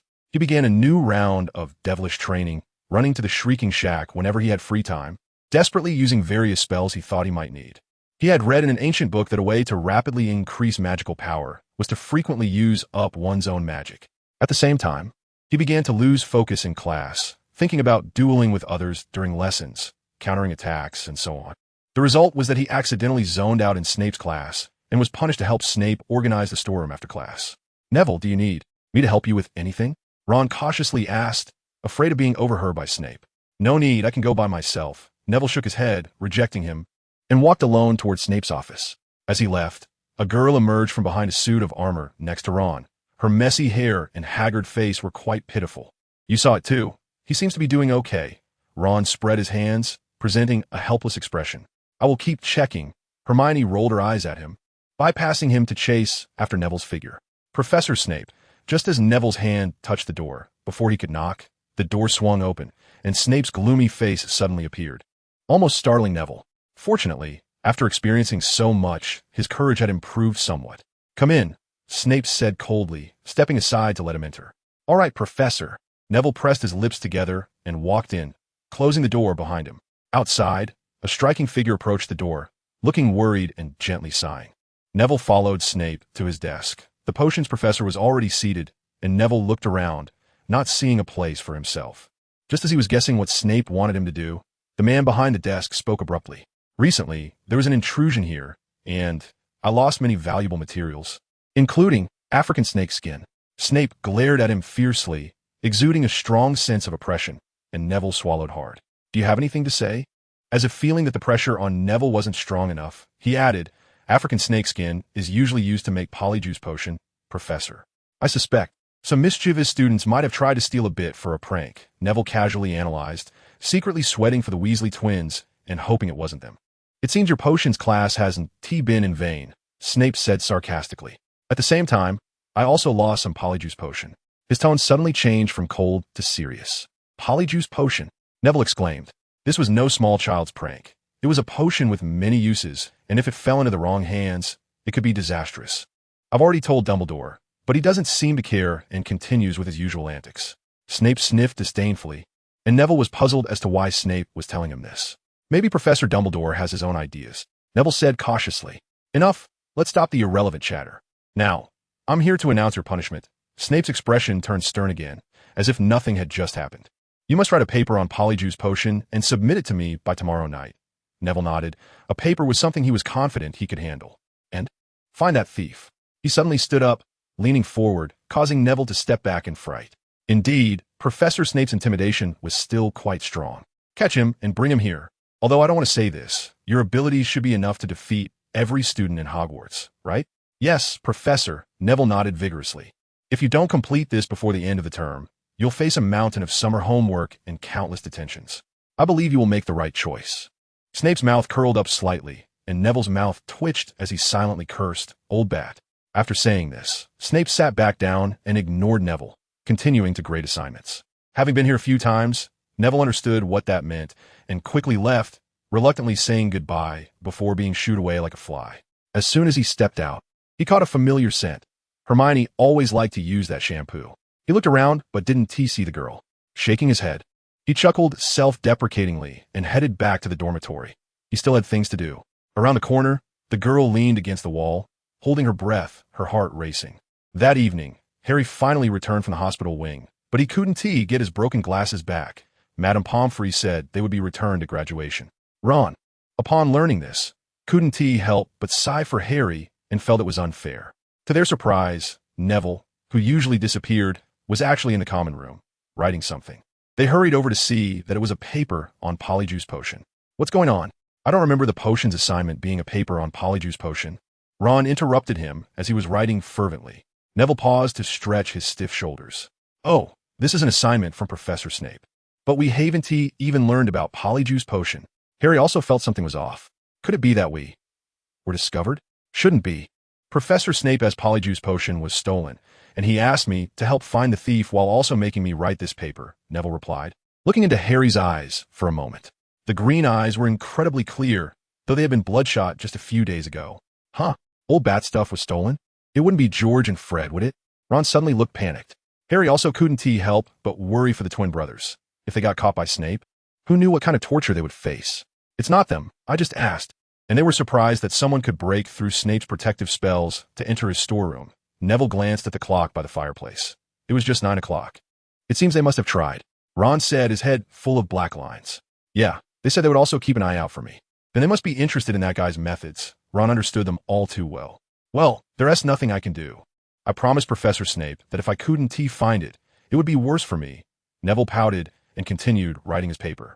I actually hope the thief is a Slytherin, Harry said. That way, Old Bat's expression would definitely be something to see. Ron laughed heartily. Chapter 141. Speculation the next day. When Neville came to submit his paper in the evening, Snape looked at him with a questioning expression. Fortunately, Neville was not naive and quickly said he hadn't found anything. There are quite a few protective spells in my office. Anyone who can break an ISNT some foolish little lion, Snape said coldly as he was leaving. Then, Professor, may I ask who has been in your office recently? Neville gathered his courage to ask, thinking it might have been someone familiar with Snape's office layout. The potions professor behind the desk pursed his lips, a habit he seemed to enjoy. Do you remember how many pieces of bread you've eaten? I'm sorry, Professor. Let's exclude those who often come. Are there any who have just come recently? Neville smiled stiffly. The potions professor thought for a moment and then listed a few names. Roger Davies, Cedric Diggory, Igor Karkaroff. He said a long list of names, and Neville hurriedly pulled out a notebook and quickly wrote them down. Suddenly, Snape's face turned pale. He found it difficult to calm down as he thought of someone and associated it with the testimony of the troublemaker Longbottom in front of him. A bold guess appeared in his mind. What about Alastair Moody? He stood up, unable to wait to find Dumbledore. Are you waiting for me to double your homework? He shouted at Neville, who quickly opened the door and ran away. Snape didn't waste any time either, striding toward the headmaster's office. As soon as Neville returned to the common room, Harry and Ron surrounded him, and Hermione came back after a while and joined them. Neville mentioned the names that Snape had said and asked everyone to help analyze them. Among them, both Ron and Harry looked very pleased, while Hermione seemed somewhat resentful. "I think it's Karkaroff. Sirius said he used to be a Death Eater," Harry speculated, looking quite certain. "Not likely. Harry, Karkaroff is a headmaster after all. Do you think a headmaster would need to steal from Professor Snape's stash?" Hermione disagreed, believing that the thief was probably a student, with a higher possibility among the 7th years of Gryffindor and Slytherin. "I also think it doesn't seem like him, because when he mentioned his name, his tone was unusually calm." Neville shook his head and crossed out Igor Karkaroff's name in his notebook. They each speculated which person was suspicious and which was unlikely, but they were almost unfamiliar with the names on the list and could only investigate one by one. At that moment, Neville saw the last name on the list and remembered Snape's earlier distress. "Could it be Professor Moody?" he asked incredulously. "How could that be?" the other three said in unison. "But I remember when he mentioned Professor Moody's name, he suddenly hesitated and seemed very anxious, just ran out. That can't be him." Ron was the first to shout. "Professor Moody is an old friend of Dumbledore's, isn't he?" Hermione also disagreed. "Even if he did take a little polyjuice potion, it would definitely be to catch someone, right?" Harry thought there was a possibility. "That makes sense," Neville nodded, convinced by them. "But why would Snape be so flustered?" "Maybe he just had a stomachache and needed to use the bathroom," Ron said with a laugh. "Severus, I have to say, your guess gives me a feeling of clarity, but we have no evidence, do we?" Behind a table full of various trinkets, Dumbledore stared at the dark-haired wizard opposite him, seemingly a bit moved. "Then why not bring him in to prove it? With your superb legitimacy? Or are you unwilling to act against an old friend?" Snape scoffed. Dumbledore shook his head slightly, hesitated for a moment, and then slowly said, "All right, I will go find him. You'd better hurry, Dumbledore. If he really has been impersonated, everyone in the castle will be in danger. Remember Barty Crouch? He died right in front of you." Snape seemed to have reached his breaking point and shouted directly, "All right, I'm going now." The old headmaster finally made up his mind and stepped out of his office.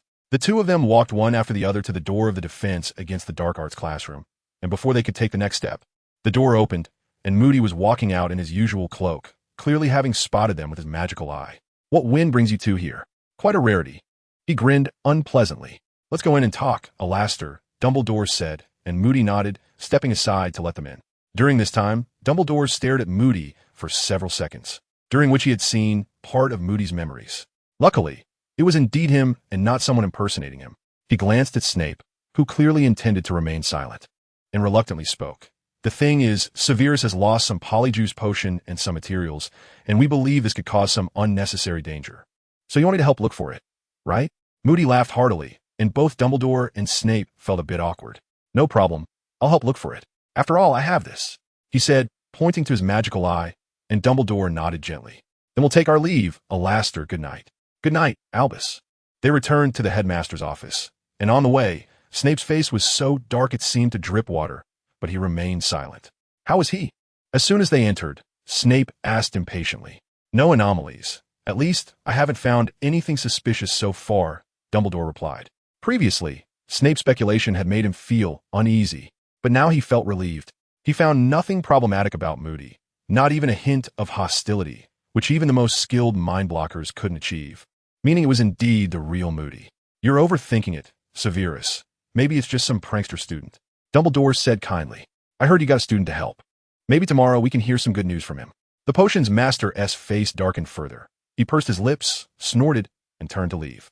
After he left, Dumbledore muttered to himself, "Thank you for the reminder, Severus."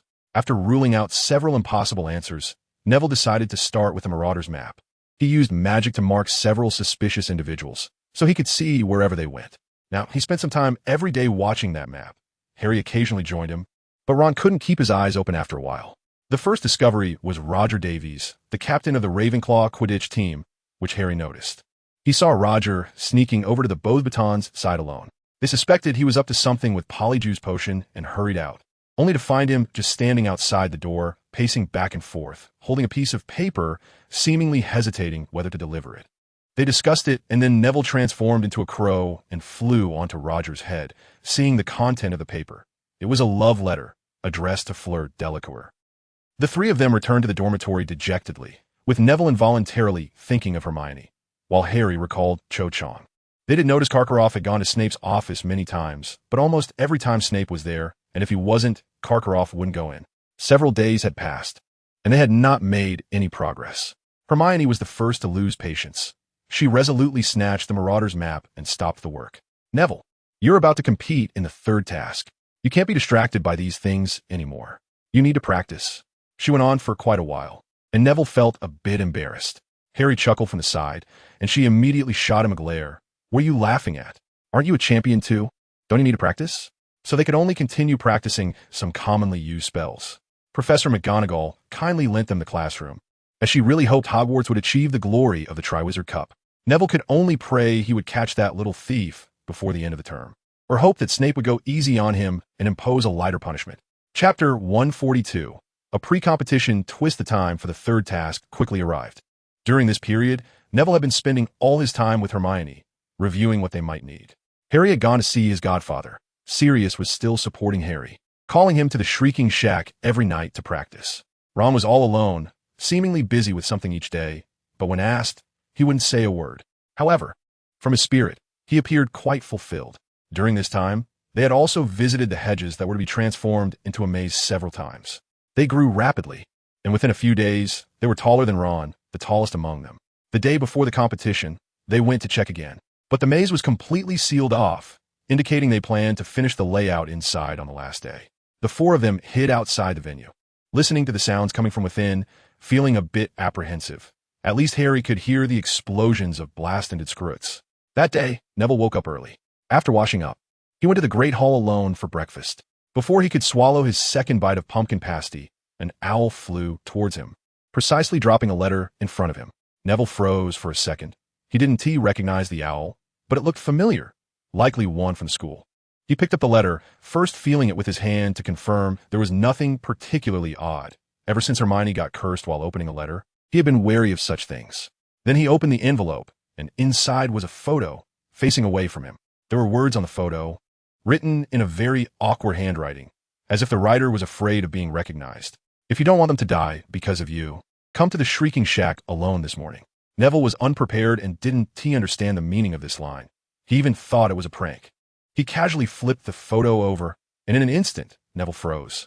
The photo showed his parents, Frank Longbottom and Alice Longbottom, tied up and leaning against the old sofa on the second floor of the Shrieking Shack, their mouths gagged, leaving only their eyes exposed. Even his mother Alice had several bruises on her round face, as if she had been beaten. Anger flooded through Neville like blood, and his brain went blank, leaving only one thought: kill him. The magic within him erupted rapidly with his emotional turmoil, causing every cup around him to crack, and the utensils in front of him began to bend in various degrees. Colin's brother, Dennis Creevey, was suddenly knocked back several meters as he passed by Neville, hit by the unleashed magic. The few people scattered around the dining table turned their attention to him, wanting to see what had happened. When Dennis finally cried out, Neville realized what he had inadvertently done. He bit his tongue to regain his focus, managing to rein in his surging magic. He had no time to check if Dennis was hurt. His parents were still waiting for him, and he had to act immediately.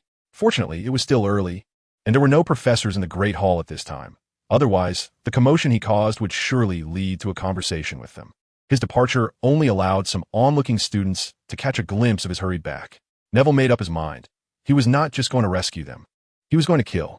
He realized the person who had kidnapped his parents must be the masked man who had killed Mr. Crouch, who had fled in a panic at the time and had now returned for revenge, bringing with him a threat against him. Neville didn't prepare anything else. Thanks to the Triwizard Tournament, he already had what he needed on him. He took his father's wand, which the Ministry of Magic had confirmed was destroyed, and with this, he could cast spells freely. The other wand was hidden in his sleeve, where he had designed a notch a few days ago, just for that purpose. His pocket also contained smoke bombs sponsored by the Weasley brothers, which they claimed were high-end products imported from Peru. They sponsored him because they had bet 10 galleons on him, which was all they had left. He cast a disillusionment charm on himself and slowly made his way to the Whomping Willow. It was still relatively early. As long as he was careful, he wouldn't be seen. As for the Animagus, he thought he would keep that as a trump card. He entered the tree hole of the Whomping Willow with ease, not going deep, but pulling out the Marauder's map to check. The map showed the passage, and there was no one inside. However, The shrieking shack on the other side of the passage was not visible on the map. Neville's face turned pale as he dashed through the tunnel, fearing something would happen by the time he arrived. The Longbottom family could not suffer another tragedy or his grandmother would collapse. As he approached, he slowed down to catch his breath.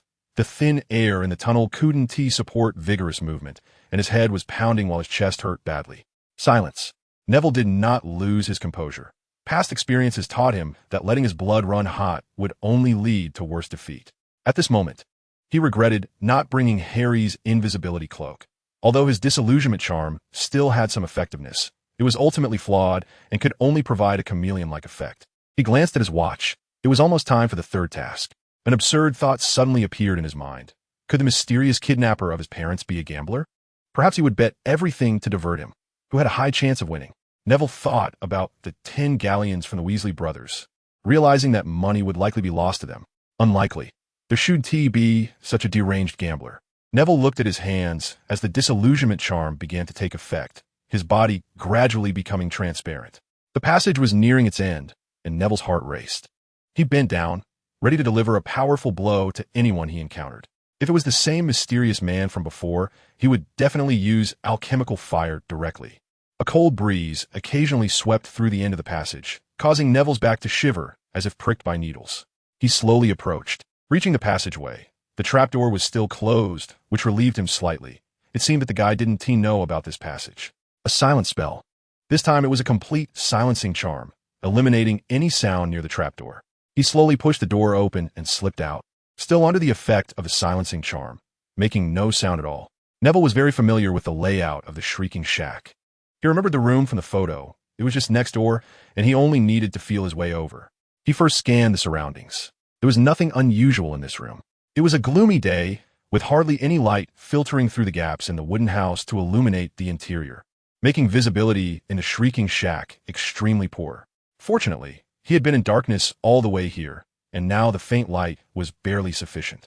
Neville silently pushed the door open and stepped into the corridor. He first pointed his wand around to survey the area before feeling his way toward the room in the photograph. "I hope you're okay," Neville thought pessimistically. His eyes slightly red. His hand, gripping the wand, trembled a bit, fearing that when he opened the door, he would face the scene he feared the most. "Where's Neville? Has anyone seen Neville? Excuse me, has anyone seen Neville? That Gryffindor champion?" In the crowd, Gryffindor students searched everywhere. Hermione and Ron nearly losing their voices from shouting. Their champion was missing. The competition was about to start, and Neville was nowhere to be found. "Since Mr. Longbottom has not shown up, should we?" Bagman grimaced and laughed awkwardly, wondering if they could postpone the competition to tomorrow. Disqualify him? He didn't come himself. Karkaroff shouted excitedly, while nearby, Crum's tall figure showed a hint of regret. "Potter, when was the last time you saw him?" Professor McGonagall stubbornly asked, wanting to find the boy she had high hopes for. "I saw him last night, Professor."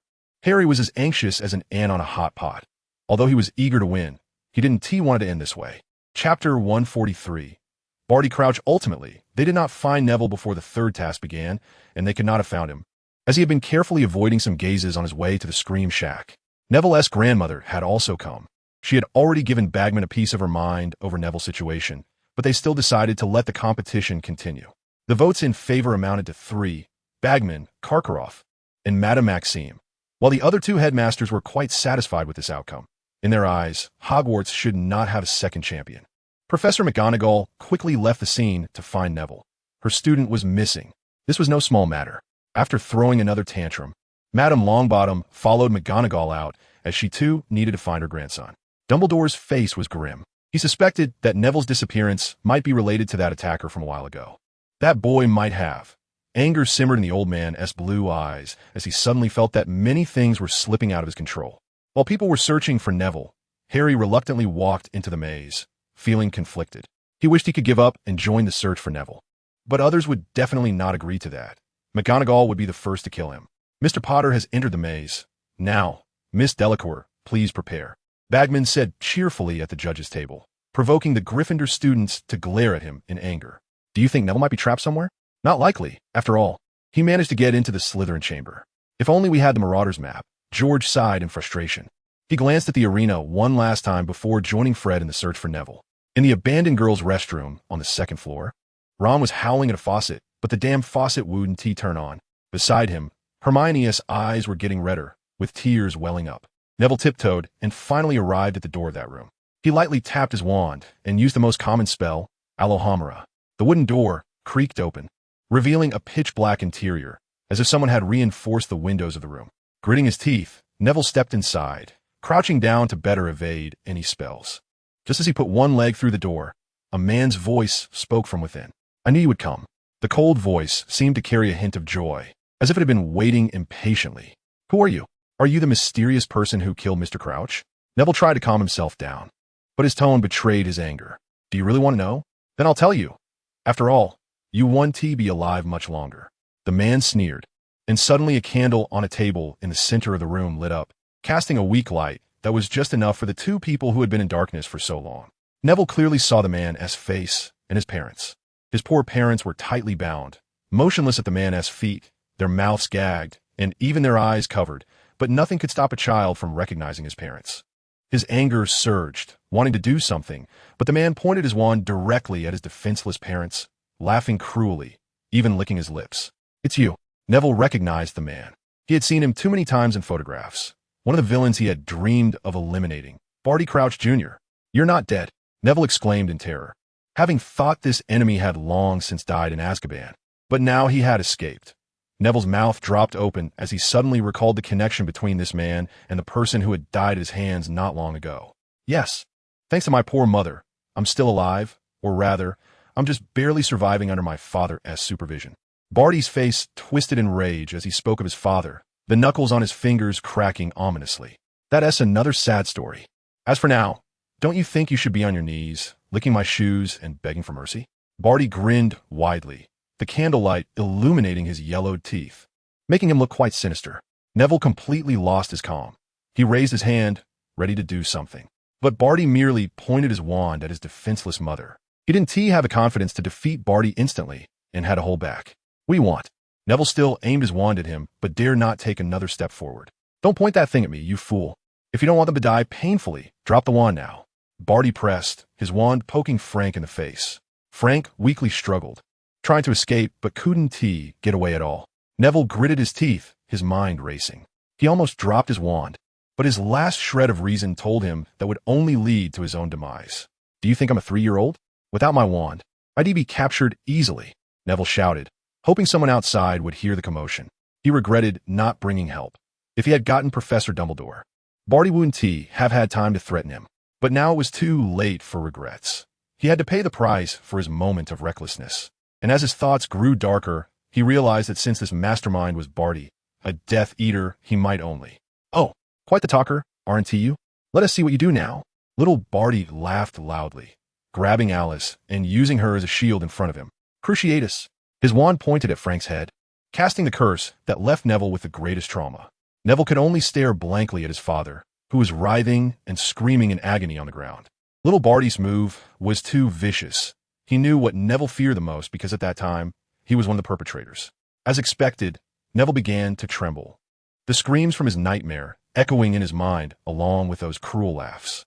It felt as if countless phantoms appeared in the real world, his most hated enemies materializing before him, overlapping with little Barty's figure. The combination of reality and illusion, with overlapping horrifying screams in his ears, made him feel like his head was going to explode. "No!" Neville shouted like a madman, instinctively casting a spell.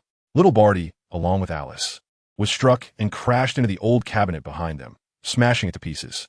Neville collapsed, wildly casting spells in the direction of his enemies. Little Barty was caught off guard, hit by a red light, nearly losing consciousness. "Cruciatus!"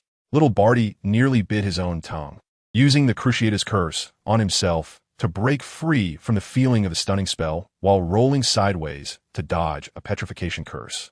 Avada Kedavra! He could no longer afford to underestimate this boy. The power of his spell reminded him of those old colleagues who had tormented others with him years ago. The killing curse went awry, shattering a door panel next to Neville, but also alerted him. Neville jolted awake and quickly used the table to block the second killing curse.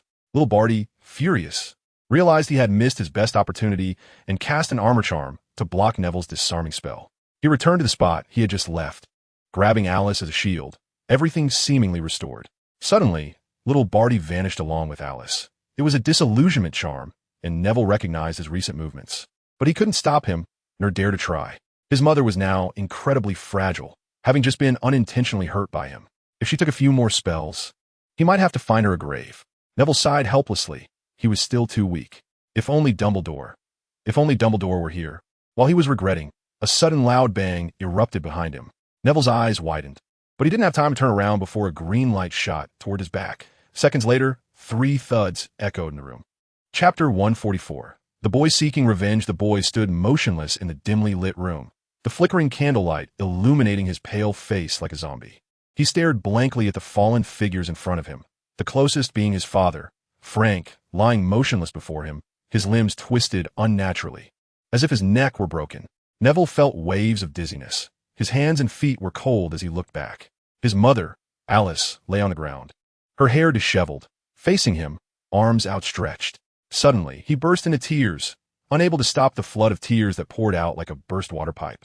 Neville knelt on the ground, rolling and crawling to embrace his father's corpse, weeping loudly. Why? Neville shouted, his hoarse cries shaking the old house. Why did you go insane and still try to save me? Why wasn't it me who died? Why? He pounded the ground hysterically. The already old floorboards couldn't withstand the impact, quickly cracking under his blows, splintered with digging into his hands. Yet he felt no pain. Neville struggled to rise but fell heavily to the ground again, exerting great effort to stand up, staggering to kneel beside his mother, crying again. Just moments ago, in a span of a few seconds, 3 green lights had appeared. The first was blocked by Frank, who seemed to regain his senses, desperately rushing over to shield him from the fatal curse. Then came Alice, who, like a moth to a flame, blocked the killer curse from the evil Death Eater, satisfied as she fell to the ground, even with a smile. In the end, the evil Death Eater was ultimately ended by the righteous Avenger.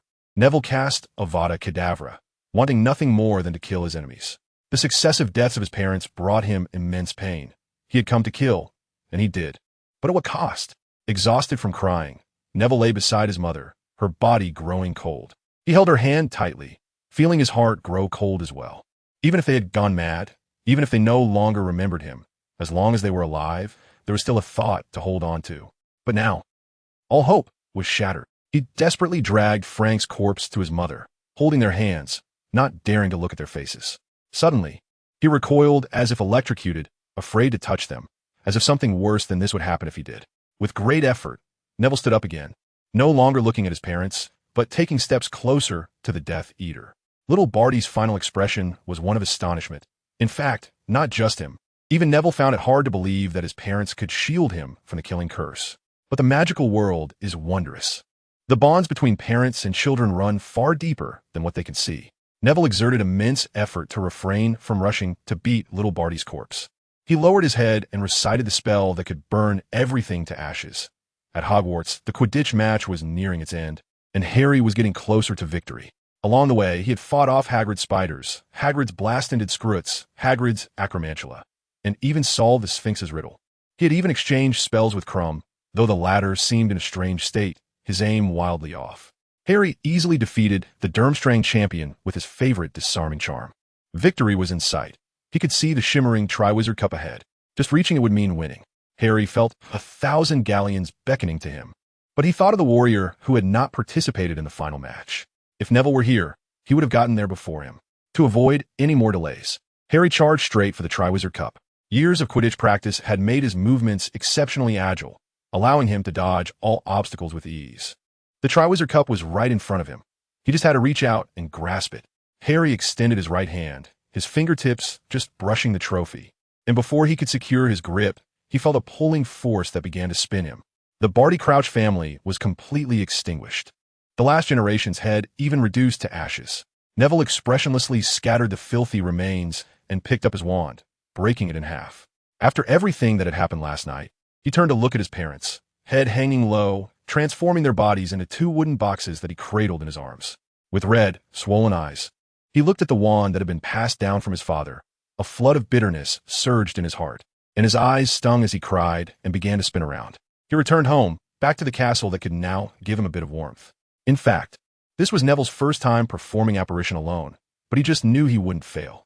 He restored his parents to their original state. Their deaths were as sudden as a lightning strike, leaving Neville feeling charred and tender inside. His thoughts dulled. He brought them back, but they absolutely could not stay here motionless. Neville didn't want his grandmother to know about this. She was already very old.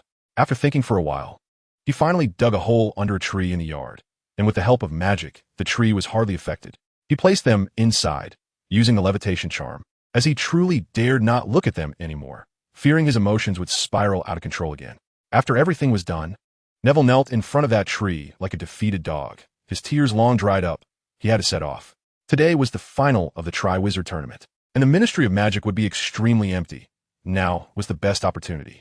Neville used a cleaning charm on his tear-streaked face, not caring how unpleasant the spell felt, even if it felt like thousands of needles scraping against his skin. He took out the map that marked the location of Azkaban, confirming for the last time the spot he had worried about countless nights, and he operated again. The poor key he made wasn't enough to take him that far. But apparition was different. It didn't require much preparation time. He arrived at a small town on the coast of Suffolk, eastern England, the closest place to the sea in his memory, where his uncle had taken him to play when he was very little. It went smoothly. There were hardly any muggles on the way, and no one noticed his apparition. Neville found a corner that would definitely go unnoticed, transformed into a bird, and flew toward the sea. Before long, he transformed back into human form at the seaside and took out the map, gently tapping the final destination with his wand to guide him. Sparks flew from the tip of the wand, pointing towards the island. Neville marked the direction on his shoe so he could see it after transforming into a bird again. He looked at the sea, took off without any hesitation. He had little time left, and his body and mind were utterly exhausted, now sustained only by the unrelenting hatred. The wind on the sea was strong enough to deter even seasoned fishermen from setting sail, but this biting wind seemed to help Neville, increasing his speed significantly. It was difficult for a crow to cross the Dover Straits, and Neville was growing colder. The warmth charm he had used before transforming seemed to have no effect. Fortunately, the destination wasn't too far, and he found it just before he froze. It was like a castle on the sea. The pitch-black castle sat atop dark rocks, with terrifying shadows occasionally drifting around it. Dark clouds covered the sea, and if it rained and thundered, it would resemble the legendary Island of Demons. Before Neville could feel joy, he was affected by something even colder. Dementors, the castle's guards, floated around the castle, with at least 100 outside. Neville wasn't afraid, didn't retreat, and didn't transform back into a human to cast a Patronus. He remained a crow with a clear purpose. The Dementors seemed blind, completely unaware of his passing. Today, Azkaban had no wizard on guard. It seemed the Ministry of Magic had great confidence in the Dementors. The black crow flew through the dark castle, shrouded in shadows, finally landing in front of a black prison door.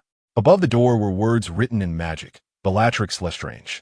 Chapter 145. The Day of Revenge. Today, Azkaban was particularly lively, with many prisoners laughing and cheering to express their joy. Even though their fleeting happy thoughts were quickly drained by the Dementors, they continued to cheer joyfully. This was the Death Eater's revelry. Through the dark mark, they felt it. They all felt it. Their master was calling them. He had returned. Their greatest wizard, the Dark Lord, was back. They had always believed this day would come. This also meant they would soon leave this sunless place. They laughed, shouted, and cheered, regardless of how the Dementors drained their happiness. Their time was about to arrive. They could feel their master's immense power through the dark mark. He was truly back, in full glory. Meanwhile, their enemies remained immersed in peace, complacent and unambitious. Their greatest foe was already aging. How many more years could Dumbledore live? He was practically ready to be buried. A crow listened from outside the iron bars, watching. He didn't understand why they laughed hysterically, why they cheered so crazily, but he knew that whatever made these villains feel good was likely the opposite for them. The crow scanned his surroundings. The corridor was filled with Death Eater cells. Their joy troubled him, as the Dementors had gathered. He looked at the size of the iron bars, which were wide enough for him to pass through. Neville flapped his wings and flew into the cell. A woman was kneeling awkwardly on the ground, facing west, laughing uncontrollably. Her hair was a tangled mess, looking as if it hadn't been washed in over a decade, and she was gaunt, instantly reminding Neville of Sirius, who had just escaped. He asked back, "He will definitely come to get me." She slurred, but Neville understood every word, and a layer of frost covered his already cold body. What? Voldemort has returned, Neville thought in a panic. He wasn't particularly afraid of that man. In fact, he wanted to kill him to end everything, but now. Neville did not retreat. His desire to kill these Death Eaters became even more resolute. After Voldemort was resurrected, he would surely find a way to rescue his accomplices, so Neville would make sure he returned empty-handed. He would kill all the Death Eaters in Azkaban. Let Voldemort save them? He could save the filthy air here. Neville was no longer confused. He appeared behind Bellatrix, a faint green light illuminating the entire cell. Bellatrix's expression froze. She didn't even realize what had happened.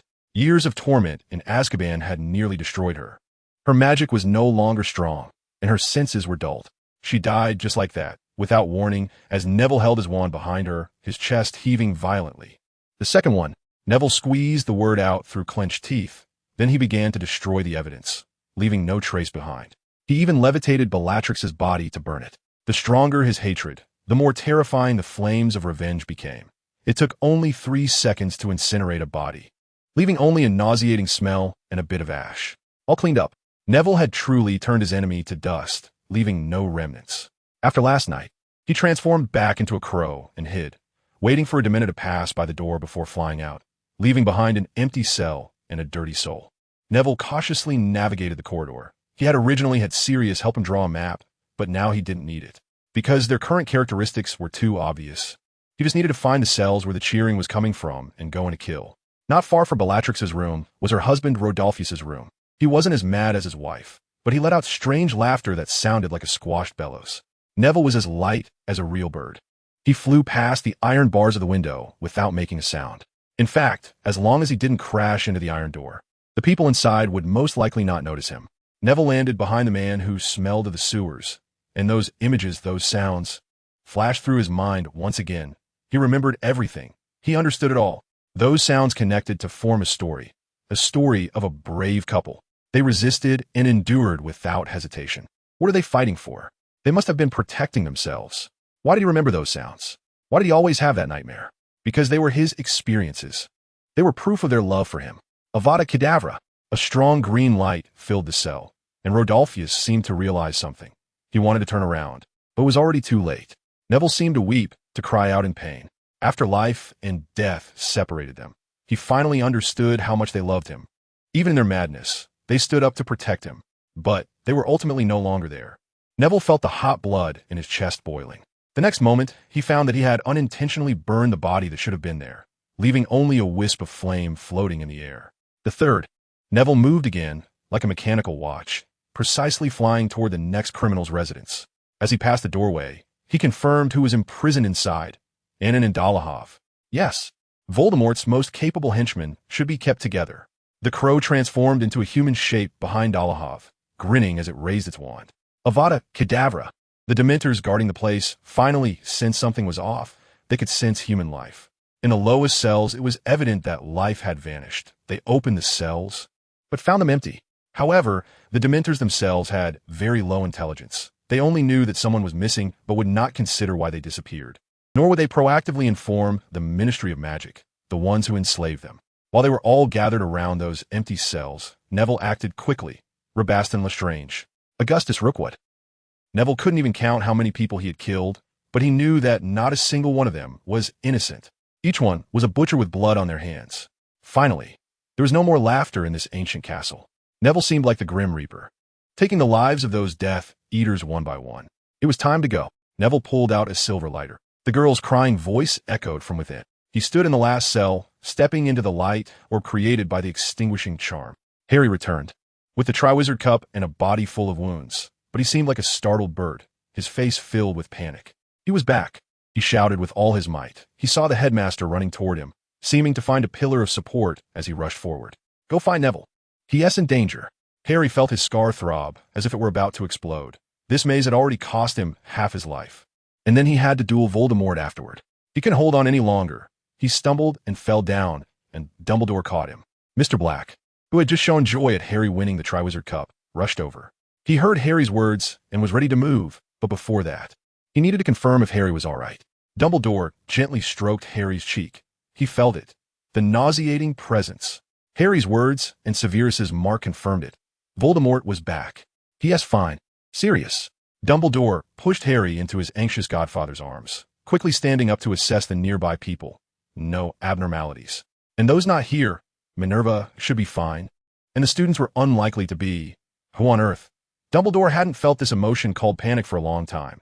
Now, there was only one fastest way. Dumbledore looked at Harry, still twitching in his godfather's arms, and quickly used his superb legitimacy.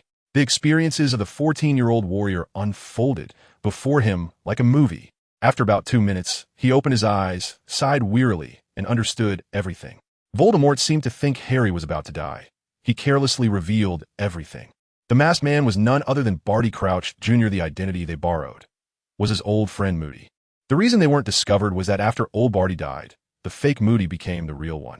They used the Imperius curse, and little Barty was hiding in the shadows, waiting for his chance to act, needing to cast the curse on Moody just once a day.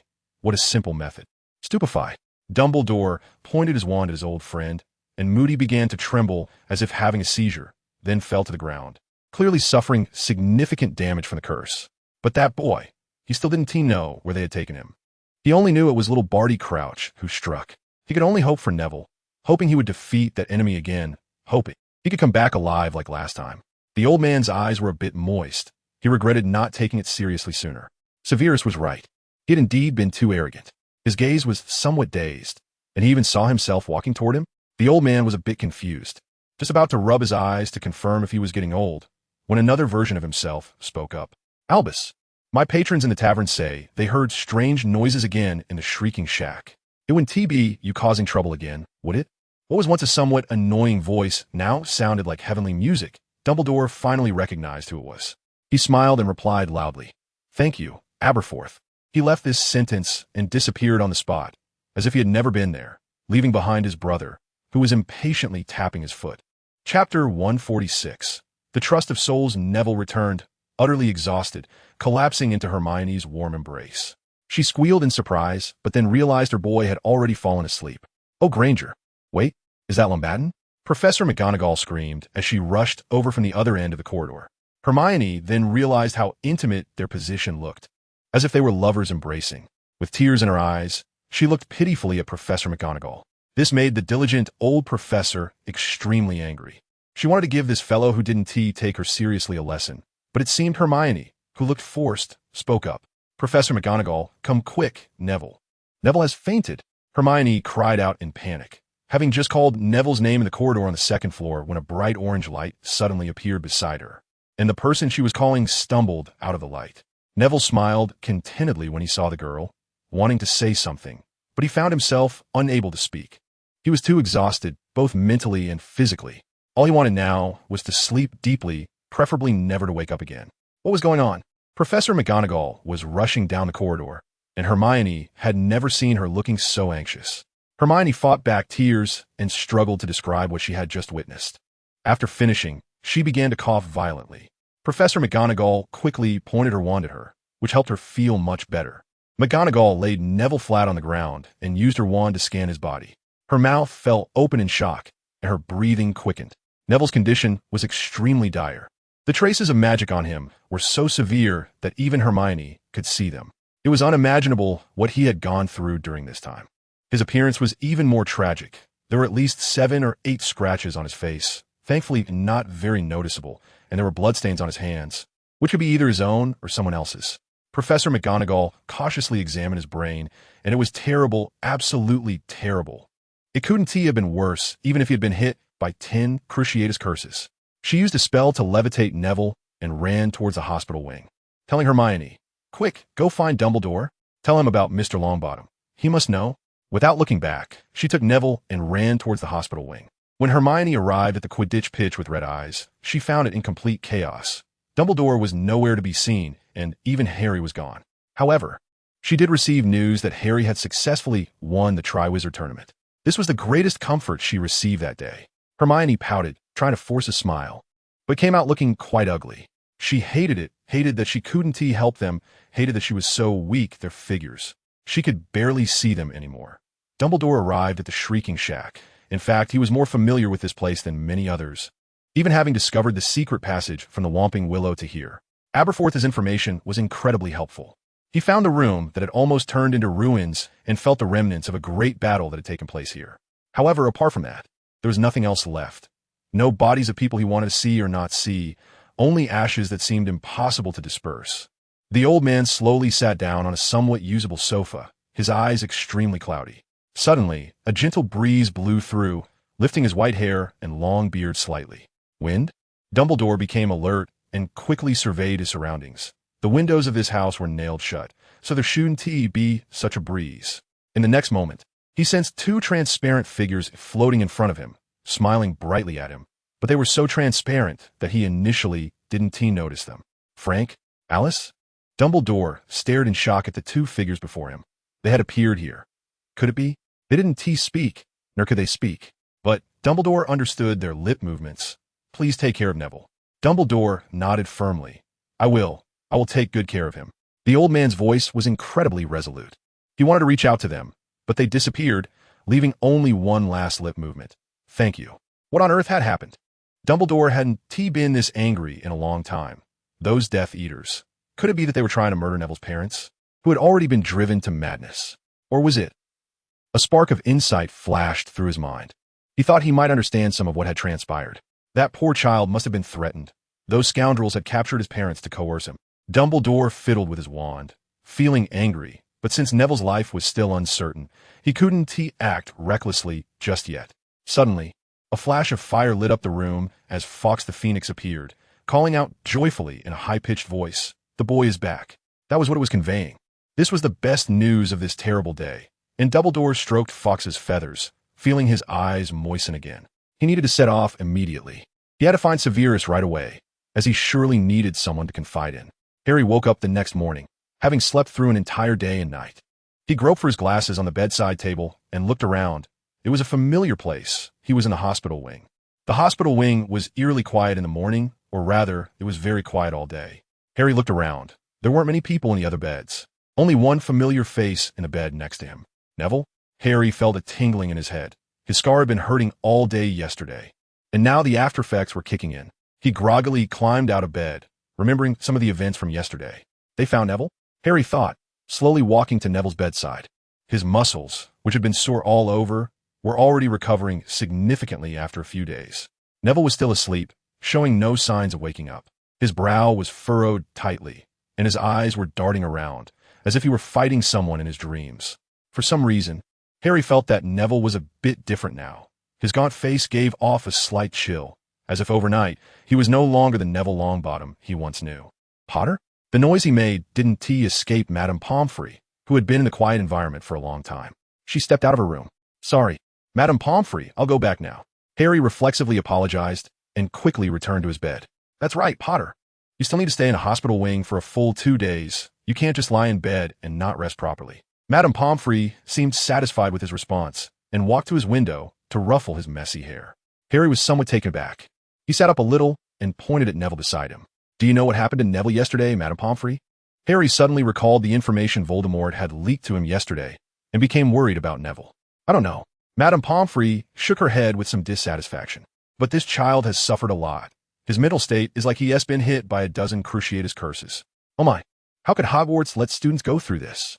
I'm fed up with it. First the Dementors, then the Fire Dragon. She grumbled, her dissatisfaction with Dumbledore almost written on her face. Does he have anything going on now? Harry interrupted her rant, asking urgently. Now, there is nothing going on anymore. Who do you think I am? She suddenly placed her hands on her hips and said angrily, as if Harry asked one more word, she would break his legs. Harry didn't dare to ask again. Chapter 147. The Vanishing Death Eaters. Neville hadn't slept so soundly in a long time. He slept for an entire day and night straight, and when he woke up, it was almost evening. In his dreams, he had let go of everything and forgotten everything.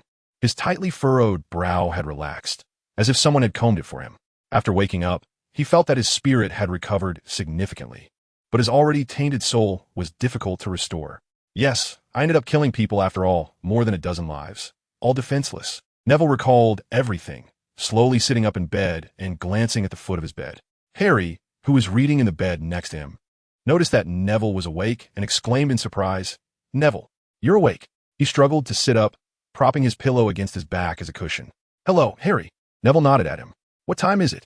It's 4:30 in the afternoon, the day after you fell unconscious, Harry replied, glancing at the clock on the wall. No wonder. Neville touched his head, remembering the intense pain he had felt when he returned. Suddenly, his eyes became moist, almost bursting into tears. And he quickly turned his head away so Harry wouldn't see. He didn't want to talk about his parents' situation. He didn't want to tell anyone. As of now, they should be recorded as missing. Unable to hold back, Neville buried his head under the blanket, soaking a small corner of the soft, pure white comforter. "Neville?" Harry asked, noticing something odd about him. "It's nothing. I just have a bit of a headache and want to cover my head and sleep for a while." Neville forced himself to sound as if he wasn't on the verge of tears, even though he let a sound slip, but Harry didn't catch it. "Should I call you for dinner?" Harry kindly asked. "That would be great," Neville said, his eyes wide, staring blankly at the blanket. Dim light filtered through from outside. And that brightness, that feeling. Suddenly, he trembled all over as the most distressing memories exploded in his mind. Curling up in the comforter, he clutched his head tightly, his face twisted in anguish, tears streaming uncontrollably from his tear ducts. He hated it so much. Why did he go up there alone? Why wasn't he more decisive at that moment? Looking back, if he had been a bit more decisive then, at least, one of them could have survived. He had lost utterly, as the other side had precisely grasped his psychology. He couldn't even dare to use his mother as a wager to attack that despicable man. He lost his composure, and a wizard who loses his composure becomes extremely weak. He had known this all along, whether from others' words or from books. He had always believed in this principle. What was wrong? Did the uncontrolled outburst in his first year give him confidence? To chase Voldemort around?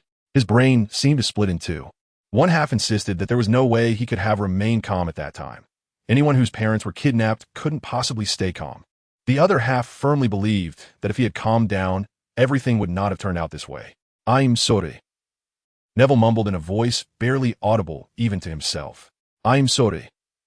In the headmaster's office, Dumbledore was rhythmically tapping his long fingers on the wooden desk, waiting for someone, a person who could bring good news. Just yesterday, a troublesome incident occurred at the Ministry of Magic. Someone escaped from Azkaban. Almost all the Death Eaters were involved, except for a few moderates from the last war in Crabbe, who was captured during the World Cup a while ago. The rest had vanished from the prison. Dumbledore was somewhat surprised. He thought that even if Voldemort was resurrected, it wouldn't be possible to free them all so quickly. Moreover, the timing didn't quite add up. If his instincts were correct, they had escaped almost immediately after Voldemort's resurrection, which was highly abnormal. From his understanding of Tom Riddle, he would never expose himself so soon. He would hide in the shadows, slowly gather manpower, grow stronger, and then strike decisively. He knew Tom too well. After all, he had done just that before, continuously expanding his influence and gradually instilling fear throughout the whole of Britain. Decades ago, Voldemort had recruited many pureblood families. At first, they even promoted Voldemort's ideology in the newspapers. This was why so many people became Death Eaters back then. They were obsessed with bloodline superiority to maintain their family status. The old man thought a lot until the shortest hand on the clock pointed to 6, and his door finally opened, revealing a travel-worn wizard in a black robe. The escaped prisoners did not return. The Dark Lord planned to send others to search for them. The hooded figure removed his hood, and Severus Snape said in a hoarse voice, having gone nearly a whole day without water, "Drink this first." Dumbledore conjured a cup of water and handed it to Snape. Snape took it, drank it all in one gulp, and continued, "This does not include me. He intends for me to remain at Hogwarts, right by your side as a spy. Do you have any news of those people, Severus?" Dumbledore asked. Snape shook his head. "Not a single bit. It's as if they vanished into thin air." His expression was grim. The simultaneous disappearance of a dozen ruthless Death Eaters could cause immense devastation, and how many lives would be lost because of it? "So how many people do we have around him now?" "At least a dozen. I believe you have already seen who in Potter's mind." Dumbledore nodded slowly. "It seems it's time to reconvene the Order of the Phoenix." He gazed firmly at Snape, who instantly felt much more relaxed, as if everything was not so worrying after all. "As for that little Barty Crouch, he is most likely dead," Snape added. The Dark Lord was quite dissatisfied with him for losing to a student who wasn't even 17. "Neville always brings us some surprises, if I'm not mistaken." Young Crouch was threatening him with his parents' lives, Dumbledore said, lowering his head, his eyes dimming considerably. Frank and Alice had grown up under his watch, attending school together, working together, joining the Order of the Phoenix together. He wouldn't have thought of these memories, but their last request before leaving had pierced through his defenses, making him feel sorrowful. "What happened to them?" Snape asked with a frown. He remembered that little Crouch didn't seem like the type to use such methods. "They died. I saw their final obsession in the Screaming Shack. They told me to take care of Neville, and then they vanished." Dumbledore recalled how they had been tortured by the Death Eaters back then. If only he had been more vigilant at that time, but he hadn't, and neither had others. At that moment, everyone was immersed in the joy of Voldemort being defeated by Harry Potter, cheering and celebrating. Who could have imagined that while they celebrated, as if it were a wedding, two brave warriors were suffering? I see. Snape's expression darkened further, and his eyes showed a hint of sadness. The entire headmaster's office fell silent, as if someone had turned off the sound. Everyone was silent. Even the portraits on the wall had closed their mouths. At least, Longbottom has returned. That's a good thing. After a long while, Snape broke the silence. Yes, that's a good thing, Dumbledore nodded slowly. He could no longer remember the last time he spoke to that boy. Neville Longbottom had finally grown up like a warrior, but he didn't know how far he could go or if he could become the third party in that prophecy. I must go. Madame Pomfrey has asked me to prepare some relaxing potions. I hope you can gather the team soon and no longer be under someone else's control. Snape flicked his black robe and walked away without looking back. I can do it. Dumbledore looked at his back, his eyes hollow. Chapter 148. Telling Neville's first awakening did not last until Hermione and the others came to see him. A sense of inexplicable pain constantly assaulted his mind, causing him to faint from a headache. The world in his dreams was even more terrifying, a dim scene with a vast, endless land, resembling the hell described in legends. He killed those people, each appearing in his dreams, screaming, cursing, wishing to tear him apart. But Neville felt no fear. Even in his dreams, he did not. He defeated them once again, using his wand to shatter them one by one, dissipating in the dream. When he opened his eyes again and saw the ceiling, Neville knew he was no longer the naive boy he once was. The deaths of those people seemed to no longer have anything to do with him, and he had subconsciously forgotten his pitiful parents.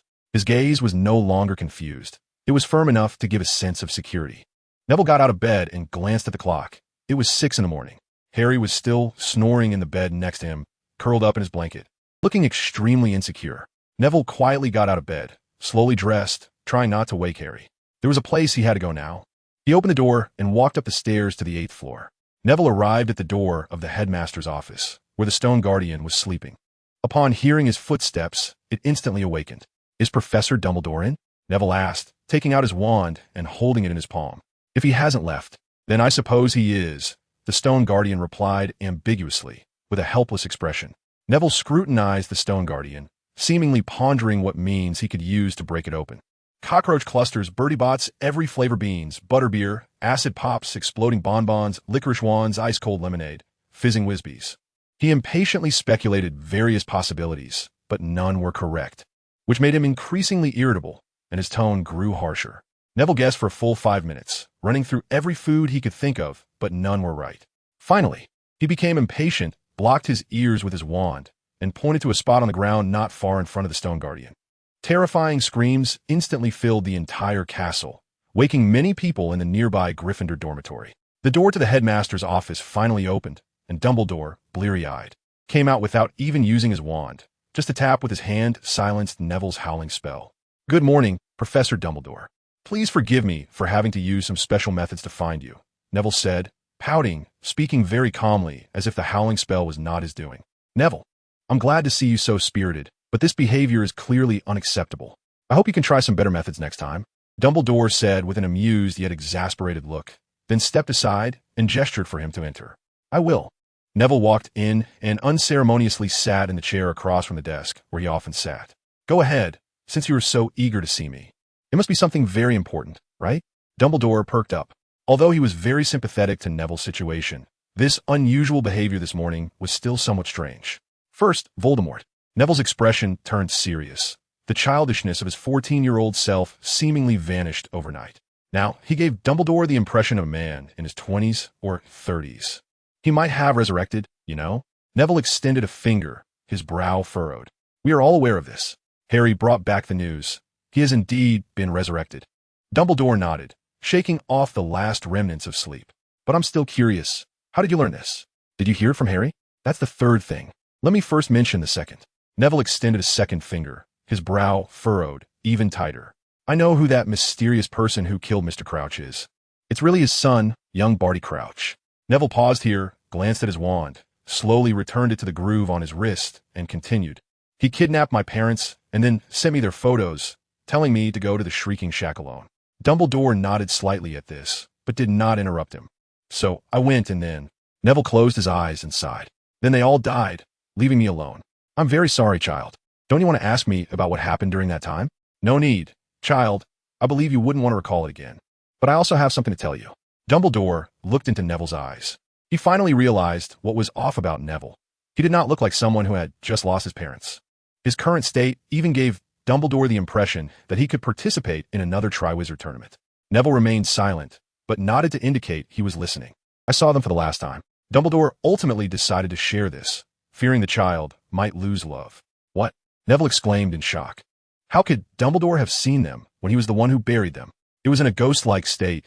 They were waiting for me in the shrieking shack, telling me to take care of you. Is that so? Neville turned his head away from him. But Dumbledore still noticed the change in the color around his eyes, which reassured him. They still love you very much. I am sorry, Neville, for not being able to protect them. Dumbledore said in a very deep voice, his tone akin to an apology. No, it's not your fault, Professor Dumbledore. I'm just too weak. Neville replied mechanically. They were silent for a long time before he spoke again. Let's not talk about that. Let me mention the third thing. After dealing with those matters, I went to Azkaban. Dumbledore suddenly stood up, looking astonished. He realized he was having difficulty reading this boy. He had used legilimency, but it was entirely useless. The boy's mind seemed as solid as Avalon. He could see nothing. Neville looked at Dumbledore, seemingly unfazed by his actions, and continued, I found those Death Eaters and then killed them, turning their bodies to ash. He said these chilling words with a calm expression, and Dumbledore could no longer hold back. His voice became somewhat uncontrolled. How could you? How can you? Dumbledore's eyes flashed with countless emotions in an instant, appearing disappointed and somewhat panicked. They killed my family. Why shouldn't I take revenge? Neville stood up as well, staring into Dumbledore's eyes, questioning him back. But you shouldn't do that. You'll ruin yourself. Child, do you know what it means to kill? Your soul will be tainted. Dumbledore's voice carried a hint of sorrow, as if Neville were his own grandson. But I don't feel I've done anything wrong, Professor Dumbledore. Neville continued to gaze at him, his eyes filled with determination. Voldemort has been resurrected, and he will definitely go to rescue his followers. If I don't eliminate them in Azkaban, they will bring even greater harm to this world once they are out. Neville argued passionately. Do you know what I saw in Azkaban?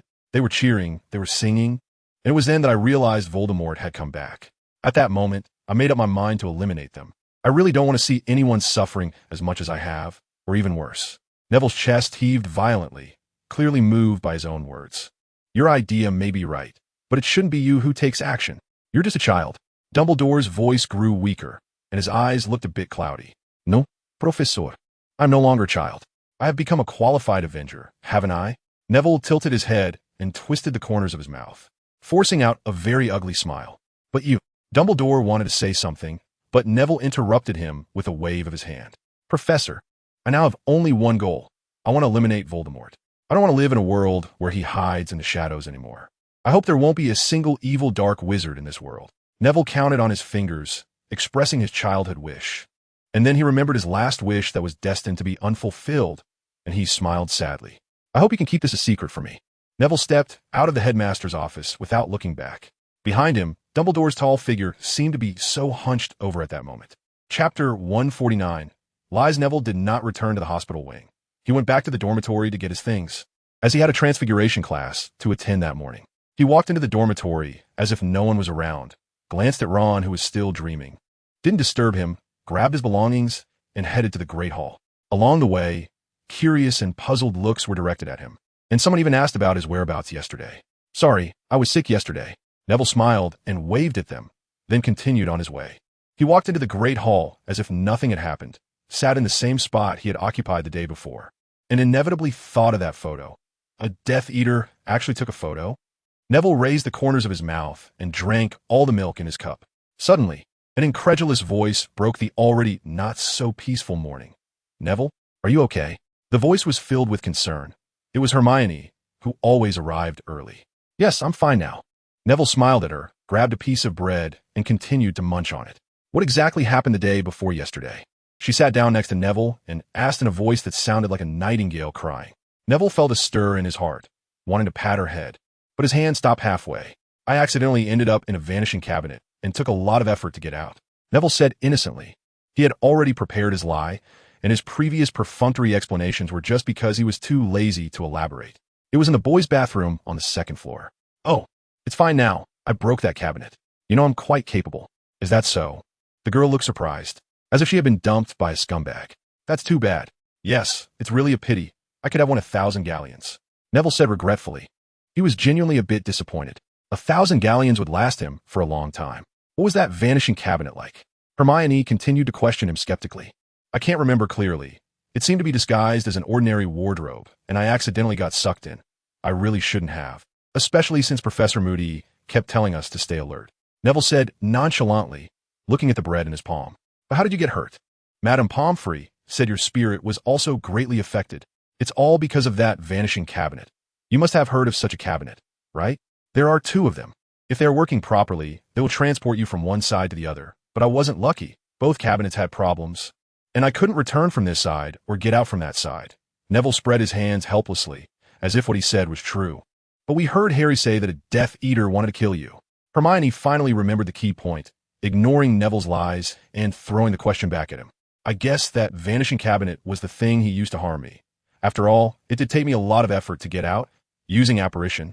It was really exhausting. My magic was drained. He continued to spin his tale without a hint of guilt, having become much steadier after everything that had happened, able to tell lies with a straight face. In the end, it was thanks to you. Remember the dumb bomb? Neville smiled as he took out the silver lighter. If I hadn't heard your call, I might not have come back. His gentle smile made Hermione's face flush. She turned away and whispered, I didn't. They stayed in the Great Hall until breakfast was over, and Ron finally stumbled in. Without Harry waking him up, his wake-up time had been extended considerably. During this time, Hermione had been telling Neville about what happened after he left, including Harry winning the Triwizard Cup and Harry saying that Voldemort had returned. Neville hardly interjected. He just smiled and watched Hermione, the girl he liked, and his heart, which had been willing to remain dormant, came back to life. Good morning, hey. Neville, you're back. Ron only noticed him after Neville handed him a piece of bread, saved just for him. Under the onslaught of Ron's countless questions, Neville had no choice but to repeat his story again. This time he spoke more fluently, without a single flaw, to the point that he almost believed himself that he had been locked away by a broken vanishing cabinet. When they went to class, Professor McGonagall looked at him with a ghostly expression. Longbottom, you're out of the hospital? I think I'm fine now, Professor. Neville politely nodded at her, and then sat in his usual spot, sitting as upright as Hermione. The fourth-year Transfiguration class was indeed no longer sufficient for his needs, but some of Professor McGonagall's techniques as a master of Transfiguration were still worth learning. This class's assignment was to turn a table into a pig, just like how Professor McGonagall first demonstrated Transfiguration to them. Neville transformed his table into a dancing pig, causing the whole class to burst into laughter. Hermione's pig was perfectly executed, without a single flaw, while Ron's table had a pig's head. Predictably, Professor McGonagall awarded points to both him and Hermione. This year's House Cup was basically determined.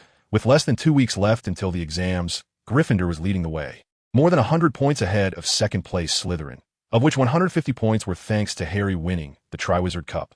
Harry returned the day after Neville was discharged from hospital, and the Gryffindor Common Room celebrated his victory with the highest honors.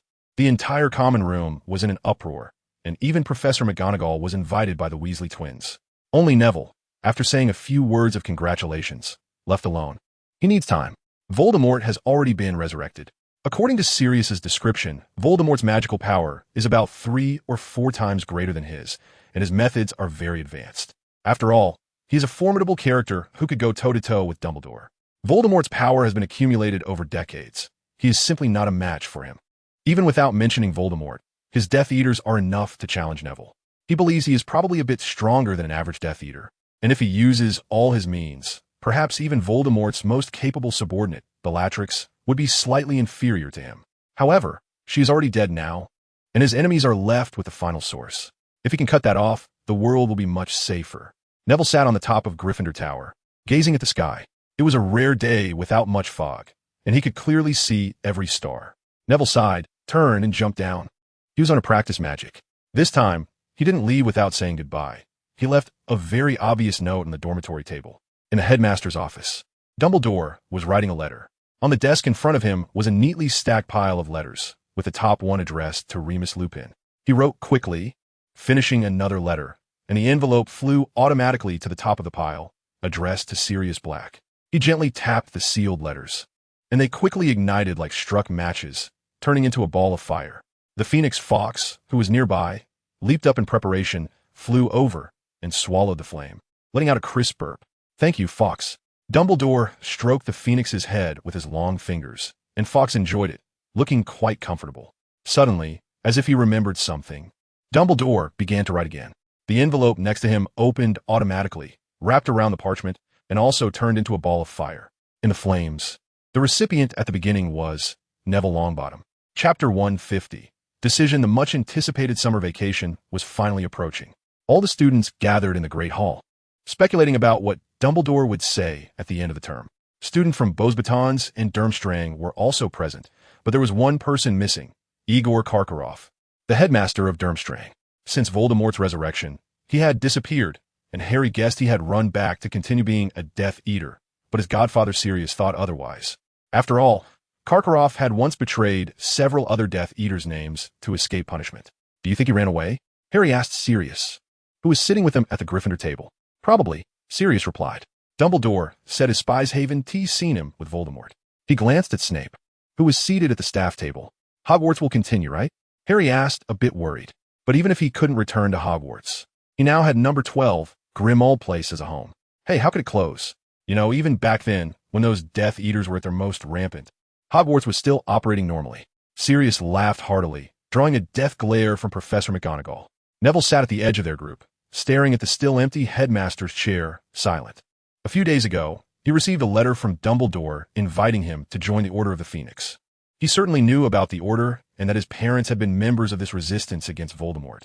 So he accepted without hesitation and agreed to attend a meeting at the current headquarters at number 12, Grimmauld Place, on June 26th. It would be impossible to say he didn't feel a bit proud when he first received the letter, but to truly feel happy about being recognized for his strength. He found himself unable to smile.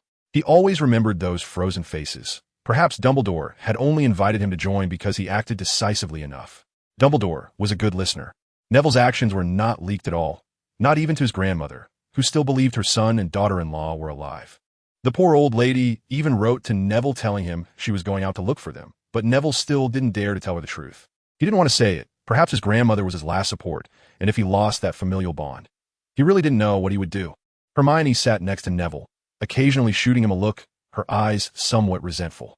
Neville understood her meaning, but with all that had happened, he simply couldn't muster the enthusiasm to plan a confession.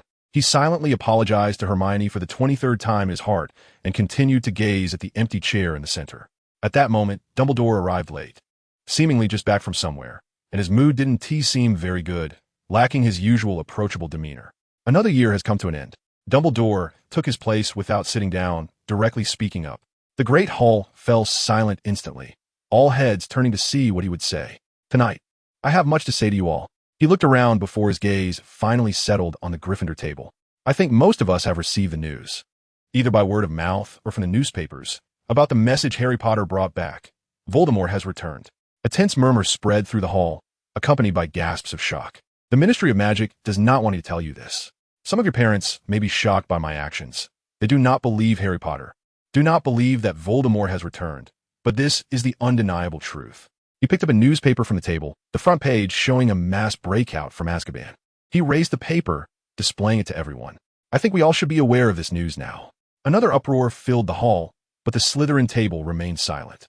"The escape of these Death Eaters is the best evidence of Voldemort's return," Dumbledore stated emphatically, sounding nothing like he was lying.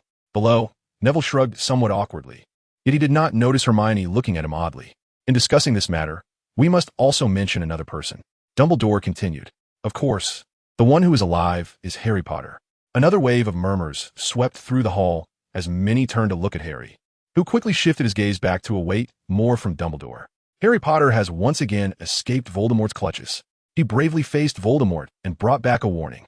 Very few can muster the courage to confront Voldemort's power, so let us pay our respects to him.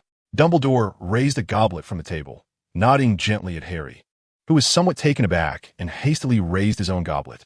Almost everyone in the hall followed Dumbledore's example, raising their goblets to Harry while chanting his name. Neville once again recognized his own weakness. He had often imagined that if he were in Harry's position, he would likely not have been able to escape from Voldemort, let alone Voldemort. He found even dealing with a minor character like Barty Crouch Jr. quite challenging. Neville cracked his knuckles and began to silently recite the spell he had just read in a book yesterday. After everyone sat down again, Dumbledore continued. The purpose of the Triwizard Tournament is to enhance and promote mutual understanding within the magical community. Given what is happening now, given Voldemort's resurrection, this connection is more important than ever. Neville glanced back at the staff table and suddenly noticed that Moody, who had recently been recuperating at St. Mungo's, was also present. He had just returned from somewhere, and his magical eye was spinning wildly, giving him a paranoid look. We can only be strong if we unite, and we will not fear Voldemort's threat, Dumbledore said, speaking words that aimed to unite their spirits. Neville's thoughts drifted back to the spells. Suddenly, someone tapped him on the shoulder, and a girl's voice sounded in his ear. Don't you care about the escaped Death Eaters? Hermione whispered. Neville then realized he had just exposed a flaw to others. He should be filled with hatred for those Death Eaters. Of course I care. I wish I could kill them, Neville whispered back, while internally adding, I've already killed. Hermione ceased speaking, assuming he was just hiding his emotions well. Neville quickly packed his things. He didn't even take a suitcase. Just stuffed everything into the pockets of his undetectable extension charm. He boarded a carriage first, and even patted the bare neck of the Thestral. Harry was still at the castle door, saying goodbye to some people, while Ron had asked Crumb for an autograph. Neville stared blankly out the window, when suddenly the door of the carriage swung open, and a messy head of brown hair appeared in his view. Neville, don't you think you should say something to me? Hermione said, a bit flustered, and Crookshanks in her arms mirrored her agitation by puffing up his fur. Neville looked at the irritated girl and found her incredibly cute, wanting to touch her face. I'm sorry, Hermione, but I didn't win, did I? Neville sighed, shrugging helplessly. That's because you were set up. If you had participated, I believe you would have won. Hermione said eagerly. Neville's hollow eyes were instantly filled with the image of the girl, and he almost couldn't help but say that phrase. But what came out instead was, I'm sorry, Hermione. Let's talk later. He recalled the tragic fate of his parents. He had ultimately absorbed Dumbledore's speech, which mentioned that Voldemort was best at finding people's weaknesses. He was scared. He didn't dare to be with Hermione, fearing she would become his Achilles heel, just like his parents. He had thought about it. If someone truly used Hermione to threaten him, he would likely be just as helpless as he was that day. The expectation on the girl's face vanished, and disappointment and dejection surfaced on her delicate features. Neville felt a pang of pain, but still gritted his teeth and turned his head away, unable to look at her. Why? Hermione's voice trembled, her tears already welling up in her eyes. Because Neville struggled to think of a reasonable excuse. And then he caught a glimpse of the tear streaks on Hermione's face in the window's reflection. He couldn't hold back any longer. He made a courageous decision. He turned around and grasped the girl's feeble hand, and Hermione's tears stopped as she stared at him in a daze. Neville's expression was serious. Serious enough as if he were about to attend a wedding. Do you like me, Hermione? He strained to keep his voice from trembling. The girl widened her eyes, seemingly surprised by the question, but she quickly reacted, adorably nodding her head like a little squirrel, as her throat was choked up, making it almost impossible for her to speak. Then let's get married after I defeat Voldemort. Neville looked into her eyes, his voice filled with sincerity. Chapter 151. Parting that conversation in the carriage led to a certain red-faced girl completely overheating. She fled in a panic, even forgetting to take Crookshanks with her. Only Neville remained in the carriage, staring eye to eye with a ginger-faced cat. It was impossible for him not to feel hurt, but he also realized that he might have been a bit too impatient, skipping over many steps, as if he were celebrating Christmas right at the beginning of the year, which would surely scare others. Tell her I'm sorry. Okay. Neville lifted Crookshanks up, staring at it, and to his surprise, the cat's face seemed to show a hint of disdain. Hey, am I that unlikable? After saying that, Neville chuckled. It was better this way, so that she wouldn't be targeted by enemies. Looking out the window, he saw the girl had run to another carriage. He stared at her with an expression that would seem quite disgusting to others for quite a while, until Harry and the others entered the carriage. Huh, isn't Hermione here? I clearly saw. Ron asked curiously, then noticed Crookshanks in Neville's arms, and scratched his head in confusion. She went to chat in another carriage. Neville replied with a smile, gently stroking Crookshanks' back, the ginger cat occasionally letting out a few comfortable purrs. Harry cast a suspicious glance at Neville, but seeing him turn towards the window, he didn't say anything further. In fact, he knew a bit of the inside story. For instance, Ginny had told him some things about Hermione and Neville. It wasn't surprising that Ginny knew about this. Hermione's popularity at Hogwarts wasn't great, and she had only one roommate she got along with well, with Ginny being her only close friend. So now, to Harry, Neville appeared to be a scumbag who had violated an agreement and toyed with Hermione's feelings. However, after they got on the train, Hermione returned, and from her beaming face, she didn't seem like a heartbroken girl who had been abandoned. After she blushed and pretended to be nonchalant while sitting next to Neville, Harry became even more convinced of what Ginny had told him. Are they together? Harry thought as he watched Hermione smile, while taking Crookshanks from Neville's hands, suddenly feeling they were very happy. He unconsciously thought of Cho Chang. That Asian girl who had made his heart race had completely become Cedric's girlfriend. He had been sad for many days when Ginny told him about it. Neville secretly watched the lively Hermione through the reflection of the window, momentarily unsure of the girl's intentions. He fumbled under the table for a book he had read many times, flipped to the last page, and wrote something on it. Then he casually picked up the book and placed it in front of Hermione. Hermione, I want you to see this. The girl looked over in a panic and saw a line that was clearly just written. Sorry, I scared you earlier. In the next moment, Neville saw the long-lost warm sunlight. Hermione's smile warmed him, and he felt like his heart might stop beating. She smiled and took out a pen, writing after his words, I don't mind. Time seemed to freeze. Neville felt that everything else became unimportant, and an angel appeared before him, promising that as long as he ended everything, she would bring him happiness. At this moment, Voldemort seemed to lose some of his terrifying aura. Neville suddenly wished he could find him right away and turn him into a pile of ash. Thank you, Hermione, I understand now. Neville put away his book and turned his head towards the window, but his expression had changed from melancholy to smug. Hermione did the same. She took out a thick book and held it in front of her, but she didn't notice that she was holding it upside down. Across from them, Harry looked increasingly sad, envy bubbling up uncontrollably, while Ron seemed unchanged. He didn't appear to notice anything unusual and was still studying a set of exploding snap cards. Time on the train flew by quickly. Neville dozed off for a bit and even had a dream in which he was getting married. Unfortunately, he was awakened by the train's whistle before he could see what the bride looked like. He hadn't dreamed in a long time, and he had been resting better lately. The faces of those people no longer troubled him. He then realized the train was about to arrive, and the other three had already changed their clothes, leaving him as the only one unready.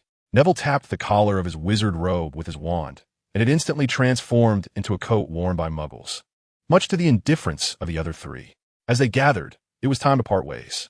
Outside the platform, Sirius was chatting and laughing with Harry's Uncle Vernon and Aunt Petunia, though it was only one-sided. The Dursleys were terrified of him, trembling in fear under the threat of him being a wanted criminal. The Weasley family also arrived, with Ron's mother kissing each of her sons and daughters, causing them to shyly flee. Neville and Hermione lagged behind, watching Harry walk over to Sirius and greet him. Goodbye. Neville looked at the girl's pretty face, having suppressed the urge to reach out and ruffle her hair countless times. His vision was good enough to see the Granger couple approaching. Goodbye. Remember to write to me during the summer. Hermione blushed when she saw her parents and ran towards them. Neville watched the fluffy brown hair bobbing up and down. Hiding his smile in his heart, he had already spotted his grandmother. Grandma, didn't I say you didn't need to come? Neville embraced the old which had taken care of him as he grew up. Things are not peaceful now. You know those Death Eaters have escaped. Oof. Those useless fools at the Ministry of Magic. Mrs. Longbottom patted his back, cursing the damned Death Eaters in her heart. The old which had always been strong-willed, using her strength to mask her vulnerabilities. It had been a long time since Neville had seen his grandmother, the last time she visited Hogwarts. He had been unconscious in the hospital wing, and now seeing her brought a wave of bittersweet emotions. I'm sorry about your parents. I couldn't find them. Suddenly, Neville felt her embrace tremble violently a few times, making him even sadder. It's okay, Grandma. They will be fine. Neville was grateful that no one was watching his eyes because they were completely wet. Grandma, let us go home. I can't wait to get back. Neville linked his arm with hers, discreetly wiping away his tears. Chapter 152. Argument at midnight. The window on the second floor of the Longbottom residence was quietly opened, and a slender figure crept out, floating in the air before landing in front of a tree in the yard. The rain poured incessantly as Neville knelt in the mud. His eyes barely opened from the rain, yet still focused on that tree. Mom and Dad, I'm leaving. All the hands on his watch pointed to 12. Neville used a spell to tidy up his clothes and disapparate it. At this point, he no longer worried about being found by the Ministry of Magic for casting spells outside of school. It turned out that the Ministry could not trace his father's belongings, and even this wand had been registered as destroyed. His destination was number 12 Grimmauld Place, home of Sirius Black. After Dumbledore proposed to reorganize the Order of the Phoenix, he was the first to offer the house as the headquarters. Dumbledore quickly agreed. The Black family mansion had numerous defensive spells, making it as safe as Hogwarts. At 12:01, Neville stood on the familiar steps and knocked on the familiar door. Before long, the door opened, and a man with messy black hair peeked out, slightly shorter than Neville. "Who are you?" Neville didn't recognize the man and wondered if he was a member of the Order of the Phoenix. "Who are you?" the man suddenly exclaimed eagerly, and Neville heard the portrait of Mrs. Black nearby wake up, beginning to screech loudly. Neville thought for a moment, but didn't answer. His right hand was hidden behind his back, and his wand had slipped out from his sleeve. However, before he could decide what to do next, a familiar voice came from inside. All right, Tonks, step aside, he's not an outsider." That was a voice he hadn't heard for over 6 months. "Professor Moody?" Neville asked tentatively. "What professor? I haven't been a professor for long." Moody opened the door wide, pushing Tonks aside. "Put away your wand, kid. There are no enemies here." "Moody's magical," I turned to Neville, seeing right through his hidden hand. Seeing Moody made Neville feel somewhat at ease. But he still remembered how that little Barty had infiltrated Hogwarts last year, and he suspiciously asked, "How did Dumbledore send you the letter?" He raised his wand, his serious expression making him look like an adult. Of course, it was his precious phoenix. Moody laughed heartily. "Staying vigilant is a good thing. I can now somewhat understand Dumbledore." Moody patted Neville's shoulder with his large, sturdy hand. "Tonks, all right, stop blocking the door." Moody shouted at the scruffy man, who shrank back and scurried inside. "Professor Moody, who is he?" Neville began to ask. "That S. Mundungus, a petty thief who only bullies the weak. But he's useful. He knows a lot of special information, which is why Dumbledore brought him in." Moody sniffed, pressing down on Neville's shoulder as they walked inside. Passing by Mrs. Black's portrait, Neville noticed she had been covered up, and Sirius Black was smiling brightly at him. "Didn't he expect this, but you really are qualified now," Sirius said mysteriously, speaking softly as if afraid to wake his old mother again. "Let us go. Dumbledore is almost here." Moody leaned on his cane, limping towards the dining room. Neville frowned and followed, while Sirius gently patted his shoulder, giving him the impression that the future of the world was entrusted to him. Neville entered the dining room with them. The long table was nearly full, indicating they must have arrived early. Perhaps Dumbledore had given them a different time than he did. Neville quickly scanned the faces of everyone present. At the end of the long table sat Dumbledore, with Moody and Professor McGonagall on either side of him. When his gaze landed on Professor McGonagall, he noticed her eyes twitch a few times, but she didn't say anything right away. After Professor McGonagall, it was Professor Snape, whose pale complexion made him look almost unrecognizable. If it weren't for their previous acquaintance, Neville might have suspected he was a vampire. Next were the Weasley couple. Mr. Weasley's first reaction upon seeing Neville was to smile at him, while his wife looked utterly astonished. Following them was Mundungus, whom Neville had just met. His short stature made him look even smaller next to Moody, who was seated beside an unfamiliar dark-skinned wizard that Neville didn't know. Further down was a beautiful woman with pink hair, also unknown to Neville.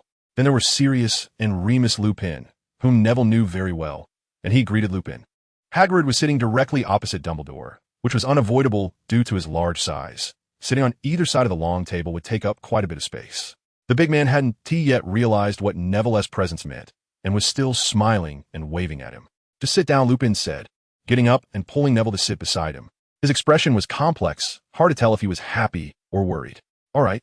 Neville nodded and sat in the chair next to him. "What's going on?" "Dumbledore, you never said you would let minors join." "P.S. only 14. He doesn't understand how dangerous this is." Mrs. Weasley could no longer hold back and stood up to yell at Dumbledore. Neville felt a mix of emotions, suddenly realizing that if his parents were in this position, they would have strongly opposed his joining the Order of the Phoenix. However, he had already lost them, and he had to step up as their successor. Before Dumbledore could respond, Neville spoke first. "Thank you, Mrs. Weasley. I understand your concerns, and I know how dangerous this occupation is." He stood up and bowed to Mrs. Weasley. "But I still hope to join the Order of the Phoenix, after all. My parents did this." "But you can't." Mrs. Weasley started again, her anxiety making her sound like a mother hen protecting her chicks. Seeing her distressed, Neville felt even worse, but he coldly interrupted her again. "I'm sorry, Mrs. Weasley, this is my decision, the Longbottom family's decision. And I believe my grandmother would agree." He thought of his strong-willed grandmother and spoke with conviction. "But you're only 14. You're just a kid. Who can you handle?" Mrs. Weasley's words prompted a remarkable reaction from Sirius and Lupin, who sat across from them. Molly, you might not know, but this kid single-handedly took down a Death Eater recently. Moody suddenly interjected, his rough voice sounding somewhat sarcastic. Neville glanced at Moody. Since he said that, Dumbledore must have shared this information with everyone. So he continued, yes, Mrs. Weasley, on the day of the Triwizard Tournament final, that Death Eater, Barty Crouch Jr., sent me a letter asking me to meet him at the Shrieking Shack. He claimed to be the one who dueled me near the Forbidden Forest, and if I didn't go, he would kill a few people in Hogsmeade. He spoke half-truths, his fists clenched behind his back. As soon as he said this, everyone's expression changed dramatically. Clearly Dumbledore hadn't mentioned this incident. Neville looked at Dumbledore, who seemed to be staring at the candlestick in front of him, appearing indifferent to the whole situation, and continued, so I went. We didn't see eye to eye, and we started fighting right there. In the end, I accidentally killed him. Until the end, I only knew he was one of the enemies who persecuted my parents. Now that I know about the Death Eaters escaping from Azkaban, I naturally have to do something. Neville opened his eyes wide, fabricating lies, believing Dumbledore would expose him. Indeed, the old wizard didn't call him out, merely furrowing his brow slightly. Mrs. Weasley's mouth dropped open, momentarily speechless. Seizing the opportunity, Neville hastily continued. As for my strength, I isn't enough to defeat a fully grown Death Eater in a one-on-one fight. At that moment, Neville sat straight, as if he could bear 1,000-pound weight. But no one knew the internal torment he felt after claiming he had defeated a Death Eater alone. At that moment, the entire room fell silent, except for Moody sitting next to Dumbledore and Snape on the other side. Everyone wore an expression of disbelief. No one could have imagined that Neville would take down a Death Eater directly. Of course, if they knew that Neville had killed those Death Eaters in Azkaban, they would be even more astonished. But, after a while, Mrs. Weasley finally moved to speak again. But this time Dumbledore wouldn't give her the chance. Molly, enough, Dumbledore said in a low voice, but everyone heard him clearly. Mrs. Weasley turned around to meet a pair of resolute eyes. Since we all know that Neville has the ability to be one of us, I officially declare that Neville Longbottom is joining the Order of the Phoenix again. Dumbledore looked at Neville. No objections, right, Neville? None. Happy to serve, Neville replied. Good. Time is of the essence. Let us begin the official meeting. First, our first agenda item. Dumbledore extended his hand towards Snape. Severus, if you please. His voice was gentle, as if he were talking to a child he was caring for. Snape didn't waste time. He stood up and went straight to the point. The Dark Lord has 2 tasks at hand. The first is to find those escaped Death Eaters who have gone missing. The Dark Lord is not very optimistic about being able to locate them, as he hasn't been able to find their positions through the Dark Mark. These people are either dead or hidden away. Snape is our spy, Lupin whispered to Neville. Neville nodded slightly. So Snape was also a Death Eater, just on their side. He recalled Snape's previous actions and understood why his personality was so strange after long exposure to those madmen. Do we need to find them first? Sirius interrupted Snape, who looked angry and sarcastically replied, if you think you can find people the Dark Lord can't, then go ahead. Sirius wouldn't back down either, standing up to confront Snape, but Lupin held him back, signaling him not to be impulsive. Suddenly, Dumbledore spoke up unexpectedly. Regarding this matter, I think I need to provide everyone with an explanation. Neville looked at him in confusion, wondering if Dumbledore was going to disclose what he had done. The next moment, he felt relieved as the old headmaster discreetly shook his finger at him and then said something that shocked everyone in the room again. Those people I've dealt with. Dumbledore rested his chin on his crossed hands, his tone very flat, as if casually discussing what he had for breakfast. What? That's impossible. Professor McGonagall was the first to stand up, as she had always been a supporter of Dumbledore, making it hard for her to believe he would casually say such a thing. Albus, don't joke around. You dealt with them? How? Moody was also taken aback, looking at him with a gaze as if he had never known Dumbledore.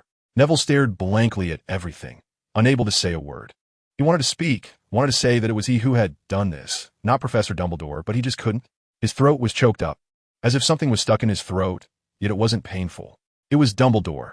Only Dumbledore had such advanced magic to catch him off guard in an instant. Neville glared at the headmaster, his heart a mixture of emotions like a spice shop suddenly opening. Yes, it was me who did it, now that Voldemort has returned. Neville heard a bit of movement next door and looked over to find Mundungus sliding under the table. Since Voldemort has returned, we cannot sit idly by. We must take some necessary measures. We all know that those Death Eaters locked away in Azkaban are all ruthless killers with blood on their hands. To make everyone's lives a bit more peaceful, I am willing to be the executioner. Dumbledore continued speaking, and Neville's throat was finally healed by him using his wand in secret. He struggled to stand up to argue, but Dumbledore didn't give him a chance at all. This time, he didn't even allow him to move, as Dumbledore took all the blame for him. Neville stood still, tears flowing down his face.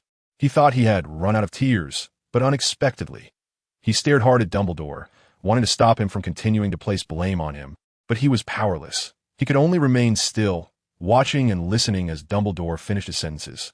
I support you, Albus. Moody was the first to stand up, knocking over his chair. What you did is right. I had this thought before. You just put into action for me. Moody laughed heartily, placing his hand on Dumbledore's shoulder. Dumbledore, I believe you are right.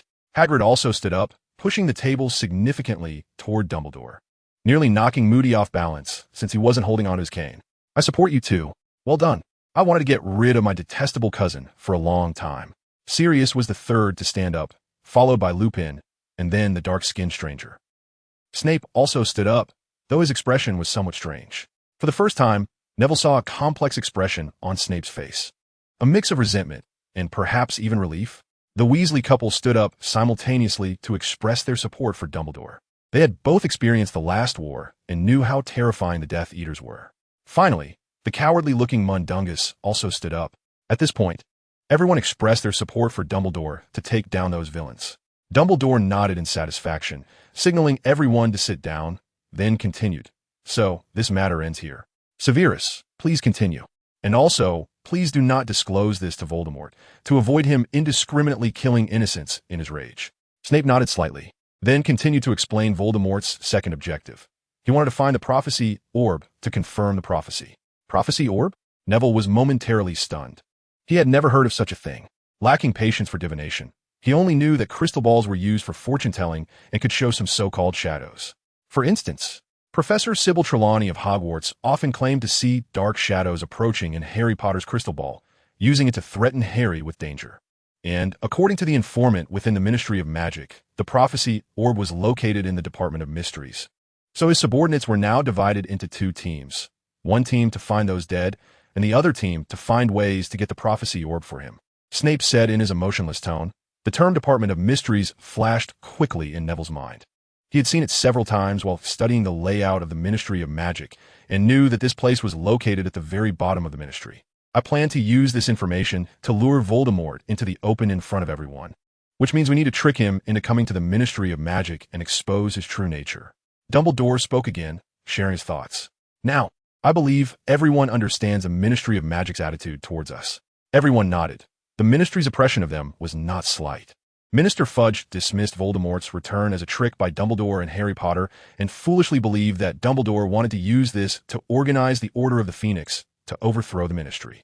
Therefore, we must expose Voldemort to everyone's sight. We must warn them that he has returned. Dumbledore's gaze swept over the table, and he said earnestly, Chapter 154. The meeting. What should we do, Dumbledore? Hagrid was the first to bang the table and call out. Calm down, Hagrid. This matter cannot be completed in a short time, and I have another task to assign to you. Dumbledore smiled kindly at Hagrid. Hagrid nodded in satisfaction, his face creasing into a smile. I have an idea. First, we need to send people to take turns watching and guarding the entrance of the Department of Mysteries to prevent Voldemort from easily having his subordinates retrieve the prophecy orb. Dumbledore's voice echoed in the dining hall, and everyone focused their attention on him, waiting for his next words. In the meantime, our guard will need at least one invisibility cloak. Dumbledore looked at Moody, who smiled and nodded. I only have 2 left. Use them sparingly. For this plan, we will all have to work a little harder. We'll take turns. He scanned the people present and continued. I currently plan to ask 7 of us to do this, each keeping watch for 24 hours to avoid any slip-ups. At the same time, to prevent our guardians from dozing off. Severus is willing to provide them with ample energizing potions. Those in need can ask him for them. Neville glanced at Snape and found that he was glaring at him, as if to say that anyone who dared to ask him for potions would be poisoned. So, who is willing to take on this troublesome task? Oh, right, our old friend Sturgis has already agreed to this hard work, so we only need 6 more. Before Dumbledore finished speaking, Sirius was the first to jump up. Me, he said with a smile, as if the task had some great reward. And me. Lupin also stood up with a smile. How could I not be included? Moody couldn't stand up as his false leg fell off. Count me in. The dark-skinned wizard raised his hand. Add me too. At that moment, the pink-haired woman beside him had her hand pressed down by the dark-skinned wizard. You will definitely be exposed. He advised her to give up with a wry smile. All right. The witch seemed very disappointed, and suddenly, her pink hair changed. It turned into plain black. Neville was taken aback for a moment, then suddenly remembered a very rare ability. She was most likely a polyjuice user. I'm most familiar with the Ministry of Magic, so count me in. Arthur Weasley also raised his hand. Now, there was just one person left. Neville hesitated for a moment and raised his right hand. I can also do it. I have some experience in lurking. Suddenly, Neville felt like an adult, but it was just a feeling. Everyone opposed his plan. Even Dumbledore did not support him. I know your abilities, Neville, but this job is not something that can be done overnight, and you still have to go to school. Personally, I hope you can prioritize your studies. All right. Neville, feeling a bit disheartened, lowered his hand, guessing who the last person would be. Only Professor McGonagall, Professor Snape, Mundungus, Mrs. Weasley, and Hagrid were left, while the disguised Mundungus had already been rejected. The two professors should be excluded. They had heavy responsibilities and could not participate in this matter. Hagrid couldn't either, and Mrs. Weasley had to cook for their large family, so that only left Mundungus. And you. Moody's undeniable tone startled the little man into a shiver. Do I really have to go? Can I? Mundungus's voice trembled as he covered his face with his hands to avoid being seen by the others. No. Moody's voice was loud enough to wake the portrait of Mrs. Black in the hallway, completely intimidating Mundungus. He shrank back and then mumbled something absurd and nonsensical. Good, now we have our people. So, Severus, it's up to you to keep an eye on Voldemort. If he intends to go to the Ministry of Magic in person, please inform me immediately. Dumbledore looked at Snape, who nodded slightly, his expression very grim. Next, let's discuss the next topic, regarding Harry Potter being under close surveillance by the Ministry of Magic. Dumbledore's tone was very heavy. He was obviously in a bad mood when speaking about this matter. Neville sat up straight. He clearly could not miss anything regarding his good friend Harry. Everyone present must know that since the Triwizard Tournament, Harry has publicly stated that Voldemort has returned, and this is indeed the truth. I have also publicly declared this matter. Since then, the Ministry of Magic has no longer trusted us, using various means to slander us, such as saying that I'm getting old and confused. He paused, and Neville heard Moody mutter, and they say I'm an old madman. In this matter, poor Harry has unfortunately become their target. The Ministry of Magic intends to use Harry Potter as a breakthrough to prove their absurd conjecture that I want to overthrow the Ministry. Clearly, Harry's days ahead will not be easy. Some people in the Ministry may use various means to achieve their goals, so we must protect Harry during this time. Furthermore, we cannot let him know where we are. After Dumbledore finished his last sentence, Neville was a bit confused. Professor, why can't we let Harry know? Neville asked, and Sirius, sitting next to him, clearly had the same question. Good question, but please forgive me for not being able to answer you right now. Dumbledore smiled helplessly and continued. So, we also need to send someone to protect Harry, just like how we guard the Department of Mysteries, protecting him 24 hours a day. I have a feeling that some people in the Ministry will definitely not be able to resist taking action. They won't directly attack Harry, will they? This time, it was Sirius who spoke up, clearly worried about the safety of his godson. It's possible. We have to be prepared for the worst. Also, not just the Ministry. Let's not forget about the other person who wants Harry dead. Of course not. Sirius cracked his knuckles, wishing he could punch Voldemort right now, preferably hitting him until he was dead to relieve his hatred. So, Professor Dumbledore, why don't we just bring Harry back? Is that protective magic you mentioned really that important? Neville asked again, knowing Dumbledore's reasons for having Harry stay with his aunt. It is indeed very important. That magic can block Voldemort along with a whole year of Death Eaters at Hogwarts. To ensure Harry's future safety, he must stay there for at least 2 weeks until he turns 17. Dumbledore explained. So that means we just need to secretly protect him for 2 weeks, right? The dark-haired witch perked up again, changing her hair back to gold. Theoretically, yes, but the Ministry will likely cling to this point. If Harry breaks free from their control, they may take the opportunity to cause trouble. Professor McGonagall spoke up to explain for Dumbledore. I have an idea, Professor. Why don't we publicly declare that Sirius took Harry away on vacation? After all, he is Harry's godfather, isn't he? Neville thought for a moment and decided to do something for Harry. Being trapped on Privet Drive was truly tough for him. Imagining Harry glaring at the Dursleys every day, Neville couldn't help but feel the utmost sympathy for him. Dumbledore thought for a moment and finally agreed. That's also a good idea. Then let's set it for 15 days from now to avoid any mishaps, and Moody will organize the operation at that time. I hope our savior can keep his composure. Moody grinned, his voice sounding terrible. So what about Harry Potter's protection? Are we still the ones to do it? Sirius asked eagerly. I can. Neville was the first to raise his hand, and this time Dumbledore did not oppose him. For a raven, keeping an eye on someone was too easy. Me too. Me too. The witch with golden hair jumped up, acting like a little girl. I also. Hagrid was eager to try, but his size would make it too easy to be discovered, so Dumbledore refused him. If it's only for 15 days, I have no problem. Professor McGonagall spoke up. Her animagus form was a cat, which was particularly suitable for stalking. I have no objections. Snape squeezed out this sentence through clenched teeth before closing his eyes to rest. But his expression looked as if he had eaten a dead rat. Then it settled. As for the order of you four, please discuss it among yourselves. In addition, there is someone else on Privet Drive who is willing to help us, but she can't perform magic very well.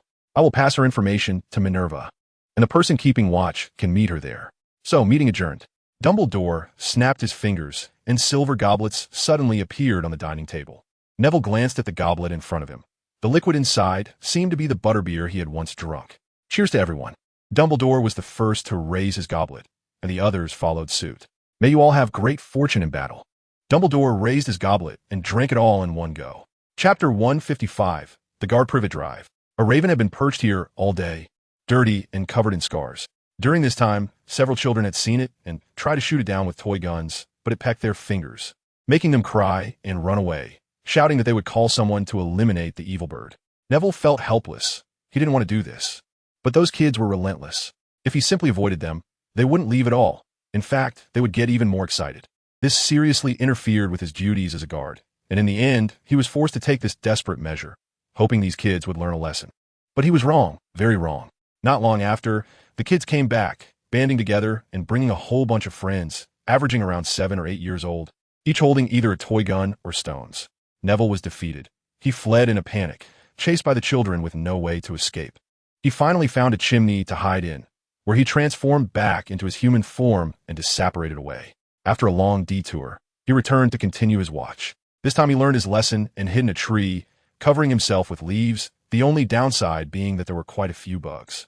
He watched Harry's day unfold from his vantage point, waking up to cook, spending the morning doing summer homework, and in the afternoon, reading for a while before sitting at the table in a daze. Neville felt he might zone out as well. What is he thinking about? Yawn. He rubbed his beak with his wing and suddenly realized it was hard to cover his mouth while yawning. It's so calm. Neville looked at his messy feathers, shook himself vigorously to try and tidy them up, but a few dark feathers fell out. He had been on guard for over 18 hours now. It was the second day of Harry's guard plan, and yesterday Professor McGonagall had been on duty. When Neville took over, he only saw a calico cat sitting stiffly by the Dursleys' fence. Poor old lady had worked so hard. Neville hurriedly took over the post and reluctantly handed a potion he had obtained from a visibly unwilling Professor Snape to her. His meals, breakfast, lunch, and dinner, were all beef pies made by Creature, the elderly house elf who had been rejuvenated since that incident at the seaside cave. His cooking skills had improved significantly. As Sirius put it, eating Creature's food felt like returning to his childhood. As for his own home, he had long told his grandmother that he would be staying at the Black House for a while, and she agreed. Although she complained about him leaving right after returning home, Neville had no choice if he wanted to participate in the Order of the Phoenix and eliminate Voldemort. He had to make sacrifices. He initially planned to tell his grandmother that he had joined the Order after a while, but Dumbledore suggested he keep that identity hidden for now. Otherwise, he wouldn't have an easy time in the near future. The final decision was that, apart from the current members, he could not reveal his identity to anyone else, including Harry and the others. Neville understood Dumbledore's reasoning. Those boys were not exactly the most well-behaved. If they found out Neville could join the Order, they would find a way to join too. At least Harry would definitely do that. As night fell, Neville tucked his wings in. He was getting a bit cold.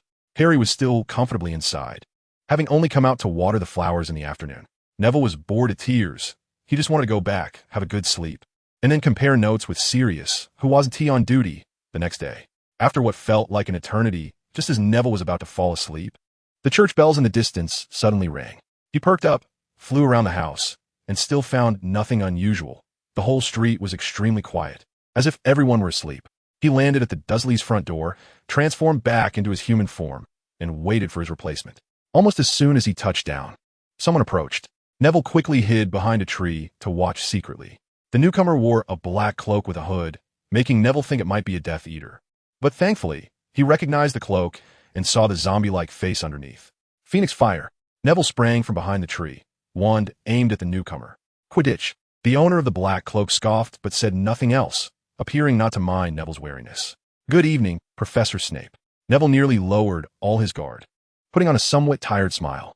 Potter, didn't he give you any trouble, did he? Snape also greeted him, which was no surprise to Neville. Of course not. Harry has been quite well-behaved today. He hasn't even stepped out this door. Neville pointed at the large gate of the Dursleys' yard, smiling. That's great.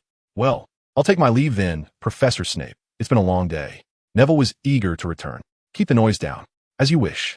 Neville silenced the small area around him and then disapparated on the spot. Snape watched him gradually disappear, the corners of his mouth, which had been turned down, twitching slightly upward. Then he turned back to the house he had seldom visited, resuming the expression he usually wore when watching Harry. Back? It must have been tough. Neville knocked on the door of number 12 Grimmauld Place, and it was opened by Lupin, whose expression was a mix of schadenfreude and relief. I'm back. It's indeed been quite tough. Neville yawned and walked past him directly to his room. Lupin was infected by his yawn and gently closed the door, afraid of disturbing the heavy-footed old lady. They only dared to speak normally when they reached the living room. I'm going to sleep now. Neville pointed to his room. Good night. I still have to wait for Sirius to return. Is he not back yet? The moment Neville asked, he realized.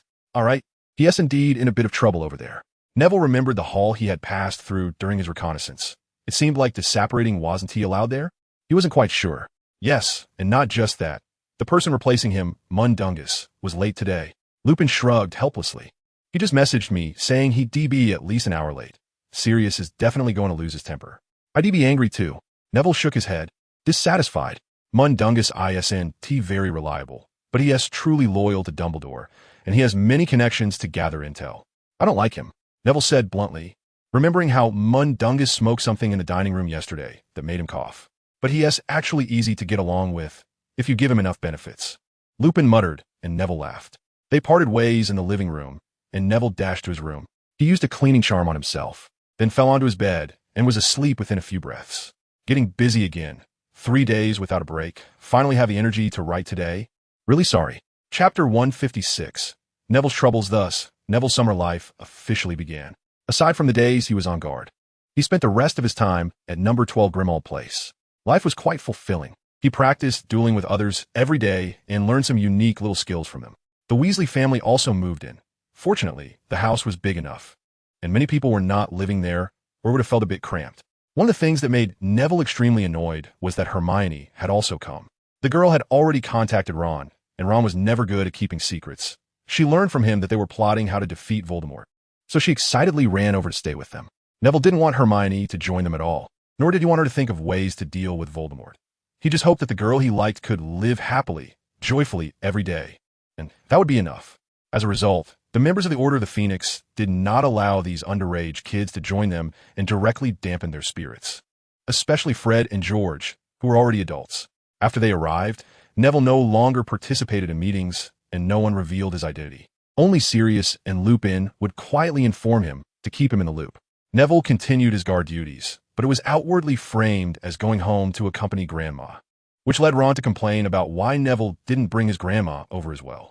This remark was overheard by Mrs. Weasley. Do you think we are here for a picnic? Do you think we are here to have fun? Everything we are doing now is very dangerous. Mind your words. If you can't speak properly, then just don't say anything. The result was a barrage of scolding. It was no wonder Mrs. Weasley had a fiery temper. She had been too tense lately, stretched tightly like a bowstring. Everyone in the family was connected to the Order of the Phoenix, and if something really went wrong, she couldn't bear it. Ron, however, felt he was not in the wrong and directly retorted, blaming his mother for being too meddlesome. In the afternoon, Ron was grumbling as he was sent to clean the toilets, and Mrs. Weasley warned anyone not to help him, especially not allowing Ron to use magic. Neville expressed he couldn't help and quickly slipped away, since his excuse was going home, so he couldn't leave in the middle of the night. After Neville had been on guard duty for a full 2 weeks, the final day finally arrived. Dumbledore had not returned, and Mad-Eye Moody gathered a few people who were not on duty and those who were free to discuss the escorting of Harry Potter.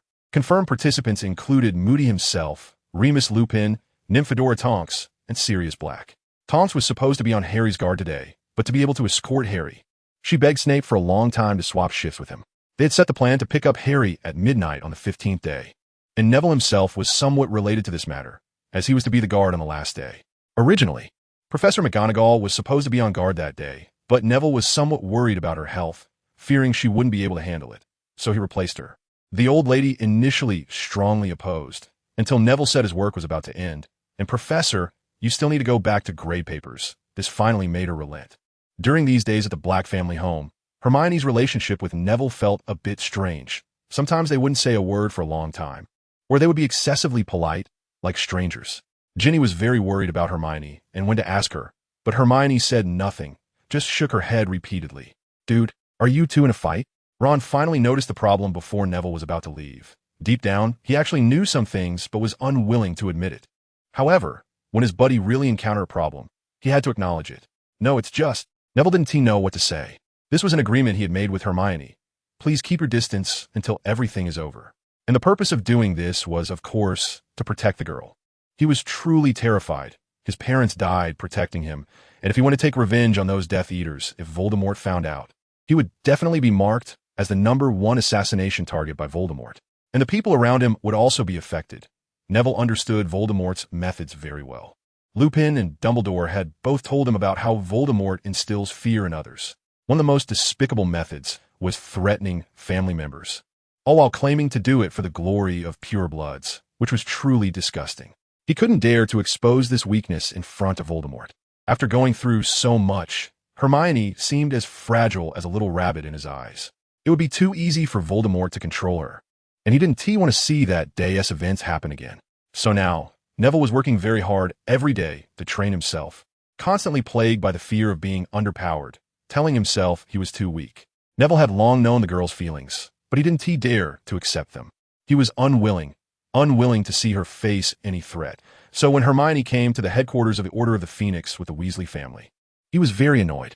In fact, Hermione had never mentioned that agreement once, merely flipping through one profound book after another silently. We just made a bet. Neville ultimately decided to lie, since he had said it more than once. Bet on what? Ron asked, somewhat confused. Bet on whether Harry will find out about us. Huh? Why? Ron looked astonished. Because your sister suspects Harry doesn't understand human feelings and wants us to test it. I bet Harry can figure out. And Hermione bets he can't. Neville spoke the lie without changing his expression and resolved to go to Hermione and Ginny to coordinate their stories later. All right. Ron returned to bed half convinced, and Neville finally breathed a sigh of relief. He walked to the place where Creature was staying. The house elf was lying on a crumpled blanket. Creature, could you do me a favor? Neville had written down what he wanted to say to Hermione, and now it was nighttime. So even if the girls were not asleep, he couldn't appear in their bedroom. Creature is happy to serve the esteemed guest. Creature stood up, excitedly bowing to Neville. Ever since Regulus's body was brought back, his attitude toward everyone had changed a lot. Please hand this to her after Hermione comes out of the bedroom tomorrow morning. Neville handed the letter over and added, it's that brown-haired girl who often comes to see that girl. The corners of Creature's mouth twitched a few times, seeming somewhat reluctant. But he still bowed and accepted the letter. Creature is willing to help you. Neville knew he couldn't say any words of thanks at this moment. Otherwise, the house elf would definitely compare his head with something to see which was harder. Goodbye, Creature. He finally said this. Wish you well. Creature bowed deeply again. His eyes filled with eagerness. Under its gaze, Neville disapparated. He was going to take over Professor Snape's shift. I'm really sorry. It's been busy with the July 1st events recently, and I've been feeling terrible, finding it hard to concentrate on writing, so it took so long. Chapter 157. Transferring Harry's summer vacation was not going smoothly at all. Very few of the letters he sent out received replies. And even when they did, they were just brief messages asking how he was, which frustrated him greatly. Voldemort had resurrected right under his nose, and he wanted to know news about him, but no one disclosed a word to him. With no other options, Harry could only try to find traces that might be left by Voldemort and his followers from the Daily Prophet. However, the result was even worse. The Daily Prophet adamantly claimed that Harry was lying about Voldemort's resurrection and even said that Dumbledore, who supported him, was senile. His affairs were directly written on the front page, describing him throughout as a liar, a clown trying to attract attention. Harry finally gave up after tearing up several newspapers and turned his attention to the Muggle news. He knew that many of the bizarre cases that appeared in Muggle society were actually caused by wizards or other magical creatures. Every night, he would curl up at home to read the news, a privilege that Sirius had fought for him, considering that the Dursleys had never allowed him to watch television before. However, the Muggle news was as calm as a still pond. There were hardly any strange incidents, let alone ordinary murder or robbery cases, which were few and far between. And it was clear they were just Muggles. He knew Neville was always resourceful, so he wrote to ask him, but Neville's reply was equally disappointing, as he merely advised Harry to read more and tidy up his room a bit. What did tidying up his room mean? Harry irritably threw a copy of Werewolves, a companion, under his bed. His room was indeed messy, with things piled up everywhere. He vaguely felt that something was off, but his emotions prevented him from thinking too deeply. Otherwise, he would have understood Neville's hint. The Dursleys had all gone out. They received a coupon for a well-known department store that was only valid for that evening. Before leaving, Mr. Dursley considered locking Harry's door, but ultimately gave up. The threat from Sirius still fresh in his mind. He didn't want those madmen disturbing their lives again. However, Harry didn't come out of his room. He was in a bad mood today and wanted to be alone for a while. He looked out at the darkening sky and grew increasingly agitated. Why weren't they telling him anything? Why did Hermione and Ron say in their letter that he would know soon? Suddenly, he heard the sound of a door opening downstairs. Harry tensed. This wasn't the Dursleys coming back, as he didn't hear the familiar sound of their old car's engine turning off. Taking a deep breath, he grabbed the wand that was tossed on his bed and quietly opened the door to step outside. Harry's bedroom was on the second floor, and he tiptoed down the stairs, wanting to see if a thief had entered the house. He held his wand up, ready for anything. The next moment, a voice he knew all too well came from downstairs. "Don't point that at us, Potter. We're not thieves." The hoarse voice filled Harry with joy. It was Mad-Eye Moody's voice, but why was Moody at his house? Harry rushed downstairs, only to see Moody frowning and shaking his head repeatedly.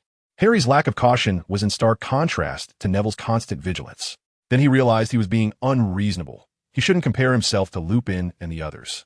Harry saw familiar faces appearing in the Dursleys' living room, except for one woman he didn't recognize. Sirius, Professor Lupin, Professor Moody, he exclaimed excitedly. His godfather and Lupin waved at him with smiles, while Moody was fiddling with the kitchen faucet, looking quite interested in it. Tonks, however, seemed a bit displeased, which Harry noticed immediately. "Sirius, who is this?" "This is Nymphadora Tonks, also one of us," Sirius introduced with a smile, patting Harry's shoulder. "Sirius, don't call me Nymphadora." Tonks protested, as she had always hated her name. All right, Tonks," Sirius said, scratching his head. At that moment, Moody picked up a cup, filled it with water, and, to everyone's astonishment, took out his magical eye and dropped it into the cup, manipulating it with his hand. "Come on, Mad-Eye, don't do that," Tonks complained. "It'll be fine. It got stuck ever since that despicable little man used it," Moody said, having finished cleaning his magical eye and now wiping it with a cloth that looked rather dirty. Harry thought to himself that maybe it was because the cloth was too dirty. "By the way, you don't know why we're here, do you, Harry?" Sirius asked with a grin. "No," Harry replied, feeling a bit excited with some guesses forming in his mind. "We're here to take you with us," Lupin said, also smiling. "Really?" Harry exclaimed, overwhelmed with excitement, feeling validated that he hadn't been forgotten, and his previous disappointment vanished. "Of course. Have you packed your things, Harry?" Sirius intentionally asked, knowing Harry hadn't tidied up, as Neville had informed them of everything outside. I haven't yet," Harry said awkwardly, suddenly realizing why Neville had told him to clean his room. "I'll go tidy up now," he stammered. Ha, let me help you. You and James are just the same."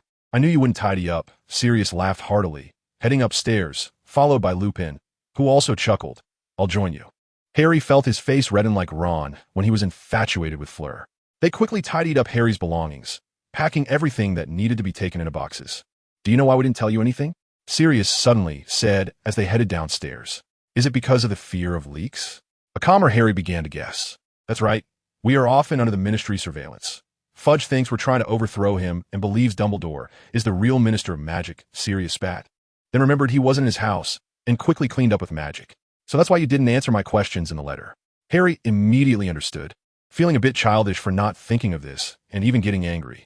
"Exactly, just like your father, sharp as a tack," Sirius ruffled Harry's hair. When they got downstairs, Moody scanned Harry's box with his magical eye, checking for any dangerous items.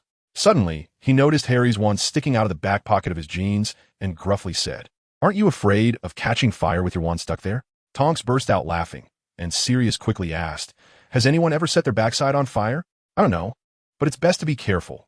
Always stay alert, he said, the last part of his sentence completed by the other two, with only Lupin not chiming in.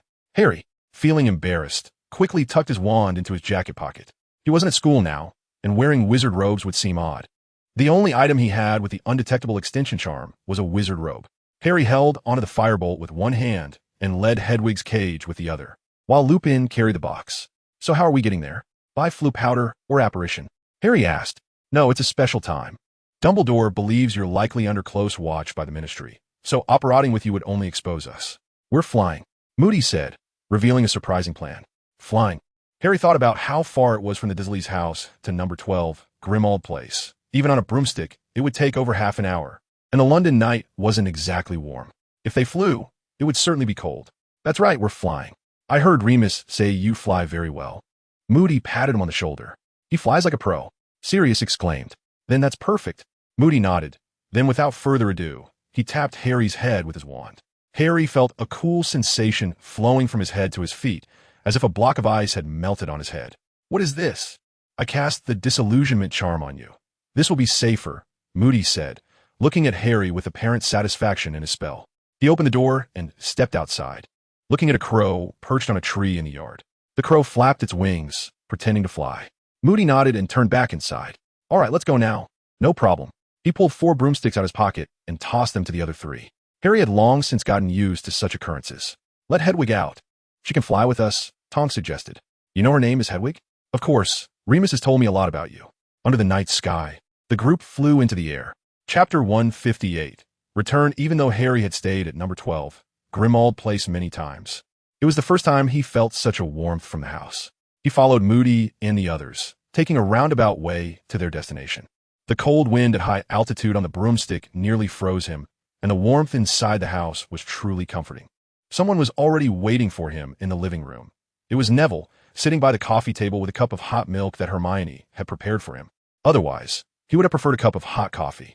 Welcome, welcome, Neville said, sounding a bit tired. He and T slept for over 30 hours. You're here too? Neville, Harry asked. Yeah, I got here pretty early, almost right at the start of the summer holiday. Neville yawned, clearly struggling to stay awake. Since you guys are back, I'm going to sleep now. He stood up unsteadily, waving his hand. Aren't you going to eat, Neville? Just then, a figure appeared at the restaurant door. Harry looked toward the voice and couldn't help but admire Hermione's new look. She had tied her previously messy hair into a ponytail, making her look much more spirited. Plus, with age, her face had grown longer, giving her an air of confidence. Neville felt revitalized, as if spring had returned to his weary spirit. He instinctively replied, I'll eat something, and wobbled toward the dining room. It was well past mealtime, and Hermione had just finished cooking. She had learned a bit from her mother and finally put it to use today. She was cooking for the people who went to fetch Harry, most of whom hadn't eaten anything, and Mrs. Weasley was also absent, so she took it upon herself. For this, she had begged a tearful creature for a long time to get the position. Unfortunately, Neville's mind was entirely on his bed and blanket. If he weren't waiting for Harry and the others to return, her efforts would have been in vain. At the dining table, Neville was sleepily munching on apple pie. Hermione's cooking was quite good, at least much better than the random dishes he had once made. How is it? Hermione asked, sitting next to him with her hands on her cheeks, her face beaming with expectation. It's pretty good, Neville said without looking up. The others at the table watched them with interest but didn't interrupt. Among them, Sirius wore a face of mock pity. Remus simply smiled while drinking his coffee. Tonks had dyed her hair a rather ambiguous bright pink. Even Moody had an expression that seemed quite out of place with his usual demeanor. Only Harry was focused on chewing his apple pie, secretly criticizing Hermione's cooking. He was extremely hungry, having eaten little at the Dursleys, who were currently on a family diet because their precious Dudley had been warned by the school nurse about his weight. Not to mention Harry. Even Dudley had only been eating vegetable salads, which had the little chubby boy worried every day, making him nauseous at the sight of salad. Soon, Neville finished his apple pie, wiped his mouth habitually, and stood up. I'm going to sleep.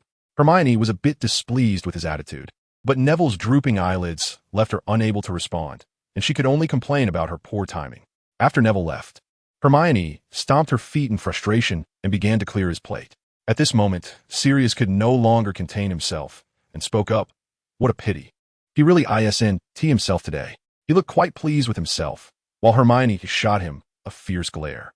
You don't need to worry about it, she exclaimed like a cat whose tail had been stepped on, startling Harry, who was still eating. He looked up at Hermione, feeling that her current state seemed oddly familiar. Miss Granger, you don't need to worry too much. That guy may usually hide it, but from his unintentional actions, it's clear he still likes you, Moody said, taking a sip from his flask with a gossiping demeanor.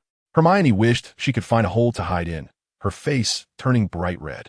If you keep talking nonsense. She started angrily, but couldn't bring herself to say anything too outrageous, especially since the only people present besides Harry were elders.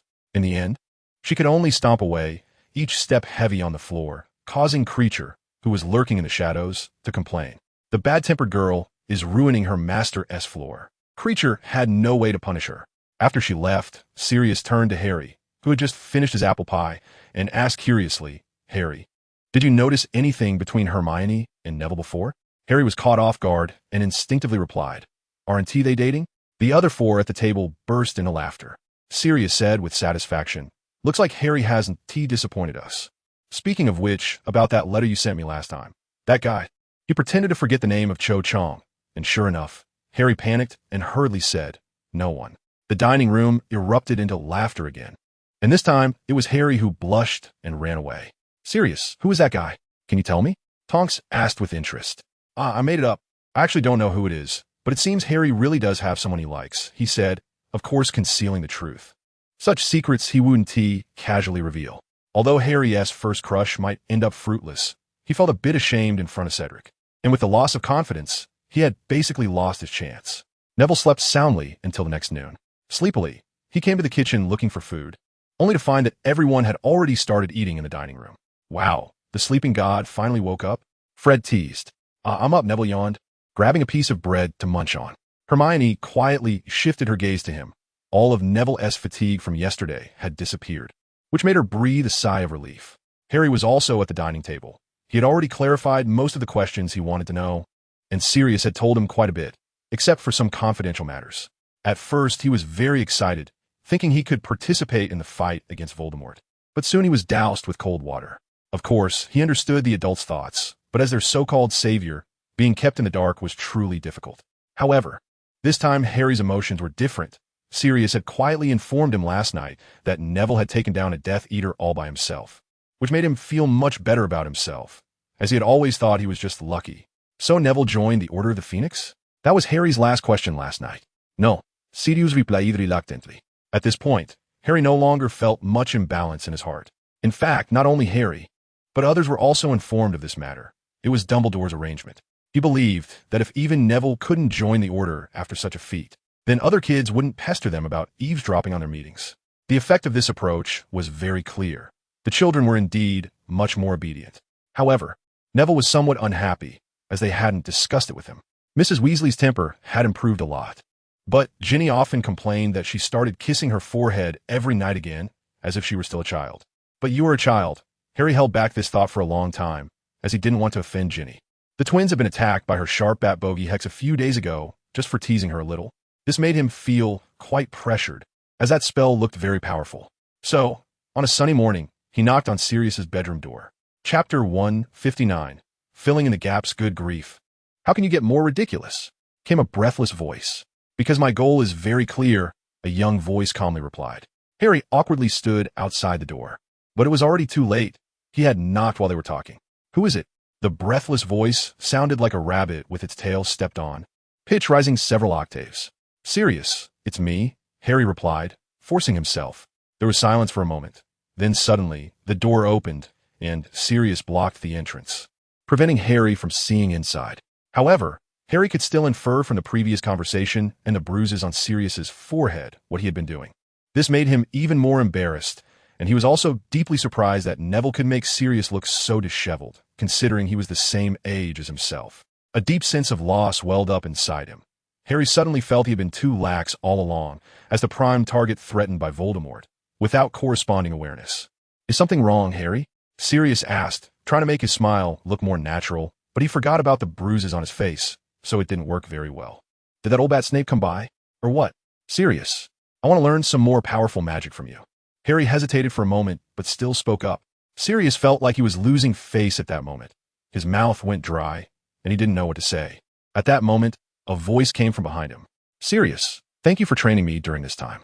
I really appreciate that you agreed to only let me practice defensive spells, Neville said after thinking for a while and realizing the awkwardness of Black at this moment. He couldn't help but speak up, and he indeed needed to find another practice partner. Although Sirius had been very powerful in the past, he had a long gap of over a decade. Perhaps he was weaker than Lupin. It's okay as long as I can help you, Sirius said gratefully to Neville and opened the door wide, letting Neville walk out. Harry, good luck. Neville waved to Harry, who was still standing there in a daze, and turned to leave. The remaining godfather and godson both felt relieved, instantly returning to their usual way of interacting. Neville didn't know how many times he had defeated Sirius in a direct confrontation. His spells had clearly reached a level of achievement. Whether it was disarming spells, stunning spells, or shield charms, he could perform them better than Sirius. Even if he lost to him, it was due to a sneak attack. Practicing with him again wouldn't yield much more effect. Fortunately, Neville had already thought of another way out. He arrived at Mad-Eye Moody's door, which was the route Sirius had pointed out to him. In his description, Moody was practically an assassination master. Sneak attacks were child's play for him, stealth, poisoning. He used every means possible. Since Neville suffered a great loss at the hands of young Barty, he had realized his shortcomings. So he planned to ask Moody to teach him how to assassinate and prevent assassination. Simply put, to learn sneak attacks and how to avoid being sneak attacked. Just as Neville's hand was about to touch the door, it swung open, and Moody lived here. In fact, currently, among the members of the Order of the Phoenix, only a few from school and 2 Aurors did not live here. What is it, kid? Moody's large face loomed in front of Neville, exuding a strong sense of pressure, which was one of the reasons Neville hadn't come to find him. The pressure he gave was simply too great, especially with that magical eye. Professor Moody, Sirius said you're very skilled in assassination techniques, so Before he could finish, Moody laughed. Did he also say I excel at escaping? No. Neville shrank his neck and replied softly. Come on, kid, I should have known this day would come. Without further ado, he pulled Neville into his room, then slammed the door shut. Dumbledore has always told me you have great talent, and the events during the Triwizard Tournament prove that you can handle yourself. Now, what you lack is mainly experience, right?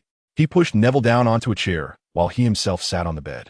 Yes, Professor Moody, Neville nodded. He indeed lacked experience.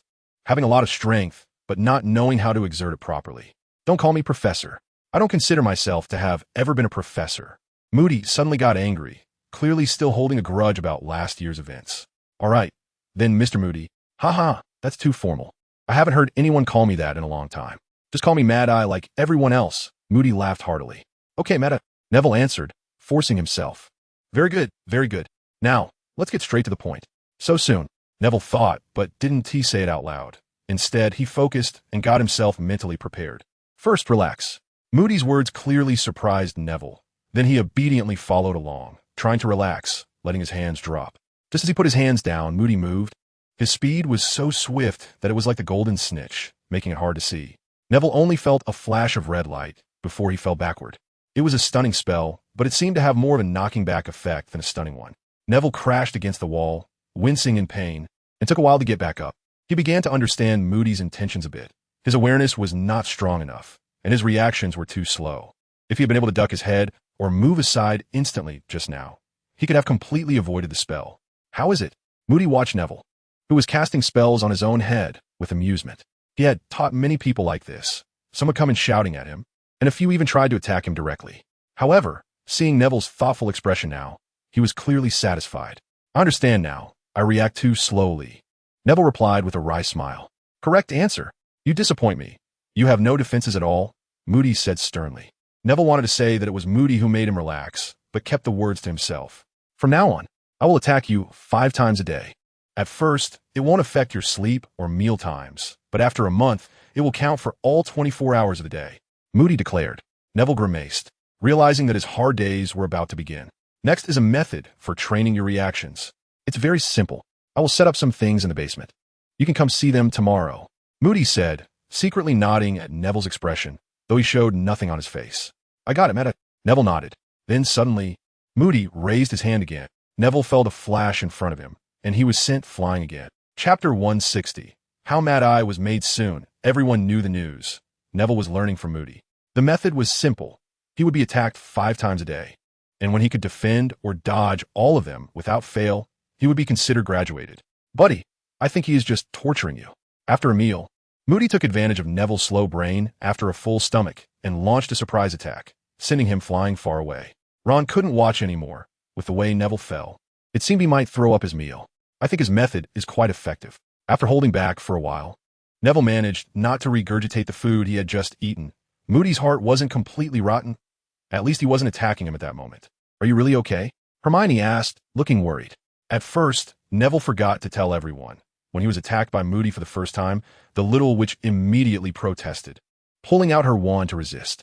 Ginny also got involved, standing up to take action, but before she could draw her wand, Mrs. Weasley suppressed her. Luckily, Neville reacted quickly and got up to tell everyone that he was fine, that this was just him training his reactions with Mad Eye. After hearing this news, everyone reacted differently. Harry and the younger generation expressed envy, while most of the others looked at him with sympathy, as if he were about to pass away soon. In the end, the elder's foresight was indeed sharp. Moody's methods of torment were truly varied. He always managed to find times when Neville was slacking off, making him jumpy all day, as if the clock on the wall would turn into Moody knocking him out at any moment. Because Moody did just that. A few times, he even used an invisibility cloak, showing no mercy.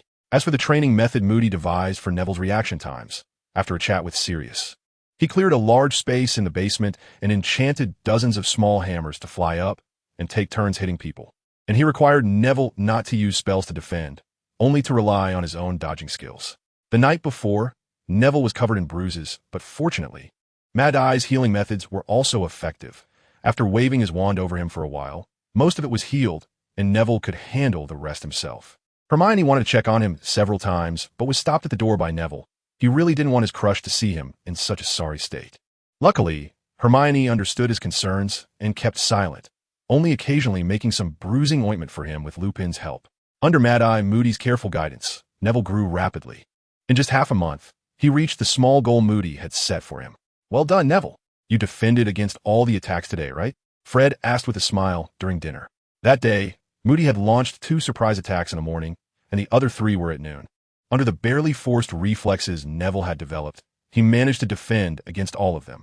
Yes, Neville was quite happy. This was visible growth. And Moody's teaching methods were indeed effective. Just as he was feeling a bit proud, Moody doused him with cold water. Longbottom, I think you can finish the first phase ahead of schedule. Do you remember what I said about the second phase? Mad Eye attempted to pat Neville's shoulder, but he instinctively dodged, catching Moody off guard, which only made Moody's smile grow wider. Neville swallowed hard, of course.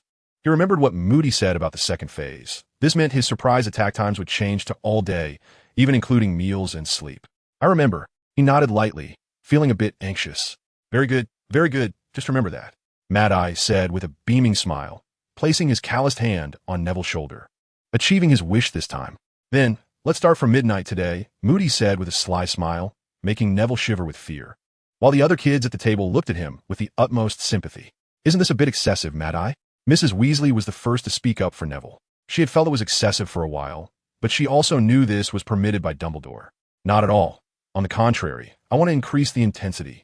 Moody countered sharply, and Neville swallowed again, starting to doubt whether he would be able to sleep. But he's still just a child, Mrs. Weasley exclaimed. A child? The child you speak of has already taken down a Death Eater in a duel.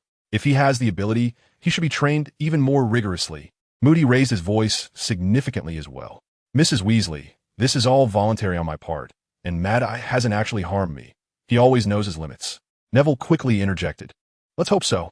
Mrs. Weasley saw that the person involved had no objections and lost the mood to say anything else, especially since Moody had indeed been careful about this matter.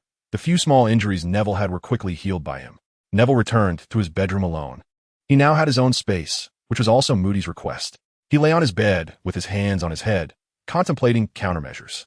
Since Moody could launch night attacks, could he also set up some kind of alarm? Otherwise, relying solely on instinct to dodge spells in his sleep. How could that be possible? The sensitivity charm and the perception charm were useful, but they had to be used while awake, right? Using spells while sleeping? Just thinking about it seemed absurd. Suddenly, he thought of a terrifying possibility. He had heard of sleepwalking. What if he sleepwalked? Would he dream of wielding a wand and wreaking havoc, casting spells everywhere? That was too scary. He completely abandoned the idea of using the perception charm while sleeping, leaving only the second plan, setting an alarm. If Moody wanted to come in and attack him, he would likely open the door and use a weakened version of the stunning spell on him. right? He wouldn't attack him directly from outside the door, would he? Without hesitation, Neville directly set up a howler spell on the door and soundproofed it to avoid disturbing others. If anyone broke in, they would be awakened by the alarm. Satisfied with the security measures he had put in place, Neville relaxed and lay down on his bed to sleep, hoping to catch some rest before the night's potential chaos. However, he soon realized he had underestimated the situation. He was unable to sleep. For a long time, he had relied on the elixir of life or other sleeping potions to help him sleep, but today, with his mind troubled, he found it especially hard to drift off. Neville took out a small bottle of the elixir of life, hesitating as he looked at it. If he drank it, he would surely fall asleep, but the alarm wouldn't wake him. Forget it. He decided to forego the elixir and opted for another sleeping potion, one with a milder effect, but still effective enough. He took a small sip, lay down, and soon fell asleep. Just past midnight, Neville was sleeping soundly when suddenly an unexpected visitor arrived outside his bedroom door. He looked at the tampered door and couldn't help but chuckle to himself. Then he drew his wand and aimed it at Neville, who was lying on his side in bed. The spell reverse gravity was cast, and Neville instantly flew up, head down, into the air. Startled awake by the sudden turn of events, he tried to reach for his wand under his pillow, but found nothing. As he became more alert, he realized what had happened. He hadn't even been given a moment to grab his wand. Upon further inspection, he noted the door was intact, and suddenly remembered Moody's magical eye that could see through things. Fortunately, Moody did not intend to keep him hanging all night and soon let him down. Neville felt very frustrated. How could he have forgotten about this? Was he supposed to use the stunning spell? What was this reverse gravity nonsense? A voice from outside the door provided an answer. Longbottom, I think your sense of caution still needs improvement, so I decided not to just use the stunning spell. Listening to his words, Neville almost fainted. This was just too much. Recently, with a busy work schedule, I have really had little energy to write. I'm very sorry. It should be better next week. Chapter 161. Prefect Hogwarts' new semester book list had arrived, accompanied by 2 envelopes, one each for Hermione and Ron. Coincidentally, this coincided with Harry and Neville's birthdays. A few days ago, Mrs. Longbottom had also moved in and proposed that Neville celebrate his birthday together with Harry. No one had any objections, and of course, Neville didn't mind. He just hoped that his cake wouldn't be poisoned, because Mad Eye had already begun doing just that. As Neville gradually demonstrated his resilience and decent magical ability, Moody became increasingly deranged. There was no need to mention the surprise attacks during sleep. The disguised ambushes had become a common occurrence, and his methods were becoming more varied, like sending him a cursed letter via owl after making it fly a long distance, putting little gadgets in his pies that would cause him all sorts of torment, even tampering with the toilet seat before going to the bathroom. During this time, the Weasley twins had been a great help to Mad Eye, as many of the things he used were provided by them, which made Moody praise them highly, often saying they would surely achieve great things in the future.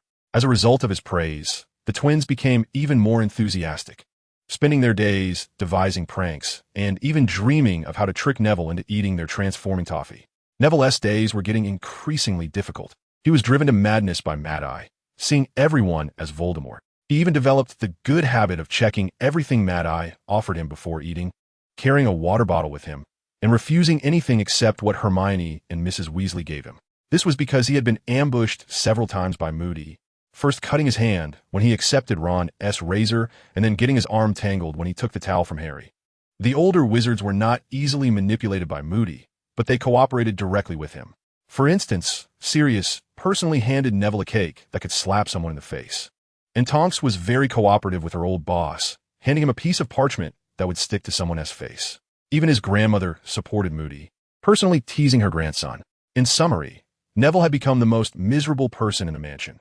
The younger ones all looked at him with sympathy, while the older ones laughed at his misfortunes. Every day, they laughed uproariously at his various predicaments. Given all this treatment, it would be impossible for Neville not to feel some resentment, but he could see clearly that his abilities had indeed improved significantly. At first, he couldn't even dodge Moody's stunning spell, but now he could even counterattack a bit, and he had developed a rare awareness that reminded him of impending danger. For instance, when Moody was about to hide behind a door to cast a spell on him, the hairs on the back of his neck would stand up, like an alarm, allowing him to react and block Moody's spell. Because of this, Moody's methods became increasingly diverse. This kid was becoming harder and harder to deal with, and unless he used some new tricks, he wouldn't catch Neville off guard. In the living room, Neville was checking his envelope for the third time. After confirming everything was in order, he finally opened it to see the contents. Sure enough, like everyone else, it was a new semester book list, but what was that peculiar package of Ron S? Suddenly, he heard a gasp that startled him, and he quickly raised his wand toward Ron, fearing Mad Eye was up to something again. Merlin S. Beard, what is that? He saw Ron holding something resembling a badge, gazing at it as if it were a divine object. What's going on? Could it be? Neville relaxed slightly, but still held his wand tightly. He leaned over to examine the badge in Ron's hand. At that moment, there were only the two of them in the living room. Tonks had gone home. Lupin was on duty, and everyone else was either in their rooms or in the dining room. Congratulations, Ron. Neville recognized it as the prefect badge. Something Percy used to carry around everywhere, easily identifiable. How is this possible? I thought it would be you or Harry. Ron stammered in excitement. The surprise was too sudden. Although he had known they would be selecting prefects in their 5th year, he never imagined it would be him. Neville rested his chin on his hand, deep in thought. Actually, it's not surprising if you think about it. Your grades are decent, and you've always performed well. Neville instantly thought of a certain elderly man with a long beard. It must have been his idea. But, you too. Ron's ears began to turn red again. There's nothing to say. Just think about it. Pick me. Dumbledore must have lost his mind to do this. Although I've never let him catch me breaking school rules. That doesn't mean he doesn't know. Pick me. Unless he wants the Gryffindor prefect to go missing every day. Neville commented, having some self-awareness. What about Harry? Ron wanted to continue, but after hearing Neville's words, he quickly understood. Harry always seems to be in various situations. Neville hadn't even said it, and Ron had figured out himself. Indeed, our savior is quite busy, Neville chuckled, making a joke. Although being a prefect sounded impressive, he truly had no desire for it, as it would be too demanding, and he didn't have that much time to waste on prefect duties. Ron's expression finally returned to normal, and he immediately grabbed the badge and ran off. I want to show it to my mom. She'll definitely be surprised. Neville stared at his back, momentarily lost in thought, and then shook his head vigorously, covering his eyes and laughing. What was I thinking? At that moment, the sound of a door opening came from the stairs, followed by hurried footsteps. Neville looked in the direction of the sound, and, sure enough, it was Hermione. He smiled at her, but the next second his smile froze on the badge in the girl's hand. You were elected head girl? Neville's voice sounded a bit hoarse as he turned his head away and coughed heavily a few times, having choked on his own saliva. That's right, you saw this? Hermione cheerfully raised the badge in her hand and walked towards him. Congratulations, cough, cough. At that moment, Neville really wished he was the head boy instead. He even started to blame Dumbledore for not choosing him. Are you okay? Hermione worriedly patted his back. She had seen Neville's miserable life during this time, but there wasn't much she could do to help. After all, Neville always managed to handle everything before she could assist him. I'm fine. I just choked on some water earlier. Neville quickly forced a smile. That's good. I wonder who the other head is. I hope they're easy to get along with. Hermione sat down, looking at the badge in her hand and murmuring softly. Definitely easy to get along with, because it's Ron Weasley, Neville said with a bitter smile. Ron? No way. Hermione looked as if she had seen a ghost. She had originally guessed it would be Neville or Harry, since she hadn't seen the badge in Neville's hands. She'd assumed it was Harry, but she never expected it would be Ron. It really is him. I saw him take the badge out of the package with my own eyes. Neville smiled bitterly again. Could it be a mistake? Maybe it's something that was sent to you. Hermione suddenly said softly. The atmosphere became a bit awkward, and Neville's bitter smile turned into a thoughtful expression as he seriously began to doubt this possibility. He then stood up and walked towards the package that Ron had opened. Hiss! Neville gasped as his hand got caught. A mousetrap sprang out of the package, but he still managed to see the recipient's name clearly, which was written in bold. Ron Weasley.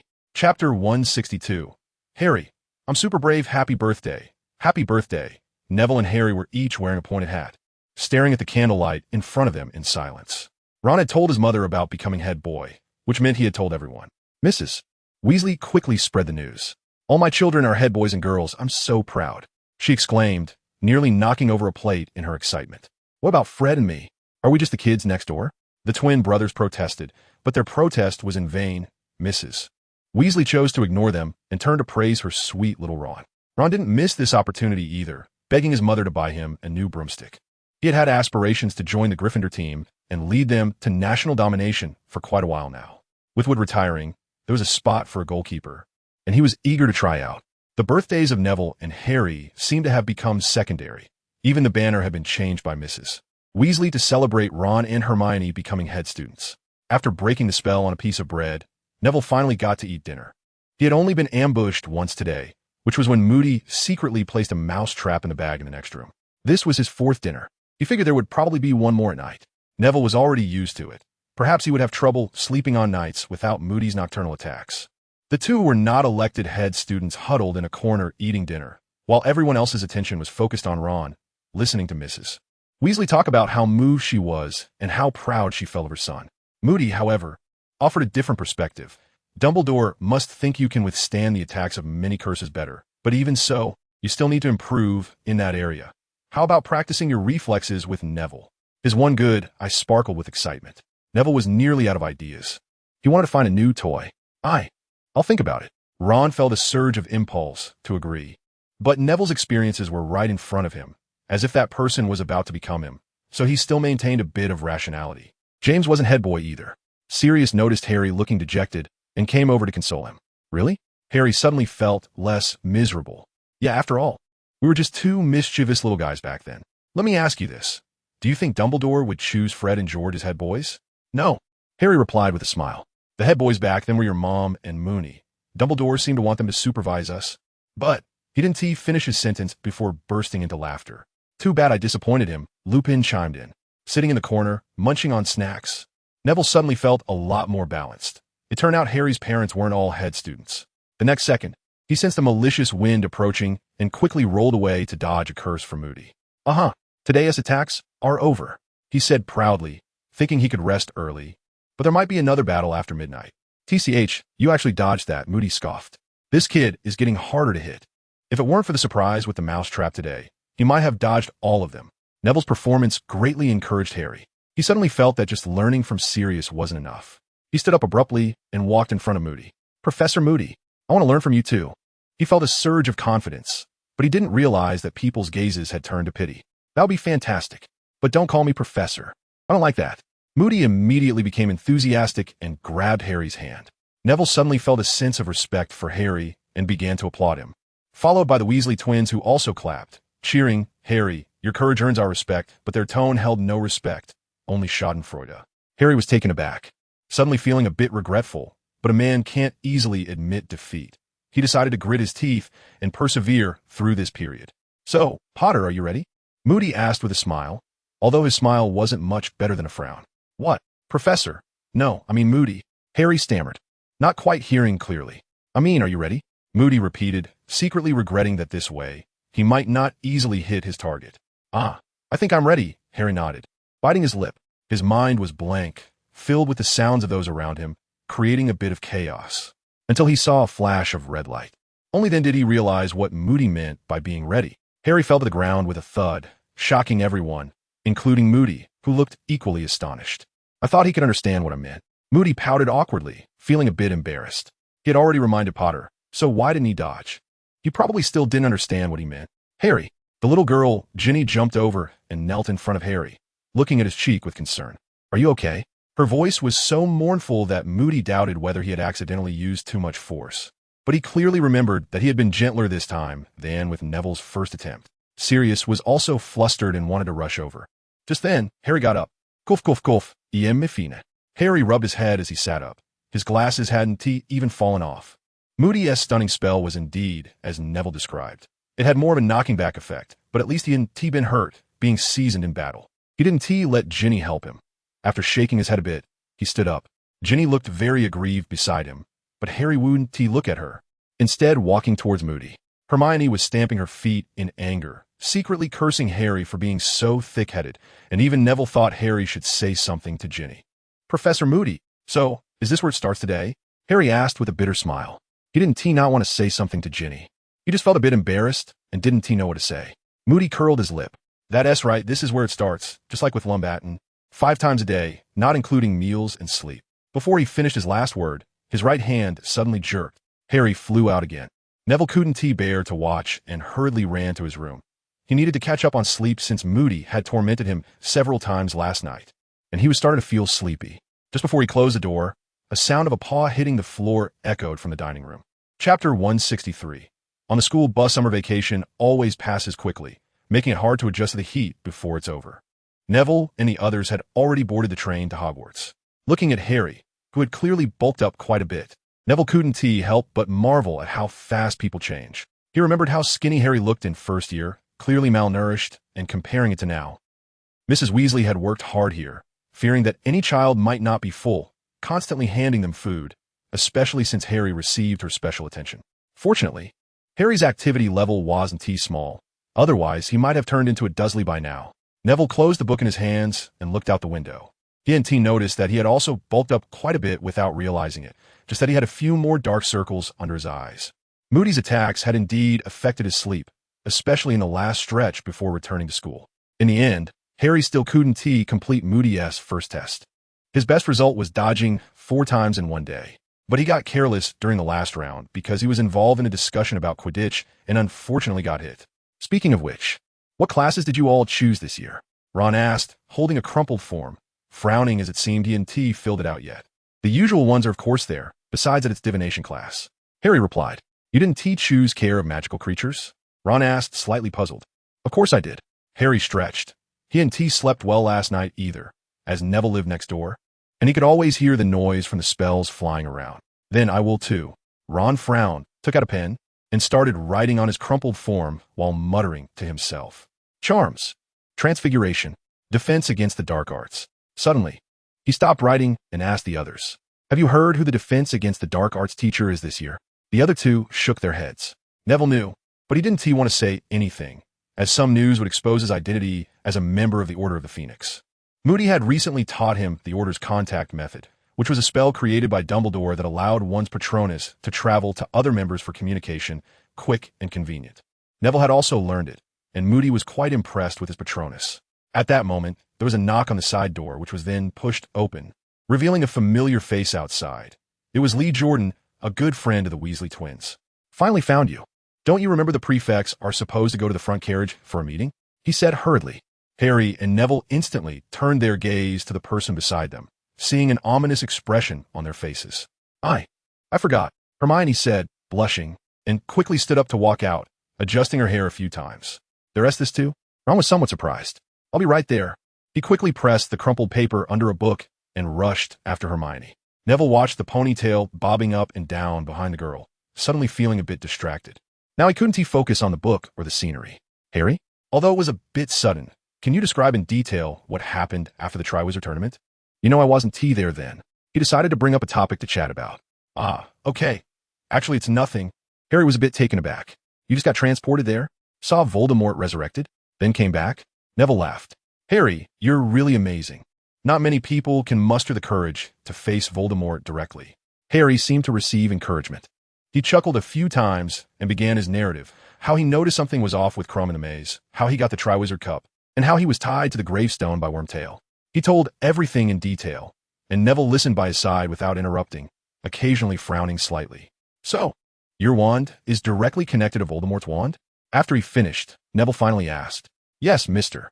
Ollivander told me years ago that my wand and Voldemort's wand are considered twin brothers, both using a feather from the same phoenix as the core. Harry nodded, taking out his wand for Neville to see.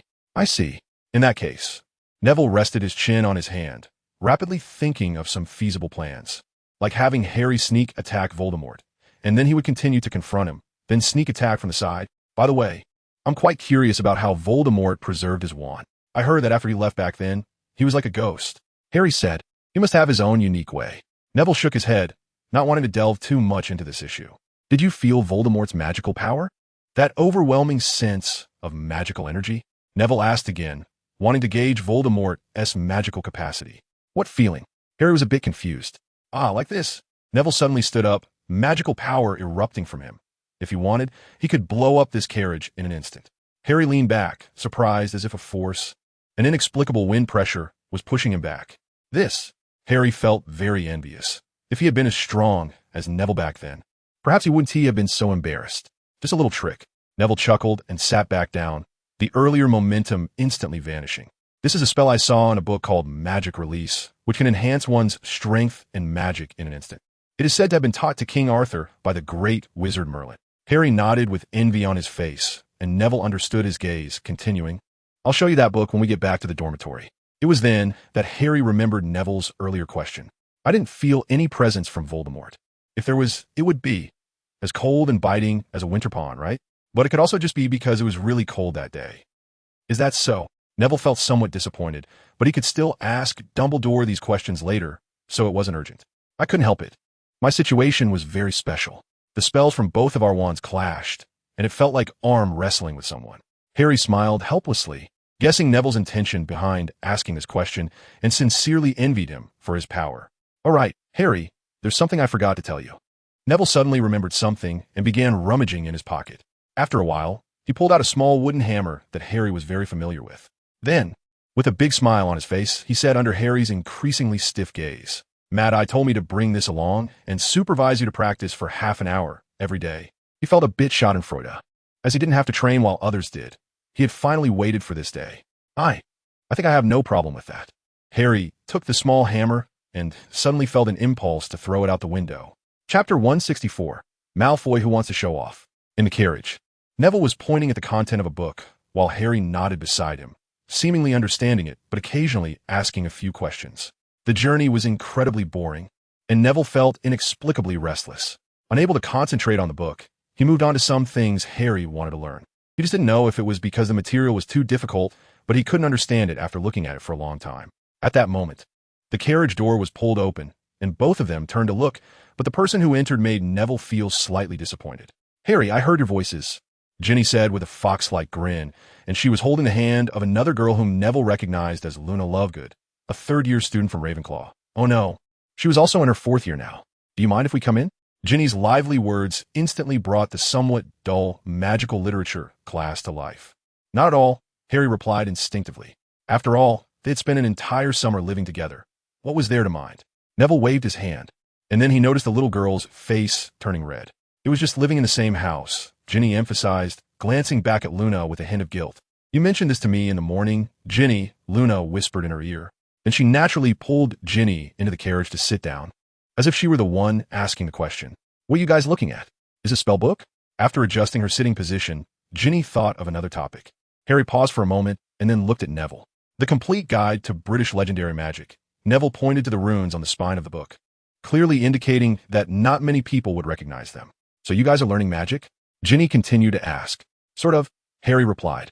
He did find this so-called magic release quite interesting, although Neville said it was basically useless since wizards no longer use swords. While that great wizard Merlin was a sword master, but he didn't think so. He had once had an experience of slaying a snake with a sword, which gave him a feeling that he would need that sword again in the future. Suddenly, Neville froze beside him. He realized that Harry was a Quidditch player, and if he suddenly did this while flying and collided with someone. No. He quickly dismissed that thought unless he wanted to see Malfoy's tombstone. Is there a spell you can conveniently tell us about? Ginny asked curiously, knowing that Neville's magic was powerful. So she was also very interested in the spells he and Harry were looking at. Not much, just a way to manipulate magic. Neville directly opened the book and pushed it toward Ginny, and then he saw the little girl's expression as if she were looking at a foreign language. Ah, sorry. It seems you haven't learned runes, right? Do you need me to help you translate? Neville asked. No. It's fine. Ginny quickly waved her hand. She didn't want to trouble Neville too much, especially since Hermione might come back soon, and she didn't want to explain later. At that moment, Luna, who had been quietly sitting there watching them, suddenly pulled out a rolled-up magazine from her pocket and casually opened it to read. Neville glanced over and found it was the Quibbler, a magazine he had seen but never read. He had heard Fred mention it, saying it contained some funny content.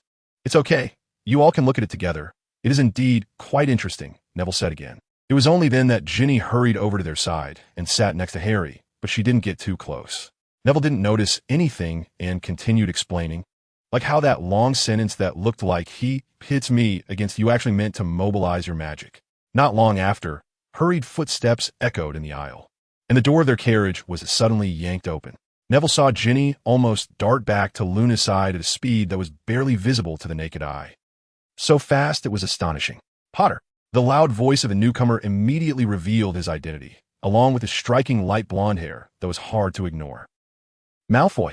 Harry instantly turned his gaze to Draco Malfoy, who also stood up, seemingly ready to compete in height with Malfoy. Didn't he expect it? Did you, Potter? I'll become a prefect.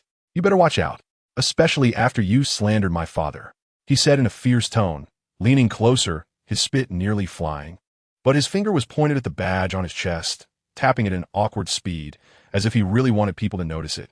Harry not only didn't tee back down, but instead stepped forward to confront him, their eyes locked in a fierce glare. But Ron and Hermione are also prefects. They will definitely help me. Oomph. So what? Pansy is also a prefect. We're still a draw, and life and death are yet to be determined. They got closer. The distance between the two pairs of eyes was now less than the length of a wand. So what? You still want to attack me? Harry shot back. After your father's friends attacked us? I warn you, Potter. Don't slander my father.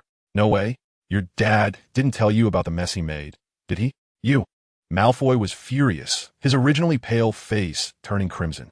He rolled up his sleeves and signaled to Crabbe and Goyle behind him, and the two stepped forward. At that moment, Malfoy finally noticed who else was left in the carriage. His gaze landed on Neville, and he suddenly dropped his sleeves and took a few steps back. Potter, we'll see. He stormed off in anger, not forgetting to turn back and leave a threat, his footsteps echoing on the train aisle's floor. Harry glared back at him angrily when suddenly someone tapped him on the back. He turned around sharply, still fuming, and found it was Neville who had lightly hit him with one of those small wooden hammers. You're in a state that's most vulnerable to ambush, Neville reminded him. Having suffered greatly in this regard before, Moody had often taken advantage of his emotional fluctuations to attack him. Harry realized he was getting a bit too worked up and quickly sat down, only then noticing Ginny and Luna sitting across from him. I'm just a bit anxious, he explained. It's nothing, Harry, you're right to feel that way. If it were me, I might have just hit him, Ginny comforted, reaching out to touch Harry's clenched fists as she spoke with shared indignation. Harry, I know Malfoy is quite unpopular and often says very lowly things, but don't you think this is a way to control your emotions? Neville tapped him on the shoulder. You're right, Neville, I definitely need to work on that. Harry nodded vigorously, acknowledging that he was easily swayed by his emotions, but he was also a bit dissatisfied with Neville for not speaking up for him earlier. Suddenly, he noticed Neville slowly tucking his wand into his sleeve. All his dissatisfaction vanished. Neville, is there a spell to control emotions? I've been feeling really irritable lately, and my scar often hurts, Harry asked. Of course there is, and I'm actually learning one of them right now. Neville smiled and nodded in satisfaction. Chapter 165. The uncouth umbrage, the spell Neville mentioned for controlling emotions, was something Dumbledore had asked him to learn, especially after the incident that had occurred. He even helped Neville find a teacher, Snape, who was said to be the best mind-blocking expert in the world. Relax, Longbottom. I need to invade your mind. The emotionless voice echoed repeatedly in Neville's ears, as if he were back on holiday. Neville stood in the crowd, scanning for that familiar shadow, but failing to spot it. In fact, his mind-blocking skills were almost self-taught. For some unknown reason, he was inexplicably good at it, which is why Snape had struggled on his first attempt to use legilimency on him, failing to read anything from his mind. But that was not enough. He could only clear his mind and could not modify his memories for others to spy on, which was exactly why Snape and Dumbledore had asked him to do so. Ron and Hermione had gone to find the first years, as they would be guiding this group of children for quite a while. Neville had been staring at a little boy who seemed very interested in Hermione, his mouth slightly downturned. Does it really work? That mind-blocking spell? When you learned it from Snape, Sirius told me he actually wanted to mess up your mind. Harry said as he walked with Neville through the crowd, heading to the Great Hall. It is indeed very useful. It allows me to calm down instantly after getting angry for Moody's attacks. Neville smiled and replied. That is indeed very useful, Harry nodded seriously, clearly harboring a lot of resentment towards Moody. There's another effect, which is to block the enemy's legilimency, and perhaps it can also make me seem unfathomable. Just like Snape. Neville added after a moment's thought. Have you mastered it completely? Harry asked with a slight frown, fearing that Neville was implying he should consult Snape, which would be less pleasant than facing Voldemort in a duel. Almost. During the last test, Snape's evaluation of me was able to fool a 3-year-old. Neville shrugged helplessly, glancing towards the teacher's table in the Great Hall, where the old bat was indeed sitting. Suddenly, Neville noticed Snape's gaze was also directed towards him, and he froze for a moment before nodding slightly in acknowledgement. He received a typical Slytherin-style dismissal as the potion's master immediately turned his head away. Then can you teach me? Harry suddenly asked. Neville looked a bit stunned.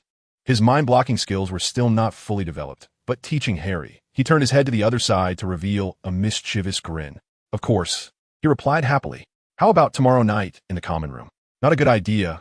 I suggest you come with me, Neville said.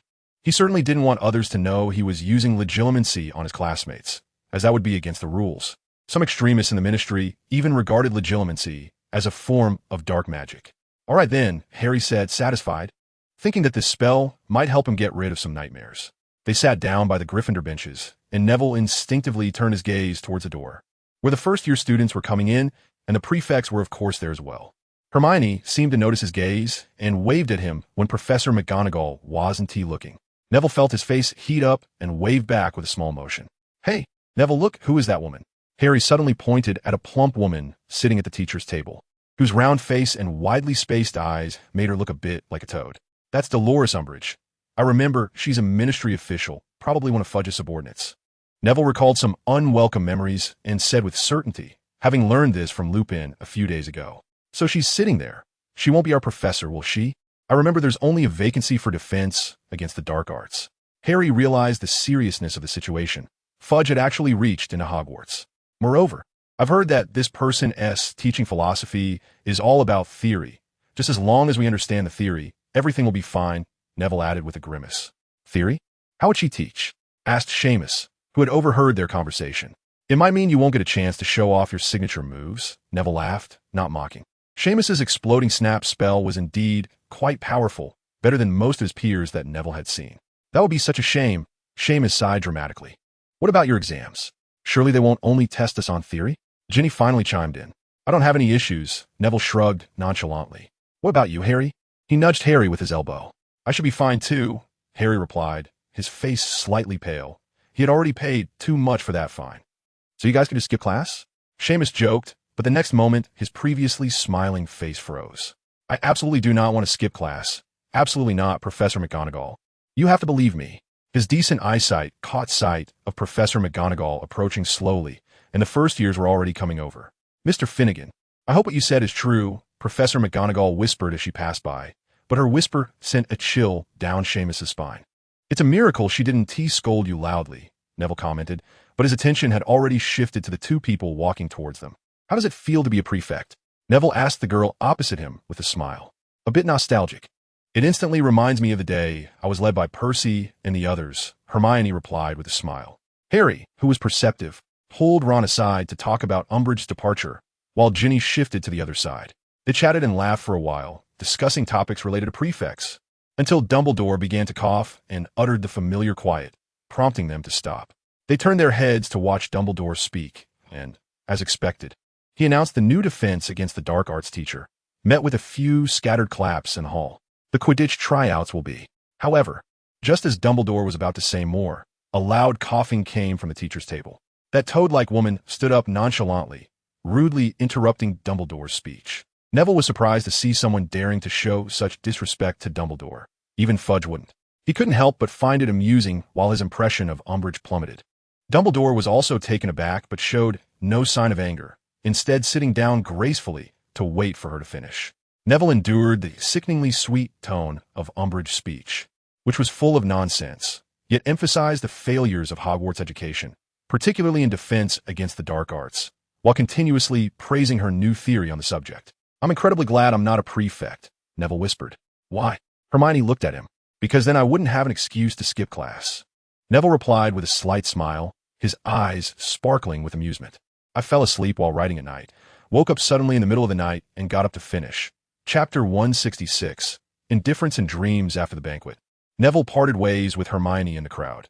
She had to guide the first years to their dormitories, which made Neville slightly annoyed as he instinctively searched among the new students for that irritating child.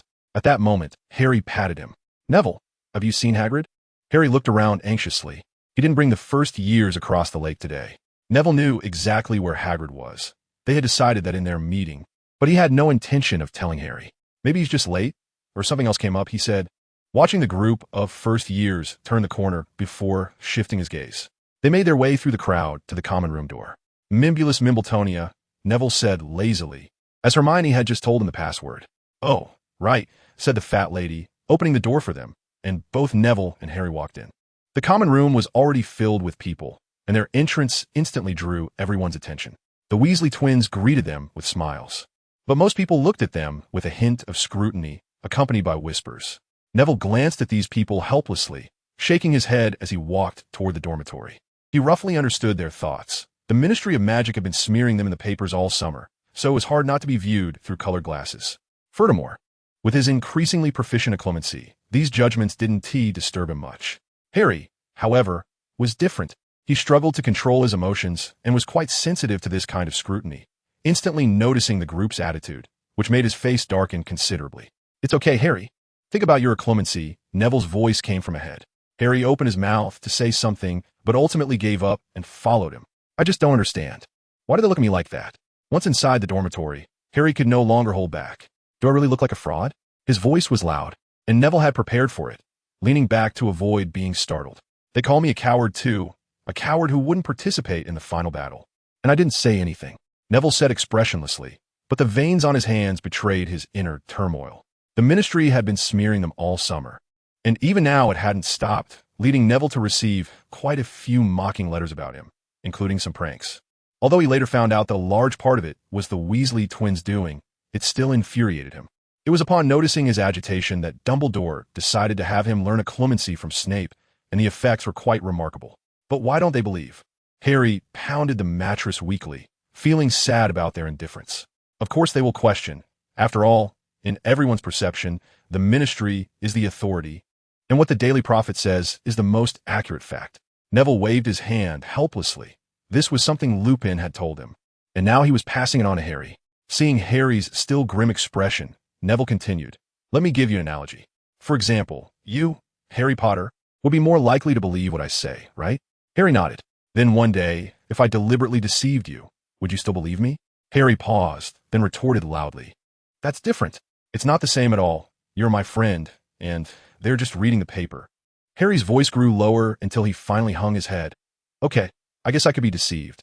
Neville smiled, quite satisfied with Harry's response. "It seems you've understood. We shouldn't blame those who are indifferent or even hostile towards you due to the Ministry's misinformation.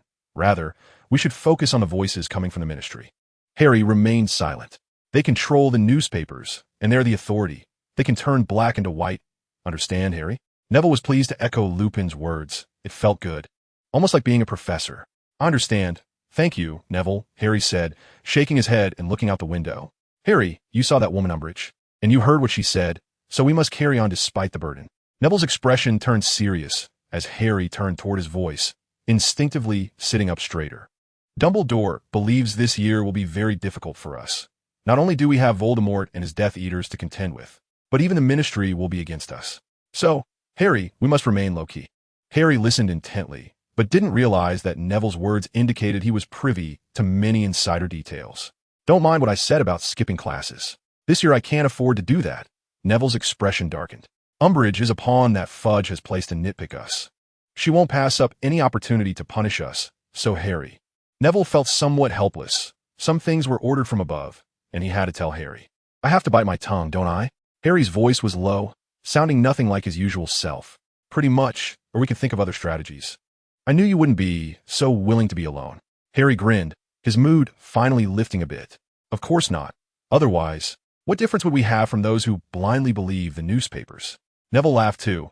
He already had some ideas, but wasn't sure if they would work. "I feel much better. Now, can you teach me occlumency?" Harry planned to make his heart stronger. Neville nodded, instinctively thinking of a beautiful face with a frown and a pout.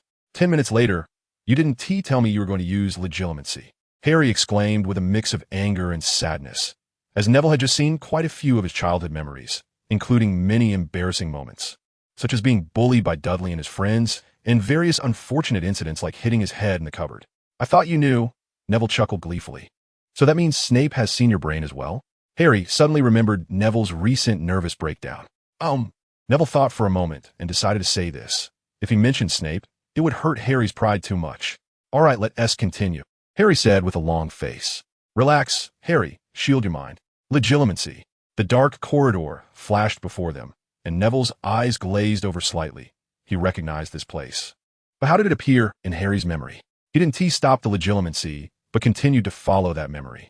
Familiar doors appeared in front of him, and Neville furrowed his brow slightly. He didn't think Harry had been to that place. The memory abruptly came to a halt. The memory itself ultimately couldn't pass through the innermost door. Neville's expression turned serious as he stopped the legilimency. "Harry, where did you see that last corridor?" Harry, not at all concerned about Neville's dazed state after the legilimency, asked directly. That corridor. I know where it is. Harry shook his head, not quite hearing Neville's question. Harry, I'm asking where you saw it, not what it is. Neville's tone became somewhat impatient.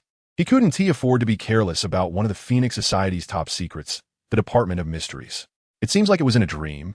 Harry shook his head, took a breath, and said, A dream? Neville rested his chin on one hand, his brow furrowing even more. Chapter 167. The connection that must be cut. Are you saying that Harry saw the Department of Mysteries in a dream? And even tried to push that door open? The old man across the somewhat cluttered desk asked with confusion. Harry did say that. I did see this scene in his memory, but stopped before he could push open that door. Neville sat across from the old man, his brow tightly knit. By the way, Professor Dumbledore, is that prophecy orb really that important? Neville thought for a moment and then asked. At the very least, we know that Voldemort is desperate to get it. Since that's the case, we want to let him succeed, the old man replied. Dumbledore pondered for a long time, standing up and pacing back and forth in the headmaster's office as if deep in thought. The wrinkles on his old face increased due to his expression. Professor Dumbledore, could it be that Harry really is the chosen one? He can see Voldemort's movements in his dreams? Seeing him fall silent, Neville asked this question that had puzzled him for a long time. It seems that this idea does have some merit, Neville. You must know that last year, when Voldemort was hiding in the Riddle House, Harry dreamed he killed a muggle old man, and we confirmed that event. Dumbledore's voice was very low, and the atmosphere in the room grew heavier. Hearing Dumbledore's words, Neville's brow furrowed even more. Every time Harry's scar hurts, it's accompanied by Voldemort's emotional fluctuations, and this has been verified multiple times in the past. Dumbledore seemed to have made a firm decision and spoke. So, we can easily track Voldemort's movements through Harry? Neville's brow relaxed, suddenly feeling this was a good thing. From a certain perspective, yes, Dumbledore nodded, then changed the subject. However, this connection is very likely to be bidirectional. The old man's tone suddenly turned grave, and Neville straightened up, listening even more attentively. Bidirectional, Neville exclaimed. Does that mean Harry has become a spy sent by Voldemort into our midst? No wonder you wanted me to teach Harry mind-blocking spells. Neville felt a wave of fear. He wished he could rush to the common room immediately and grab that guy, who was playing wizard chess with Weasley, and force him to practice mind-blocking spells. However, he didn't see any signs of anxiety or panic on Dumbledore's face, which made him feel more at ease as he waited for the old man's explanation. Don't worry too much, Neville, even if this connection is bidirectional. Voldemort hasn't discovered it yet. Moreover, even if he finds this connection and links his mind with Harry, he would only suffer for it. Dumbledore relaxed quite a bit, even raising an eyebrow as if he was about to whistle. Neville thought for a moment and then remembered the bloodline magic that Dumbledore had once told him about. Does that mean Voldemort still can't touch Harry? But from Harry's description, during their battle in that graveyard, this bloodline magic didn't seem to take effect. Did it? Indeed, but this connection is a bit different. Dumbledore looked up at the sky, and Neville followed suit, but all he saw was a rather ornate ceiling. Are you not planning to tell me for now? After spending so much time with Dumbledore, Neville could guess some of his intentions. I'm very sorry, Neville, but that's indeed the case. It's still too early to say these things. Dumbledore looked at Neville earnestly, speaking with genuine regret. However, Neville, Voldemort may still use this connection to do some things, such as guiding Harry's thoughts and dreams, or knowing some of our information. Dumbledore added. Neville's mouth twitched a few times. To put it bluntly, he would still be used by Voldemort. I'll go teach him the mind-blocking spell right now, Neville said with a wry smile. After this conversation, just a few days into the new school year, Neville became much more low-key, speaking little with everyone, except for a certain girl who couldn't help but speak up. His behavior went unnoticed by others as anything unusual. Besides that, Neville was more enthusiastic when teaching Harry the mind-blocking spell. Poor Harry had to think of various ways to resist Neville's legitimacy to keep his little thoughts from being seen completely. However, the results were still not good. Instead, Neville's legitimacy became increasingly skilled, and Harry's various experiences, from being robbed of his baby bottle by Dudley to occasionally glancing at Cedric's partner while dancing with Ginny at the Yule Ball, were all seen clearly by Neville. In his attempts to resist, Harry used almost every means possible, throwing all the spells he could think of at Neville. But fortunately, Neville was quite capable, so he didn't get hurt too badly. Even during the most dangerous moment when Harry used the shield charm, the legitimacy bounced back, allowing Harry to see Neville's memory, but that memory was entirely blank. Harry only saw a vast expanse of white, like a cloud occupying the entire space of Neville's memory. Is this the effect of the mind-blocking spell? Harry asked, in confusion. It barely counts. But a more sophisticated one isn't like this, Neville replied. Neville pouted and, after preparing himself, allowed Harry to experience his memory once again. This time, however, it was entirely different. Under the modification of the brain-blocking spell, Neville's memory changed as well. In the memory, Neville was not at all resembling a wizard. Instead, he was wielding a large iron sword and swinging it around, causing the Dementors around him to flee in terror. Eventually, he arrived at a castle, defeated Voldemort, and saved Princess Hermione in a fairy tale story. Is there anything more normal? Harry secretly found it amusing, but dared not laugh. Neville nodded and then used the brain-blocking spell again. The next second, the memory shifted back to the initial heroic battle against the demon. Only this time, the Neville in the memory had turned into Harry, the princess had become Ginny, and Voldemort had transformed into Snape. After a long while, Harry murmured, I must say, the cloak you designed for Old Bat is quite nice. From then on, Harry no longer complained about learning the brain-blocking spell and instead took it seriously. Chapter 168.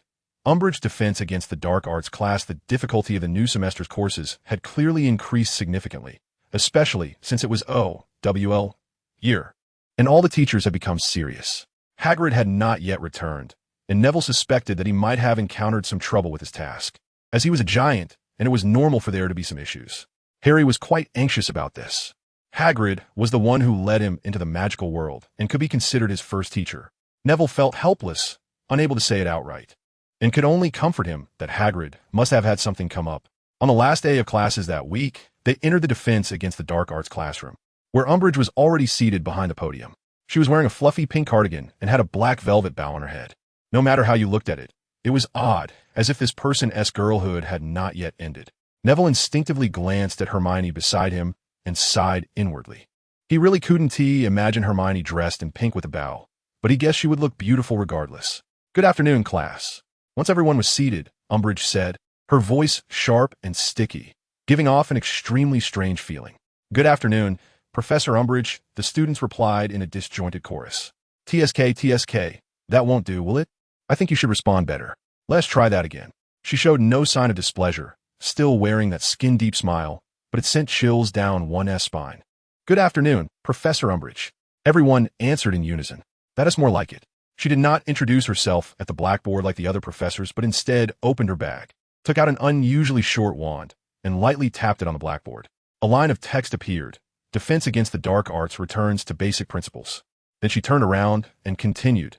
Please put away your wands and take out your quills. The students began to feel confused and frustrated. This teaching method instinctively reminded them of Quirrell in their first year and Lockhart in their second year. And the common trait of these two was that they were both incompetent. Next, she secretly disparaged the previous instructors and claimed they did not meet the standard of teaching.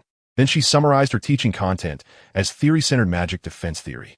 Finally, she instructed them to open Wilbur Slinker's theory of magical defense and read the first chapter on basic principles on page 5. Neville read the book in front of him with little interest, completely unable to muster any spirit. It was all meaningless theoretical knowledge. He opened the table of contents and found it was all theory throughout. Looks like this is the Ministry's tactic, Neville thought to himself. Fudge believed that Dumbledore claimed Voldemort had returned to form an army right here at Hogwarts. All students could potentially become Dumbledore's subordinates and band together to overthrow the Ministry. Neville shook his head, smiling helplessly. He couldn't help but find Fudge's foolish idea amusing. The next second, he was drawn in by Hermione, who was sitting beside him, raising her hand and staring at Umbridge. What is going on? Neville whispered. Hermione didn't answer, just shook her head slightly, signaling him not to worry.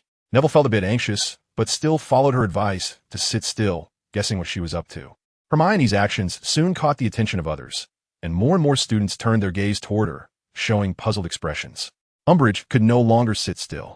She turned her plump head toward Hermione and fixed her gaze on her, saying, Dear, do you have a question about this chapter? She pretended to just notice Hermione, and Neville instinctively tightened his grip on the textbook on the desk. It's not about this chapter, Hermione replied. If there are questions, we can discuss them after class. I have a question about your course objectives, Hermione said somewhat forcefully. Neville noticed Umbridge's expression froze, looking a bit surprised. What is your name? Hermione Granger. Well, Miss Granger, I believe my course objectives should be clearly written as long as you read them carefully. However, I don't think so. I've finished reading this book, and it doesn't mention a single thing about using defensive spells. A brief silence followed, and Umbridge's expression seemed to darken a bit. Neville finally understood Hermione's intention. He felt relieved, but suddenly remembered the Ministry's motives and tightened his grip on his wand nervously. Using defensive spells? Umbridge scoffed. Miss Granger, I cannot imagine a situation in our class where you would need to use defensive spells. You don't expect us to come under attack in class, do you? As Neville looked at her over-the-top animated face, he felt a stir in his heart, and his wand secretly moved in his sleeve, pointing at the blackboard. Before Umbridge could finish her laugh, she noticed that the students' faces had changed, turning pale with fear as if they had seen something terrifying. Several girls even screamed in fright. What is going on? Umbridge frowned, thinking her authority wasn't enough to scare them so much. Then, Professor Umbridge, behind you. Lavender's voice trembled as she pointed at Umbridge's back with her right hand, covering her face with her left, as if not seeing it would make everything okay. Umbridge instinctively turned to look, but a withered arm had already draped over her shoulder, startling her into a shiver. Who is it? Don't play tricks. It was a very dry body, dressed in tattered cloth, and its weathered head looked so eerie, where there were originally 2 eyes. Now only hollow sockets remained. It was a ghoul, a particularly old one at that. Umbridge was immediately terrified, trembling all over. She instinctively stumbled backward and crashed into the lectern, letting out a shrill scream before scurrying onto the lectern. The students were in an uproar. Some screamed and ran for the door, but more drew their wands, aiming at the ghoul, casting a chaotic barrage of spells at it. Fire blazed. Harry's mind raced. He immediately recalled the scene from when they went to that island in the lake, and upon returning, he had pestered Sirius to teach him that spell. Flames surrounded the ghoul, then surged toward it. The ghoul, like a real corpse, became completely still, merely allowing the flames to scorch it. The students were greatly encouraged, all raising their wands, those who could cast fire spells attacking the ghoul together. Before long, the ghoul was reduced to ashes, and the students cheered in unison, not even considering why their flames could turn the body to dust, just celebrating and screaming. At that moment, no one cared about the poor Professor Umbridge. She had hit her head hard on the corner of the desk when she fell and was now covered in soot from the flames, her hair singed, looking utterly disheveled. Seeing that no one was paying attention to her, she sneaked out through the back door, leaving a trail of black ash, looking like a lost dog. Neville remained seated calmly, watching Umbridge's pitiful figure leave, a slight smile appearing at the corner of his mouth. Chapter 169. The consequences of transfiguration. It was you, wasn't it? Only your transfiguration could do this. In the shadowy corridor, a girl's light voice rang in Neville's ear. You want to report me, right? Neville turned to her and smiled. Hermione shook her head vigorously, but a hint of worry remained on her face. I was just thinking, do you think this is a bit too much? She lowered her head, unable to meet Neville's eyes, knowing that he was standing up for her. But she also didn't want to see him punished for it. Is that what you think? Neville didn't understand her meaning and felt a sense of disappointment, as if all his passionate efforts had gone to waste. He turned his head away, not looking at her, his feelings a mix of confusion. I'm not. I just don't want you to get caught. Hermione replied anxiously. Neville felt all his resentment vanish, his emotions a bit stirred, opening his mouth but not knowing what to say. I just don't want you to be caught by the Ministry and punished for it. Hermione kept her head down, not looking at him, but the blush on her face couldn't be hidden. Don't worry, I did it very secretly, Neville said proudly, jokingly. The Ministry wouldn't dare to mess with him. Besides, didn't that toad say she wouldn't be attacked in class? Let us see how she teaches after being attacked. That would be the best. The girl regained her usual smile. Hey, did you hear? That Professor Umbridge was attacked in her 5th-year class. Really? Of course it's true. I heard it was an ancient monster hiding in the castle that suddenly attacked. You're wrong. My cousin said she was attacked by a zombie. Zombie? What I say zombie? Such conversations spread throughout the castle. Umbridge had lost the authority she was supposed to have as a professor. Now, the students were not the least bit afraid of her. Some upperclassmen even began to argue with her in class, asking why she wasn't teaching defensive spells anymore. And they had a point. Look, defensive spells are so useful. If it weren't for Potter's fire spell, who knows if she could still teach this class, of course. These rebellious students also paid a hefty price. Umbridge put them in detention and made them write lines with a cursed quill that used their own blood instead of ink. With every stroke, a new cut would appear on their hands. Ron was the first to suffer from this. He was mocking Umbridge's incompetence in the hallway when she overheard him, leading to this punishment. In the common room, Neville looked at Ron's bloodied hand, infuriated. The cuts on his hand formed a sentence. I must not slander the professor. We should go find Professor McGonagall, Hermione exclaimed, looking furious. Harry also looked angry, ready to roll up his sleeves and duel Umbridge. Professor McGonagall is probably asleep. Let me think of something. Neville, despite being relatively calm, had his furrowed brow betraying his emotions. Harry, close your mind, Neville advised, seeing Harry was furious. Damn it, how dare she do this? Harry shouted, his voice hoarse. Try this. It's for pain relief. Neville rummaged through his robe pockets, pulling out a potion bottle and handing it to Ron, ignoring Ron's still trembling hand. I'll do it. Hermione snatched the potion bottle and went to Ron's side. How do you use it? Just apply some. It was brewed last year, so it should still work. It's not expired, right? Ron mumbled, uneasily. Even if it's expired, it won't have any terrible reactions. It'll just make you feel itchy. Oh no, it must be expired. I'm starting to itch. Ron wailed. I'm sorry. Let us try this, Neville said, pulling out another potion. What will this do to me? Ron's voice was somewhat distorted. It will let you sleep until dawn, Neville replied expressionlessly. Umbridge did not believe that the ghoul in class was the work of the students. She preferred to think it was a warning from Dumbledore. However, she had no evidence. Otherwise, she would have done everything to catch that old fool. She called in 2 Aurors to investigate, but they found nothing. The ghoul had been burned to ashes. How could they find anything? Not to mention that the ghoul was merely a piece of chalk transformed. Who would care if there was one more or one less piece of chalk? Neville's transfiguration had now surpassed mere spells. It was gradually approaching the point of being able to do as he pleased, and his magical power was growing stronger. Given enough time, transforming a fake dragon wouldn't be impossible, so those Aurors certainly wouldn't find any clues. Umbridge had no choice but to seek out Dumbledore, but he insisted it was due to the castle's dilapidation. It must have been a muggle who accidentally wandered in, died, and was affected by some magical phenomena to rise again. Umbridge had no way to refute him, so she could only sulk alone in her office, banging on the desk in frustration, regardless of her increasingly swollen hands. The ghoul incident had caused her to lose face, and it was the same in the ministry. People mocked her for being unable to handle even a ghoul that a student could deal with. People gradually spread various unfavorable rumors about her, such as that Umbridge was unworthy of being the defense against the dark art professor, or that she should return to Hogwarts to study for 7 years. As a result, the Ministry of Magic had to issue a denial, fabricating lies in the Daily Prophet, claiming that the inferi had originally been subdued by her, and that Potter and the other students merely delivered the final blow. But it was too late. The Hogwarts students had long since told their parents about everything, severely damaging the ministry's credibility. Parents directed all their anger towards Umbridge, causing her to receive at least 4 or 5 angry letters every day. Fortunately, she had worked hard in the past on how to deal with these letters, so she didn't go insane. In response, she had no choice but to further intensify her harsh treatment of the students, assigning a large amount of homework and putting them in detention if they couldn't finish. Now, her office was almost overflowing with students copying sentences. Inside her office, Umbridge looked at the growing number of students, feeling extremely frustrated. Suddenly, an idea popped into her mind. Since the students thought she lacked authority, then why not prove it? Umbridge touched her short, thick wand and grinned unpleasantly. Chapter 170. The Actions of Small Person at 8:30 p.m. There was to be a duel demonstration in the Great Hall. At the entrance of the hall, Ron read aloud from the notice board, word for word. The handwriting seemed somewhat familiar. Neville rested his chin on his hand, deep in thought. If it's a duel, it might be related to Umbridge, right? Harry asked, recalling the dueling club that Lockhart had set up back in the day. Although Lockhart was somewhat inept, the disarming spell was still quite useful. Now that you mention it, that must be her handwriting. Neville frowned slightly.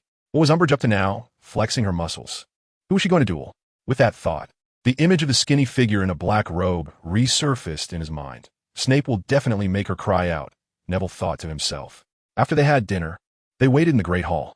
Soon, Professor McGonagall walked in through the main door, and everyone turned their gaze toward her, wondering if she was one of the duelists. She approached the center of the hall with a blank expression and emotionlessly said, "All students, immediately sit on either side of the hall." Neville and the others quickly got up and moved, but when Harry tried to lead them to Ravenclaw's side, he found it already filled with Hufflepuff students and had to settle in a corner amidst Ron's complaints. Once McGonagall saw that they had made room, she waved her wand lightly at the empty tables, which then vanished, leaving everyone who understood magic with their mouths agape. Neville was no exception. He thought to himself, with that kind of skill, Umbridge was definitely going to lose. But what they didn't expect was that right after she had stolen the spotlight, McGonagall immediately turned and left, walking briskly. She can't just be here to help set up, can she? Hermione asked. Probably. I remember McGonagall wouldn't duel for some ordinary reason, Neville replied, watching McGonagall's departing figure and starting to speculate about who Umbridge had chosen as her opponent. At 8:20, the Great Hall doors opened again. The newcomer had a serious face, as if everyone owed him 200 galleons, and his sharp eyes scanned the entire room, causing everyone to fall silent in an instant. It's Snape, Harry whispered in shock, then met Snape's cold gaze and instantly lost his voice. Snape seemed to notice that his opponent had not arrived, and did not step inside, instead standing at the door, coldly waiting for the next person to enter. Just as everyone, including Snape, began to grow impatient. At exactly 8:30, the Great Hall doors opened once more. A face that looked distinctly unpleasant appeared before everyone. Umbridge. She was accompanied by a middle-aged man dressed as an Auror, as if he had "I am an Auror" written on his face. Good evening, dear students. She coughed a few times to draw everyone's attention, seemingly enjoying this feeling. I believe you all know my views on the defense against the dark arts class, which is, if we master the theory, we can use spells correctly. However, some people clearly do not agree with my views, so I am here today to demonstrate. I'm sure we all recognize this person, Professor Snape, who will be demonstrating with me today. Neville was still a bit dazed, while Harry gasped in shock. She must be tired of living. I agree. Ron immediately chimed in. As they whispered among themselves, Umbridge had already taken her stance against Snape, each occupying one side, with students watching on either side. The Auror who had come along stood behind the crowd, seemingly just following Umbridge. Everyone held their breath, waiting for the impending slaughter. Oh no, the duel. But obviously everyone was rooting for Professor Snape. 3, 2, 1. Begin. Umbridge launched the first attack, a not very bright red light rushing towards Snape. But Snape merely waved his wand lazily, deflecting the red light, which then harmlessly struck the ground, not hurting anyone. Umbridge was relentless, casting spell after spell, making Neville cringe. A strange thought crossed his mind. Maybe Ron could do it too. No, Ron couldn't. Most people wouldn't have the courage to face Snape. The battle was intense. Umbridge was attacking vigorously, sweating profusely, while Snape defended effortlessly, barely moving his wrist, and sometimes not even bothering to move, merely tilting his head or sidestepping. The students began to cheer, all rooting for Snape. Everyone disliked Umbridge, so even those who hated Snape, including Harry, couldn't help but cheer for the potions master at that moment. Snape, with a stiff expression, dodged all the spells, looking like he was struggling to suppress laughter. Finally, he stopped holding back and, taking advantage of Umbridge's moment to catch her breath, struck. Umbridge was hit instantly, collapsing as if petrified. The students' cheers grew louder, and Snape finally displayed a smug smile, ready to leave. Just then, Umbridge, who should have been lying on the ground, suddenly got up and shot a faint red light at Snape. The students gasped in shock, preparing to warn him. But Snape seemed to have eyes in the back of his head, slightly tilting his head again, and the stunning spell missed, of course. Snape's face showed a hint of surprise. He hadn't been on guard, and logically, his petrification spell should have kept Umbridge incapacitated for a whole day. Stupefy! Umbridge shouted in panic. Snape was about to block it, but suddenly his hands stiffened, and he couldn't move at all. He strained to look at the Auror in the crowd, and sure enough, the person had one hand hidden in their robes and was smiling at him. Snape was struck by a red light, unwillingly falling backward and completely losing consciousness. Did you see that, classmates? This is the benefit of studying theory, Umbridge panted, as if she had just come back from working in the field.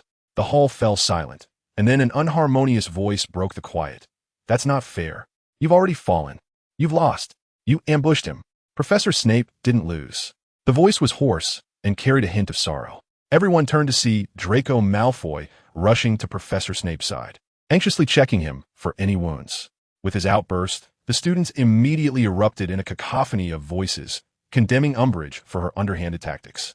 Umbridge was forced to step back step by step as the angry students pressed her, arguing point by point, but it was all in vain. Everyone had witnessed the entire fight, and it was clear that she was the one being dishonest. Chapter 171. Feigning ignorance while knowing the truth, so that's how it is. After I defended against many of Professor Umbridge's very powerful spells, I exhausted a lot of magic, which led to me being hit. In the hall, Snape's face had turned a bit redder, but those who knew him understood that this was not his normal appearance. He was standing in the very spot where he had just fallen, his lips twitching as he spat out these words. He didn't want to duel that fat pig. It was an insult to him, But Dumbledore had shamelessly insisted that he do so, even finding a seemingly good excuse. Hogwarts and the Ministry of Magic should unite. Damn excuse. Damn Dumbledore. Snape silently cursed that old man 1,000 times in his heart, all to feign indifference while defending Umbridge. The crowd was silent, as if someone had turned down the volume. Neville looked at Snape helplessly, shaking his head slightly, feeling it was unfair for him. He was all too clear about what had just happened, but now he couldn't say anything. He could guess Snape's intentions. Even his presence at this duel today was to clean up the mess from his prank. I'm really sorry, Professor, Neville silently sighed, turning his gaze to his companions, only to find them equally indignant, showing no sign of gloating over Snape's predicament. Perhaps it was due to Umbridge's cruel methods of punishing students. Now hardly anyone in the hall supported her. Ah, thank you for clarifying the truth, Severus, Umbridge croaked in a voice she thought sounded like a little girl's. Neville felt a wave of nausea, and quickly turned his head to look at the Auror who had come with Umbridge. Since entering, he had made 2 moves, one to lift Snape as petrification curse, allowing that despicable woman to stand again, and the other, a sneak attack on Snape just before Umbridge's pitiful stunning spell hit him. Professor, you must be lying to me, right? During Umbridge's moment of catching her breath, another overlapping voice piped up. Snape looked at his favorite student beside him, feeling a headache coming on. You're willing to speak for me, and I do feel a bit comforted, but this is really not the time, okay? He pressed down on Draco's little head, pulling him out. Professor Umbridge, I'm sorry, but Mr. Malfoy has some academic questions to ask me, so I must take my leave. He dragged Malfoy out of the hall, the latter feeling as helpless as a chick caught in an eagle's claws. I can't believe it, Harry whispered. What can't you believe? Ron asked, his voice rising slightly. But now the surrounding students had started to whisper as well, and Umbridge began explaining how she had outsmarted Snape with theory. So it wasn't too abrupt. I didn't expect Malfoy to have this side to him, Harry exclaimed. Yeah, I feel like I've gotten to know him again today, Hermione echoed. It's simple. Just replace Snape with Sirius, Harry, and you'll understand, Neville suddenly said cryptically. What do you mean? Replace Snape with Sirius? Harry asked, somewhat confused, while Hermione looked as if she had suddenly realized something. Snape can't be Malfoy's godfather, can he? She exclaimed. As far as I know, yes, Neville intended to head back. Today's farce had already shown him how shameless Umbridge was. Then this little brat has some humanity after all, Ron laughed. Speaking of which, didn't you notice anything? Harry furrowed his brow, pondering for a moment before asking. Neville smirked slightly, but didn't he speak? Of course, it's blindingly obvious. Hermione snorted. That old hag definitely cheated. Just for being hit by the petrification curse. She shouldn't have been able to get up. As she spoke, she turned her gaze to Neville, as if consulting him. Seeing her look, Neville quickly replied, You're right. The girl seemed greatly encouraged and spoke even more passionately. That last hit was also suspicious. Professor Snape didn't exert much effort at all. How could he possibly not block that stunning spell? Not to mention he hardly fought back. What if he was really being pressured and beaten by that old hag? Ron murmured, but they all heard him. Impossible. Harry and Hermione replied in unison, and Harry was momentarily stunned after speaking. He had actually spoken up for Snape, but there seemed to be some truth to it. Snape was a rival of his godfather Sirius and his father, who were both formidable, so Snape shouldn't be that weak either. At this point, Hermione turned her gaze to Neville again, seeking an answer from him. Okay, don't look at me like that, as if I've done something wrong. Neville felt flustered under their gaze, and quickly replied. Umbridge had finally finished her lengthy speech, and it seemed many students had believed her, but they were mostly the younger ones. The older students looked down on her completely. The crowd began to disperse, and they all moved to different places. Could she have some kind of item that defends against spells? As they walked, Harry was the first to speculate. Good line of thought, but wrong guess. Remember that Auror who came with Umbridge? The old hag's petrification was lifted by that Auror. Neville revealed the truth, and the 3 of them had expressions as if they had seen a ghost. Then Professor Snape was indeed ambushed. Hermione was the first to exclaim loudly, drawing attention from some people nearby. Neville quickly shrank his neck and hurriedly covered her mouth, pulling them away. Keep it down. We know about the dirty side of the ministry, but don't say it out loud. It's better to keep it to ourselves. Neville's weak voice reached their ears, causing them to stiffen. After such careful guidance, Neville was no longer that reckless kid. Knowing about such things was enough, but saying them out loud would lead to persecution. Harry and Dumbledore were examples. But that's the truth. Why can't we say it? Harry protested loudly. Because some people won't be happy about it, Harry. Hermione's eyes were slightly red, not out of sadness, but from anger. The clever girl quickly understood Neville's meaning. Indeed, if their password was revealed, the consequences would be serious. The newspapers were in their hands, and they could control the so-called truth. Neville said through gritted teeth. Looking at Harry, who still had an annoyed expression, Neville smiled and continued. Did you see that even Snape, the person involved, has endured it? Why are you still standing up for him? Harry was momentarily stunned. Yes, Snape himself had come out to smooth things over for the old hag. Why was he worrying about this? Besides, he and Snape weren't on friendly terms. They both disliked each other. Chapter 172. Senior Investigator Umbridge thus. With the guarantees of the parties involved, including several other professors, Umbridge, as the defense against the dark arts professor, temporarily preserved her prestige. Although the older students still did not buy her story, most students still believed her.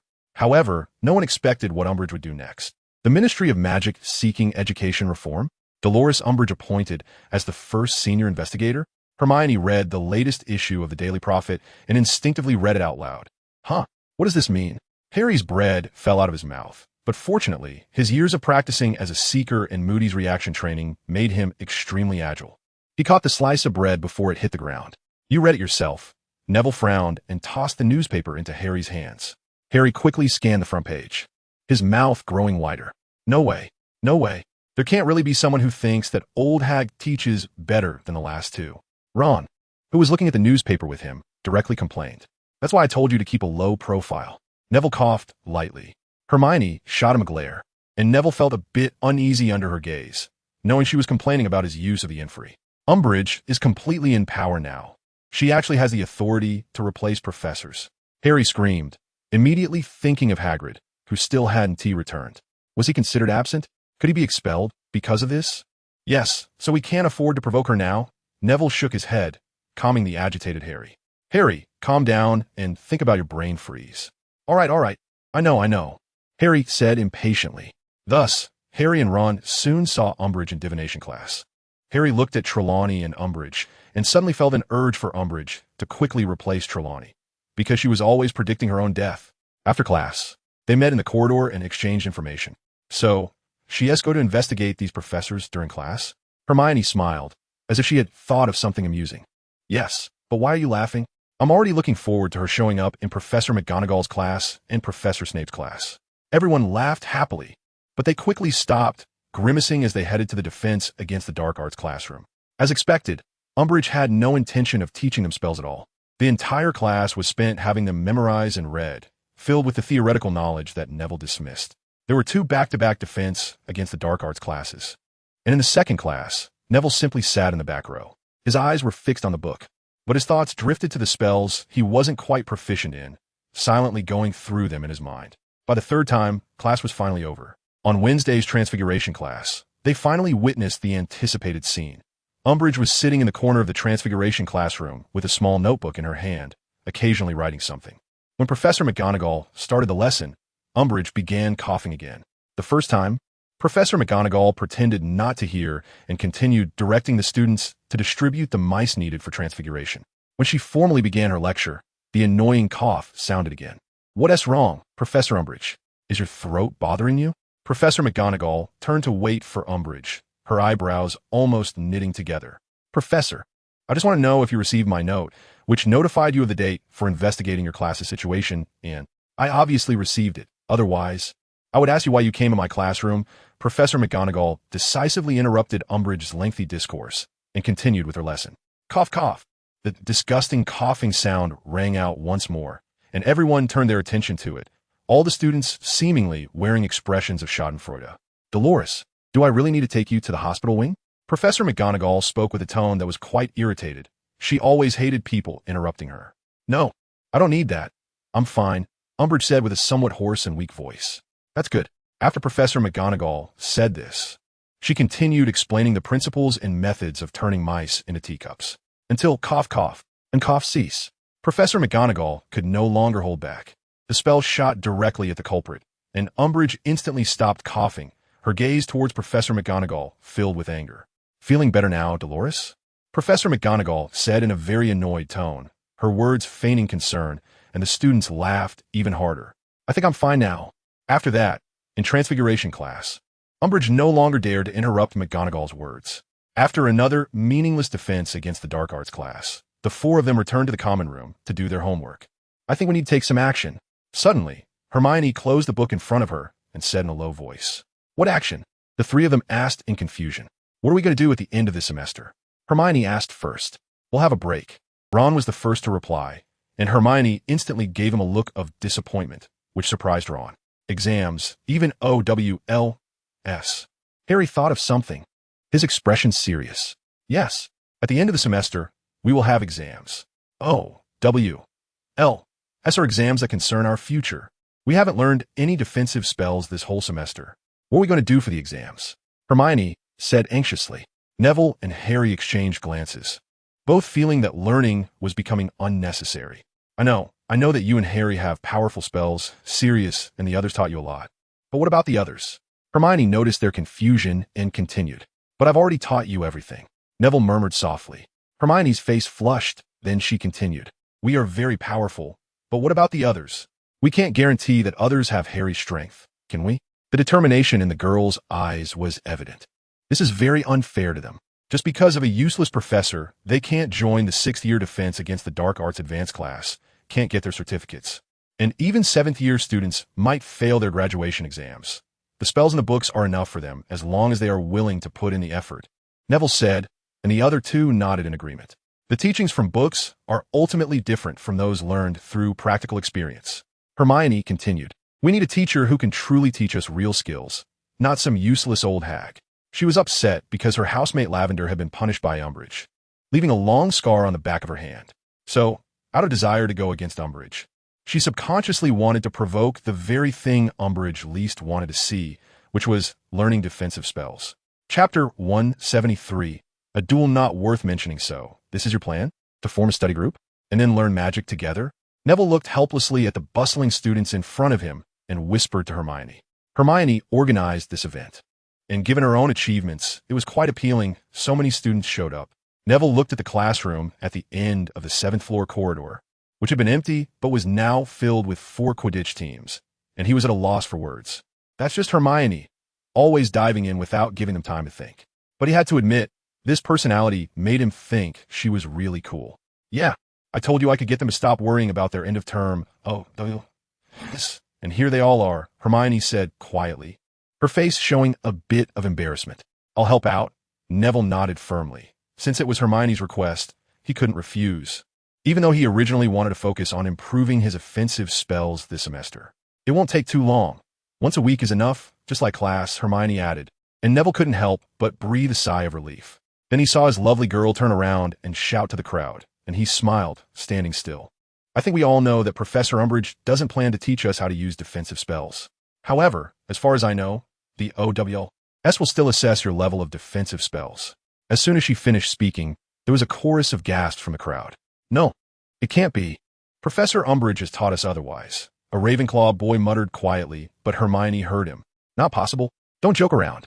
From what I know, the exams are pretty much the same every year. Those testing us won't care whether we've learned the spells or not," Hermione said, hands on her hips, forcefully silencing the boy. "So I called everyone here for this reason. We are going to pass the exam. We're going to learn the spells." Hermione's tone was resolute, her eyes shining. "Then how are we going to learn? Self-study?" a Hufflepuff girl asked. Neville hardly knew these people, but Hermione remembered all their names. "Of course, we will self-study, and I have also found 2 teachers for everyone," Hermione said, then took a couple of steps aside to reveal Neville behind her. But when everyone looked over, they only saw Neville. Hermione realized her mistake. Her face flushed, and she coughed, quickly saying, "The other one can't come for now. He is Harry Potter." Hermione thought for a long time and finally glanced apologetically at Neville, continuing, "The champion of the Triwizard Tournament." Neville shrugged, indicating it didn't matter. But inside he felt a bit annoyed that Harry didn't come. "The other one is me." Neville didn't want Hermione to feel awkward any longer, so he stepped forward to stand in front of her. "Longbottom, going to teach spells?" At this moment, not many people cared about the absent savior, but rather they were all looking at Neville with eager eyes. "Yes, we will form a study group to learn defense against the dark arts, with the goal of passing the exam," Neville said in a voice that wasn't loud but was audible to everyone. "Then how will you teach us?" a dark-skinned boy from Hufflepuff asked. Neville's mind flashed back to the scene of Moody teaching them, and he instinctively replied, "Probably like last year." "Teach dark magic?" A sharp voice came from the crowd. Neville looked over and found it was George, and not just him, but many familiar faces. No way, it's teaching defensive magic. I think many of you already know some, but can't use them very well, and I just happen to be able to teach you that, Neville said proudly, standing up straight, as if Hermione was always watching him. But you're just a fifth-year student. Why should we believe you're better than us? A discordant voice suddenly rang out from the crowd. Neville frowned and looked over to see a boy he didn't recognize. Smith, I didn't see you being chosen by the Goblet of Fire last year. Before Neville could speak, Hermione was the first to take action. A warm current surged in Neville's heart, but he stopped Hermione, who was about to argue. Let me handle this. He smiled at the girl, exuding confidence. Okay. Hermione's face turned red, but she didn't step back, her eyes fixed on Neville's back. You ask why? It's simple, because while you were carefree playing around, I was already practicing magic. Neville took a few steps forward, flicked his wrist, and his wand immediately sprang out from his sleeve into his hand. Since there are those who doubt my abilities, let's settle this with action. Come duel with me? I'll let you cast 3 spells. Only to defend. How about it? Neville smiled, his expression somewhat arrogant. He had been suppressed for too long, and now he was eager for some action. Lacarnum inflatable. Smith initially felt a bit intimidated, but upon hearing that Neville would let him cast 3 spells, he instantly became eager to try. All right, let's go. He took 3 seconds to pull out his wand and step to the front of the crowd. Everyone, please step aside to avoid any accidents, Neville said. But his wand was already starting to move. Seeing this, Smith felt a shiver run through him, but the next second he realized that Neville's target wasn't him, but reinforcing the classroom. All right, the venue is ready. Let's begin. Neville walked lightly to stand opposite Smith, still smiling. Do you remember how to duel? Of course I do. Smith shouted loudly. Very well, then we should bow first. Neville said as he slightly bowed in that direction, and Smith swallowed hard and followed suit. Good, then 3, 2, 1. Begin. As Neville finished the last word, Smith moved, raising his wand towards Neville. Expelliarmus, he shouted, but it was completely ineffective. Neville merely wiggled his wand slightly, and it was firmly in his grasp. Petri ficus totalis, Smith shouted again. Neville didn't even raise his hand. He just lightly shook his wand a few times, and this attack was easily deflected. Smith was getting anxious. His spells were completely ineffective, and not wanting to embarrass himself, he had to pull out his trump card. Confringo. A fierce red light shot straight at Neville, sparkling with fire. If this hit, it would at least result in some serious injuries. A flicker of surprise crossed Neville's eyes, and he finally raised his right hand, shaking his wand towards the spell's direction. The crackling red light instantly vanished. Silence filled the room. No one expected that Neville would remain so nonchalant in the face of such a seemingly destructive attack. Then, in the moment of Smith's astonishment, he realized he couldn't move. You're strong, but unfortunately, you're just a little bit worse than me, Neville said to the immobile Smith, making a gesture with his left hand as if pinching something, and smiled. Chapter 174. The first group activity facing the amazed crowd regarding his strength. Neville felt quite pleased, though he didn't show it. He took 2 steps forward and asked, Does anyone have any objections? No one raised their hand or spoke, and Neville felt even more relaxed. He turned to Hermione and handed the stage back to her. Everyone can see that Neville's level of magic is quite high. He has enough ability to teach us, Hermione noted, feeling quite satisfied with how everything was going. So now, does anyone want to withdraw? No one spoke up, not even Smith, who had been freed from the spell by Neville. Hermione looked at them, her smile growing wider. Very well, the defense against the Dark Art Study Group is established today. We will meet every Saturday afternoon, and for now, this classroom will be our venue. I will discuss it with Professor McGonagall. As soon as she finished speaking, a few voices in the crowd echoed their agreement. So, are we starting today? Parvati asked quietly. I have a question. Seeing Hermione's inquiring look, Neville quickly spoke up.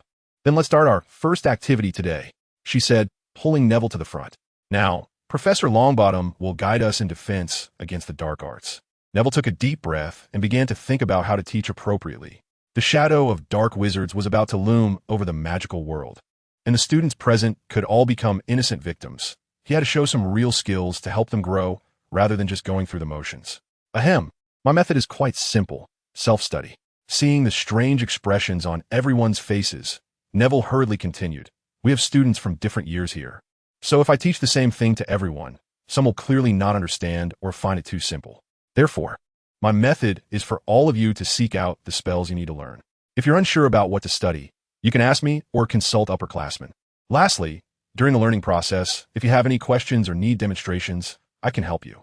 Neville looked at the 26 classmates of varying ages in front of him, speaking with determination. Are you that confident? Professor Longbottom, George asked with a smile. As long as it's defensive spells within the school's curriculum, I think I can manage. People began to whisper among themselves, seemingly skeptical, but Neville's past performance had them somewhat convinced. What are you waiting for? Neville waved his wand playfully, smiling at them. I'll be the first. Fred jumped in front of Neville with a grin. George and I are both taking the N.E.W.T. exams this year. Although our defense against the dark arts has always been quite good, that old hag doesn't plan to teach us anything all year. So I want to ask Professor Longbottom what spells we need to practice? Fred said, sounding carefree, completely unlike someone worried about exams.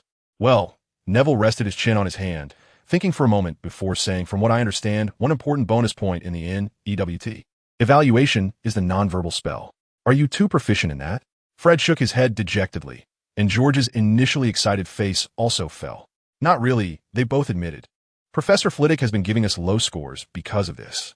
Our performance in spell classes has always been good. It's just the nonverbal spells where we lag. I know about your talent in spells, but the N.E.W.T. indeed places great importance on nonverbal spells. If you can't use them well, then no matter how well you cast your spells, you won't get an O, Neville explained. Oh, we're just satisfied with an A, right, George? Exactly, Fred. As long as we pass, that's all that matters, George chimed in. Neville's lips twitched slightly in resignation as he said, anyway, my advice is for you to practice nonverbal spells more, like the nonverbal shield charm and stunning spell. Moreover, practicing nonverbal spells has the added benefit of improving your control over magic, which will be very helpful when you use transfiguration or some very complex spells. All right, we'll give it a try, the Weasley brothers conceded, retreating to a corner where they began practicing disarming spells on each other, but their nonverbal spells were indeed lacking, with neither wand moving an inch. My turn. It was Seamus, who stood behind the Weasley brothers. Seamus, since we are in the same year, I will share some key points that might come up in the exam. All the fifth years can reference this. This got all the fifth years' attention. As for the S in defense against the dark arts, I've asked some people, and they all gave one answer. The exam content isn't difficult. It's mostly basic defensive spells, like the petrification charm, the barrier charm, and even disarming spells. However, if you want to score higher, you have to come up with something unusual. For example, Seamus, you have a unique characteristic. Your exploding spell will surely leave a deep impression on the examiner, but you need to control the intensity, Neville added, turning to Seamus. Then should I practice the thunder explosion? But Seamus hesitated, as he always ended up blowing things up, which made him somewhat resistant to explosions. It's fine, Seamus. Since explosions are your specialty, you should make the most of it. Just be sure to pay attention to your safety, as explosion-type spells are always very dangerous. Do you need me to demonstrate? I think I need to see, Seamus said uncertainly. Great, everyone step back a bit. Not too far back. Neville laughed dryly as he noticed how close everyone was to the wall. He then waved his wand lightly, turning a piece of scrap paper on the nearby table into a ball of cotton, which he then levitated into the air. Everyone's eyes were glued to Neville's actions, with a few staring at the cotton ball. Neville's wrist twitched slightly. Thunder explosion. The cotton ball instantly burst like fireworks, exploding all over the classroom, some even hitting people in the face, causing them pain. Seamus spat out a few pieces of cotton and stared at Neville in a daze. Can I do an explosion of that level too? Of course, you can try it right now, Neville encouraged, conjuring another ball of cotton. Seamus gritted his teeth, approached Neville, and mimicked his earlier actions, his wand hand trembling slightly. Thunder explosion, he shouted, as if the louder he yelled, the more powerful the spell would be. Neville sensed the magical fluctuations of Seamus's spell and suddenly felt a chill, instinctively casting the shield charm. In the next moment, the cotton completely exploded. Unlike Neville's cotton that scattered everywhere, it burst forth with light and heat. Then everyone saw a person who looked like they had just been dug out of oil standing in front of them. He stood there dumbfounded for a long time before spitting out a few words. My explosion is indeed impressive. And then he collapsed. Chapter 175. Snape's quiz. The first event was very successful, not counting the fact that Seamus had blackened himself and Lavender had turned Parvati's skin pink. Neville quickly restored Seamus to normal with ease. While he initially had no idea how to revert Lavender and had to use a clumsy method to change her back bit by bit. As dinner approached, the first group activity finally ended. Some people felt it wasn't enough, but most were complaining about one thing. The venue was too small. Neville had an idea, but that place was a bit too outrageous. and it was possible that old Snape wouldn't agree either. With Neville's help, everyone received considerable assistance, and they began to harbor some admiration for him. They would even smile and call him Coach Neville when they saw him, which added many young faces to his previously aging social circle. After everyone left, Neville looked at the only person remaining, Hermione, and suddenly remembered a key issue. By the way, Hermione, what about Harry? And why didn't Ron come either? Neville felt a bit guilty for forgetting about his friends. He's with Harry. Detention in Snape's office, Hermione complained. She didn't want Neville to worry too much about this since he was already busy enough. But that guy Harry had gotten into another conflict with Professor Snape, which made her very resentful toward him. What happened? Did something else happen? Neville was also quite troubled by the fact that Harry and Ron seemed to cause trouble every now and then. I don't know. It seems like Harry got into a fight with Snape, and then Ron went along. Hermione was uncertain this time. Then we should hurry and find them and ask. After all, they're our friends and shouldn't be so hostile, Neville said, looking at his wand. After a while, he expressed his confusion about what exactly happened between Snape and Harry's father that made Snape so angry at Harry. They arrived at the Great Hall, which was now filled with people. They finally found 2 adjacent empty seats and sat down. Hermione searched the crowd for the 2 troublesome guys while Neville began to take food for Hermione from the serving dishes. Do you want that little sweet pie? Just one. I don't want anything too sweet today. What about mashed potatoes? Just a spoonful, thanks. I think I see those 2 fools. What fools? There's no one here? Neville didn't hear, clearly due to the noise around them. It's 3 fools now. Hermione laughed like a little fox as she took the plate Neville handed her. Huh? Neville was confused, tilting his head slightly. It's Harry and Ron. I see them over there, she said, pointing to a corner of the Gryffindor table, where Harry and Ron were looking quite pitiful as they ate. The reason they looked pitiful was that they seemed as if they had been bullied. Neville quickly finished his food and walked over with Hermione to ask them what had happened. What's wrong with you 2? You look like little lambs being used to wipe the mouth of a big bear, Hermione said with a smile as she approached them. Ron was the first to react. He seemed electrified, sitting up straight, looking fearfully in their direction. Only when he saw it was Hermione and Neville did he relax. Harry looked equally bad, as if he had been through some trauma. What happened? Neville asked, worried about their distressed expressions. Don't mention it, Ron said with a mournful face, nearly on the verge of tears. We were planning to go to the Quidditch pitch, but suddenly we ran into Snape, that old bat. His voice trembled, and his lips turned pale. The old bat called me over and said he wanted to test my clemency skills. Ron was worried and went along. Harry added, casting a sympathetic glance at Ron. He was doing somewhat better. Neville had taught him a clemency for a while, and although it wasn't very effective, he could slightly withstand Snape's attacks. But Ron was different.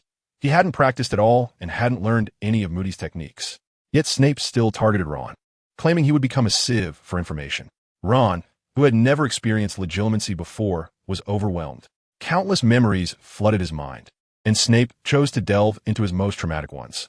This forced Ron to relive some terrifying experiences he had gone through, leaving him unsure if he could sleep that night.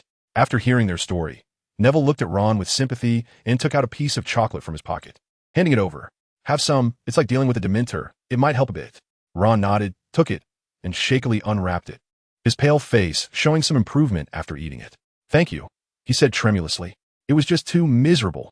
Neville couldn't bear to see it, and quickly pulled both of them back to the dormitory, even giving Ron a potion that would ensure he slept until the next morning.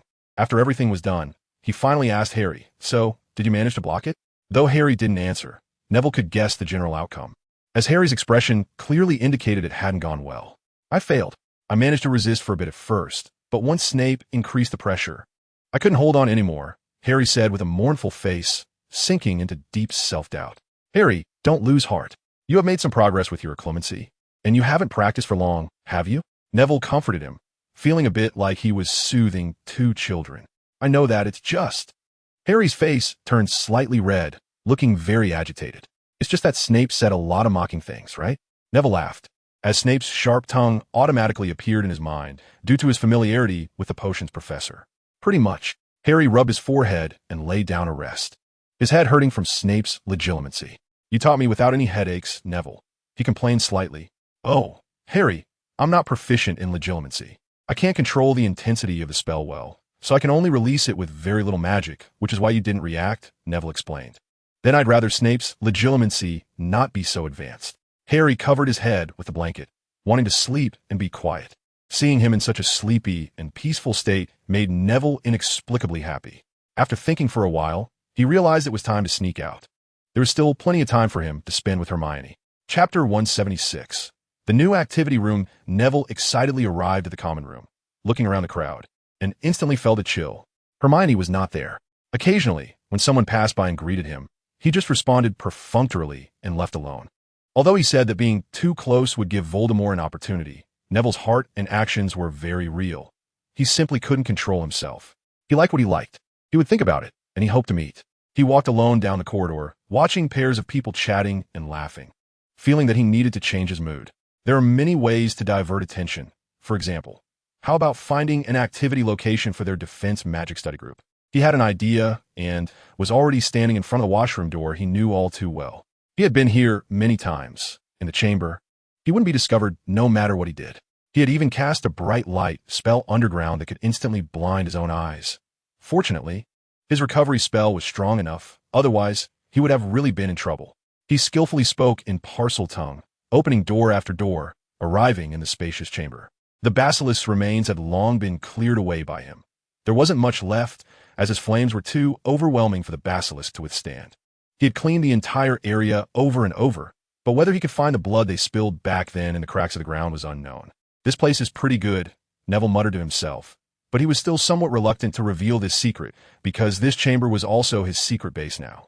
Dumbledore had said back then not to tell too many people about the chamber, and Professor McGonagall would probably not agree either. So, why not just not let them know this is the chamber?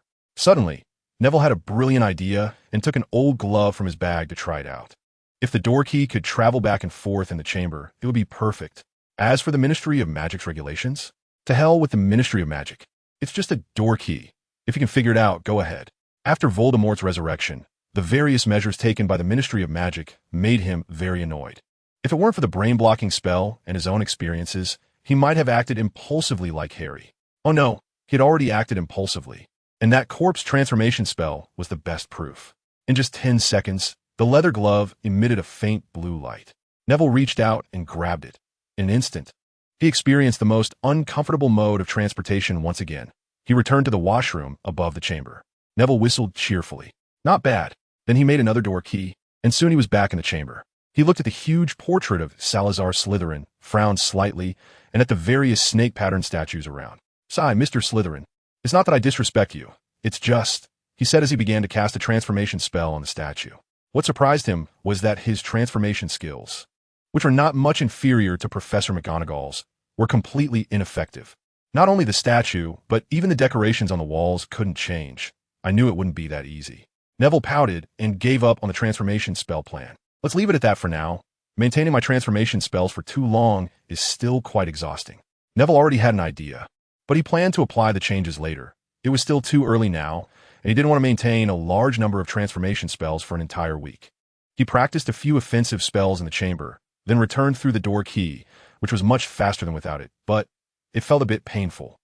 Time flew by, and it was soon time for the second activity, but unfortunately, the second Professor Hermione had set, Harry, ended up getting detention again.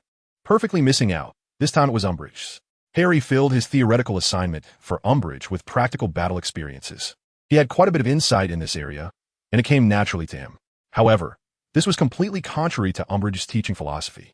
She wanted them to write only about the things in the textbook. That old Clitch D theory book still had that chivalrous duel style from years ago, which gave Harry quite a headache, so he wrote about his own insights. The result, of course, was that Umbridge marked it as unsatisfactory and made him rewrite it. But Harry wouldn't honestly admit defeat. He directly confronted her in class, saying she didn't understand wizard dueling, even stating, "If you don't agree with my viewpoint, then come and try it, Professor Umbridge." With the experience of being at a disadvantage last time, Umbridge would definitely not agree this time, although she believed she would win. What if? So poor Mr. Potter ended up with another detention and was punished to write, "I should not have confronted the professor. Harry, you're still too impulsive." Hermione looked at her chosen second professor with a look of disappointment. The professor looked quite dejected at this time. However, Harry's reputation did spread. Many people were looking forward to him, Neville laughed. What good is reputation? My brain-blocking spell still can't be practiced well. If only I could be a bit calmer. Harry complained in frustration. He felt so stifled. When he was writing that paper, various combat techniques flashed through his mind one by one, and he wrote them down almost instinctively. He was very satisfied with that piece of work. But it was not recognized, so of course he was angry. He got worked up. But Harry, your paper is indeed very good. I will take it over to let everyone see. Ron laughed, as he could also participate in this activity, hearing from his two older brothers that it was quite interesting. Well, thank you, Harry said with a long face, walking towards Umbridge's office like a death row inmate heading to the gallows. Watching him leave, Neville shook his head slightly and then said to the other two partners, well, let us head out too. I still need to set up that location. What kind of place is it? You've been so mysterious. Hermione's gaze was somewhat resentful. Ahem, it's a place that Harry and I went to back then. The path is a bit difficult, so I need to set it up. Neville blushed slightly and then said, he was looking forward to Hermione's surprised expression when she saw that place. Keeping a secret, if only, that glowing redhead wasn't next to him. Ron felt a strange pang in his heart, as if he was being remembered by something. The two followed, Neville all the way to the washroom, and both looked at this familiar place, somewhat stunned. Oh my God, Neville, you're not going to take us to the chamber, are you? Hermione exclaimed. You guessed it. Neville smiled mysteriously and was the first to pull open the door and walk in. Recently took on a power leveling order, so I have less time. It's more painful to write. Sorry everyone, but I won't abandon it. I will finish it. Chapter 177.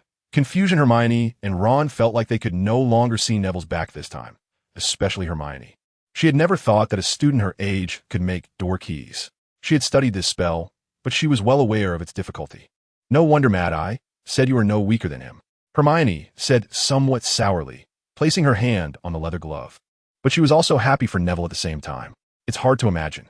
But isn't this thing prohibited by the Ministry of Magic? Ron suddenly reacted when they took off, asking, as long as they don't find out.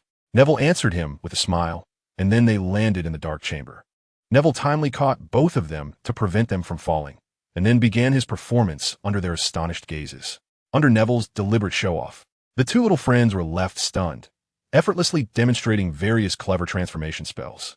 In less than half a minute, he covered up the originally Slytherin-style chamber and transformed it into a Gryffindor style, with the original serpent decorations on the walls replaced by lion motifs. The most exaggerated Slytherin face was directly blocked by a thick red wall. Furthermore, to avoid the chamber being too chilly, Neville cast a warming charm around. I hope the old Slytherin doesn't complain about me. After finishing everything, Neville smiled at the other two. He will definitely be angry. Hermione laughed along with him. The Gryffindors must be pleased. Ron laughed unabashedly. Well, I have to correct you a bit, Ron. Gryffindor probably won't be too happy about this. At most they will gloat a little.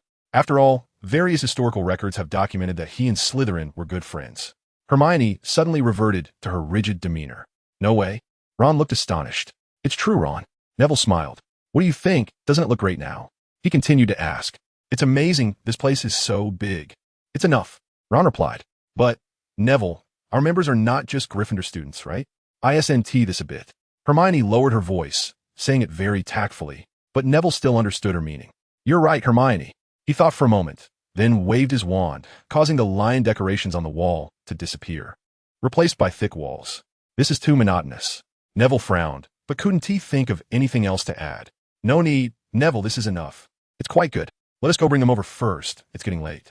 Hermione quickly stopped him. The agreed time was approaching, and they should go to the originally planned classroom to wait for the others. Oh, then okay, let us go, Neville said as he took out the leather glove, signaling the two to grab it. They hurriedly held on, and with Neville's incantation, they once again lifted off the ground. I still prefer flying broomsticks. After they landed, Ron mumbled, patting his dirty backside from the fall. I'll consider putting a cushion at the landing spot. Neville nodded thoughtfully. They quickly passed through the corridor and arrived at the door of the originally agreed classroom, but stopped at the entrance. Because there were not only members of their group inside the classroom, but also a bulky figure. Umbridge, how could she be here? Ron exclaimed. Though he kept his voice low, it was still noticed by Umbridge. Why can't I appear here, Mr. Weasley? She opened the classroom door, and an enormous toad-like face instantly appeared before them. Ron felt intimidated and wanted to step back, but Neville held him firmly. We were just curious, Professor Umbridge. Why are you here at our study group? Do you want to teach us some spells? Seeing Hermione about to speak, Neville quickly stepped in front of her and tried to take the initiative. A study group? But I heard you were secretly studying dark magic? A very strange smile appeared on Umbridge's face, her voice making one feel nauseous. Studying dark magic?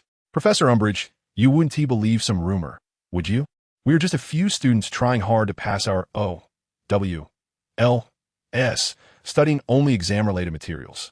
As for dark magic, Professor Umbridge, we are students of Hogwarts. How can we study dark magic? Who knows? Maybe some of you want to become the next Dark Lord? Umbridge, upon hearing Neville's words, did not get angry, but instead smiled brightly, although her smile sent chills down everyone's spine. Just then, Neville also laughed. Sorry, Professor Umbridge, I really couldn't help it. Please take a look at our group members. None of them are from Slytherin, and as far as I know, Voldemort and his Death Eaters are almost all from Slytherin. If there really is a future Dark Lord among us, then I can only say you have had very bad luck. The classroom suddenly erupted in laughter, with the Weasley brothers laughing the loudest. Umbridge's expression gradually became vicious, her brows furrowing, and sensing her change, Neville felt secretly pleased, his tone increasingly sarcastic. Is it possible that Professor Umbridge is disparaging students from other houses because she is from Slytherin? Neville smiled slightly, sharply staring at Umbridge, surprising everyone with his attitude. Although they knew Neville was powerful, speaking like this to a professor still made them feel he might be a bit too arrogant. You. Umbridge's face turned a bit purple, her short, thick finger pointing at Neville. But instead of saying something predictable, she calmed herself down and put on a stern face again. Detention, Longbottom, every night for a week. She coldly spat out these words, then wanted to deduct points for Gryffindor for Longbottom's disrespect toward a professor. Just as she was about to say to deduct points, Neville laughed, his finger pointing at her from within his sleeve, muttering to himself. Plus 50 points. In an instant, Umbridge changed, looking somewhat dazed. She didn't notice anything, but began to mutter in confusion. What did I just say? You said you were very optimistic about our ability to organize study groups and hoped we could achieve satisfactory results in our exams, Professor Umbridge. Neville replied with a smile. Oh right, that's it. Umbridge turned in place, looking around, revealing a look of sudden realization. Thank you for your compliment, Professor. I noticed you seemed a bit disoriented just now. Would you like me to escort you back to your office? Neville nodded slightly, respectfully like a boy well-versed in court etiquette facing his teacher. Ah, no need, Mr. Longbottom. Thank you for your help, but I can manage on my own, she said as she walked towards her office. The momentary daze vanished, as she returned to her usual haughty demeanor. All right, the annoying person is gone. So what are we waiting for? Neville then looked at the stunned crowd and took out his leather glove again. I'm really sorry to all my friends. The updates have been sparse recently due to some reasons, but rest assured, I will continue writing until it's finished. Chapter 178, Second Activity of the Study Group Merlin's Pants. This place is amazing. George cheered, looking around. It's simply fantastic, Neville. How did you find this place? Fred was also very curious. It's a bit of a coincidence, I guess. Neville replied with a smile. And he ultimately didn't leave the chamber looking bare. Instead, he added a lot of decorations. Ron was fiddling with a spyglass as if he had seen a ghost. It was originally placed on a whole row of shelves, filled with many other magical items. He was very clear that Neville had just waved his wand before leaving. How did he conjure up so many things? Hermione curiously surveyed the bookshelf in the corner, which was filled with neatly arranged books, each shelf labeled. She glanced over them and noticed that almost all of them were about defensive spells or dark magic. Are these all your books, Neville? She quietly asked as she approached him while others were looking around. Some of them are mine, and some were generously provided by Sirius and Professor Moody. He certainly has plenty of these, Neville replied with a smile. Ever since the Defense Against the Dark Arts Study Group was formed, he had sent a message to Grimmauld Place using the Patronus charm. As a result, the next day he received everything he needed from Professor McGonagall, all packed in a bag that had been enchanted with the undetectable extension charm. He only had to transfer them out, and being skilled in apparition and port keys, he considered himself quite proficient with the transfer charm. That's impressive. Transfer charm sounds so simple. I see your book. I borrowed this one before. Neville was feeling a bit proud listening to the girl, but the next moment he felt abandoned. The brown-haired girl had already picked up a book and started flipping through it. Neville's smile stiffened for a moment, and then he looked at the people gathered around the pile of magical items, clearing his throat. Ahem. Well, since we are all here, let's start today's lesson. The books on that shelf are all ones I've selected as particularly useful. He pointed at the labels on the shelf, which indicated the grade levels. Hermione, standing next to the bookshelf, noticed the writing on the labels, ranging from 1st year to 7th year. In addition, she saw 2 special labels, Horror and Dark Magic. She shrank her neck, guessing that the books in the Horror section were recommended by Moody, and the Dark Magic section contained only a few carefully selected titles. Next, over here, Neville raised his voice, bringing the gradually approaching crowd back to attention. These magical items were provided by a senior Horror and another senior, and here, I will teach you how to use them, as well as how to protect yourselves with these magical items, and how to defend against them. seemingly noticing some people's indifference. He raised his voice for the last sentence. Don't think I'm being alarmist. The magical world is not a peaceful place. Right now, we are at Hogwarts, with the school and professors protecting us. But when we step into society, we will encounter all sorts of people, and any situation could arise. Then Professor Neville, what if we learn all of this? Lee Jordan asked with a smile. If we learn it all, then we can prove ourselves, Neville replied. I consider my transfiguration skills to be quite good. I can simulate some magical creatures, enough to handle some exams. I want to see how you turn out a dragon. A voice suddenly piped up from the crowd, sounding somewhat petulant. Neville heard it despite its faintness. Mr. Smith, if it's just a smaller fire dragon, I think I can manage, Neville said confidently, and the next moment, Smith's wizard hat flew off and landed on the ground, rapidly transforming into a fire dragon the size of a person, resembling a Hungarian horntail. A few troublemakers cheered instantly, while others took a few steps back in fear. I can make it bigger, grow quickly. He pointed his wand at the stunned fire dragon, and the Hungarian horntail instantly enlarged several times, filling the area. All right, that's enough. Neville retracted his proud smile and became serious again. The dragon transformed back into the wizard hat and flew back onto Larkera Smith's head. Let's find a book to read first. Feel free to ask me if you encounter any problems, and I will talk about those magical items in an hour, Neville said, walking to the bookshelf first and picking up a copy of the complete guide to British dark magic to read. Fred, George, and Jordan also sneaked over, each picking up a dark magic book. They've been interested in these things for a long time. If it weren't for the high difficulty of the restricted sections copies and not having any at home, they would have read 100 or so by now. Thus, Neville and their second activity began in an orderly fashion, while just above their activity room, in the headmaster's office. Dumbledore, that woman is becoming more and more arrogant. Her power and ambition are growing, and if this continues, a man in a black robe and black hair stood opposite Dumbledore, chattering on about Umbridge. I understand. Severus, Dumbledore said with a wry smile. But we don't have much choice, do we? Without disrupting the order, we can only wait.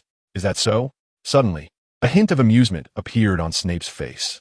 But your good student, Mr. Longbottom, doesn't seem to think so. His voice seemed to mock, yet also carried a hint of approval. Oh, what has he done to make you say that? Although last time he handled that inquiry quite well. Dumbledore's expression suddenly lightened.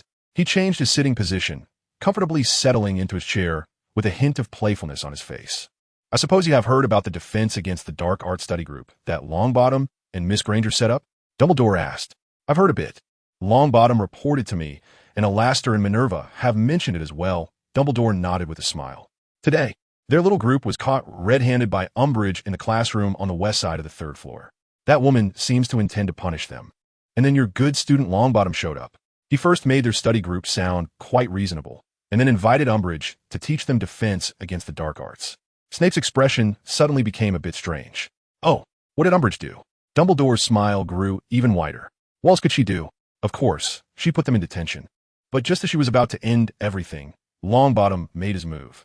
Snape recounted, and this time there was a hint of appreciation on his face, even a slight upward curve at the corners of his mouth. That does have his style, Dumbledore nodded. An incredibly swift and powerful Confundus charm. That boy had his wand hidden in his sleeve. I must say, his little tricks are quite effective. I think so too. Dumbledore seemed a bit helpless, yet also pleased. So, Dolores has returned to her office to prepare her lessons, correct? Indeed, and she found nothing unusual, although I am reluctant to admit it. This indeed gave me a good idea. Snape nodded in approval. Then I shall wait and see, Dumbledore replied. Chapter 179. Thoughts on resisting the unforgivable curses before long. The students at Hogwarts noticed the peculiarities of their respective house heads. They completely ignored Umbridge's so-called investigation. Even Umbridge was unusually frightening. Each time she participated in a classroom investigation, she merely sat in a corner of the classroom, blankly listening to a lesson, and, after class, she would sneak away with her little notebook. Among these peculiar little wizards, Neville was the first to discover the truth. He found Professor McGonagall secretly casting a Confundus charm on Umbridge in her office. The once aggressive Umbridge instantly softened, harmlessly chatting with Professor McGonagall. If it weren't for the fluctuation of the Confundus charm, he would have doubted that Umbridge was under the control of the Cruciatus Curse. Even in care of magical creatures and divination, she remained terrifyingly calm, clearly indicating that the professor's Confundus charms were remarkably powerful, except for Hagrid and Trelawney. However, this was not a problem. whenever Umbridge attempted to investigate those two professors, who some considered incompetent. Professor McGonagall or Professor Flitwick would silently appear behind her and cast another Confundus charm. As for why they didn't directly modify her memory, that would clearly have significant loopholes. The Confundus charm only alters Umbridge's subconscious, while direct memory modification carries a much higher risk of being detected afterward. Yet, neither Professor McGonagall, nor Professor Flitwick, nor even Professor Snape had managed to improve Umbridge's defense against the dark arts class, which continued to be a monotonous recitation of the long and tedious theories of magical defense. Consequently, with a casual reminder from Professor McGonagall, more and more students joined the defense against the dark arts study group. Even a small number of Slytherin students participated. These Slytherin students were mostly half-bloods, and since their families hadn't taught them many spells, they had to come to the study group for a bit of luck. Surprisingly, they were accepted, even though some still looked on coldly. However, their leader, Neville Longbottom, held no negative views towards them, instead helping them just as he helped others. During the fourth group meeting, Harry finally returned. This unreliable vice leader showcased his rich experience before everyone. Harry did not disappoint anyone. As soon as he returned, he demonstrated what it meant to disarm someone barehanded. He took the wand from the confident Reclarius Smith, who had learned a lot. His astonishing reflexes allowed him to deftly dodge all of Smith's spells, and when Smith wore a look of shock, Harry disarmed him with a wandless spell, producing Expelliarmus. Everyone was astonished, except for a few who were familiar with Harry. They had become accustomed to it. Harry's application of disarming spells was impressive. During a whole summer of reflex training, he had once again been ambushed by Moody from behind a trash can when he was completely unprepared. Just as Moody's weakened stunning spell was about to hit Harry from behind, he instinctively cast the disarming spell, the very spell that had saved him during his duel with Voldemort. Moody's wand flew away, and although the stunning spell ultimately hit him, that disarming spell was indeed a stunning display. After that, everyone at Grimmauld Place was subjected to his attempts. Hermione's wand offered no resistance as Harry took it, while Ron's was even more outrageous, nearly hitting Harry. However, stronger wizards could not be easily disarmed. There was only a slight chance of success if they were unprepared. If they had any defense, even the Weasley twins were out of Harry's reach. Thus, Harry smoothly became the second in command of the study group, primarily responsible for practical instruction. This relieved Neville significantly, as he finally had time to conduct his own experiments, such as how to resist the unforgivable curses. He already had a method for the Cruciatus Curse. The simplest was to have a strong will, while the more difficult methods involved a form of brain-locking spell and an advanced brain protection spell. This was also taught to him by Mad-Eye, as it was unreasonable not to have any action after being under the Cruciatus Curse for so long. After continuous improvements by Moody, this marvelous spell capable of resisting the Cruciatus Curse was finally born. Even Dumbledore praised it, saying that if this invention were promoted, it would be worthy of a Merlin medal. However, Mad-Eye did not share this view. He believed that the Ministry of Magic's incompetence couldn't even master a simple brain-locking spell. Neville didn't comment on this, as the learning difficulty of the brain-locking spell varied from person to person. If Fred and George were to learn this spell, it might be harder than making Snape wash his hair every day. He also had ideas for the other two curses. The Cruciatus Curse was relatively simple, and he was working on improving a sluggishness curse that would dull a person's perceptions. Originally a dark curse, he now used it on himself, which was quite a novel experience. His idea was to find the damage range of the Cruciatus Curse, and then use that to improve the range of the sluggishness curse. However, the current results were less than ideal. Either the sluggishness defense was inadequate, allowing the Cruciatus Curse's damage to persist, or the sluggishness curse was too powerful, causing him to lose control of his own body. The consequences of that experiment were quite serious. At that moment, he was alone, and he ended up standing like a statue for 2 hours before he could move a little, quickly using a counter curse on himself. Having gone through so much, Neville was no longer that hot-headed young man. Realizing that his experiments posed significant dangers, he decided to seek help. Just as Sirius was about to go to bed after taking a shower, he saw a familiar figure leaning against the door of his room. What the hell? You shouldn't be in Gryffindor Tower right now. Sirius retracted his hand, which had been reaching for his wand, and exclaimed, "Of course. I'm here to ask for your help," Neville said with a smile. All right. What spell is it? Make it quick. I can't sleep for too long. I have to switch shifts at midnight," Sirius said anxiously, glancing at his watch. "Sorry, I'll come back another day then," Neville said, starting to spin. He pursued efficiency, and since today wasn't feasible, he decided to research something else instead. Sirius twitched his mouth, wanting to stop him, but Neville had already disapparated away. "This attitude is nothing like Frank's," he muttered, opening the door and walking in. Happy National Day to everyone. Chapter 180. The Broken Hourglass. Why do I always visit a century-old wizard at night, Neville?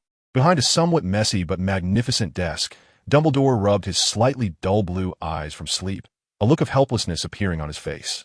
Only then did Neville remember that the strongest white wizard in front of him had become a frail old man, although this old man could still fight. "I'm sorry, Professor." Neville stood awkwardly, unsure where to place his hands. "It's all right. Just think of it as the musings of an old man. After all, I assume you have something very important to ask me or tell me," Dumbledore said, rubbing his eyes, looking much more alert now, smiling warmly. Neville swore that in the future, if he needed to find the headmaster, he would come during the day. "Professor, I've recently been exploring some methods to resist the unforgivable curses," Neville said, observing Dumbledore's expression, finding nothing unusual on his face, and continued. "I already have some ideas about the Cruciatus Curse and the Pain Curse, but the most dangerous, the Killing Curse. Professor, I still don't know what its limitations are, for example. What can block it, or how to terminate its magic." Dumbledore's expression showed some subtle changes, but he didn't say anything, just silently listened until Neville finished pouring out his questions. Then he spoke. "Neville, I think you've used the Killing Curse before. During that summer when you were 14. "Yes, Professor, I did, and I used it to kill some people I thought deserved to die." Neville's face paled a bit. "Yes, they were indeed deserving of death, so I don't blame you for that. What I want to ask is, during that process, didn't you experience how the Killing Curse actually works? Killing intent?" Neville asked tentatively, realizing in hindsight that he had indeed been filled with rage and a tremendous killing intent at that time. Could it really be related? "Yes, Neville. It's the killing intent, but also sufficient magical power. I imagine you've heard Alastair talk about some things regarding the unforgivable curses." Neville nodded. "Professor Moody said that if any of us students used the Killing Curse on him, he might just get a little nosebleed." "That's true, which means it also requires a substantial amount of magical power. And finally, there's a rather subtle side effect. It can make the caster's soul more unstable, if that person has killed with it." Seeing Dumbledore's increasingly serious expression, Neville realized he was talking about himself. "But Professor, I don't feel any signs of my soul splitting." Dumbledore sighed lightly. "I wasn't going to tell you, but since you asked, I suspect it's your parents' souls that have protected you. Think about when your special mental blocking technique appeared." Neville suddenly froze in place, and some things he couldn't understand suddenly made sense. It turned out his parents had been watching over him all along. Dumbledore looked at the pale-faced boy in front of him and slowly got up, walking around the table to stand behind him. Feeling the not-so-warm hand on his back, Neville realized that Dumbledore had left his chair. "Professor, I want to apply for Time Turner," Neville suddenly said, turning to look at Dumbledore, his eyes sad like a puppy. He had had this idea for a long time and had almost gone to the Ministry of Magic to steal one. "Don't dwell on the past, Neville. People must look forward. What has happened cannot be undone. Even if you used a Time Turner, it wouldn't work. If you really changed the past with it, when you return to the original point in time, you'll find that nothing in the world has changed, because the time you changed has already become another world." Dumbledore's eyes were misty. Although he was advising Neville not to dwell on the past, his own eyes were reddening. "I understand, Professor. I already have some ideas. I will definitely research something before Christmas. I look forward to it, Neville." Dumbledore smiled and nodded, and after exchanging a few goodbyes, watched Neville leave his office. After Neville left, he slumped into his chair, feeling as fragile as an ordinary old man, despite being the strongest white wizard in all of Europe. He slowly opened a locked drawer, which contained a picture frame and a broken hourglass. Neville's bad mood didn't last long. He had completed part of his anti-unforgivable curse spell 2 weeks before Christmas, but he still had some other ideas regarding the soul-sucking curse. And there was really no way to deal with the Killing Curse. It was a weekend, and Neville asked Dumbledore to call a meeting of the Order of the Phoenix. He decided to share his spell. Dumbledore was happy to hold the meeting and summoned all the members of the Order who had no urgent business. Then Neville saw the gloomy Professor Snape and the smiling Professor McGonagall appear at the edge of the Forbidden Forest, as Dumbledore had told him. "Longbottom, I hope your spell can be of some use, and not just show bravado. My time is very precious." "Don't say that, Severus. I'm sure once you see Neville's method, you'll be surprised. He has already demonstrated it to me," Professor McGonagall said with a smile. "Really? Then I guess we'll see." Neville's mouth twitched a few times, then he followed them into the Forbidden Forest, and once they stepped out of Hogwarts boundaries, they disapparated together. Good evening, Neville, Professor McGonagall, and, Severus.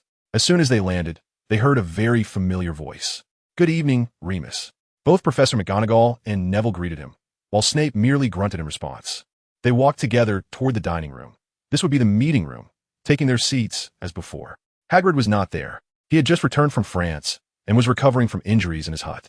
From his story, it was clear that these injuries were not sustained during a mission, which was quite intriguing. After Dumbledore arrived, Sirius closed the dining room door, and everyone turned their attention to the initiator of the meeting, Neville Longbottom. Neville cleared his throat and directly spoke. Ahem. The reason I called everyone here is that I have made an important breakthrough in how to resist the unforgivable curses. Everyone's eyes lit up, looking at Neville, except for Professor McGonagall and Dumbledore, who were both smiling at him. Now, I will demonstrate my spell for all the members of the Order of the Phoenix. I would like to ask Professor Snape to be my assistant. Snape's facial muscles instantly stiffened, and Sirius exclaimed, Neville, how can you pick that greasy git? I suppose Mr. Longbottom thinks I'm more reliable than the foolish black, Snape retorted.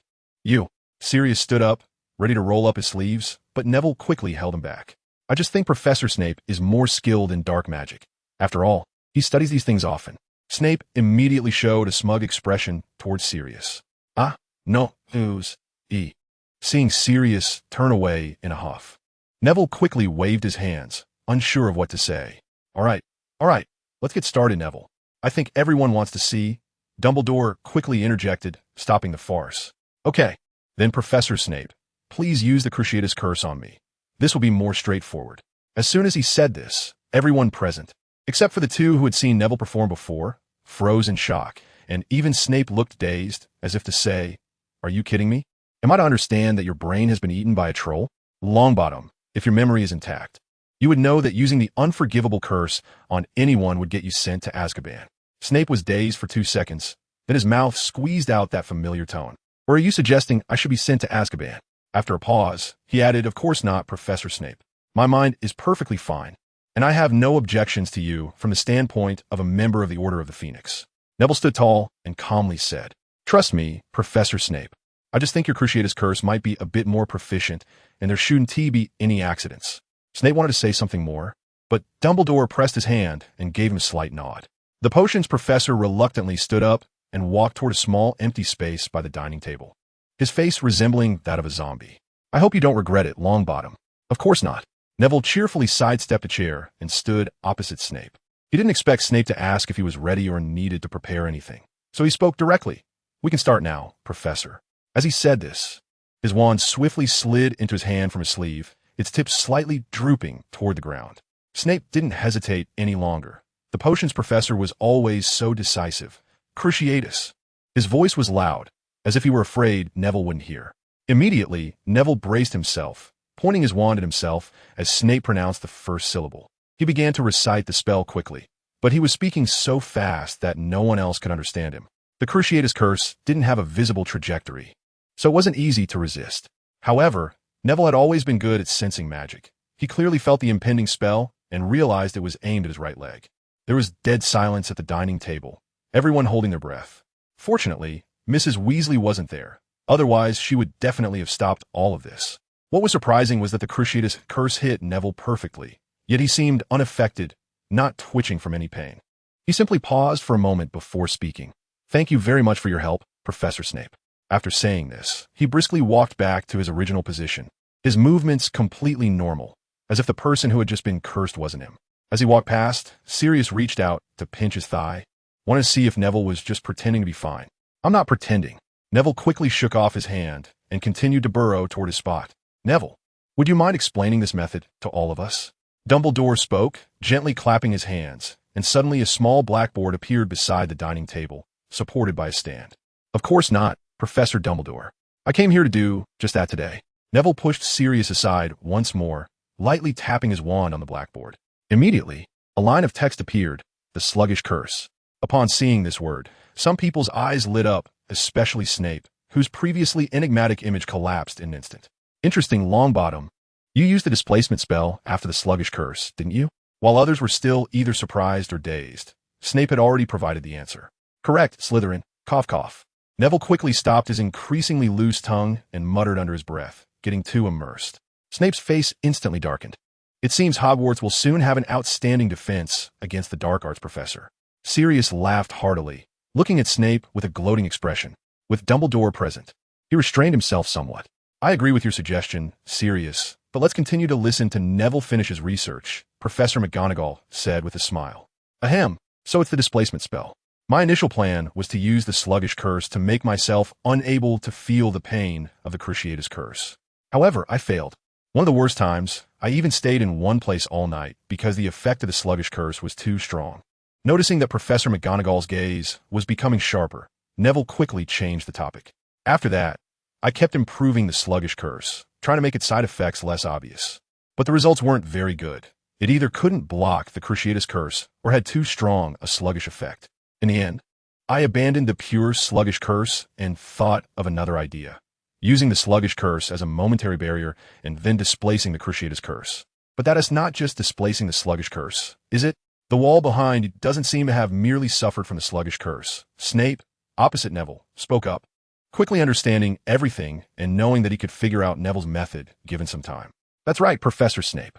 During one of my experiments, I was surprised to find that the displacement spell could even remove the Cruciatus curse along with it, Neville said, pointing at the gradually cracking wall behind him with a smile. Now people became even more restless. Mad-Eye Moody even rushed over to inspect the wall. So we at least have a way to deal with the Cruciatus curse? Moody looked excitedly at the pieces of wall that had fallen to the ground, eager to try it out, directly using his wand on himself. Then a sluggish version of Mad-Eye would appear in front of everyone. Ahem, Professor Moody. I've actually improved the sluggish curse a bit, Neville said as he wrote down the improved spell on the small blackboard. Dumbledore, meanwhile, smiled and helped his old friend remove the curse, then walked over to Neville. Introduce your other ideas to us, Neville, Dumbledore said with a smile. Sure, Professor Dumbledore. Neville nodded. He waved his wand, and another blackboard appeared next to the first one, then walked over to write a new spell on it. Looks like an ancient brain-closing spell. Snape rubbed his chin, asking somewhat uncertainly. I was inspired by that spell to make improvements, Professor Snape. That's quite fitting for a snotty genius. Sirius suddenly snorted from the side, mocking. Snape ignored him and had already begun to silently recite the spell in his mind. It seems the effect of this spell is related to the soul-sucking curse, isn't it, Neville? Lupin also rubbed his chin, asking. That's right. I improved that ancient spell to build a protective wall for our brains. Please use the soul-sucking curse on me, Professor Snape, he said, turning to Snape and giving him a slight bow. Soul-sucking curse. Snape's cold voice echoed in the room, but Neville didn't stiffen or start tap dancing as he intended. He continued to look at Snape with that seemingly silly smile. How long does the effect last? After a moment, the potions professor asked, his voice tinged with urgency. A whole afternoon, Professor. Looking at Neville's face, which he used to find annoying, Snape suddenly felt that even Harry Potter wasn't that bothersome anymore. Chapter 182. The shadowy Christmas Eve applause filled the entire dining room. If the door hadn't been closed, Sirius's mother-esque portrait would have probably been awakened again. Incredible, Neville. After a long time, Dumbledore spoke, and the others chimed in with compliments. But the limitations are still quite significant. Snape interrupted everyone at this moment, even though his expression management was starting to slip. That's right, Professor Snape.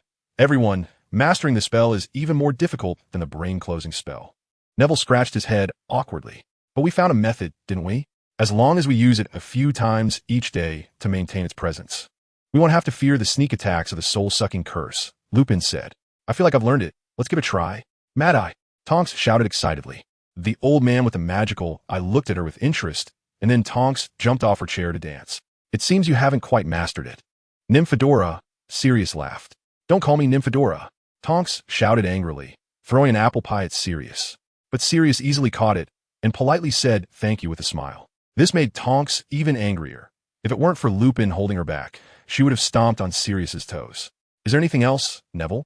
Professor McGonagall was also smiling, showing none of her usual authority. I have some ideas, but they're not spells or anything like that. After all, that's the killing curse, and no one has escaped death from it so far, Neville said with a wry smile. The resistance methods for the killing curse were what he had researched the most, but he hadn't found any effective ways. He had once asked Dumbledore, who suggested conjuring solid objects to block it, but that would turn into a magical duel. And if the magic on the shield wasn't strong enough, it wouldn't be able to block the killing curse's attack. Then Neville came up with a new idea, using a suit filled with Mice's protective gear. While it had some effect, it ultimately only had a surprise effect. The Killing Curse was a spell that had been studied by wizards for thousands of years, and there had been no so-called counter-curse for a millennium. Seeing that Neville seemed a bit down, Professor McGonagall comforted him. All right, I admit I may have been a bit too arrogant. Neville lowered his head, not far away. Tonks was completely engaged in a fight with Sirius, both starting to stomp on each other's toes. But Tonks was actually gaining the upper hand, even managing to knock off Sirius's slippers. Snape turned his head away, looking down on the group with disdain. Neville was drawn in by their antics, and then noticed that Lupin was secretly helping Tonks. The carpet under Sirius's feet was always wrinkled, making it hard for him to stand firm. His mouth twitched as he suddenly felt he had discovered something significant. The gathering initiated by Neville for the Order of the Phoenix ended just like that, and before they knew it, it was Christmas Eve.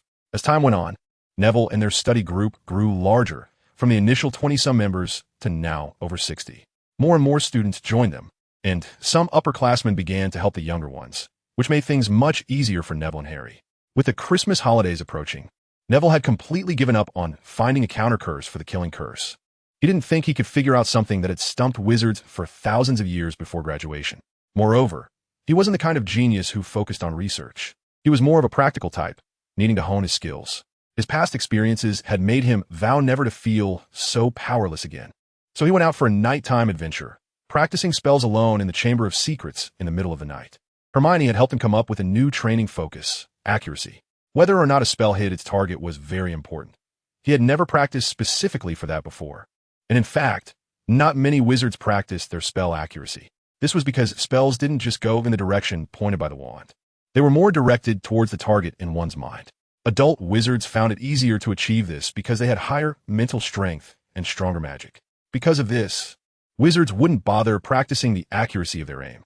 However, Hermione offered Neville a different perspective. What if Neville couldn't sense the target, or had to guess their movements? At that moment, Neville felt a light bulb go off in his head, and he transformed a small bird to fly back and forth in the air while he used the stunning spell to attack it. Unsurprisingly, his hit rate was dismally low, and from that point on, Neville added this exercise to his routine. As time went on, his targets became more numerous and faster. After taking down the last bird, Neville wiped the sweat from his forehead and took out the door key to return to the dormitory. But as soon as he entered the dark dormitory, he stood alert. His wand pointed in one direction. Someone was moving there, and it wasn't just the tossing and turning of someone sleeping. It was causing a ruckus, a flickering light. Neville didn't care about anything else and rushed toward the source of the sound, which was coming from Harry's bed. He pulled back the curtains, and under the glow, Harry Potter was tossing and turning in bed, seemingly having a fit. Neville frowned. He knew that Harry had some connection with Voldemort, so now he hesitated, unsure whether to wake Harry to ask him what nightmare he had just had or to wait until he calmed down before waking him. Just as he was hesitating, Harry suddenly became still. He lay flat on the bed, facing the ceiling, and suddenly opened his eyes wide, startling Neville. "Ha ha," Harry gasped, clearly having just had another nightmare. "What's wrong, Harry? Did you have a nightmare?" Neville asked. This time, it was Harry who jumped in surprise. Anyone would be startled to suddenly find a man with a glowing wand beside them when they thought they were alone. It's Neville, Harry suddenly seemed much more awake, but it appeared he was hesitating about something, his expression showing he was struggling. "I need to see Dumbledore." Suddenly, he became very determined.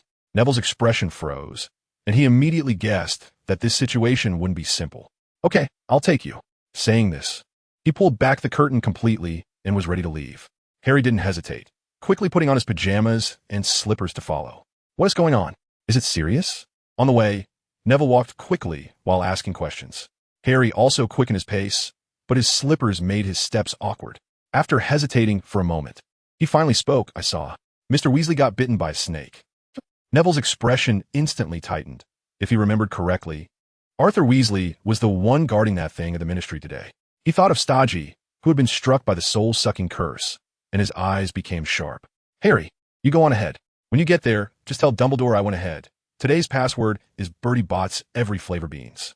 After saying this, without waiting for Harry, he took out a small cauldron that he hadn't used in a long time, muttering incantations under his breath, and in an instant, he disappeared in front of Harry. Harry opened his mouth, about to say something, but Neville was already gone. He had to suppress his confusion and continue rushing toward the tower that housed the headmaster's office. Chapter 183. Rescue in the Dark Corridor Corner. A A flash of blue light suddenly appeared, flickering in and out, and after less than 5 flashes, the blue light disappeared, and Neville found himself in a place he was once very familiar with. Ignoring the dizziness brought on by the port key, he headed straight down the corridor. This location was the closest he remembered to the Department of Mysteries. Just around the first corner, he would see the thick, heavy door tightly closed. Neville moved quickly, but he didn't lose his composure. He had habitually cast a silencing charm on himself, making no sound at all, and even his eyes had been enchanted to give him some night vision. He rushed around the corner, and a shocking, bloody scene appeared before him. He saw his colleague at the Phoenix Society, the father of his friend, Arthur Weasley, lying face up in a pool of blood.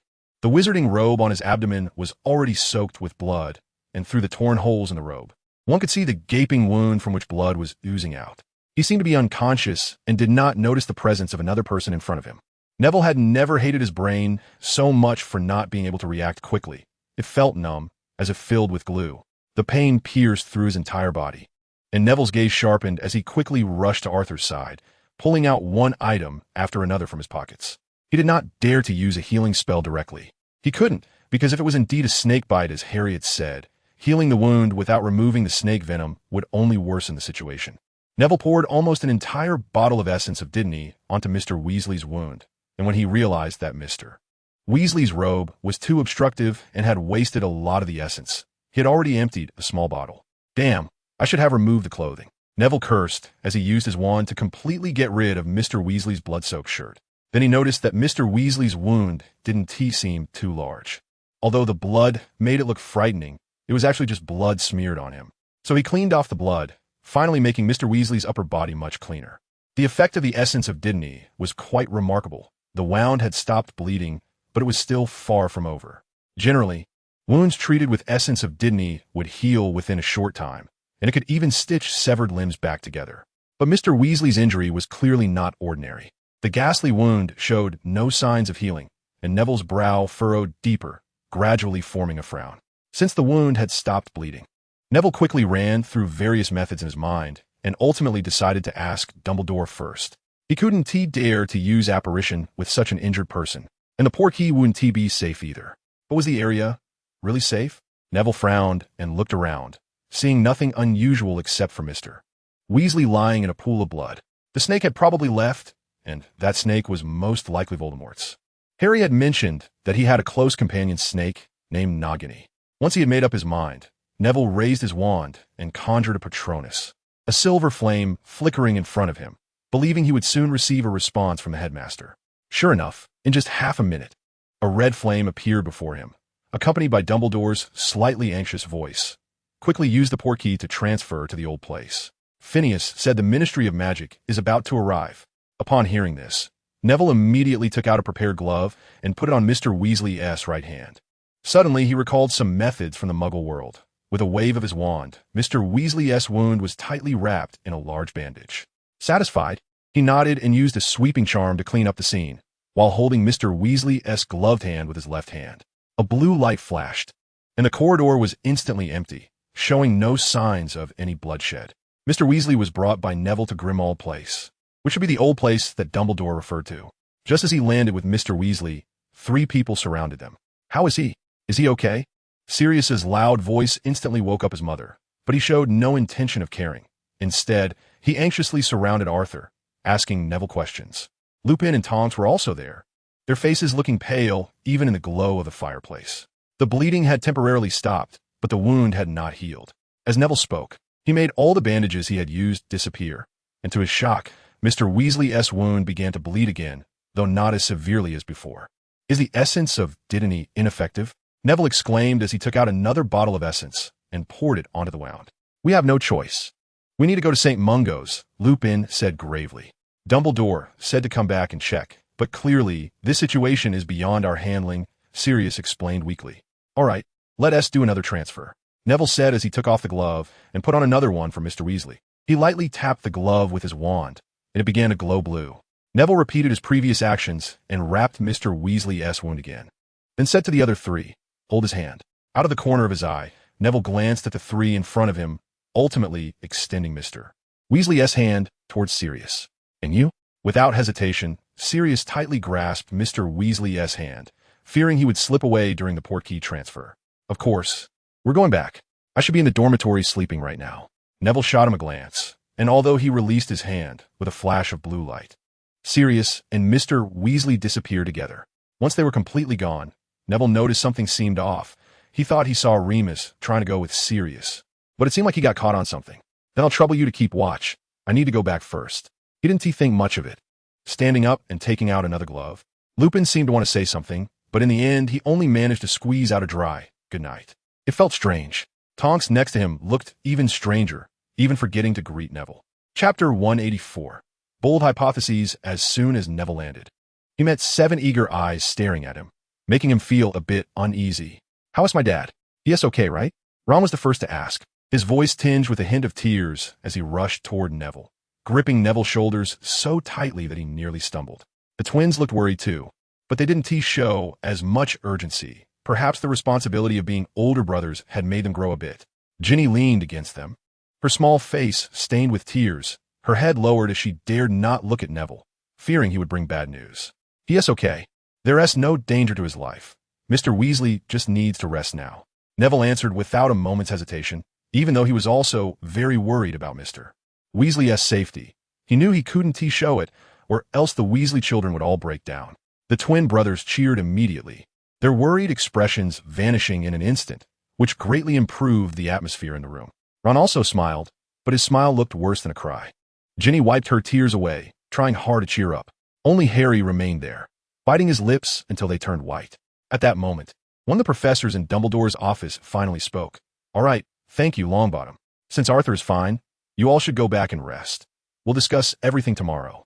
Professor McGonagall, who had previously looked worried, finally showed some color in her face as she took Ron and Ginny's hands, leading them out the door.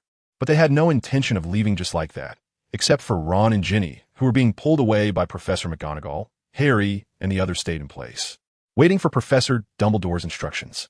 Dumbledore was silent for a long time, as if something had caught his mind. When everyone's gaze focused on him, he finally noticed the situation and cleared his throat. You all should go back and rest. I will send you back tomorrow. At this point, neither the twins nor Harry were waiting any longer. They had received satisfactory news and walked straight out the door. Soon, the headmaster's office, which had been filled with many people, was empty, leaving only Neville and Dumbledore staring at each other. Is there something else, Neville? Dumbledore asked first. But Neville felt that Dumbledore seemed a bit indifferent, as if Arthur's injury wasn't important. Neville scratched his thigh, dispelling distracting thoughts, and spoke. Professor Dumbledore, Mr. Weasley's injury isn't that simple. It seems to be snake venom or something else. His wound isn't healing well, and only a potion can temporarily stop the bleeding. Dumbledore nodded, indicating for Neville to continue. He was listening. The wound indeed looks like it was bitten by something. Harry's dream must be quite accurate. This inability to heal, combined with the wound, suggests it's likely a snake, perhaps Nagini, the large snake that Voldemort keeps by his side, Neville analyzed. Professor, is Harry's connection to Voldemort really that direct? But if he is connected to Voldemort, wouldn't that mean Voldemort himself was in that corridor at the time? Then why didn't he just kill Mr. Weasley? Neville asked 3 questions in a row, and he only had some thoughts beyond that. I'm glad you can think of these things, Neville. And this is precisely what I've been pondering, Dumbledore said, shaking his head helplessly, then smiled at Neville. Even Professor Dumbledore hasn't figured it out? Neville thought, and his confusion about these matters deepened. However, I think Voldemort himself wasn't in that corridor. I just happen to have some information to confirm this. Dumbledore's eyes suddenly sharpened, as if he had figured something out. Really? But I heard Harry say he can usually see Voldemort. Could it be he can also connect with that snake? Is it Voldemort's dark magic? Neville's brow furrowed in thought. Dumbledore's old face suddenly showed a look of relief. I think so, and I believe Voldemort has a certain connection with that snake. Dumbledore nodded. So that snake, Nagini, must be very important to him. Neville's mind suddenly sparked, and his voice got a bit louder. Dumbledore was momentarily taken aback, then nodded in approval of this speculation. Should we devise a way to eliminate that snake? Since it's something very important to Voldemort, wouldn't destroying it be a good idea? Neville suddenly had a burst of inspiration, his thoughts expanding significantly, even coming up with some ideas about using the prophecy ball. You're right, Neville. We should indeed eliminate it, but not now. It's still too early. Dumbledore looked out the window, where the stars twinkled, and his thoughts expanded quite a bit. Too early. Neville pondered this word in his mind, and by the time he returned to his dormitory and lay down, He still couldn't guess Dumbledore's thoughts. It wasn't until he felt a bit tired that he associated that snake with something he had destroyed before, the locket of Voldemort. But if they really had a connection, would Voldemort know when they destroyed the locket? And what about that diary? That thing was also very special, could it be? He even suspected he had guessed Voldemort's method of immortality, but would this really be useful? Everything in his mind connected into a line. And suddenly an extremely crazy thought appeared in his mind. Neville sat up abruptly, wide awake. He stared fixedly in Harry's direction, behind the curtain, where the Savior was breathing evenly, seemingly fast asleep. No way. Neville's mouth turned down, his face looking very bad. As this thought emerged in his mind, he became completely trapped in this line of reasoning. Various strange instances from the past flashed through his mind, and this idea seemed to have been proven several times. Harry even spoke Parseltongue, so he just needed one final proof. A bold idea appeared in his mind. If it was really like this, he would have a great chance to lead the Order of the Phoenix to a major victory. But Harry, if all of this is true, how should he face Harry? What would Harry do? Neville felt his head spinning. Waves of dizziness surged up, and he could no longer hold on, collapsing on his bed and falling into a deep sleep. However, before sleeping, he arranged a task for himself for the coming days, to understand Voldemort's peculiar magic. He might need to spend a long time in the library. Chapter 185. On a speculation the next day, Neville woke up late. Harry and Ron were already gone. He glanced at the clock and realized it was already 10 in the morning. He wanted to get up, but the warmth of the blanket and his lingering fatigue sealed him back in. When he opened his eyes again, it was already 12:30. Yawning, Neville dressed and went to the washroom. If it weren't for the holiday, he wouldn't dare to sleep without setting an alarm. The Gryffindor Tower was empty, and he saw no one along the way. He guessed they were probably already on the train home, and maybe Harry and the others had already left. Really? They didn't even call me, he muttered as he put away his toothbrush and started washing his face. When he finally arrived at the Great Hall, only 5 people remained at the table. After greeting the 4 house heads, he plopped down at the only long table and began to eat heartily. Dumbledore was not there, and the other person was a second-year Hufflepuff student. Neville remembered his name was either Lopez or Robbins. Is he all right now? Just as Professor McGonagall was about to leave, Neville suddenly asked. She frowned, then realized who Neville was referring to. He's fine now. The person who saved him was very timely, though I still wish he could be a bit more obedient.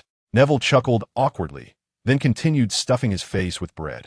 His recovered mind was eager to absorb knowledge in the library. Even so, he was the last to leave. The second to last was Snape, who gave Neville an ambiguous look as he left, twitching the corner of his mouth, as if he wanted to say something but held back. But Neville didn't notice. He was busy drinking his pumpkin juice. Re-energized, Neville headed straight for the library. The library was empty during the holiday.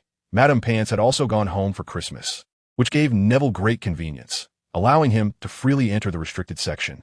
Neville flipped through various dark magic books, focusing on splitting and creating objects. But after an entire afternoon, he found nothing useful. However, he did come across several similar spells, such as one that could seal a memory and display it to everyone who had access to it. Another was an evil creation made by mixing one's blood with that of some dark creatures. In addition, he absorbed some interesting or useful information into his mind, and he even found a spell similar to the Dark Mark.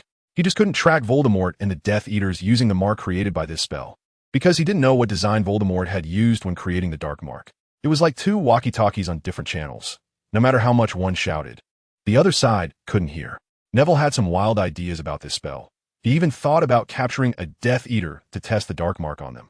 When he arrived in the Great Hall for dinner, he finally saw the reassuring old man, Dumbledore. He was sitting at the head of the only long table, enjoying a small steak, and smiled at Neville when he saw him enter. Neville nodded in acknowledgement, and then sat down at the table to eat as well. The Christmas Eve dinner was quite lavish, and it was clear that the house elves in the kitchen had put in a lot of effort. Before long, the other professors arrived one after another to dine. Professor Sprout was chatting with Professor McGonagall about something, while Professor Flitwick was listening with a smile. Professor Snape, as usual, wore his cold, detached expression, radiating an aura that warned others to keep their distance. Minerva, you must try the steak tonight. It's exceptionally delicious, Dumbledore said, looking as though he had finished eating and was wiping his mouth with a napkin.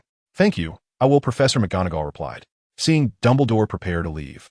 Neville hurriedly stuffed food into his mouth, ignoring Snape's disdainful glance, and rushed after the already departing Dumbledore. Finally, outside the Great Hall, he caught up with Dumbledore. Although the old headmaster was aged, his long legs were not for show. Neville had to jog to keep up with him. Professor, Dumbledore. Oh, Neville. Is there something urgent? Dumbledore seemed to have just noticed him, but Neville guessed he had probably noticed him long before. I have an idea about Voldemort, Neville said with a serious expression and a somewhat stiff tone. Then his expression changed, and he nervously asked, but before that, I want to ask about Mr. Weasley. Dumbledore raised an eyebrow, seemingly surprised, but upon hearing Neville's concern for Mr. Weasley, he revealed a peaceful smile. He is fine. You needn't worry. Moreover, I must admit that you did very well in this incident. As for your idea, go ahead, I'm quite interested. However, he did not slow his pace. So Neville had to continue following him all the way to the headmaster's office. It's like this. Professor, I noticed that Voldemort seems to have created several remarkable things, and they seem to have some commonalities. Dumbledore walked quickly, which made Neville slightly out of breath because they were climbing stairs. Dumbledore's office was on the 8th floor. Oh, it seems you've noticed as well. Continue. Dumbledore seemed pleased, and his tone became much lighter. Neville couldn't help but marvel at how vigorous the old man was, having climbed 7 flights of stairs without breaking a sweat, while he himself was already panting. Yes, Professor, like that locket in that diary. At this point, they finally arrived at the familiar door to the headmaster's office. Dumbledore gestured for him to wait and then spoke the password, "Ice sour apple pie," before stepping inside. Neville followed him in, and Dumbledore pulled a chair for him. Neville quickly sat down and watched as Dumbledore took his seat opposite him. Such a familiar position. Professor, about those things I just mentioned, I suspect Voldemort might have stored part of himself inside. Neville exclaimed. Dumbledore, however, showed no sign of surprise, only a hint of joy. But he did not interrupt Neville. Instead, he signaled for him to continue. I suspect Voldemort has put his soul inside. I believe there's a way to split the soul, and then he separates and preserves parts of it, which is why he wasn't killed by the rebound of the killing curse. Neville's voice became increasingly quiet, as the portraits of former headmasters on the wall leaned in to listen closely to what he was saying. Seeing that Dumbledore still did not intend to speak, Neville continued, maybe it's a piece of the soul, or perhaps something like blood. I drew this conclusion from the connection between Harry and Voldemort. The Dumbledore in front of him finally lost his calm demeanor. The joyful expression on his face disappeared, replaced by slight astonishment. But Neville did not notice this, and continued. Harry can always dream of scenes from Voldemort's side, and when Voldemort is nearby, his scar hurts. Yet, in his last dream, there were no signs of anyone at the scene where Mr. Weasley was attacked. Moreover, if Voldemort had really been there, he would have killed Mr. Weasley, not let his snake attack him. So I suspect there's also a connection between Harry and that snake, Nagini. This makes me wonder what exactly Voldemort did to Harry that night 15 years ago. Dumbledore could no longer sit still. He stood up, his expression more complex and serious than ever before. Chapter 186. A very fulfilling Christmas holiday. EDG is awesome. Woo. The castle was exceptionally quiet at night. Dark all around except for a few sources of light. Among these, the brightest was the headmaster's office on the 8th floor. Inside the office, there was silence. Only the occasional crackling sound of the firewood burning. The greatest white wizard in Europe, Dumbledore, was staring at his student Neville Longbottom, and both were in sync in their silence. Dumbledore's gaze was quite aggressive, as if he wanted to see through Neville. Finally, Neville couldn't hold back anymore and spoke first. Professor Dumbledore, it seems my suspicions were correct, right? His face looked somewhat grim. The more he knew, the more troubled he felt. Dumbledore finally broke his silence, seemingly having made a significant decision, as it was clear he had not intended to say anything. Yes, you have guessed almost everything correctly, Neville. The old man's demeanor gradually dimmed, as if he were lamenting something. So, Professor, what exactly did Voldemort do to Harry? Can I know? Seeing Dumbledore's apparent willingness to open up, Neville quickly pressed on. I'm only speculating, but you are correct about Voldemort's immortality, Neville. He indeed used some method to split his soul to ensure he wouldn't die. Dumbledore still did not reveal everything, but he had already returned to his usual calm demeanor. Then, if we just find and destroy these things, he will die? Neville ignored Dumbledore's withholding of information and continued to press. Theoretically, yes, but at this point, Tom is still a formidable dark wizard, just one who can be killed, Dumbledore replied. I see. Neville scratched his head, suddenly feeling overwhelmed. If they could never find Voldemort's soul fragments, wouldn't that mean he would never die? Don't worry too much, Neville. I personally believe he hasn't split his soul too many times. Otherwise, he wouldn't be able to handle it himself. Besides, we have already destroyed 2 of them, haven't we? Dumbledore noticed Neville's mental struggle and comforted him. Neville nodded, accepting the principal's words. and then thought of a way to prove the true connection between Harry and Voldemort, finding a piece of Voldemort's soul to destroy. If Harry had indeed been manipulated by Voldemort as he suspected, then he would definitely feel something. Professor Dumbledore, is there anything I can do? With some clarity, Neville felt a bit better and looked up directly into those bright blue eyes. I have an idea. If everything goes smoothly, perhaps we can force Voldemort to stop hiding in the wizarding world. Although the Ministry of Magic doesn't trust us, I still hope to unite all forces to defeat Voldemort. Dumbledore pondered for a moment before sharing his thoughts, watching Neville's reaction closely. As expected, the big boy's eyes widened in surprise. So what are we waiting for? Professor. Neville appeared very excited. The time isn't right yet. When the moment comes, I will remind you. Dumbledore never revealed his plans to others, and Neville was quite happy to hear him say that. Okay, I understand, Professor. Neville stood up to take his leave. This trip to the principal's office had yielded a lot of information. Although it seemed he hadn't asked many questions, he knew that Dumbledore already had a plan, and that was enough. He just needed to train himself and strive to become the key figure in ultimately defeating Voldemort. That was enough. Once a person has a clear goal, they no longer feel lost. Neville was the same, letting go of many things. Even though people focused on Christmas, he didn't plan to do too many festive things. This was also why Harry, Ron, and even Hermione and other wizards received the same spellbook as Christmas gifts this year. Defensive Magical Theory was a book Neville had seen early on at the Leaky Cauldron, and he felt its content was comprehensive, so he chose it. He placed the order directly at the Leaky Cauldron and asked the house elf in the castle to help deliver it. Of course, he paid a tip of 12 nuts for each trip. Neville immersed himself in training, focusing on his physical fitness first. Every morning, he would jog until exhausted and then use potions to recover his stamina. After breakfast, he went to the library to read. He was almost done reading all the books related to magic in the school library. After lunch, it was spell practice time, where he repeatedly practiced various spells in the Chamber of Secrets until his magical energy was nearly depleted. Then he would drink a potion to replenish his magic. After dinner, it was flying time. He would transform into a crow and fly around the castle, weaving through various gaps. Finally, it was potion-making time, and he made his own stamina and magic replenishing potions. He spent the entire Christmas holiday this way, only breaking his routine on the day he received gifts. Hermione gifted him a scarf she had knitted herself, which kept him in a joyful mood all day. But he also knew he had little time to waste. The shadow of Voldemort's return grew stronger, and the desire to eliminate Voldemort guided Neville to overcome his impulse to spend Christmas with Hermione. As long as he could defeat Voldemort, there would be plenty of time in the future. Time flew by, and soon it was the last day of the Christmas holiday. All the training made Neville feel more confident. He believed that if he went up against the young Barty Crouch from years ago, there would be no suspense. At this moment, he just wanted to find someone to prove himself. Dumbledore was out of the question. The old man was far too powerful, and Neville didn't think he could last long against him. But there was another person who was just right and was quite proficient in various dark magic. Thus, Neville found himself in front of Professor Snape's office, knocking on the door. The door opened quickly, and the potion's master scanned Neville with a cold gaze, seemingly saying, "You'd better have a good reason, or else." "Good afternoon, Professor Snape." Neville slightly bowed, and Snape frowned. He hadn't expected a bow. "I would like to ask you to help me assess my current strength." Neville lifted his head, trying to make his gaze sincere. Snape raised an eyebrow, looking somewhat dismissive, but quickly returned to his usual impassive demeanor. "I agree. 8 o'clock tonight in the Grey Hall."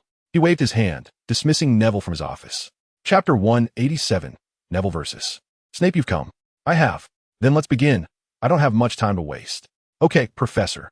The Great Hall, usually dark due to the lack of people, was brightly lit at this time, and the area had already been prepared, with all tables pushed to the sides, leaving a large open space in the middle.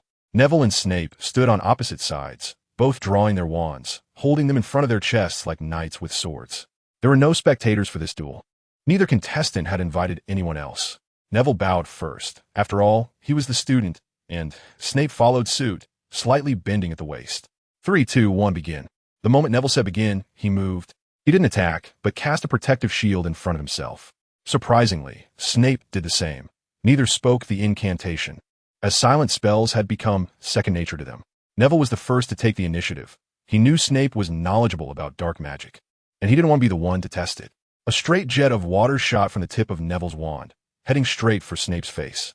Snape, not to be outdone, conjured a pillar of fire to meet it, and the two collided in midair. Neville's original plan was to attack with water, believing that Professor Snape would deflect it since it posed little threat. That was exactly what Neville wanted, as he would freeze the water and launch a surprise attack from behind Snape. However, the experienced potions master was not fooled. He chose to evaporate the water instead. As the magical flames and water collided, a massive amount of steam erupted into the air, obscuring both of their visions. Neville's mind raced. This steam was an opportunity. He waved his wand, beginning to manipulate the steam. But what he could think of, Snape also anticipated, and they began to contest control over the steam. Ultimately, they each controlled half of it, transforming it into a lion and a giant python, which began to fight each other. One failed tactic called for another. Neville's brain worked quickly, and he devised a new response. He used the water spell again, but this time he had hidden 2 streams of water behind a shield charm, slowly moving them towards Snape. Snape didn't use a fire spell again. Instead, he turned the water into ice and shaped it into ice spikes heading straight for Neville. Neville waved his hand to create a wall of flames, and the ice spikes melted instantly upon contact, leaving no stragglers. However, he didn't maintain the shield for long. As soon as he had destroyed the ice spikes, he let it drop due to the excessive drain on his magical energy. Snape frowned slightly upon seeing the shield. He recognized this magic as belonging to the dark arts, but since it was only used for defense, it wasn't much of a problem. He waved his wand, and beams of red light shot towards Neville, testing the quality of his shield charm.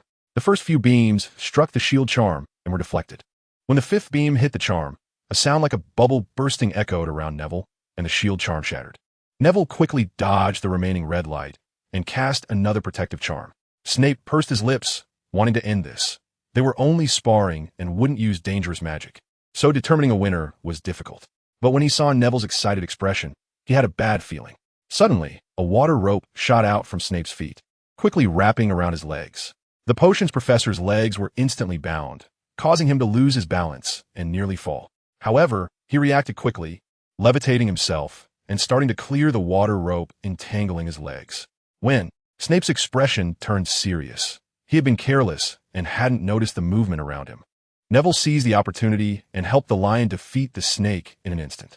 Just as Snape regained his balance, he saw a somewhat ethereal lion, accompanied by several beams of red light, pouncing towards him.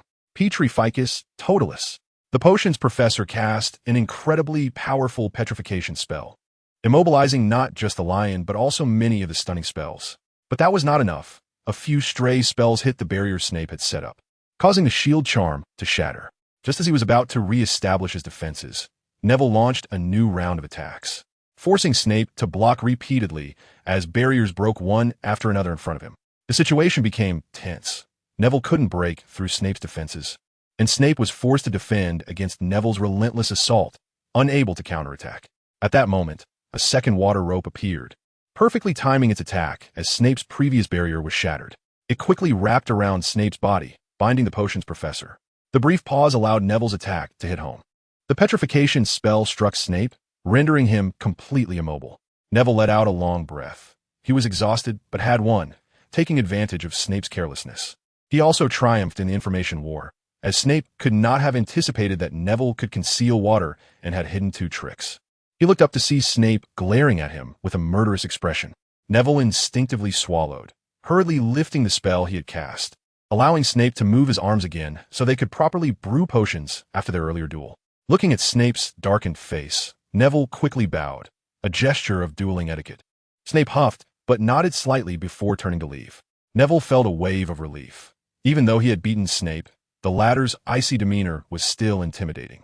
Then came a surge of joy. He had defeated Snape, a highly skilled wizard, rather than Sirius, who had been significantly weakened after spending years in Azkaban.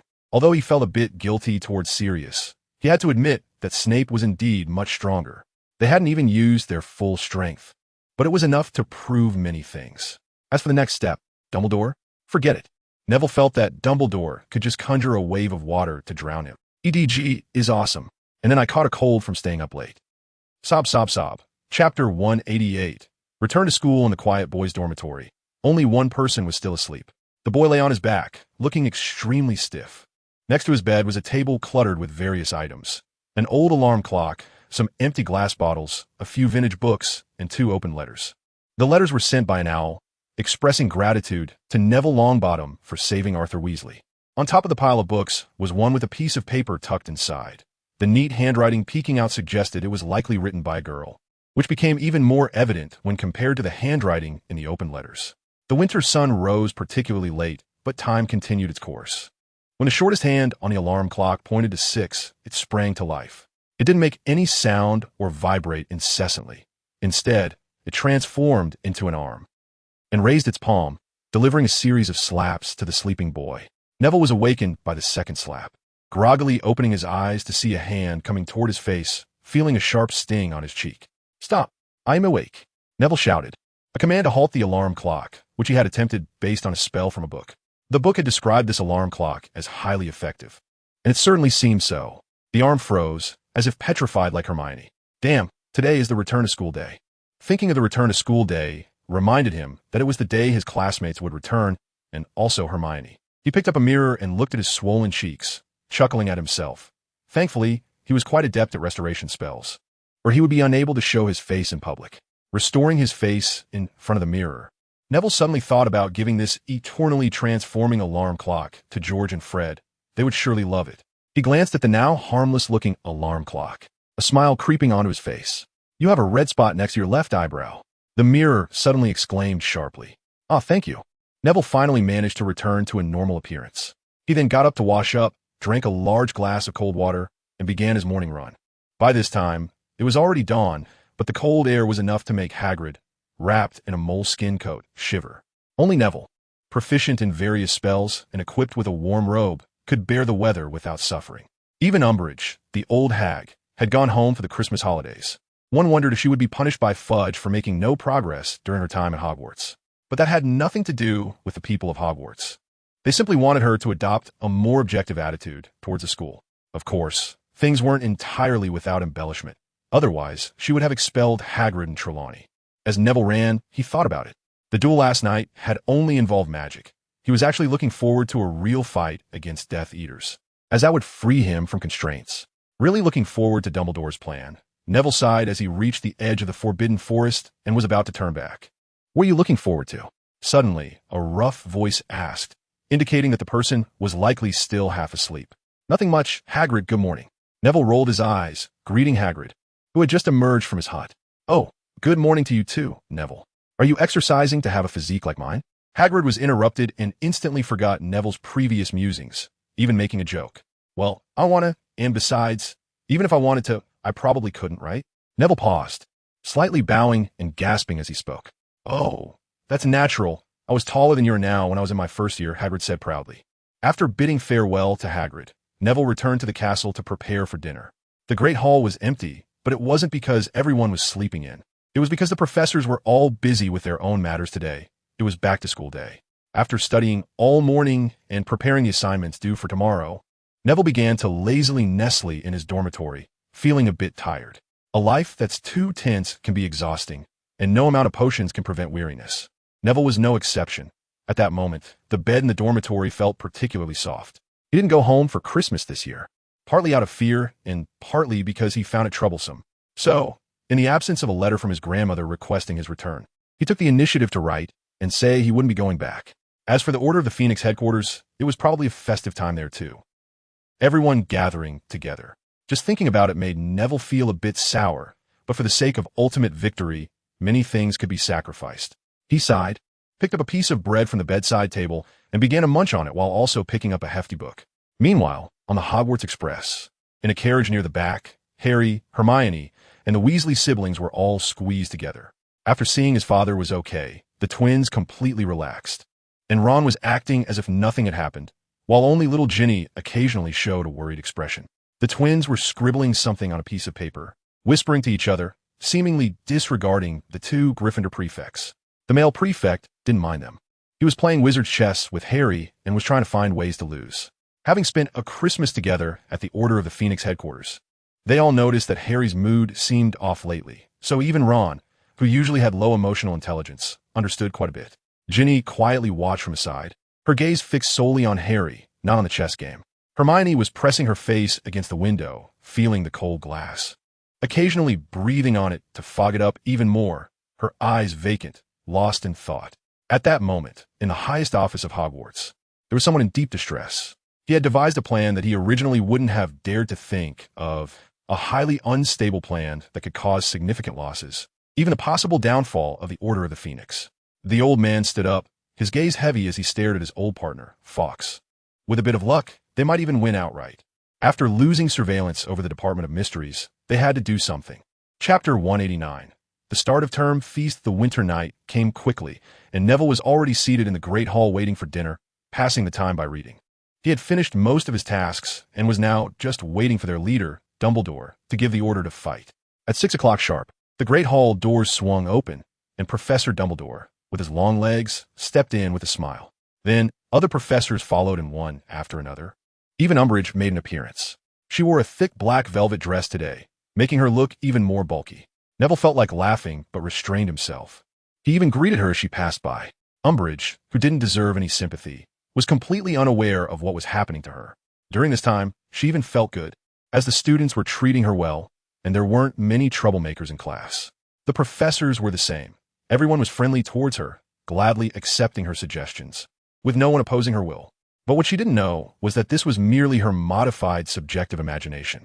The students were obedient because they were learning things in the defense against the dark art study group. The professors were friendly because she no longer uttered those shocking words. Dumbledore had placed a spell on her, using a powerful Confundus charm. For at least a year, Umbridge would see Hogwarts as her true home.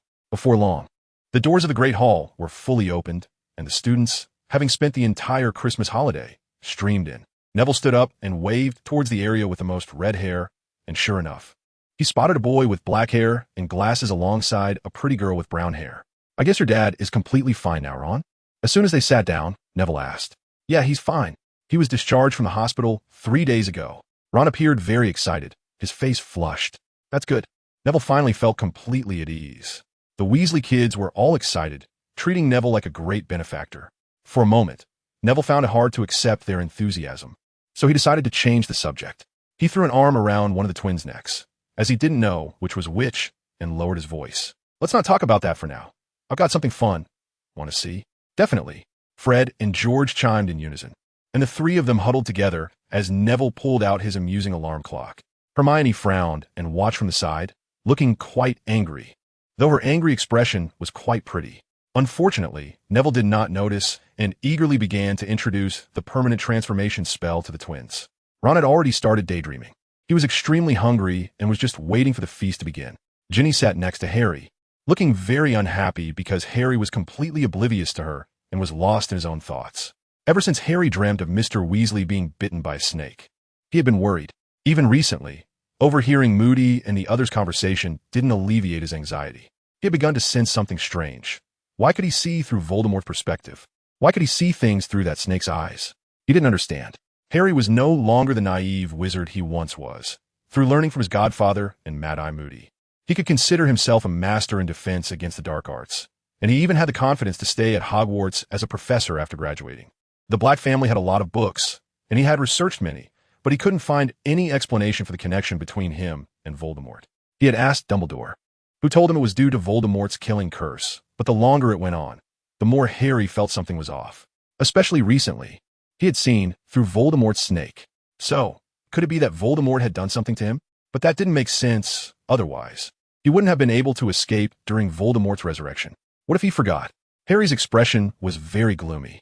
He felt he wasn't a savior at all, and might even be worse than an ordinary person when facing Voldemort. Harry couldn't figure out, and neither could Ginny. But Neville had already sent the alarm clock out.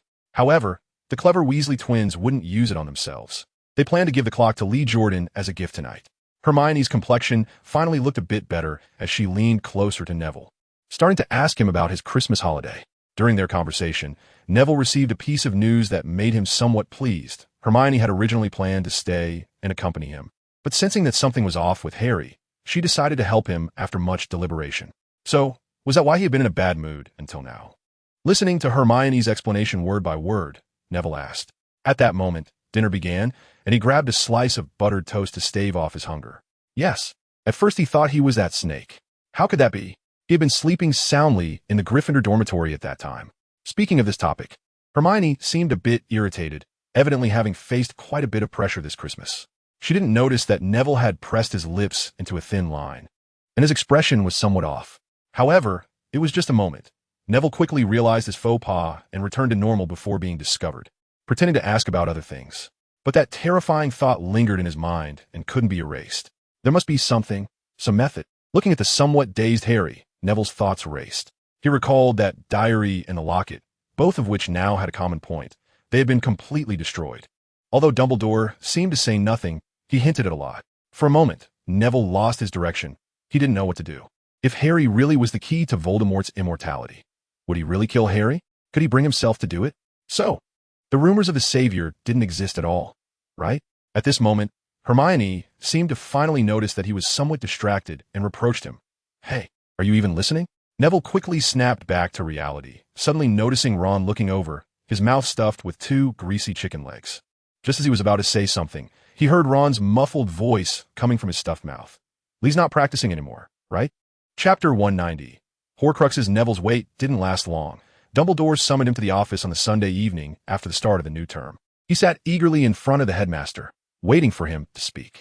Neville, after the last incident, I have some new plans, and I think it's time to start executing them, Dumbledore said seriously, as if he was about to reveal something significant.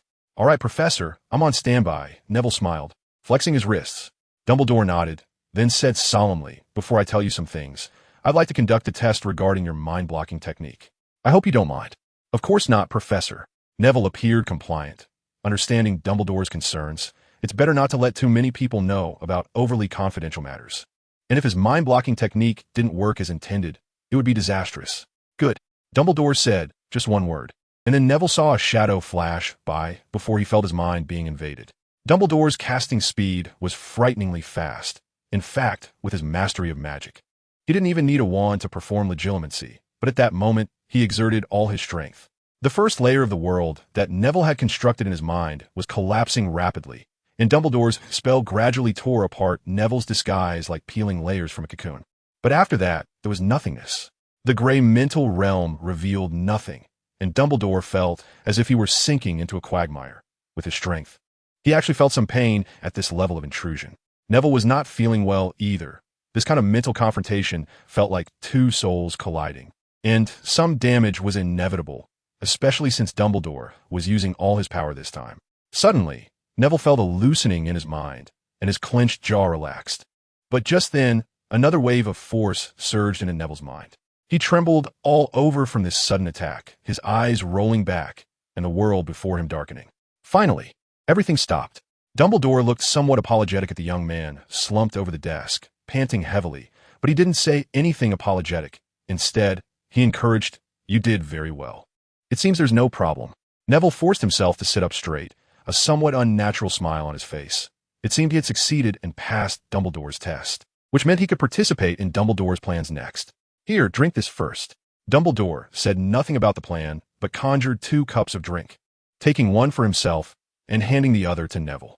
Recognizing it as a calming potion, Neville drank it in one go, and indeed his body relaxed a lot, the tension entirely dissipating. All right, no need for small talk. Let's get down to business. Dumbledore became serious again, his gaze sharp. Neville also perked up, listening carefully. First, I need to introduce you to a very evil type of magic, Horcruxes. Dumbledore's expression was grave, and Neville froze for a moment, suddenly recalling snippets he had read about Horcruxes in some book. Horcruxes are too evil to elaborate on further. A Horcrux is an object created through magic, allowing the maker to split their soul and protect it within a chosen vessel. Neville's eyes lit up, immediately thinking of the diary and the locket that Regulus had found. Both were Horcruxes. Because Voldemort's Horcruxes still exist, that's why he can't die, right? Neville said excitedly. Exactly, Dumbledore nodded slowly. We have already destroyed 2 of them, but we still don't know how many Horcruxes Voldemort made. Neville's expression suddenly darkened. If they couldn't figure out this key point, they wouldn't grasp the opportunity to truly kill Voldemort. What if they failed to eliminate him, and Voldemort hid somewhere to regain his strength? Just thinking about it sent a chill down Neville's spine. A hidden Voldemort. No one knew when he would strike. Seemingly reading Neville's expression, Dumbledore expressed a similar sentiment. You're right, Neville. As you can see, I'm also troubled by this matter. However, not knowing the exact number doesn't mean we can't focus on the existing Horcruxes. Seeing that Neville looked somewhat down, Dumbledore quickly spoke up. Neville sat up straight again, suddenly energized. So, you plan to have me destroy a Horcrux, right? Yes. I do have that intention, and it seems I've already gotten wind of a Horcrux's location. As Neville's excitement grew, Dumbledore decided not to keep him in suspense. According to my reliable sources, Voldemort seems to attach great importance to finding Bellatrix. He's somewhat uncertain if she's really dead. But Professor, don't they have the Dark Mark? I remember that spell can help locate those with the mark. That's right, but he seemed a bit uncertain. Or perhaps he already knew about Bella and the others' deaths, and was worried about who they had died at the hands of. This greatly piqued my curiosity. So last month, I visited the old Lestrange family home. Although I didn't find anything inside, there was still one place in their family that I hadn't searched. I originally planned to go there myself, but recently Voldemort has been up to some new tricks. To guard against any new methods he might employ, I decided to stay at Hogwarts, and I intend to assign this task to you. Looking at Dumbledore's trusting gaze, Neville felt a surge of confidence. It's Gringotts, right, Professor? Exactly, it is Gringotts, Dumbledore nodded. Voldemort's excessive interest in Bellatrix made me think of this. Since the previous diary was entrusted to Lucius for safekeeping, it would make sense for him to entrust a Horcrux to his most loyal servant as well. Dumbledore explained his analysis. So, Professor, when do I make my move? Neville asked eagerly, having been waiting for Dumbledore's plan. I remember you have quite a knack for sneaking into places, so I will only have Fawkes come and get you if you encounter a tricky situation. Is that all right? Dumbledore did not respond directly, but posed a question. Not a problem at all. Neville quickly agreed. Very well, just let me know when you're ready, and you can set off. Dumbledore finally revealed the warmest smile of the evening. Chapter 191. Infiltrating Gringotts. This was not the first time Neville had prepared for a significant task. This habit was learned from his grandmother and had helped him quite a bit. Gringotts was not an easy place to infiltrate. Neville knew several defensive measures already in place. The Longbottom family also had a vault, and he had visited it a few times as a child. Later, when he could earn money through potions, he stopped going.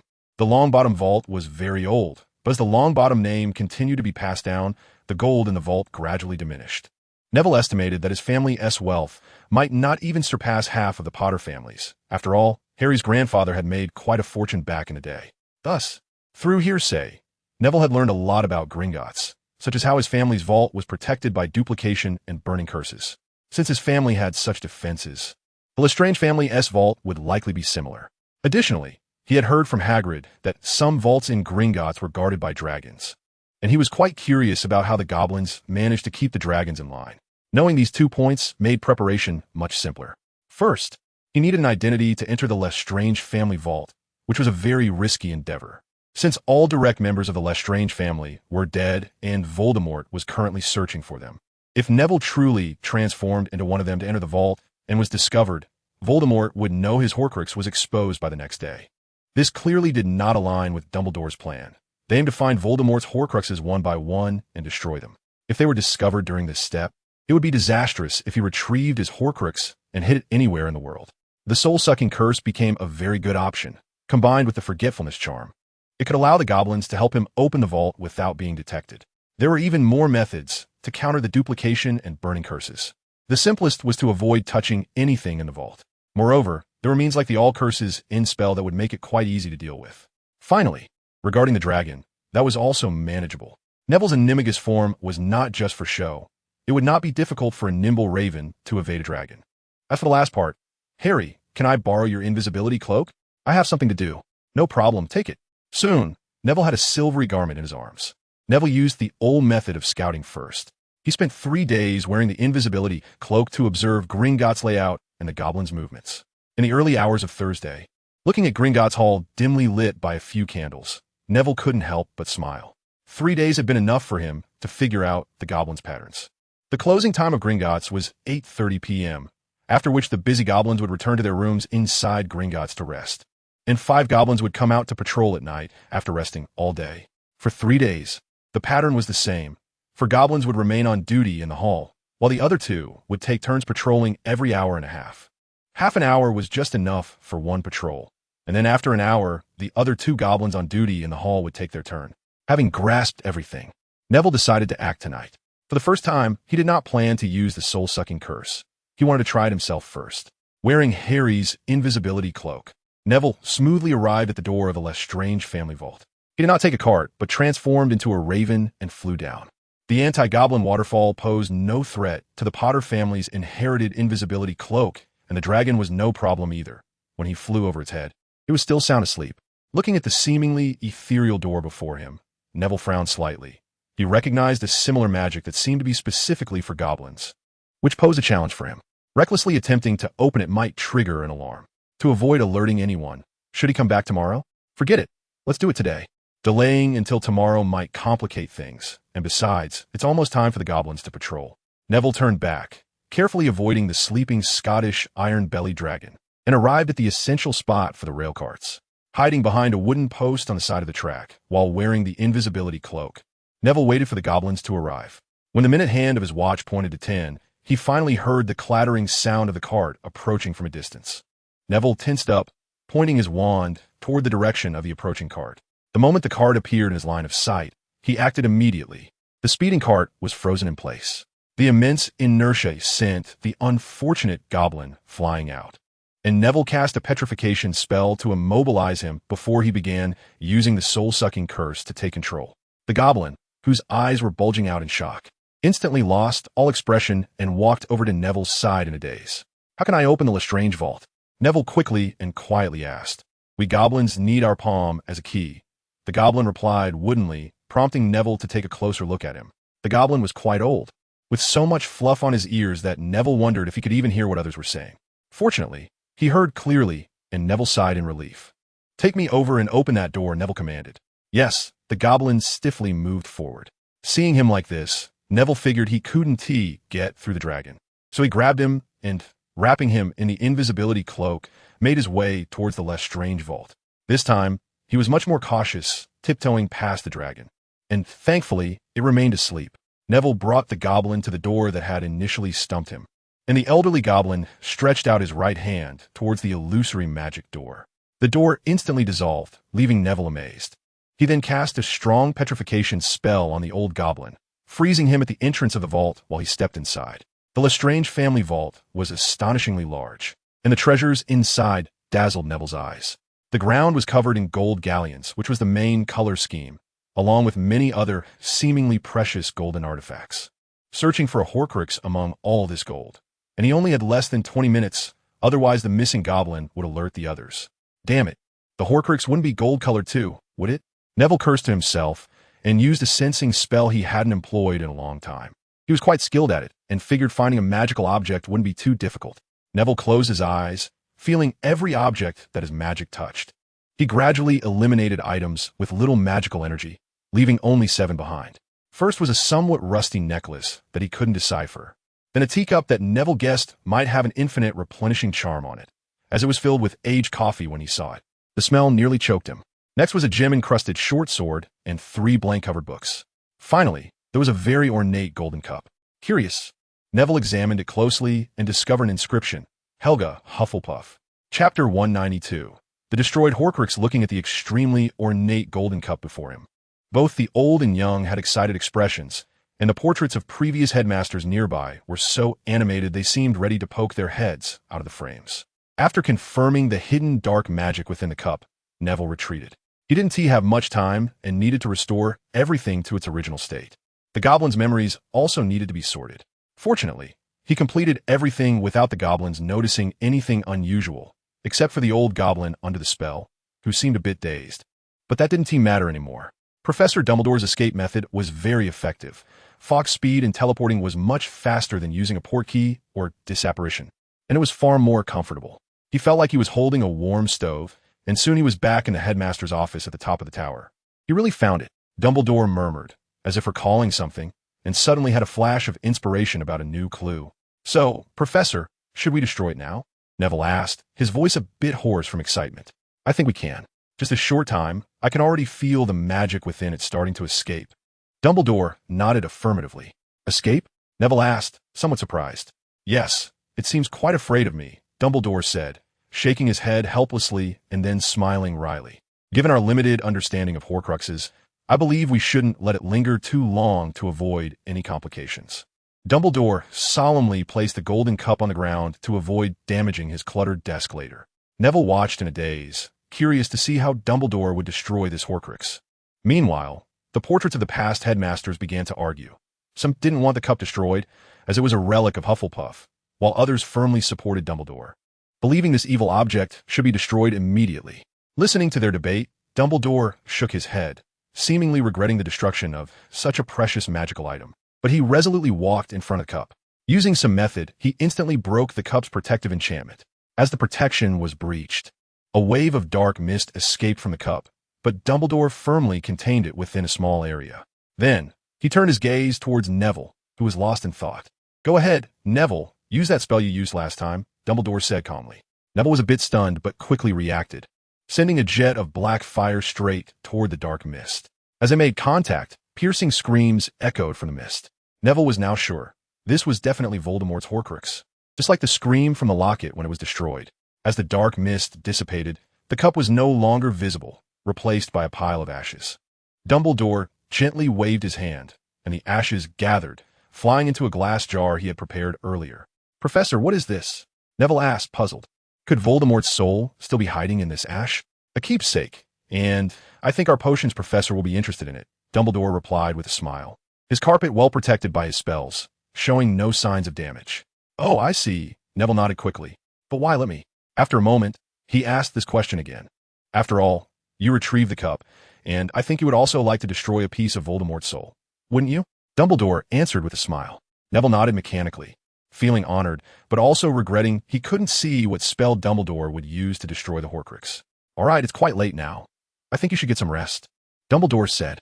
Neville nodded in agreement, and then took his leave, but just before he left, he poked his head back in and said, "Professor, next time there's a job like this, definitely call me."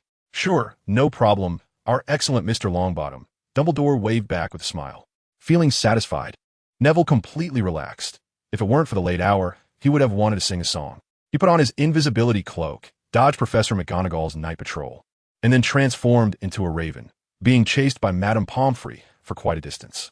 By the time he returned to the dormitory, he was groggy, and the bed looked especially inviting. He quickly fell asleep. In his dreams, he took down one dark-robed figure after another, and when he defeated the last one, the hood fell back, revealing Voldemort's snake-like face. The next morning, Neville ran into Harry on the way to the Great Hall and wanted to ask him something that he didn't want too many people to know, so he had sent Ron away early. "Harry, I want to ask you something." Neville walked over, putting an arm around Harry's shoulder, tilting his head slightly to get straight to the point. "Recently, has your scar hurt?" "Scar?" Harry paused for a second, then replied, "No, it hasn't hurt. Everything's normal." That was a lie. Harry had been woken up by the pain in his scar last night, just when Neville and Dumbledore were destroying the cup. He had simply fallen back asleep after the pain faded, not thinking it was worth mentioning, especially since he felt that telling others about his scar hurting would make him seem overly dramatic. Neville, however, didn't suspect anything and secretly sighed in relief. It seemed Harry wasn't significantly connected to the so-called Horcrux, meaning Harry wasn't a Horcrux, but had merely been affected by some spell Voldemort cast. Harry felt something was off.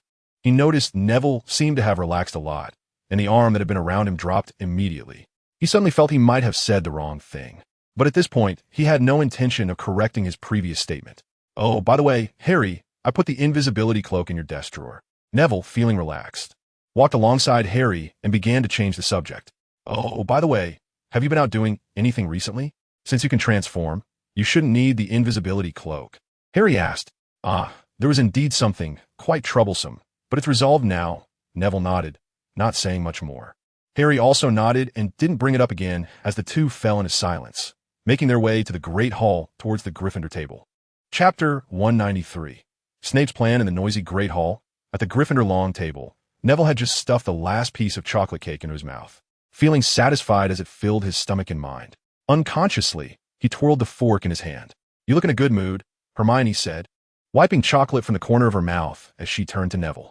"I really am in a good mood," Neville replied with a slight smile, feeling pleased to have completed his task and knowing that Harry was not a Horcrux. "Are you done with everything?" Hermione asked, tapping the table thoughtfully. She knew Neville had been busy lately, but wasn't sure with what, as he hadn't told her.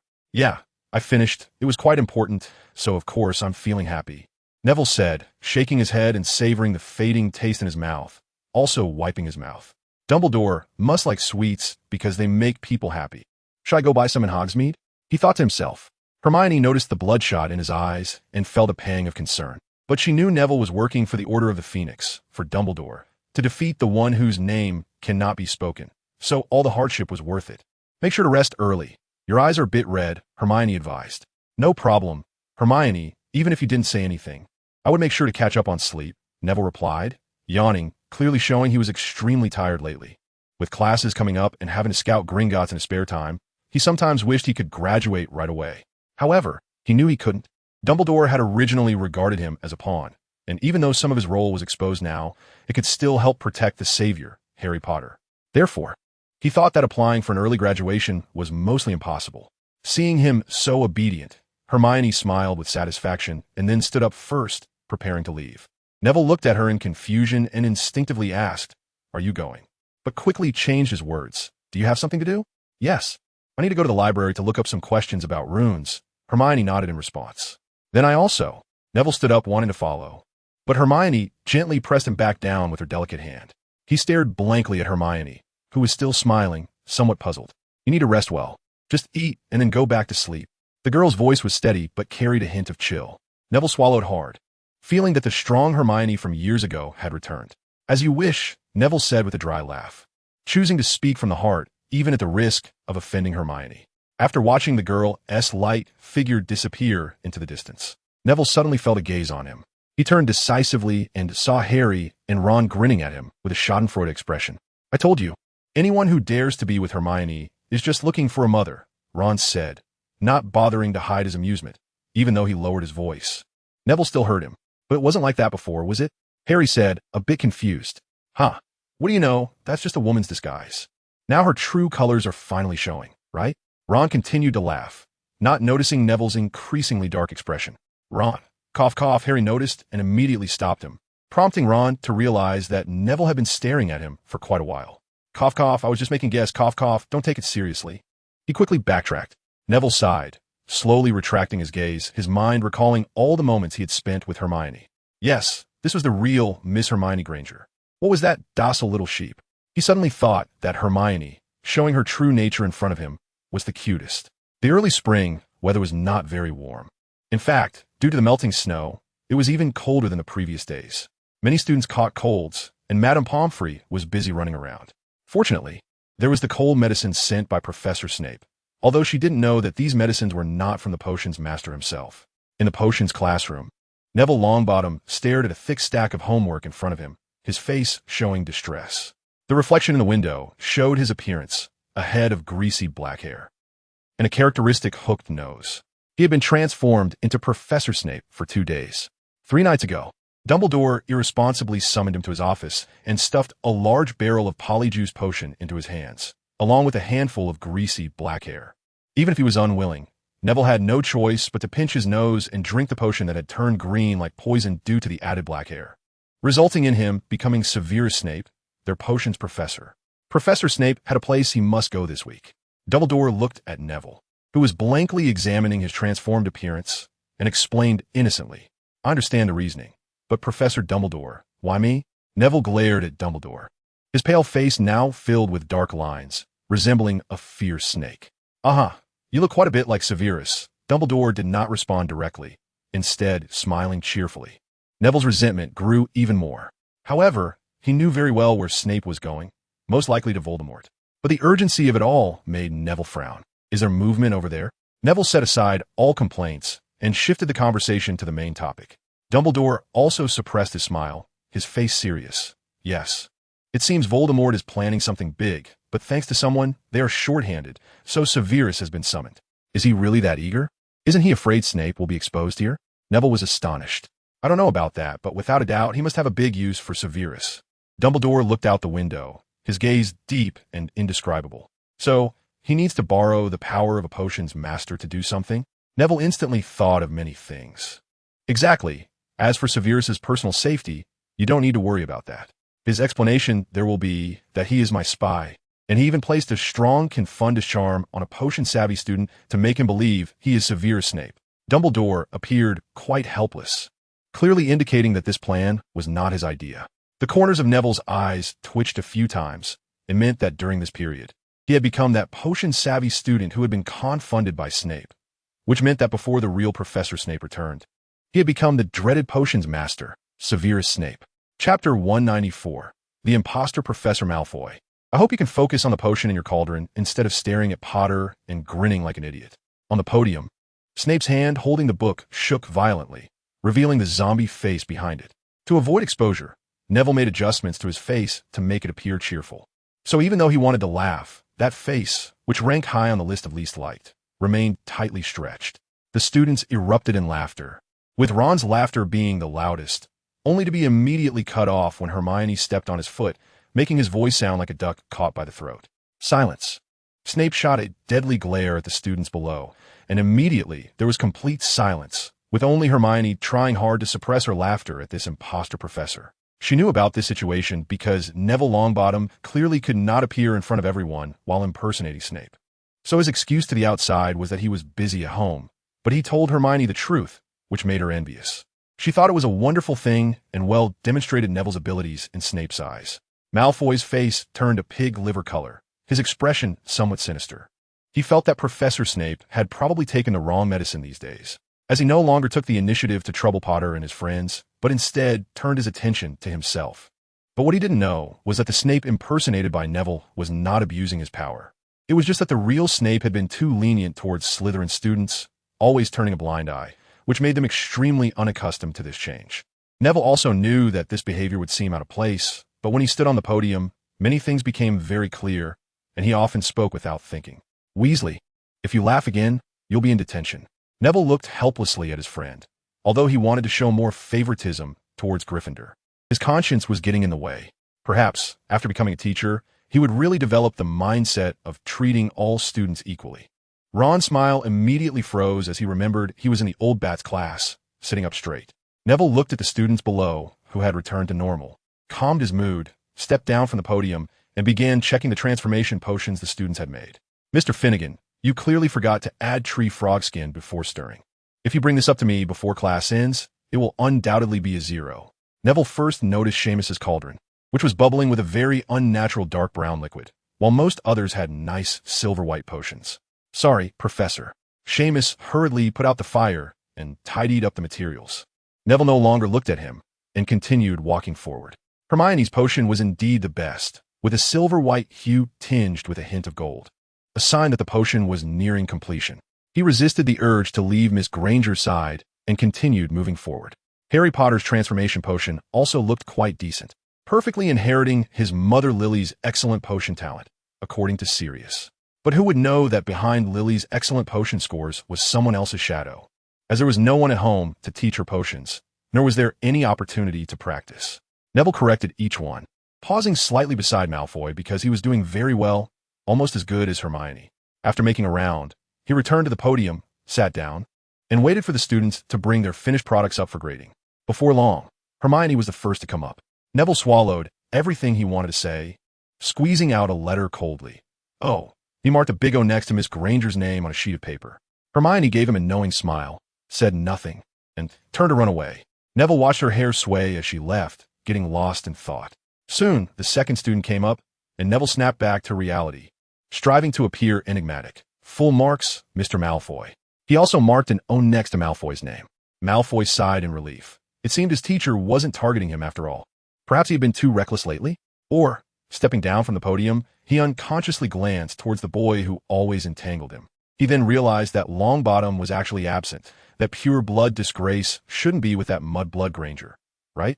Could it be because Longbottom wasn't there that Professor Snape wouldn't target Gryffindor? Was Snape simply annoyed with Longbottom? Where could Longbottom have gone? Could he have been expelled? What could cause such a drastic change in Professor Snape? For a moment, Malfoy's mind raced, but the thoughts became increasingly absurd. If it were a year ago, he would have definitely run up to Potter to say a few words, like asking if that disgraced Longbottom had been expelled. But now he was quite different from before. First, he knew Longbottom was powerful enough to take down a dragon. Secondly, he was well aware of Longbottom's magic study group, and he knew that a few Slytherin students had joined, including one of his roommates. At first, he didn't pay much attention, but one day, he accidentally discovered that this roommate had become even more powerful in magic. It was one afternoon when he was wandering aimlessly in the castle, suddenly attracted by a flash of light from a classroom he passed. He didn't go in but cracked the door open. His good roommate, Blaise Zabini, was casting spells at a doll. It wasn't dark magic, but various familiar defensive spells, like disarming charms. He was well aware of Blaise's previous abilities, which were now worlds apart. After some indirect questioning, he finally found out that Longbottom was actually teaching magic to Harry Potter. At that moment, Malfoy's heart felt like a spice shop, 100 emotions converging into one word: jealousy. Not even graduated yet, and he could experience being a professor. Malfoy wanted to try it too, but could he really teach others? According to Blaze's description, Longbottom could take down a 7th-year student in less than a minute. Could he really do that? And did he really have such charisma? Malfoy finally realized how empty and lonely his heart felt. Chapter 195. A conversation with Malfoy. As the class bell rang and Professor Snape announced the end of class, the students filed out. None wanted to stay in the dungeon for even a second longer. Only Hermione, passing by the disguised Neville, subtly winked at him. Neville helplessly shrugged, pretending he didn't see her. Otherwise, if others found out, it would be disastrous. The next day, a bizarre headline would spread throughout Hogwarts. Shocking. Professor Snape actually flirts with Miss Know-It-All. Then one would tell 10, 10 would tell 100, and the situation would spiral out of control. Neville certainly didn't want to end up turned into a bug when the real Professor Snape returned. Although he could resist, it wouldn't be justified, would it? Neville used his peripheral vision to watch the students leaving one by one, and he began to tidy up the finished potions, categorizing them one by one. Once he had placed the passable works into one box and the excellent ones into another, he was about to deal with the pile of waste when a figure appeared in front of him. He instinctively looked up and saw a tuft of blonde hair. Malfoy, do you need something? Neville composed himself and tried to make his voice sound like Snape's when he spoke to Malfoy. Professor, I want to ask you something. Malfoy bit his lip, looking quite hesitant. I don't have much time, Neville replied stiffly. Malfoy's complexion regained some color, and he hurriedly spoke. Do you know about the study group that Longbottom and Potter set up? I've heard of it. Minerva often mentions it. Why, do you want to join too? Neville pretended to be indifferent and let his eyelids droop, trying to appear uninterested in the matter. No. Can we Slytherin set up a similar group? Because we really aren't learning anything in this year's defense against the dark arts class. I told my dad, but it was no use. He just told me to behave at school. What am I doing that is so unruly? Malfoy became increasingly agitated, even shouting by the end. Suppressing the urge to say you really are quite unruly, Neville took over the conversation. There's nothing we can do. The Ministry seems to think Dumbledore wants to form an army. His tone was one of helplessness, as he believed Fudge's move was utterly disastrous. If the entire wizarding community were to unite against Voldemort now, that would surely send the recently revived Voldemort fleeing in all directions, as he lacked soldiers. Form an army? With students? Dumbledore must be out his mind. Malfoy exclaimed angrily. Yeah, that's why I said the Ministry's lot are the ones who are out of their minds, Neville scoffed. This was the first time he felt that Malfoy had said something that made him feel comfortable. So that toad is sent by Fudge to mess with Dumbledore? Malfoy's eyes suddenly lit up, as if he had an idea. It's Professor Umbridge, Draco, Neville corrected him. But a hint of a smile appeared on his face that he was trying to play Snape. But, Draco, if you want to do something with this, I'll have to reluctantly deduct points from you. Neville smirked, knowing Malfoy was likely thinking of using Umbridge for something. Of course not, Professor Snape. I have no intentions. Malfoy quickly put on a smile, his expression holding a hint of arrogance, but not in front of Snape. Looking at Malfoy like this, Neville, for some reason, didn't feel any dislike towards him. Neville had no intention of providing him with any clarification. After neatly packing all the bottles, he stood up to leave. Before he left, he glanced at Malfoy, who appeared to want to say something but was holding back, and impulsively said, Longbottom's teaching ability is quite decent and fair. At least our Slytherin students haven't been neglected by him. But Potter might not be the same. To avoid seeing you two struggling on the brink of death in the hospital wing, I suggest you stay away from Potter. He smirked meaningfully. Not bothering to pay attention to the stunned Malfoy, Neville made his way back to Severus Snape's office. He felt he was probably going crazy for thinking that Malfoy was acceptable. Undoubtedly, he always held a hostile attitude towards Lucius Malfoy. However, he had never considered Draco as an enemy. Staring at the bubbling cauldron in front of him, Neville felt a bit lost. Yes, what does this have to do with Draco? The war belongs to adults, and he is just a misguided child. He completely forgot that he was also a minor, almost truly thinking of himself as Snape. At this moment, a wave of discomfort surged in his heart. He endured the discomfort and opened a small bottle on his desk. Taking a large gulp, this feeling finally dissipated. Neville sighed bitterly, shaking his head. He had lost track of time again and realized he needed to pay more attention. In the Hogwarts common room, Harry was gathered with Ron and Hermione, doing homework while chatting to alleviate boredom. Hermione seemed particularly cheerful today, In the past, when Harry and Ron wanted to reference her homework, she would refuse them multiple times. Unexpectedly, this time they only had to ask once to borrow it, which puzzled them. Harry and Ron huddled together, whispering conspiratorially, discussing the source of Hermione's unusual mood. Could it be related to Neville? But didn't he go home for something recently? Ron asked, turning to look at Hermione, relieved to see she wasn't eavesdropping. Not sure, but it seems she has been like this since returning from potions class. Harry also felt puzzled. Could it be that Snape gave her an O? Ron speculated suspiciously. Maybe. Harry wasn't too interested. He had been putting all his energy into the group activities recently, and had met quite a few classmates he hadn't known before. Now that's a surprise. But speaking of Snape, don't you think he has been acting strangely today? Ron said with a smile. Definitely a bit odd.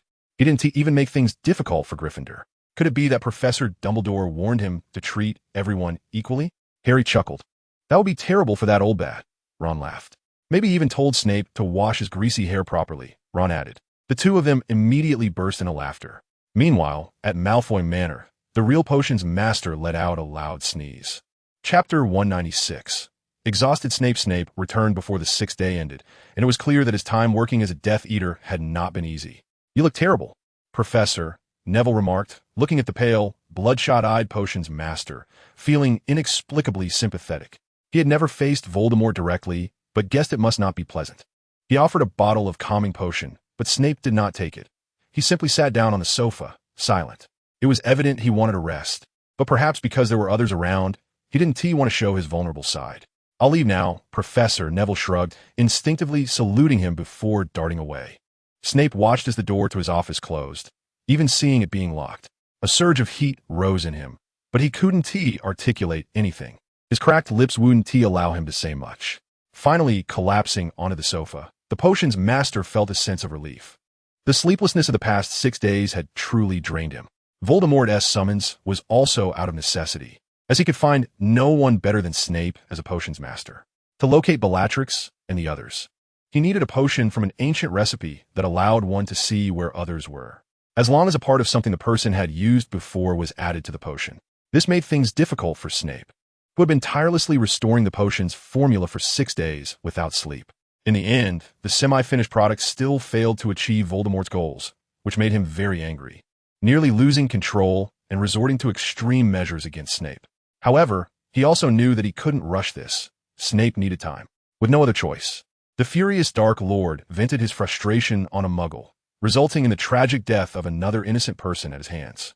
Yet Voldemort still allowed Snape to return to Hogwarts and continue working on the potion's formula after he got back. Little did he know that Snape had completely restored the formula on the 5th day, but had modified several steps instead of brewing the potion completely. Voldemort didn't notice Snape's small actions, just as he couldn't see Snape's true feelings.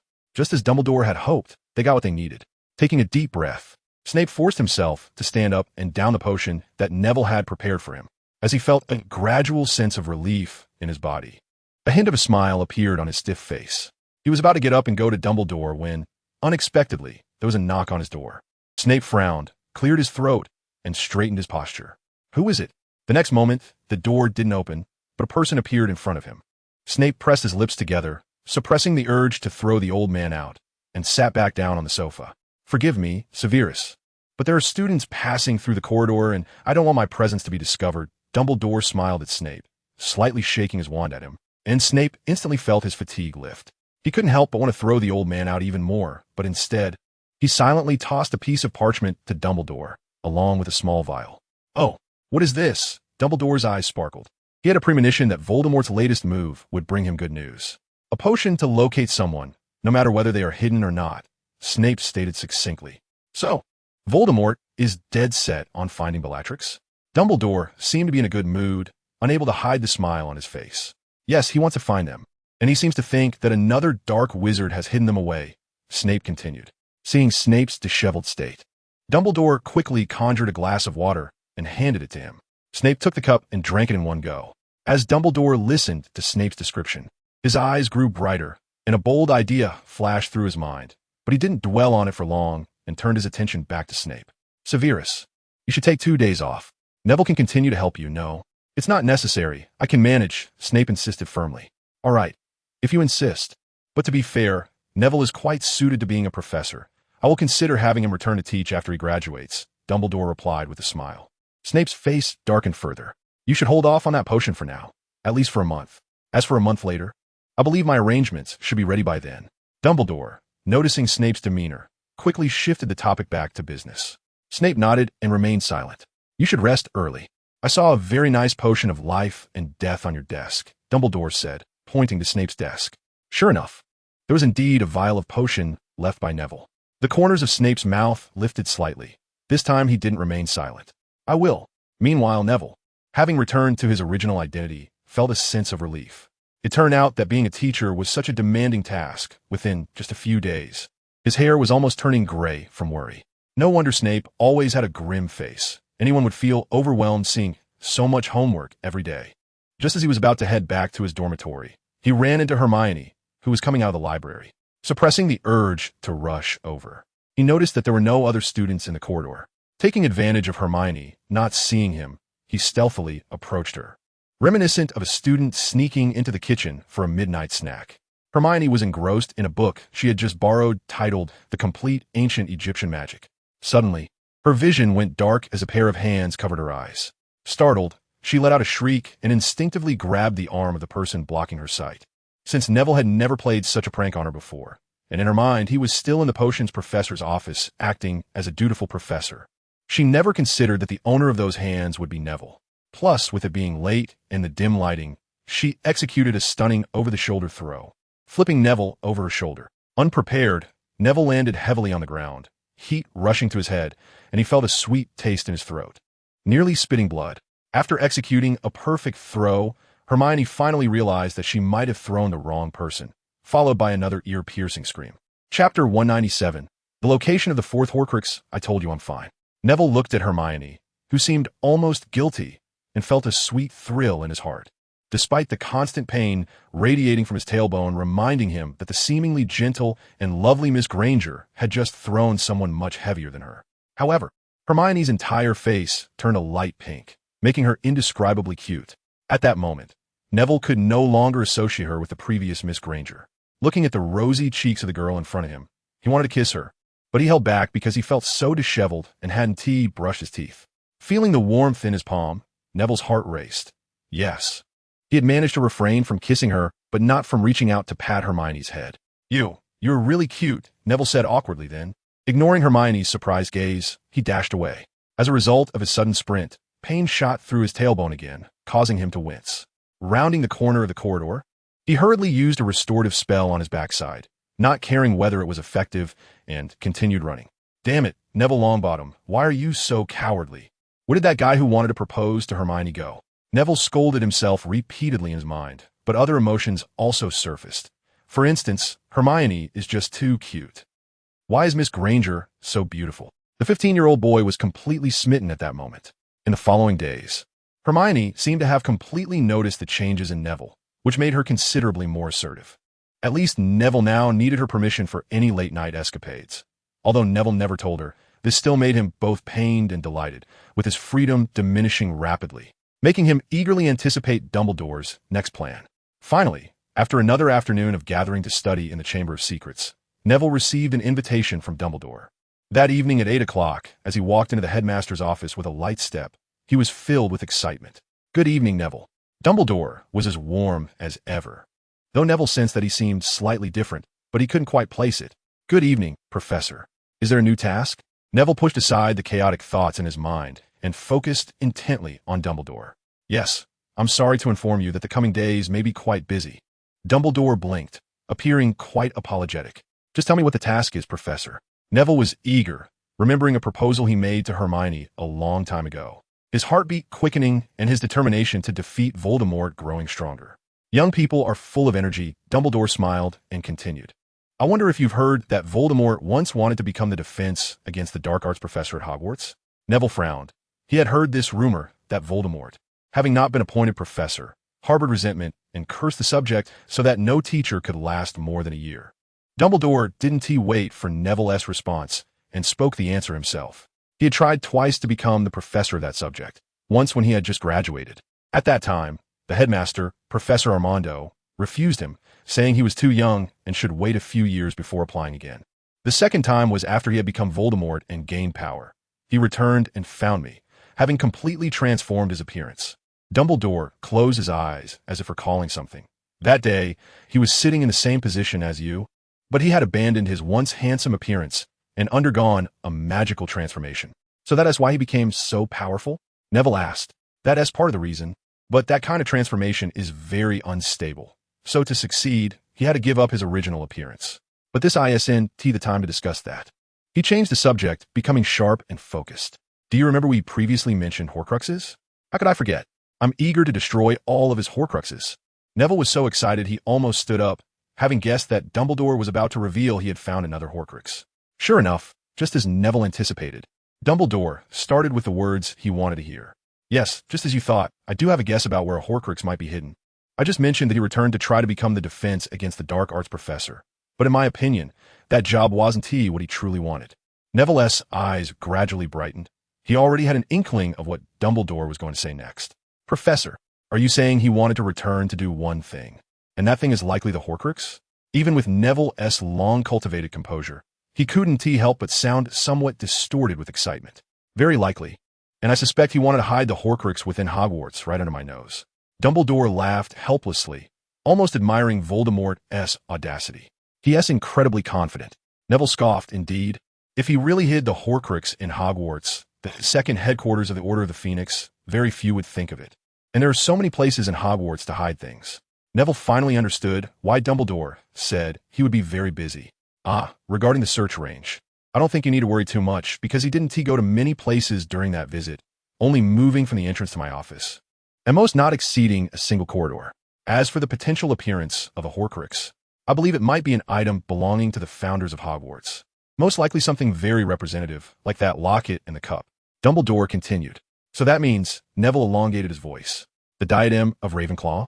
He locked eyes with Dumbledore, determination shining in his own. It's very possible because Voldemort likes to use items of significance, but if we really find this Horcrux, there will still be at least two left, one unknown, and the other very likely Nagini, that snake. Dumbledore said gravely. Neville, during this time, I will work hard to find the whereabouts of that unknown Horcrux, and I'll leave the one hidden in the castle to you. Dumbledore spoke in a tone reminiscent of a seasoned general commanding troops. I'll make sure to complete the task. Neville clenched his right fist and gave a knightly salute. Chapter 198. The hidden room, not here, either. In an empty room on the 8th floor corridor, Neville was holding a compass-like device, turning around the room. This room seemed to have been used for storing teaching materials for Transfiguration, as several identical buttons tossed in the cabinet and a box of silver needles in the corner indicated. The compass in his hand was a little gadget he made using his long-unused, immature alchemy skills, with a needle pointing towards the direction of dark magic energy. He spent half a month getting this little gadget to work properly, and then almost a week combing through the grounds along the route from the castle entrance to Dumbledore's office. It did help him find quite a few odd items. A wizard hat hidden inside armor oozing black liquid. A wizard chess set hidden in an empty classroom exuding black mist. And some even more trivial items that couldn't even cause a nosebleed. Among these, the hat and the chess set were somewhat formidable. The former could cause the wearer to faint immediately and damage their mind, while the latter could lead the losing player to lose their soul and die. Recently, I've been a bit into gambling and can't play, so writing this is okay, right? In the end, he sent the hat to Professor Snape for research, while the chess set was taken by Professor McGonagall, who seemed very interested in it. From her words, it seemed she wanted to develop a new type of wizard chess that could lightly punish the losing player. However, these items were ultimately just diversions in life. Neville still couldn't find any trace of the Horcrux. If it weren't for his strong belief in Dumbledore's judgment and his own feeling that this possibility was high, he would have given up. Ultimately, having found nothing, Neville decided to seek outside assistance. He first approached the Weasley twins, thinking they would surely know a lot. The Weasley twins were very excited when they learned Neville wanted to find a place where something could be hidden along a not-too-long route. You should have come to us sooner, Neville. Fred seemed very enthusiastic. Yes, we're experts in this area. George echoed his brother. With renewed confidence, Neville followed the two brothers around again, but the results were still no different from his own search results. Neville, don't be discouraged. We have a way, right, George? Fred noticed Neville's disappointment and comforted him, but he wasn't just saying it. He genuinely had some confidence. That is right, Fred. We have that trick. George smiled and said. They moved behind Neville and started to push him forward, while Fred led the way. Neville had no choice but to suppress his curiosity about what their so-called trick was and continued to follow Fred, getting pushed forward by George, going further down. When he stood in front of the very familiar painting filled with delicious food, he understood what Fred and George meant. He couldn't help but slap his forehead. Indeed. The castle's cleanliness was mostly taken care of by house elves, so they must know quite a bit about secret passages. Following Fred into the kitchen, he nodded slightly to the house elves who greeted them. This was nearly the greatest courtesy he could offer, had once greeted them, but it had resulted in the house elves being overly grateful, which made him quite embarrassed. Even with this level of politeness, the house elves were very excited, rushing over to ask what they needed. Neville voiced his request, and the lead house elf, Kiki, looked very young. Neville had some doubts about whether she could provide them with a satisfactory answer. However, to his surprise, as soon as they finished stating their needs, Kiki excitedly spoke up, her voice high-pitched, reminding Neville of this year's annoying defense against the dark arts professor.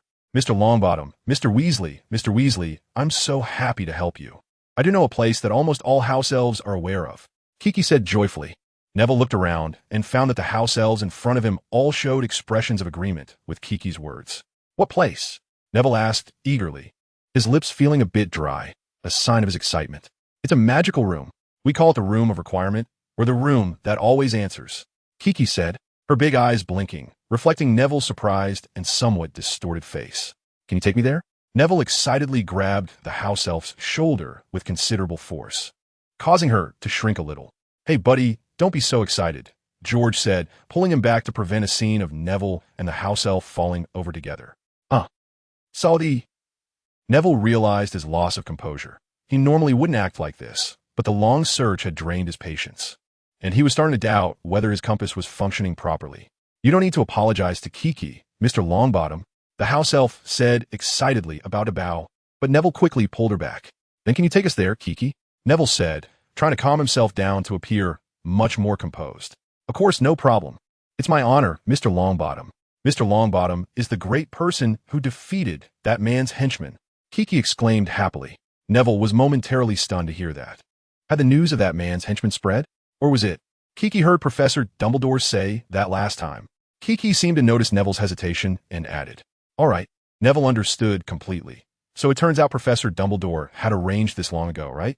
Why didn't he tell me about the room that always answers sooner? Why make people waste time? But then he thought it shouldn't be like that. Professor Dumbledore might not have known about this matter. As for his deeds being talked about, perhaps Kiki had heard it in conversations between Dumbledore and other professors. Apologizing silently to himself for doubting Professor Dumbledore, Neville continued. So, Kiki, can you take us there now? No problem, Mr. Longbottom. And Mr. Weasley, Kiki squealed as she led the way to the kitchen door, while the surrounding house elves looked at her with envious eyes. Neville followed the house elf all the way to the 8th floor, with Fred and George trailing behind, both of them very curious about the so-called all-powerful room. They arrived in front of a tapestry that Neville had confirmed several times before. The tapestry depicted a scene of a giant hitting a troll on the head. Chapter 199. The room that always answers. While Neville and the Weasley brothers stared dumbfounded at the tapestry, the house elf Kiki began to pace back and forth in front of it. Neville and the Weasley brothers looked at her in confusion but didn't speak. Perhaps this was the way the room was hidden. On the third pass of the house elf, in front of the tapestry, an astonishing scene occurred. The tapestry didn't change, but a smooth door suddenly appeared on the wall opposite the tapestry. Neville was sure he had never seen this door before, and the Weasley brothers looked equally stunned, exclaiming in surprise. But this was just the beginning. When they opened the door and stepped inside, they were even more amazed. The room resembled Hogwarts' kitchen, with all the kitchenware, furniture, and decorations fully present. If there were a class of house elves here, Neville would suspect this was a secret passage to the kitchen. Kiki loves the kitchen, so the room that always answers has become the kitchen, the house elf said shyly, knowing that Neville and the others were looking for a place to hide things. But the place she liked most in her mind was still the kitchen, her home, so the room turned into this form. I see. So you have to walk back and forth 3 times in front of the tapestry? Then the room changes according to the person's preferences? Neville asked, his face full of surprise. Oh, no, Mr. Longbottom, it's not like that. The room that always answers changes according to what you have in your heart. It's just, Kiki always thinks of the kitchen, so it became the kitchen. The house elf's face grew even more embarrassed, almost lowering her head to the ground. It's okay, Kiki, we need to thank you, George said cheerfully. Yes, yes, such a wonderful place. We owe it all to you telling us, Fred said, smiling as he pulled her up. Kiki's face turned redder, and she covered her big eyes with her hands, like an ostrich. All right. Since we already know how to use it, let's get started, Neville said quickly, not wanting to waste too much time. You're right. Let's go out first. Neville took the lead, and the four of them stepped out. The smooth door suddenly vanished again. Standing back in front of the tapestry, Neville looked at it and, after a moment's thought, began to try. First, I need a room that can find Voldemort's Horcruxes. Neville concentrated hard on this sentence in his mind while pacing back and forth. Soon, a new door appeared, but Neville didn't walk in immediately. Instead, he turned to the others. Fred and George were trustworthy, but the house elf. Neville didn't discriminate against house elves. On the contrary, due to his previous experiences with Creature, he respected them. However, this matter was ultimately serious, and Kiki was just a house elf at Hogwarts. She might not follow his orders and could definitely tell others. But he still hadn't verified whether this room was really as Kiki said. He opened the door, not closing it immediately, allowing the Weasley brothers and the house elf to enter with him. But upon entering the room, Neville was left dumbfounded. The room was no longer resembling the kitchen at all. Instead, it was piled high with all sorts of clutter, making the place look like a mountain of garbage, leaving only a narrow passage for them to walk through. Neville Longbottom walked up to a pile of garbage and, looking at a not-so-old copy of History of Magic, fell into deep thought. He had seen a very familiar name on the cover, Marcus Flint. Damn, this place is basically where generations of students have thrown their waste, or maybe it's a hiding spot. Neville thought, picking up a wolf-tooth flying disc, feeling speechless. He then looked around the room, which was about the size of the Great Hall, and was completely stunned. Damn, no wonder Voldemort hid his Horcruxes here. Who could possibly find anything in this mess? Neville thought with some frustration. However, he had found a direction, and the room responded to him. He was thinking of a room that might contain a Horcrux, so the chances of this room having one were quite high. This meant that if he turned the room upside down, he could find the Horcrux. Luckily, he was good at sensing magic. If all else failed, he could even burn the place down. Neville was instantly filled with determination. Meanwhile, the Weasley brothers had already started rummaging through the room, picking up this and that. Their faces lit up with smiles, as if they had reached paradise. Perhaps this was their paradise, with countless treasures waiting for them to take home. Neville ignored the two of them and didn't pay attention to the house elf anymore. It was no longer important. His primary goal was to find that Horcrux. Neville took out his wand and waved it over a pile of garbage in front of him, and various objects quickly appeared in his mind. Old books, broken cauldrons, bones of some unknown animal. The chaotic items made Neville dizzy, but none of them were what he was looking for. All of them had insufficient dark magic intensity. True Horcruxes could affect the outside world and were easier to sense. That dirty, cold feeling, once experienced, could never be forgotten. Soon, Neville rubbed his temples, feeling a bit dizzy, but he was pleased with the results. Not only had he eliminated the possibility of finding a Horcrux among the 6 piles of garbage, but he had also discovered some interesting things. A jar of an unknown potion with a strong magical aura, a shiny silver sword adorned with several gemstones, and even an old collectible Comet 260 broomstick, which seemed to have been well maintained by its previous owner. Neville decided to give it to Ron since Ron had mentioned it several times, and he remembered that only 17 had been sold. Feeling somewhat exhausted, Neville looked around the house again, and his initial sense of achievement faded quite a bit. He had only completed a small part of the house's exploration, and, at this pace, Neville glanced at his watch. 2 hours had already passed. If he wanted to do a thorough scan of the house, it would probably take at least a week. Oh, our Professor Longbottom has finally finished exploring? At that moment, a hand patted Neville on the shoulder, startling him. Luckily, he still remembered there were a few people in the room. Yes, he had found some things, but he still hadn't discovered the main target. Neville yawned, feeling so tired that he could sleep for a full 10 hours. It seems we've done well, Fred said with a smile, holding up a large bag. Neville glanced at the bag, frowned slightly, and then suddenly snatched it from Fred, rummaging through it under Fred's astonished gaze. Although it was just a faint feeling, he was sure he was right. He definitely sensed that nauseating aura. At that moment, George returned, dragging a bag of his own. He came over to Neville, who was excitedly pulling out a hat from the bag, and his confusion lessened significantly. The two of them had guessed a long time ago that Neville was looking for something and not just hiding things. It seemed now that he had found it. Where did you find it? Neville asked, holding the somewhat tattered but seemingly mysterious hat, which Fred and George regarded as old and worn. Towards the back. I remember finding it on a broken cabinet. Fred thought for a moment before answering. Neville nodded, not saying anything more. Since he had found his target, his next goal was singular: take it to Dumbledore. Although he could destroy the Horcrux himself, it was ultimately safer to do so. George, Fred, since I've achieved my goal, I'll be leaving now, Neville said as he waved goodbye to them. We want to wait for your explanation. After all, you're working for Dumbledore. Fred and George replied with smiles, having long guessed Neville's identity. Neville chuckled awkwardly and then rushed towards the headmaster's office, which was very close to the 8th floor. After he left, Fred and George exchanged glances and continued to happily sift through the pile of treasures. Neville quickly arrived at the headmaster's office. He remembered the password Dumbledore had told him, but the office was empty. Neville was a bit stunned. He had been too anxious and hadn't even considered the possibility that Dumbledore might not be at the school. Then he brightened up when he saw a flash of red. Fawkes! Neville exclaimed in delight. Dumbledore's phoenix, Fawkes, was comfortably nestled in its little nest, sleeping. Startled by Neville's voice, Fawkes flapped its wings and almost fell off. When it opened its eyes and saw who had disturbed its dream, it let out a series of displeased chirps. Hey, Neville chuckled, then asked, is Professor Dumbledore at school? He knew Fawkes could understand him. Fawkes didn't respond, of course. It couldn't speak. It simply shook its head in a dismissive manner. Although it was fond of being awakened by this guy. Dumbledore had told it to help this boy. I see. Neville mused for a moment before continuing. Can you help me bring him back now? He knew Fawkes had the ability to teleport people, but the Horcrux was too dangerous, and it was best to avoid complications. Fawkes flapped its wings, flew to its usual perch, and after a flash of fire, it disappeared. Neville watched this scene with delight, then sat down in a chair to wait. He had placed the crown in a box. After all, it was Voldemort's Horcrux, and it was better to have an extra layer of safety. Dumbledore didn't keep him waiting too long. Just after Neville watched the second hand of the clock on the wall make 3 full circles, the headmaster of Hogwarts appeared before him. He looked somewhat travel-worn, as if he had walked a long way, but he was in good spirits, clearly happy. Good afternoon, Neville. It looks like you succeeded, Dumbledore asked with a smile, his voice no longer calm as usual, but filled with excitement, like a young man. That's right, Professor.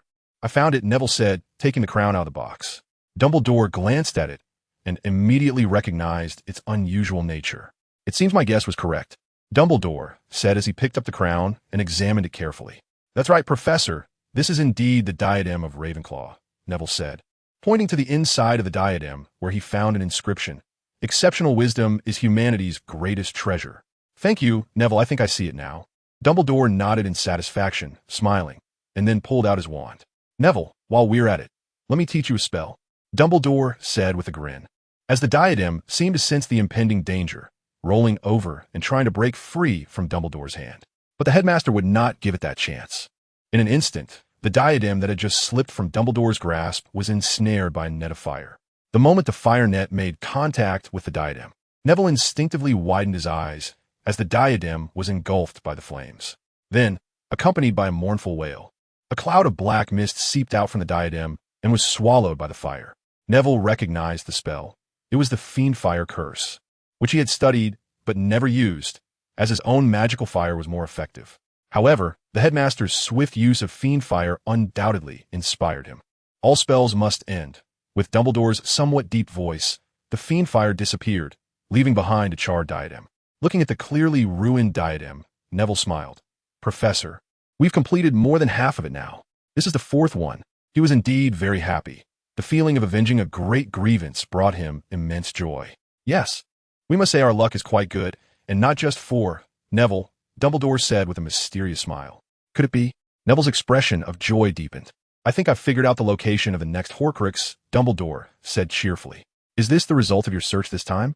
Neville asked excitedly, as the feeling of getting closer to their goal elevated his spirits. He would have charged at Voldemort without hesitation now. Yes, this is another long story. Dumbledore rubbed his temples, clearly exhausted. Neville understood his meaning and didn't press further. When do you plan to deal with it? Neville stood up, preparing to leave. Let's talk about it tomorrow. Isn't tomorrow the weekend? I think you'll have time, Dumbledore yawned. Come find me at 9 in the morning, and we'll go together. All right, then I'll take my leave, Professor, Neville said, feeling very happy about Dumbledore's invitation. Well, goodbye, Neville. Dumbledore replied, then lifted the now charred diadem, shaking his head slightly. Coming out of the headmaster's office, Neville felt refreshed. He had mentally divided Voldemort into 7 parts. And now he had already taken out 4/7, soon to be 5/7, which was enough to make him happy. As he went downstairs, he saw the Weasley brothers grinning at the stairway, each carrying a large bag. If they were dressed in red and had white beards, they could pass for Santa Claus. "So, did you complete the task?" George asked with a smile, as they had gained a lot that day, and some of their predecessors' inventions had inspired them further. "Completed it. But I can't say," Neville replied with a smile. Thanks to you, we brothers have struck it rich this time." Fred didn't mind Neville being tight-lipped about his task, and threw an arm around his shoulder. Yeah, this at least saves us 10 years of hard work. And these prank inventions from our predecessors, really." They both looked overjoyed. "Well, I'm looking forward to you two coming up with some good stuff," Neville said. Chapter 201, Leisure? Not a chance. Although Neville and Dumbledore were both eager to find the next Horcrux, things couldn't be rushed. In fact, Dumbledore only had some leads. The specific target was still being searched for. As for Neville, he had to shift his focus due to another matter. "I know you're working hard. Busy every day that I can't find you, but you also need to think about your future."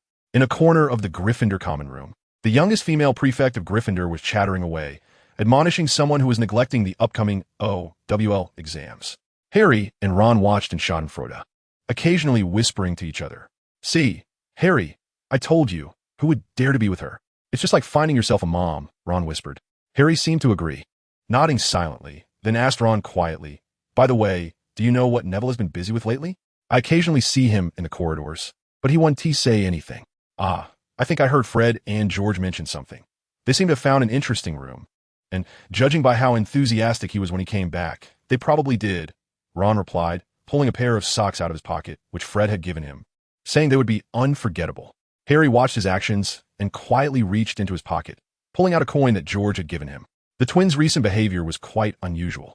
They seemed to be more generous, frequently handing out items. Some were pranks, while others were genuine. Just like the coin in his hand. George had said it was a talisman that could absorb some magic when the holder was attacked.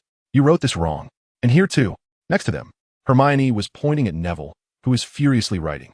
Neville himself was working on a week's worth of homework, as tomorrow was Monday, and he hadn't touched any of it, so he had to cram. He originally wanted to borrow some of Hermione's homework to copy, like in History of Magic, but Hermione flatly refused him and turned into a nagging little supervisor on the side. Fortunately, he didn't mind Hermione as chattering too much.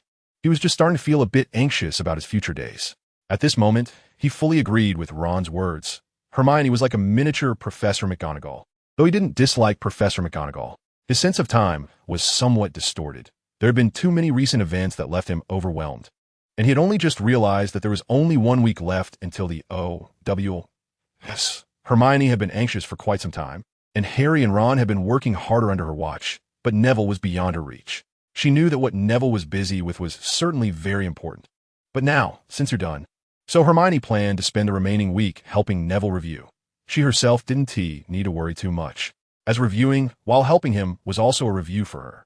Meanwhile, Neville, who was writing furiously, had no idea how tough the coming week would be.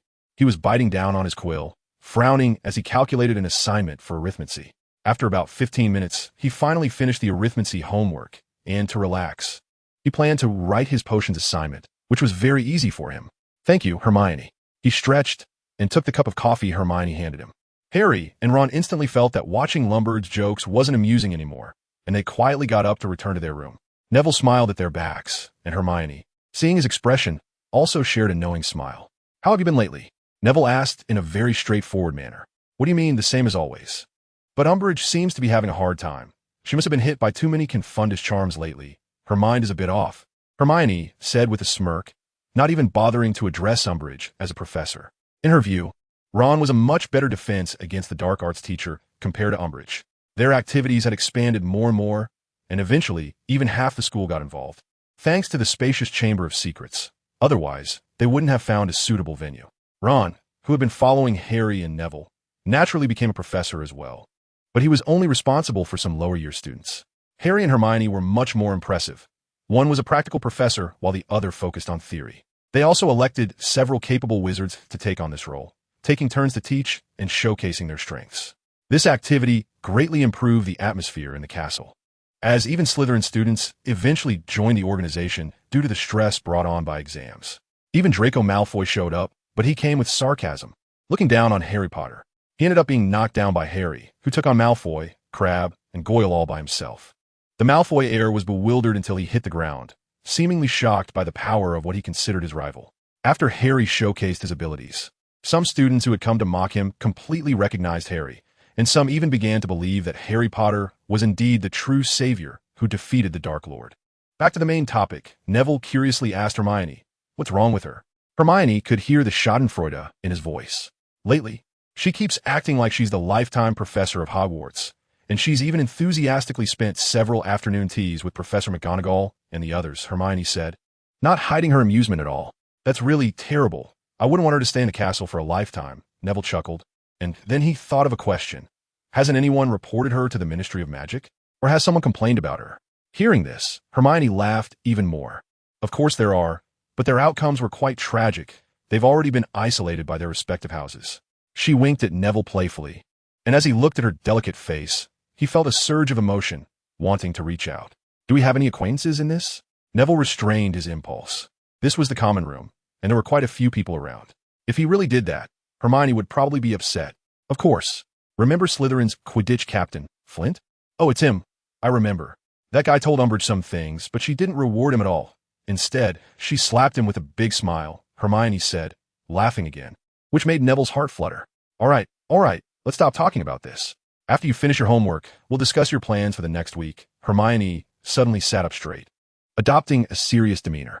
Neville became alert, sensing something was off, but he couldn't pinpoint what it was.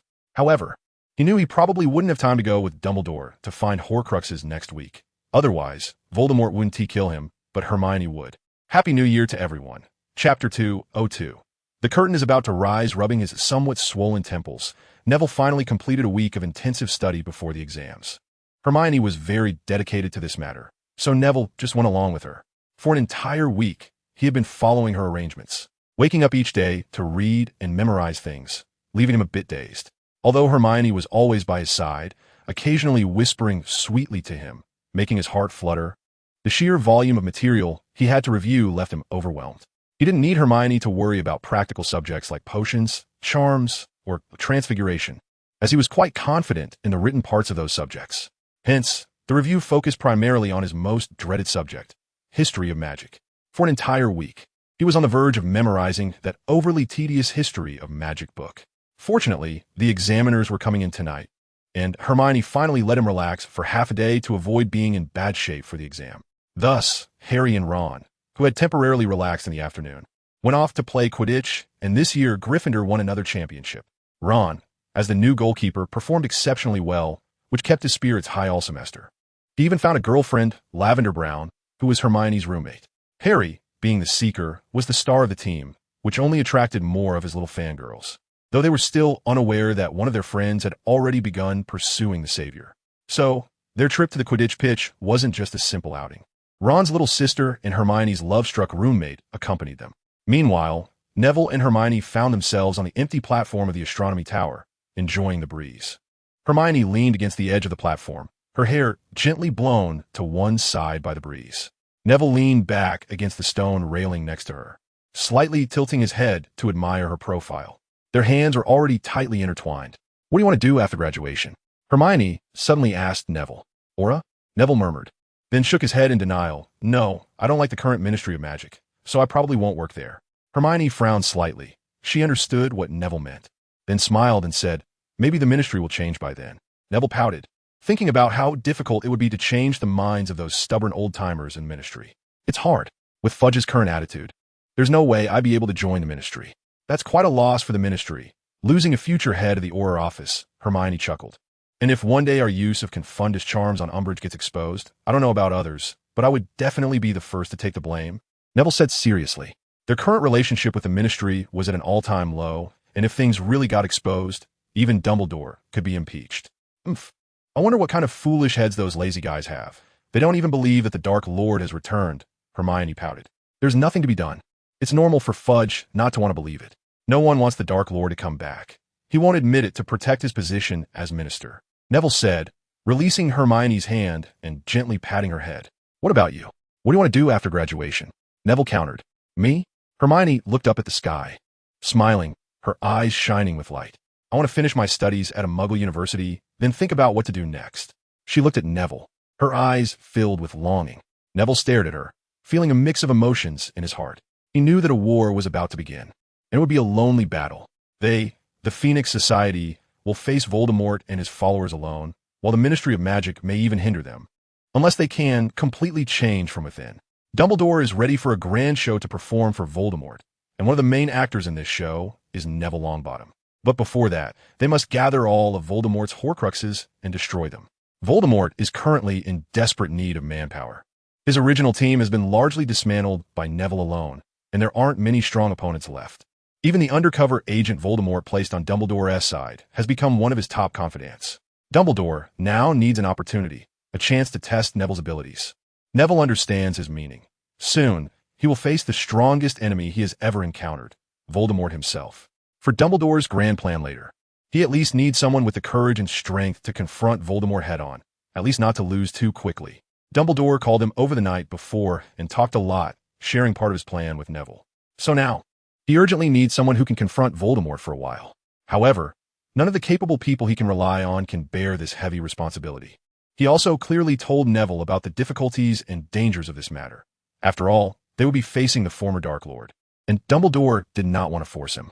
But he also knew that Neville would definitely agree. The wind was still gently blowing, but Neville's paw on Hermione's head was swatted away by her. Hermione looked at him with a bit of reproach because Neville had just messed up her carefully styled hair.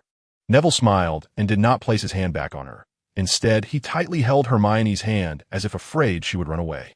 He knew that every goodbye now might become a permanent farewell.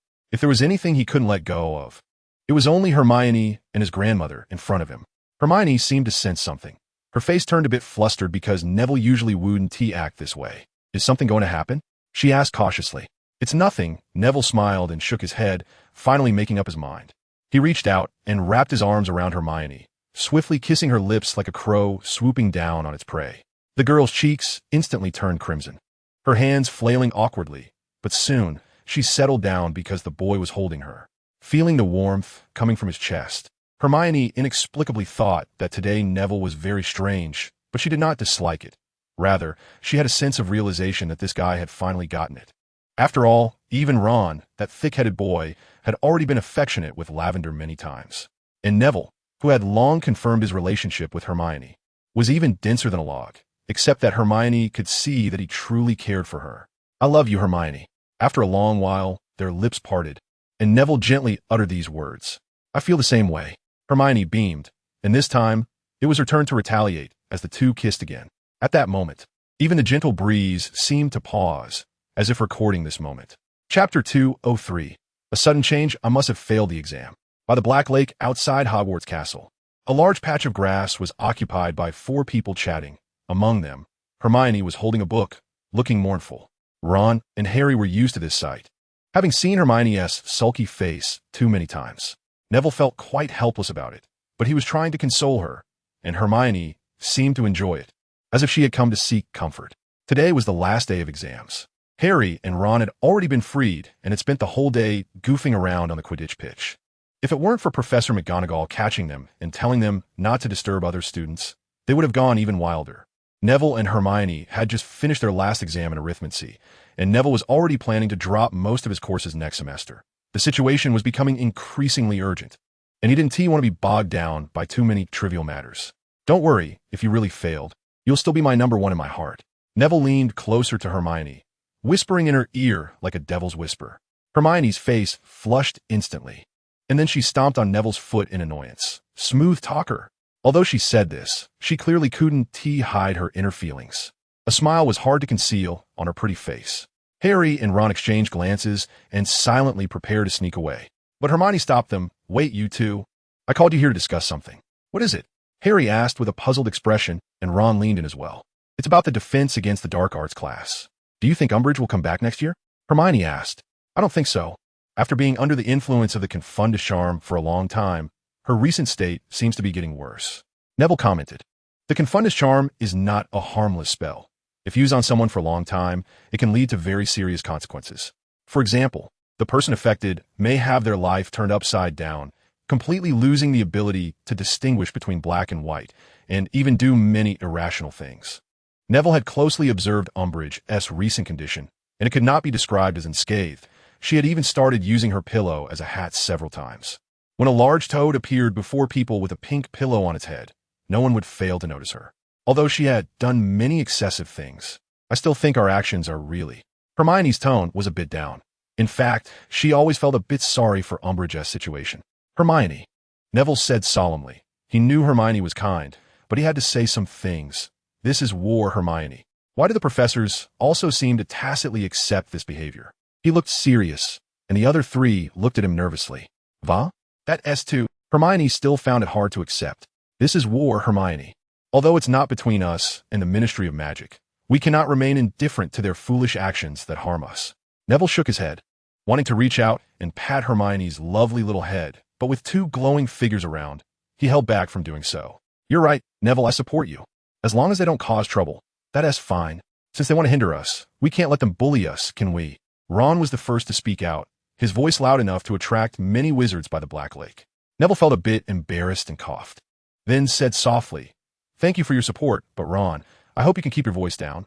Otherwise, everyone will soon know we are going to confront the Ministry of Magic. Ron's face instantly turned bright red, far worse than Hermione's earlier. He looked as if he had changed color. But Hermione spoke softly. She knew what Neville was talking about, but she still felt a bit uncomfortable inside. After all, it was not very humane. Just think about how she treated Snape, Hermione. At that moment, Harry suddenly spoke up. Yeah, think about poor Professor Snape. He was just toying with that old hag as if she were a little chick, and unexpectedly, she let others ambush him. Ron also dragged out the word poor, emphasizing it heavily. At this point, Hermione fell completely silent. Just consider this as the curse of the defense against the dark arts professor. Neville smiled and patted Hermione on the shoulder, which made her expression look a bit better, and she finally nodded slowly. What about our study group? Suddenly, Hermione asked another question. Neville raised his eyebrows at this and replied, That depends on who the defense against the dark arts professor will be next year. I think it's better to keep it. We can help more people, Harry suddenly said. Well said, Harry. I support you. Ron was the first to applaud. Then let's keep it. Although we'll be a bit busy, I will also find a chance to ask Professor Dumbledore if he has any other ideas, Neville said. Harry had undoubtedly grown a lot over the past year. He had developed a certain poise, and his words naturally commanded respect. Even Ron, who usually had a bit of a temper, had changed quite a bit, and with his outstanding performance on the Quidditch field, his popularity in Gryffindor had increased significantly. As Neville looked at the two, whom he felt he hadn't seen in a long time, he suddenly felt he didn't know them anymore. Then he looked at Hermione and found that she was also looking at them, with an expression similar to that of a proud mother seeing her child finally succeed. Just as they continued to discuss the future of their study group, Harry suddenly felt a sharp pain. His scar hurt as if it was being burned, and his vision turned completely black. Strangely, however, new scenes began to appear in the darkness before him. Neville was the first to notice something was wrong. His senses were very sharp, and he immediately felt an uncomfortable aura emanating from Harry. At the same time, he looked into Harry's eyes and found that those usually clear green eyes were now filled with darkness and crimson. Goodness! Neville suddenly remembered his previous guess. He grabbed Hermione and jumped back a large step, then pulled out his wand and pointed it warily at Harry. Meanwhile, Harry was witnessing a torture scene. His godfather, Sirius, was being tormented repeatedly by his greatest enemy, Voldemort, with the Cruciatus Curse. Voldemort seemed to want Sirius to divulge some information, but Sirius stubbornly refused to say anything, insisting that Voldemort kill him instead. No, Harry shouted loudly, trying to break free, but he gradually realized his helplessness and the chilling fact that he was Voldemort. Chapter 204. The Situation, Harry. What's wrong with him? Hermione, just recovering from being abruptly pulled aside by Neville, immediately noticed Harry's abnormality. Harry, what's wrong? Ron was even more eager to rush over to check on Harry. Don't go over, Neville shouted loudly. He not only warned them, but even used a spell to block Ron. Harry's situation is very strange. If you rush over now, something bad might happen.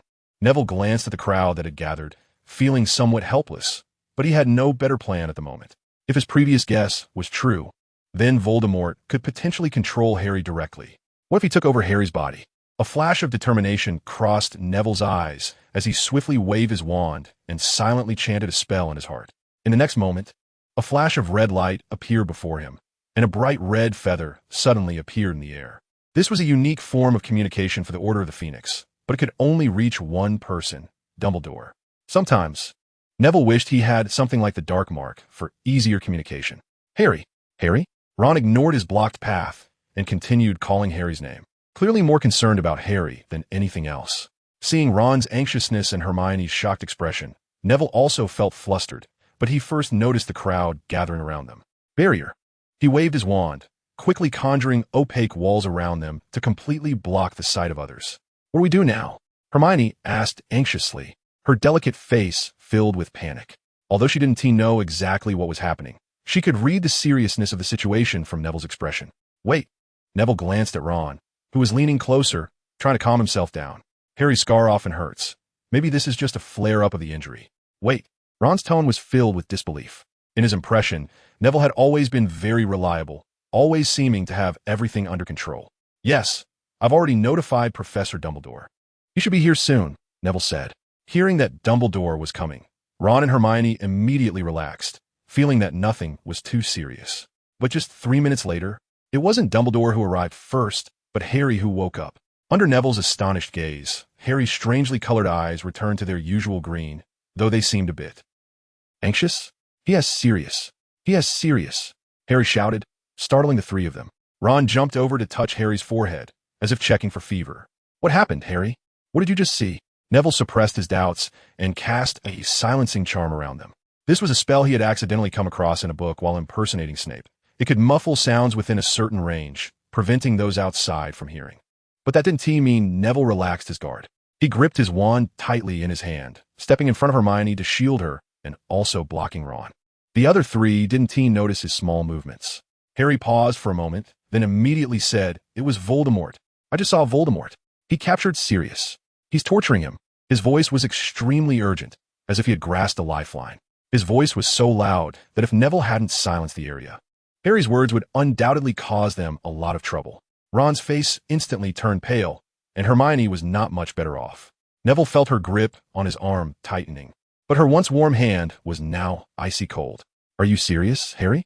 Only Neville did not find this result surprising. He had been mentally prepared for it. "It's true. I just saw it, just like last time." Harry suddenly found it hard to continue. He didn't want anyone to know he was seeing things from Voldemort's perspective. "All right, no need to describe it further, Harry. I understand," Neville quickly interrupted, guessing some of Harry's unspoken struggles. "Next, I will find a way to contact Sirius to confirm this. If it's true, I will notify Dumbledore. You guys go back to the common room and wait for me there." Without hesitation, Neville turned and left. He needed to go to the headmaster's office. Even if Dumbledore wasn't there were ways to contact him. It had been a while since he first contacted Dumbledore, and without any response, he felt anxious. However, in front of Harry and the others, if he panicked, it would only make things worse. The four of them immediately split up and acted. Neville quickly ran to the principal's office and successfully opened the door with the password. But to his surprise, Dumbledore was sitting in his chair, smiling at him. "What's going on, Professor?" Neville's tone was somewhat displeased. He was inexplicably angry, frustrated by his own worries. Don't be angry, Neville. I didn't mean to leave you all hanging. There's a reason for it." Dumbledore smiled helplessly, and upon hearing this, Neville immediately relaxed and sat down opposite Dumbledore. "It seems your mindset is quite good." Dumbledore smiled and continued. "By the way, you came to find me so urgently because Harry saw something serious, right?" "That's right. Professor Dumbledore. Harry said he saw Voldemort capturing Sirius and that he was interrogating him." The corners of Neville's mouth suddenly couldn't help but rise. He had just contacted Sirius on the way here using the special communication card of the Order of the Phoenix. And the news Harry saw clearly couldn't be true.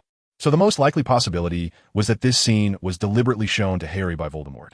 Voldemort might have discovered the connection between Harry and him and was using it against him, trying to lure Harry somewhere.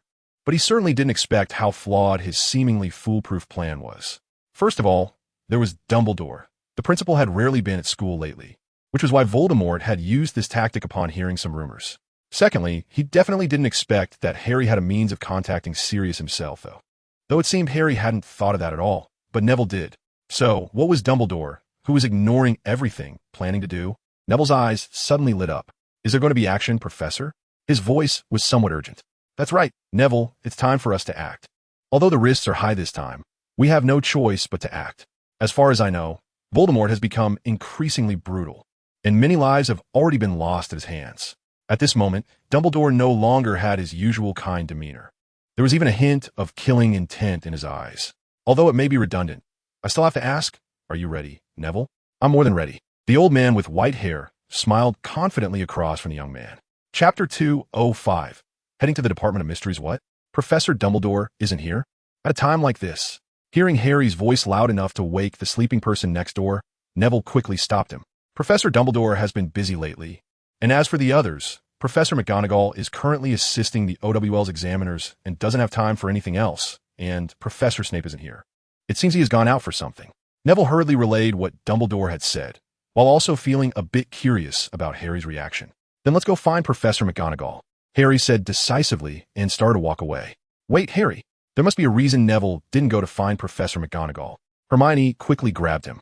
Suddenly Ron, who had been silent and seemingly deep in thought, spoke up.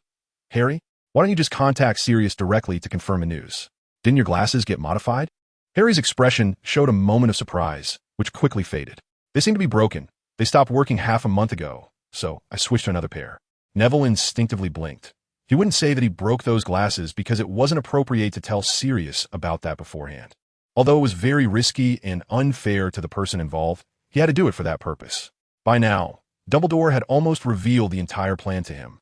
It was just a matter of timing, and now, Voldemort's move clearly seemed like a blunder. Or perhaps it was a test from the now out of ideas bald man. Even if it didn't succeed, nothing would be lost. If successful, it would be a great harvest, achieving 2 goals at once. What Voldemort didn't expect was that this plan, subtly induced by Snape, was exactly what Dumbledore hoped he would do. Just because many of his people had disappeared, his capable subordinates were directly reduced by more than half. And among the remaining small fries, only Snape's help was the greatest. So what should we do? If what you said is true, Harry, then Sirius could lose his life at any moment. We have to think of a way. Hermione's tone was somewhat despondent, almost on the verge of tears. I'll go myself. Suddenly, an incredibly firm statement came from the Savior's mouth. Harry, don't rush. Tell me in detail what you saw and where it was. Neville hurriedly suppressed that foolish idea. Harry immediately stopped his movements and began to think. It was at the place I saw on Christmas. I opened a series of doors. Behind one of those doors. Good. Harry, I happen to know where that place is. It's the Department of Mysteries at the Ministry of Magic. Neville said with a smile. If you really have to go, I can take you, but there's a premise. What premise? Harry asked without thinking. Only the 2 of us. Neville said as he looked at Hermione and Ron. No, I want to go too. You can't do this, Neville. I want to save Sirius too. Ron shouted, his voice no less than Harry's earlier. Yes, Neville, we can help. Hermione had tears streaming down her face, but she still stood up resolutely. Neville really wanted to comfort the girl, but now is obviously not the time. No, if it's just me and Harry, I have a good chance of bringing him back. But if there are more people, it won't work. I don't have the ability to protect everyone. Neville knew the ultimate purpose of this operation was just to let him face Voldemort directly. This was to train his abilities. Moreover, the people going wouldn't just be him and Harry. Moody and the others had long been prepared, and even Sirius was muddled in the rescue team. Not to mention Dumbledore sitting in the back, making the lineup quite luxurious and seemingly foolproof. Unless he had no resistance at all and was taken down by Voldemort. But Dumbledore dared to do this, which clearly proved that Neville had a certain ability to confront Voldemort directly. So only Harry, this unlucky kid, was kept in the dark. He was really eager to rush to the Department of Mysteries without considering whether he had the ability to rescue Sirius. All right, so how do we get there? By apparition? Harry asked without hesitation. Although the situation was urgent, I still want to suggest to you, put on your invisibility cloak. Professor Dumbledore once praised it, saying that even Voldemort couldn't see through it. Neville quickly relayed Dumbledore's instructions, and Harry immediately realized and ran back to his dormitory to get the invisibility cloak. Neville then took out an old teapot and began to chant a spell, trying to turn it into a portkey. 5 minutes later, they saw someone jump down from the Gryffindor tower of the castle. He headed straight for the ground, and just before he would have splattered into a puddle, he used a levitation spell, then rolled over and landed perfectly. Ron was so startled he stuck out his tongue, and Hermione hugged herself tightly, her face pale. Now I believe you're much stronger than me, Harry, Ron muttered. Neville grabbed Harry's arm with satisfaction and pressed the old teapot into his hand without further ado. In an instant, a flash of blue light appeared, and the two disappeared. Hermione, just barely reaching for the now non-existent teapot, lost focus in her eyes. Neville had long anticipated this move and wouldn't give her a chance. After a familiar wave of dizziness, they found themselves in a dark corner. Of course, Neville couldn't just land straight in the Department of Mysteries. That would be no different than delivering a ham to a dog's mouth. He chose a place not far from there, but very concealed. Most importantly, it was a small stronghold he used to have. Under Harry's puzzled gaze, Neville casually pulled aside what looked like an incredibly solid thick wall and stepped out, as easy as drawing back a curtain. Harry swallowed hard and followed him. Put on the invisibility cloak, Harry, and stay behind me. Don't fall behind, Neville said as he helped Harry muffle his footsteps and other sounds. And he did the same for himself. Watching the incredibly skilled Neville, Harry suddenly wondered if this guy had ever invaded the Ministry of Magic, feeling frustrated with himself. They were both taught by Moody, yet why couldn't he think of so much? Even though they had concealed their footsteps, they still moved slowly, taking a long time to reach the door of the Department of Mysteries. They didn't speak. Neville glanced back and nodded at Harry, who he couldn't see, then took a quick step forward and pulled open the large door. Chapter 206, Battle Against Death Eaters. Neville had been inside the Department of Mysteries before, but the doors inside had blocked his way. Now it was much simpler. He just needed to follow Harry, as Voldemort had left a clear path for him, straight to the prophecy room. Neville gently tugged on the hem of Harry's robes, following him through door after door, corridor after corridor. They ignored the odd objects along the way. Harry was eager to rescue Sirius, while Neville was completely focused on the upcoming battle. Neville did not go under the invisibility cloak, even though Harry insisted, but Neville refused, saying it was better this way. One in light, one in darkness, which would lower the opponent's guard against Harry. More importantly, rescuing Sirius was paramount. While Neville delayed, Harry could use the invisibility cloak to accomplish this goal. Neville had already prepared the key. As long as they could find Sirius, they could escape instantly. They didn't move quickly, even with their footsteps concealed. Being too reckless was not a good idea, but the path wasn't too long, and they eventually arrived at the room where Harry last saw Sirius. There was no one there. No Voldemort, no Sirius, no Death Eaters. Only a shelf full of prophecy orbs. Harry almost fell to the ground in disappointment, but managed to hold himself up. If Sirius wasn't here, then he must have been taken by Voldemort. But where could he have been taken? He had no clue. Neville, who was visible, had already noticed something unusual. The wall beside the shelf was clearly off. He could even hear faint heartbeat and breathing sounds. A foolish trap, Neville thought, but he didn't know how many people were involved. But since they hadn't acted yet, what were they waiting for? Did they need to see Harry pick up the prophecy orb before they would act? Then I'm sorry, I've changed my mind. Neville acted swiftly, catching everyone present off guard. The silent Petrie ficus totalist shot towards that direction, and one person's breath paused for a moment, but that was just the beginning. Neville's wand waved rapidly, casting spells towards those who were most likely Death Eaters. Finally, someone reacted. The first spell shot at Neville, and the once peculiar wall revealed its secrets as several figures transformed like chameleons, clearly using the disillusionment charm. Neville didn't even bother to defend. He merely sidestepped slightly, dodging 2 spells while returning 2 stunning spells. Neville wasn't worried about them hitting Harry, as he had already changed his position before striking. Now, a good distance away from the shelf full of prophecy orbs. If these enemies weren't 2 poor shots, they wouldn't be able to hit that far. Damn it! Is this a student? The Death Eaters cursed as the disillusionment charm began to fade from them, revealing their familiar hoods. Enough talk. Take it down, said the leader, a voice Neville recognized well. Mr. Malfoy, your choice disappoints me, Neville retorted while dodging spells and countering. There were originally 7 Death Eaters. Neville had petrified one and stunned another, leaving 5. But these 5 were clearly not pushovers, casting spells with great proficiency, unlike those pampered nobles. Soon, Neville found himself overwhelmed. However, he had plenty of tricks up his sleeve. A black fire shield appeared in front of him, absorbing spell after spell, even blocking a few killing curses. The Death Eaters were evidently stunned, unable to comprehend that such a formidable opponent existed. They had thought capturing Harry Potter would be as easy as sitting at their dining table and eating a grape. In actual combat, Neville soon realized that some of the counter curses he had painstakingly devised against the unforgivable curses were not very practical. One-on-one was fine.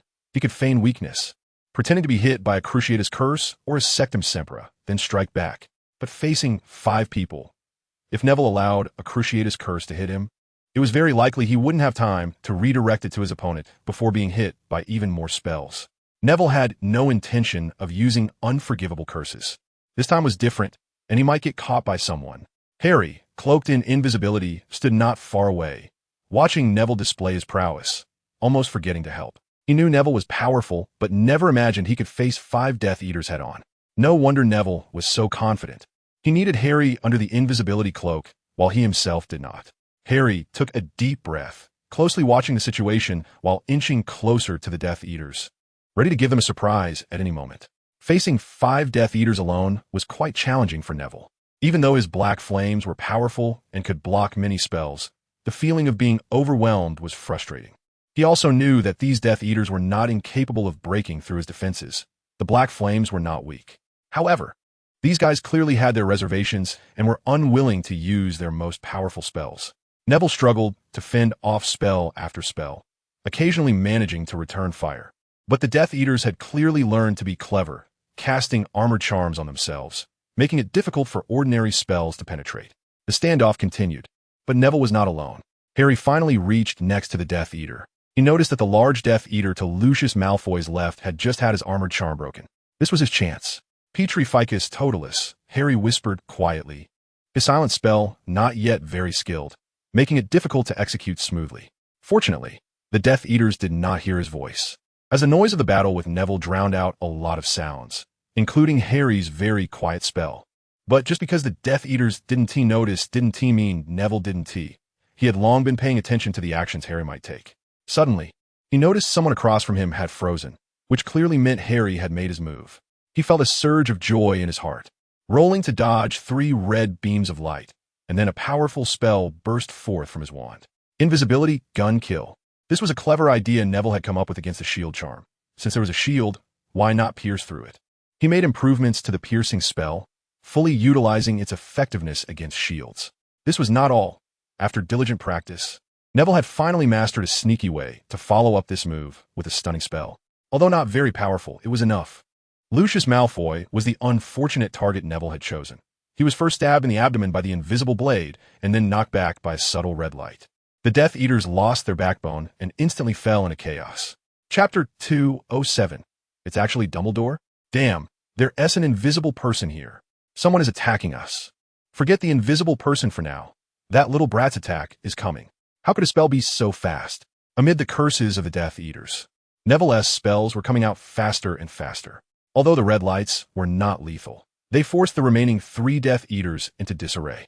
Just as they had blocked a series of spells from Neville, they were suddenly outsmarted by Harry. The clever Harry realized that the carpet under their feet was not connected, so he used the summoning charm to instantly yank the carpet from beneath the 3 of them, causing them to fall over. Seeing this, Neville's eyes lit up, and he quickly seized the opportunity created by Harry. 1 spell each of petrification, and he easily subdued the 3 of them. Well done, but don't come out. It might not be over yet.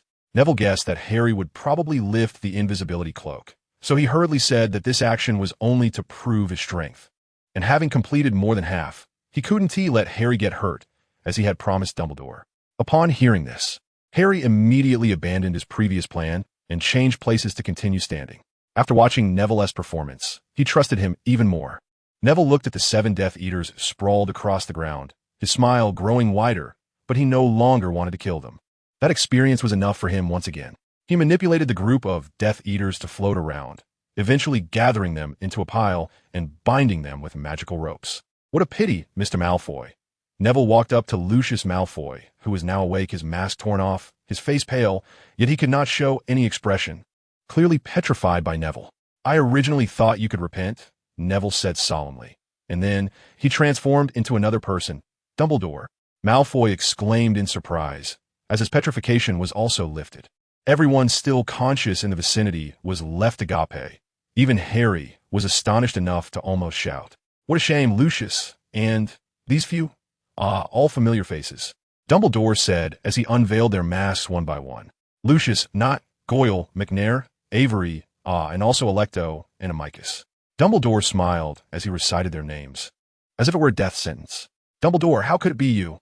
You aren't. Lucius Malfoy's rather handsome face looked extremely grim at this moment. And then he seemed to realize something. That's right. Only you could so easily. Dumbledore merely smiled as he listened to him speak, remaining silent. He was very satisfied with his decision. Even Lucius Malfoy, this veteran Death Eater, didn't spot many flaws. Harry, of course, noticed nothing at all. He even felt a bit annoyed at Dumbledore for not telling him in advance, considering he had done quite well. It seems he dares not come. After Malfoy finished his lengthy curses, Dumbledore finally glanced at the shelf filled with crystal balls, feeling somewhat disappointed, but not thinking too much further. He had tested Harry's mental sealing spell, and it indeed showed some results. It was no longer possible for Tom Riddle to easily control Harry. Thus, there was no need for him to plot anything further. Instead, Neville had surprised him. Perhaps it was the power of revenge, or perhaps the power of love. Neville Longbottom had now become an outstanding wizard, both in mind and body, and in his view, he was already capable of taking on significant responsibilities. Then why would he still put all his eggs in one basket? Dumbledore looked in the direction where Harry was hiding and smiled. "Harry, you can come out now." The old man's voice was incredibly cheerful, as if he had laid down a heavy burden. Harry quickly pulled the invisibility cloak off his head and ran to Dumbledore's side. "Professor, I really didn't expect it to be you." He stammered a bit. "All right, Harry, you don't need to be so excited. There's a reason I didn't tell you in advance." Suddenly, Dumbledore seemed to think of something, tapping his left hand with his wand, and a red light flashed and disappeared before Harry could even see it. "It's time to let everyone go back to rest. There's no need to stay here all the time," he murmured, walking slowly toward the shelf filled with crystal balls. "Harry, please come over here. There's something you need to do." His voice was very relaxed, and hearing this, Harry's originally excited heart calmed down a lot. He glanced at the few who were tied up like Zongzi and made a face at them before running over to Dumbledore's side. "What is it, Professor?" Dumbledore did not answer him immediately, but searched for something on that shelf. After a while, he found a crystal ball, and a smile appeared on his face. "Ah, here it is. Harry, please pick it up and throw it hard to the ground. Remember, throw it hard." Harry was momentarily taken aback, then quickly reacted, grabbing the crystal ball Dumbledore pointed at. He didn't even examine it much before throwing it forcefully to the ground, with the sound of the crystal ball shattering. There were also the heart-wrenching cries of the nearby Death Eaters. No, they wailed, each one as if they had just lost their parents. Harry looked at them with some confusion, so he didn't notice the very faint sound that came from the crystal ball when it shattered. If he had listened closely, he would have realized that the sound's owner was none other than his second most disliked professor, Trelawney, the first being the infamous potions master Severus Snape. Was that their purpose, Professor? Harry looked at Dumbledore with great confusion, hoping he could provide an answer. "Indeed, but if you want to know the reason behind it, well, that would take a while to explain. This isn't the right place to tell stories, is it?" Harry looked at the mess around him and then turned to the group of Death Eaters, nodding. "Indeed. All right, I think the Aurors and the Minister are about to arrive, so I'll take you back first," Dumbledore said as he pulled a small iron box out of his pocket. Harry took a closer look and discovered that it was a candy box, emitting a familiar blue light. He instinctively grabbed the candy box, and in the next moment, he disappeared from the spot. Dumbledore smiled as he watched the direction in which Harry vanished, but then his smile slowly faded, becoming indifferent and inscrutable. Footsteps were approaching from a distance. It was Kingsley and his people, including the Minister of Magic, Cornelius Fudge. "Well, it looks like I'll have to explain things again," Dumbledore thought with a wry smile. Chapter 208, The Well-Prepared Adventure Accompanied by Dazzling Blue Light. Harry Potter landed in a spin on the familiar carpet. Due to being unprepared, he fell headfirst towards the ground. Just as he was about to hit the ground, a strong hand caught him. Harry steadied himself, and he shook his head vigorously. It was normal to feel dizzy after such a long journey with the portkey. When he stopped feeling dizzy and looked around, he found Neville looking at him with a half-smile. "Oh, Neville, so you stayed here," Harry said, as if suddenly realizing something. In his mind, it made sense that Dumbledore had transformed into Neville to bring him here, which explained why Neville was in the headmaster's office. "Oh, that's right. I've been here all along. How about over there? Nothing went wrong, did it?" Neville asked calmly.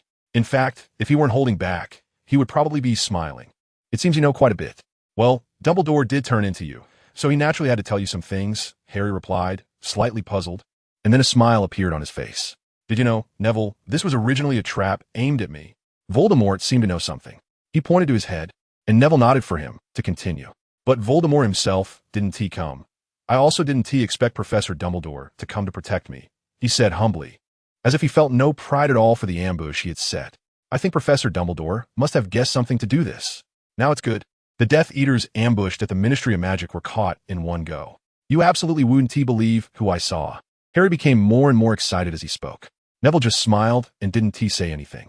After all, he had experienced the first half of this incident himself and had even fought with those Death Eaters.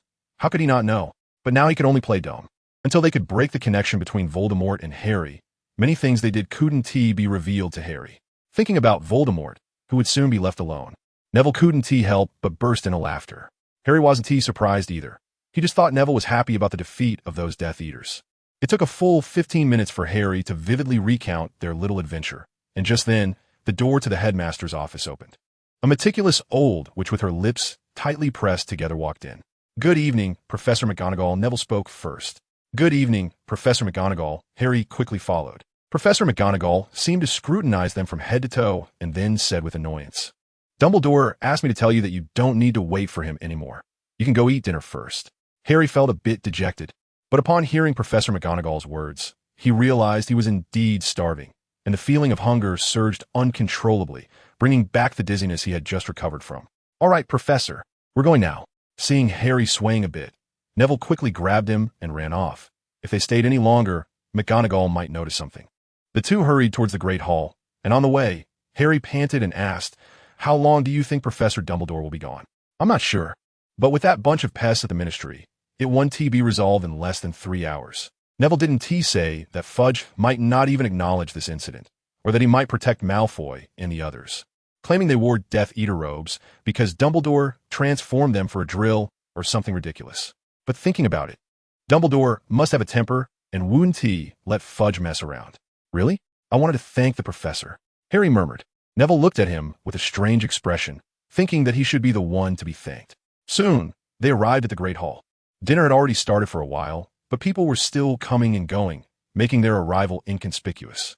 However, when they looked around and didn't see the two familiar figures, they began to feel something was off. "Where do you think Hermione and the others went?" Neville asked quietly. "I don't know, but I suggest we go find them first," Harry replied anxiously, still stuffing a piece of bread into his mouth. "I think they might still be waiting for us in the common room, but let us ask just in case." Neville took a big bite of bread. He was starving too. Ginny, have you seen Ron and Hermione?" Harry approached Ginny, but she said she had been in the library all day and hadn't seen them. That was a lie. Ginny wouldn't be in the library after finishing her exams. She just didn't want the boys she liked to know she had been having fun on the Quidditch pitch all afternoon. Neville went to find Fred and George, but unfortunately, they were also playing Quidditch with Ginny, and even some people they were familiar with had gone to the Quidditch pitch. The two had no choice but to rush to the common room, and this time they were in luck. Hermione and Ron were indeed waiting there. One was reading, and the other seemed to be studying wizard chess, but it was clear they weren't focused. "Neville! Harry!" The two exclaimed in surprise when they saw them enter. Neville felt a bit hot. He shouldn't have made his girl worry, but he also didn't want to tell her the truth about what happened. For example, "I actually faced no danger this time. It was just a show with Professor Dumbledore. What if he really messed up? Dumbledore and a bunch of Order of the Phoenix members would have their backs covered, right?" But looking at the girl rushing towards him, he suddenly thought that maybe this wasn't so bad.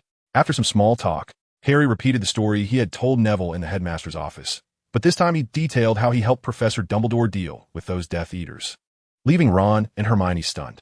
At this moment, Hermione looked at Neville with a pout, saying, "So, it turns out you all had it planned. It made us worry for you." Ron also reacted but didn't say anything. Instead, he looked at Neville strangely. "I only found out at the last minute. I was stunned when Professor Dumbledore transformed at the end," Harry said, scratching his head in embarrassment. In fact, it wasn't just him. Even the two who had just listened to Harry's story had shining eyes upon hearing this. Professor Dumbledore really is something, acting so recklessly without giving anyone any psychological preparation. Hermione stomped her foot in frustration, looking extremely cute. Neville cleared his throat and leaned closer. "Yeah, it's all Dumbledore's fault. I couldn't tell you. It was all his idea." Far away at the Ministry of Magic, Dumbledore, who was arguing with Fudge, sneezed loudly. Chapter 209 Departure. After a thrilling yet safe adventure, Neville's 5th year came to an end. But there was one thing that was quite noteworthy. That was the disappearance of their potions professor, Severus Snape. Since the last time Neville and the others saw him in the castle after returning, he had completely vanished. Ron said he had gone to join Voldemort, and Harry suspected the same, but he didn't comment much, and Hermione felt the same. Only Neville knew where he had gone. In fact, Ron's guess was not wrong. He had indeed gone to join Voldemort. However, this allegiance was a calculated move, as Dumbledore had dug a big pit for Voldemort, just waiting for him to jump in. It seemed that Snape would not be returning anytime soon, because Voldemort really had very few capable hands left. Even his trusted aide Malfoy had been captured. Thinking of this, Neville couldn't help but chuckle to himself. What was there to fear about Voldemort, who was all alone? Moreover, An operation he had been looking forward to was about to commence. When they gathered in the Great Hall for the last time, had dinner, and said goodbye to the still confused Umbridge, Neville finally received a message from Dumbledore. Tonight at 9 o'clock, in a magical room where things were found. It was still that familiar cursive, and Neville glanced at it before quickly burning it. Dumbledore's caution always had its purpose, and he had already realized some dangers. At 8:45, Neville prepared his gear and was about to set off when he found Harry blocking the door to the dormitory. At that moment, there were only the two of them in the dorm. Ron should still be in the common room, playing wizard's chess with Seamus and the others. Neville had returned first, but Harry had still noticed something. "You're going out again, aren't you?" Harry looked at Neville somewhat dazedly, his expression a bit strange, and Neville suspected he had picked up on something. "Aren't you just asking a question you already know the answer to?" Neville smiled and replied, I know everything, but..." Harry shook his head, ultimately saying nothing and stepping aside. "It's not time yet. Harry, I will tell you later." Neville smiled apologetically, no longer looking at him, and walked out, leaving the savior Harry Potter staring blankly at the door. Neville walked quickly and soon arrived at the agreed location. His disillusionment charm had improved, and no one noticed him on the way. He stood in front of the tapestry, a bit dazed, suddenly remembering the operation principle of the Room of Requirement. If he were Dumbledore, what would he think? The next moment, the corners of his mouth lifted because he already knew. I need a room to hide things. I need a room to hide things. I need a room to hide things. After saying it 3 times, a door appeared instantly. Without hesitation, Neville pulled the door open and walked in. Sure enough, Dumbledore was researching a mountain of junk, looking quite interested, clearly having found many intriguing items. "Good evening, Professor Dumbledore." Neville spoke first. He didn't want to disturb Dumbledore's enjoyment. But the matter was serious, so he still needed to remind him. "Good evening, Neville. There really are a lot of interesting things here. Even the cursed notebook that was popular when I was in school is here." "How fascinating." Dumbledore held up an old-looking notebook that appeared to be on the verge of falling apart. "Cursed notebook?" Neville looked over with some interest. He knew about this thing. Or rather, after years of specialized study, there shouldn't be any dark magic artifacts he didn't know of that would surprise him. Now he was only curious about how it worked and whose names had been written in it. Dumbledore seemed to see something. He smiled and then carefully opened the notebook. But the names on it surprised him. Curious, Neville looked over and found that it clearly stated, Albus Dumbledore. The paper had long since yellowed, and the notes were somewhat blurry, but it was still legible. Neville found it somewhat amusing, and Dumbledore was even more ridiculous, bursting into laughter, losing all decorum. "It seems I am quite despised as well, am I not?" He self-deprecated. "Like Minister Fudge?" Neville asked tentatively. He was very curious about the follow-up from the Ministry of Magic that day, because up to now, the Ministry had not made any statement, and nothing had appeared in the newspapers, which left Neville quite puzzled. Dumbledore slowly shook his head and said, "Fudge has never believed me, but Mr. Malfoy and the others are still locked up, the reason being they were engaging in Death Eater activities. Then why haven't they made any statement?" Neville furrowed his brow and asked, "It's simple, because those people were captured by me. They don't want to enhance my reputation. After all, they have smeared us. They also don't dare to take credit for my achievements, and furthermore, Mr. Malfoy generously donated a large sum of galleons. He might be out by next month." Dumbledore said with a bitter smile. "What?" Neville was stunned. "I know it's hard for you to believe, but that's the truth. So you don't have to worry about Severus not coming back next term." Dumbledore said helplessly, "Are their brains filled with mush?" Neville couldn't help but shout loudly. The Order of the Phoenix was fighting here, and those idiots not only didn't help, but also hindered them, which was truly outrageous. "Sorry, Professor. I couldn't hold back. It's all right. I'm quite angry too, but I thought about it and let it go. After all, I can't wake someone who is pretending to be asleep." "You mean Fudge actually knows everything, but he doesn't dare to believe it?" Neville asked in a daze. "Unfortunately, yes. Otherwise, I wouldn't feel troubled. Perhaps as long as Voldemort does not appear before the public, he won't believe. That's really unfortunate." Neville shook his head. "However, Professor Umbridge has indeed done us a great service. We won't have to worry about the Ministry of Magic hindering us anymore." Dumbledore smiled mysteriously. Neville immediately guessed something, but he wouldn't be foolish enough to say it out loud. "So, Professor, when do we set off? Where's that place?" Neville asked eagerly. "We can set off anytime. As for the destination, why don't you take a guess?" "I can tell you it's a place related to Voldemort himself." Neville furrowed his brow and thought for a moment before saying, "Riddle House?" That was the only place he could think of since he had heard Harry's experience. The first one that came to mind was definitely this one. "Uh-huh, you guessed half right, but unfortunately you're still a bit off. It's not Riddle House." But the Gaunt house, although it's very close to Riddle House, so I say you got half of it right. Neville nodded excitedly. If there really was a Horcrux there, then they were truly not far from defeating Voldemort, and he could finally complete his revenge. Seeing the urgency in Neville's eyes, Dumbledore smiled gently, then took out a glove that shimmered with blue light.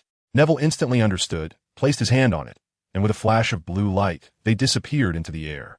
Chapter 2:10 The Gaunt House. The night in Little Hangleton was very gloomy, and the characteristic English fog added a bit of oppression to this gloominess. Neville followed Dumbledore's footsteps as they walked along the path in Little Hangleton, his steps light as he tried to make no sound at all. Dumbledore, on the other hand, had no such concerns. His strength was his greatest confidence. Neville didn't ask anything, even though he was very curious, but he knew that once they reached their destination, Dumbledore would surely speak, even if he didn't ask. They walked quickly, and Dumbledore clearly had great stamina, maintaining a brisk pace for over 10 minutes without even a hint of breathlessness, showing no signs of being over 100 years old. Neville followed behind, marveling but not too surprised. Dumbledore's powerful magic could also enhance his physical abilities, making it entirely possible for someone of his age to move like a young person. Perhaps it would be only when the headmaster became so old that he began to forget the password to his office that his body would truly start to age. They didn't encounter a single person along the way. Neville wasn't sure if it was due to the Muggle-repelling charm or if there simply weren't many Muggles around, but undoubtedly, they had arrived at their final destination, a dilapidated house that seemed on the verge of collapse. To call a house was an exaggeration. Even the Weasley family's hovel would seem like a palace in comparison.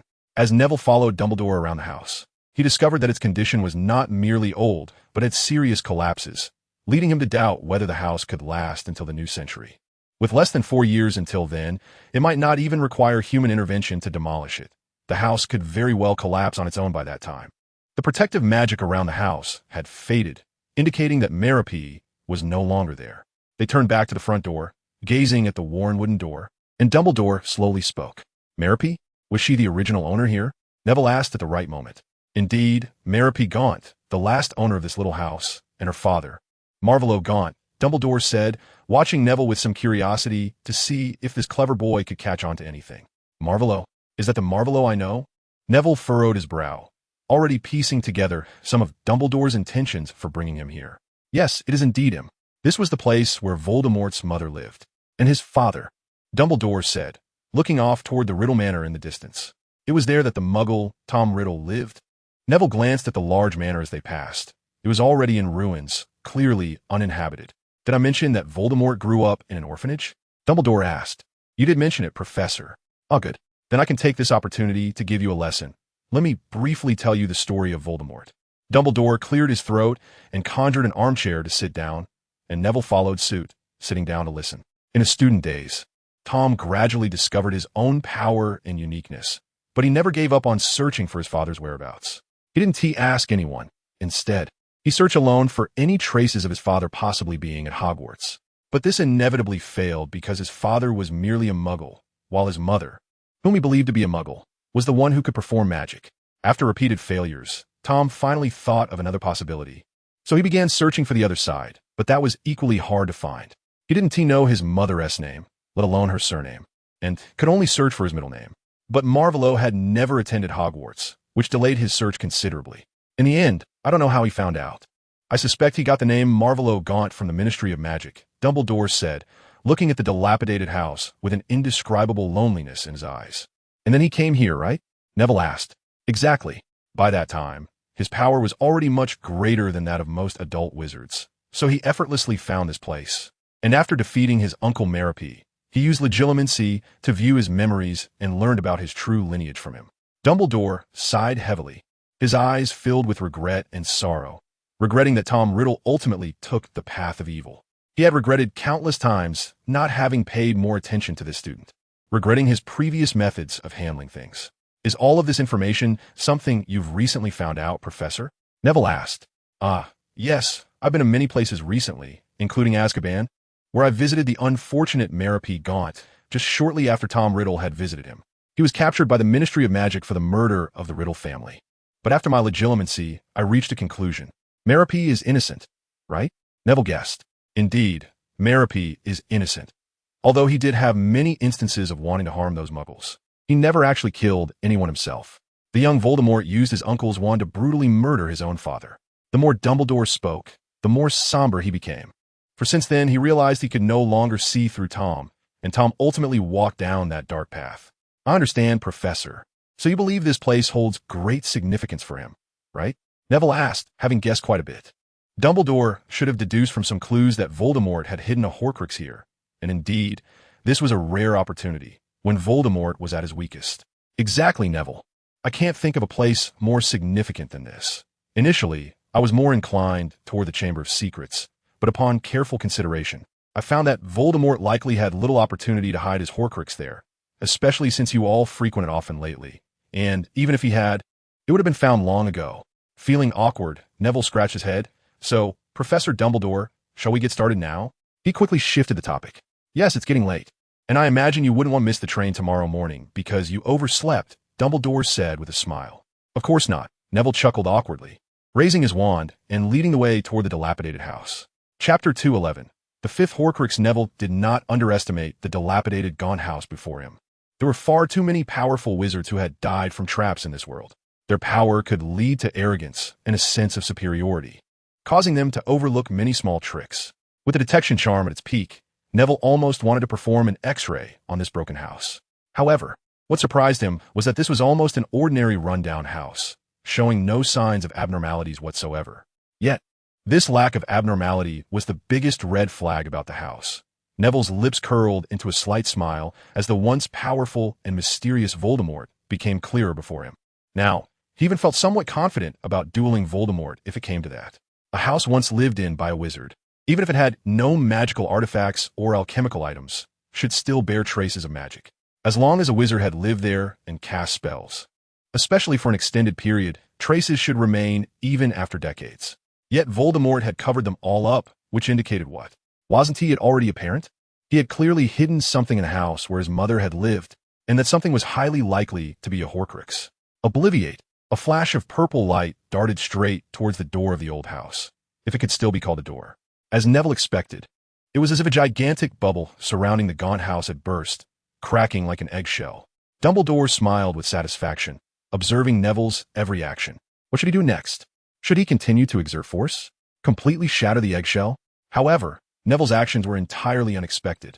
He not only refrained from further attempting to destroy Voldemort's protective enchantment, but instead pressed the tip of his wand against it. The soon-to-be broken eggshell began to visibly restore itself, and in a short while, it was back to its original state. Just as Dumbledore was about to inquire about Neville's intentions, Neville moved again. There was still a gap where Neville's countercurse had directly impacted. This was Neville's true objective. He began to cast a spell at this tiny opening while simultaneously maintaining the balance of the bubble. Dumbledore watched in amazement, not having anticipated that Neville would come up with such a method. This was not without significance, as the existence of this bubble could very well be related to Voldemort's subsequent traps. Both Neville and Dumbledore had been to the cave where Voldemort stored his Horcruxes, and they clearly did not think Voldemort would skimp on defenses for his own soul. The small hole grew larger under Neville's maintenance, and when it became big enough to serve as a door, he truly stood at the entrance and created a door. Only after completing all this did he stop, wipe away the non-existent sweat on his forehead, and turn back to Dumbledore, like a student seeking praise from teacher. Dumbledore did not disappoint him. He generously offered his compliments. A brilliant idea. I couldn't have done better myself. If you were still in school, I would definitely give you an extra 20 points, he said with a smile, completely oblivious to the situation. Hee, just a bit of cleverness, Neville replied, embarrassed, before he opened the door and stepped into the gaunt house. His expression became serious again, his wand held protectively in front of him, Moody's warnings fresh in his mind, and he was confident in his ability to respond to danger before it struck. However, he was disappointed after opening the broken door of the gaunt house and stepping inside. He began to doubt whether Dumbledore's information had been mistaken, for there were no defenses as he had imagined, only many shallow traces of magic, which were clearly domestic spells.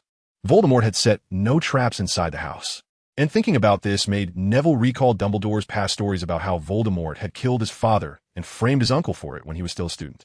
This meant that he might have been weaker than himself back then. In that case, it was understandable that there were no traps, but what about the Horcrux? His detection spell was not just for show, and he quickly put it to use, while Dumbledore followed him inside, curiously examining the layout of the room. However, when Neville sensed the entire room and found nothing unusual, he began to feel anxious. Dumbledore merely watched him in silence, and when Neville reopened his somewhat confused eyes, Dumbledore smiled happily.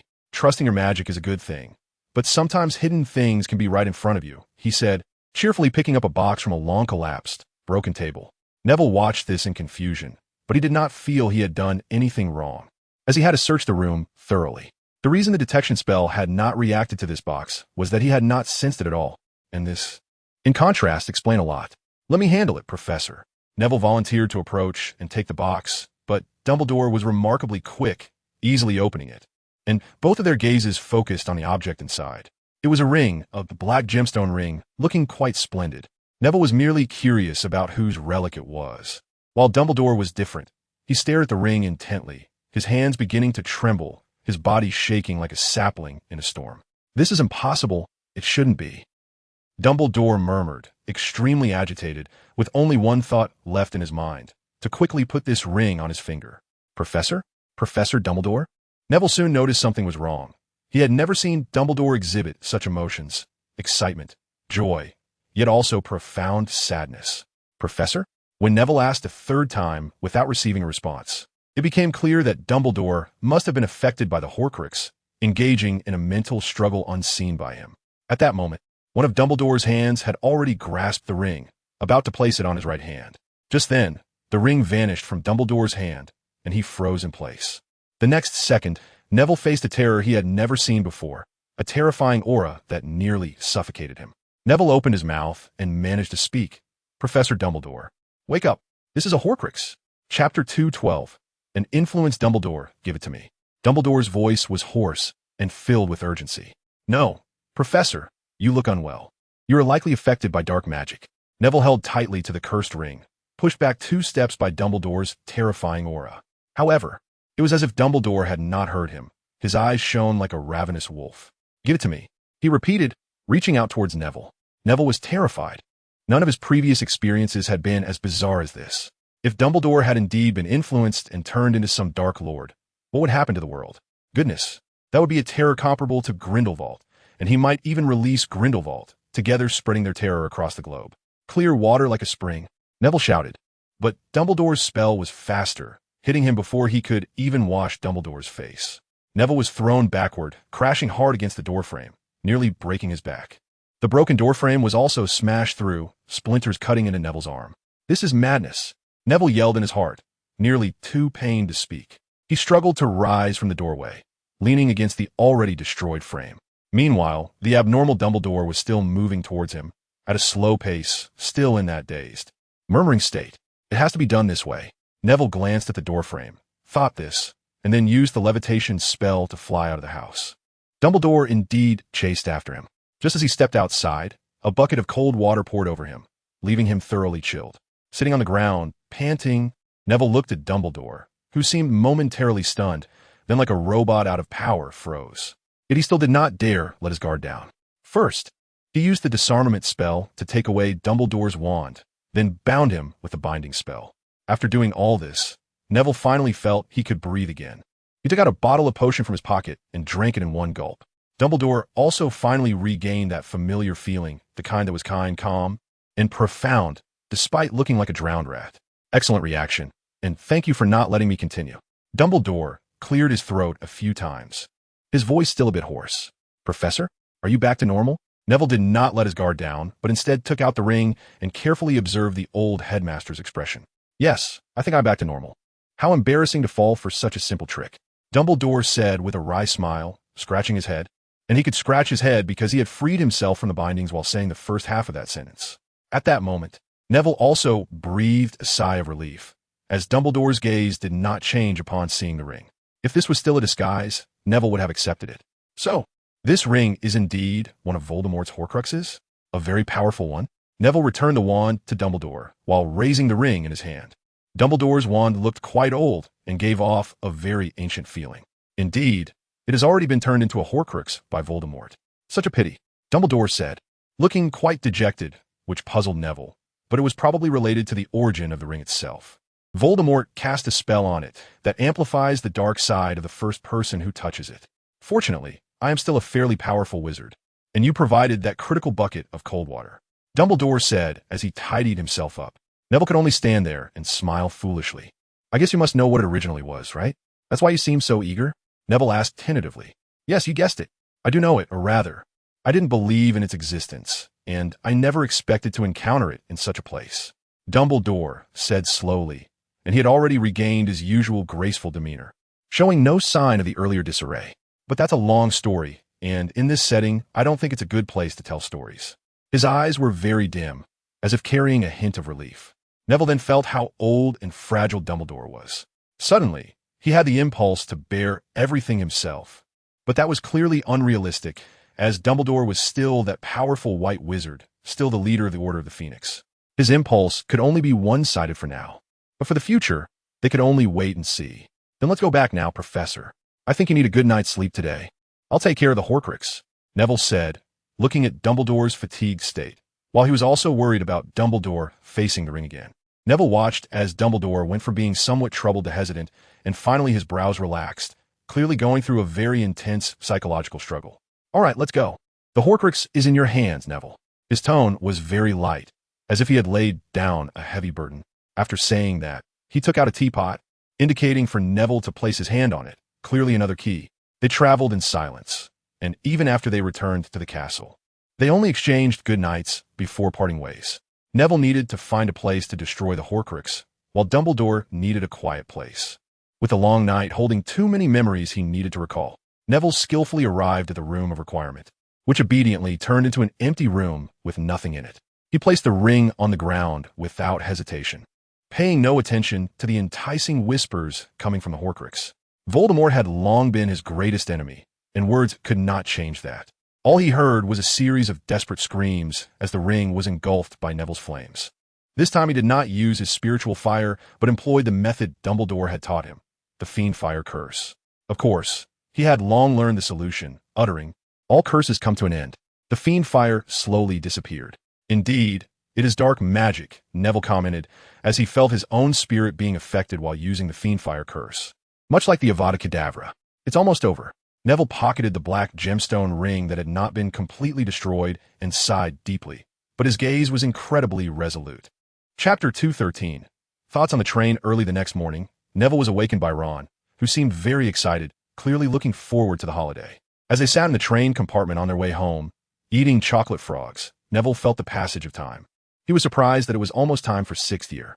He had hardly rested during his 5th year, even serving as a professor for a while. Neville turned to see Hermione sleeping against his shoulder. She seemed to have not slept well last night, looking drowsy when he saw her in the morning.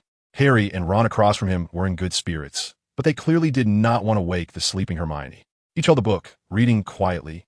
Even if they occasionally spoke, they did so in hushed tones. By now, they were quite accustomed to Neville and Hermione's relationship. But what Ron did not know was that his good friend Harry was about to betray him as well. Due to their study group, Harry and Ginny had been meeting more often, and naturally, they ended up walking together more frequently. Harry was not someone who would stubbornly hang on to a lost cause. After confirming that Cho and Cedric were getting along better, he had completely given up on Cho.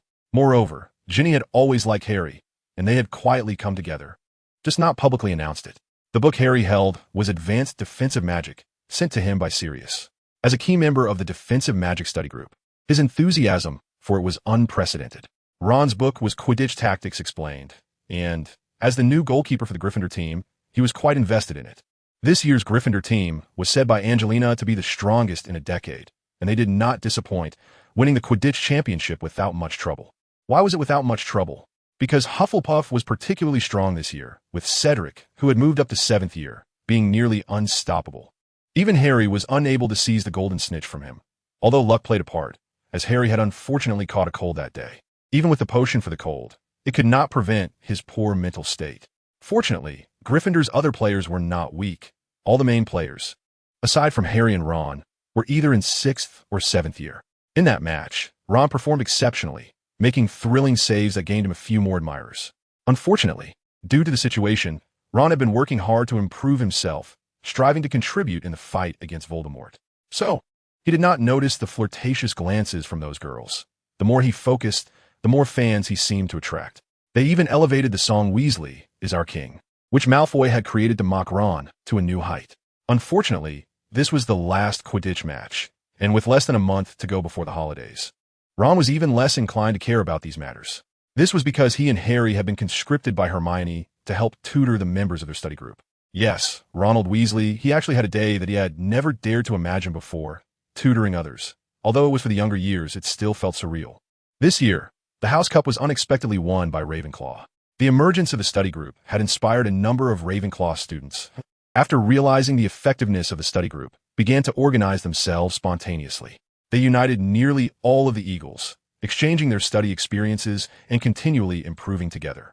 Their performance in class was also much more active than before, as the study group had set a collective goal to win this year's House Cup.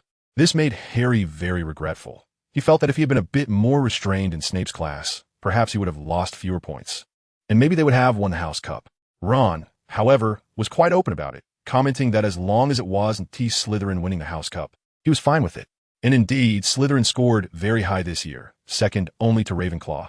Hufflepuff was third, while Gryffindor, due to a certain petty professor, ended up last for the first time in 5 years. Of course, this was also due to other reasons, such as some of Gryffindor's top scorers focusing their thoughts on other things. So when the final results of the House Cup were announced, another person who was even more frustrated than Harry was Hermione. Neville comforted her for quite a while before she stopped feeling guilty. "You're just worrying too much, Hermione. If you keep this up, you'll age very quickly." This was an unintentional remark from a certain red-haired boy. Then he enjoyed the last duel of his 5th year, being petrified for a whole hour by an annoyed Hermione. "You really should relax, Hermione. Don't tire yourself out too much." Neville said this in a steady tone, and Hermione gave him a roll of her eyes. She angrily walked in front of Neville and yanked a hair from his head. Holding the now somewhat gray hair, tears glistening in her eyes, her voice was sharp. But to Neville, it was profoundly moving. "Don't tire yourself out." In an instant, Neville understood what Hermione meant, and he hugged her tightly, causing a blush to spread across the girl's face. In a very low voice, he whispered in her ear, "Thank you, Hermione." He didn't know what to say or what to do. He just knew he could never let this feeling go to waste. However, in the process of feeling each other's hearts, they overlooked the other 2 people in the room of requirement. Harry was indifferent, sitting aside and enjoying the show, watching the entire scene unfold, from Ron and Hermione's duel to the 2 who had already begun to kiss each other lightly. Ron, however, was somewhat aggrieved. First, he was easily defeated by Hermione, and then he was fed a mouthful of dog food, which he found unacceptable. This frustration somehow helped him break free from the petrification on his mouth, and he shouted desperately, "You guys help me unpetrify." On the train, Neville pulled back his thoughts, gently turned his head, and carefully gazed at the girl beside him with tender eyes, afraid to wake her. Looking at Hermione's slightly closed eyes, he resisted the impulse to kiss her for the second time. His self-control was quite remarkable, otherwise he wouldn't have learned spells that adult wizards struggled with at such a young age. He had always noticed the girl as hard work, and in fact, when he disappeared, he wasn't always busy. Occasionally, beside the girl, there would always be a few sounds of wings flapping. Chapter 214. Bad news. King's Cross Station was as crowded as ever, but fortunately, they were no longer the rookies they once were, each hiding their luggage well. Finally avoiding the feeling of being exposed, Neville and Hermione were the last to leave the carriage. They shared a kiss, albeit only for a moment. Hermione seemed to want to hold on longer, but Neville gritted his teeth and let her go. Everything was not over yet, and he could only hide that love in his heart. The boy who once sought revenge understood better than anyone how precious love was, and through continuous learning, he finally understood what Dumbledore had said back then: love is the most powerful magic. Yes, he understood that magic is ultimately a very idealistic thing. Since it is idealistic, it will be influenced by emotions. Dumbledore said that the hatred in his heart was also born from love, and if such hatred could unleash terrifying flames, then what about true love? Neville did not know. He had experimented many times, all failures. This technique he read about in a very ancient magic book seemed to be akin to the Patronus charm, yet he could never transform this feeling into real power. This left him quite frustrated, even questioning whether he was someone without feelings or perhaps a hypocrite. Fortunately, his feelings for Hermione made him abandon this idea. Undoubtedly, he liked Hermione, a kind of selfish love that didn't want her to suffer any harm. Parting always comes with sadness. Hermione did not show any unusual behavior in front of her parents. She simply said goodbye to Neville and the others in a very straightforward manner before leaving with her parents. Neville gazed at her departing figure, slightly lost in thought, until his grandmother nudged him, snapping him back to reality. What? Are you reluctant to part with her? His grandmother's voice came, causing Neville to shiver. Can we not talk about this, Grandma? Neville's face flushed as he swatted his grandmother's hand off his back. Lady Longbottom only laughed, pulling him toward a telephone booth and then disapparating with him. Your grandmother is still your grandmother, no matter how impressive Neville was outside or what achievements he had. Once he returned home, he was still that grandson. After dinner, Neville did not linger too long in front of that tree. Tonight's task had begun, and he had to head to the headquarters of the Order of the Phoenix immediately. With a crisp pop, Neville disappeared from the Longbottom residence's yard. But what he didn't know was that shortly after he left, his grandmother, Lady Longbottom, slowly walked to that tree and offered a bouquet of lilies. Today was another meeting day for the Order of the Phoenix, and Neville was the first to arrive, although those who already lived there were another matter. Good evening, Sirius. Neville greeted the owner of the house, who looked in good spirits, wearing a robe that seemed quite comfortable and looking very dashing. Good evening, Neville. By the way, you're the first one here. Sirius leaned against the wall, smiling as he watched Neville skillfully hang his wizard robe on a hook. Oh really? Then it seems we have to wait a long time, Neville replied. Who says otherwise? But the situation seems to be looking good lately. There hasn't been any bad news from the Ministry of Magic, and the circumstances appear to be increasingly favorable for us. Let's hope so, Sirius. At that moment, another figure appeared at the entrance, responding to Neville. Aha, Remus, you absolutely have no idea what good stuff I bought, Sirius said, his enthusiasm rising. Let me guess, is it fire whiskey? Remus Lupin asked with a smile. I almost emptied a whole shop, Sirius said with a laugh. Neville rolled his eyes. He really didn't know how to respond to such a boast about money, and Lupin wasn't much better off. Just look at the pitiful patches on his clothes. They all walked to the dining room and sat down. After pouring them some drinks, Sirius ran back to the living room to wait for others, leaving Neville and Lupin staring at each other across the table. It's been a long time, Neville, Lupin said, breaking the silence that didn't last long. Yeah, it's been over a month, Professor Lupin, Neville replied with a smile. He had been busy with the tasks Dumbledore assigned him and hadn't been to the Order of the Phoenix. Aren't you curious about what I've been up to? Lupin asked curiously. Neville was puzzled by the question, then realized that Lupin might not have been to the Order either. So he asked, have you been busy with something, Professor Lupin? Lupin looked a bit surprised and then said, are you two? It seemed they both had their hands full. Dumbledore sure knew how to keep people occupied. Lupin forced a smile without waiting for Neville's answer. He hadn't had a good time lately. I've been working underground. Almost literally underground, he said, shaking his head. Neville took a sip of his butterbeer, indicating that he was listening carefully.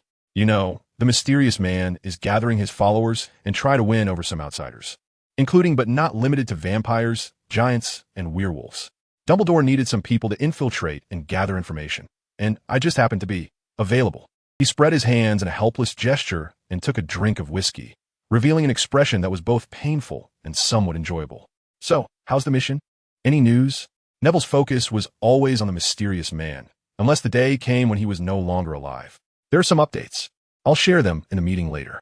There's quite a bit to discuss, but nothing particularly noteworthy. Lupin shook his head, looking very tired. They didn't talk for long before more people started to arrive. First Tonks, who knocked over a coat rack, waking Mrs. Black and causing quite a commotion. Then came the Weasley family, who generously gave Neville a homemade muffin. Next were Kingsley, followed by Euphemia Doge and Daedalus Diggle, who arrived together. Then the Hogwarts professors arrived, and Dumbledore came too, which signaled that this meeting was very important. Professor McGonagall was still her usual stern self, and Snape nearly got into a fight with Sirius. Before long, almost everyone had arrived, but one very important member was still missing, with no word from him at all. Most people chatted at the dining table, exchanging information, but Neville fell silent, sensing something was off. He looked at Dumbledore and noticed his heavy expression, because the Order's second-in-command, Mad-Eye Moody, had yet to show up, and he hadn't sent any word or even taken a leave of absence, which was evident from Dumbledore's demeanor. The people in the dining room seemed to gradually realize something was wrong and fell silent. Just then, a feather burst from Dumbledore and floated down to the center of the table, igniting to form several characters. No one understood the strange characters except for Dumbledore, whose already somber face grew even darker. After a long pause, he murmured, Alastair Moody, just now, has fallen. Chapter 215. The Bate Plan Moody's funeral was held in the evening, and he was buried next to his long-abandoned old home, where a small graveyard held his parents and grandfather, and now he joined them. They had not found Moody's body, according to the last message he sent. He was most likely killed by Voldemort himself. By the time Dumbledore and some members of the Order arrived, only a broken prosthetic leg remained on the ground. Tonks was nearly in tears. Moody had brought her into this world, and she had always held him in awe, but now he had passed away without a sound. She couldn't even recover his body. Neville was also very sad. He might have been one of the most affected among those present, but his experiences had already toughened him, wrapping him in thick armor. The first meeting at the start of summer vacation turned into a memorial for Mad-Eye Moody, with people gathered around the small gravestone, reminiscing about their eccentric colleague. He had always been so reliable and strong, but now he was just gone. At the back of the crowd, Neville was whispering to Sirius. How do you think he was found? He should have been more cautious than anyone. Not sure. Maybe some kind of dark magic. After all, we don't know much about the mysterious man, Sirius replied. He referred to Voldemort as the mysterious man because they had started to realize some things. Perhaps Voldemort had placed a curse on his name. After all, Moody's death was too suspicious. If what Professor Dumbledore said is true, can we track him down the same way? Neville suddenly had an idea. Sirius thought for a moment and nodded slightly. That makes some sense. So what name should we use? Harry Potter? The boy who lived? Neville scratched his head, his expression not looking good. Indeed, if this method was feasible, it wouldn't be practical. There were too many people who mentioned Voldemort's name, and those names often appear in the newspapers. They couldn't possibly track down everyone who said those names. That would be unrealistic. Let's stick to the previous plan. Didn't Dumbledore already draft a plan? Besides, didn't he say last time that it was basically ready? Sirius patted Neville on the shoulder, looking at the boy who had grown taller than him, with an encouraging expression. Although he didn't know all of Dumbledore's plans, he understood some things related to Neville. That's all we can do. Neville stopped talking and silently walked back into the crowd, becoming an ostrich again. He was really very sad, almost to the point of shutting down. Those days of training with Moody, though incredibly tough, were now a joyful memory. No matter how much Moody pressured him, he was always careful to control his strength, never letting Neville truly feel pain. Moody was such a good person, even if he was a bit eccentric and often scared people with his appearance. But why did he have to disappear like this? They had all agreed to supervise Harry's practice and to show him what they had learned. Suddenly, someone patted him on the back. Neville turned around stiffly, wiping away his tears with his sleeve. He thought he wouldn't cry anymore, but why was it still so painful? Don't be sad, child. Neville's eyes finally cleared, and he recognized the voice. It was Dumbledore. Alastair's journey has come to an end. Dumbledore was extremely tired. He hadn't slept at all last night. Moody was an old friend of his, yet he had to hide all his pain because he was the leader of the Order of the Phoenix. He needed to lead everyone out of the shadow as soon as possible. No, Professor, Neville's voice was a bit choked. I understand everything. But now is not the time for us to relax, Neville. The Dark Lord has returned, and he is no longer alone. From what I understand, he has gathered at least 30 followers. Although their abilities vary greatly, that is not a reason for us to let our guard down. We must complete that assignment as soon as possible. Otherwise, when he becomes fully powerful, he will no longer be interested in this bait. I think you understand, right, Neville? I understand, Professor Dumbledore. Neville gritted his teeth and said, I will do whatever it takes to achieve our goal. Dumbledore couldn't see his face, but he still frowned. However, he said nothing more and simply patted Neville on the shoulder. The news quickly spread, but only a small part of it. The Ministry of Magic remained stubborn, and Dumbledore had completely lost hope in them. He decided to rely on himself and his Order of the Phoenix. When Harry learned about this, he cried harder than Tonks, as Moody had always taken care of him. Among the students, apart from Neville, he had the deepest feelings for Moody. Meanwhile, Neville was already working on the final step. He locked himself in the basement every day, staring at those bottles and jars with a blank expression, as if he were looking at corpses. Dumbledore's plan was not difficult. Thanks to Neville, they currently had a significant advantage, an information advantage. Voldemort did not know that his loyal servants had already perished, and his dark mark had no effect because Neville had burned them all to ashes. This created an illusion for Voldemort, a false impression that these missing followers might still be alive. What would Voldemort do once he received news about these missing Death Eaters? He would do everything possible to bring them back, and this was the trap Dumbledore had set for him. But how could he fall for it? Voldemort wasn't stupid and would certainly not believe such unfounded news. Therefore, a third party was needed. Dumbledore wanted to create another dark wizard, someone who had kidnapped these people from Azkaban and locked them up for experiments. Neville was to play this dark wizard.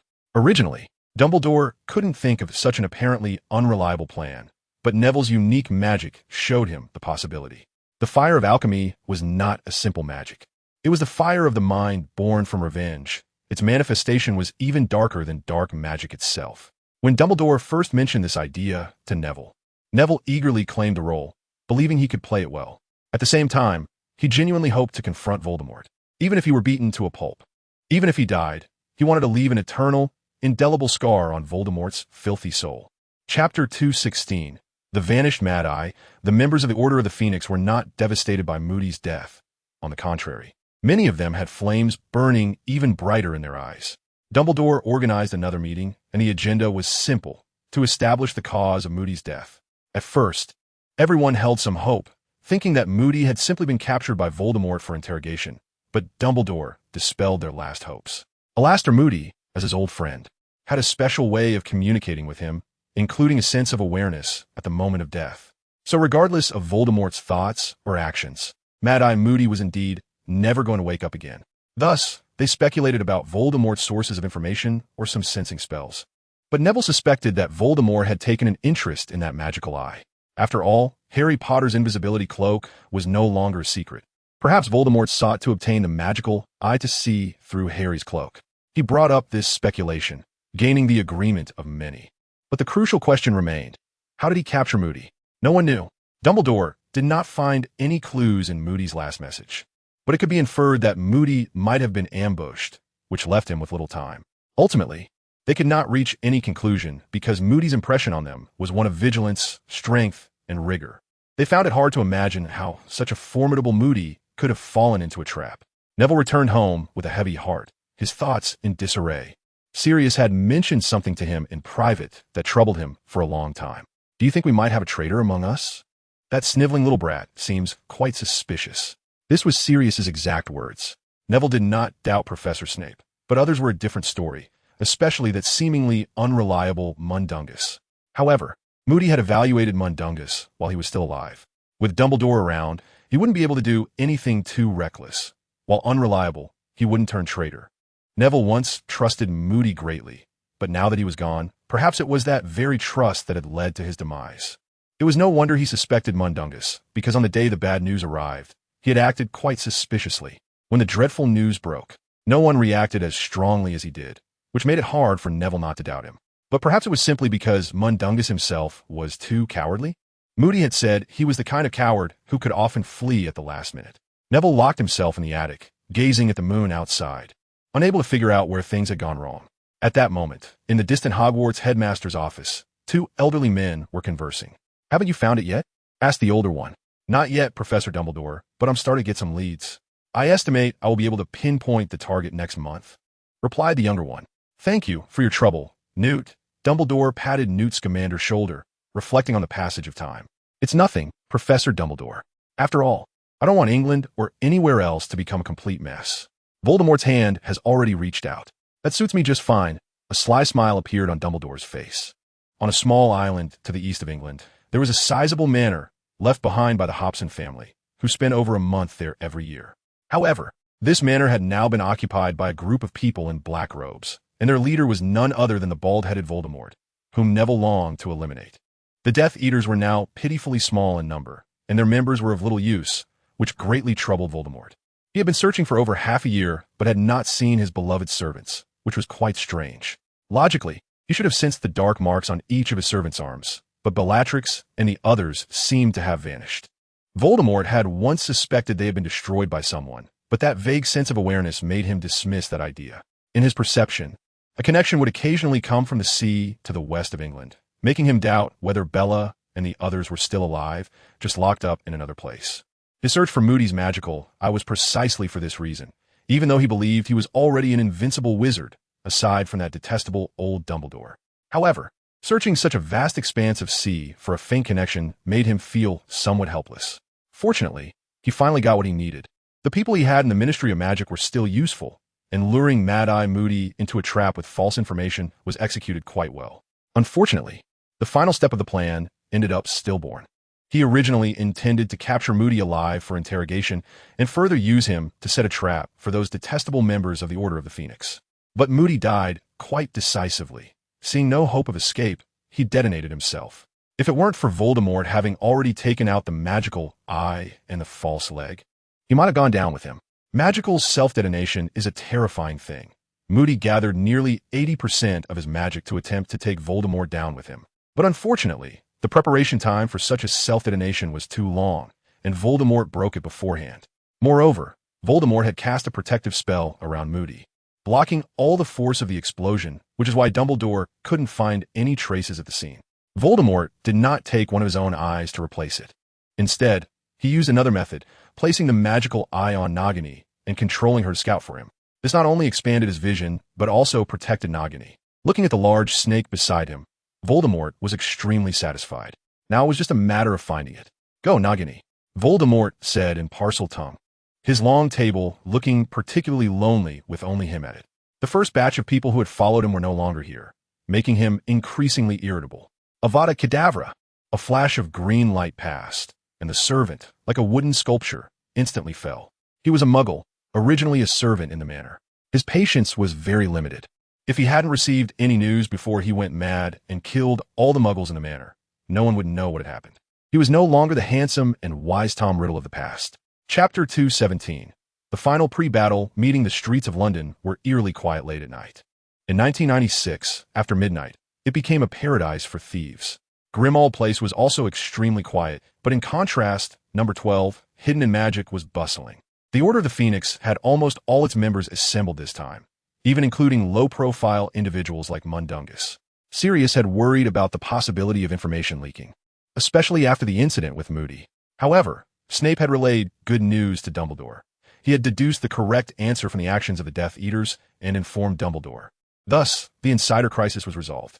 Today, the last day of July, Dumbledore's arrangements were finally complete, and there was even additional good news. "So, Professor, is it very likely that the snake is also in that sea area?" Neville asked quietly, as he was sitting with Dumbledore in a room where Neville had once lived. There were no chairs in the room. They both sat on the bed. Dumbledore appeared quite confident, yet there was a hint of worry in his expression. "Yes, and judging from the news from Severus, it's very likely that Tom will use a Laster's eye on that snake." Dumbledore's tone seemed very lighthearted, as if he didn't want Neville to feel any pressure. But Neville still frowned. Moody's magical eye was not something simple. Its greatest power was its ability to see through things. Although the range of this vision shouldn't be too far, what if Voldemort did something to it? Seemingly sensing Neville's concern, Dumbledore quickly reassured him. "It's not as difficult as you think. Tom shouldn't be able to do much to it. That magical eye is certainly not a simple object." "Oh, let me think. If I remember correctly, ancient Egypt had a kind of magic like that, right? But I've heard they made eyes out of sand." "That's right, and Moody's magical eye was indeed found in an ancient Egyptian tomb." Dumbledore seemed to be trying to make himself smile, but his old face didn't budge. Neville couldn't help but feel a wave of nausea. He wanted to make a sarcastic remark, but Moody was already dead. What could he say? Just like Moody, it really is his style. After holding it in for a long time, Neville finally managed to say this. "Indeed, it is his style. So at least we don't have to worry about too many unknowns." Dumbledore patted his shoulder, stood up, and walked toward the door. "Let's go, my child.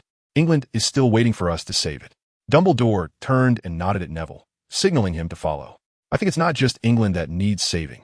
After all, it has already stretched its claws across the strait, hasn't it? Then we need to act immediately." Dumbledore finally managed to squeeze out a smile, although it looked somewhat eerie. They arrived at the dining room, which no longer resembled its original form. Besides the long table and chairs that were originally there, many new things have been added. For example, a very prominent entire map of England, marked with many items, indicating that everyone had contributed. There was also a large blackboard, but today Dumbledore didn't need it. The members of the Order of the Phoenix had already seated themselves at the dining table, and Dumbledore confidently walked to the head of the table. However, he did not sit down, but instead passed the head of the table to stand in front of the map of England hanging on the wall. Everyone's gaze followed him, waiting for their leader's next instructions. Dumbledore did not hesitate to mark something on the right side of the map, and the crowd looked over, only to be astonished to find that it was the sea to the east of England. The place Dumbledore pointed out didn't even have a marker for a small island. The target of this operation is a small island in this sea area. I have received information that it is very likely that a wizard resides on this unobserved island by muggles. No one interrupted Dumbledore's words, even though they sounded somewhat baffling. "Our goal this time is this wizard. As far as I know, he has not yet taken any extreme actions and may be persuaded by us." "Albus, I apologize for interrupting, but I still want to say, you mean we have gathered so many people just to recruit a wizard?" Neville looked in the direction of the voice and found that the speaker was Edo Artis Doge, a veteran of the Order of the Phoenix and an old friend of Dumbledore's. Dumbledore replied calmly, "Thank you, Edo Artis, but I still have some information I haven't mentioned." He did not hold back, but continued, revealing a shocking answer. That is, this wizard may have taken away the Death Eaters who disappeared from Azkaban. As soon as these words were spoken, the whole room was stunned. The mass breakout of Death Eaters from Azkaban had been some time ago, and even after so long, the Auror office and members of the Order of the Phoenix still had no clues about it. Of course, among these people, Dumbledore is not included. He is the one who knows everything and has even vaguely guessed another very difficult matter. How was this possible, Dumbledore? Are you saying those guys were taken out of Azkaban by this mysterious wizard? Sirius asked, startled.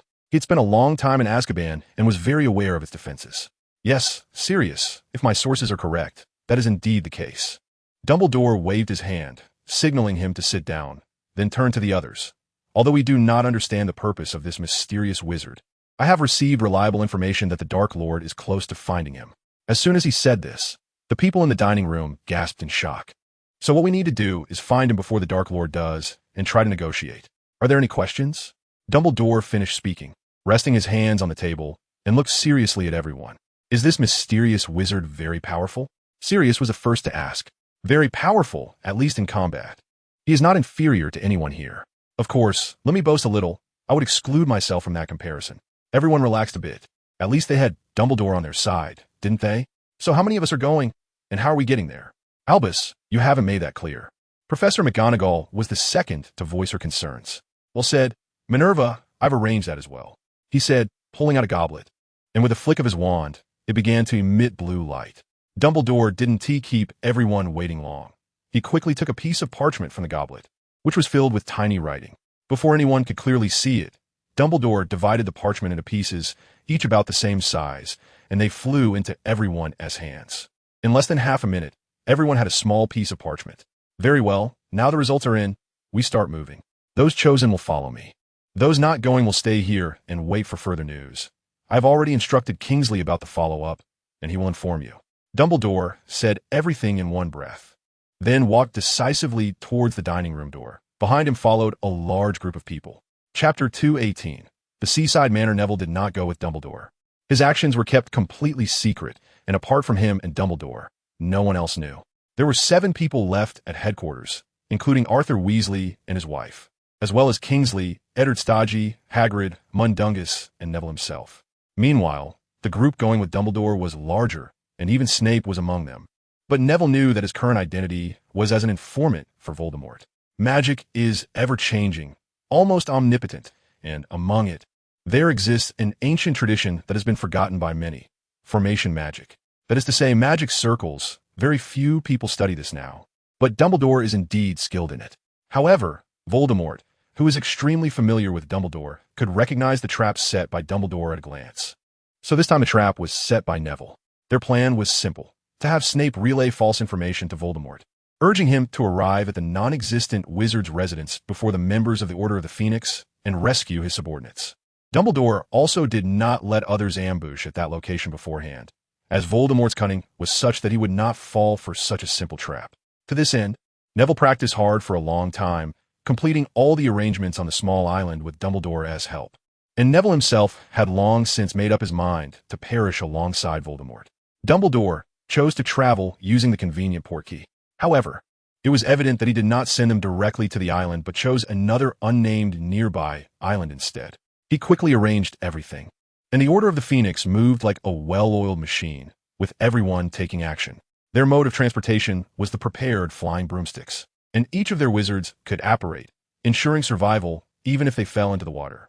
This was also the reason why Hagrid was not included in this mission. Otherwise, given his connection to Voldemort, he would have been very eager to see Tom Riddle's downfall with his own eyes.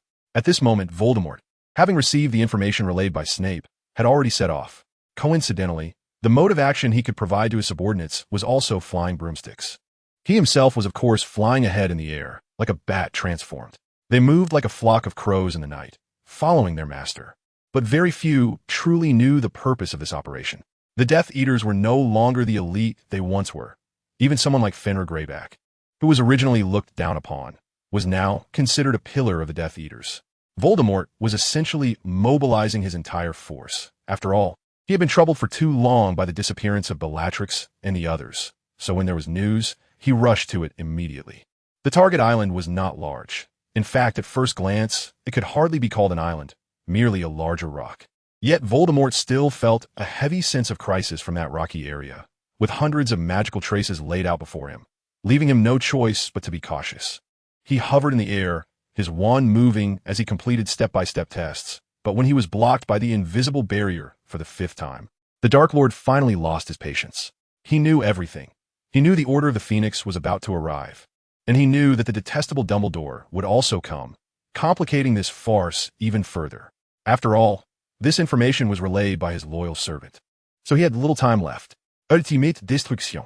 Voldemort swung his wand violently, and a terrifying red light shot toward the invisible bubble. The invisible barrier suddenly revealed itself and was dyed a magma-like orange-red, followed by gradual shattering. Voldemort looked at his masterpiece with satisfaction and then saw what was hidden beneath the barrier. It was a miraculous manor situated on the surface of the sea, filled with the aura of dark magic. Seeing this manor, Voldemort finally showed a hint of a smile with a wave of his hand.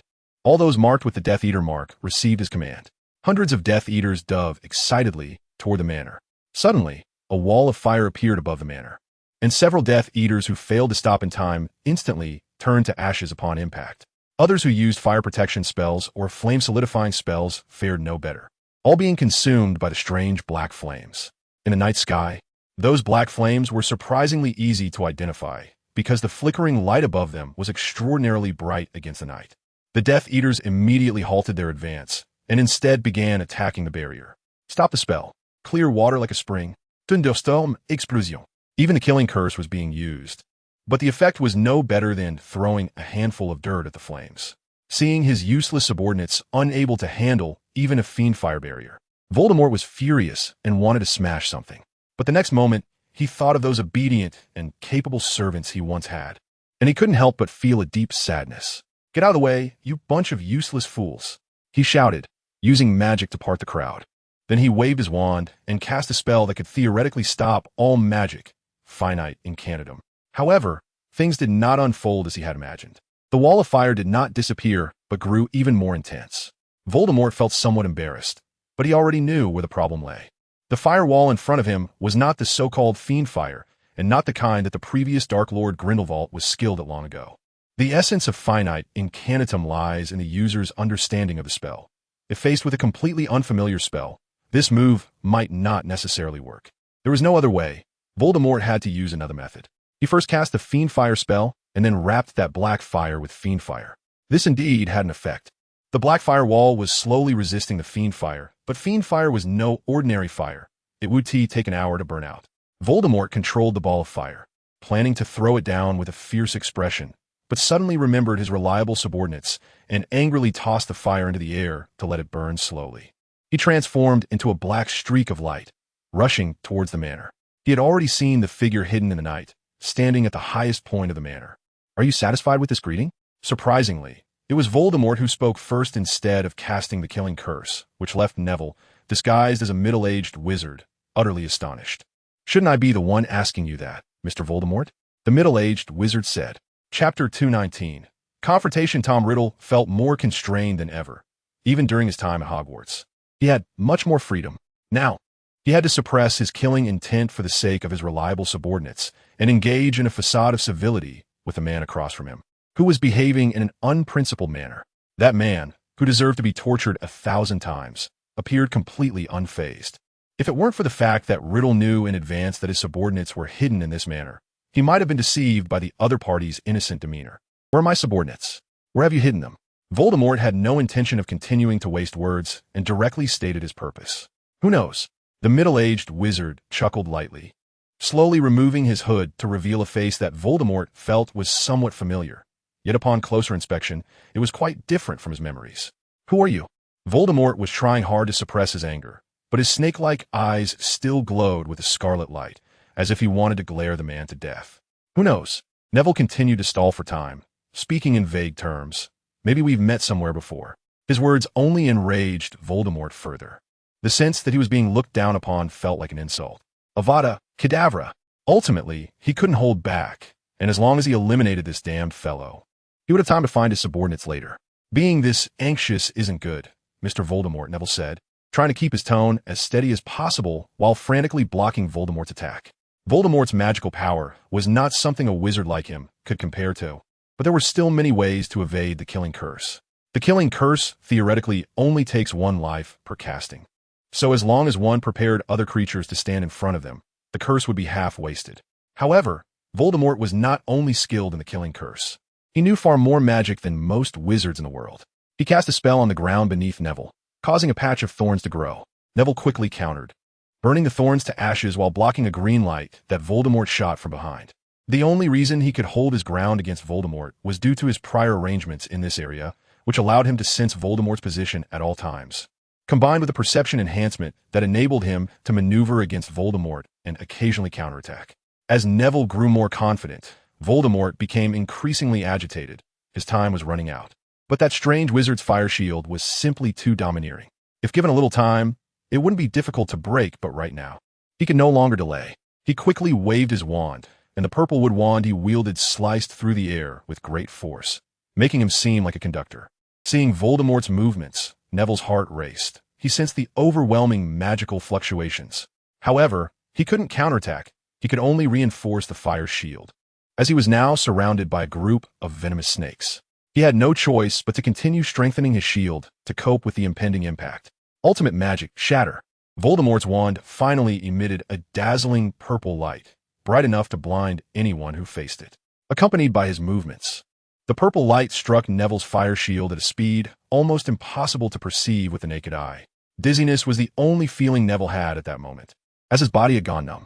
The purple light successfully broke through several barriers, but ultimately left one last layer, which was why Neville didn't die on the spot. However, the kinetic energy from the impact still sent him flying several meters away, crashing heavily against a manor's wall, leaving him dazed and confused. Grab him! Voldemort's voice echoed in the air, meant for the Death Eaters, while he himself had already rushed into the manor. He missed his reliable subordinates, if they were around. He wouldn't have been chased away by Dumbledore. He's here. Quickly, capture him! Neville struggled to pull himself from the wall, and he could already hear the Death Eaters shouting nearby. Fortunately, his wand had not fallen and was still tightly gripped in his hand. Voldemort probably thinks I was knocked out, Neville thought, quickly waving his wand and instantly taking down a charging Death Eater. But then he realized he was gravely mistaken. Voldemort did not think he was unconscious, nor could his incompetent subordinates deal with him. Instead, his biggest trump card, the fire of the mind, or the fire of revenge, had been broken. He could no longer summon that flame. No matter how intense his desire for revenge or kill was, it was futile. Voldemort had directly disabled his spells instead of breaking them. Indeed, there were spells I had never heard of before. Watching the encroaching Death Eaters, Neville's expression became serious, but this seriousness quickly faded, replaced by a hint of mockery. But unfortunately, in this area, I still have many things I can do. A smile appeared on Neville's lips, and as soon as he finished speaking, he disappeared from the spot, far more suddenly than apparition. What? Where'd he go? Damn it! Where'd he hide? The Master will kill us. The Death Eaters began to stir, gathering together near the manor's entrance. Suddenly, a dazzling white light streaked through the air, and a rope swiftly traversed the low ground, tripping almost all the Death Eaters. Just as they were about to fall, another beam of white light sent their wands spinning away in one direction. The new use of the leg-locking curse has taught me another lesson, Professor Dumbledore. It seems your body is still in good shape. This was an elderly voice, but undoubtedly, the owner of the voice was in high spirits. Your disarming weapon is quite creative too. I had never thought of using it against multiple targets. An even older voice replied. The Death Eaters immediately fell into chaos. They hadn't even had a chance to say anything when the arriving rope bound them tightly, rendering them unable to move. D.D. Dumbledore. It was unclear who spoke first, but all eyes turned towards the source, where two elderly figures stood, Albus Dumbledore and a much older student of his, Newt Scamander. Chapter 220. The end. He escaped quite quickly. Newt hadn't exerted much effort, and the Death Eaters had already been subdued by the arriving members of the Order of the Phoenix, while their master, Tom Riddle, had fled even faster than a rabbit upon realizing it was a trap. But this island was not somewhere one could just come and go as they pleased. The anti-apparition spells filled the surrounding area, and he could only fly through the air like a vampire. Tom, Your journey should end here. And his greatest enemy, Albus Dumbledore, stood before Voldemort. He was actually walking in the air, as if he could use the air as a foothold, stepping closer and closer to Voldemort. Voldemort had never been so flustered.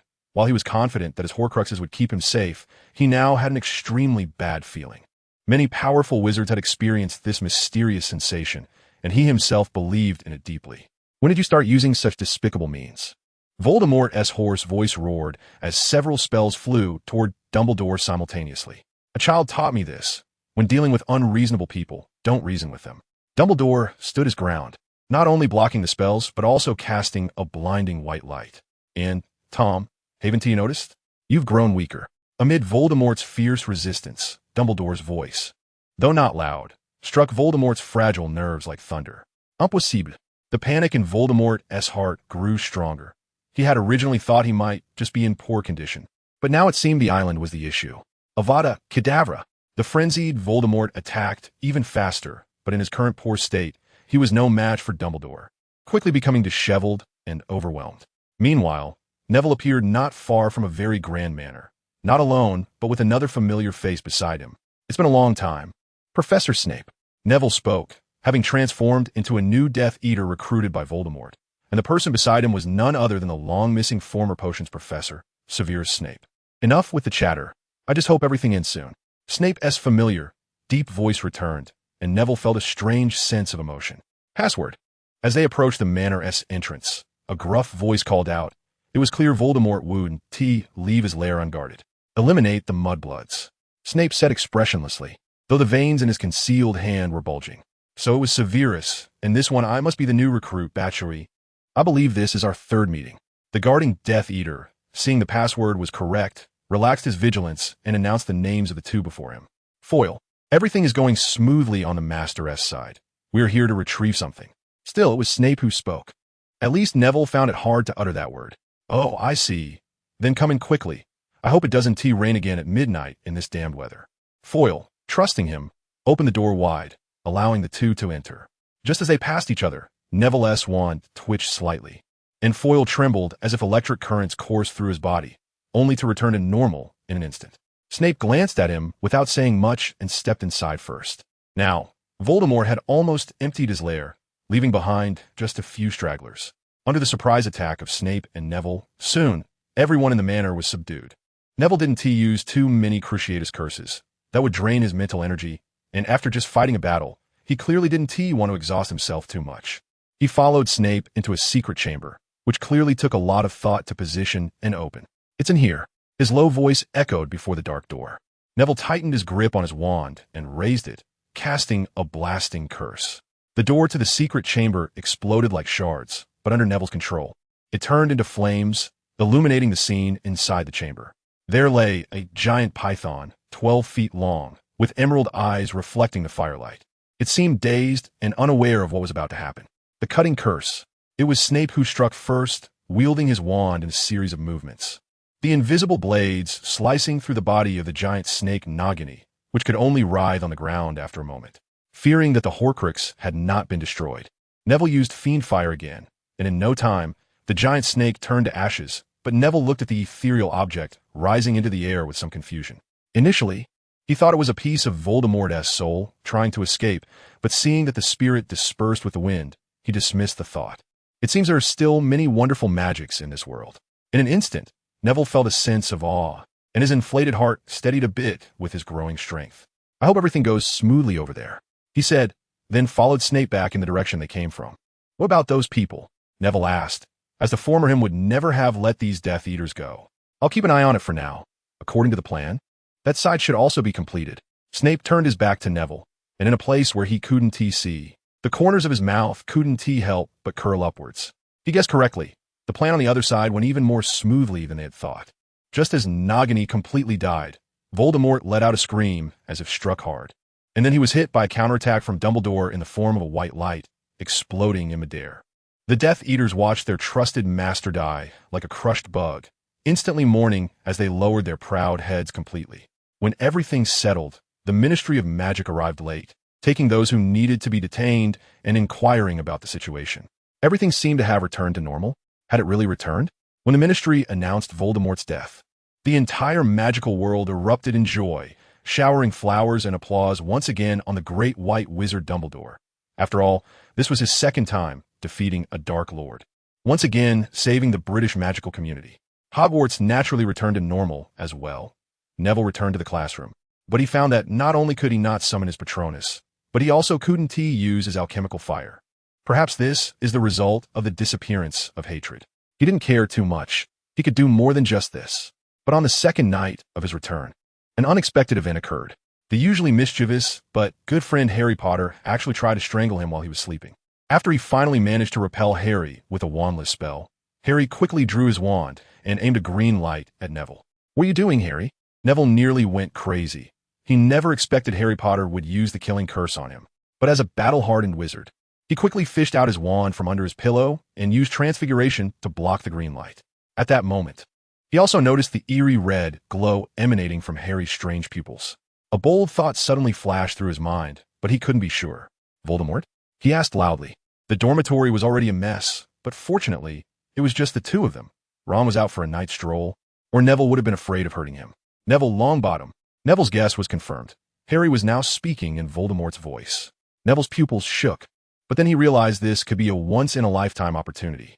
Voldemort didn't take him, a still-studying wizard, too seriously, so Neville began to show weakness, focusing more on defense than offense, creating the impression that he was barely resisting. Suddenly, Harry Potter stumbled, and one of his eyes returned to its green color. "Neville, don't worry about me. Take him down with me." It was indeed Harry's voice. He hadn't disappeared and wasn't completely losing the battle for his body. It was just that Voldemort was still in control.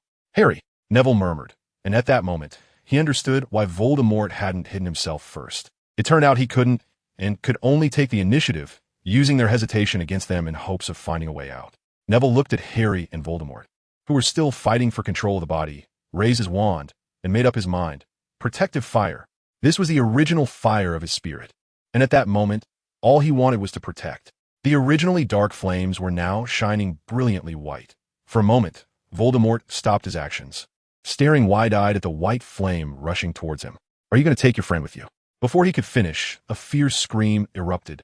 Voldemort's voice rising by more than an octave, as if he were a cartoon cat that had been poked in the rear, but far more sorrowful than the Tom he was named after. Under the enveloping light, Harry Potter suffered no harm at all. Of course, his clothes didn't escape unscathed, and his wand, having fallen during the struggle for control, was spared. Voldemort, however, evaporated from Harry's body like steam, dissipating into the air as if he had never existed. At that moment, Neville's heart was incredibly clear. He had completely let go of the past, breaking free from the shadows of those years. "Buddy, I know you're happy, but we might be in trouble now," Harry said awkwardly, hurrying to put on a new robe. Sure enough, the dormitory door was soon flung open, revealing Dumbledore, followed by a group of professors. Looking at the mess on the floor, Professor McGonagall nearly fainted from shock. Just as she was about to say something, Dumbledore interrupted her. "Is it all over?" Dumbledore looked at Neville. "It's all over, Headmaster." Introduction. About the redemption of Harry Potter's soul. A Harry Potter fanfiction. Neville Longbottom, originally a timid boy. Despite having true courage within, he had long been a punching bag.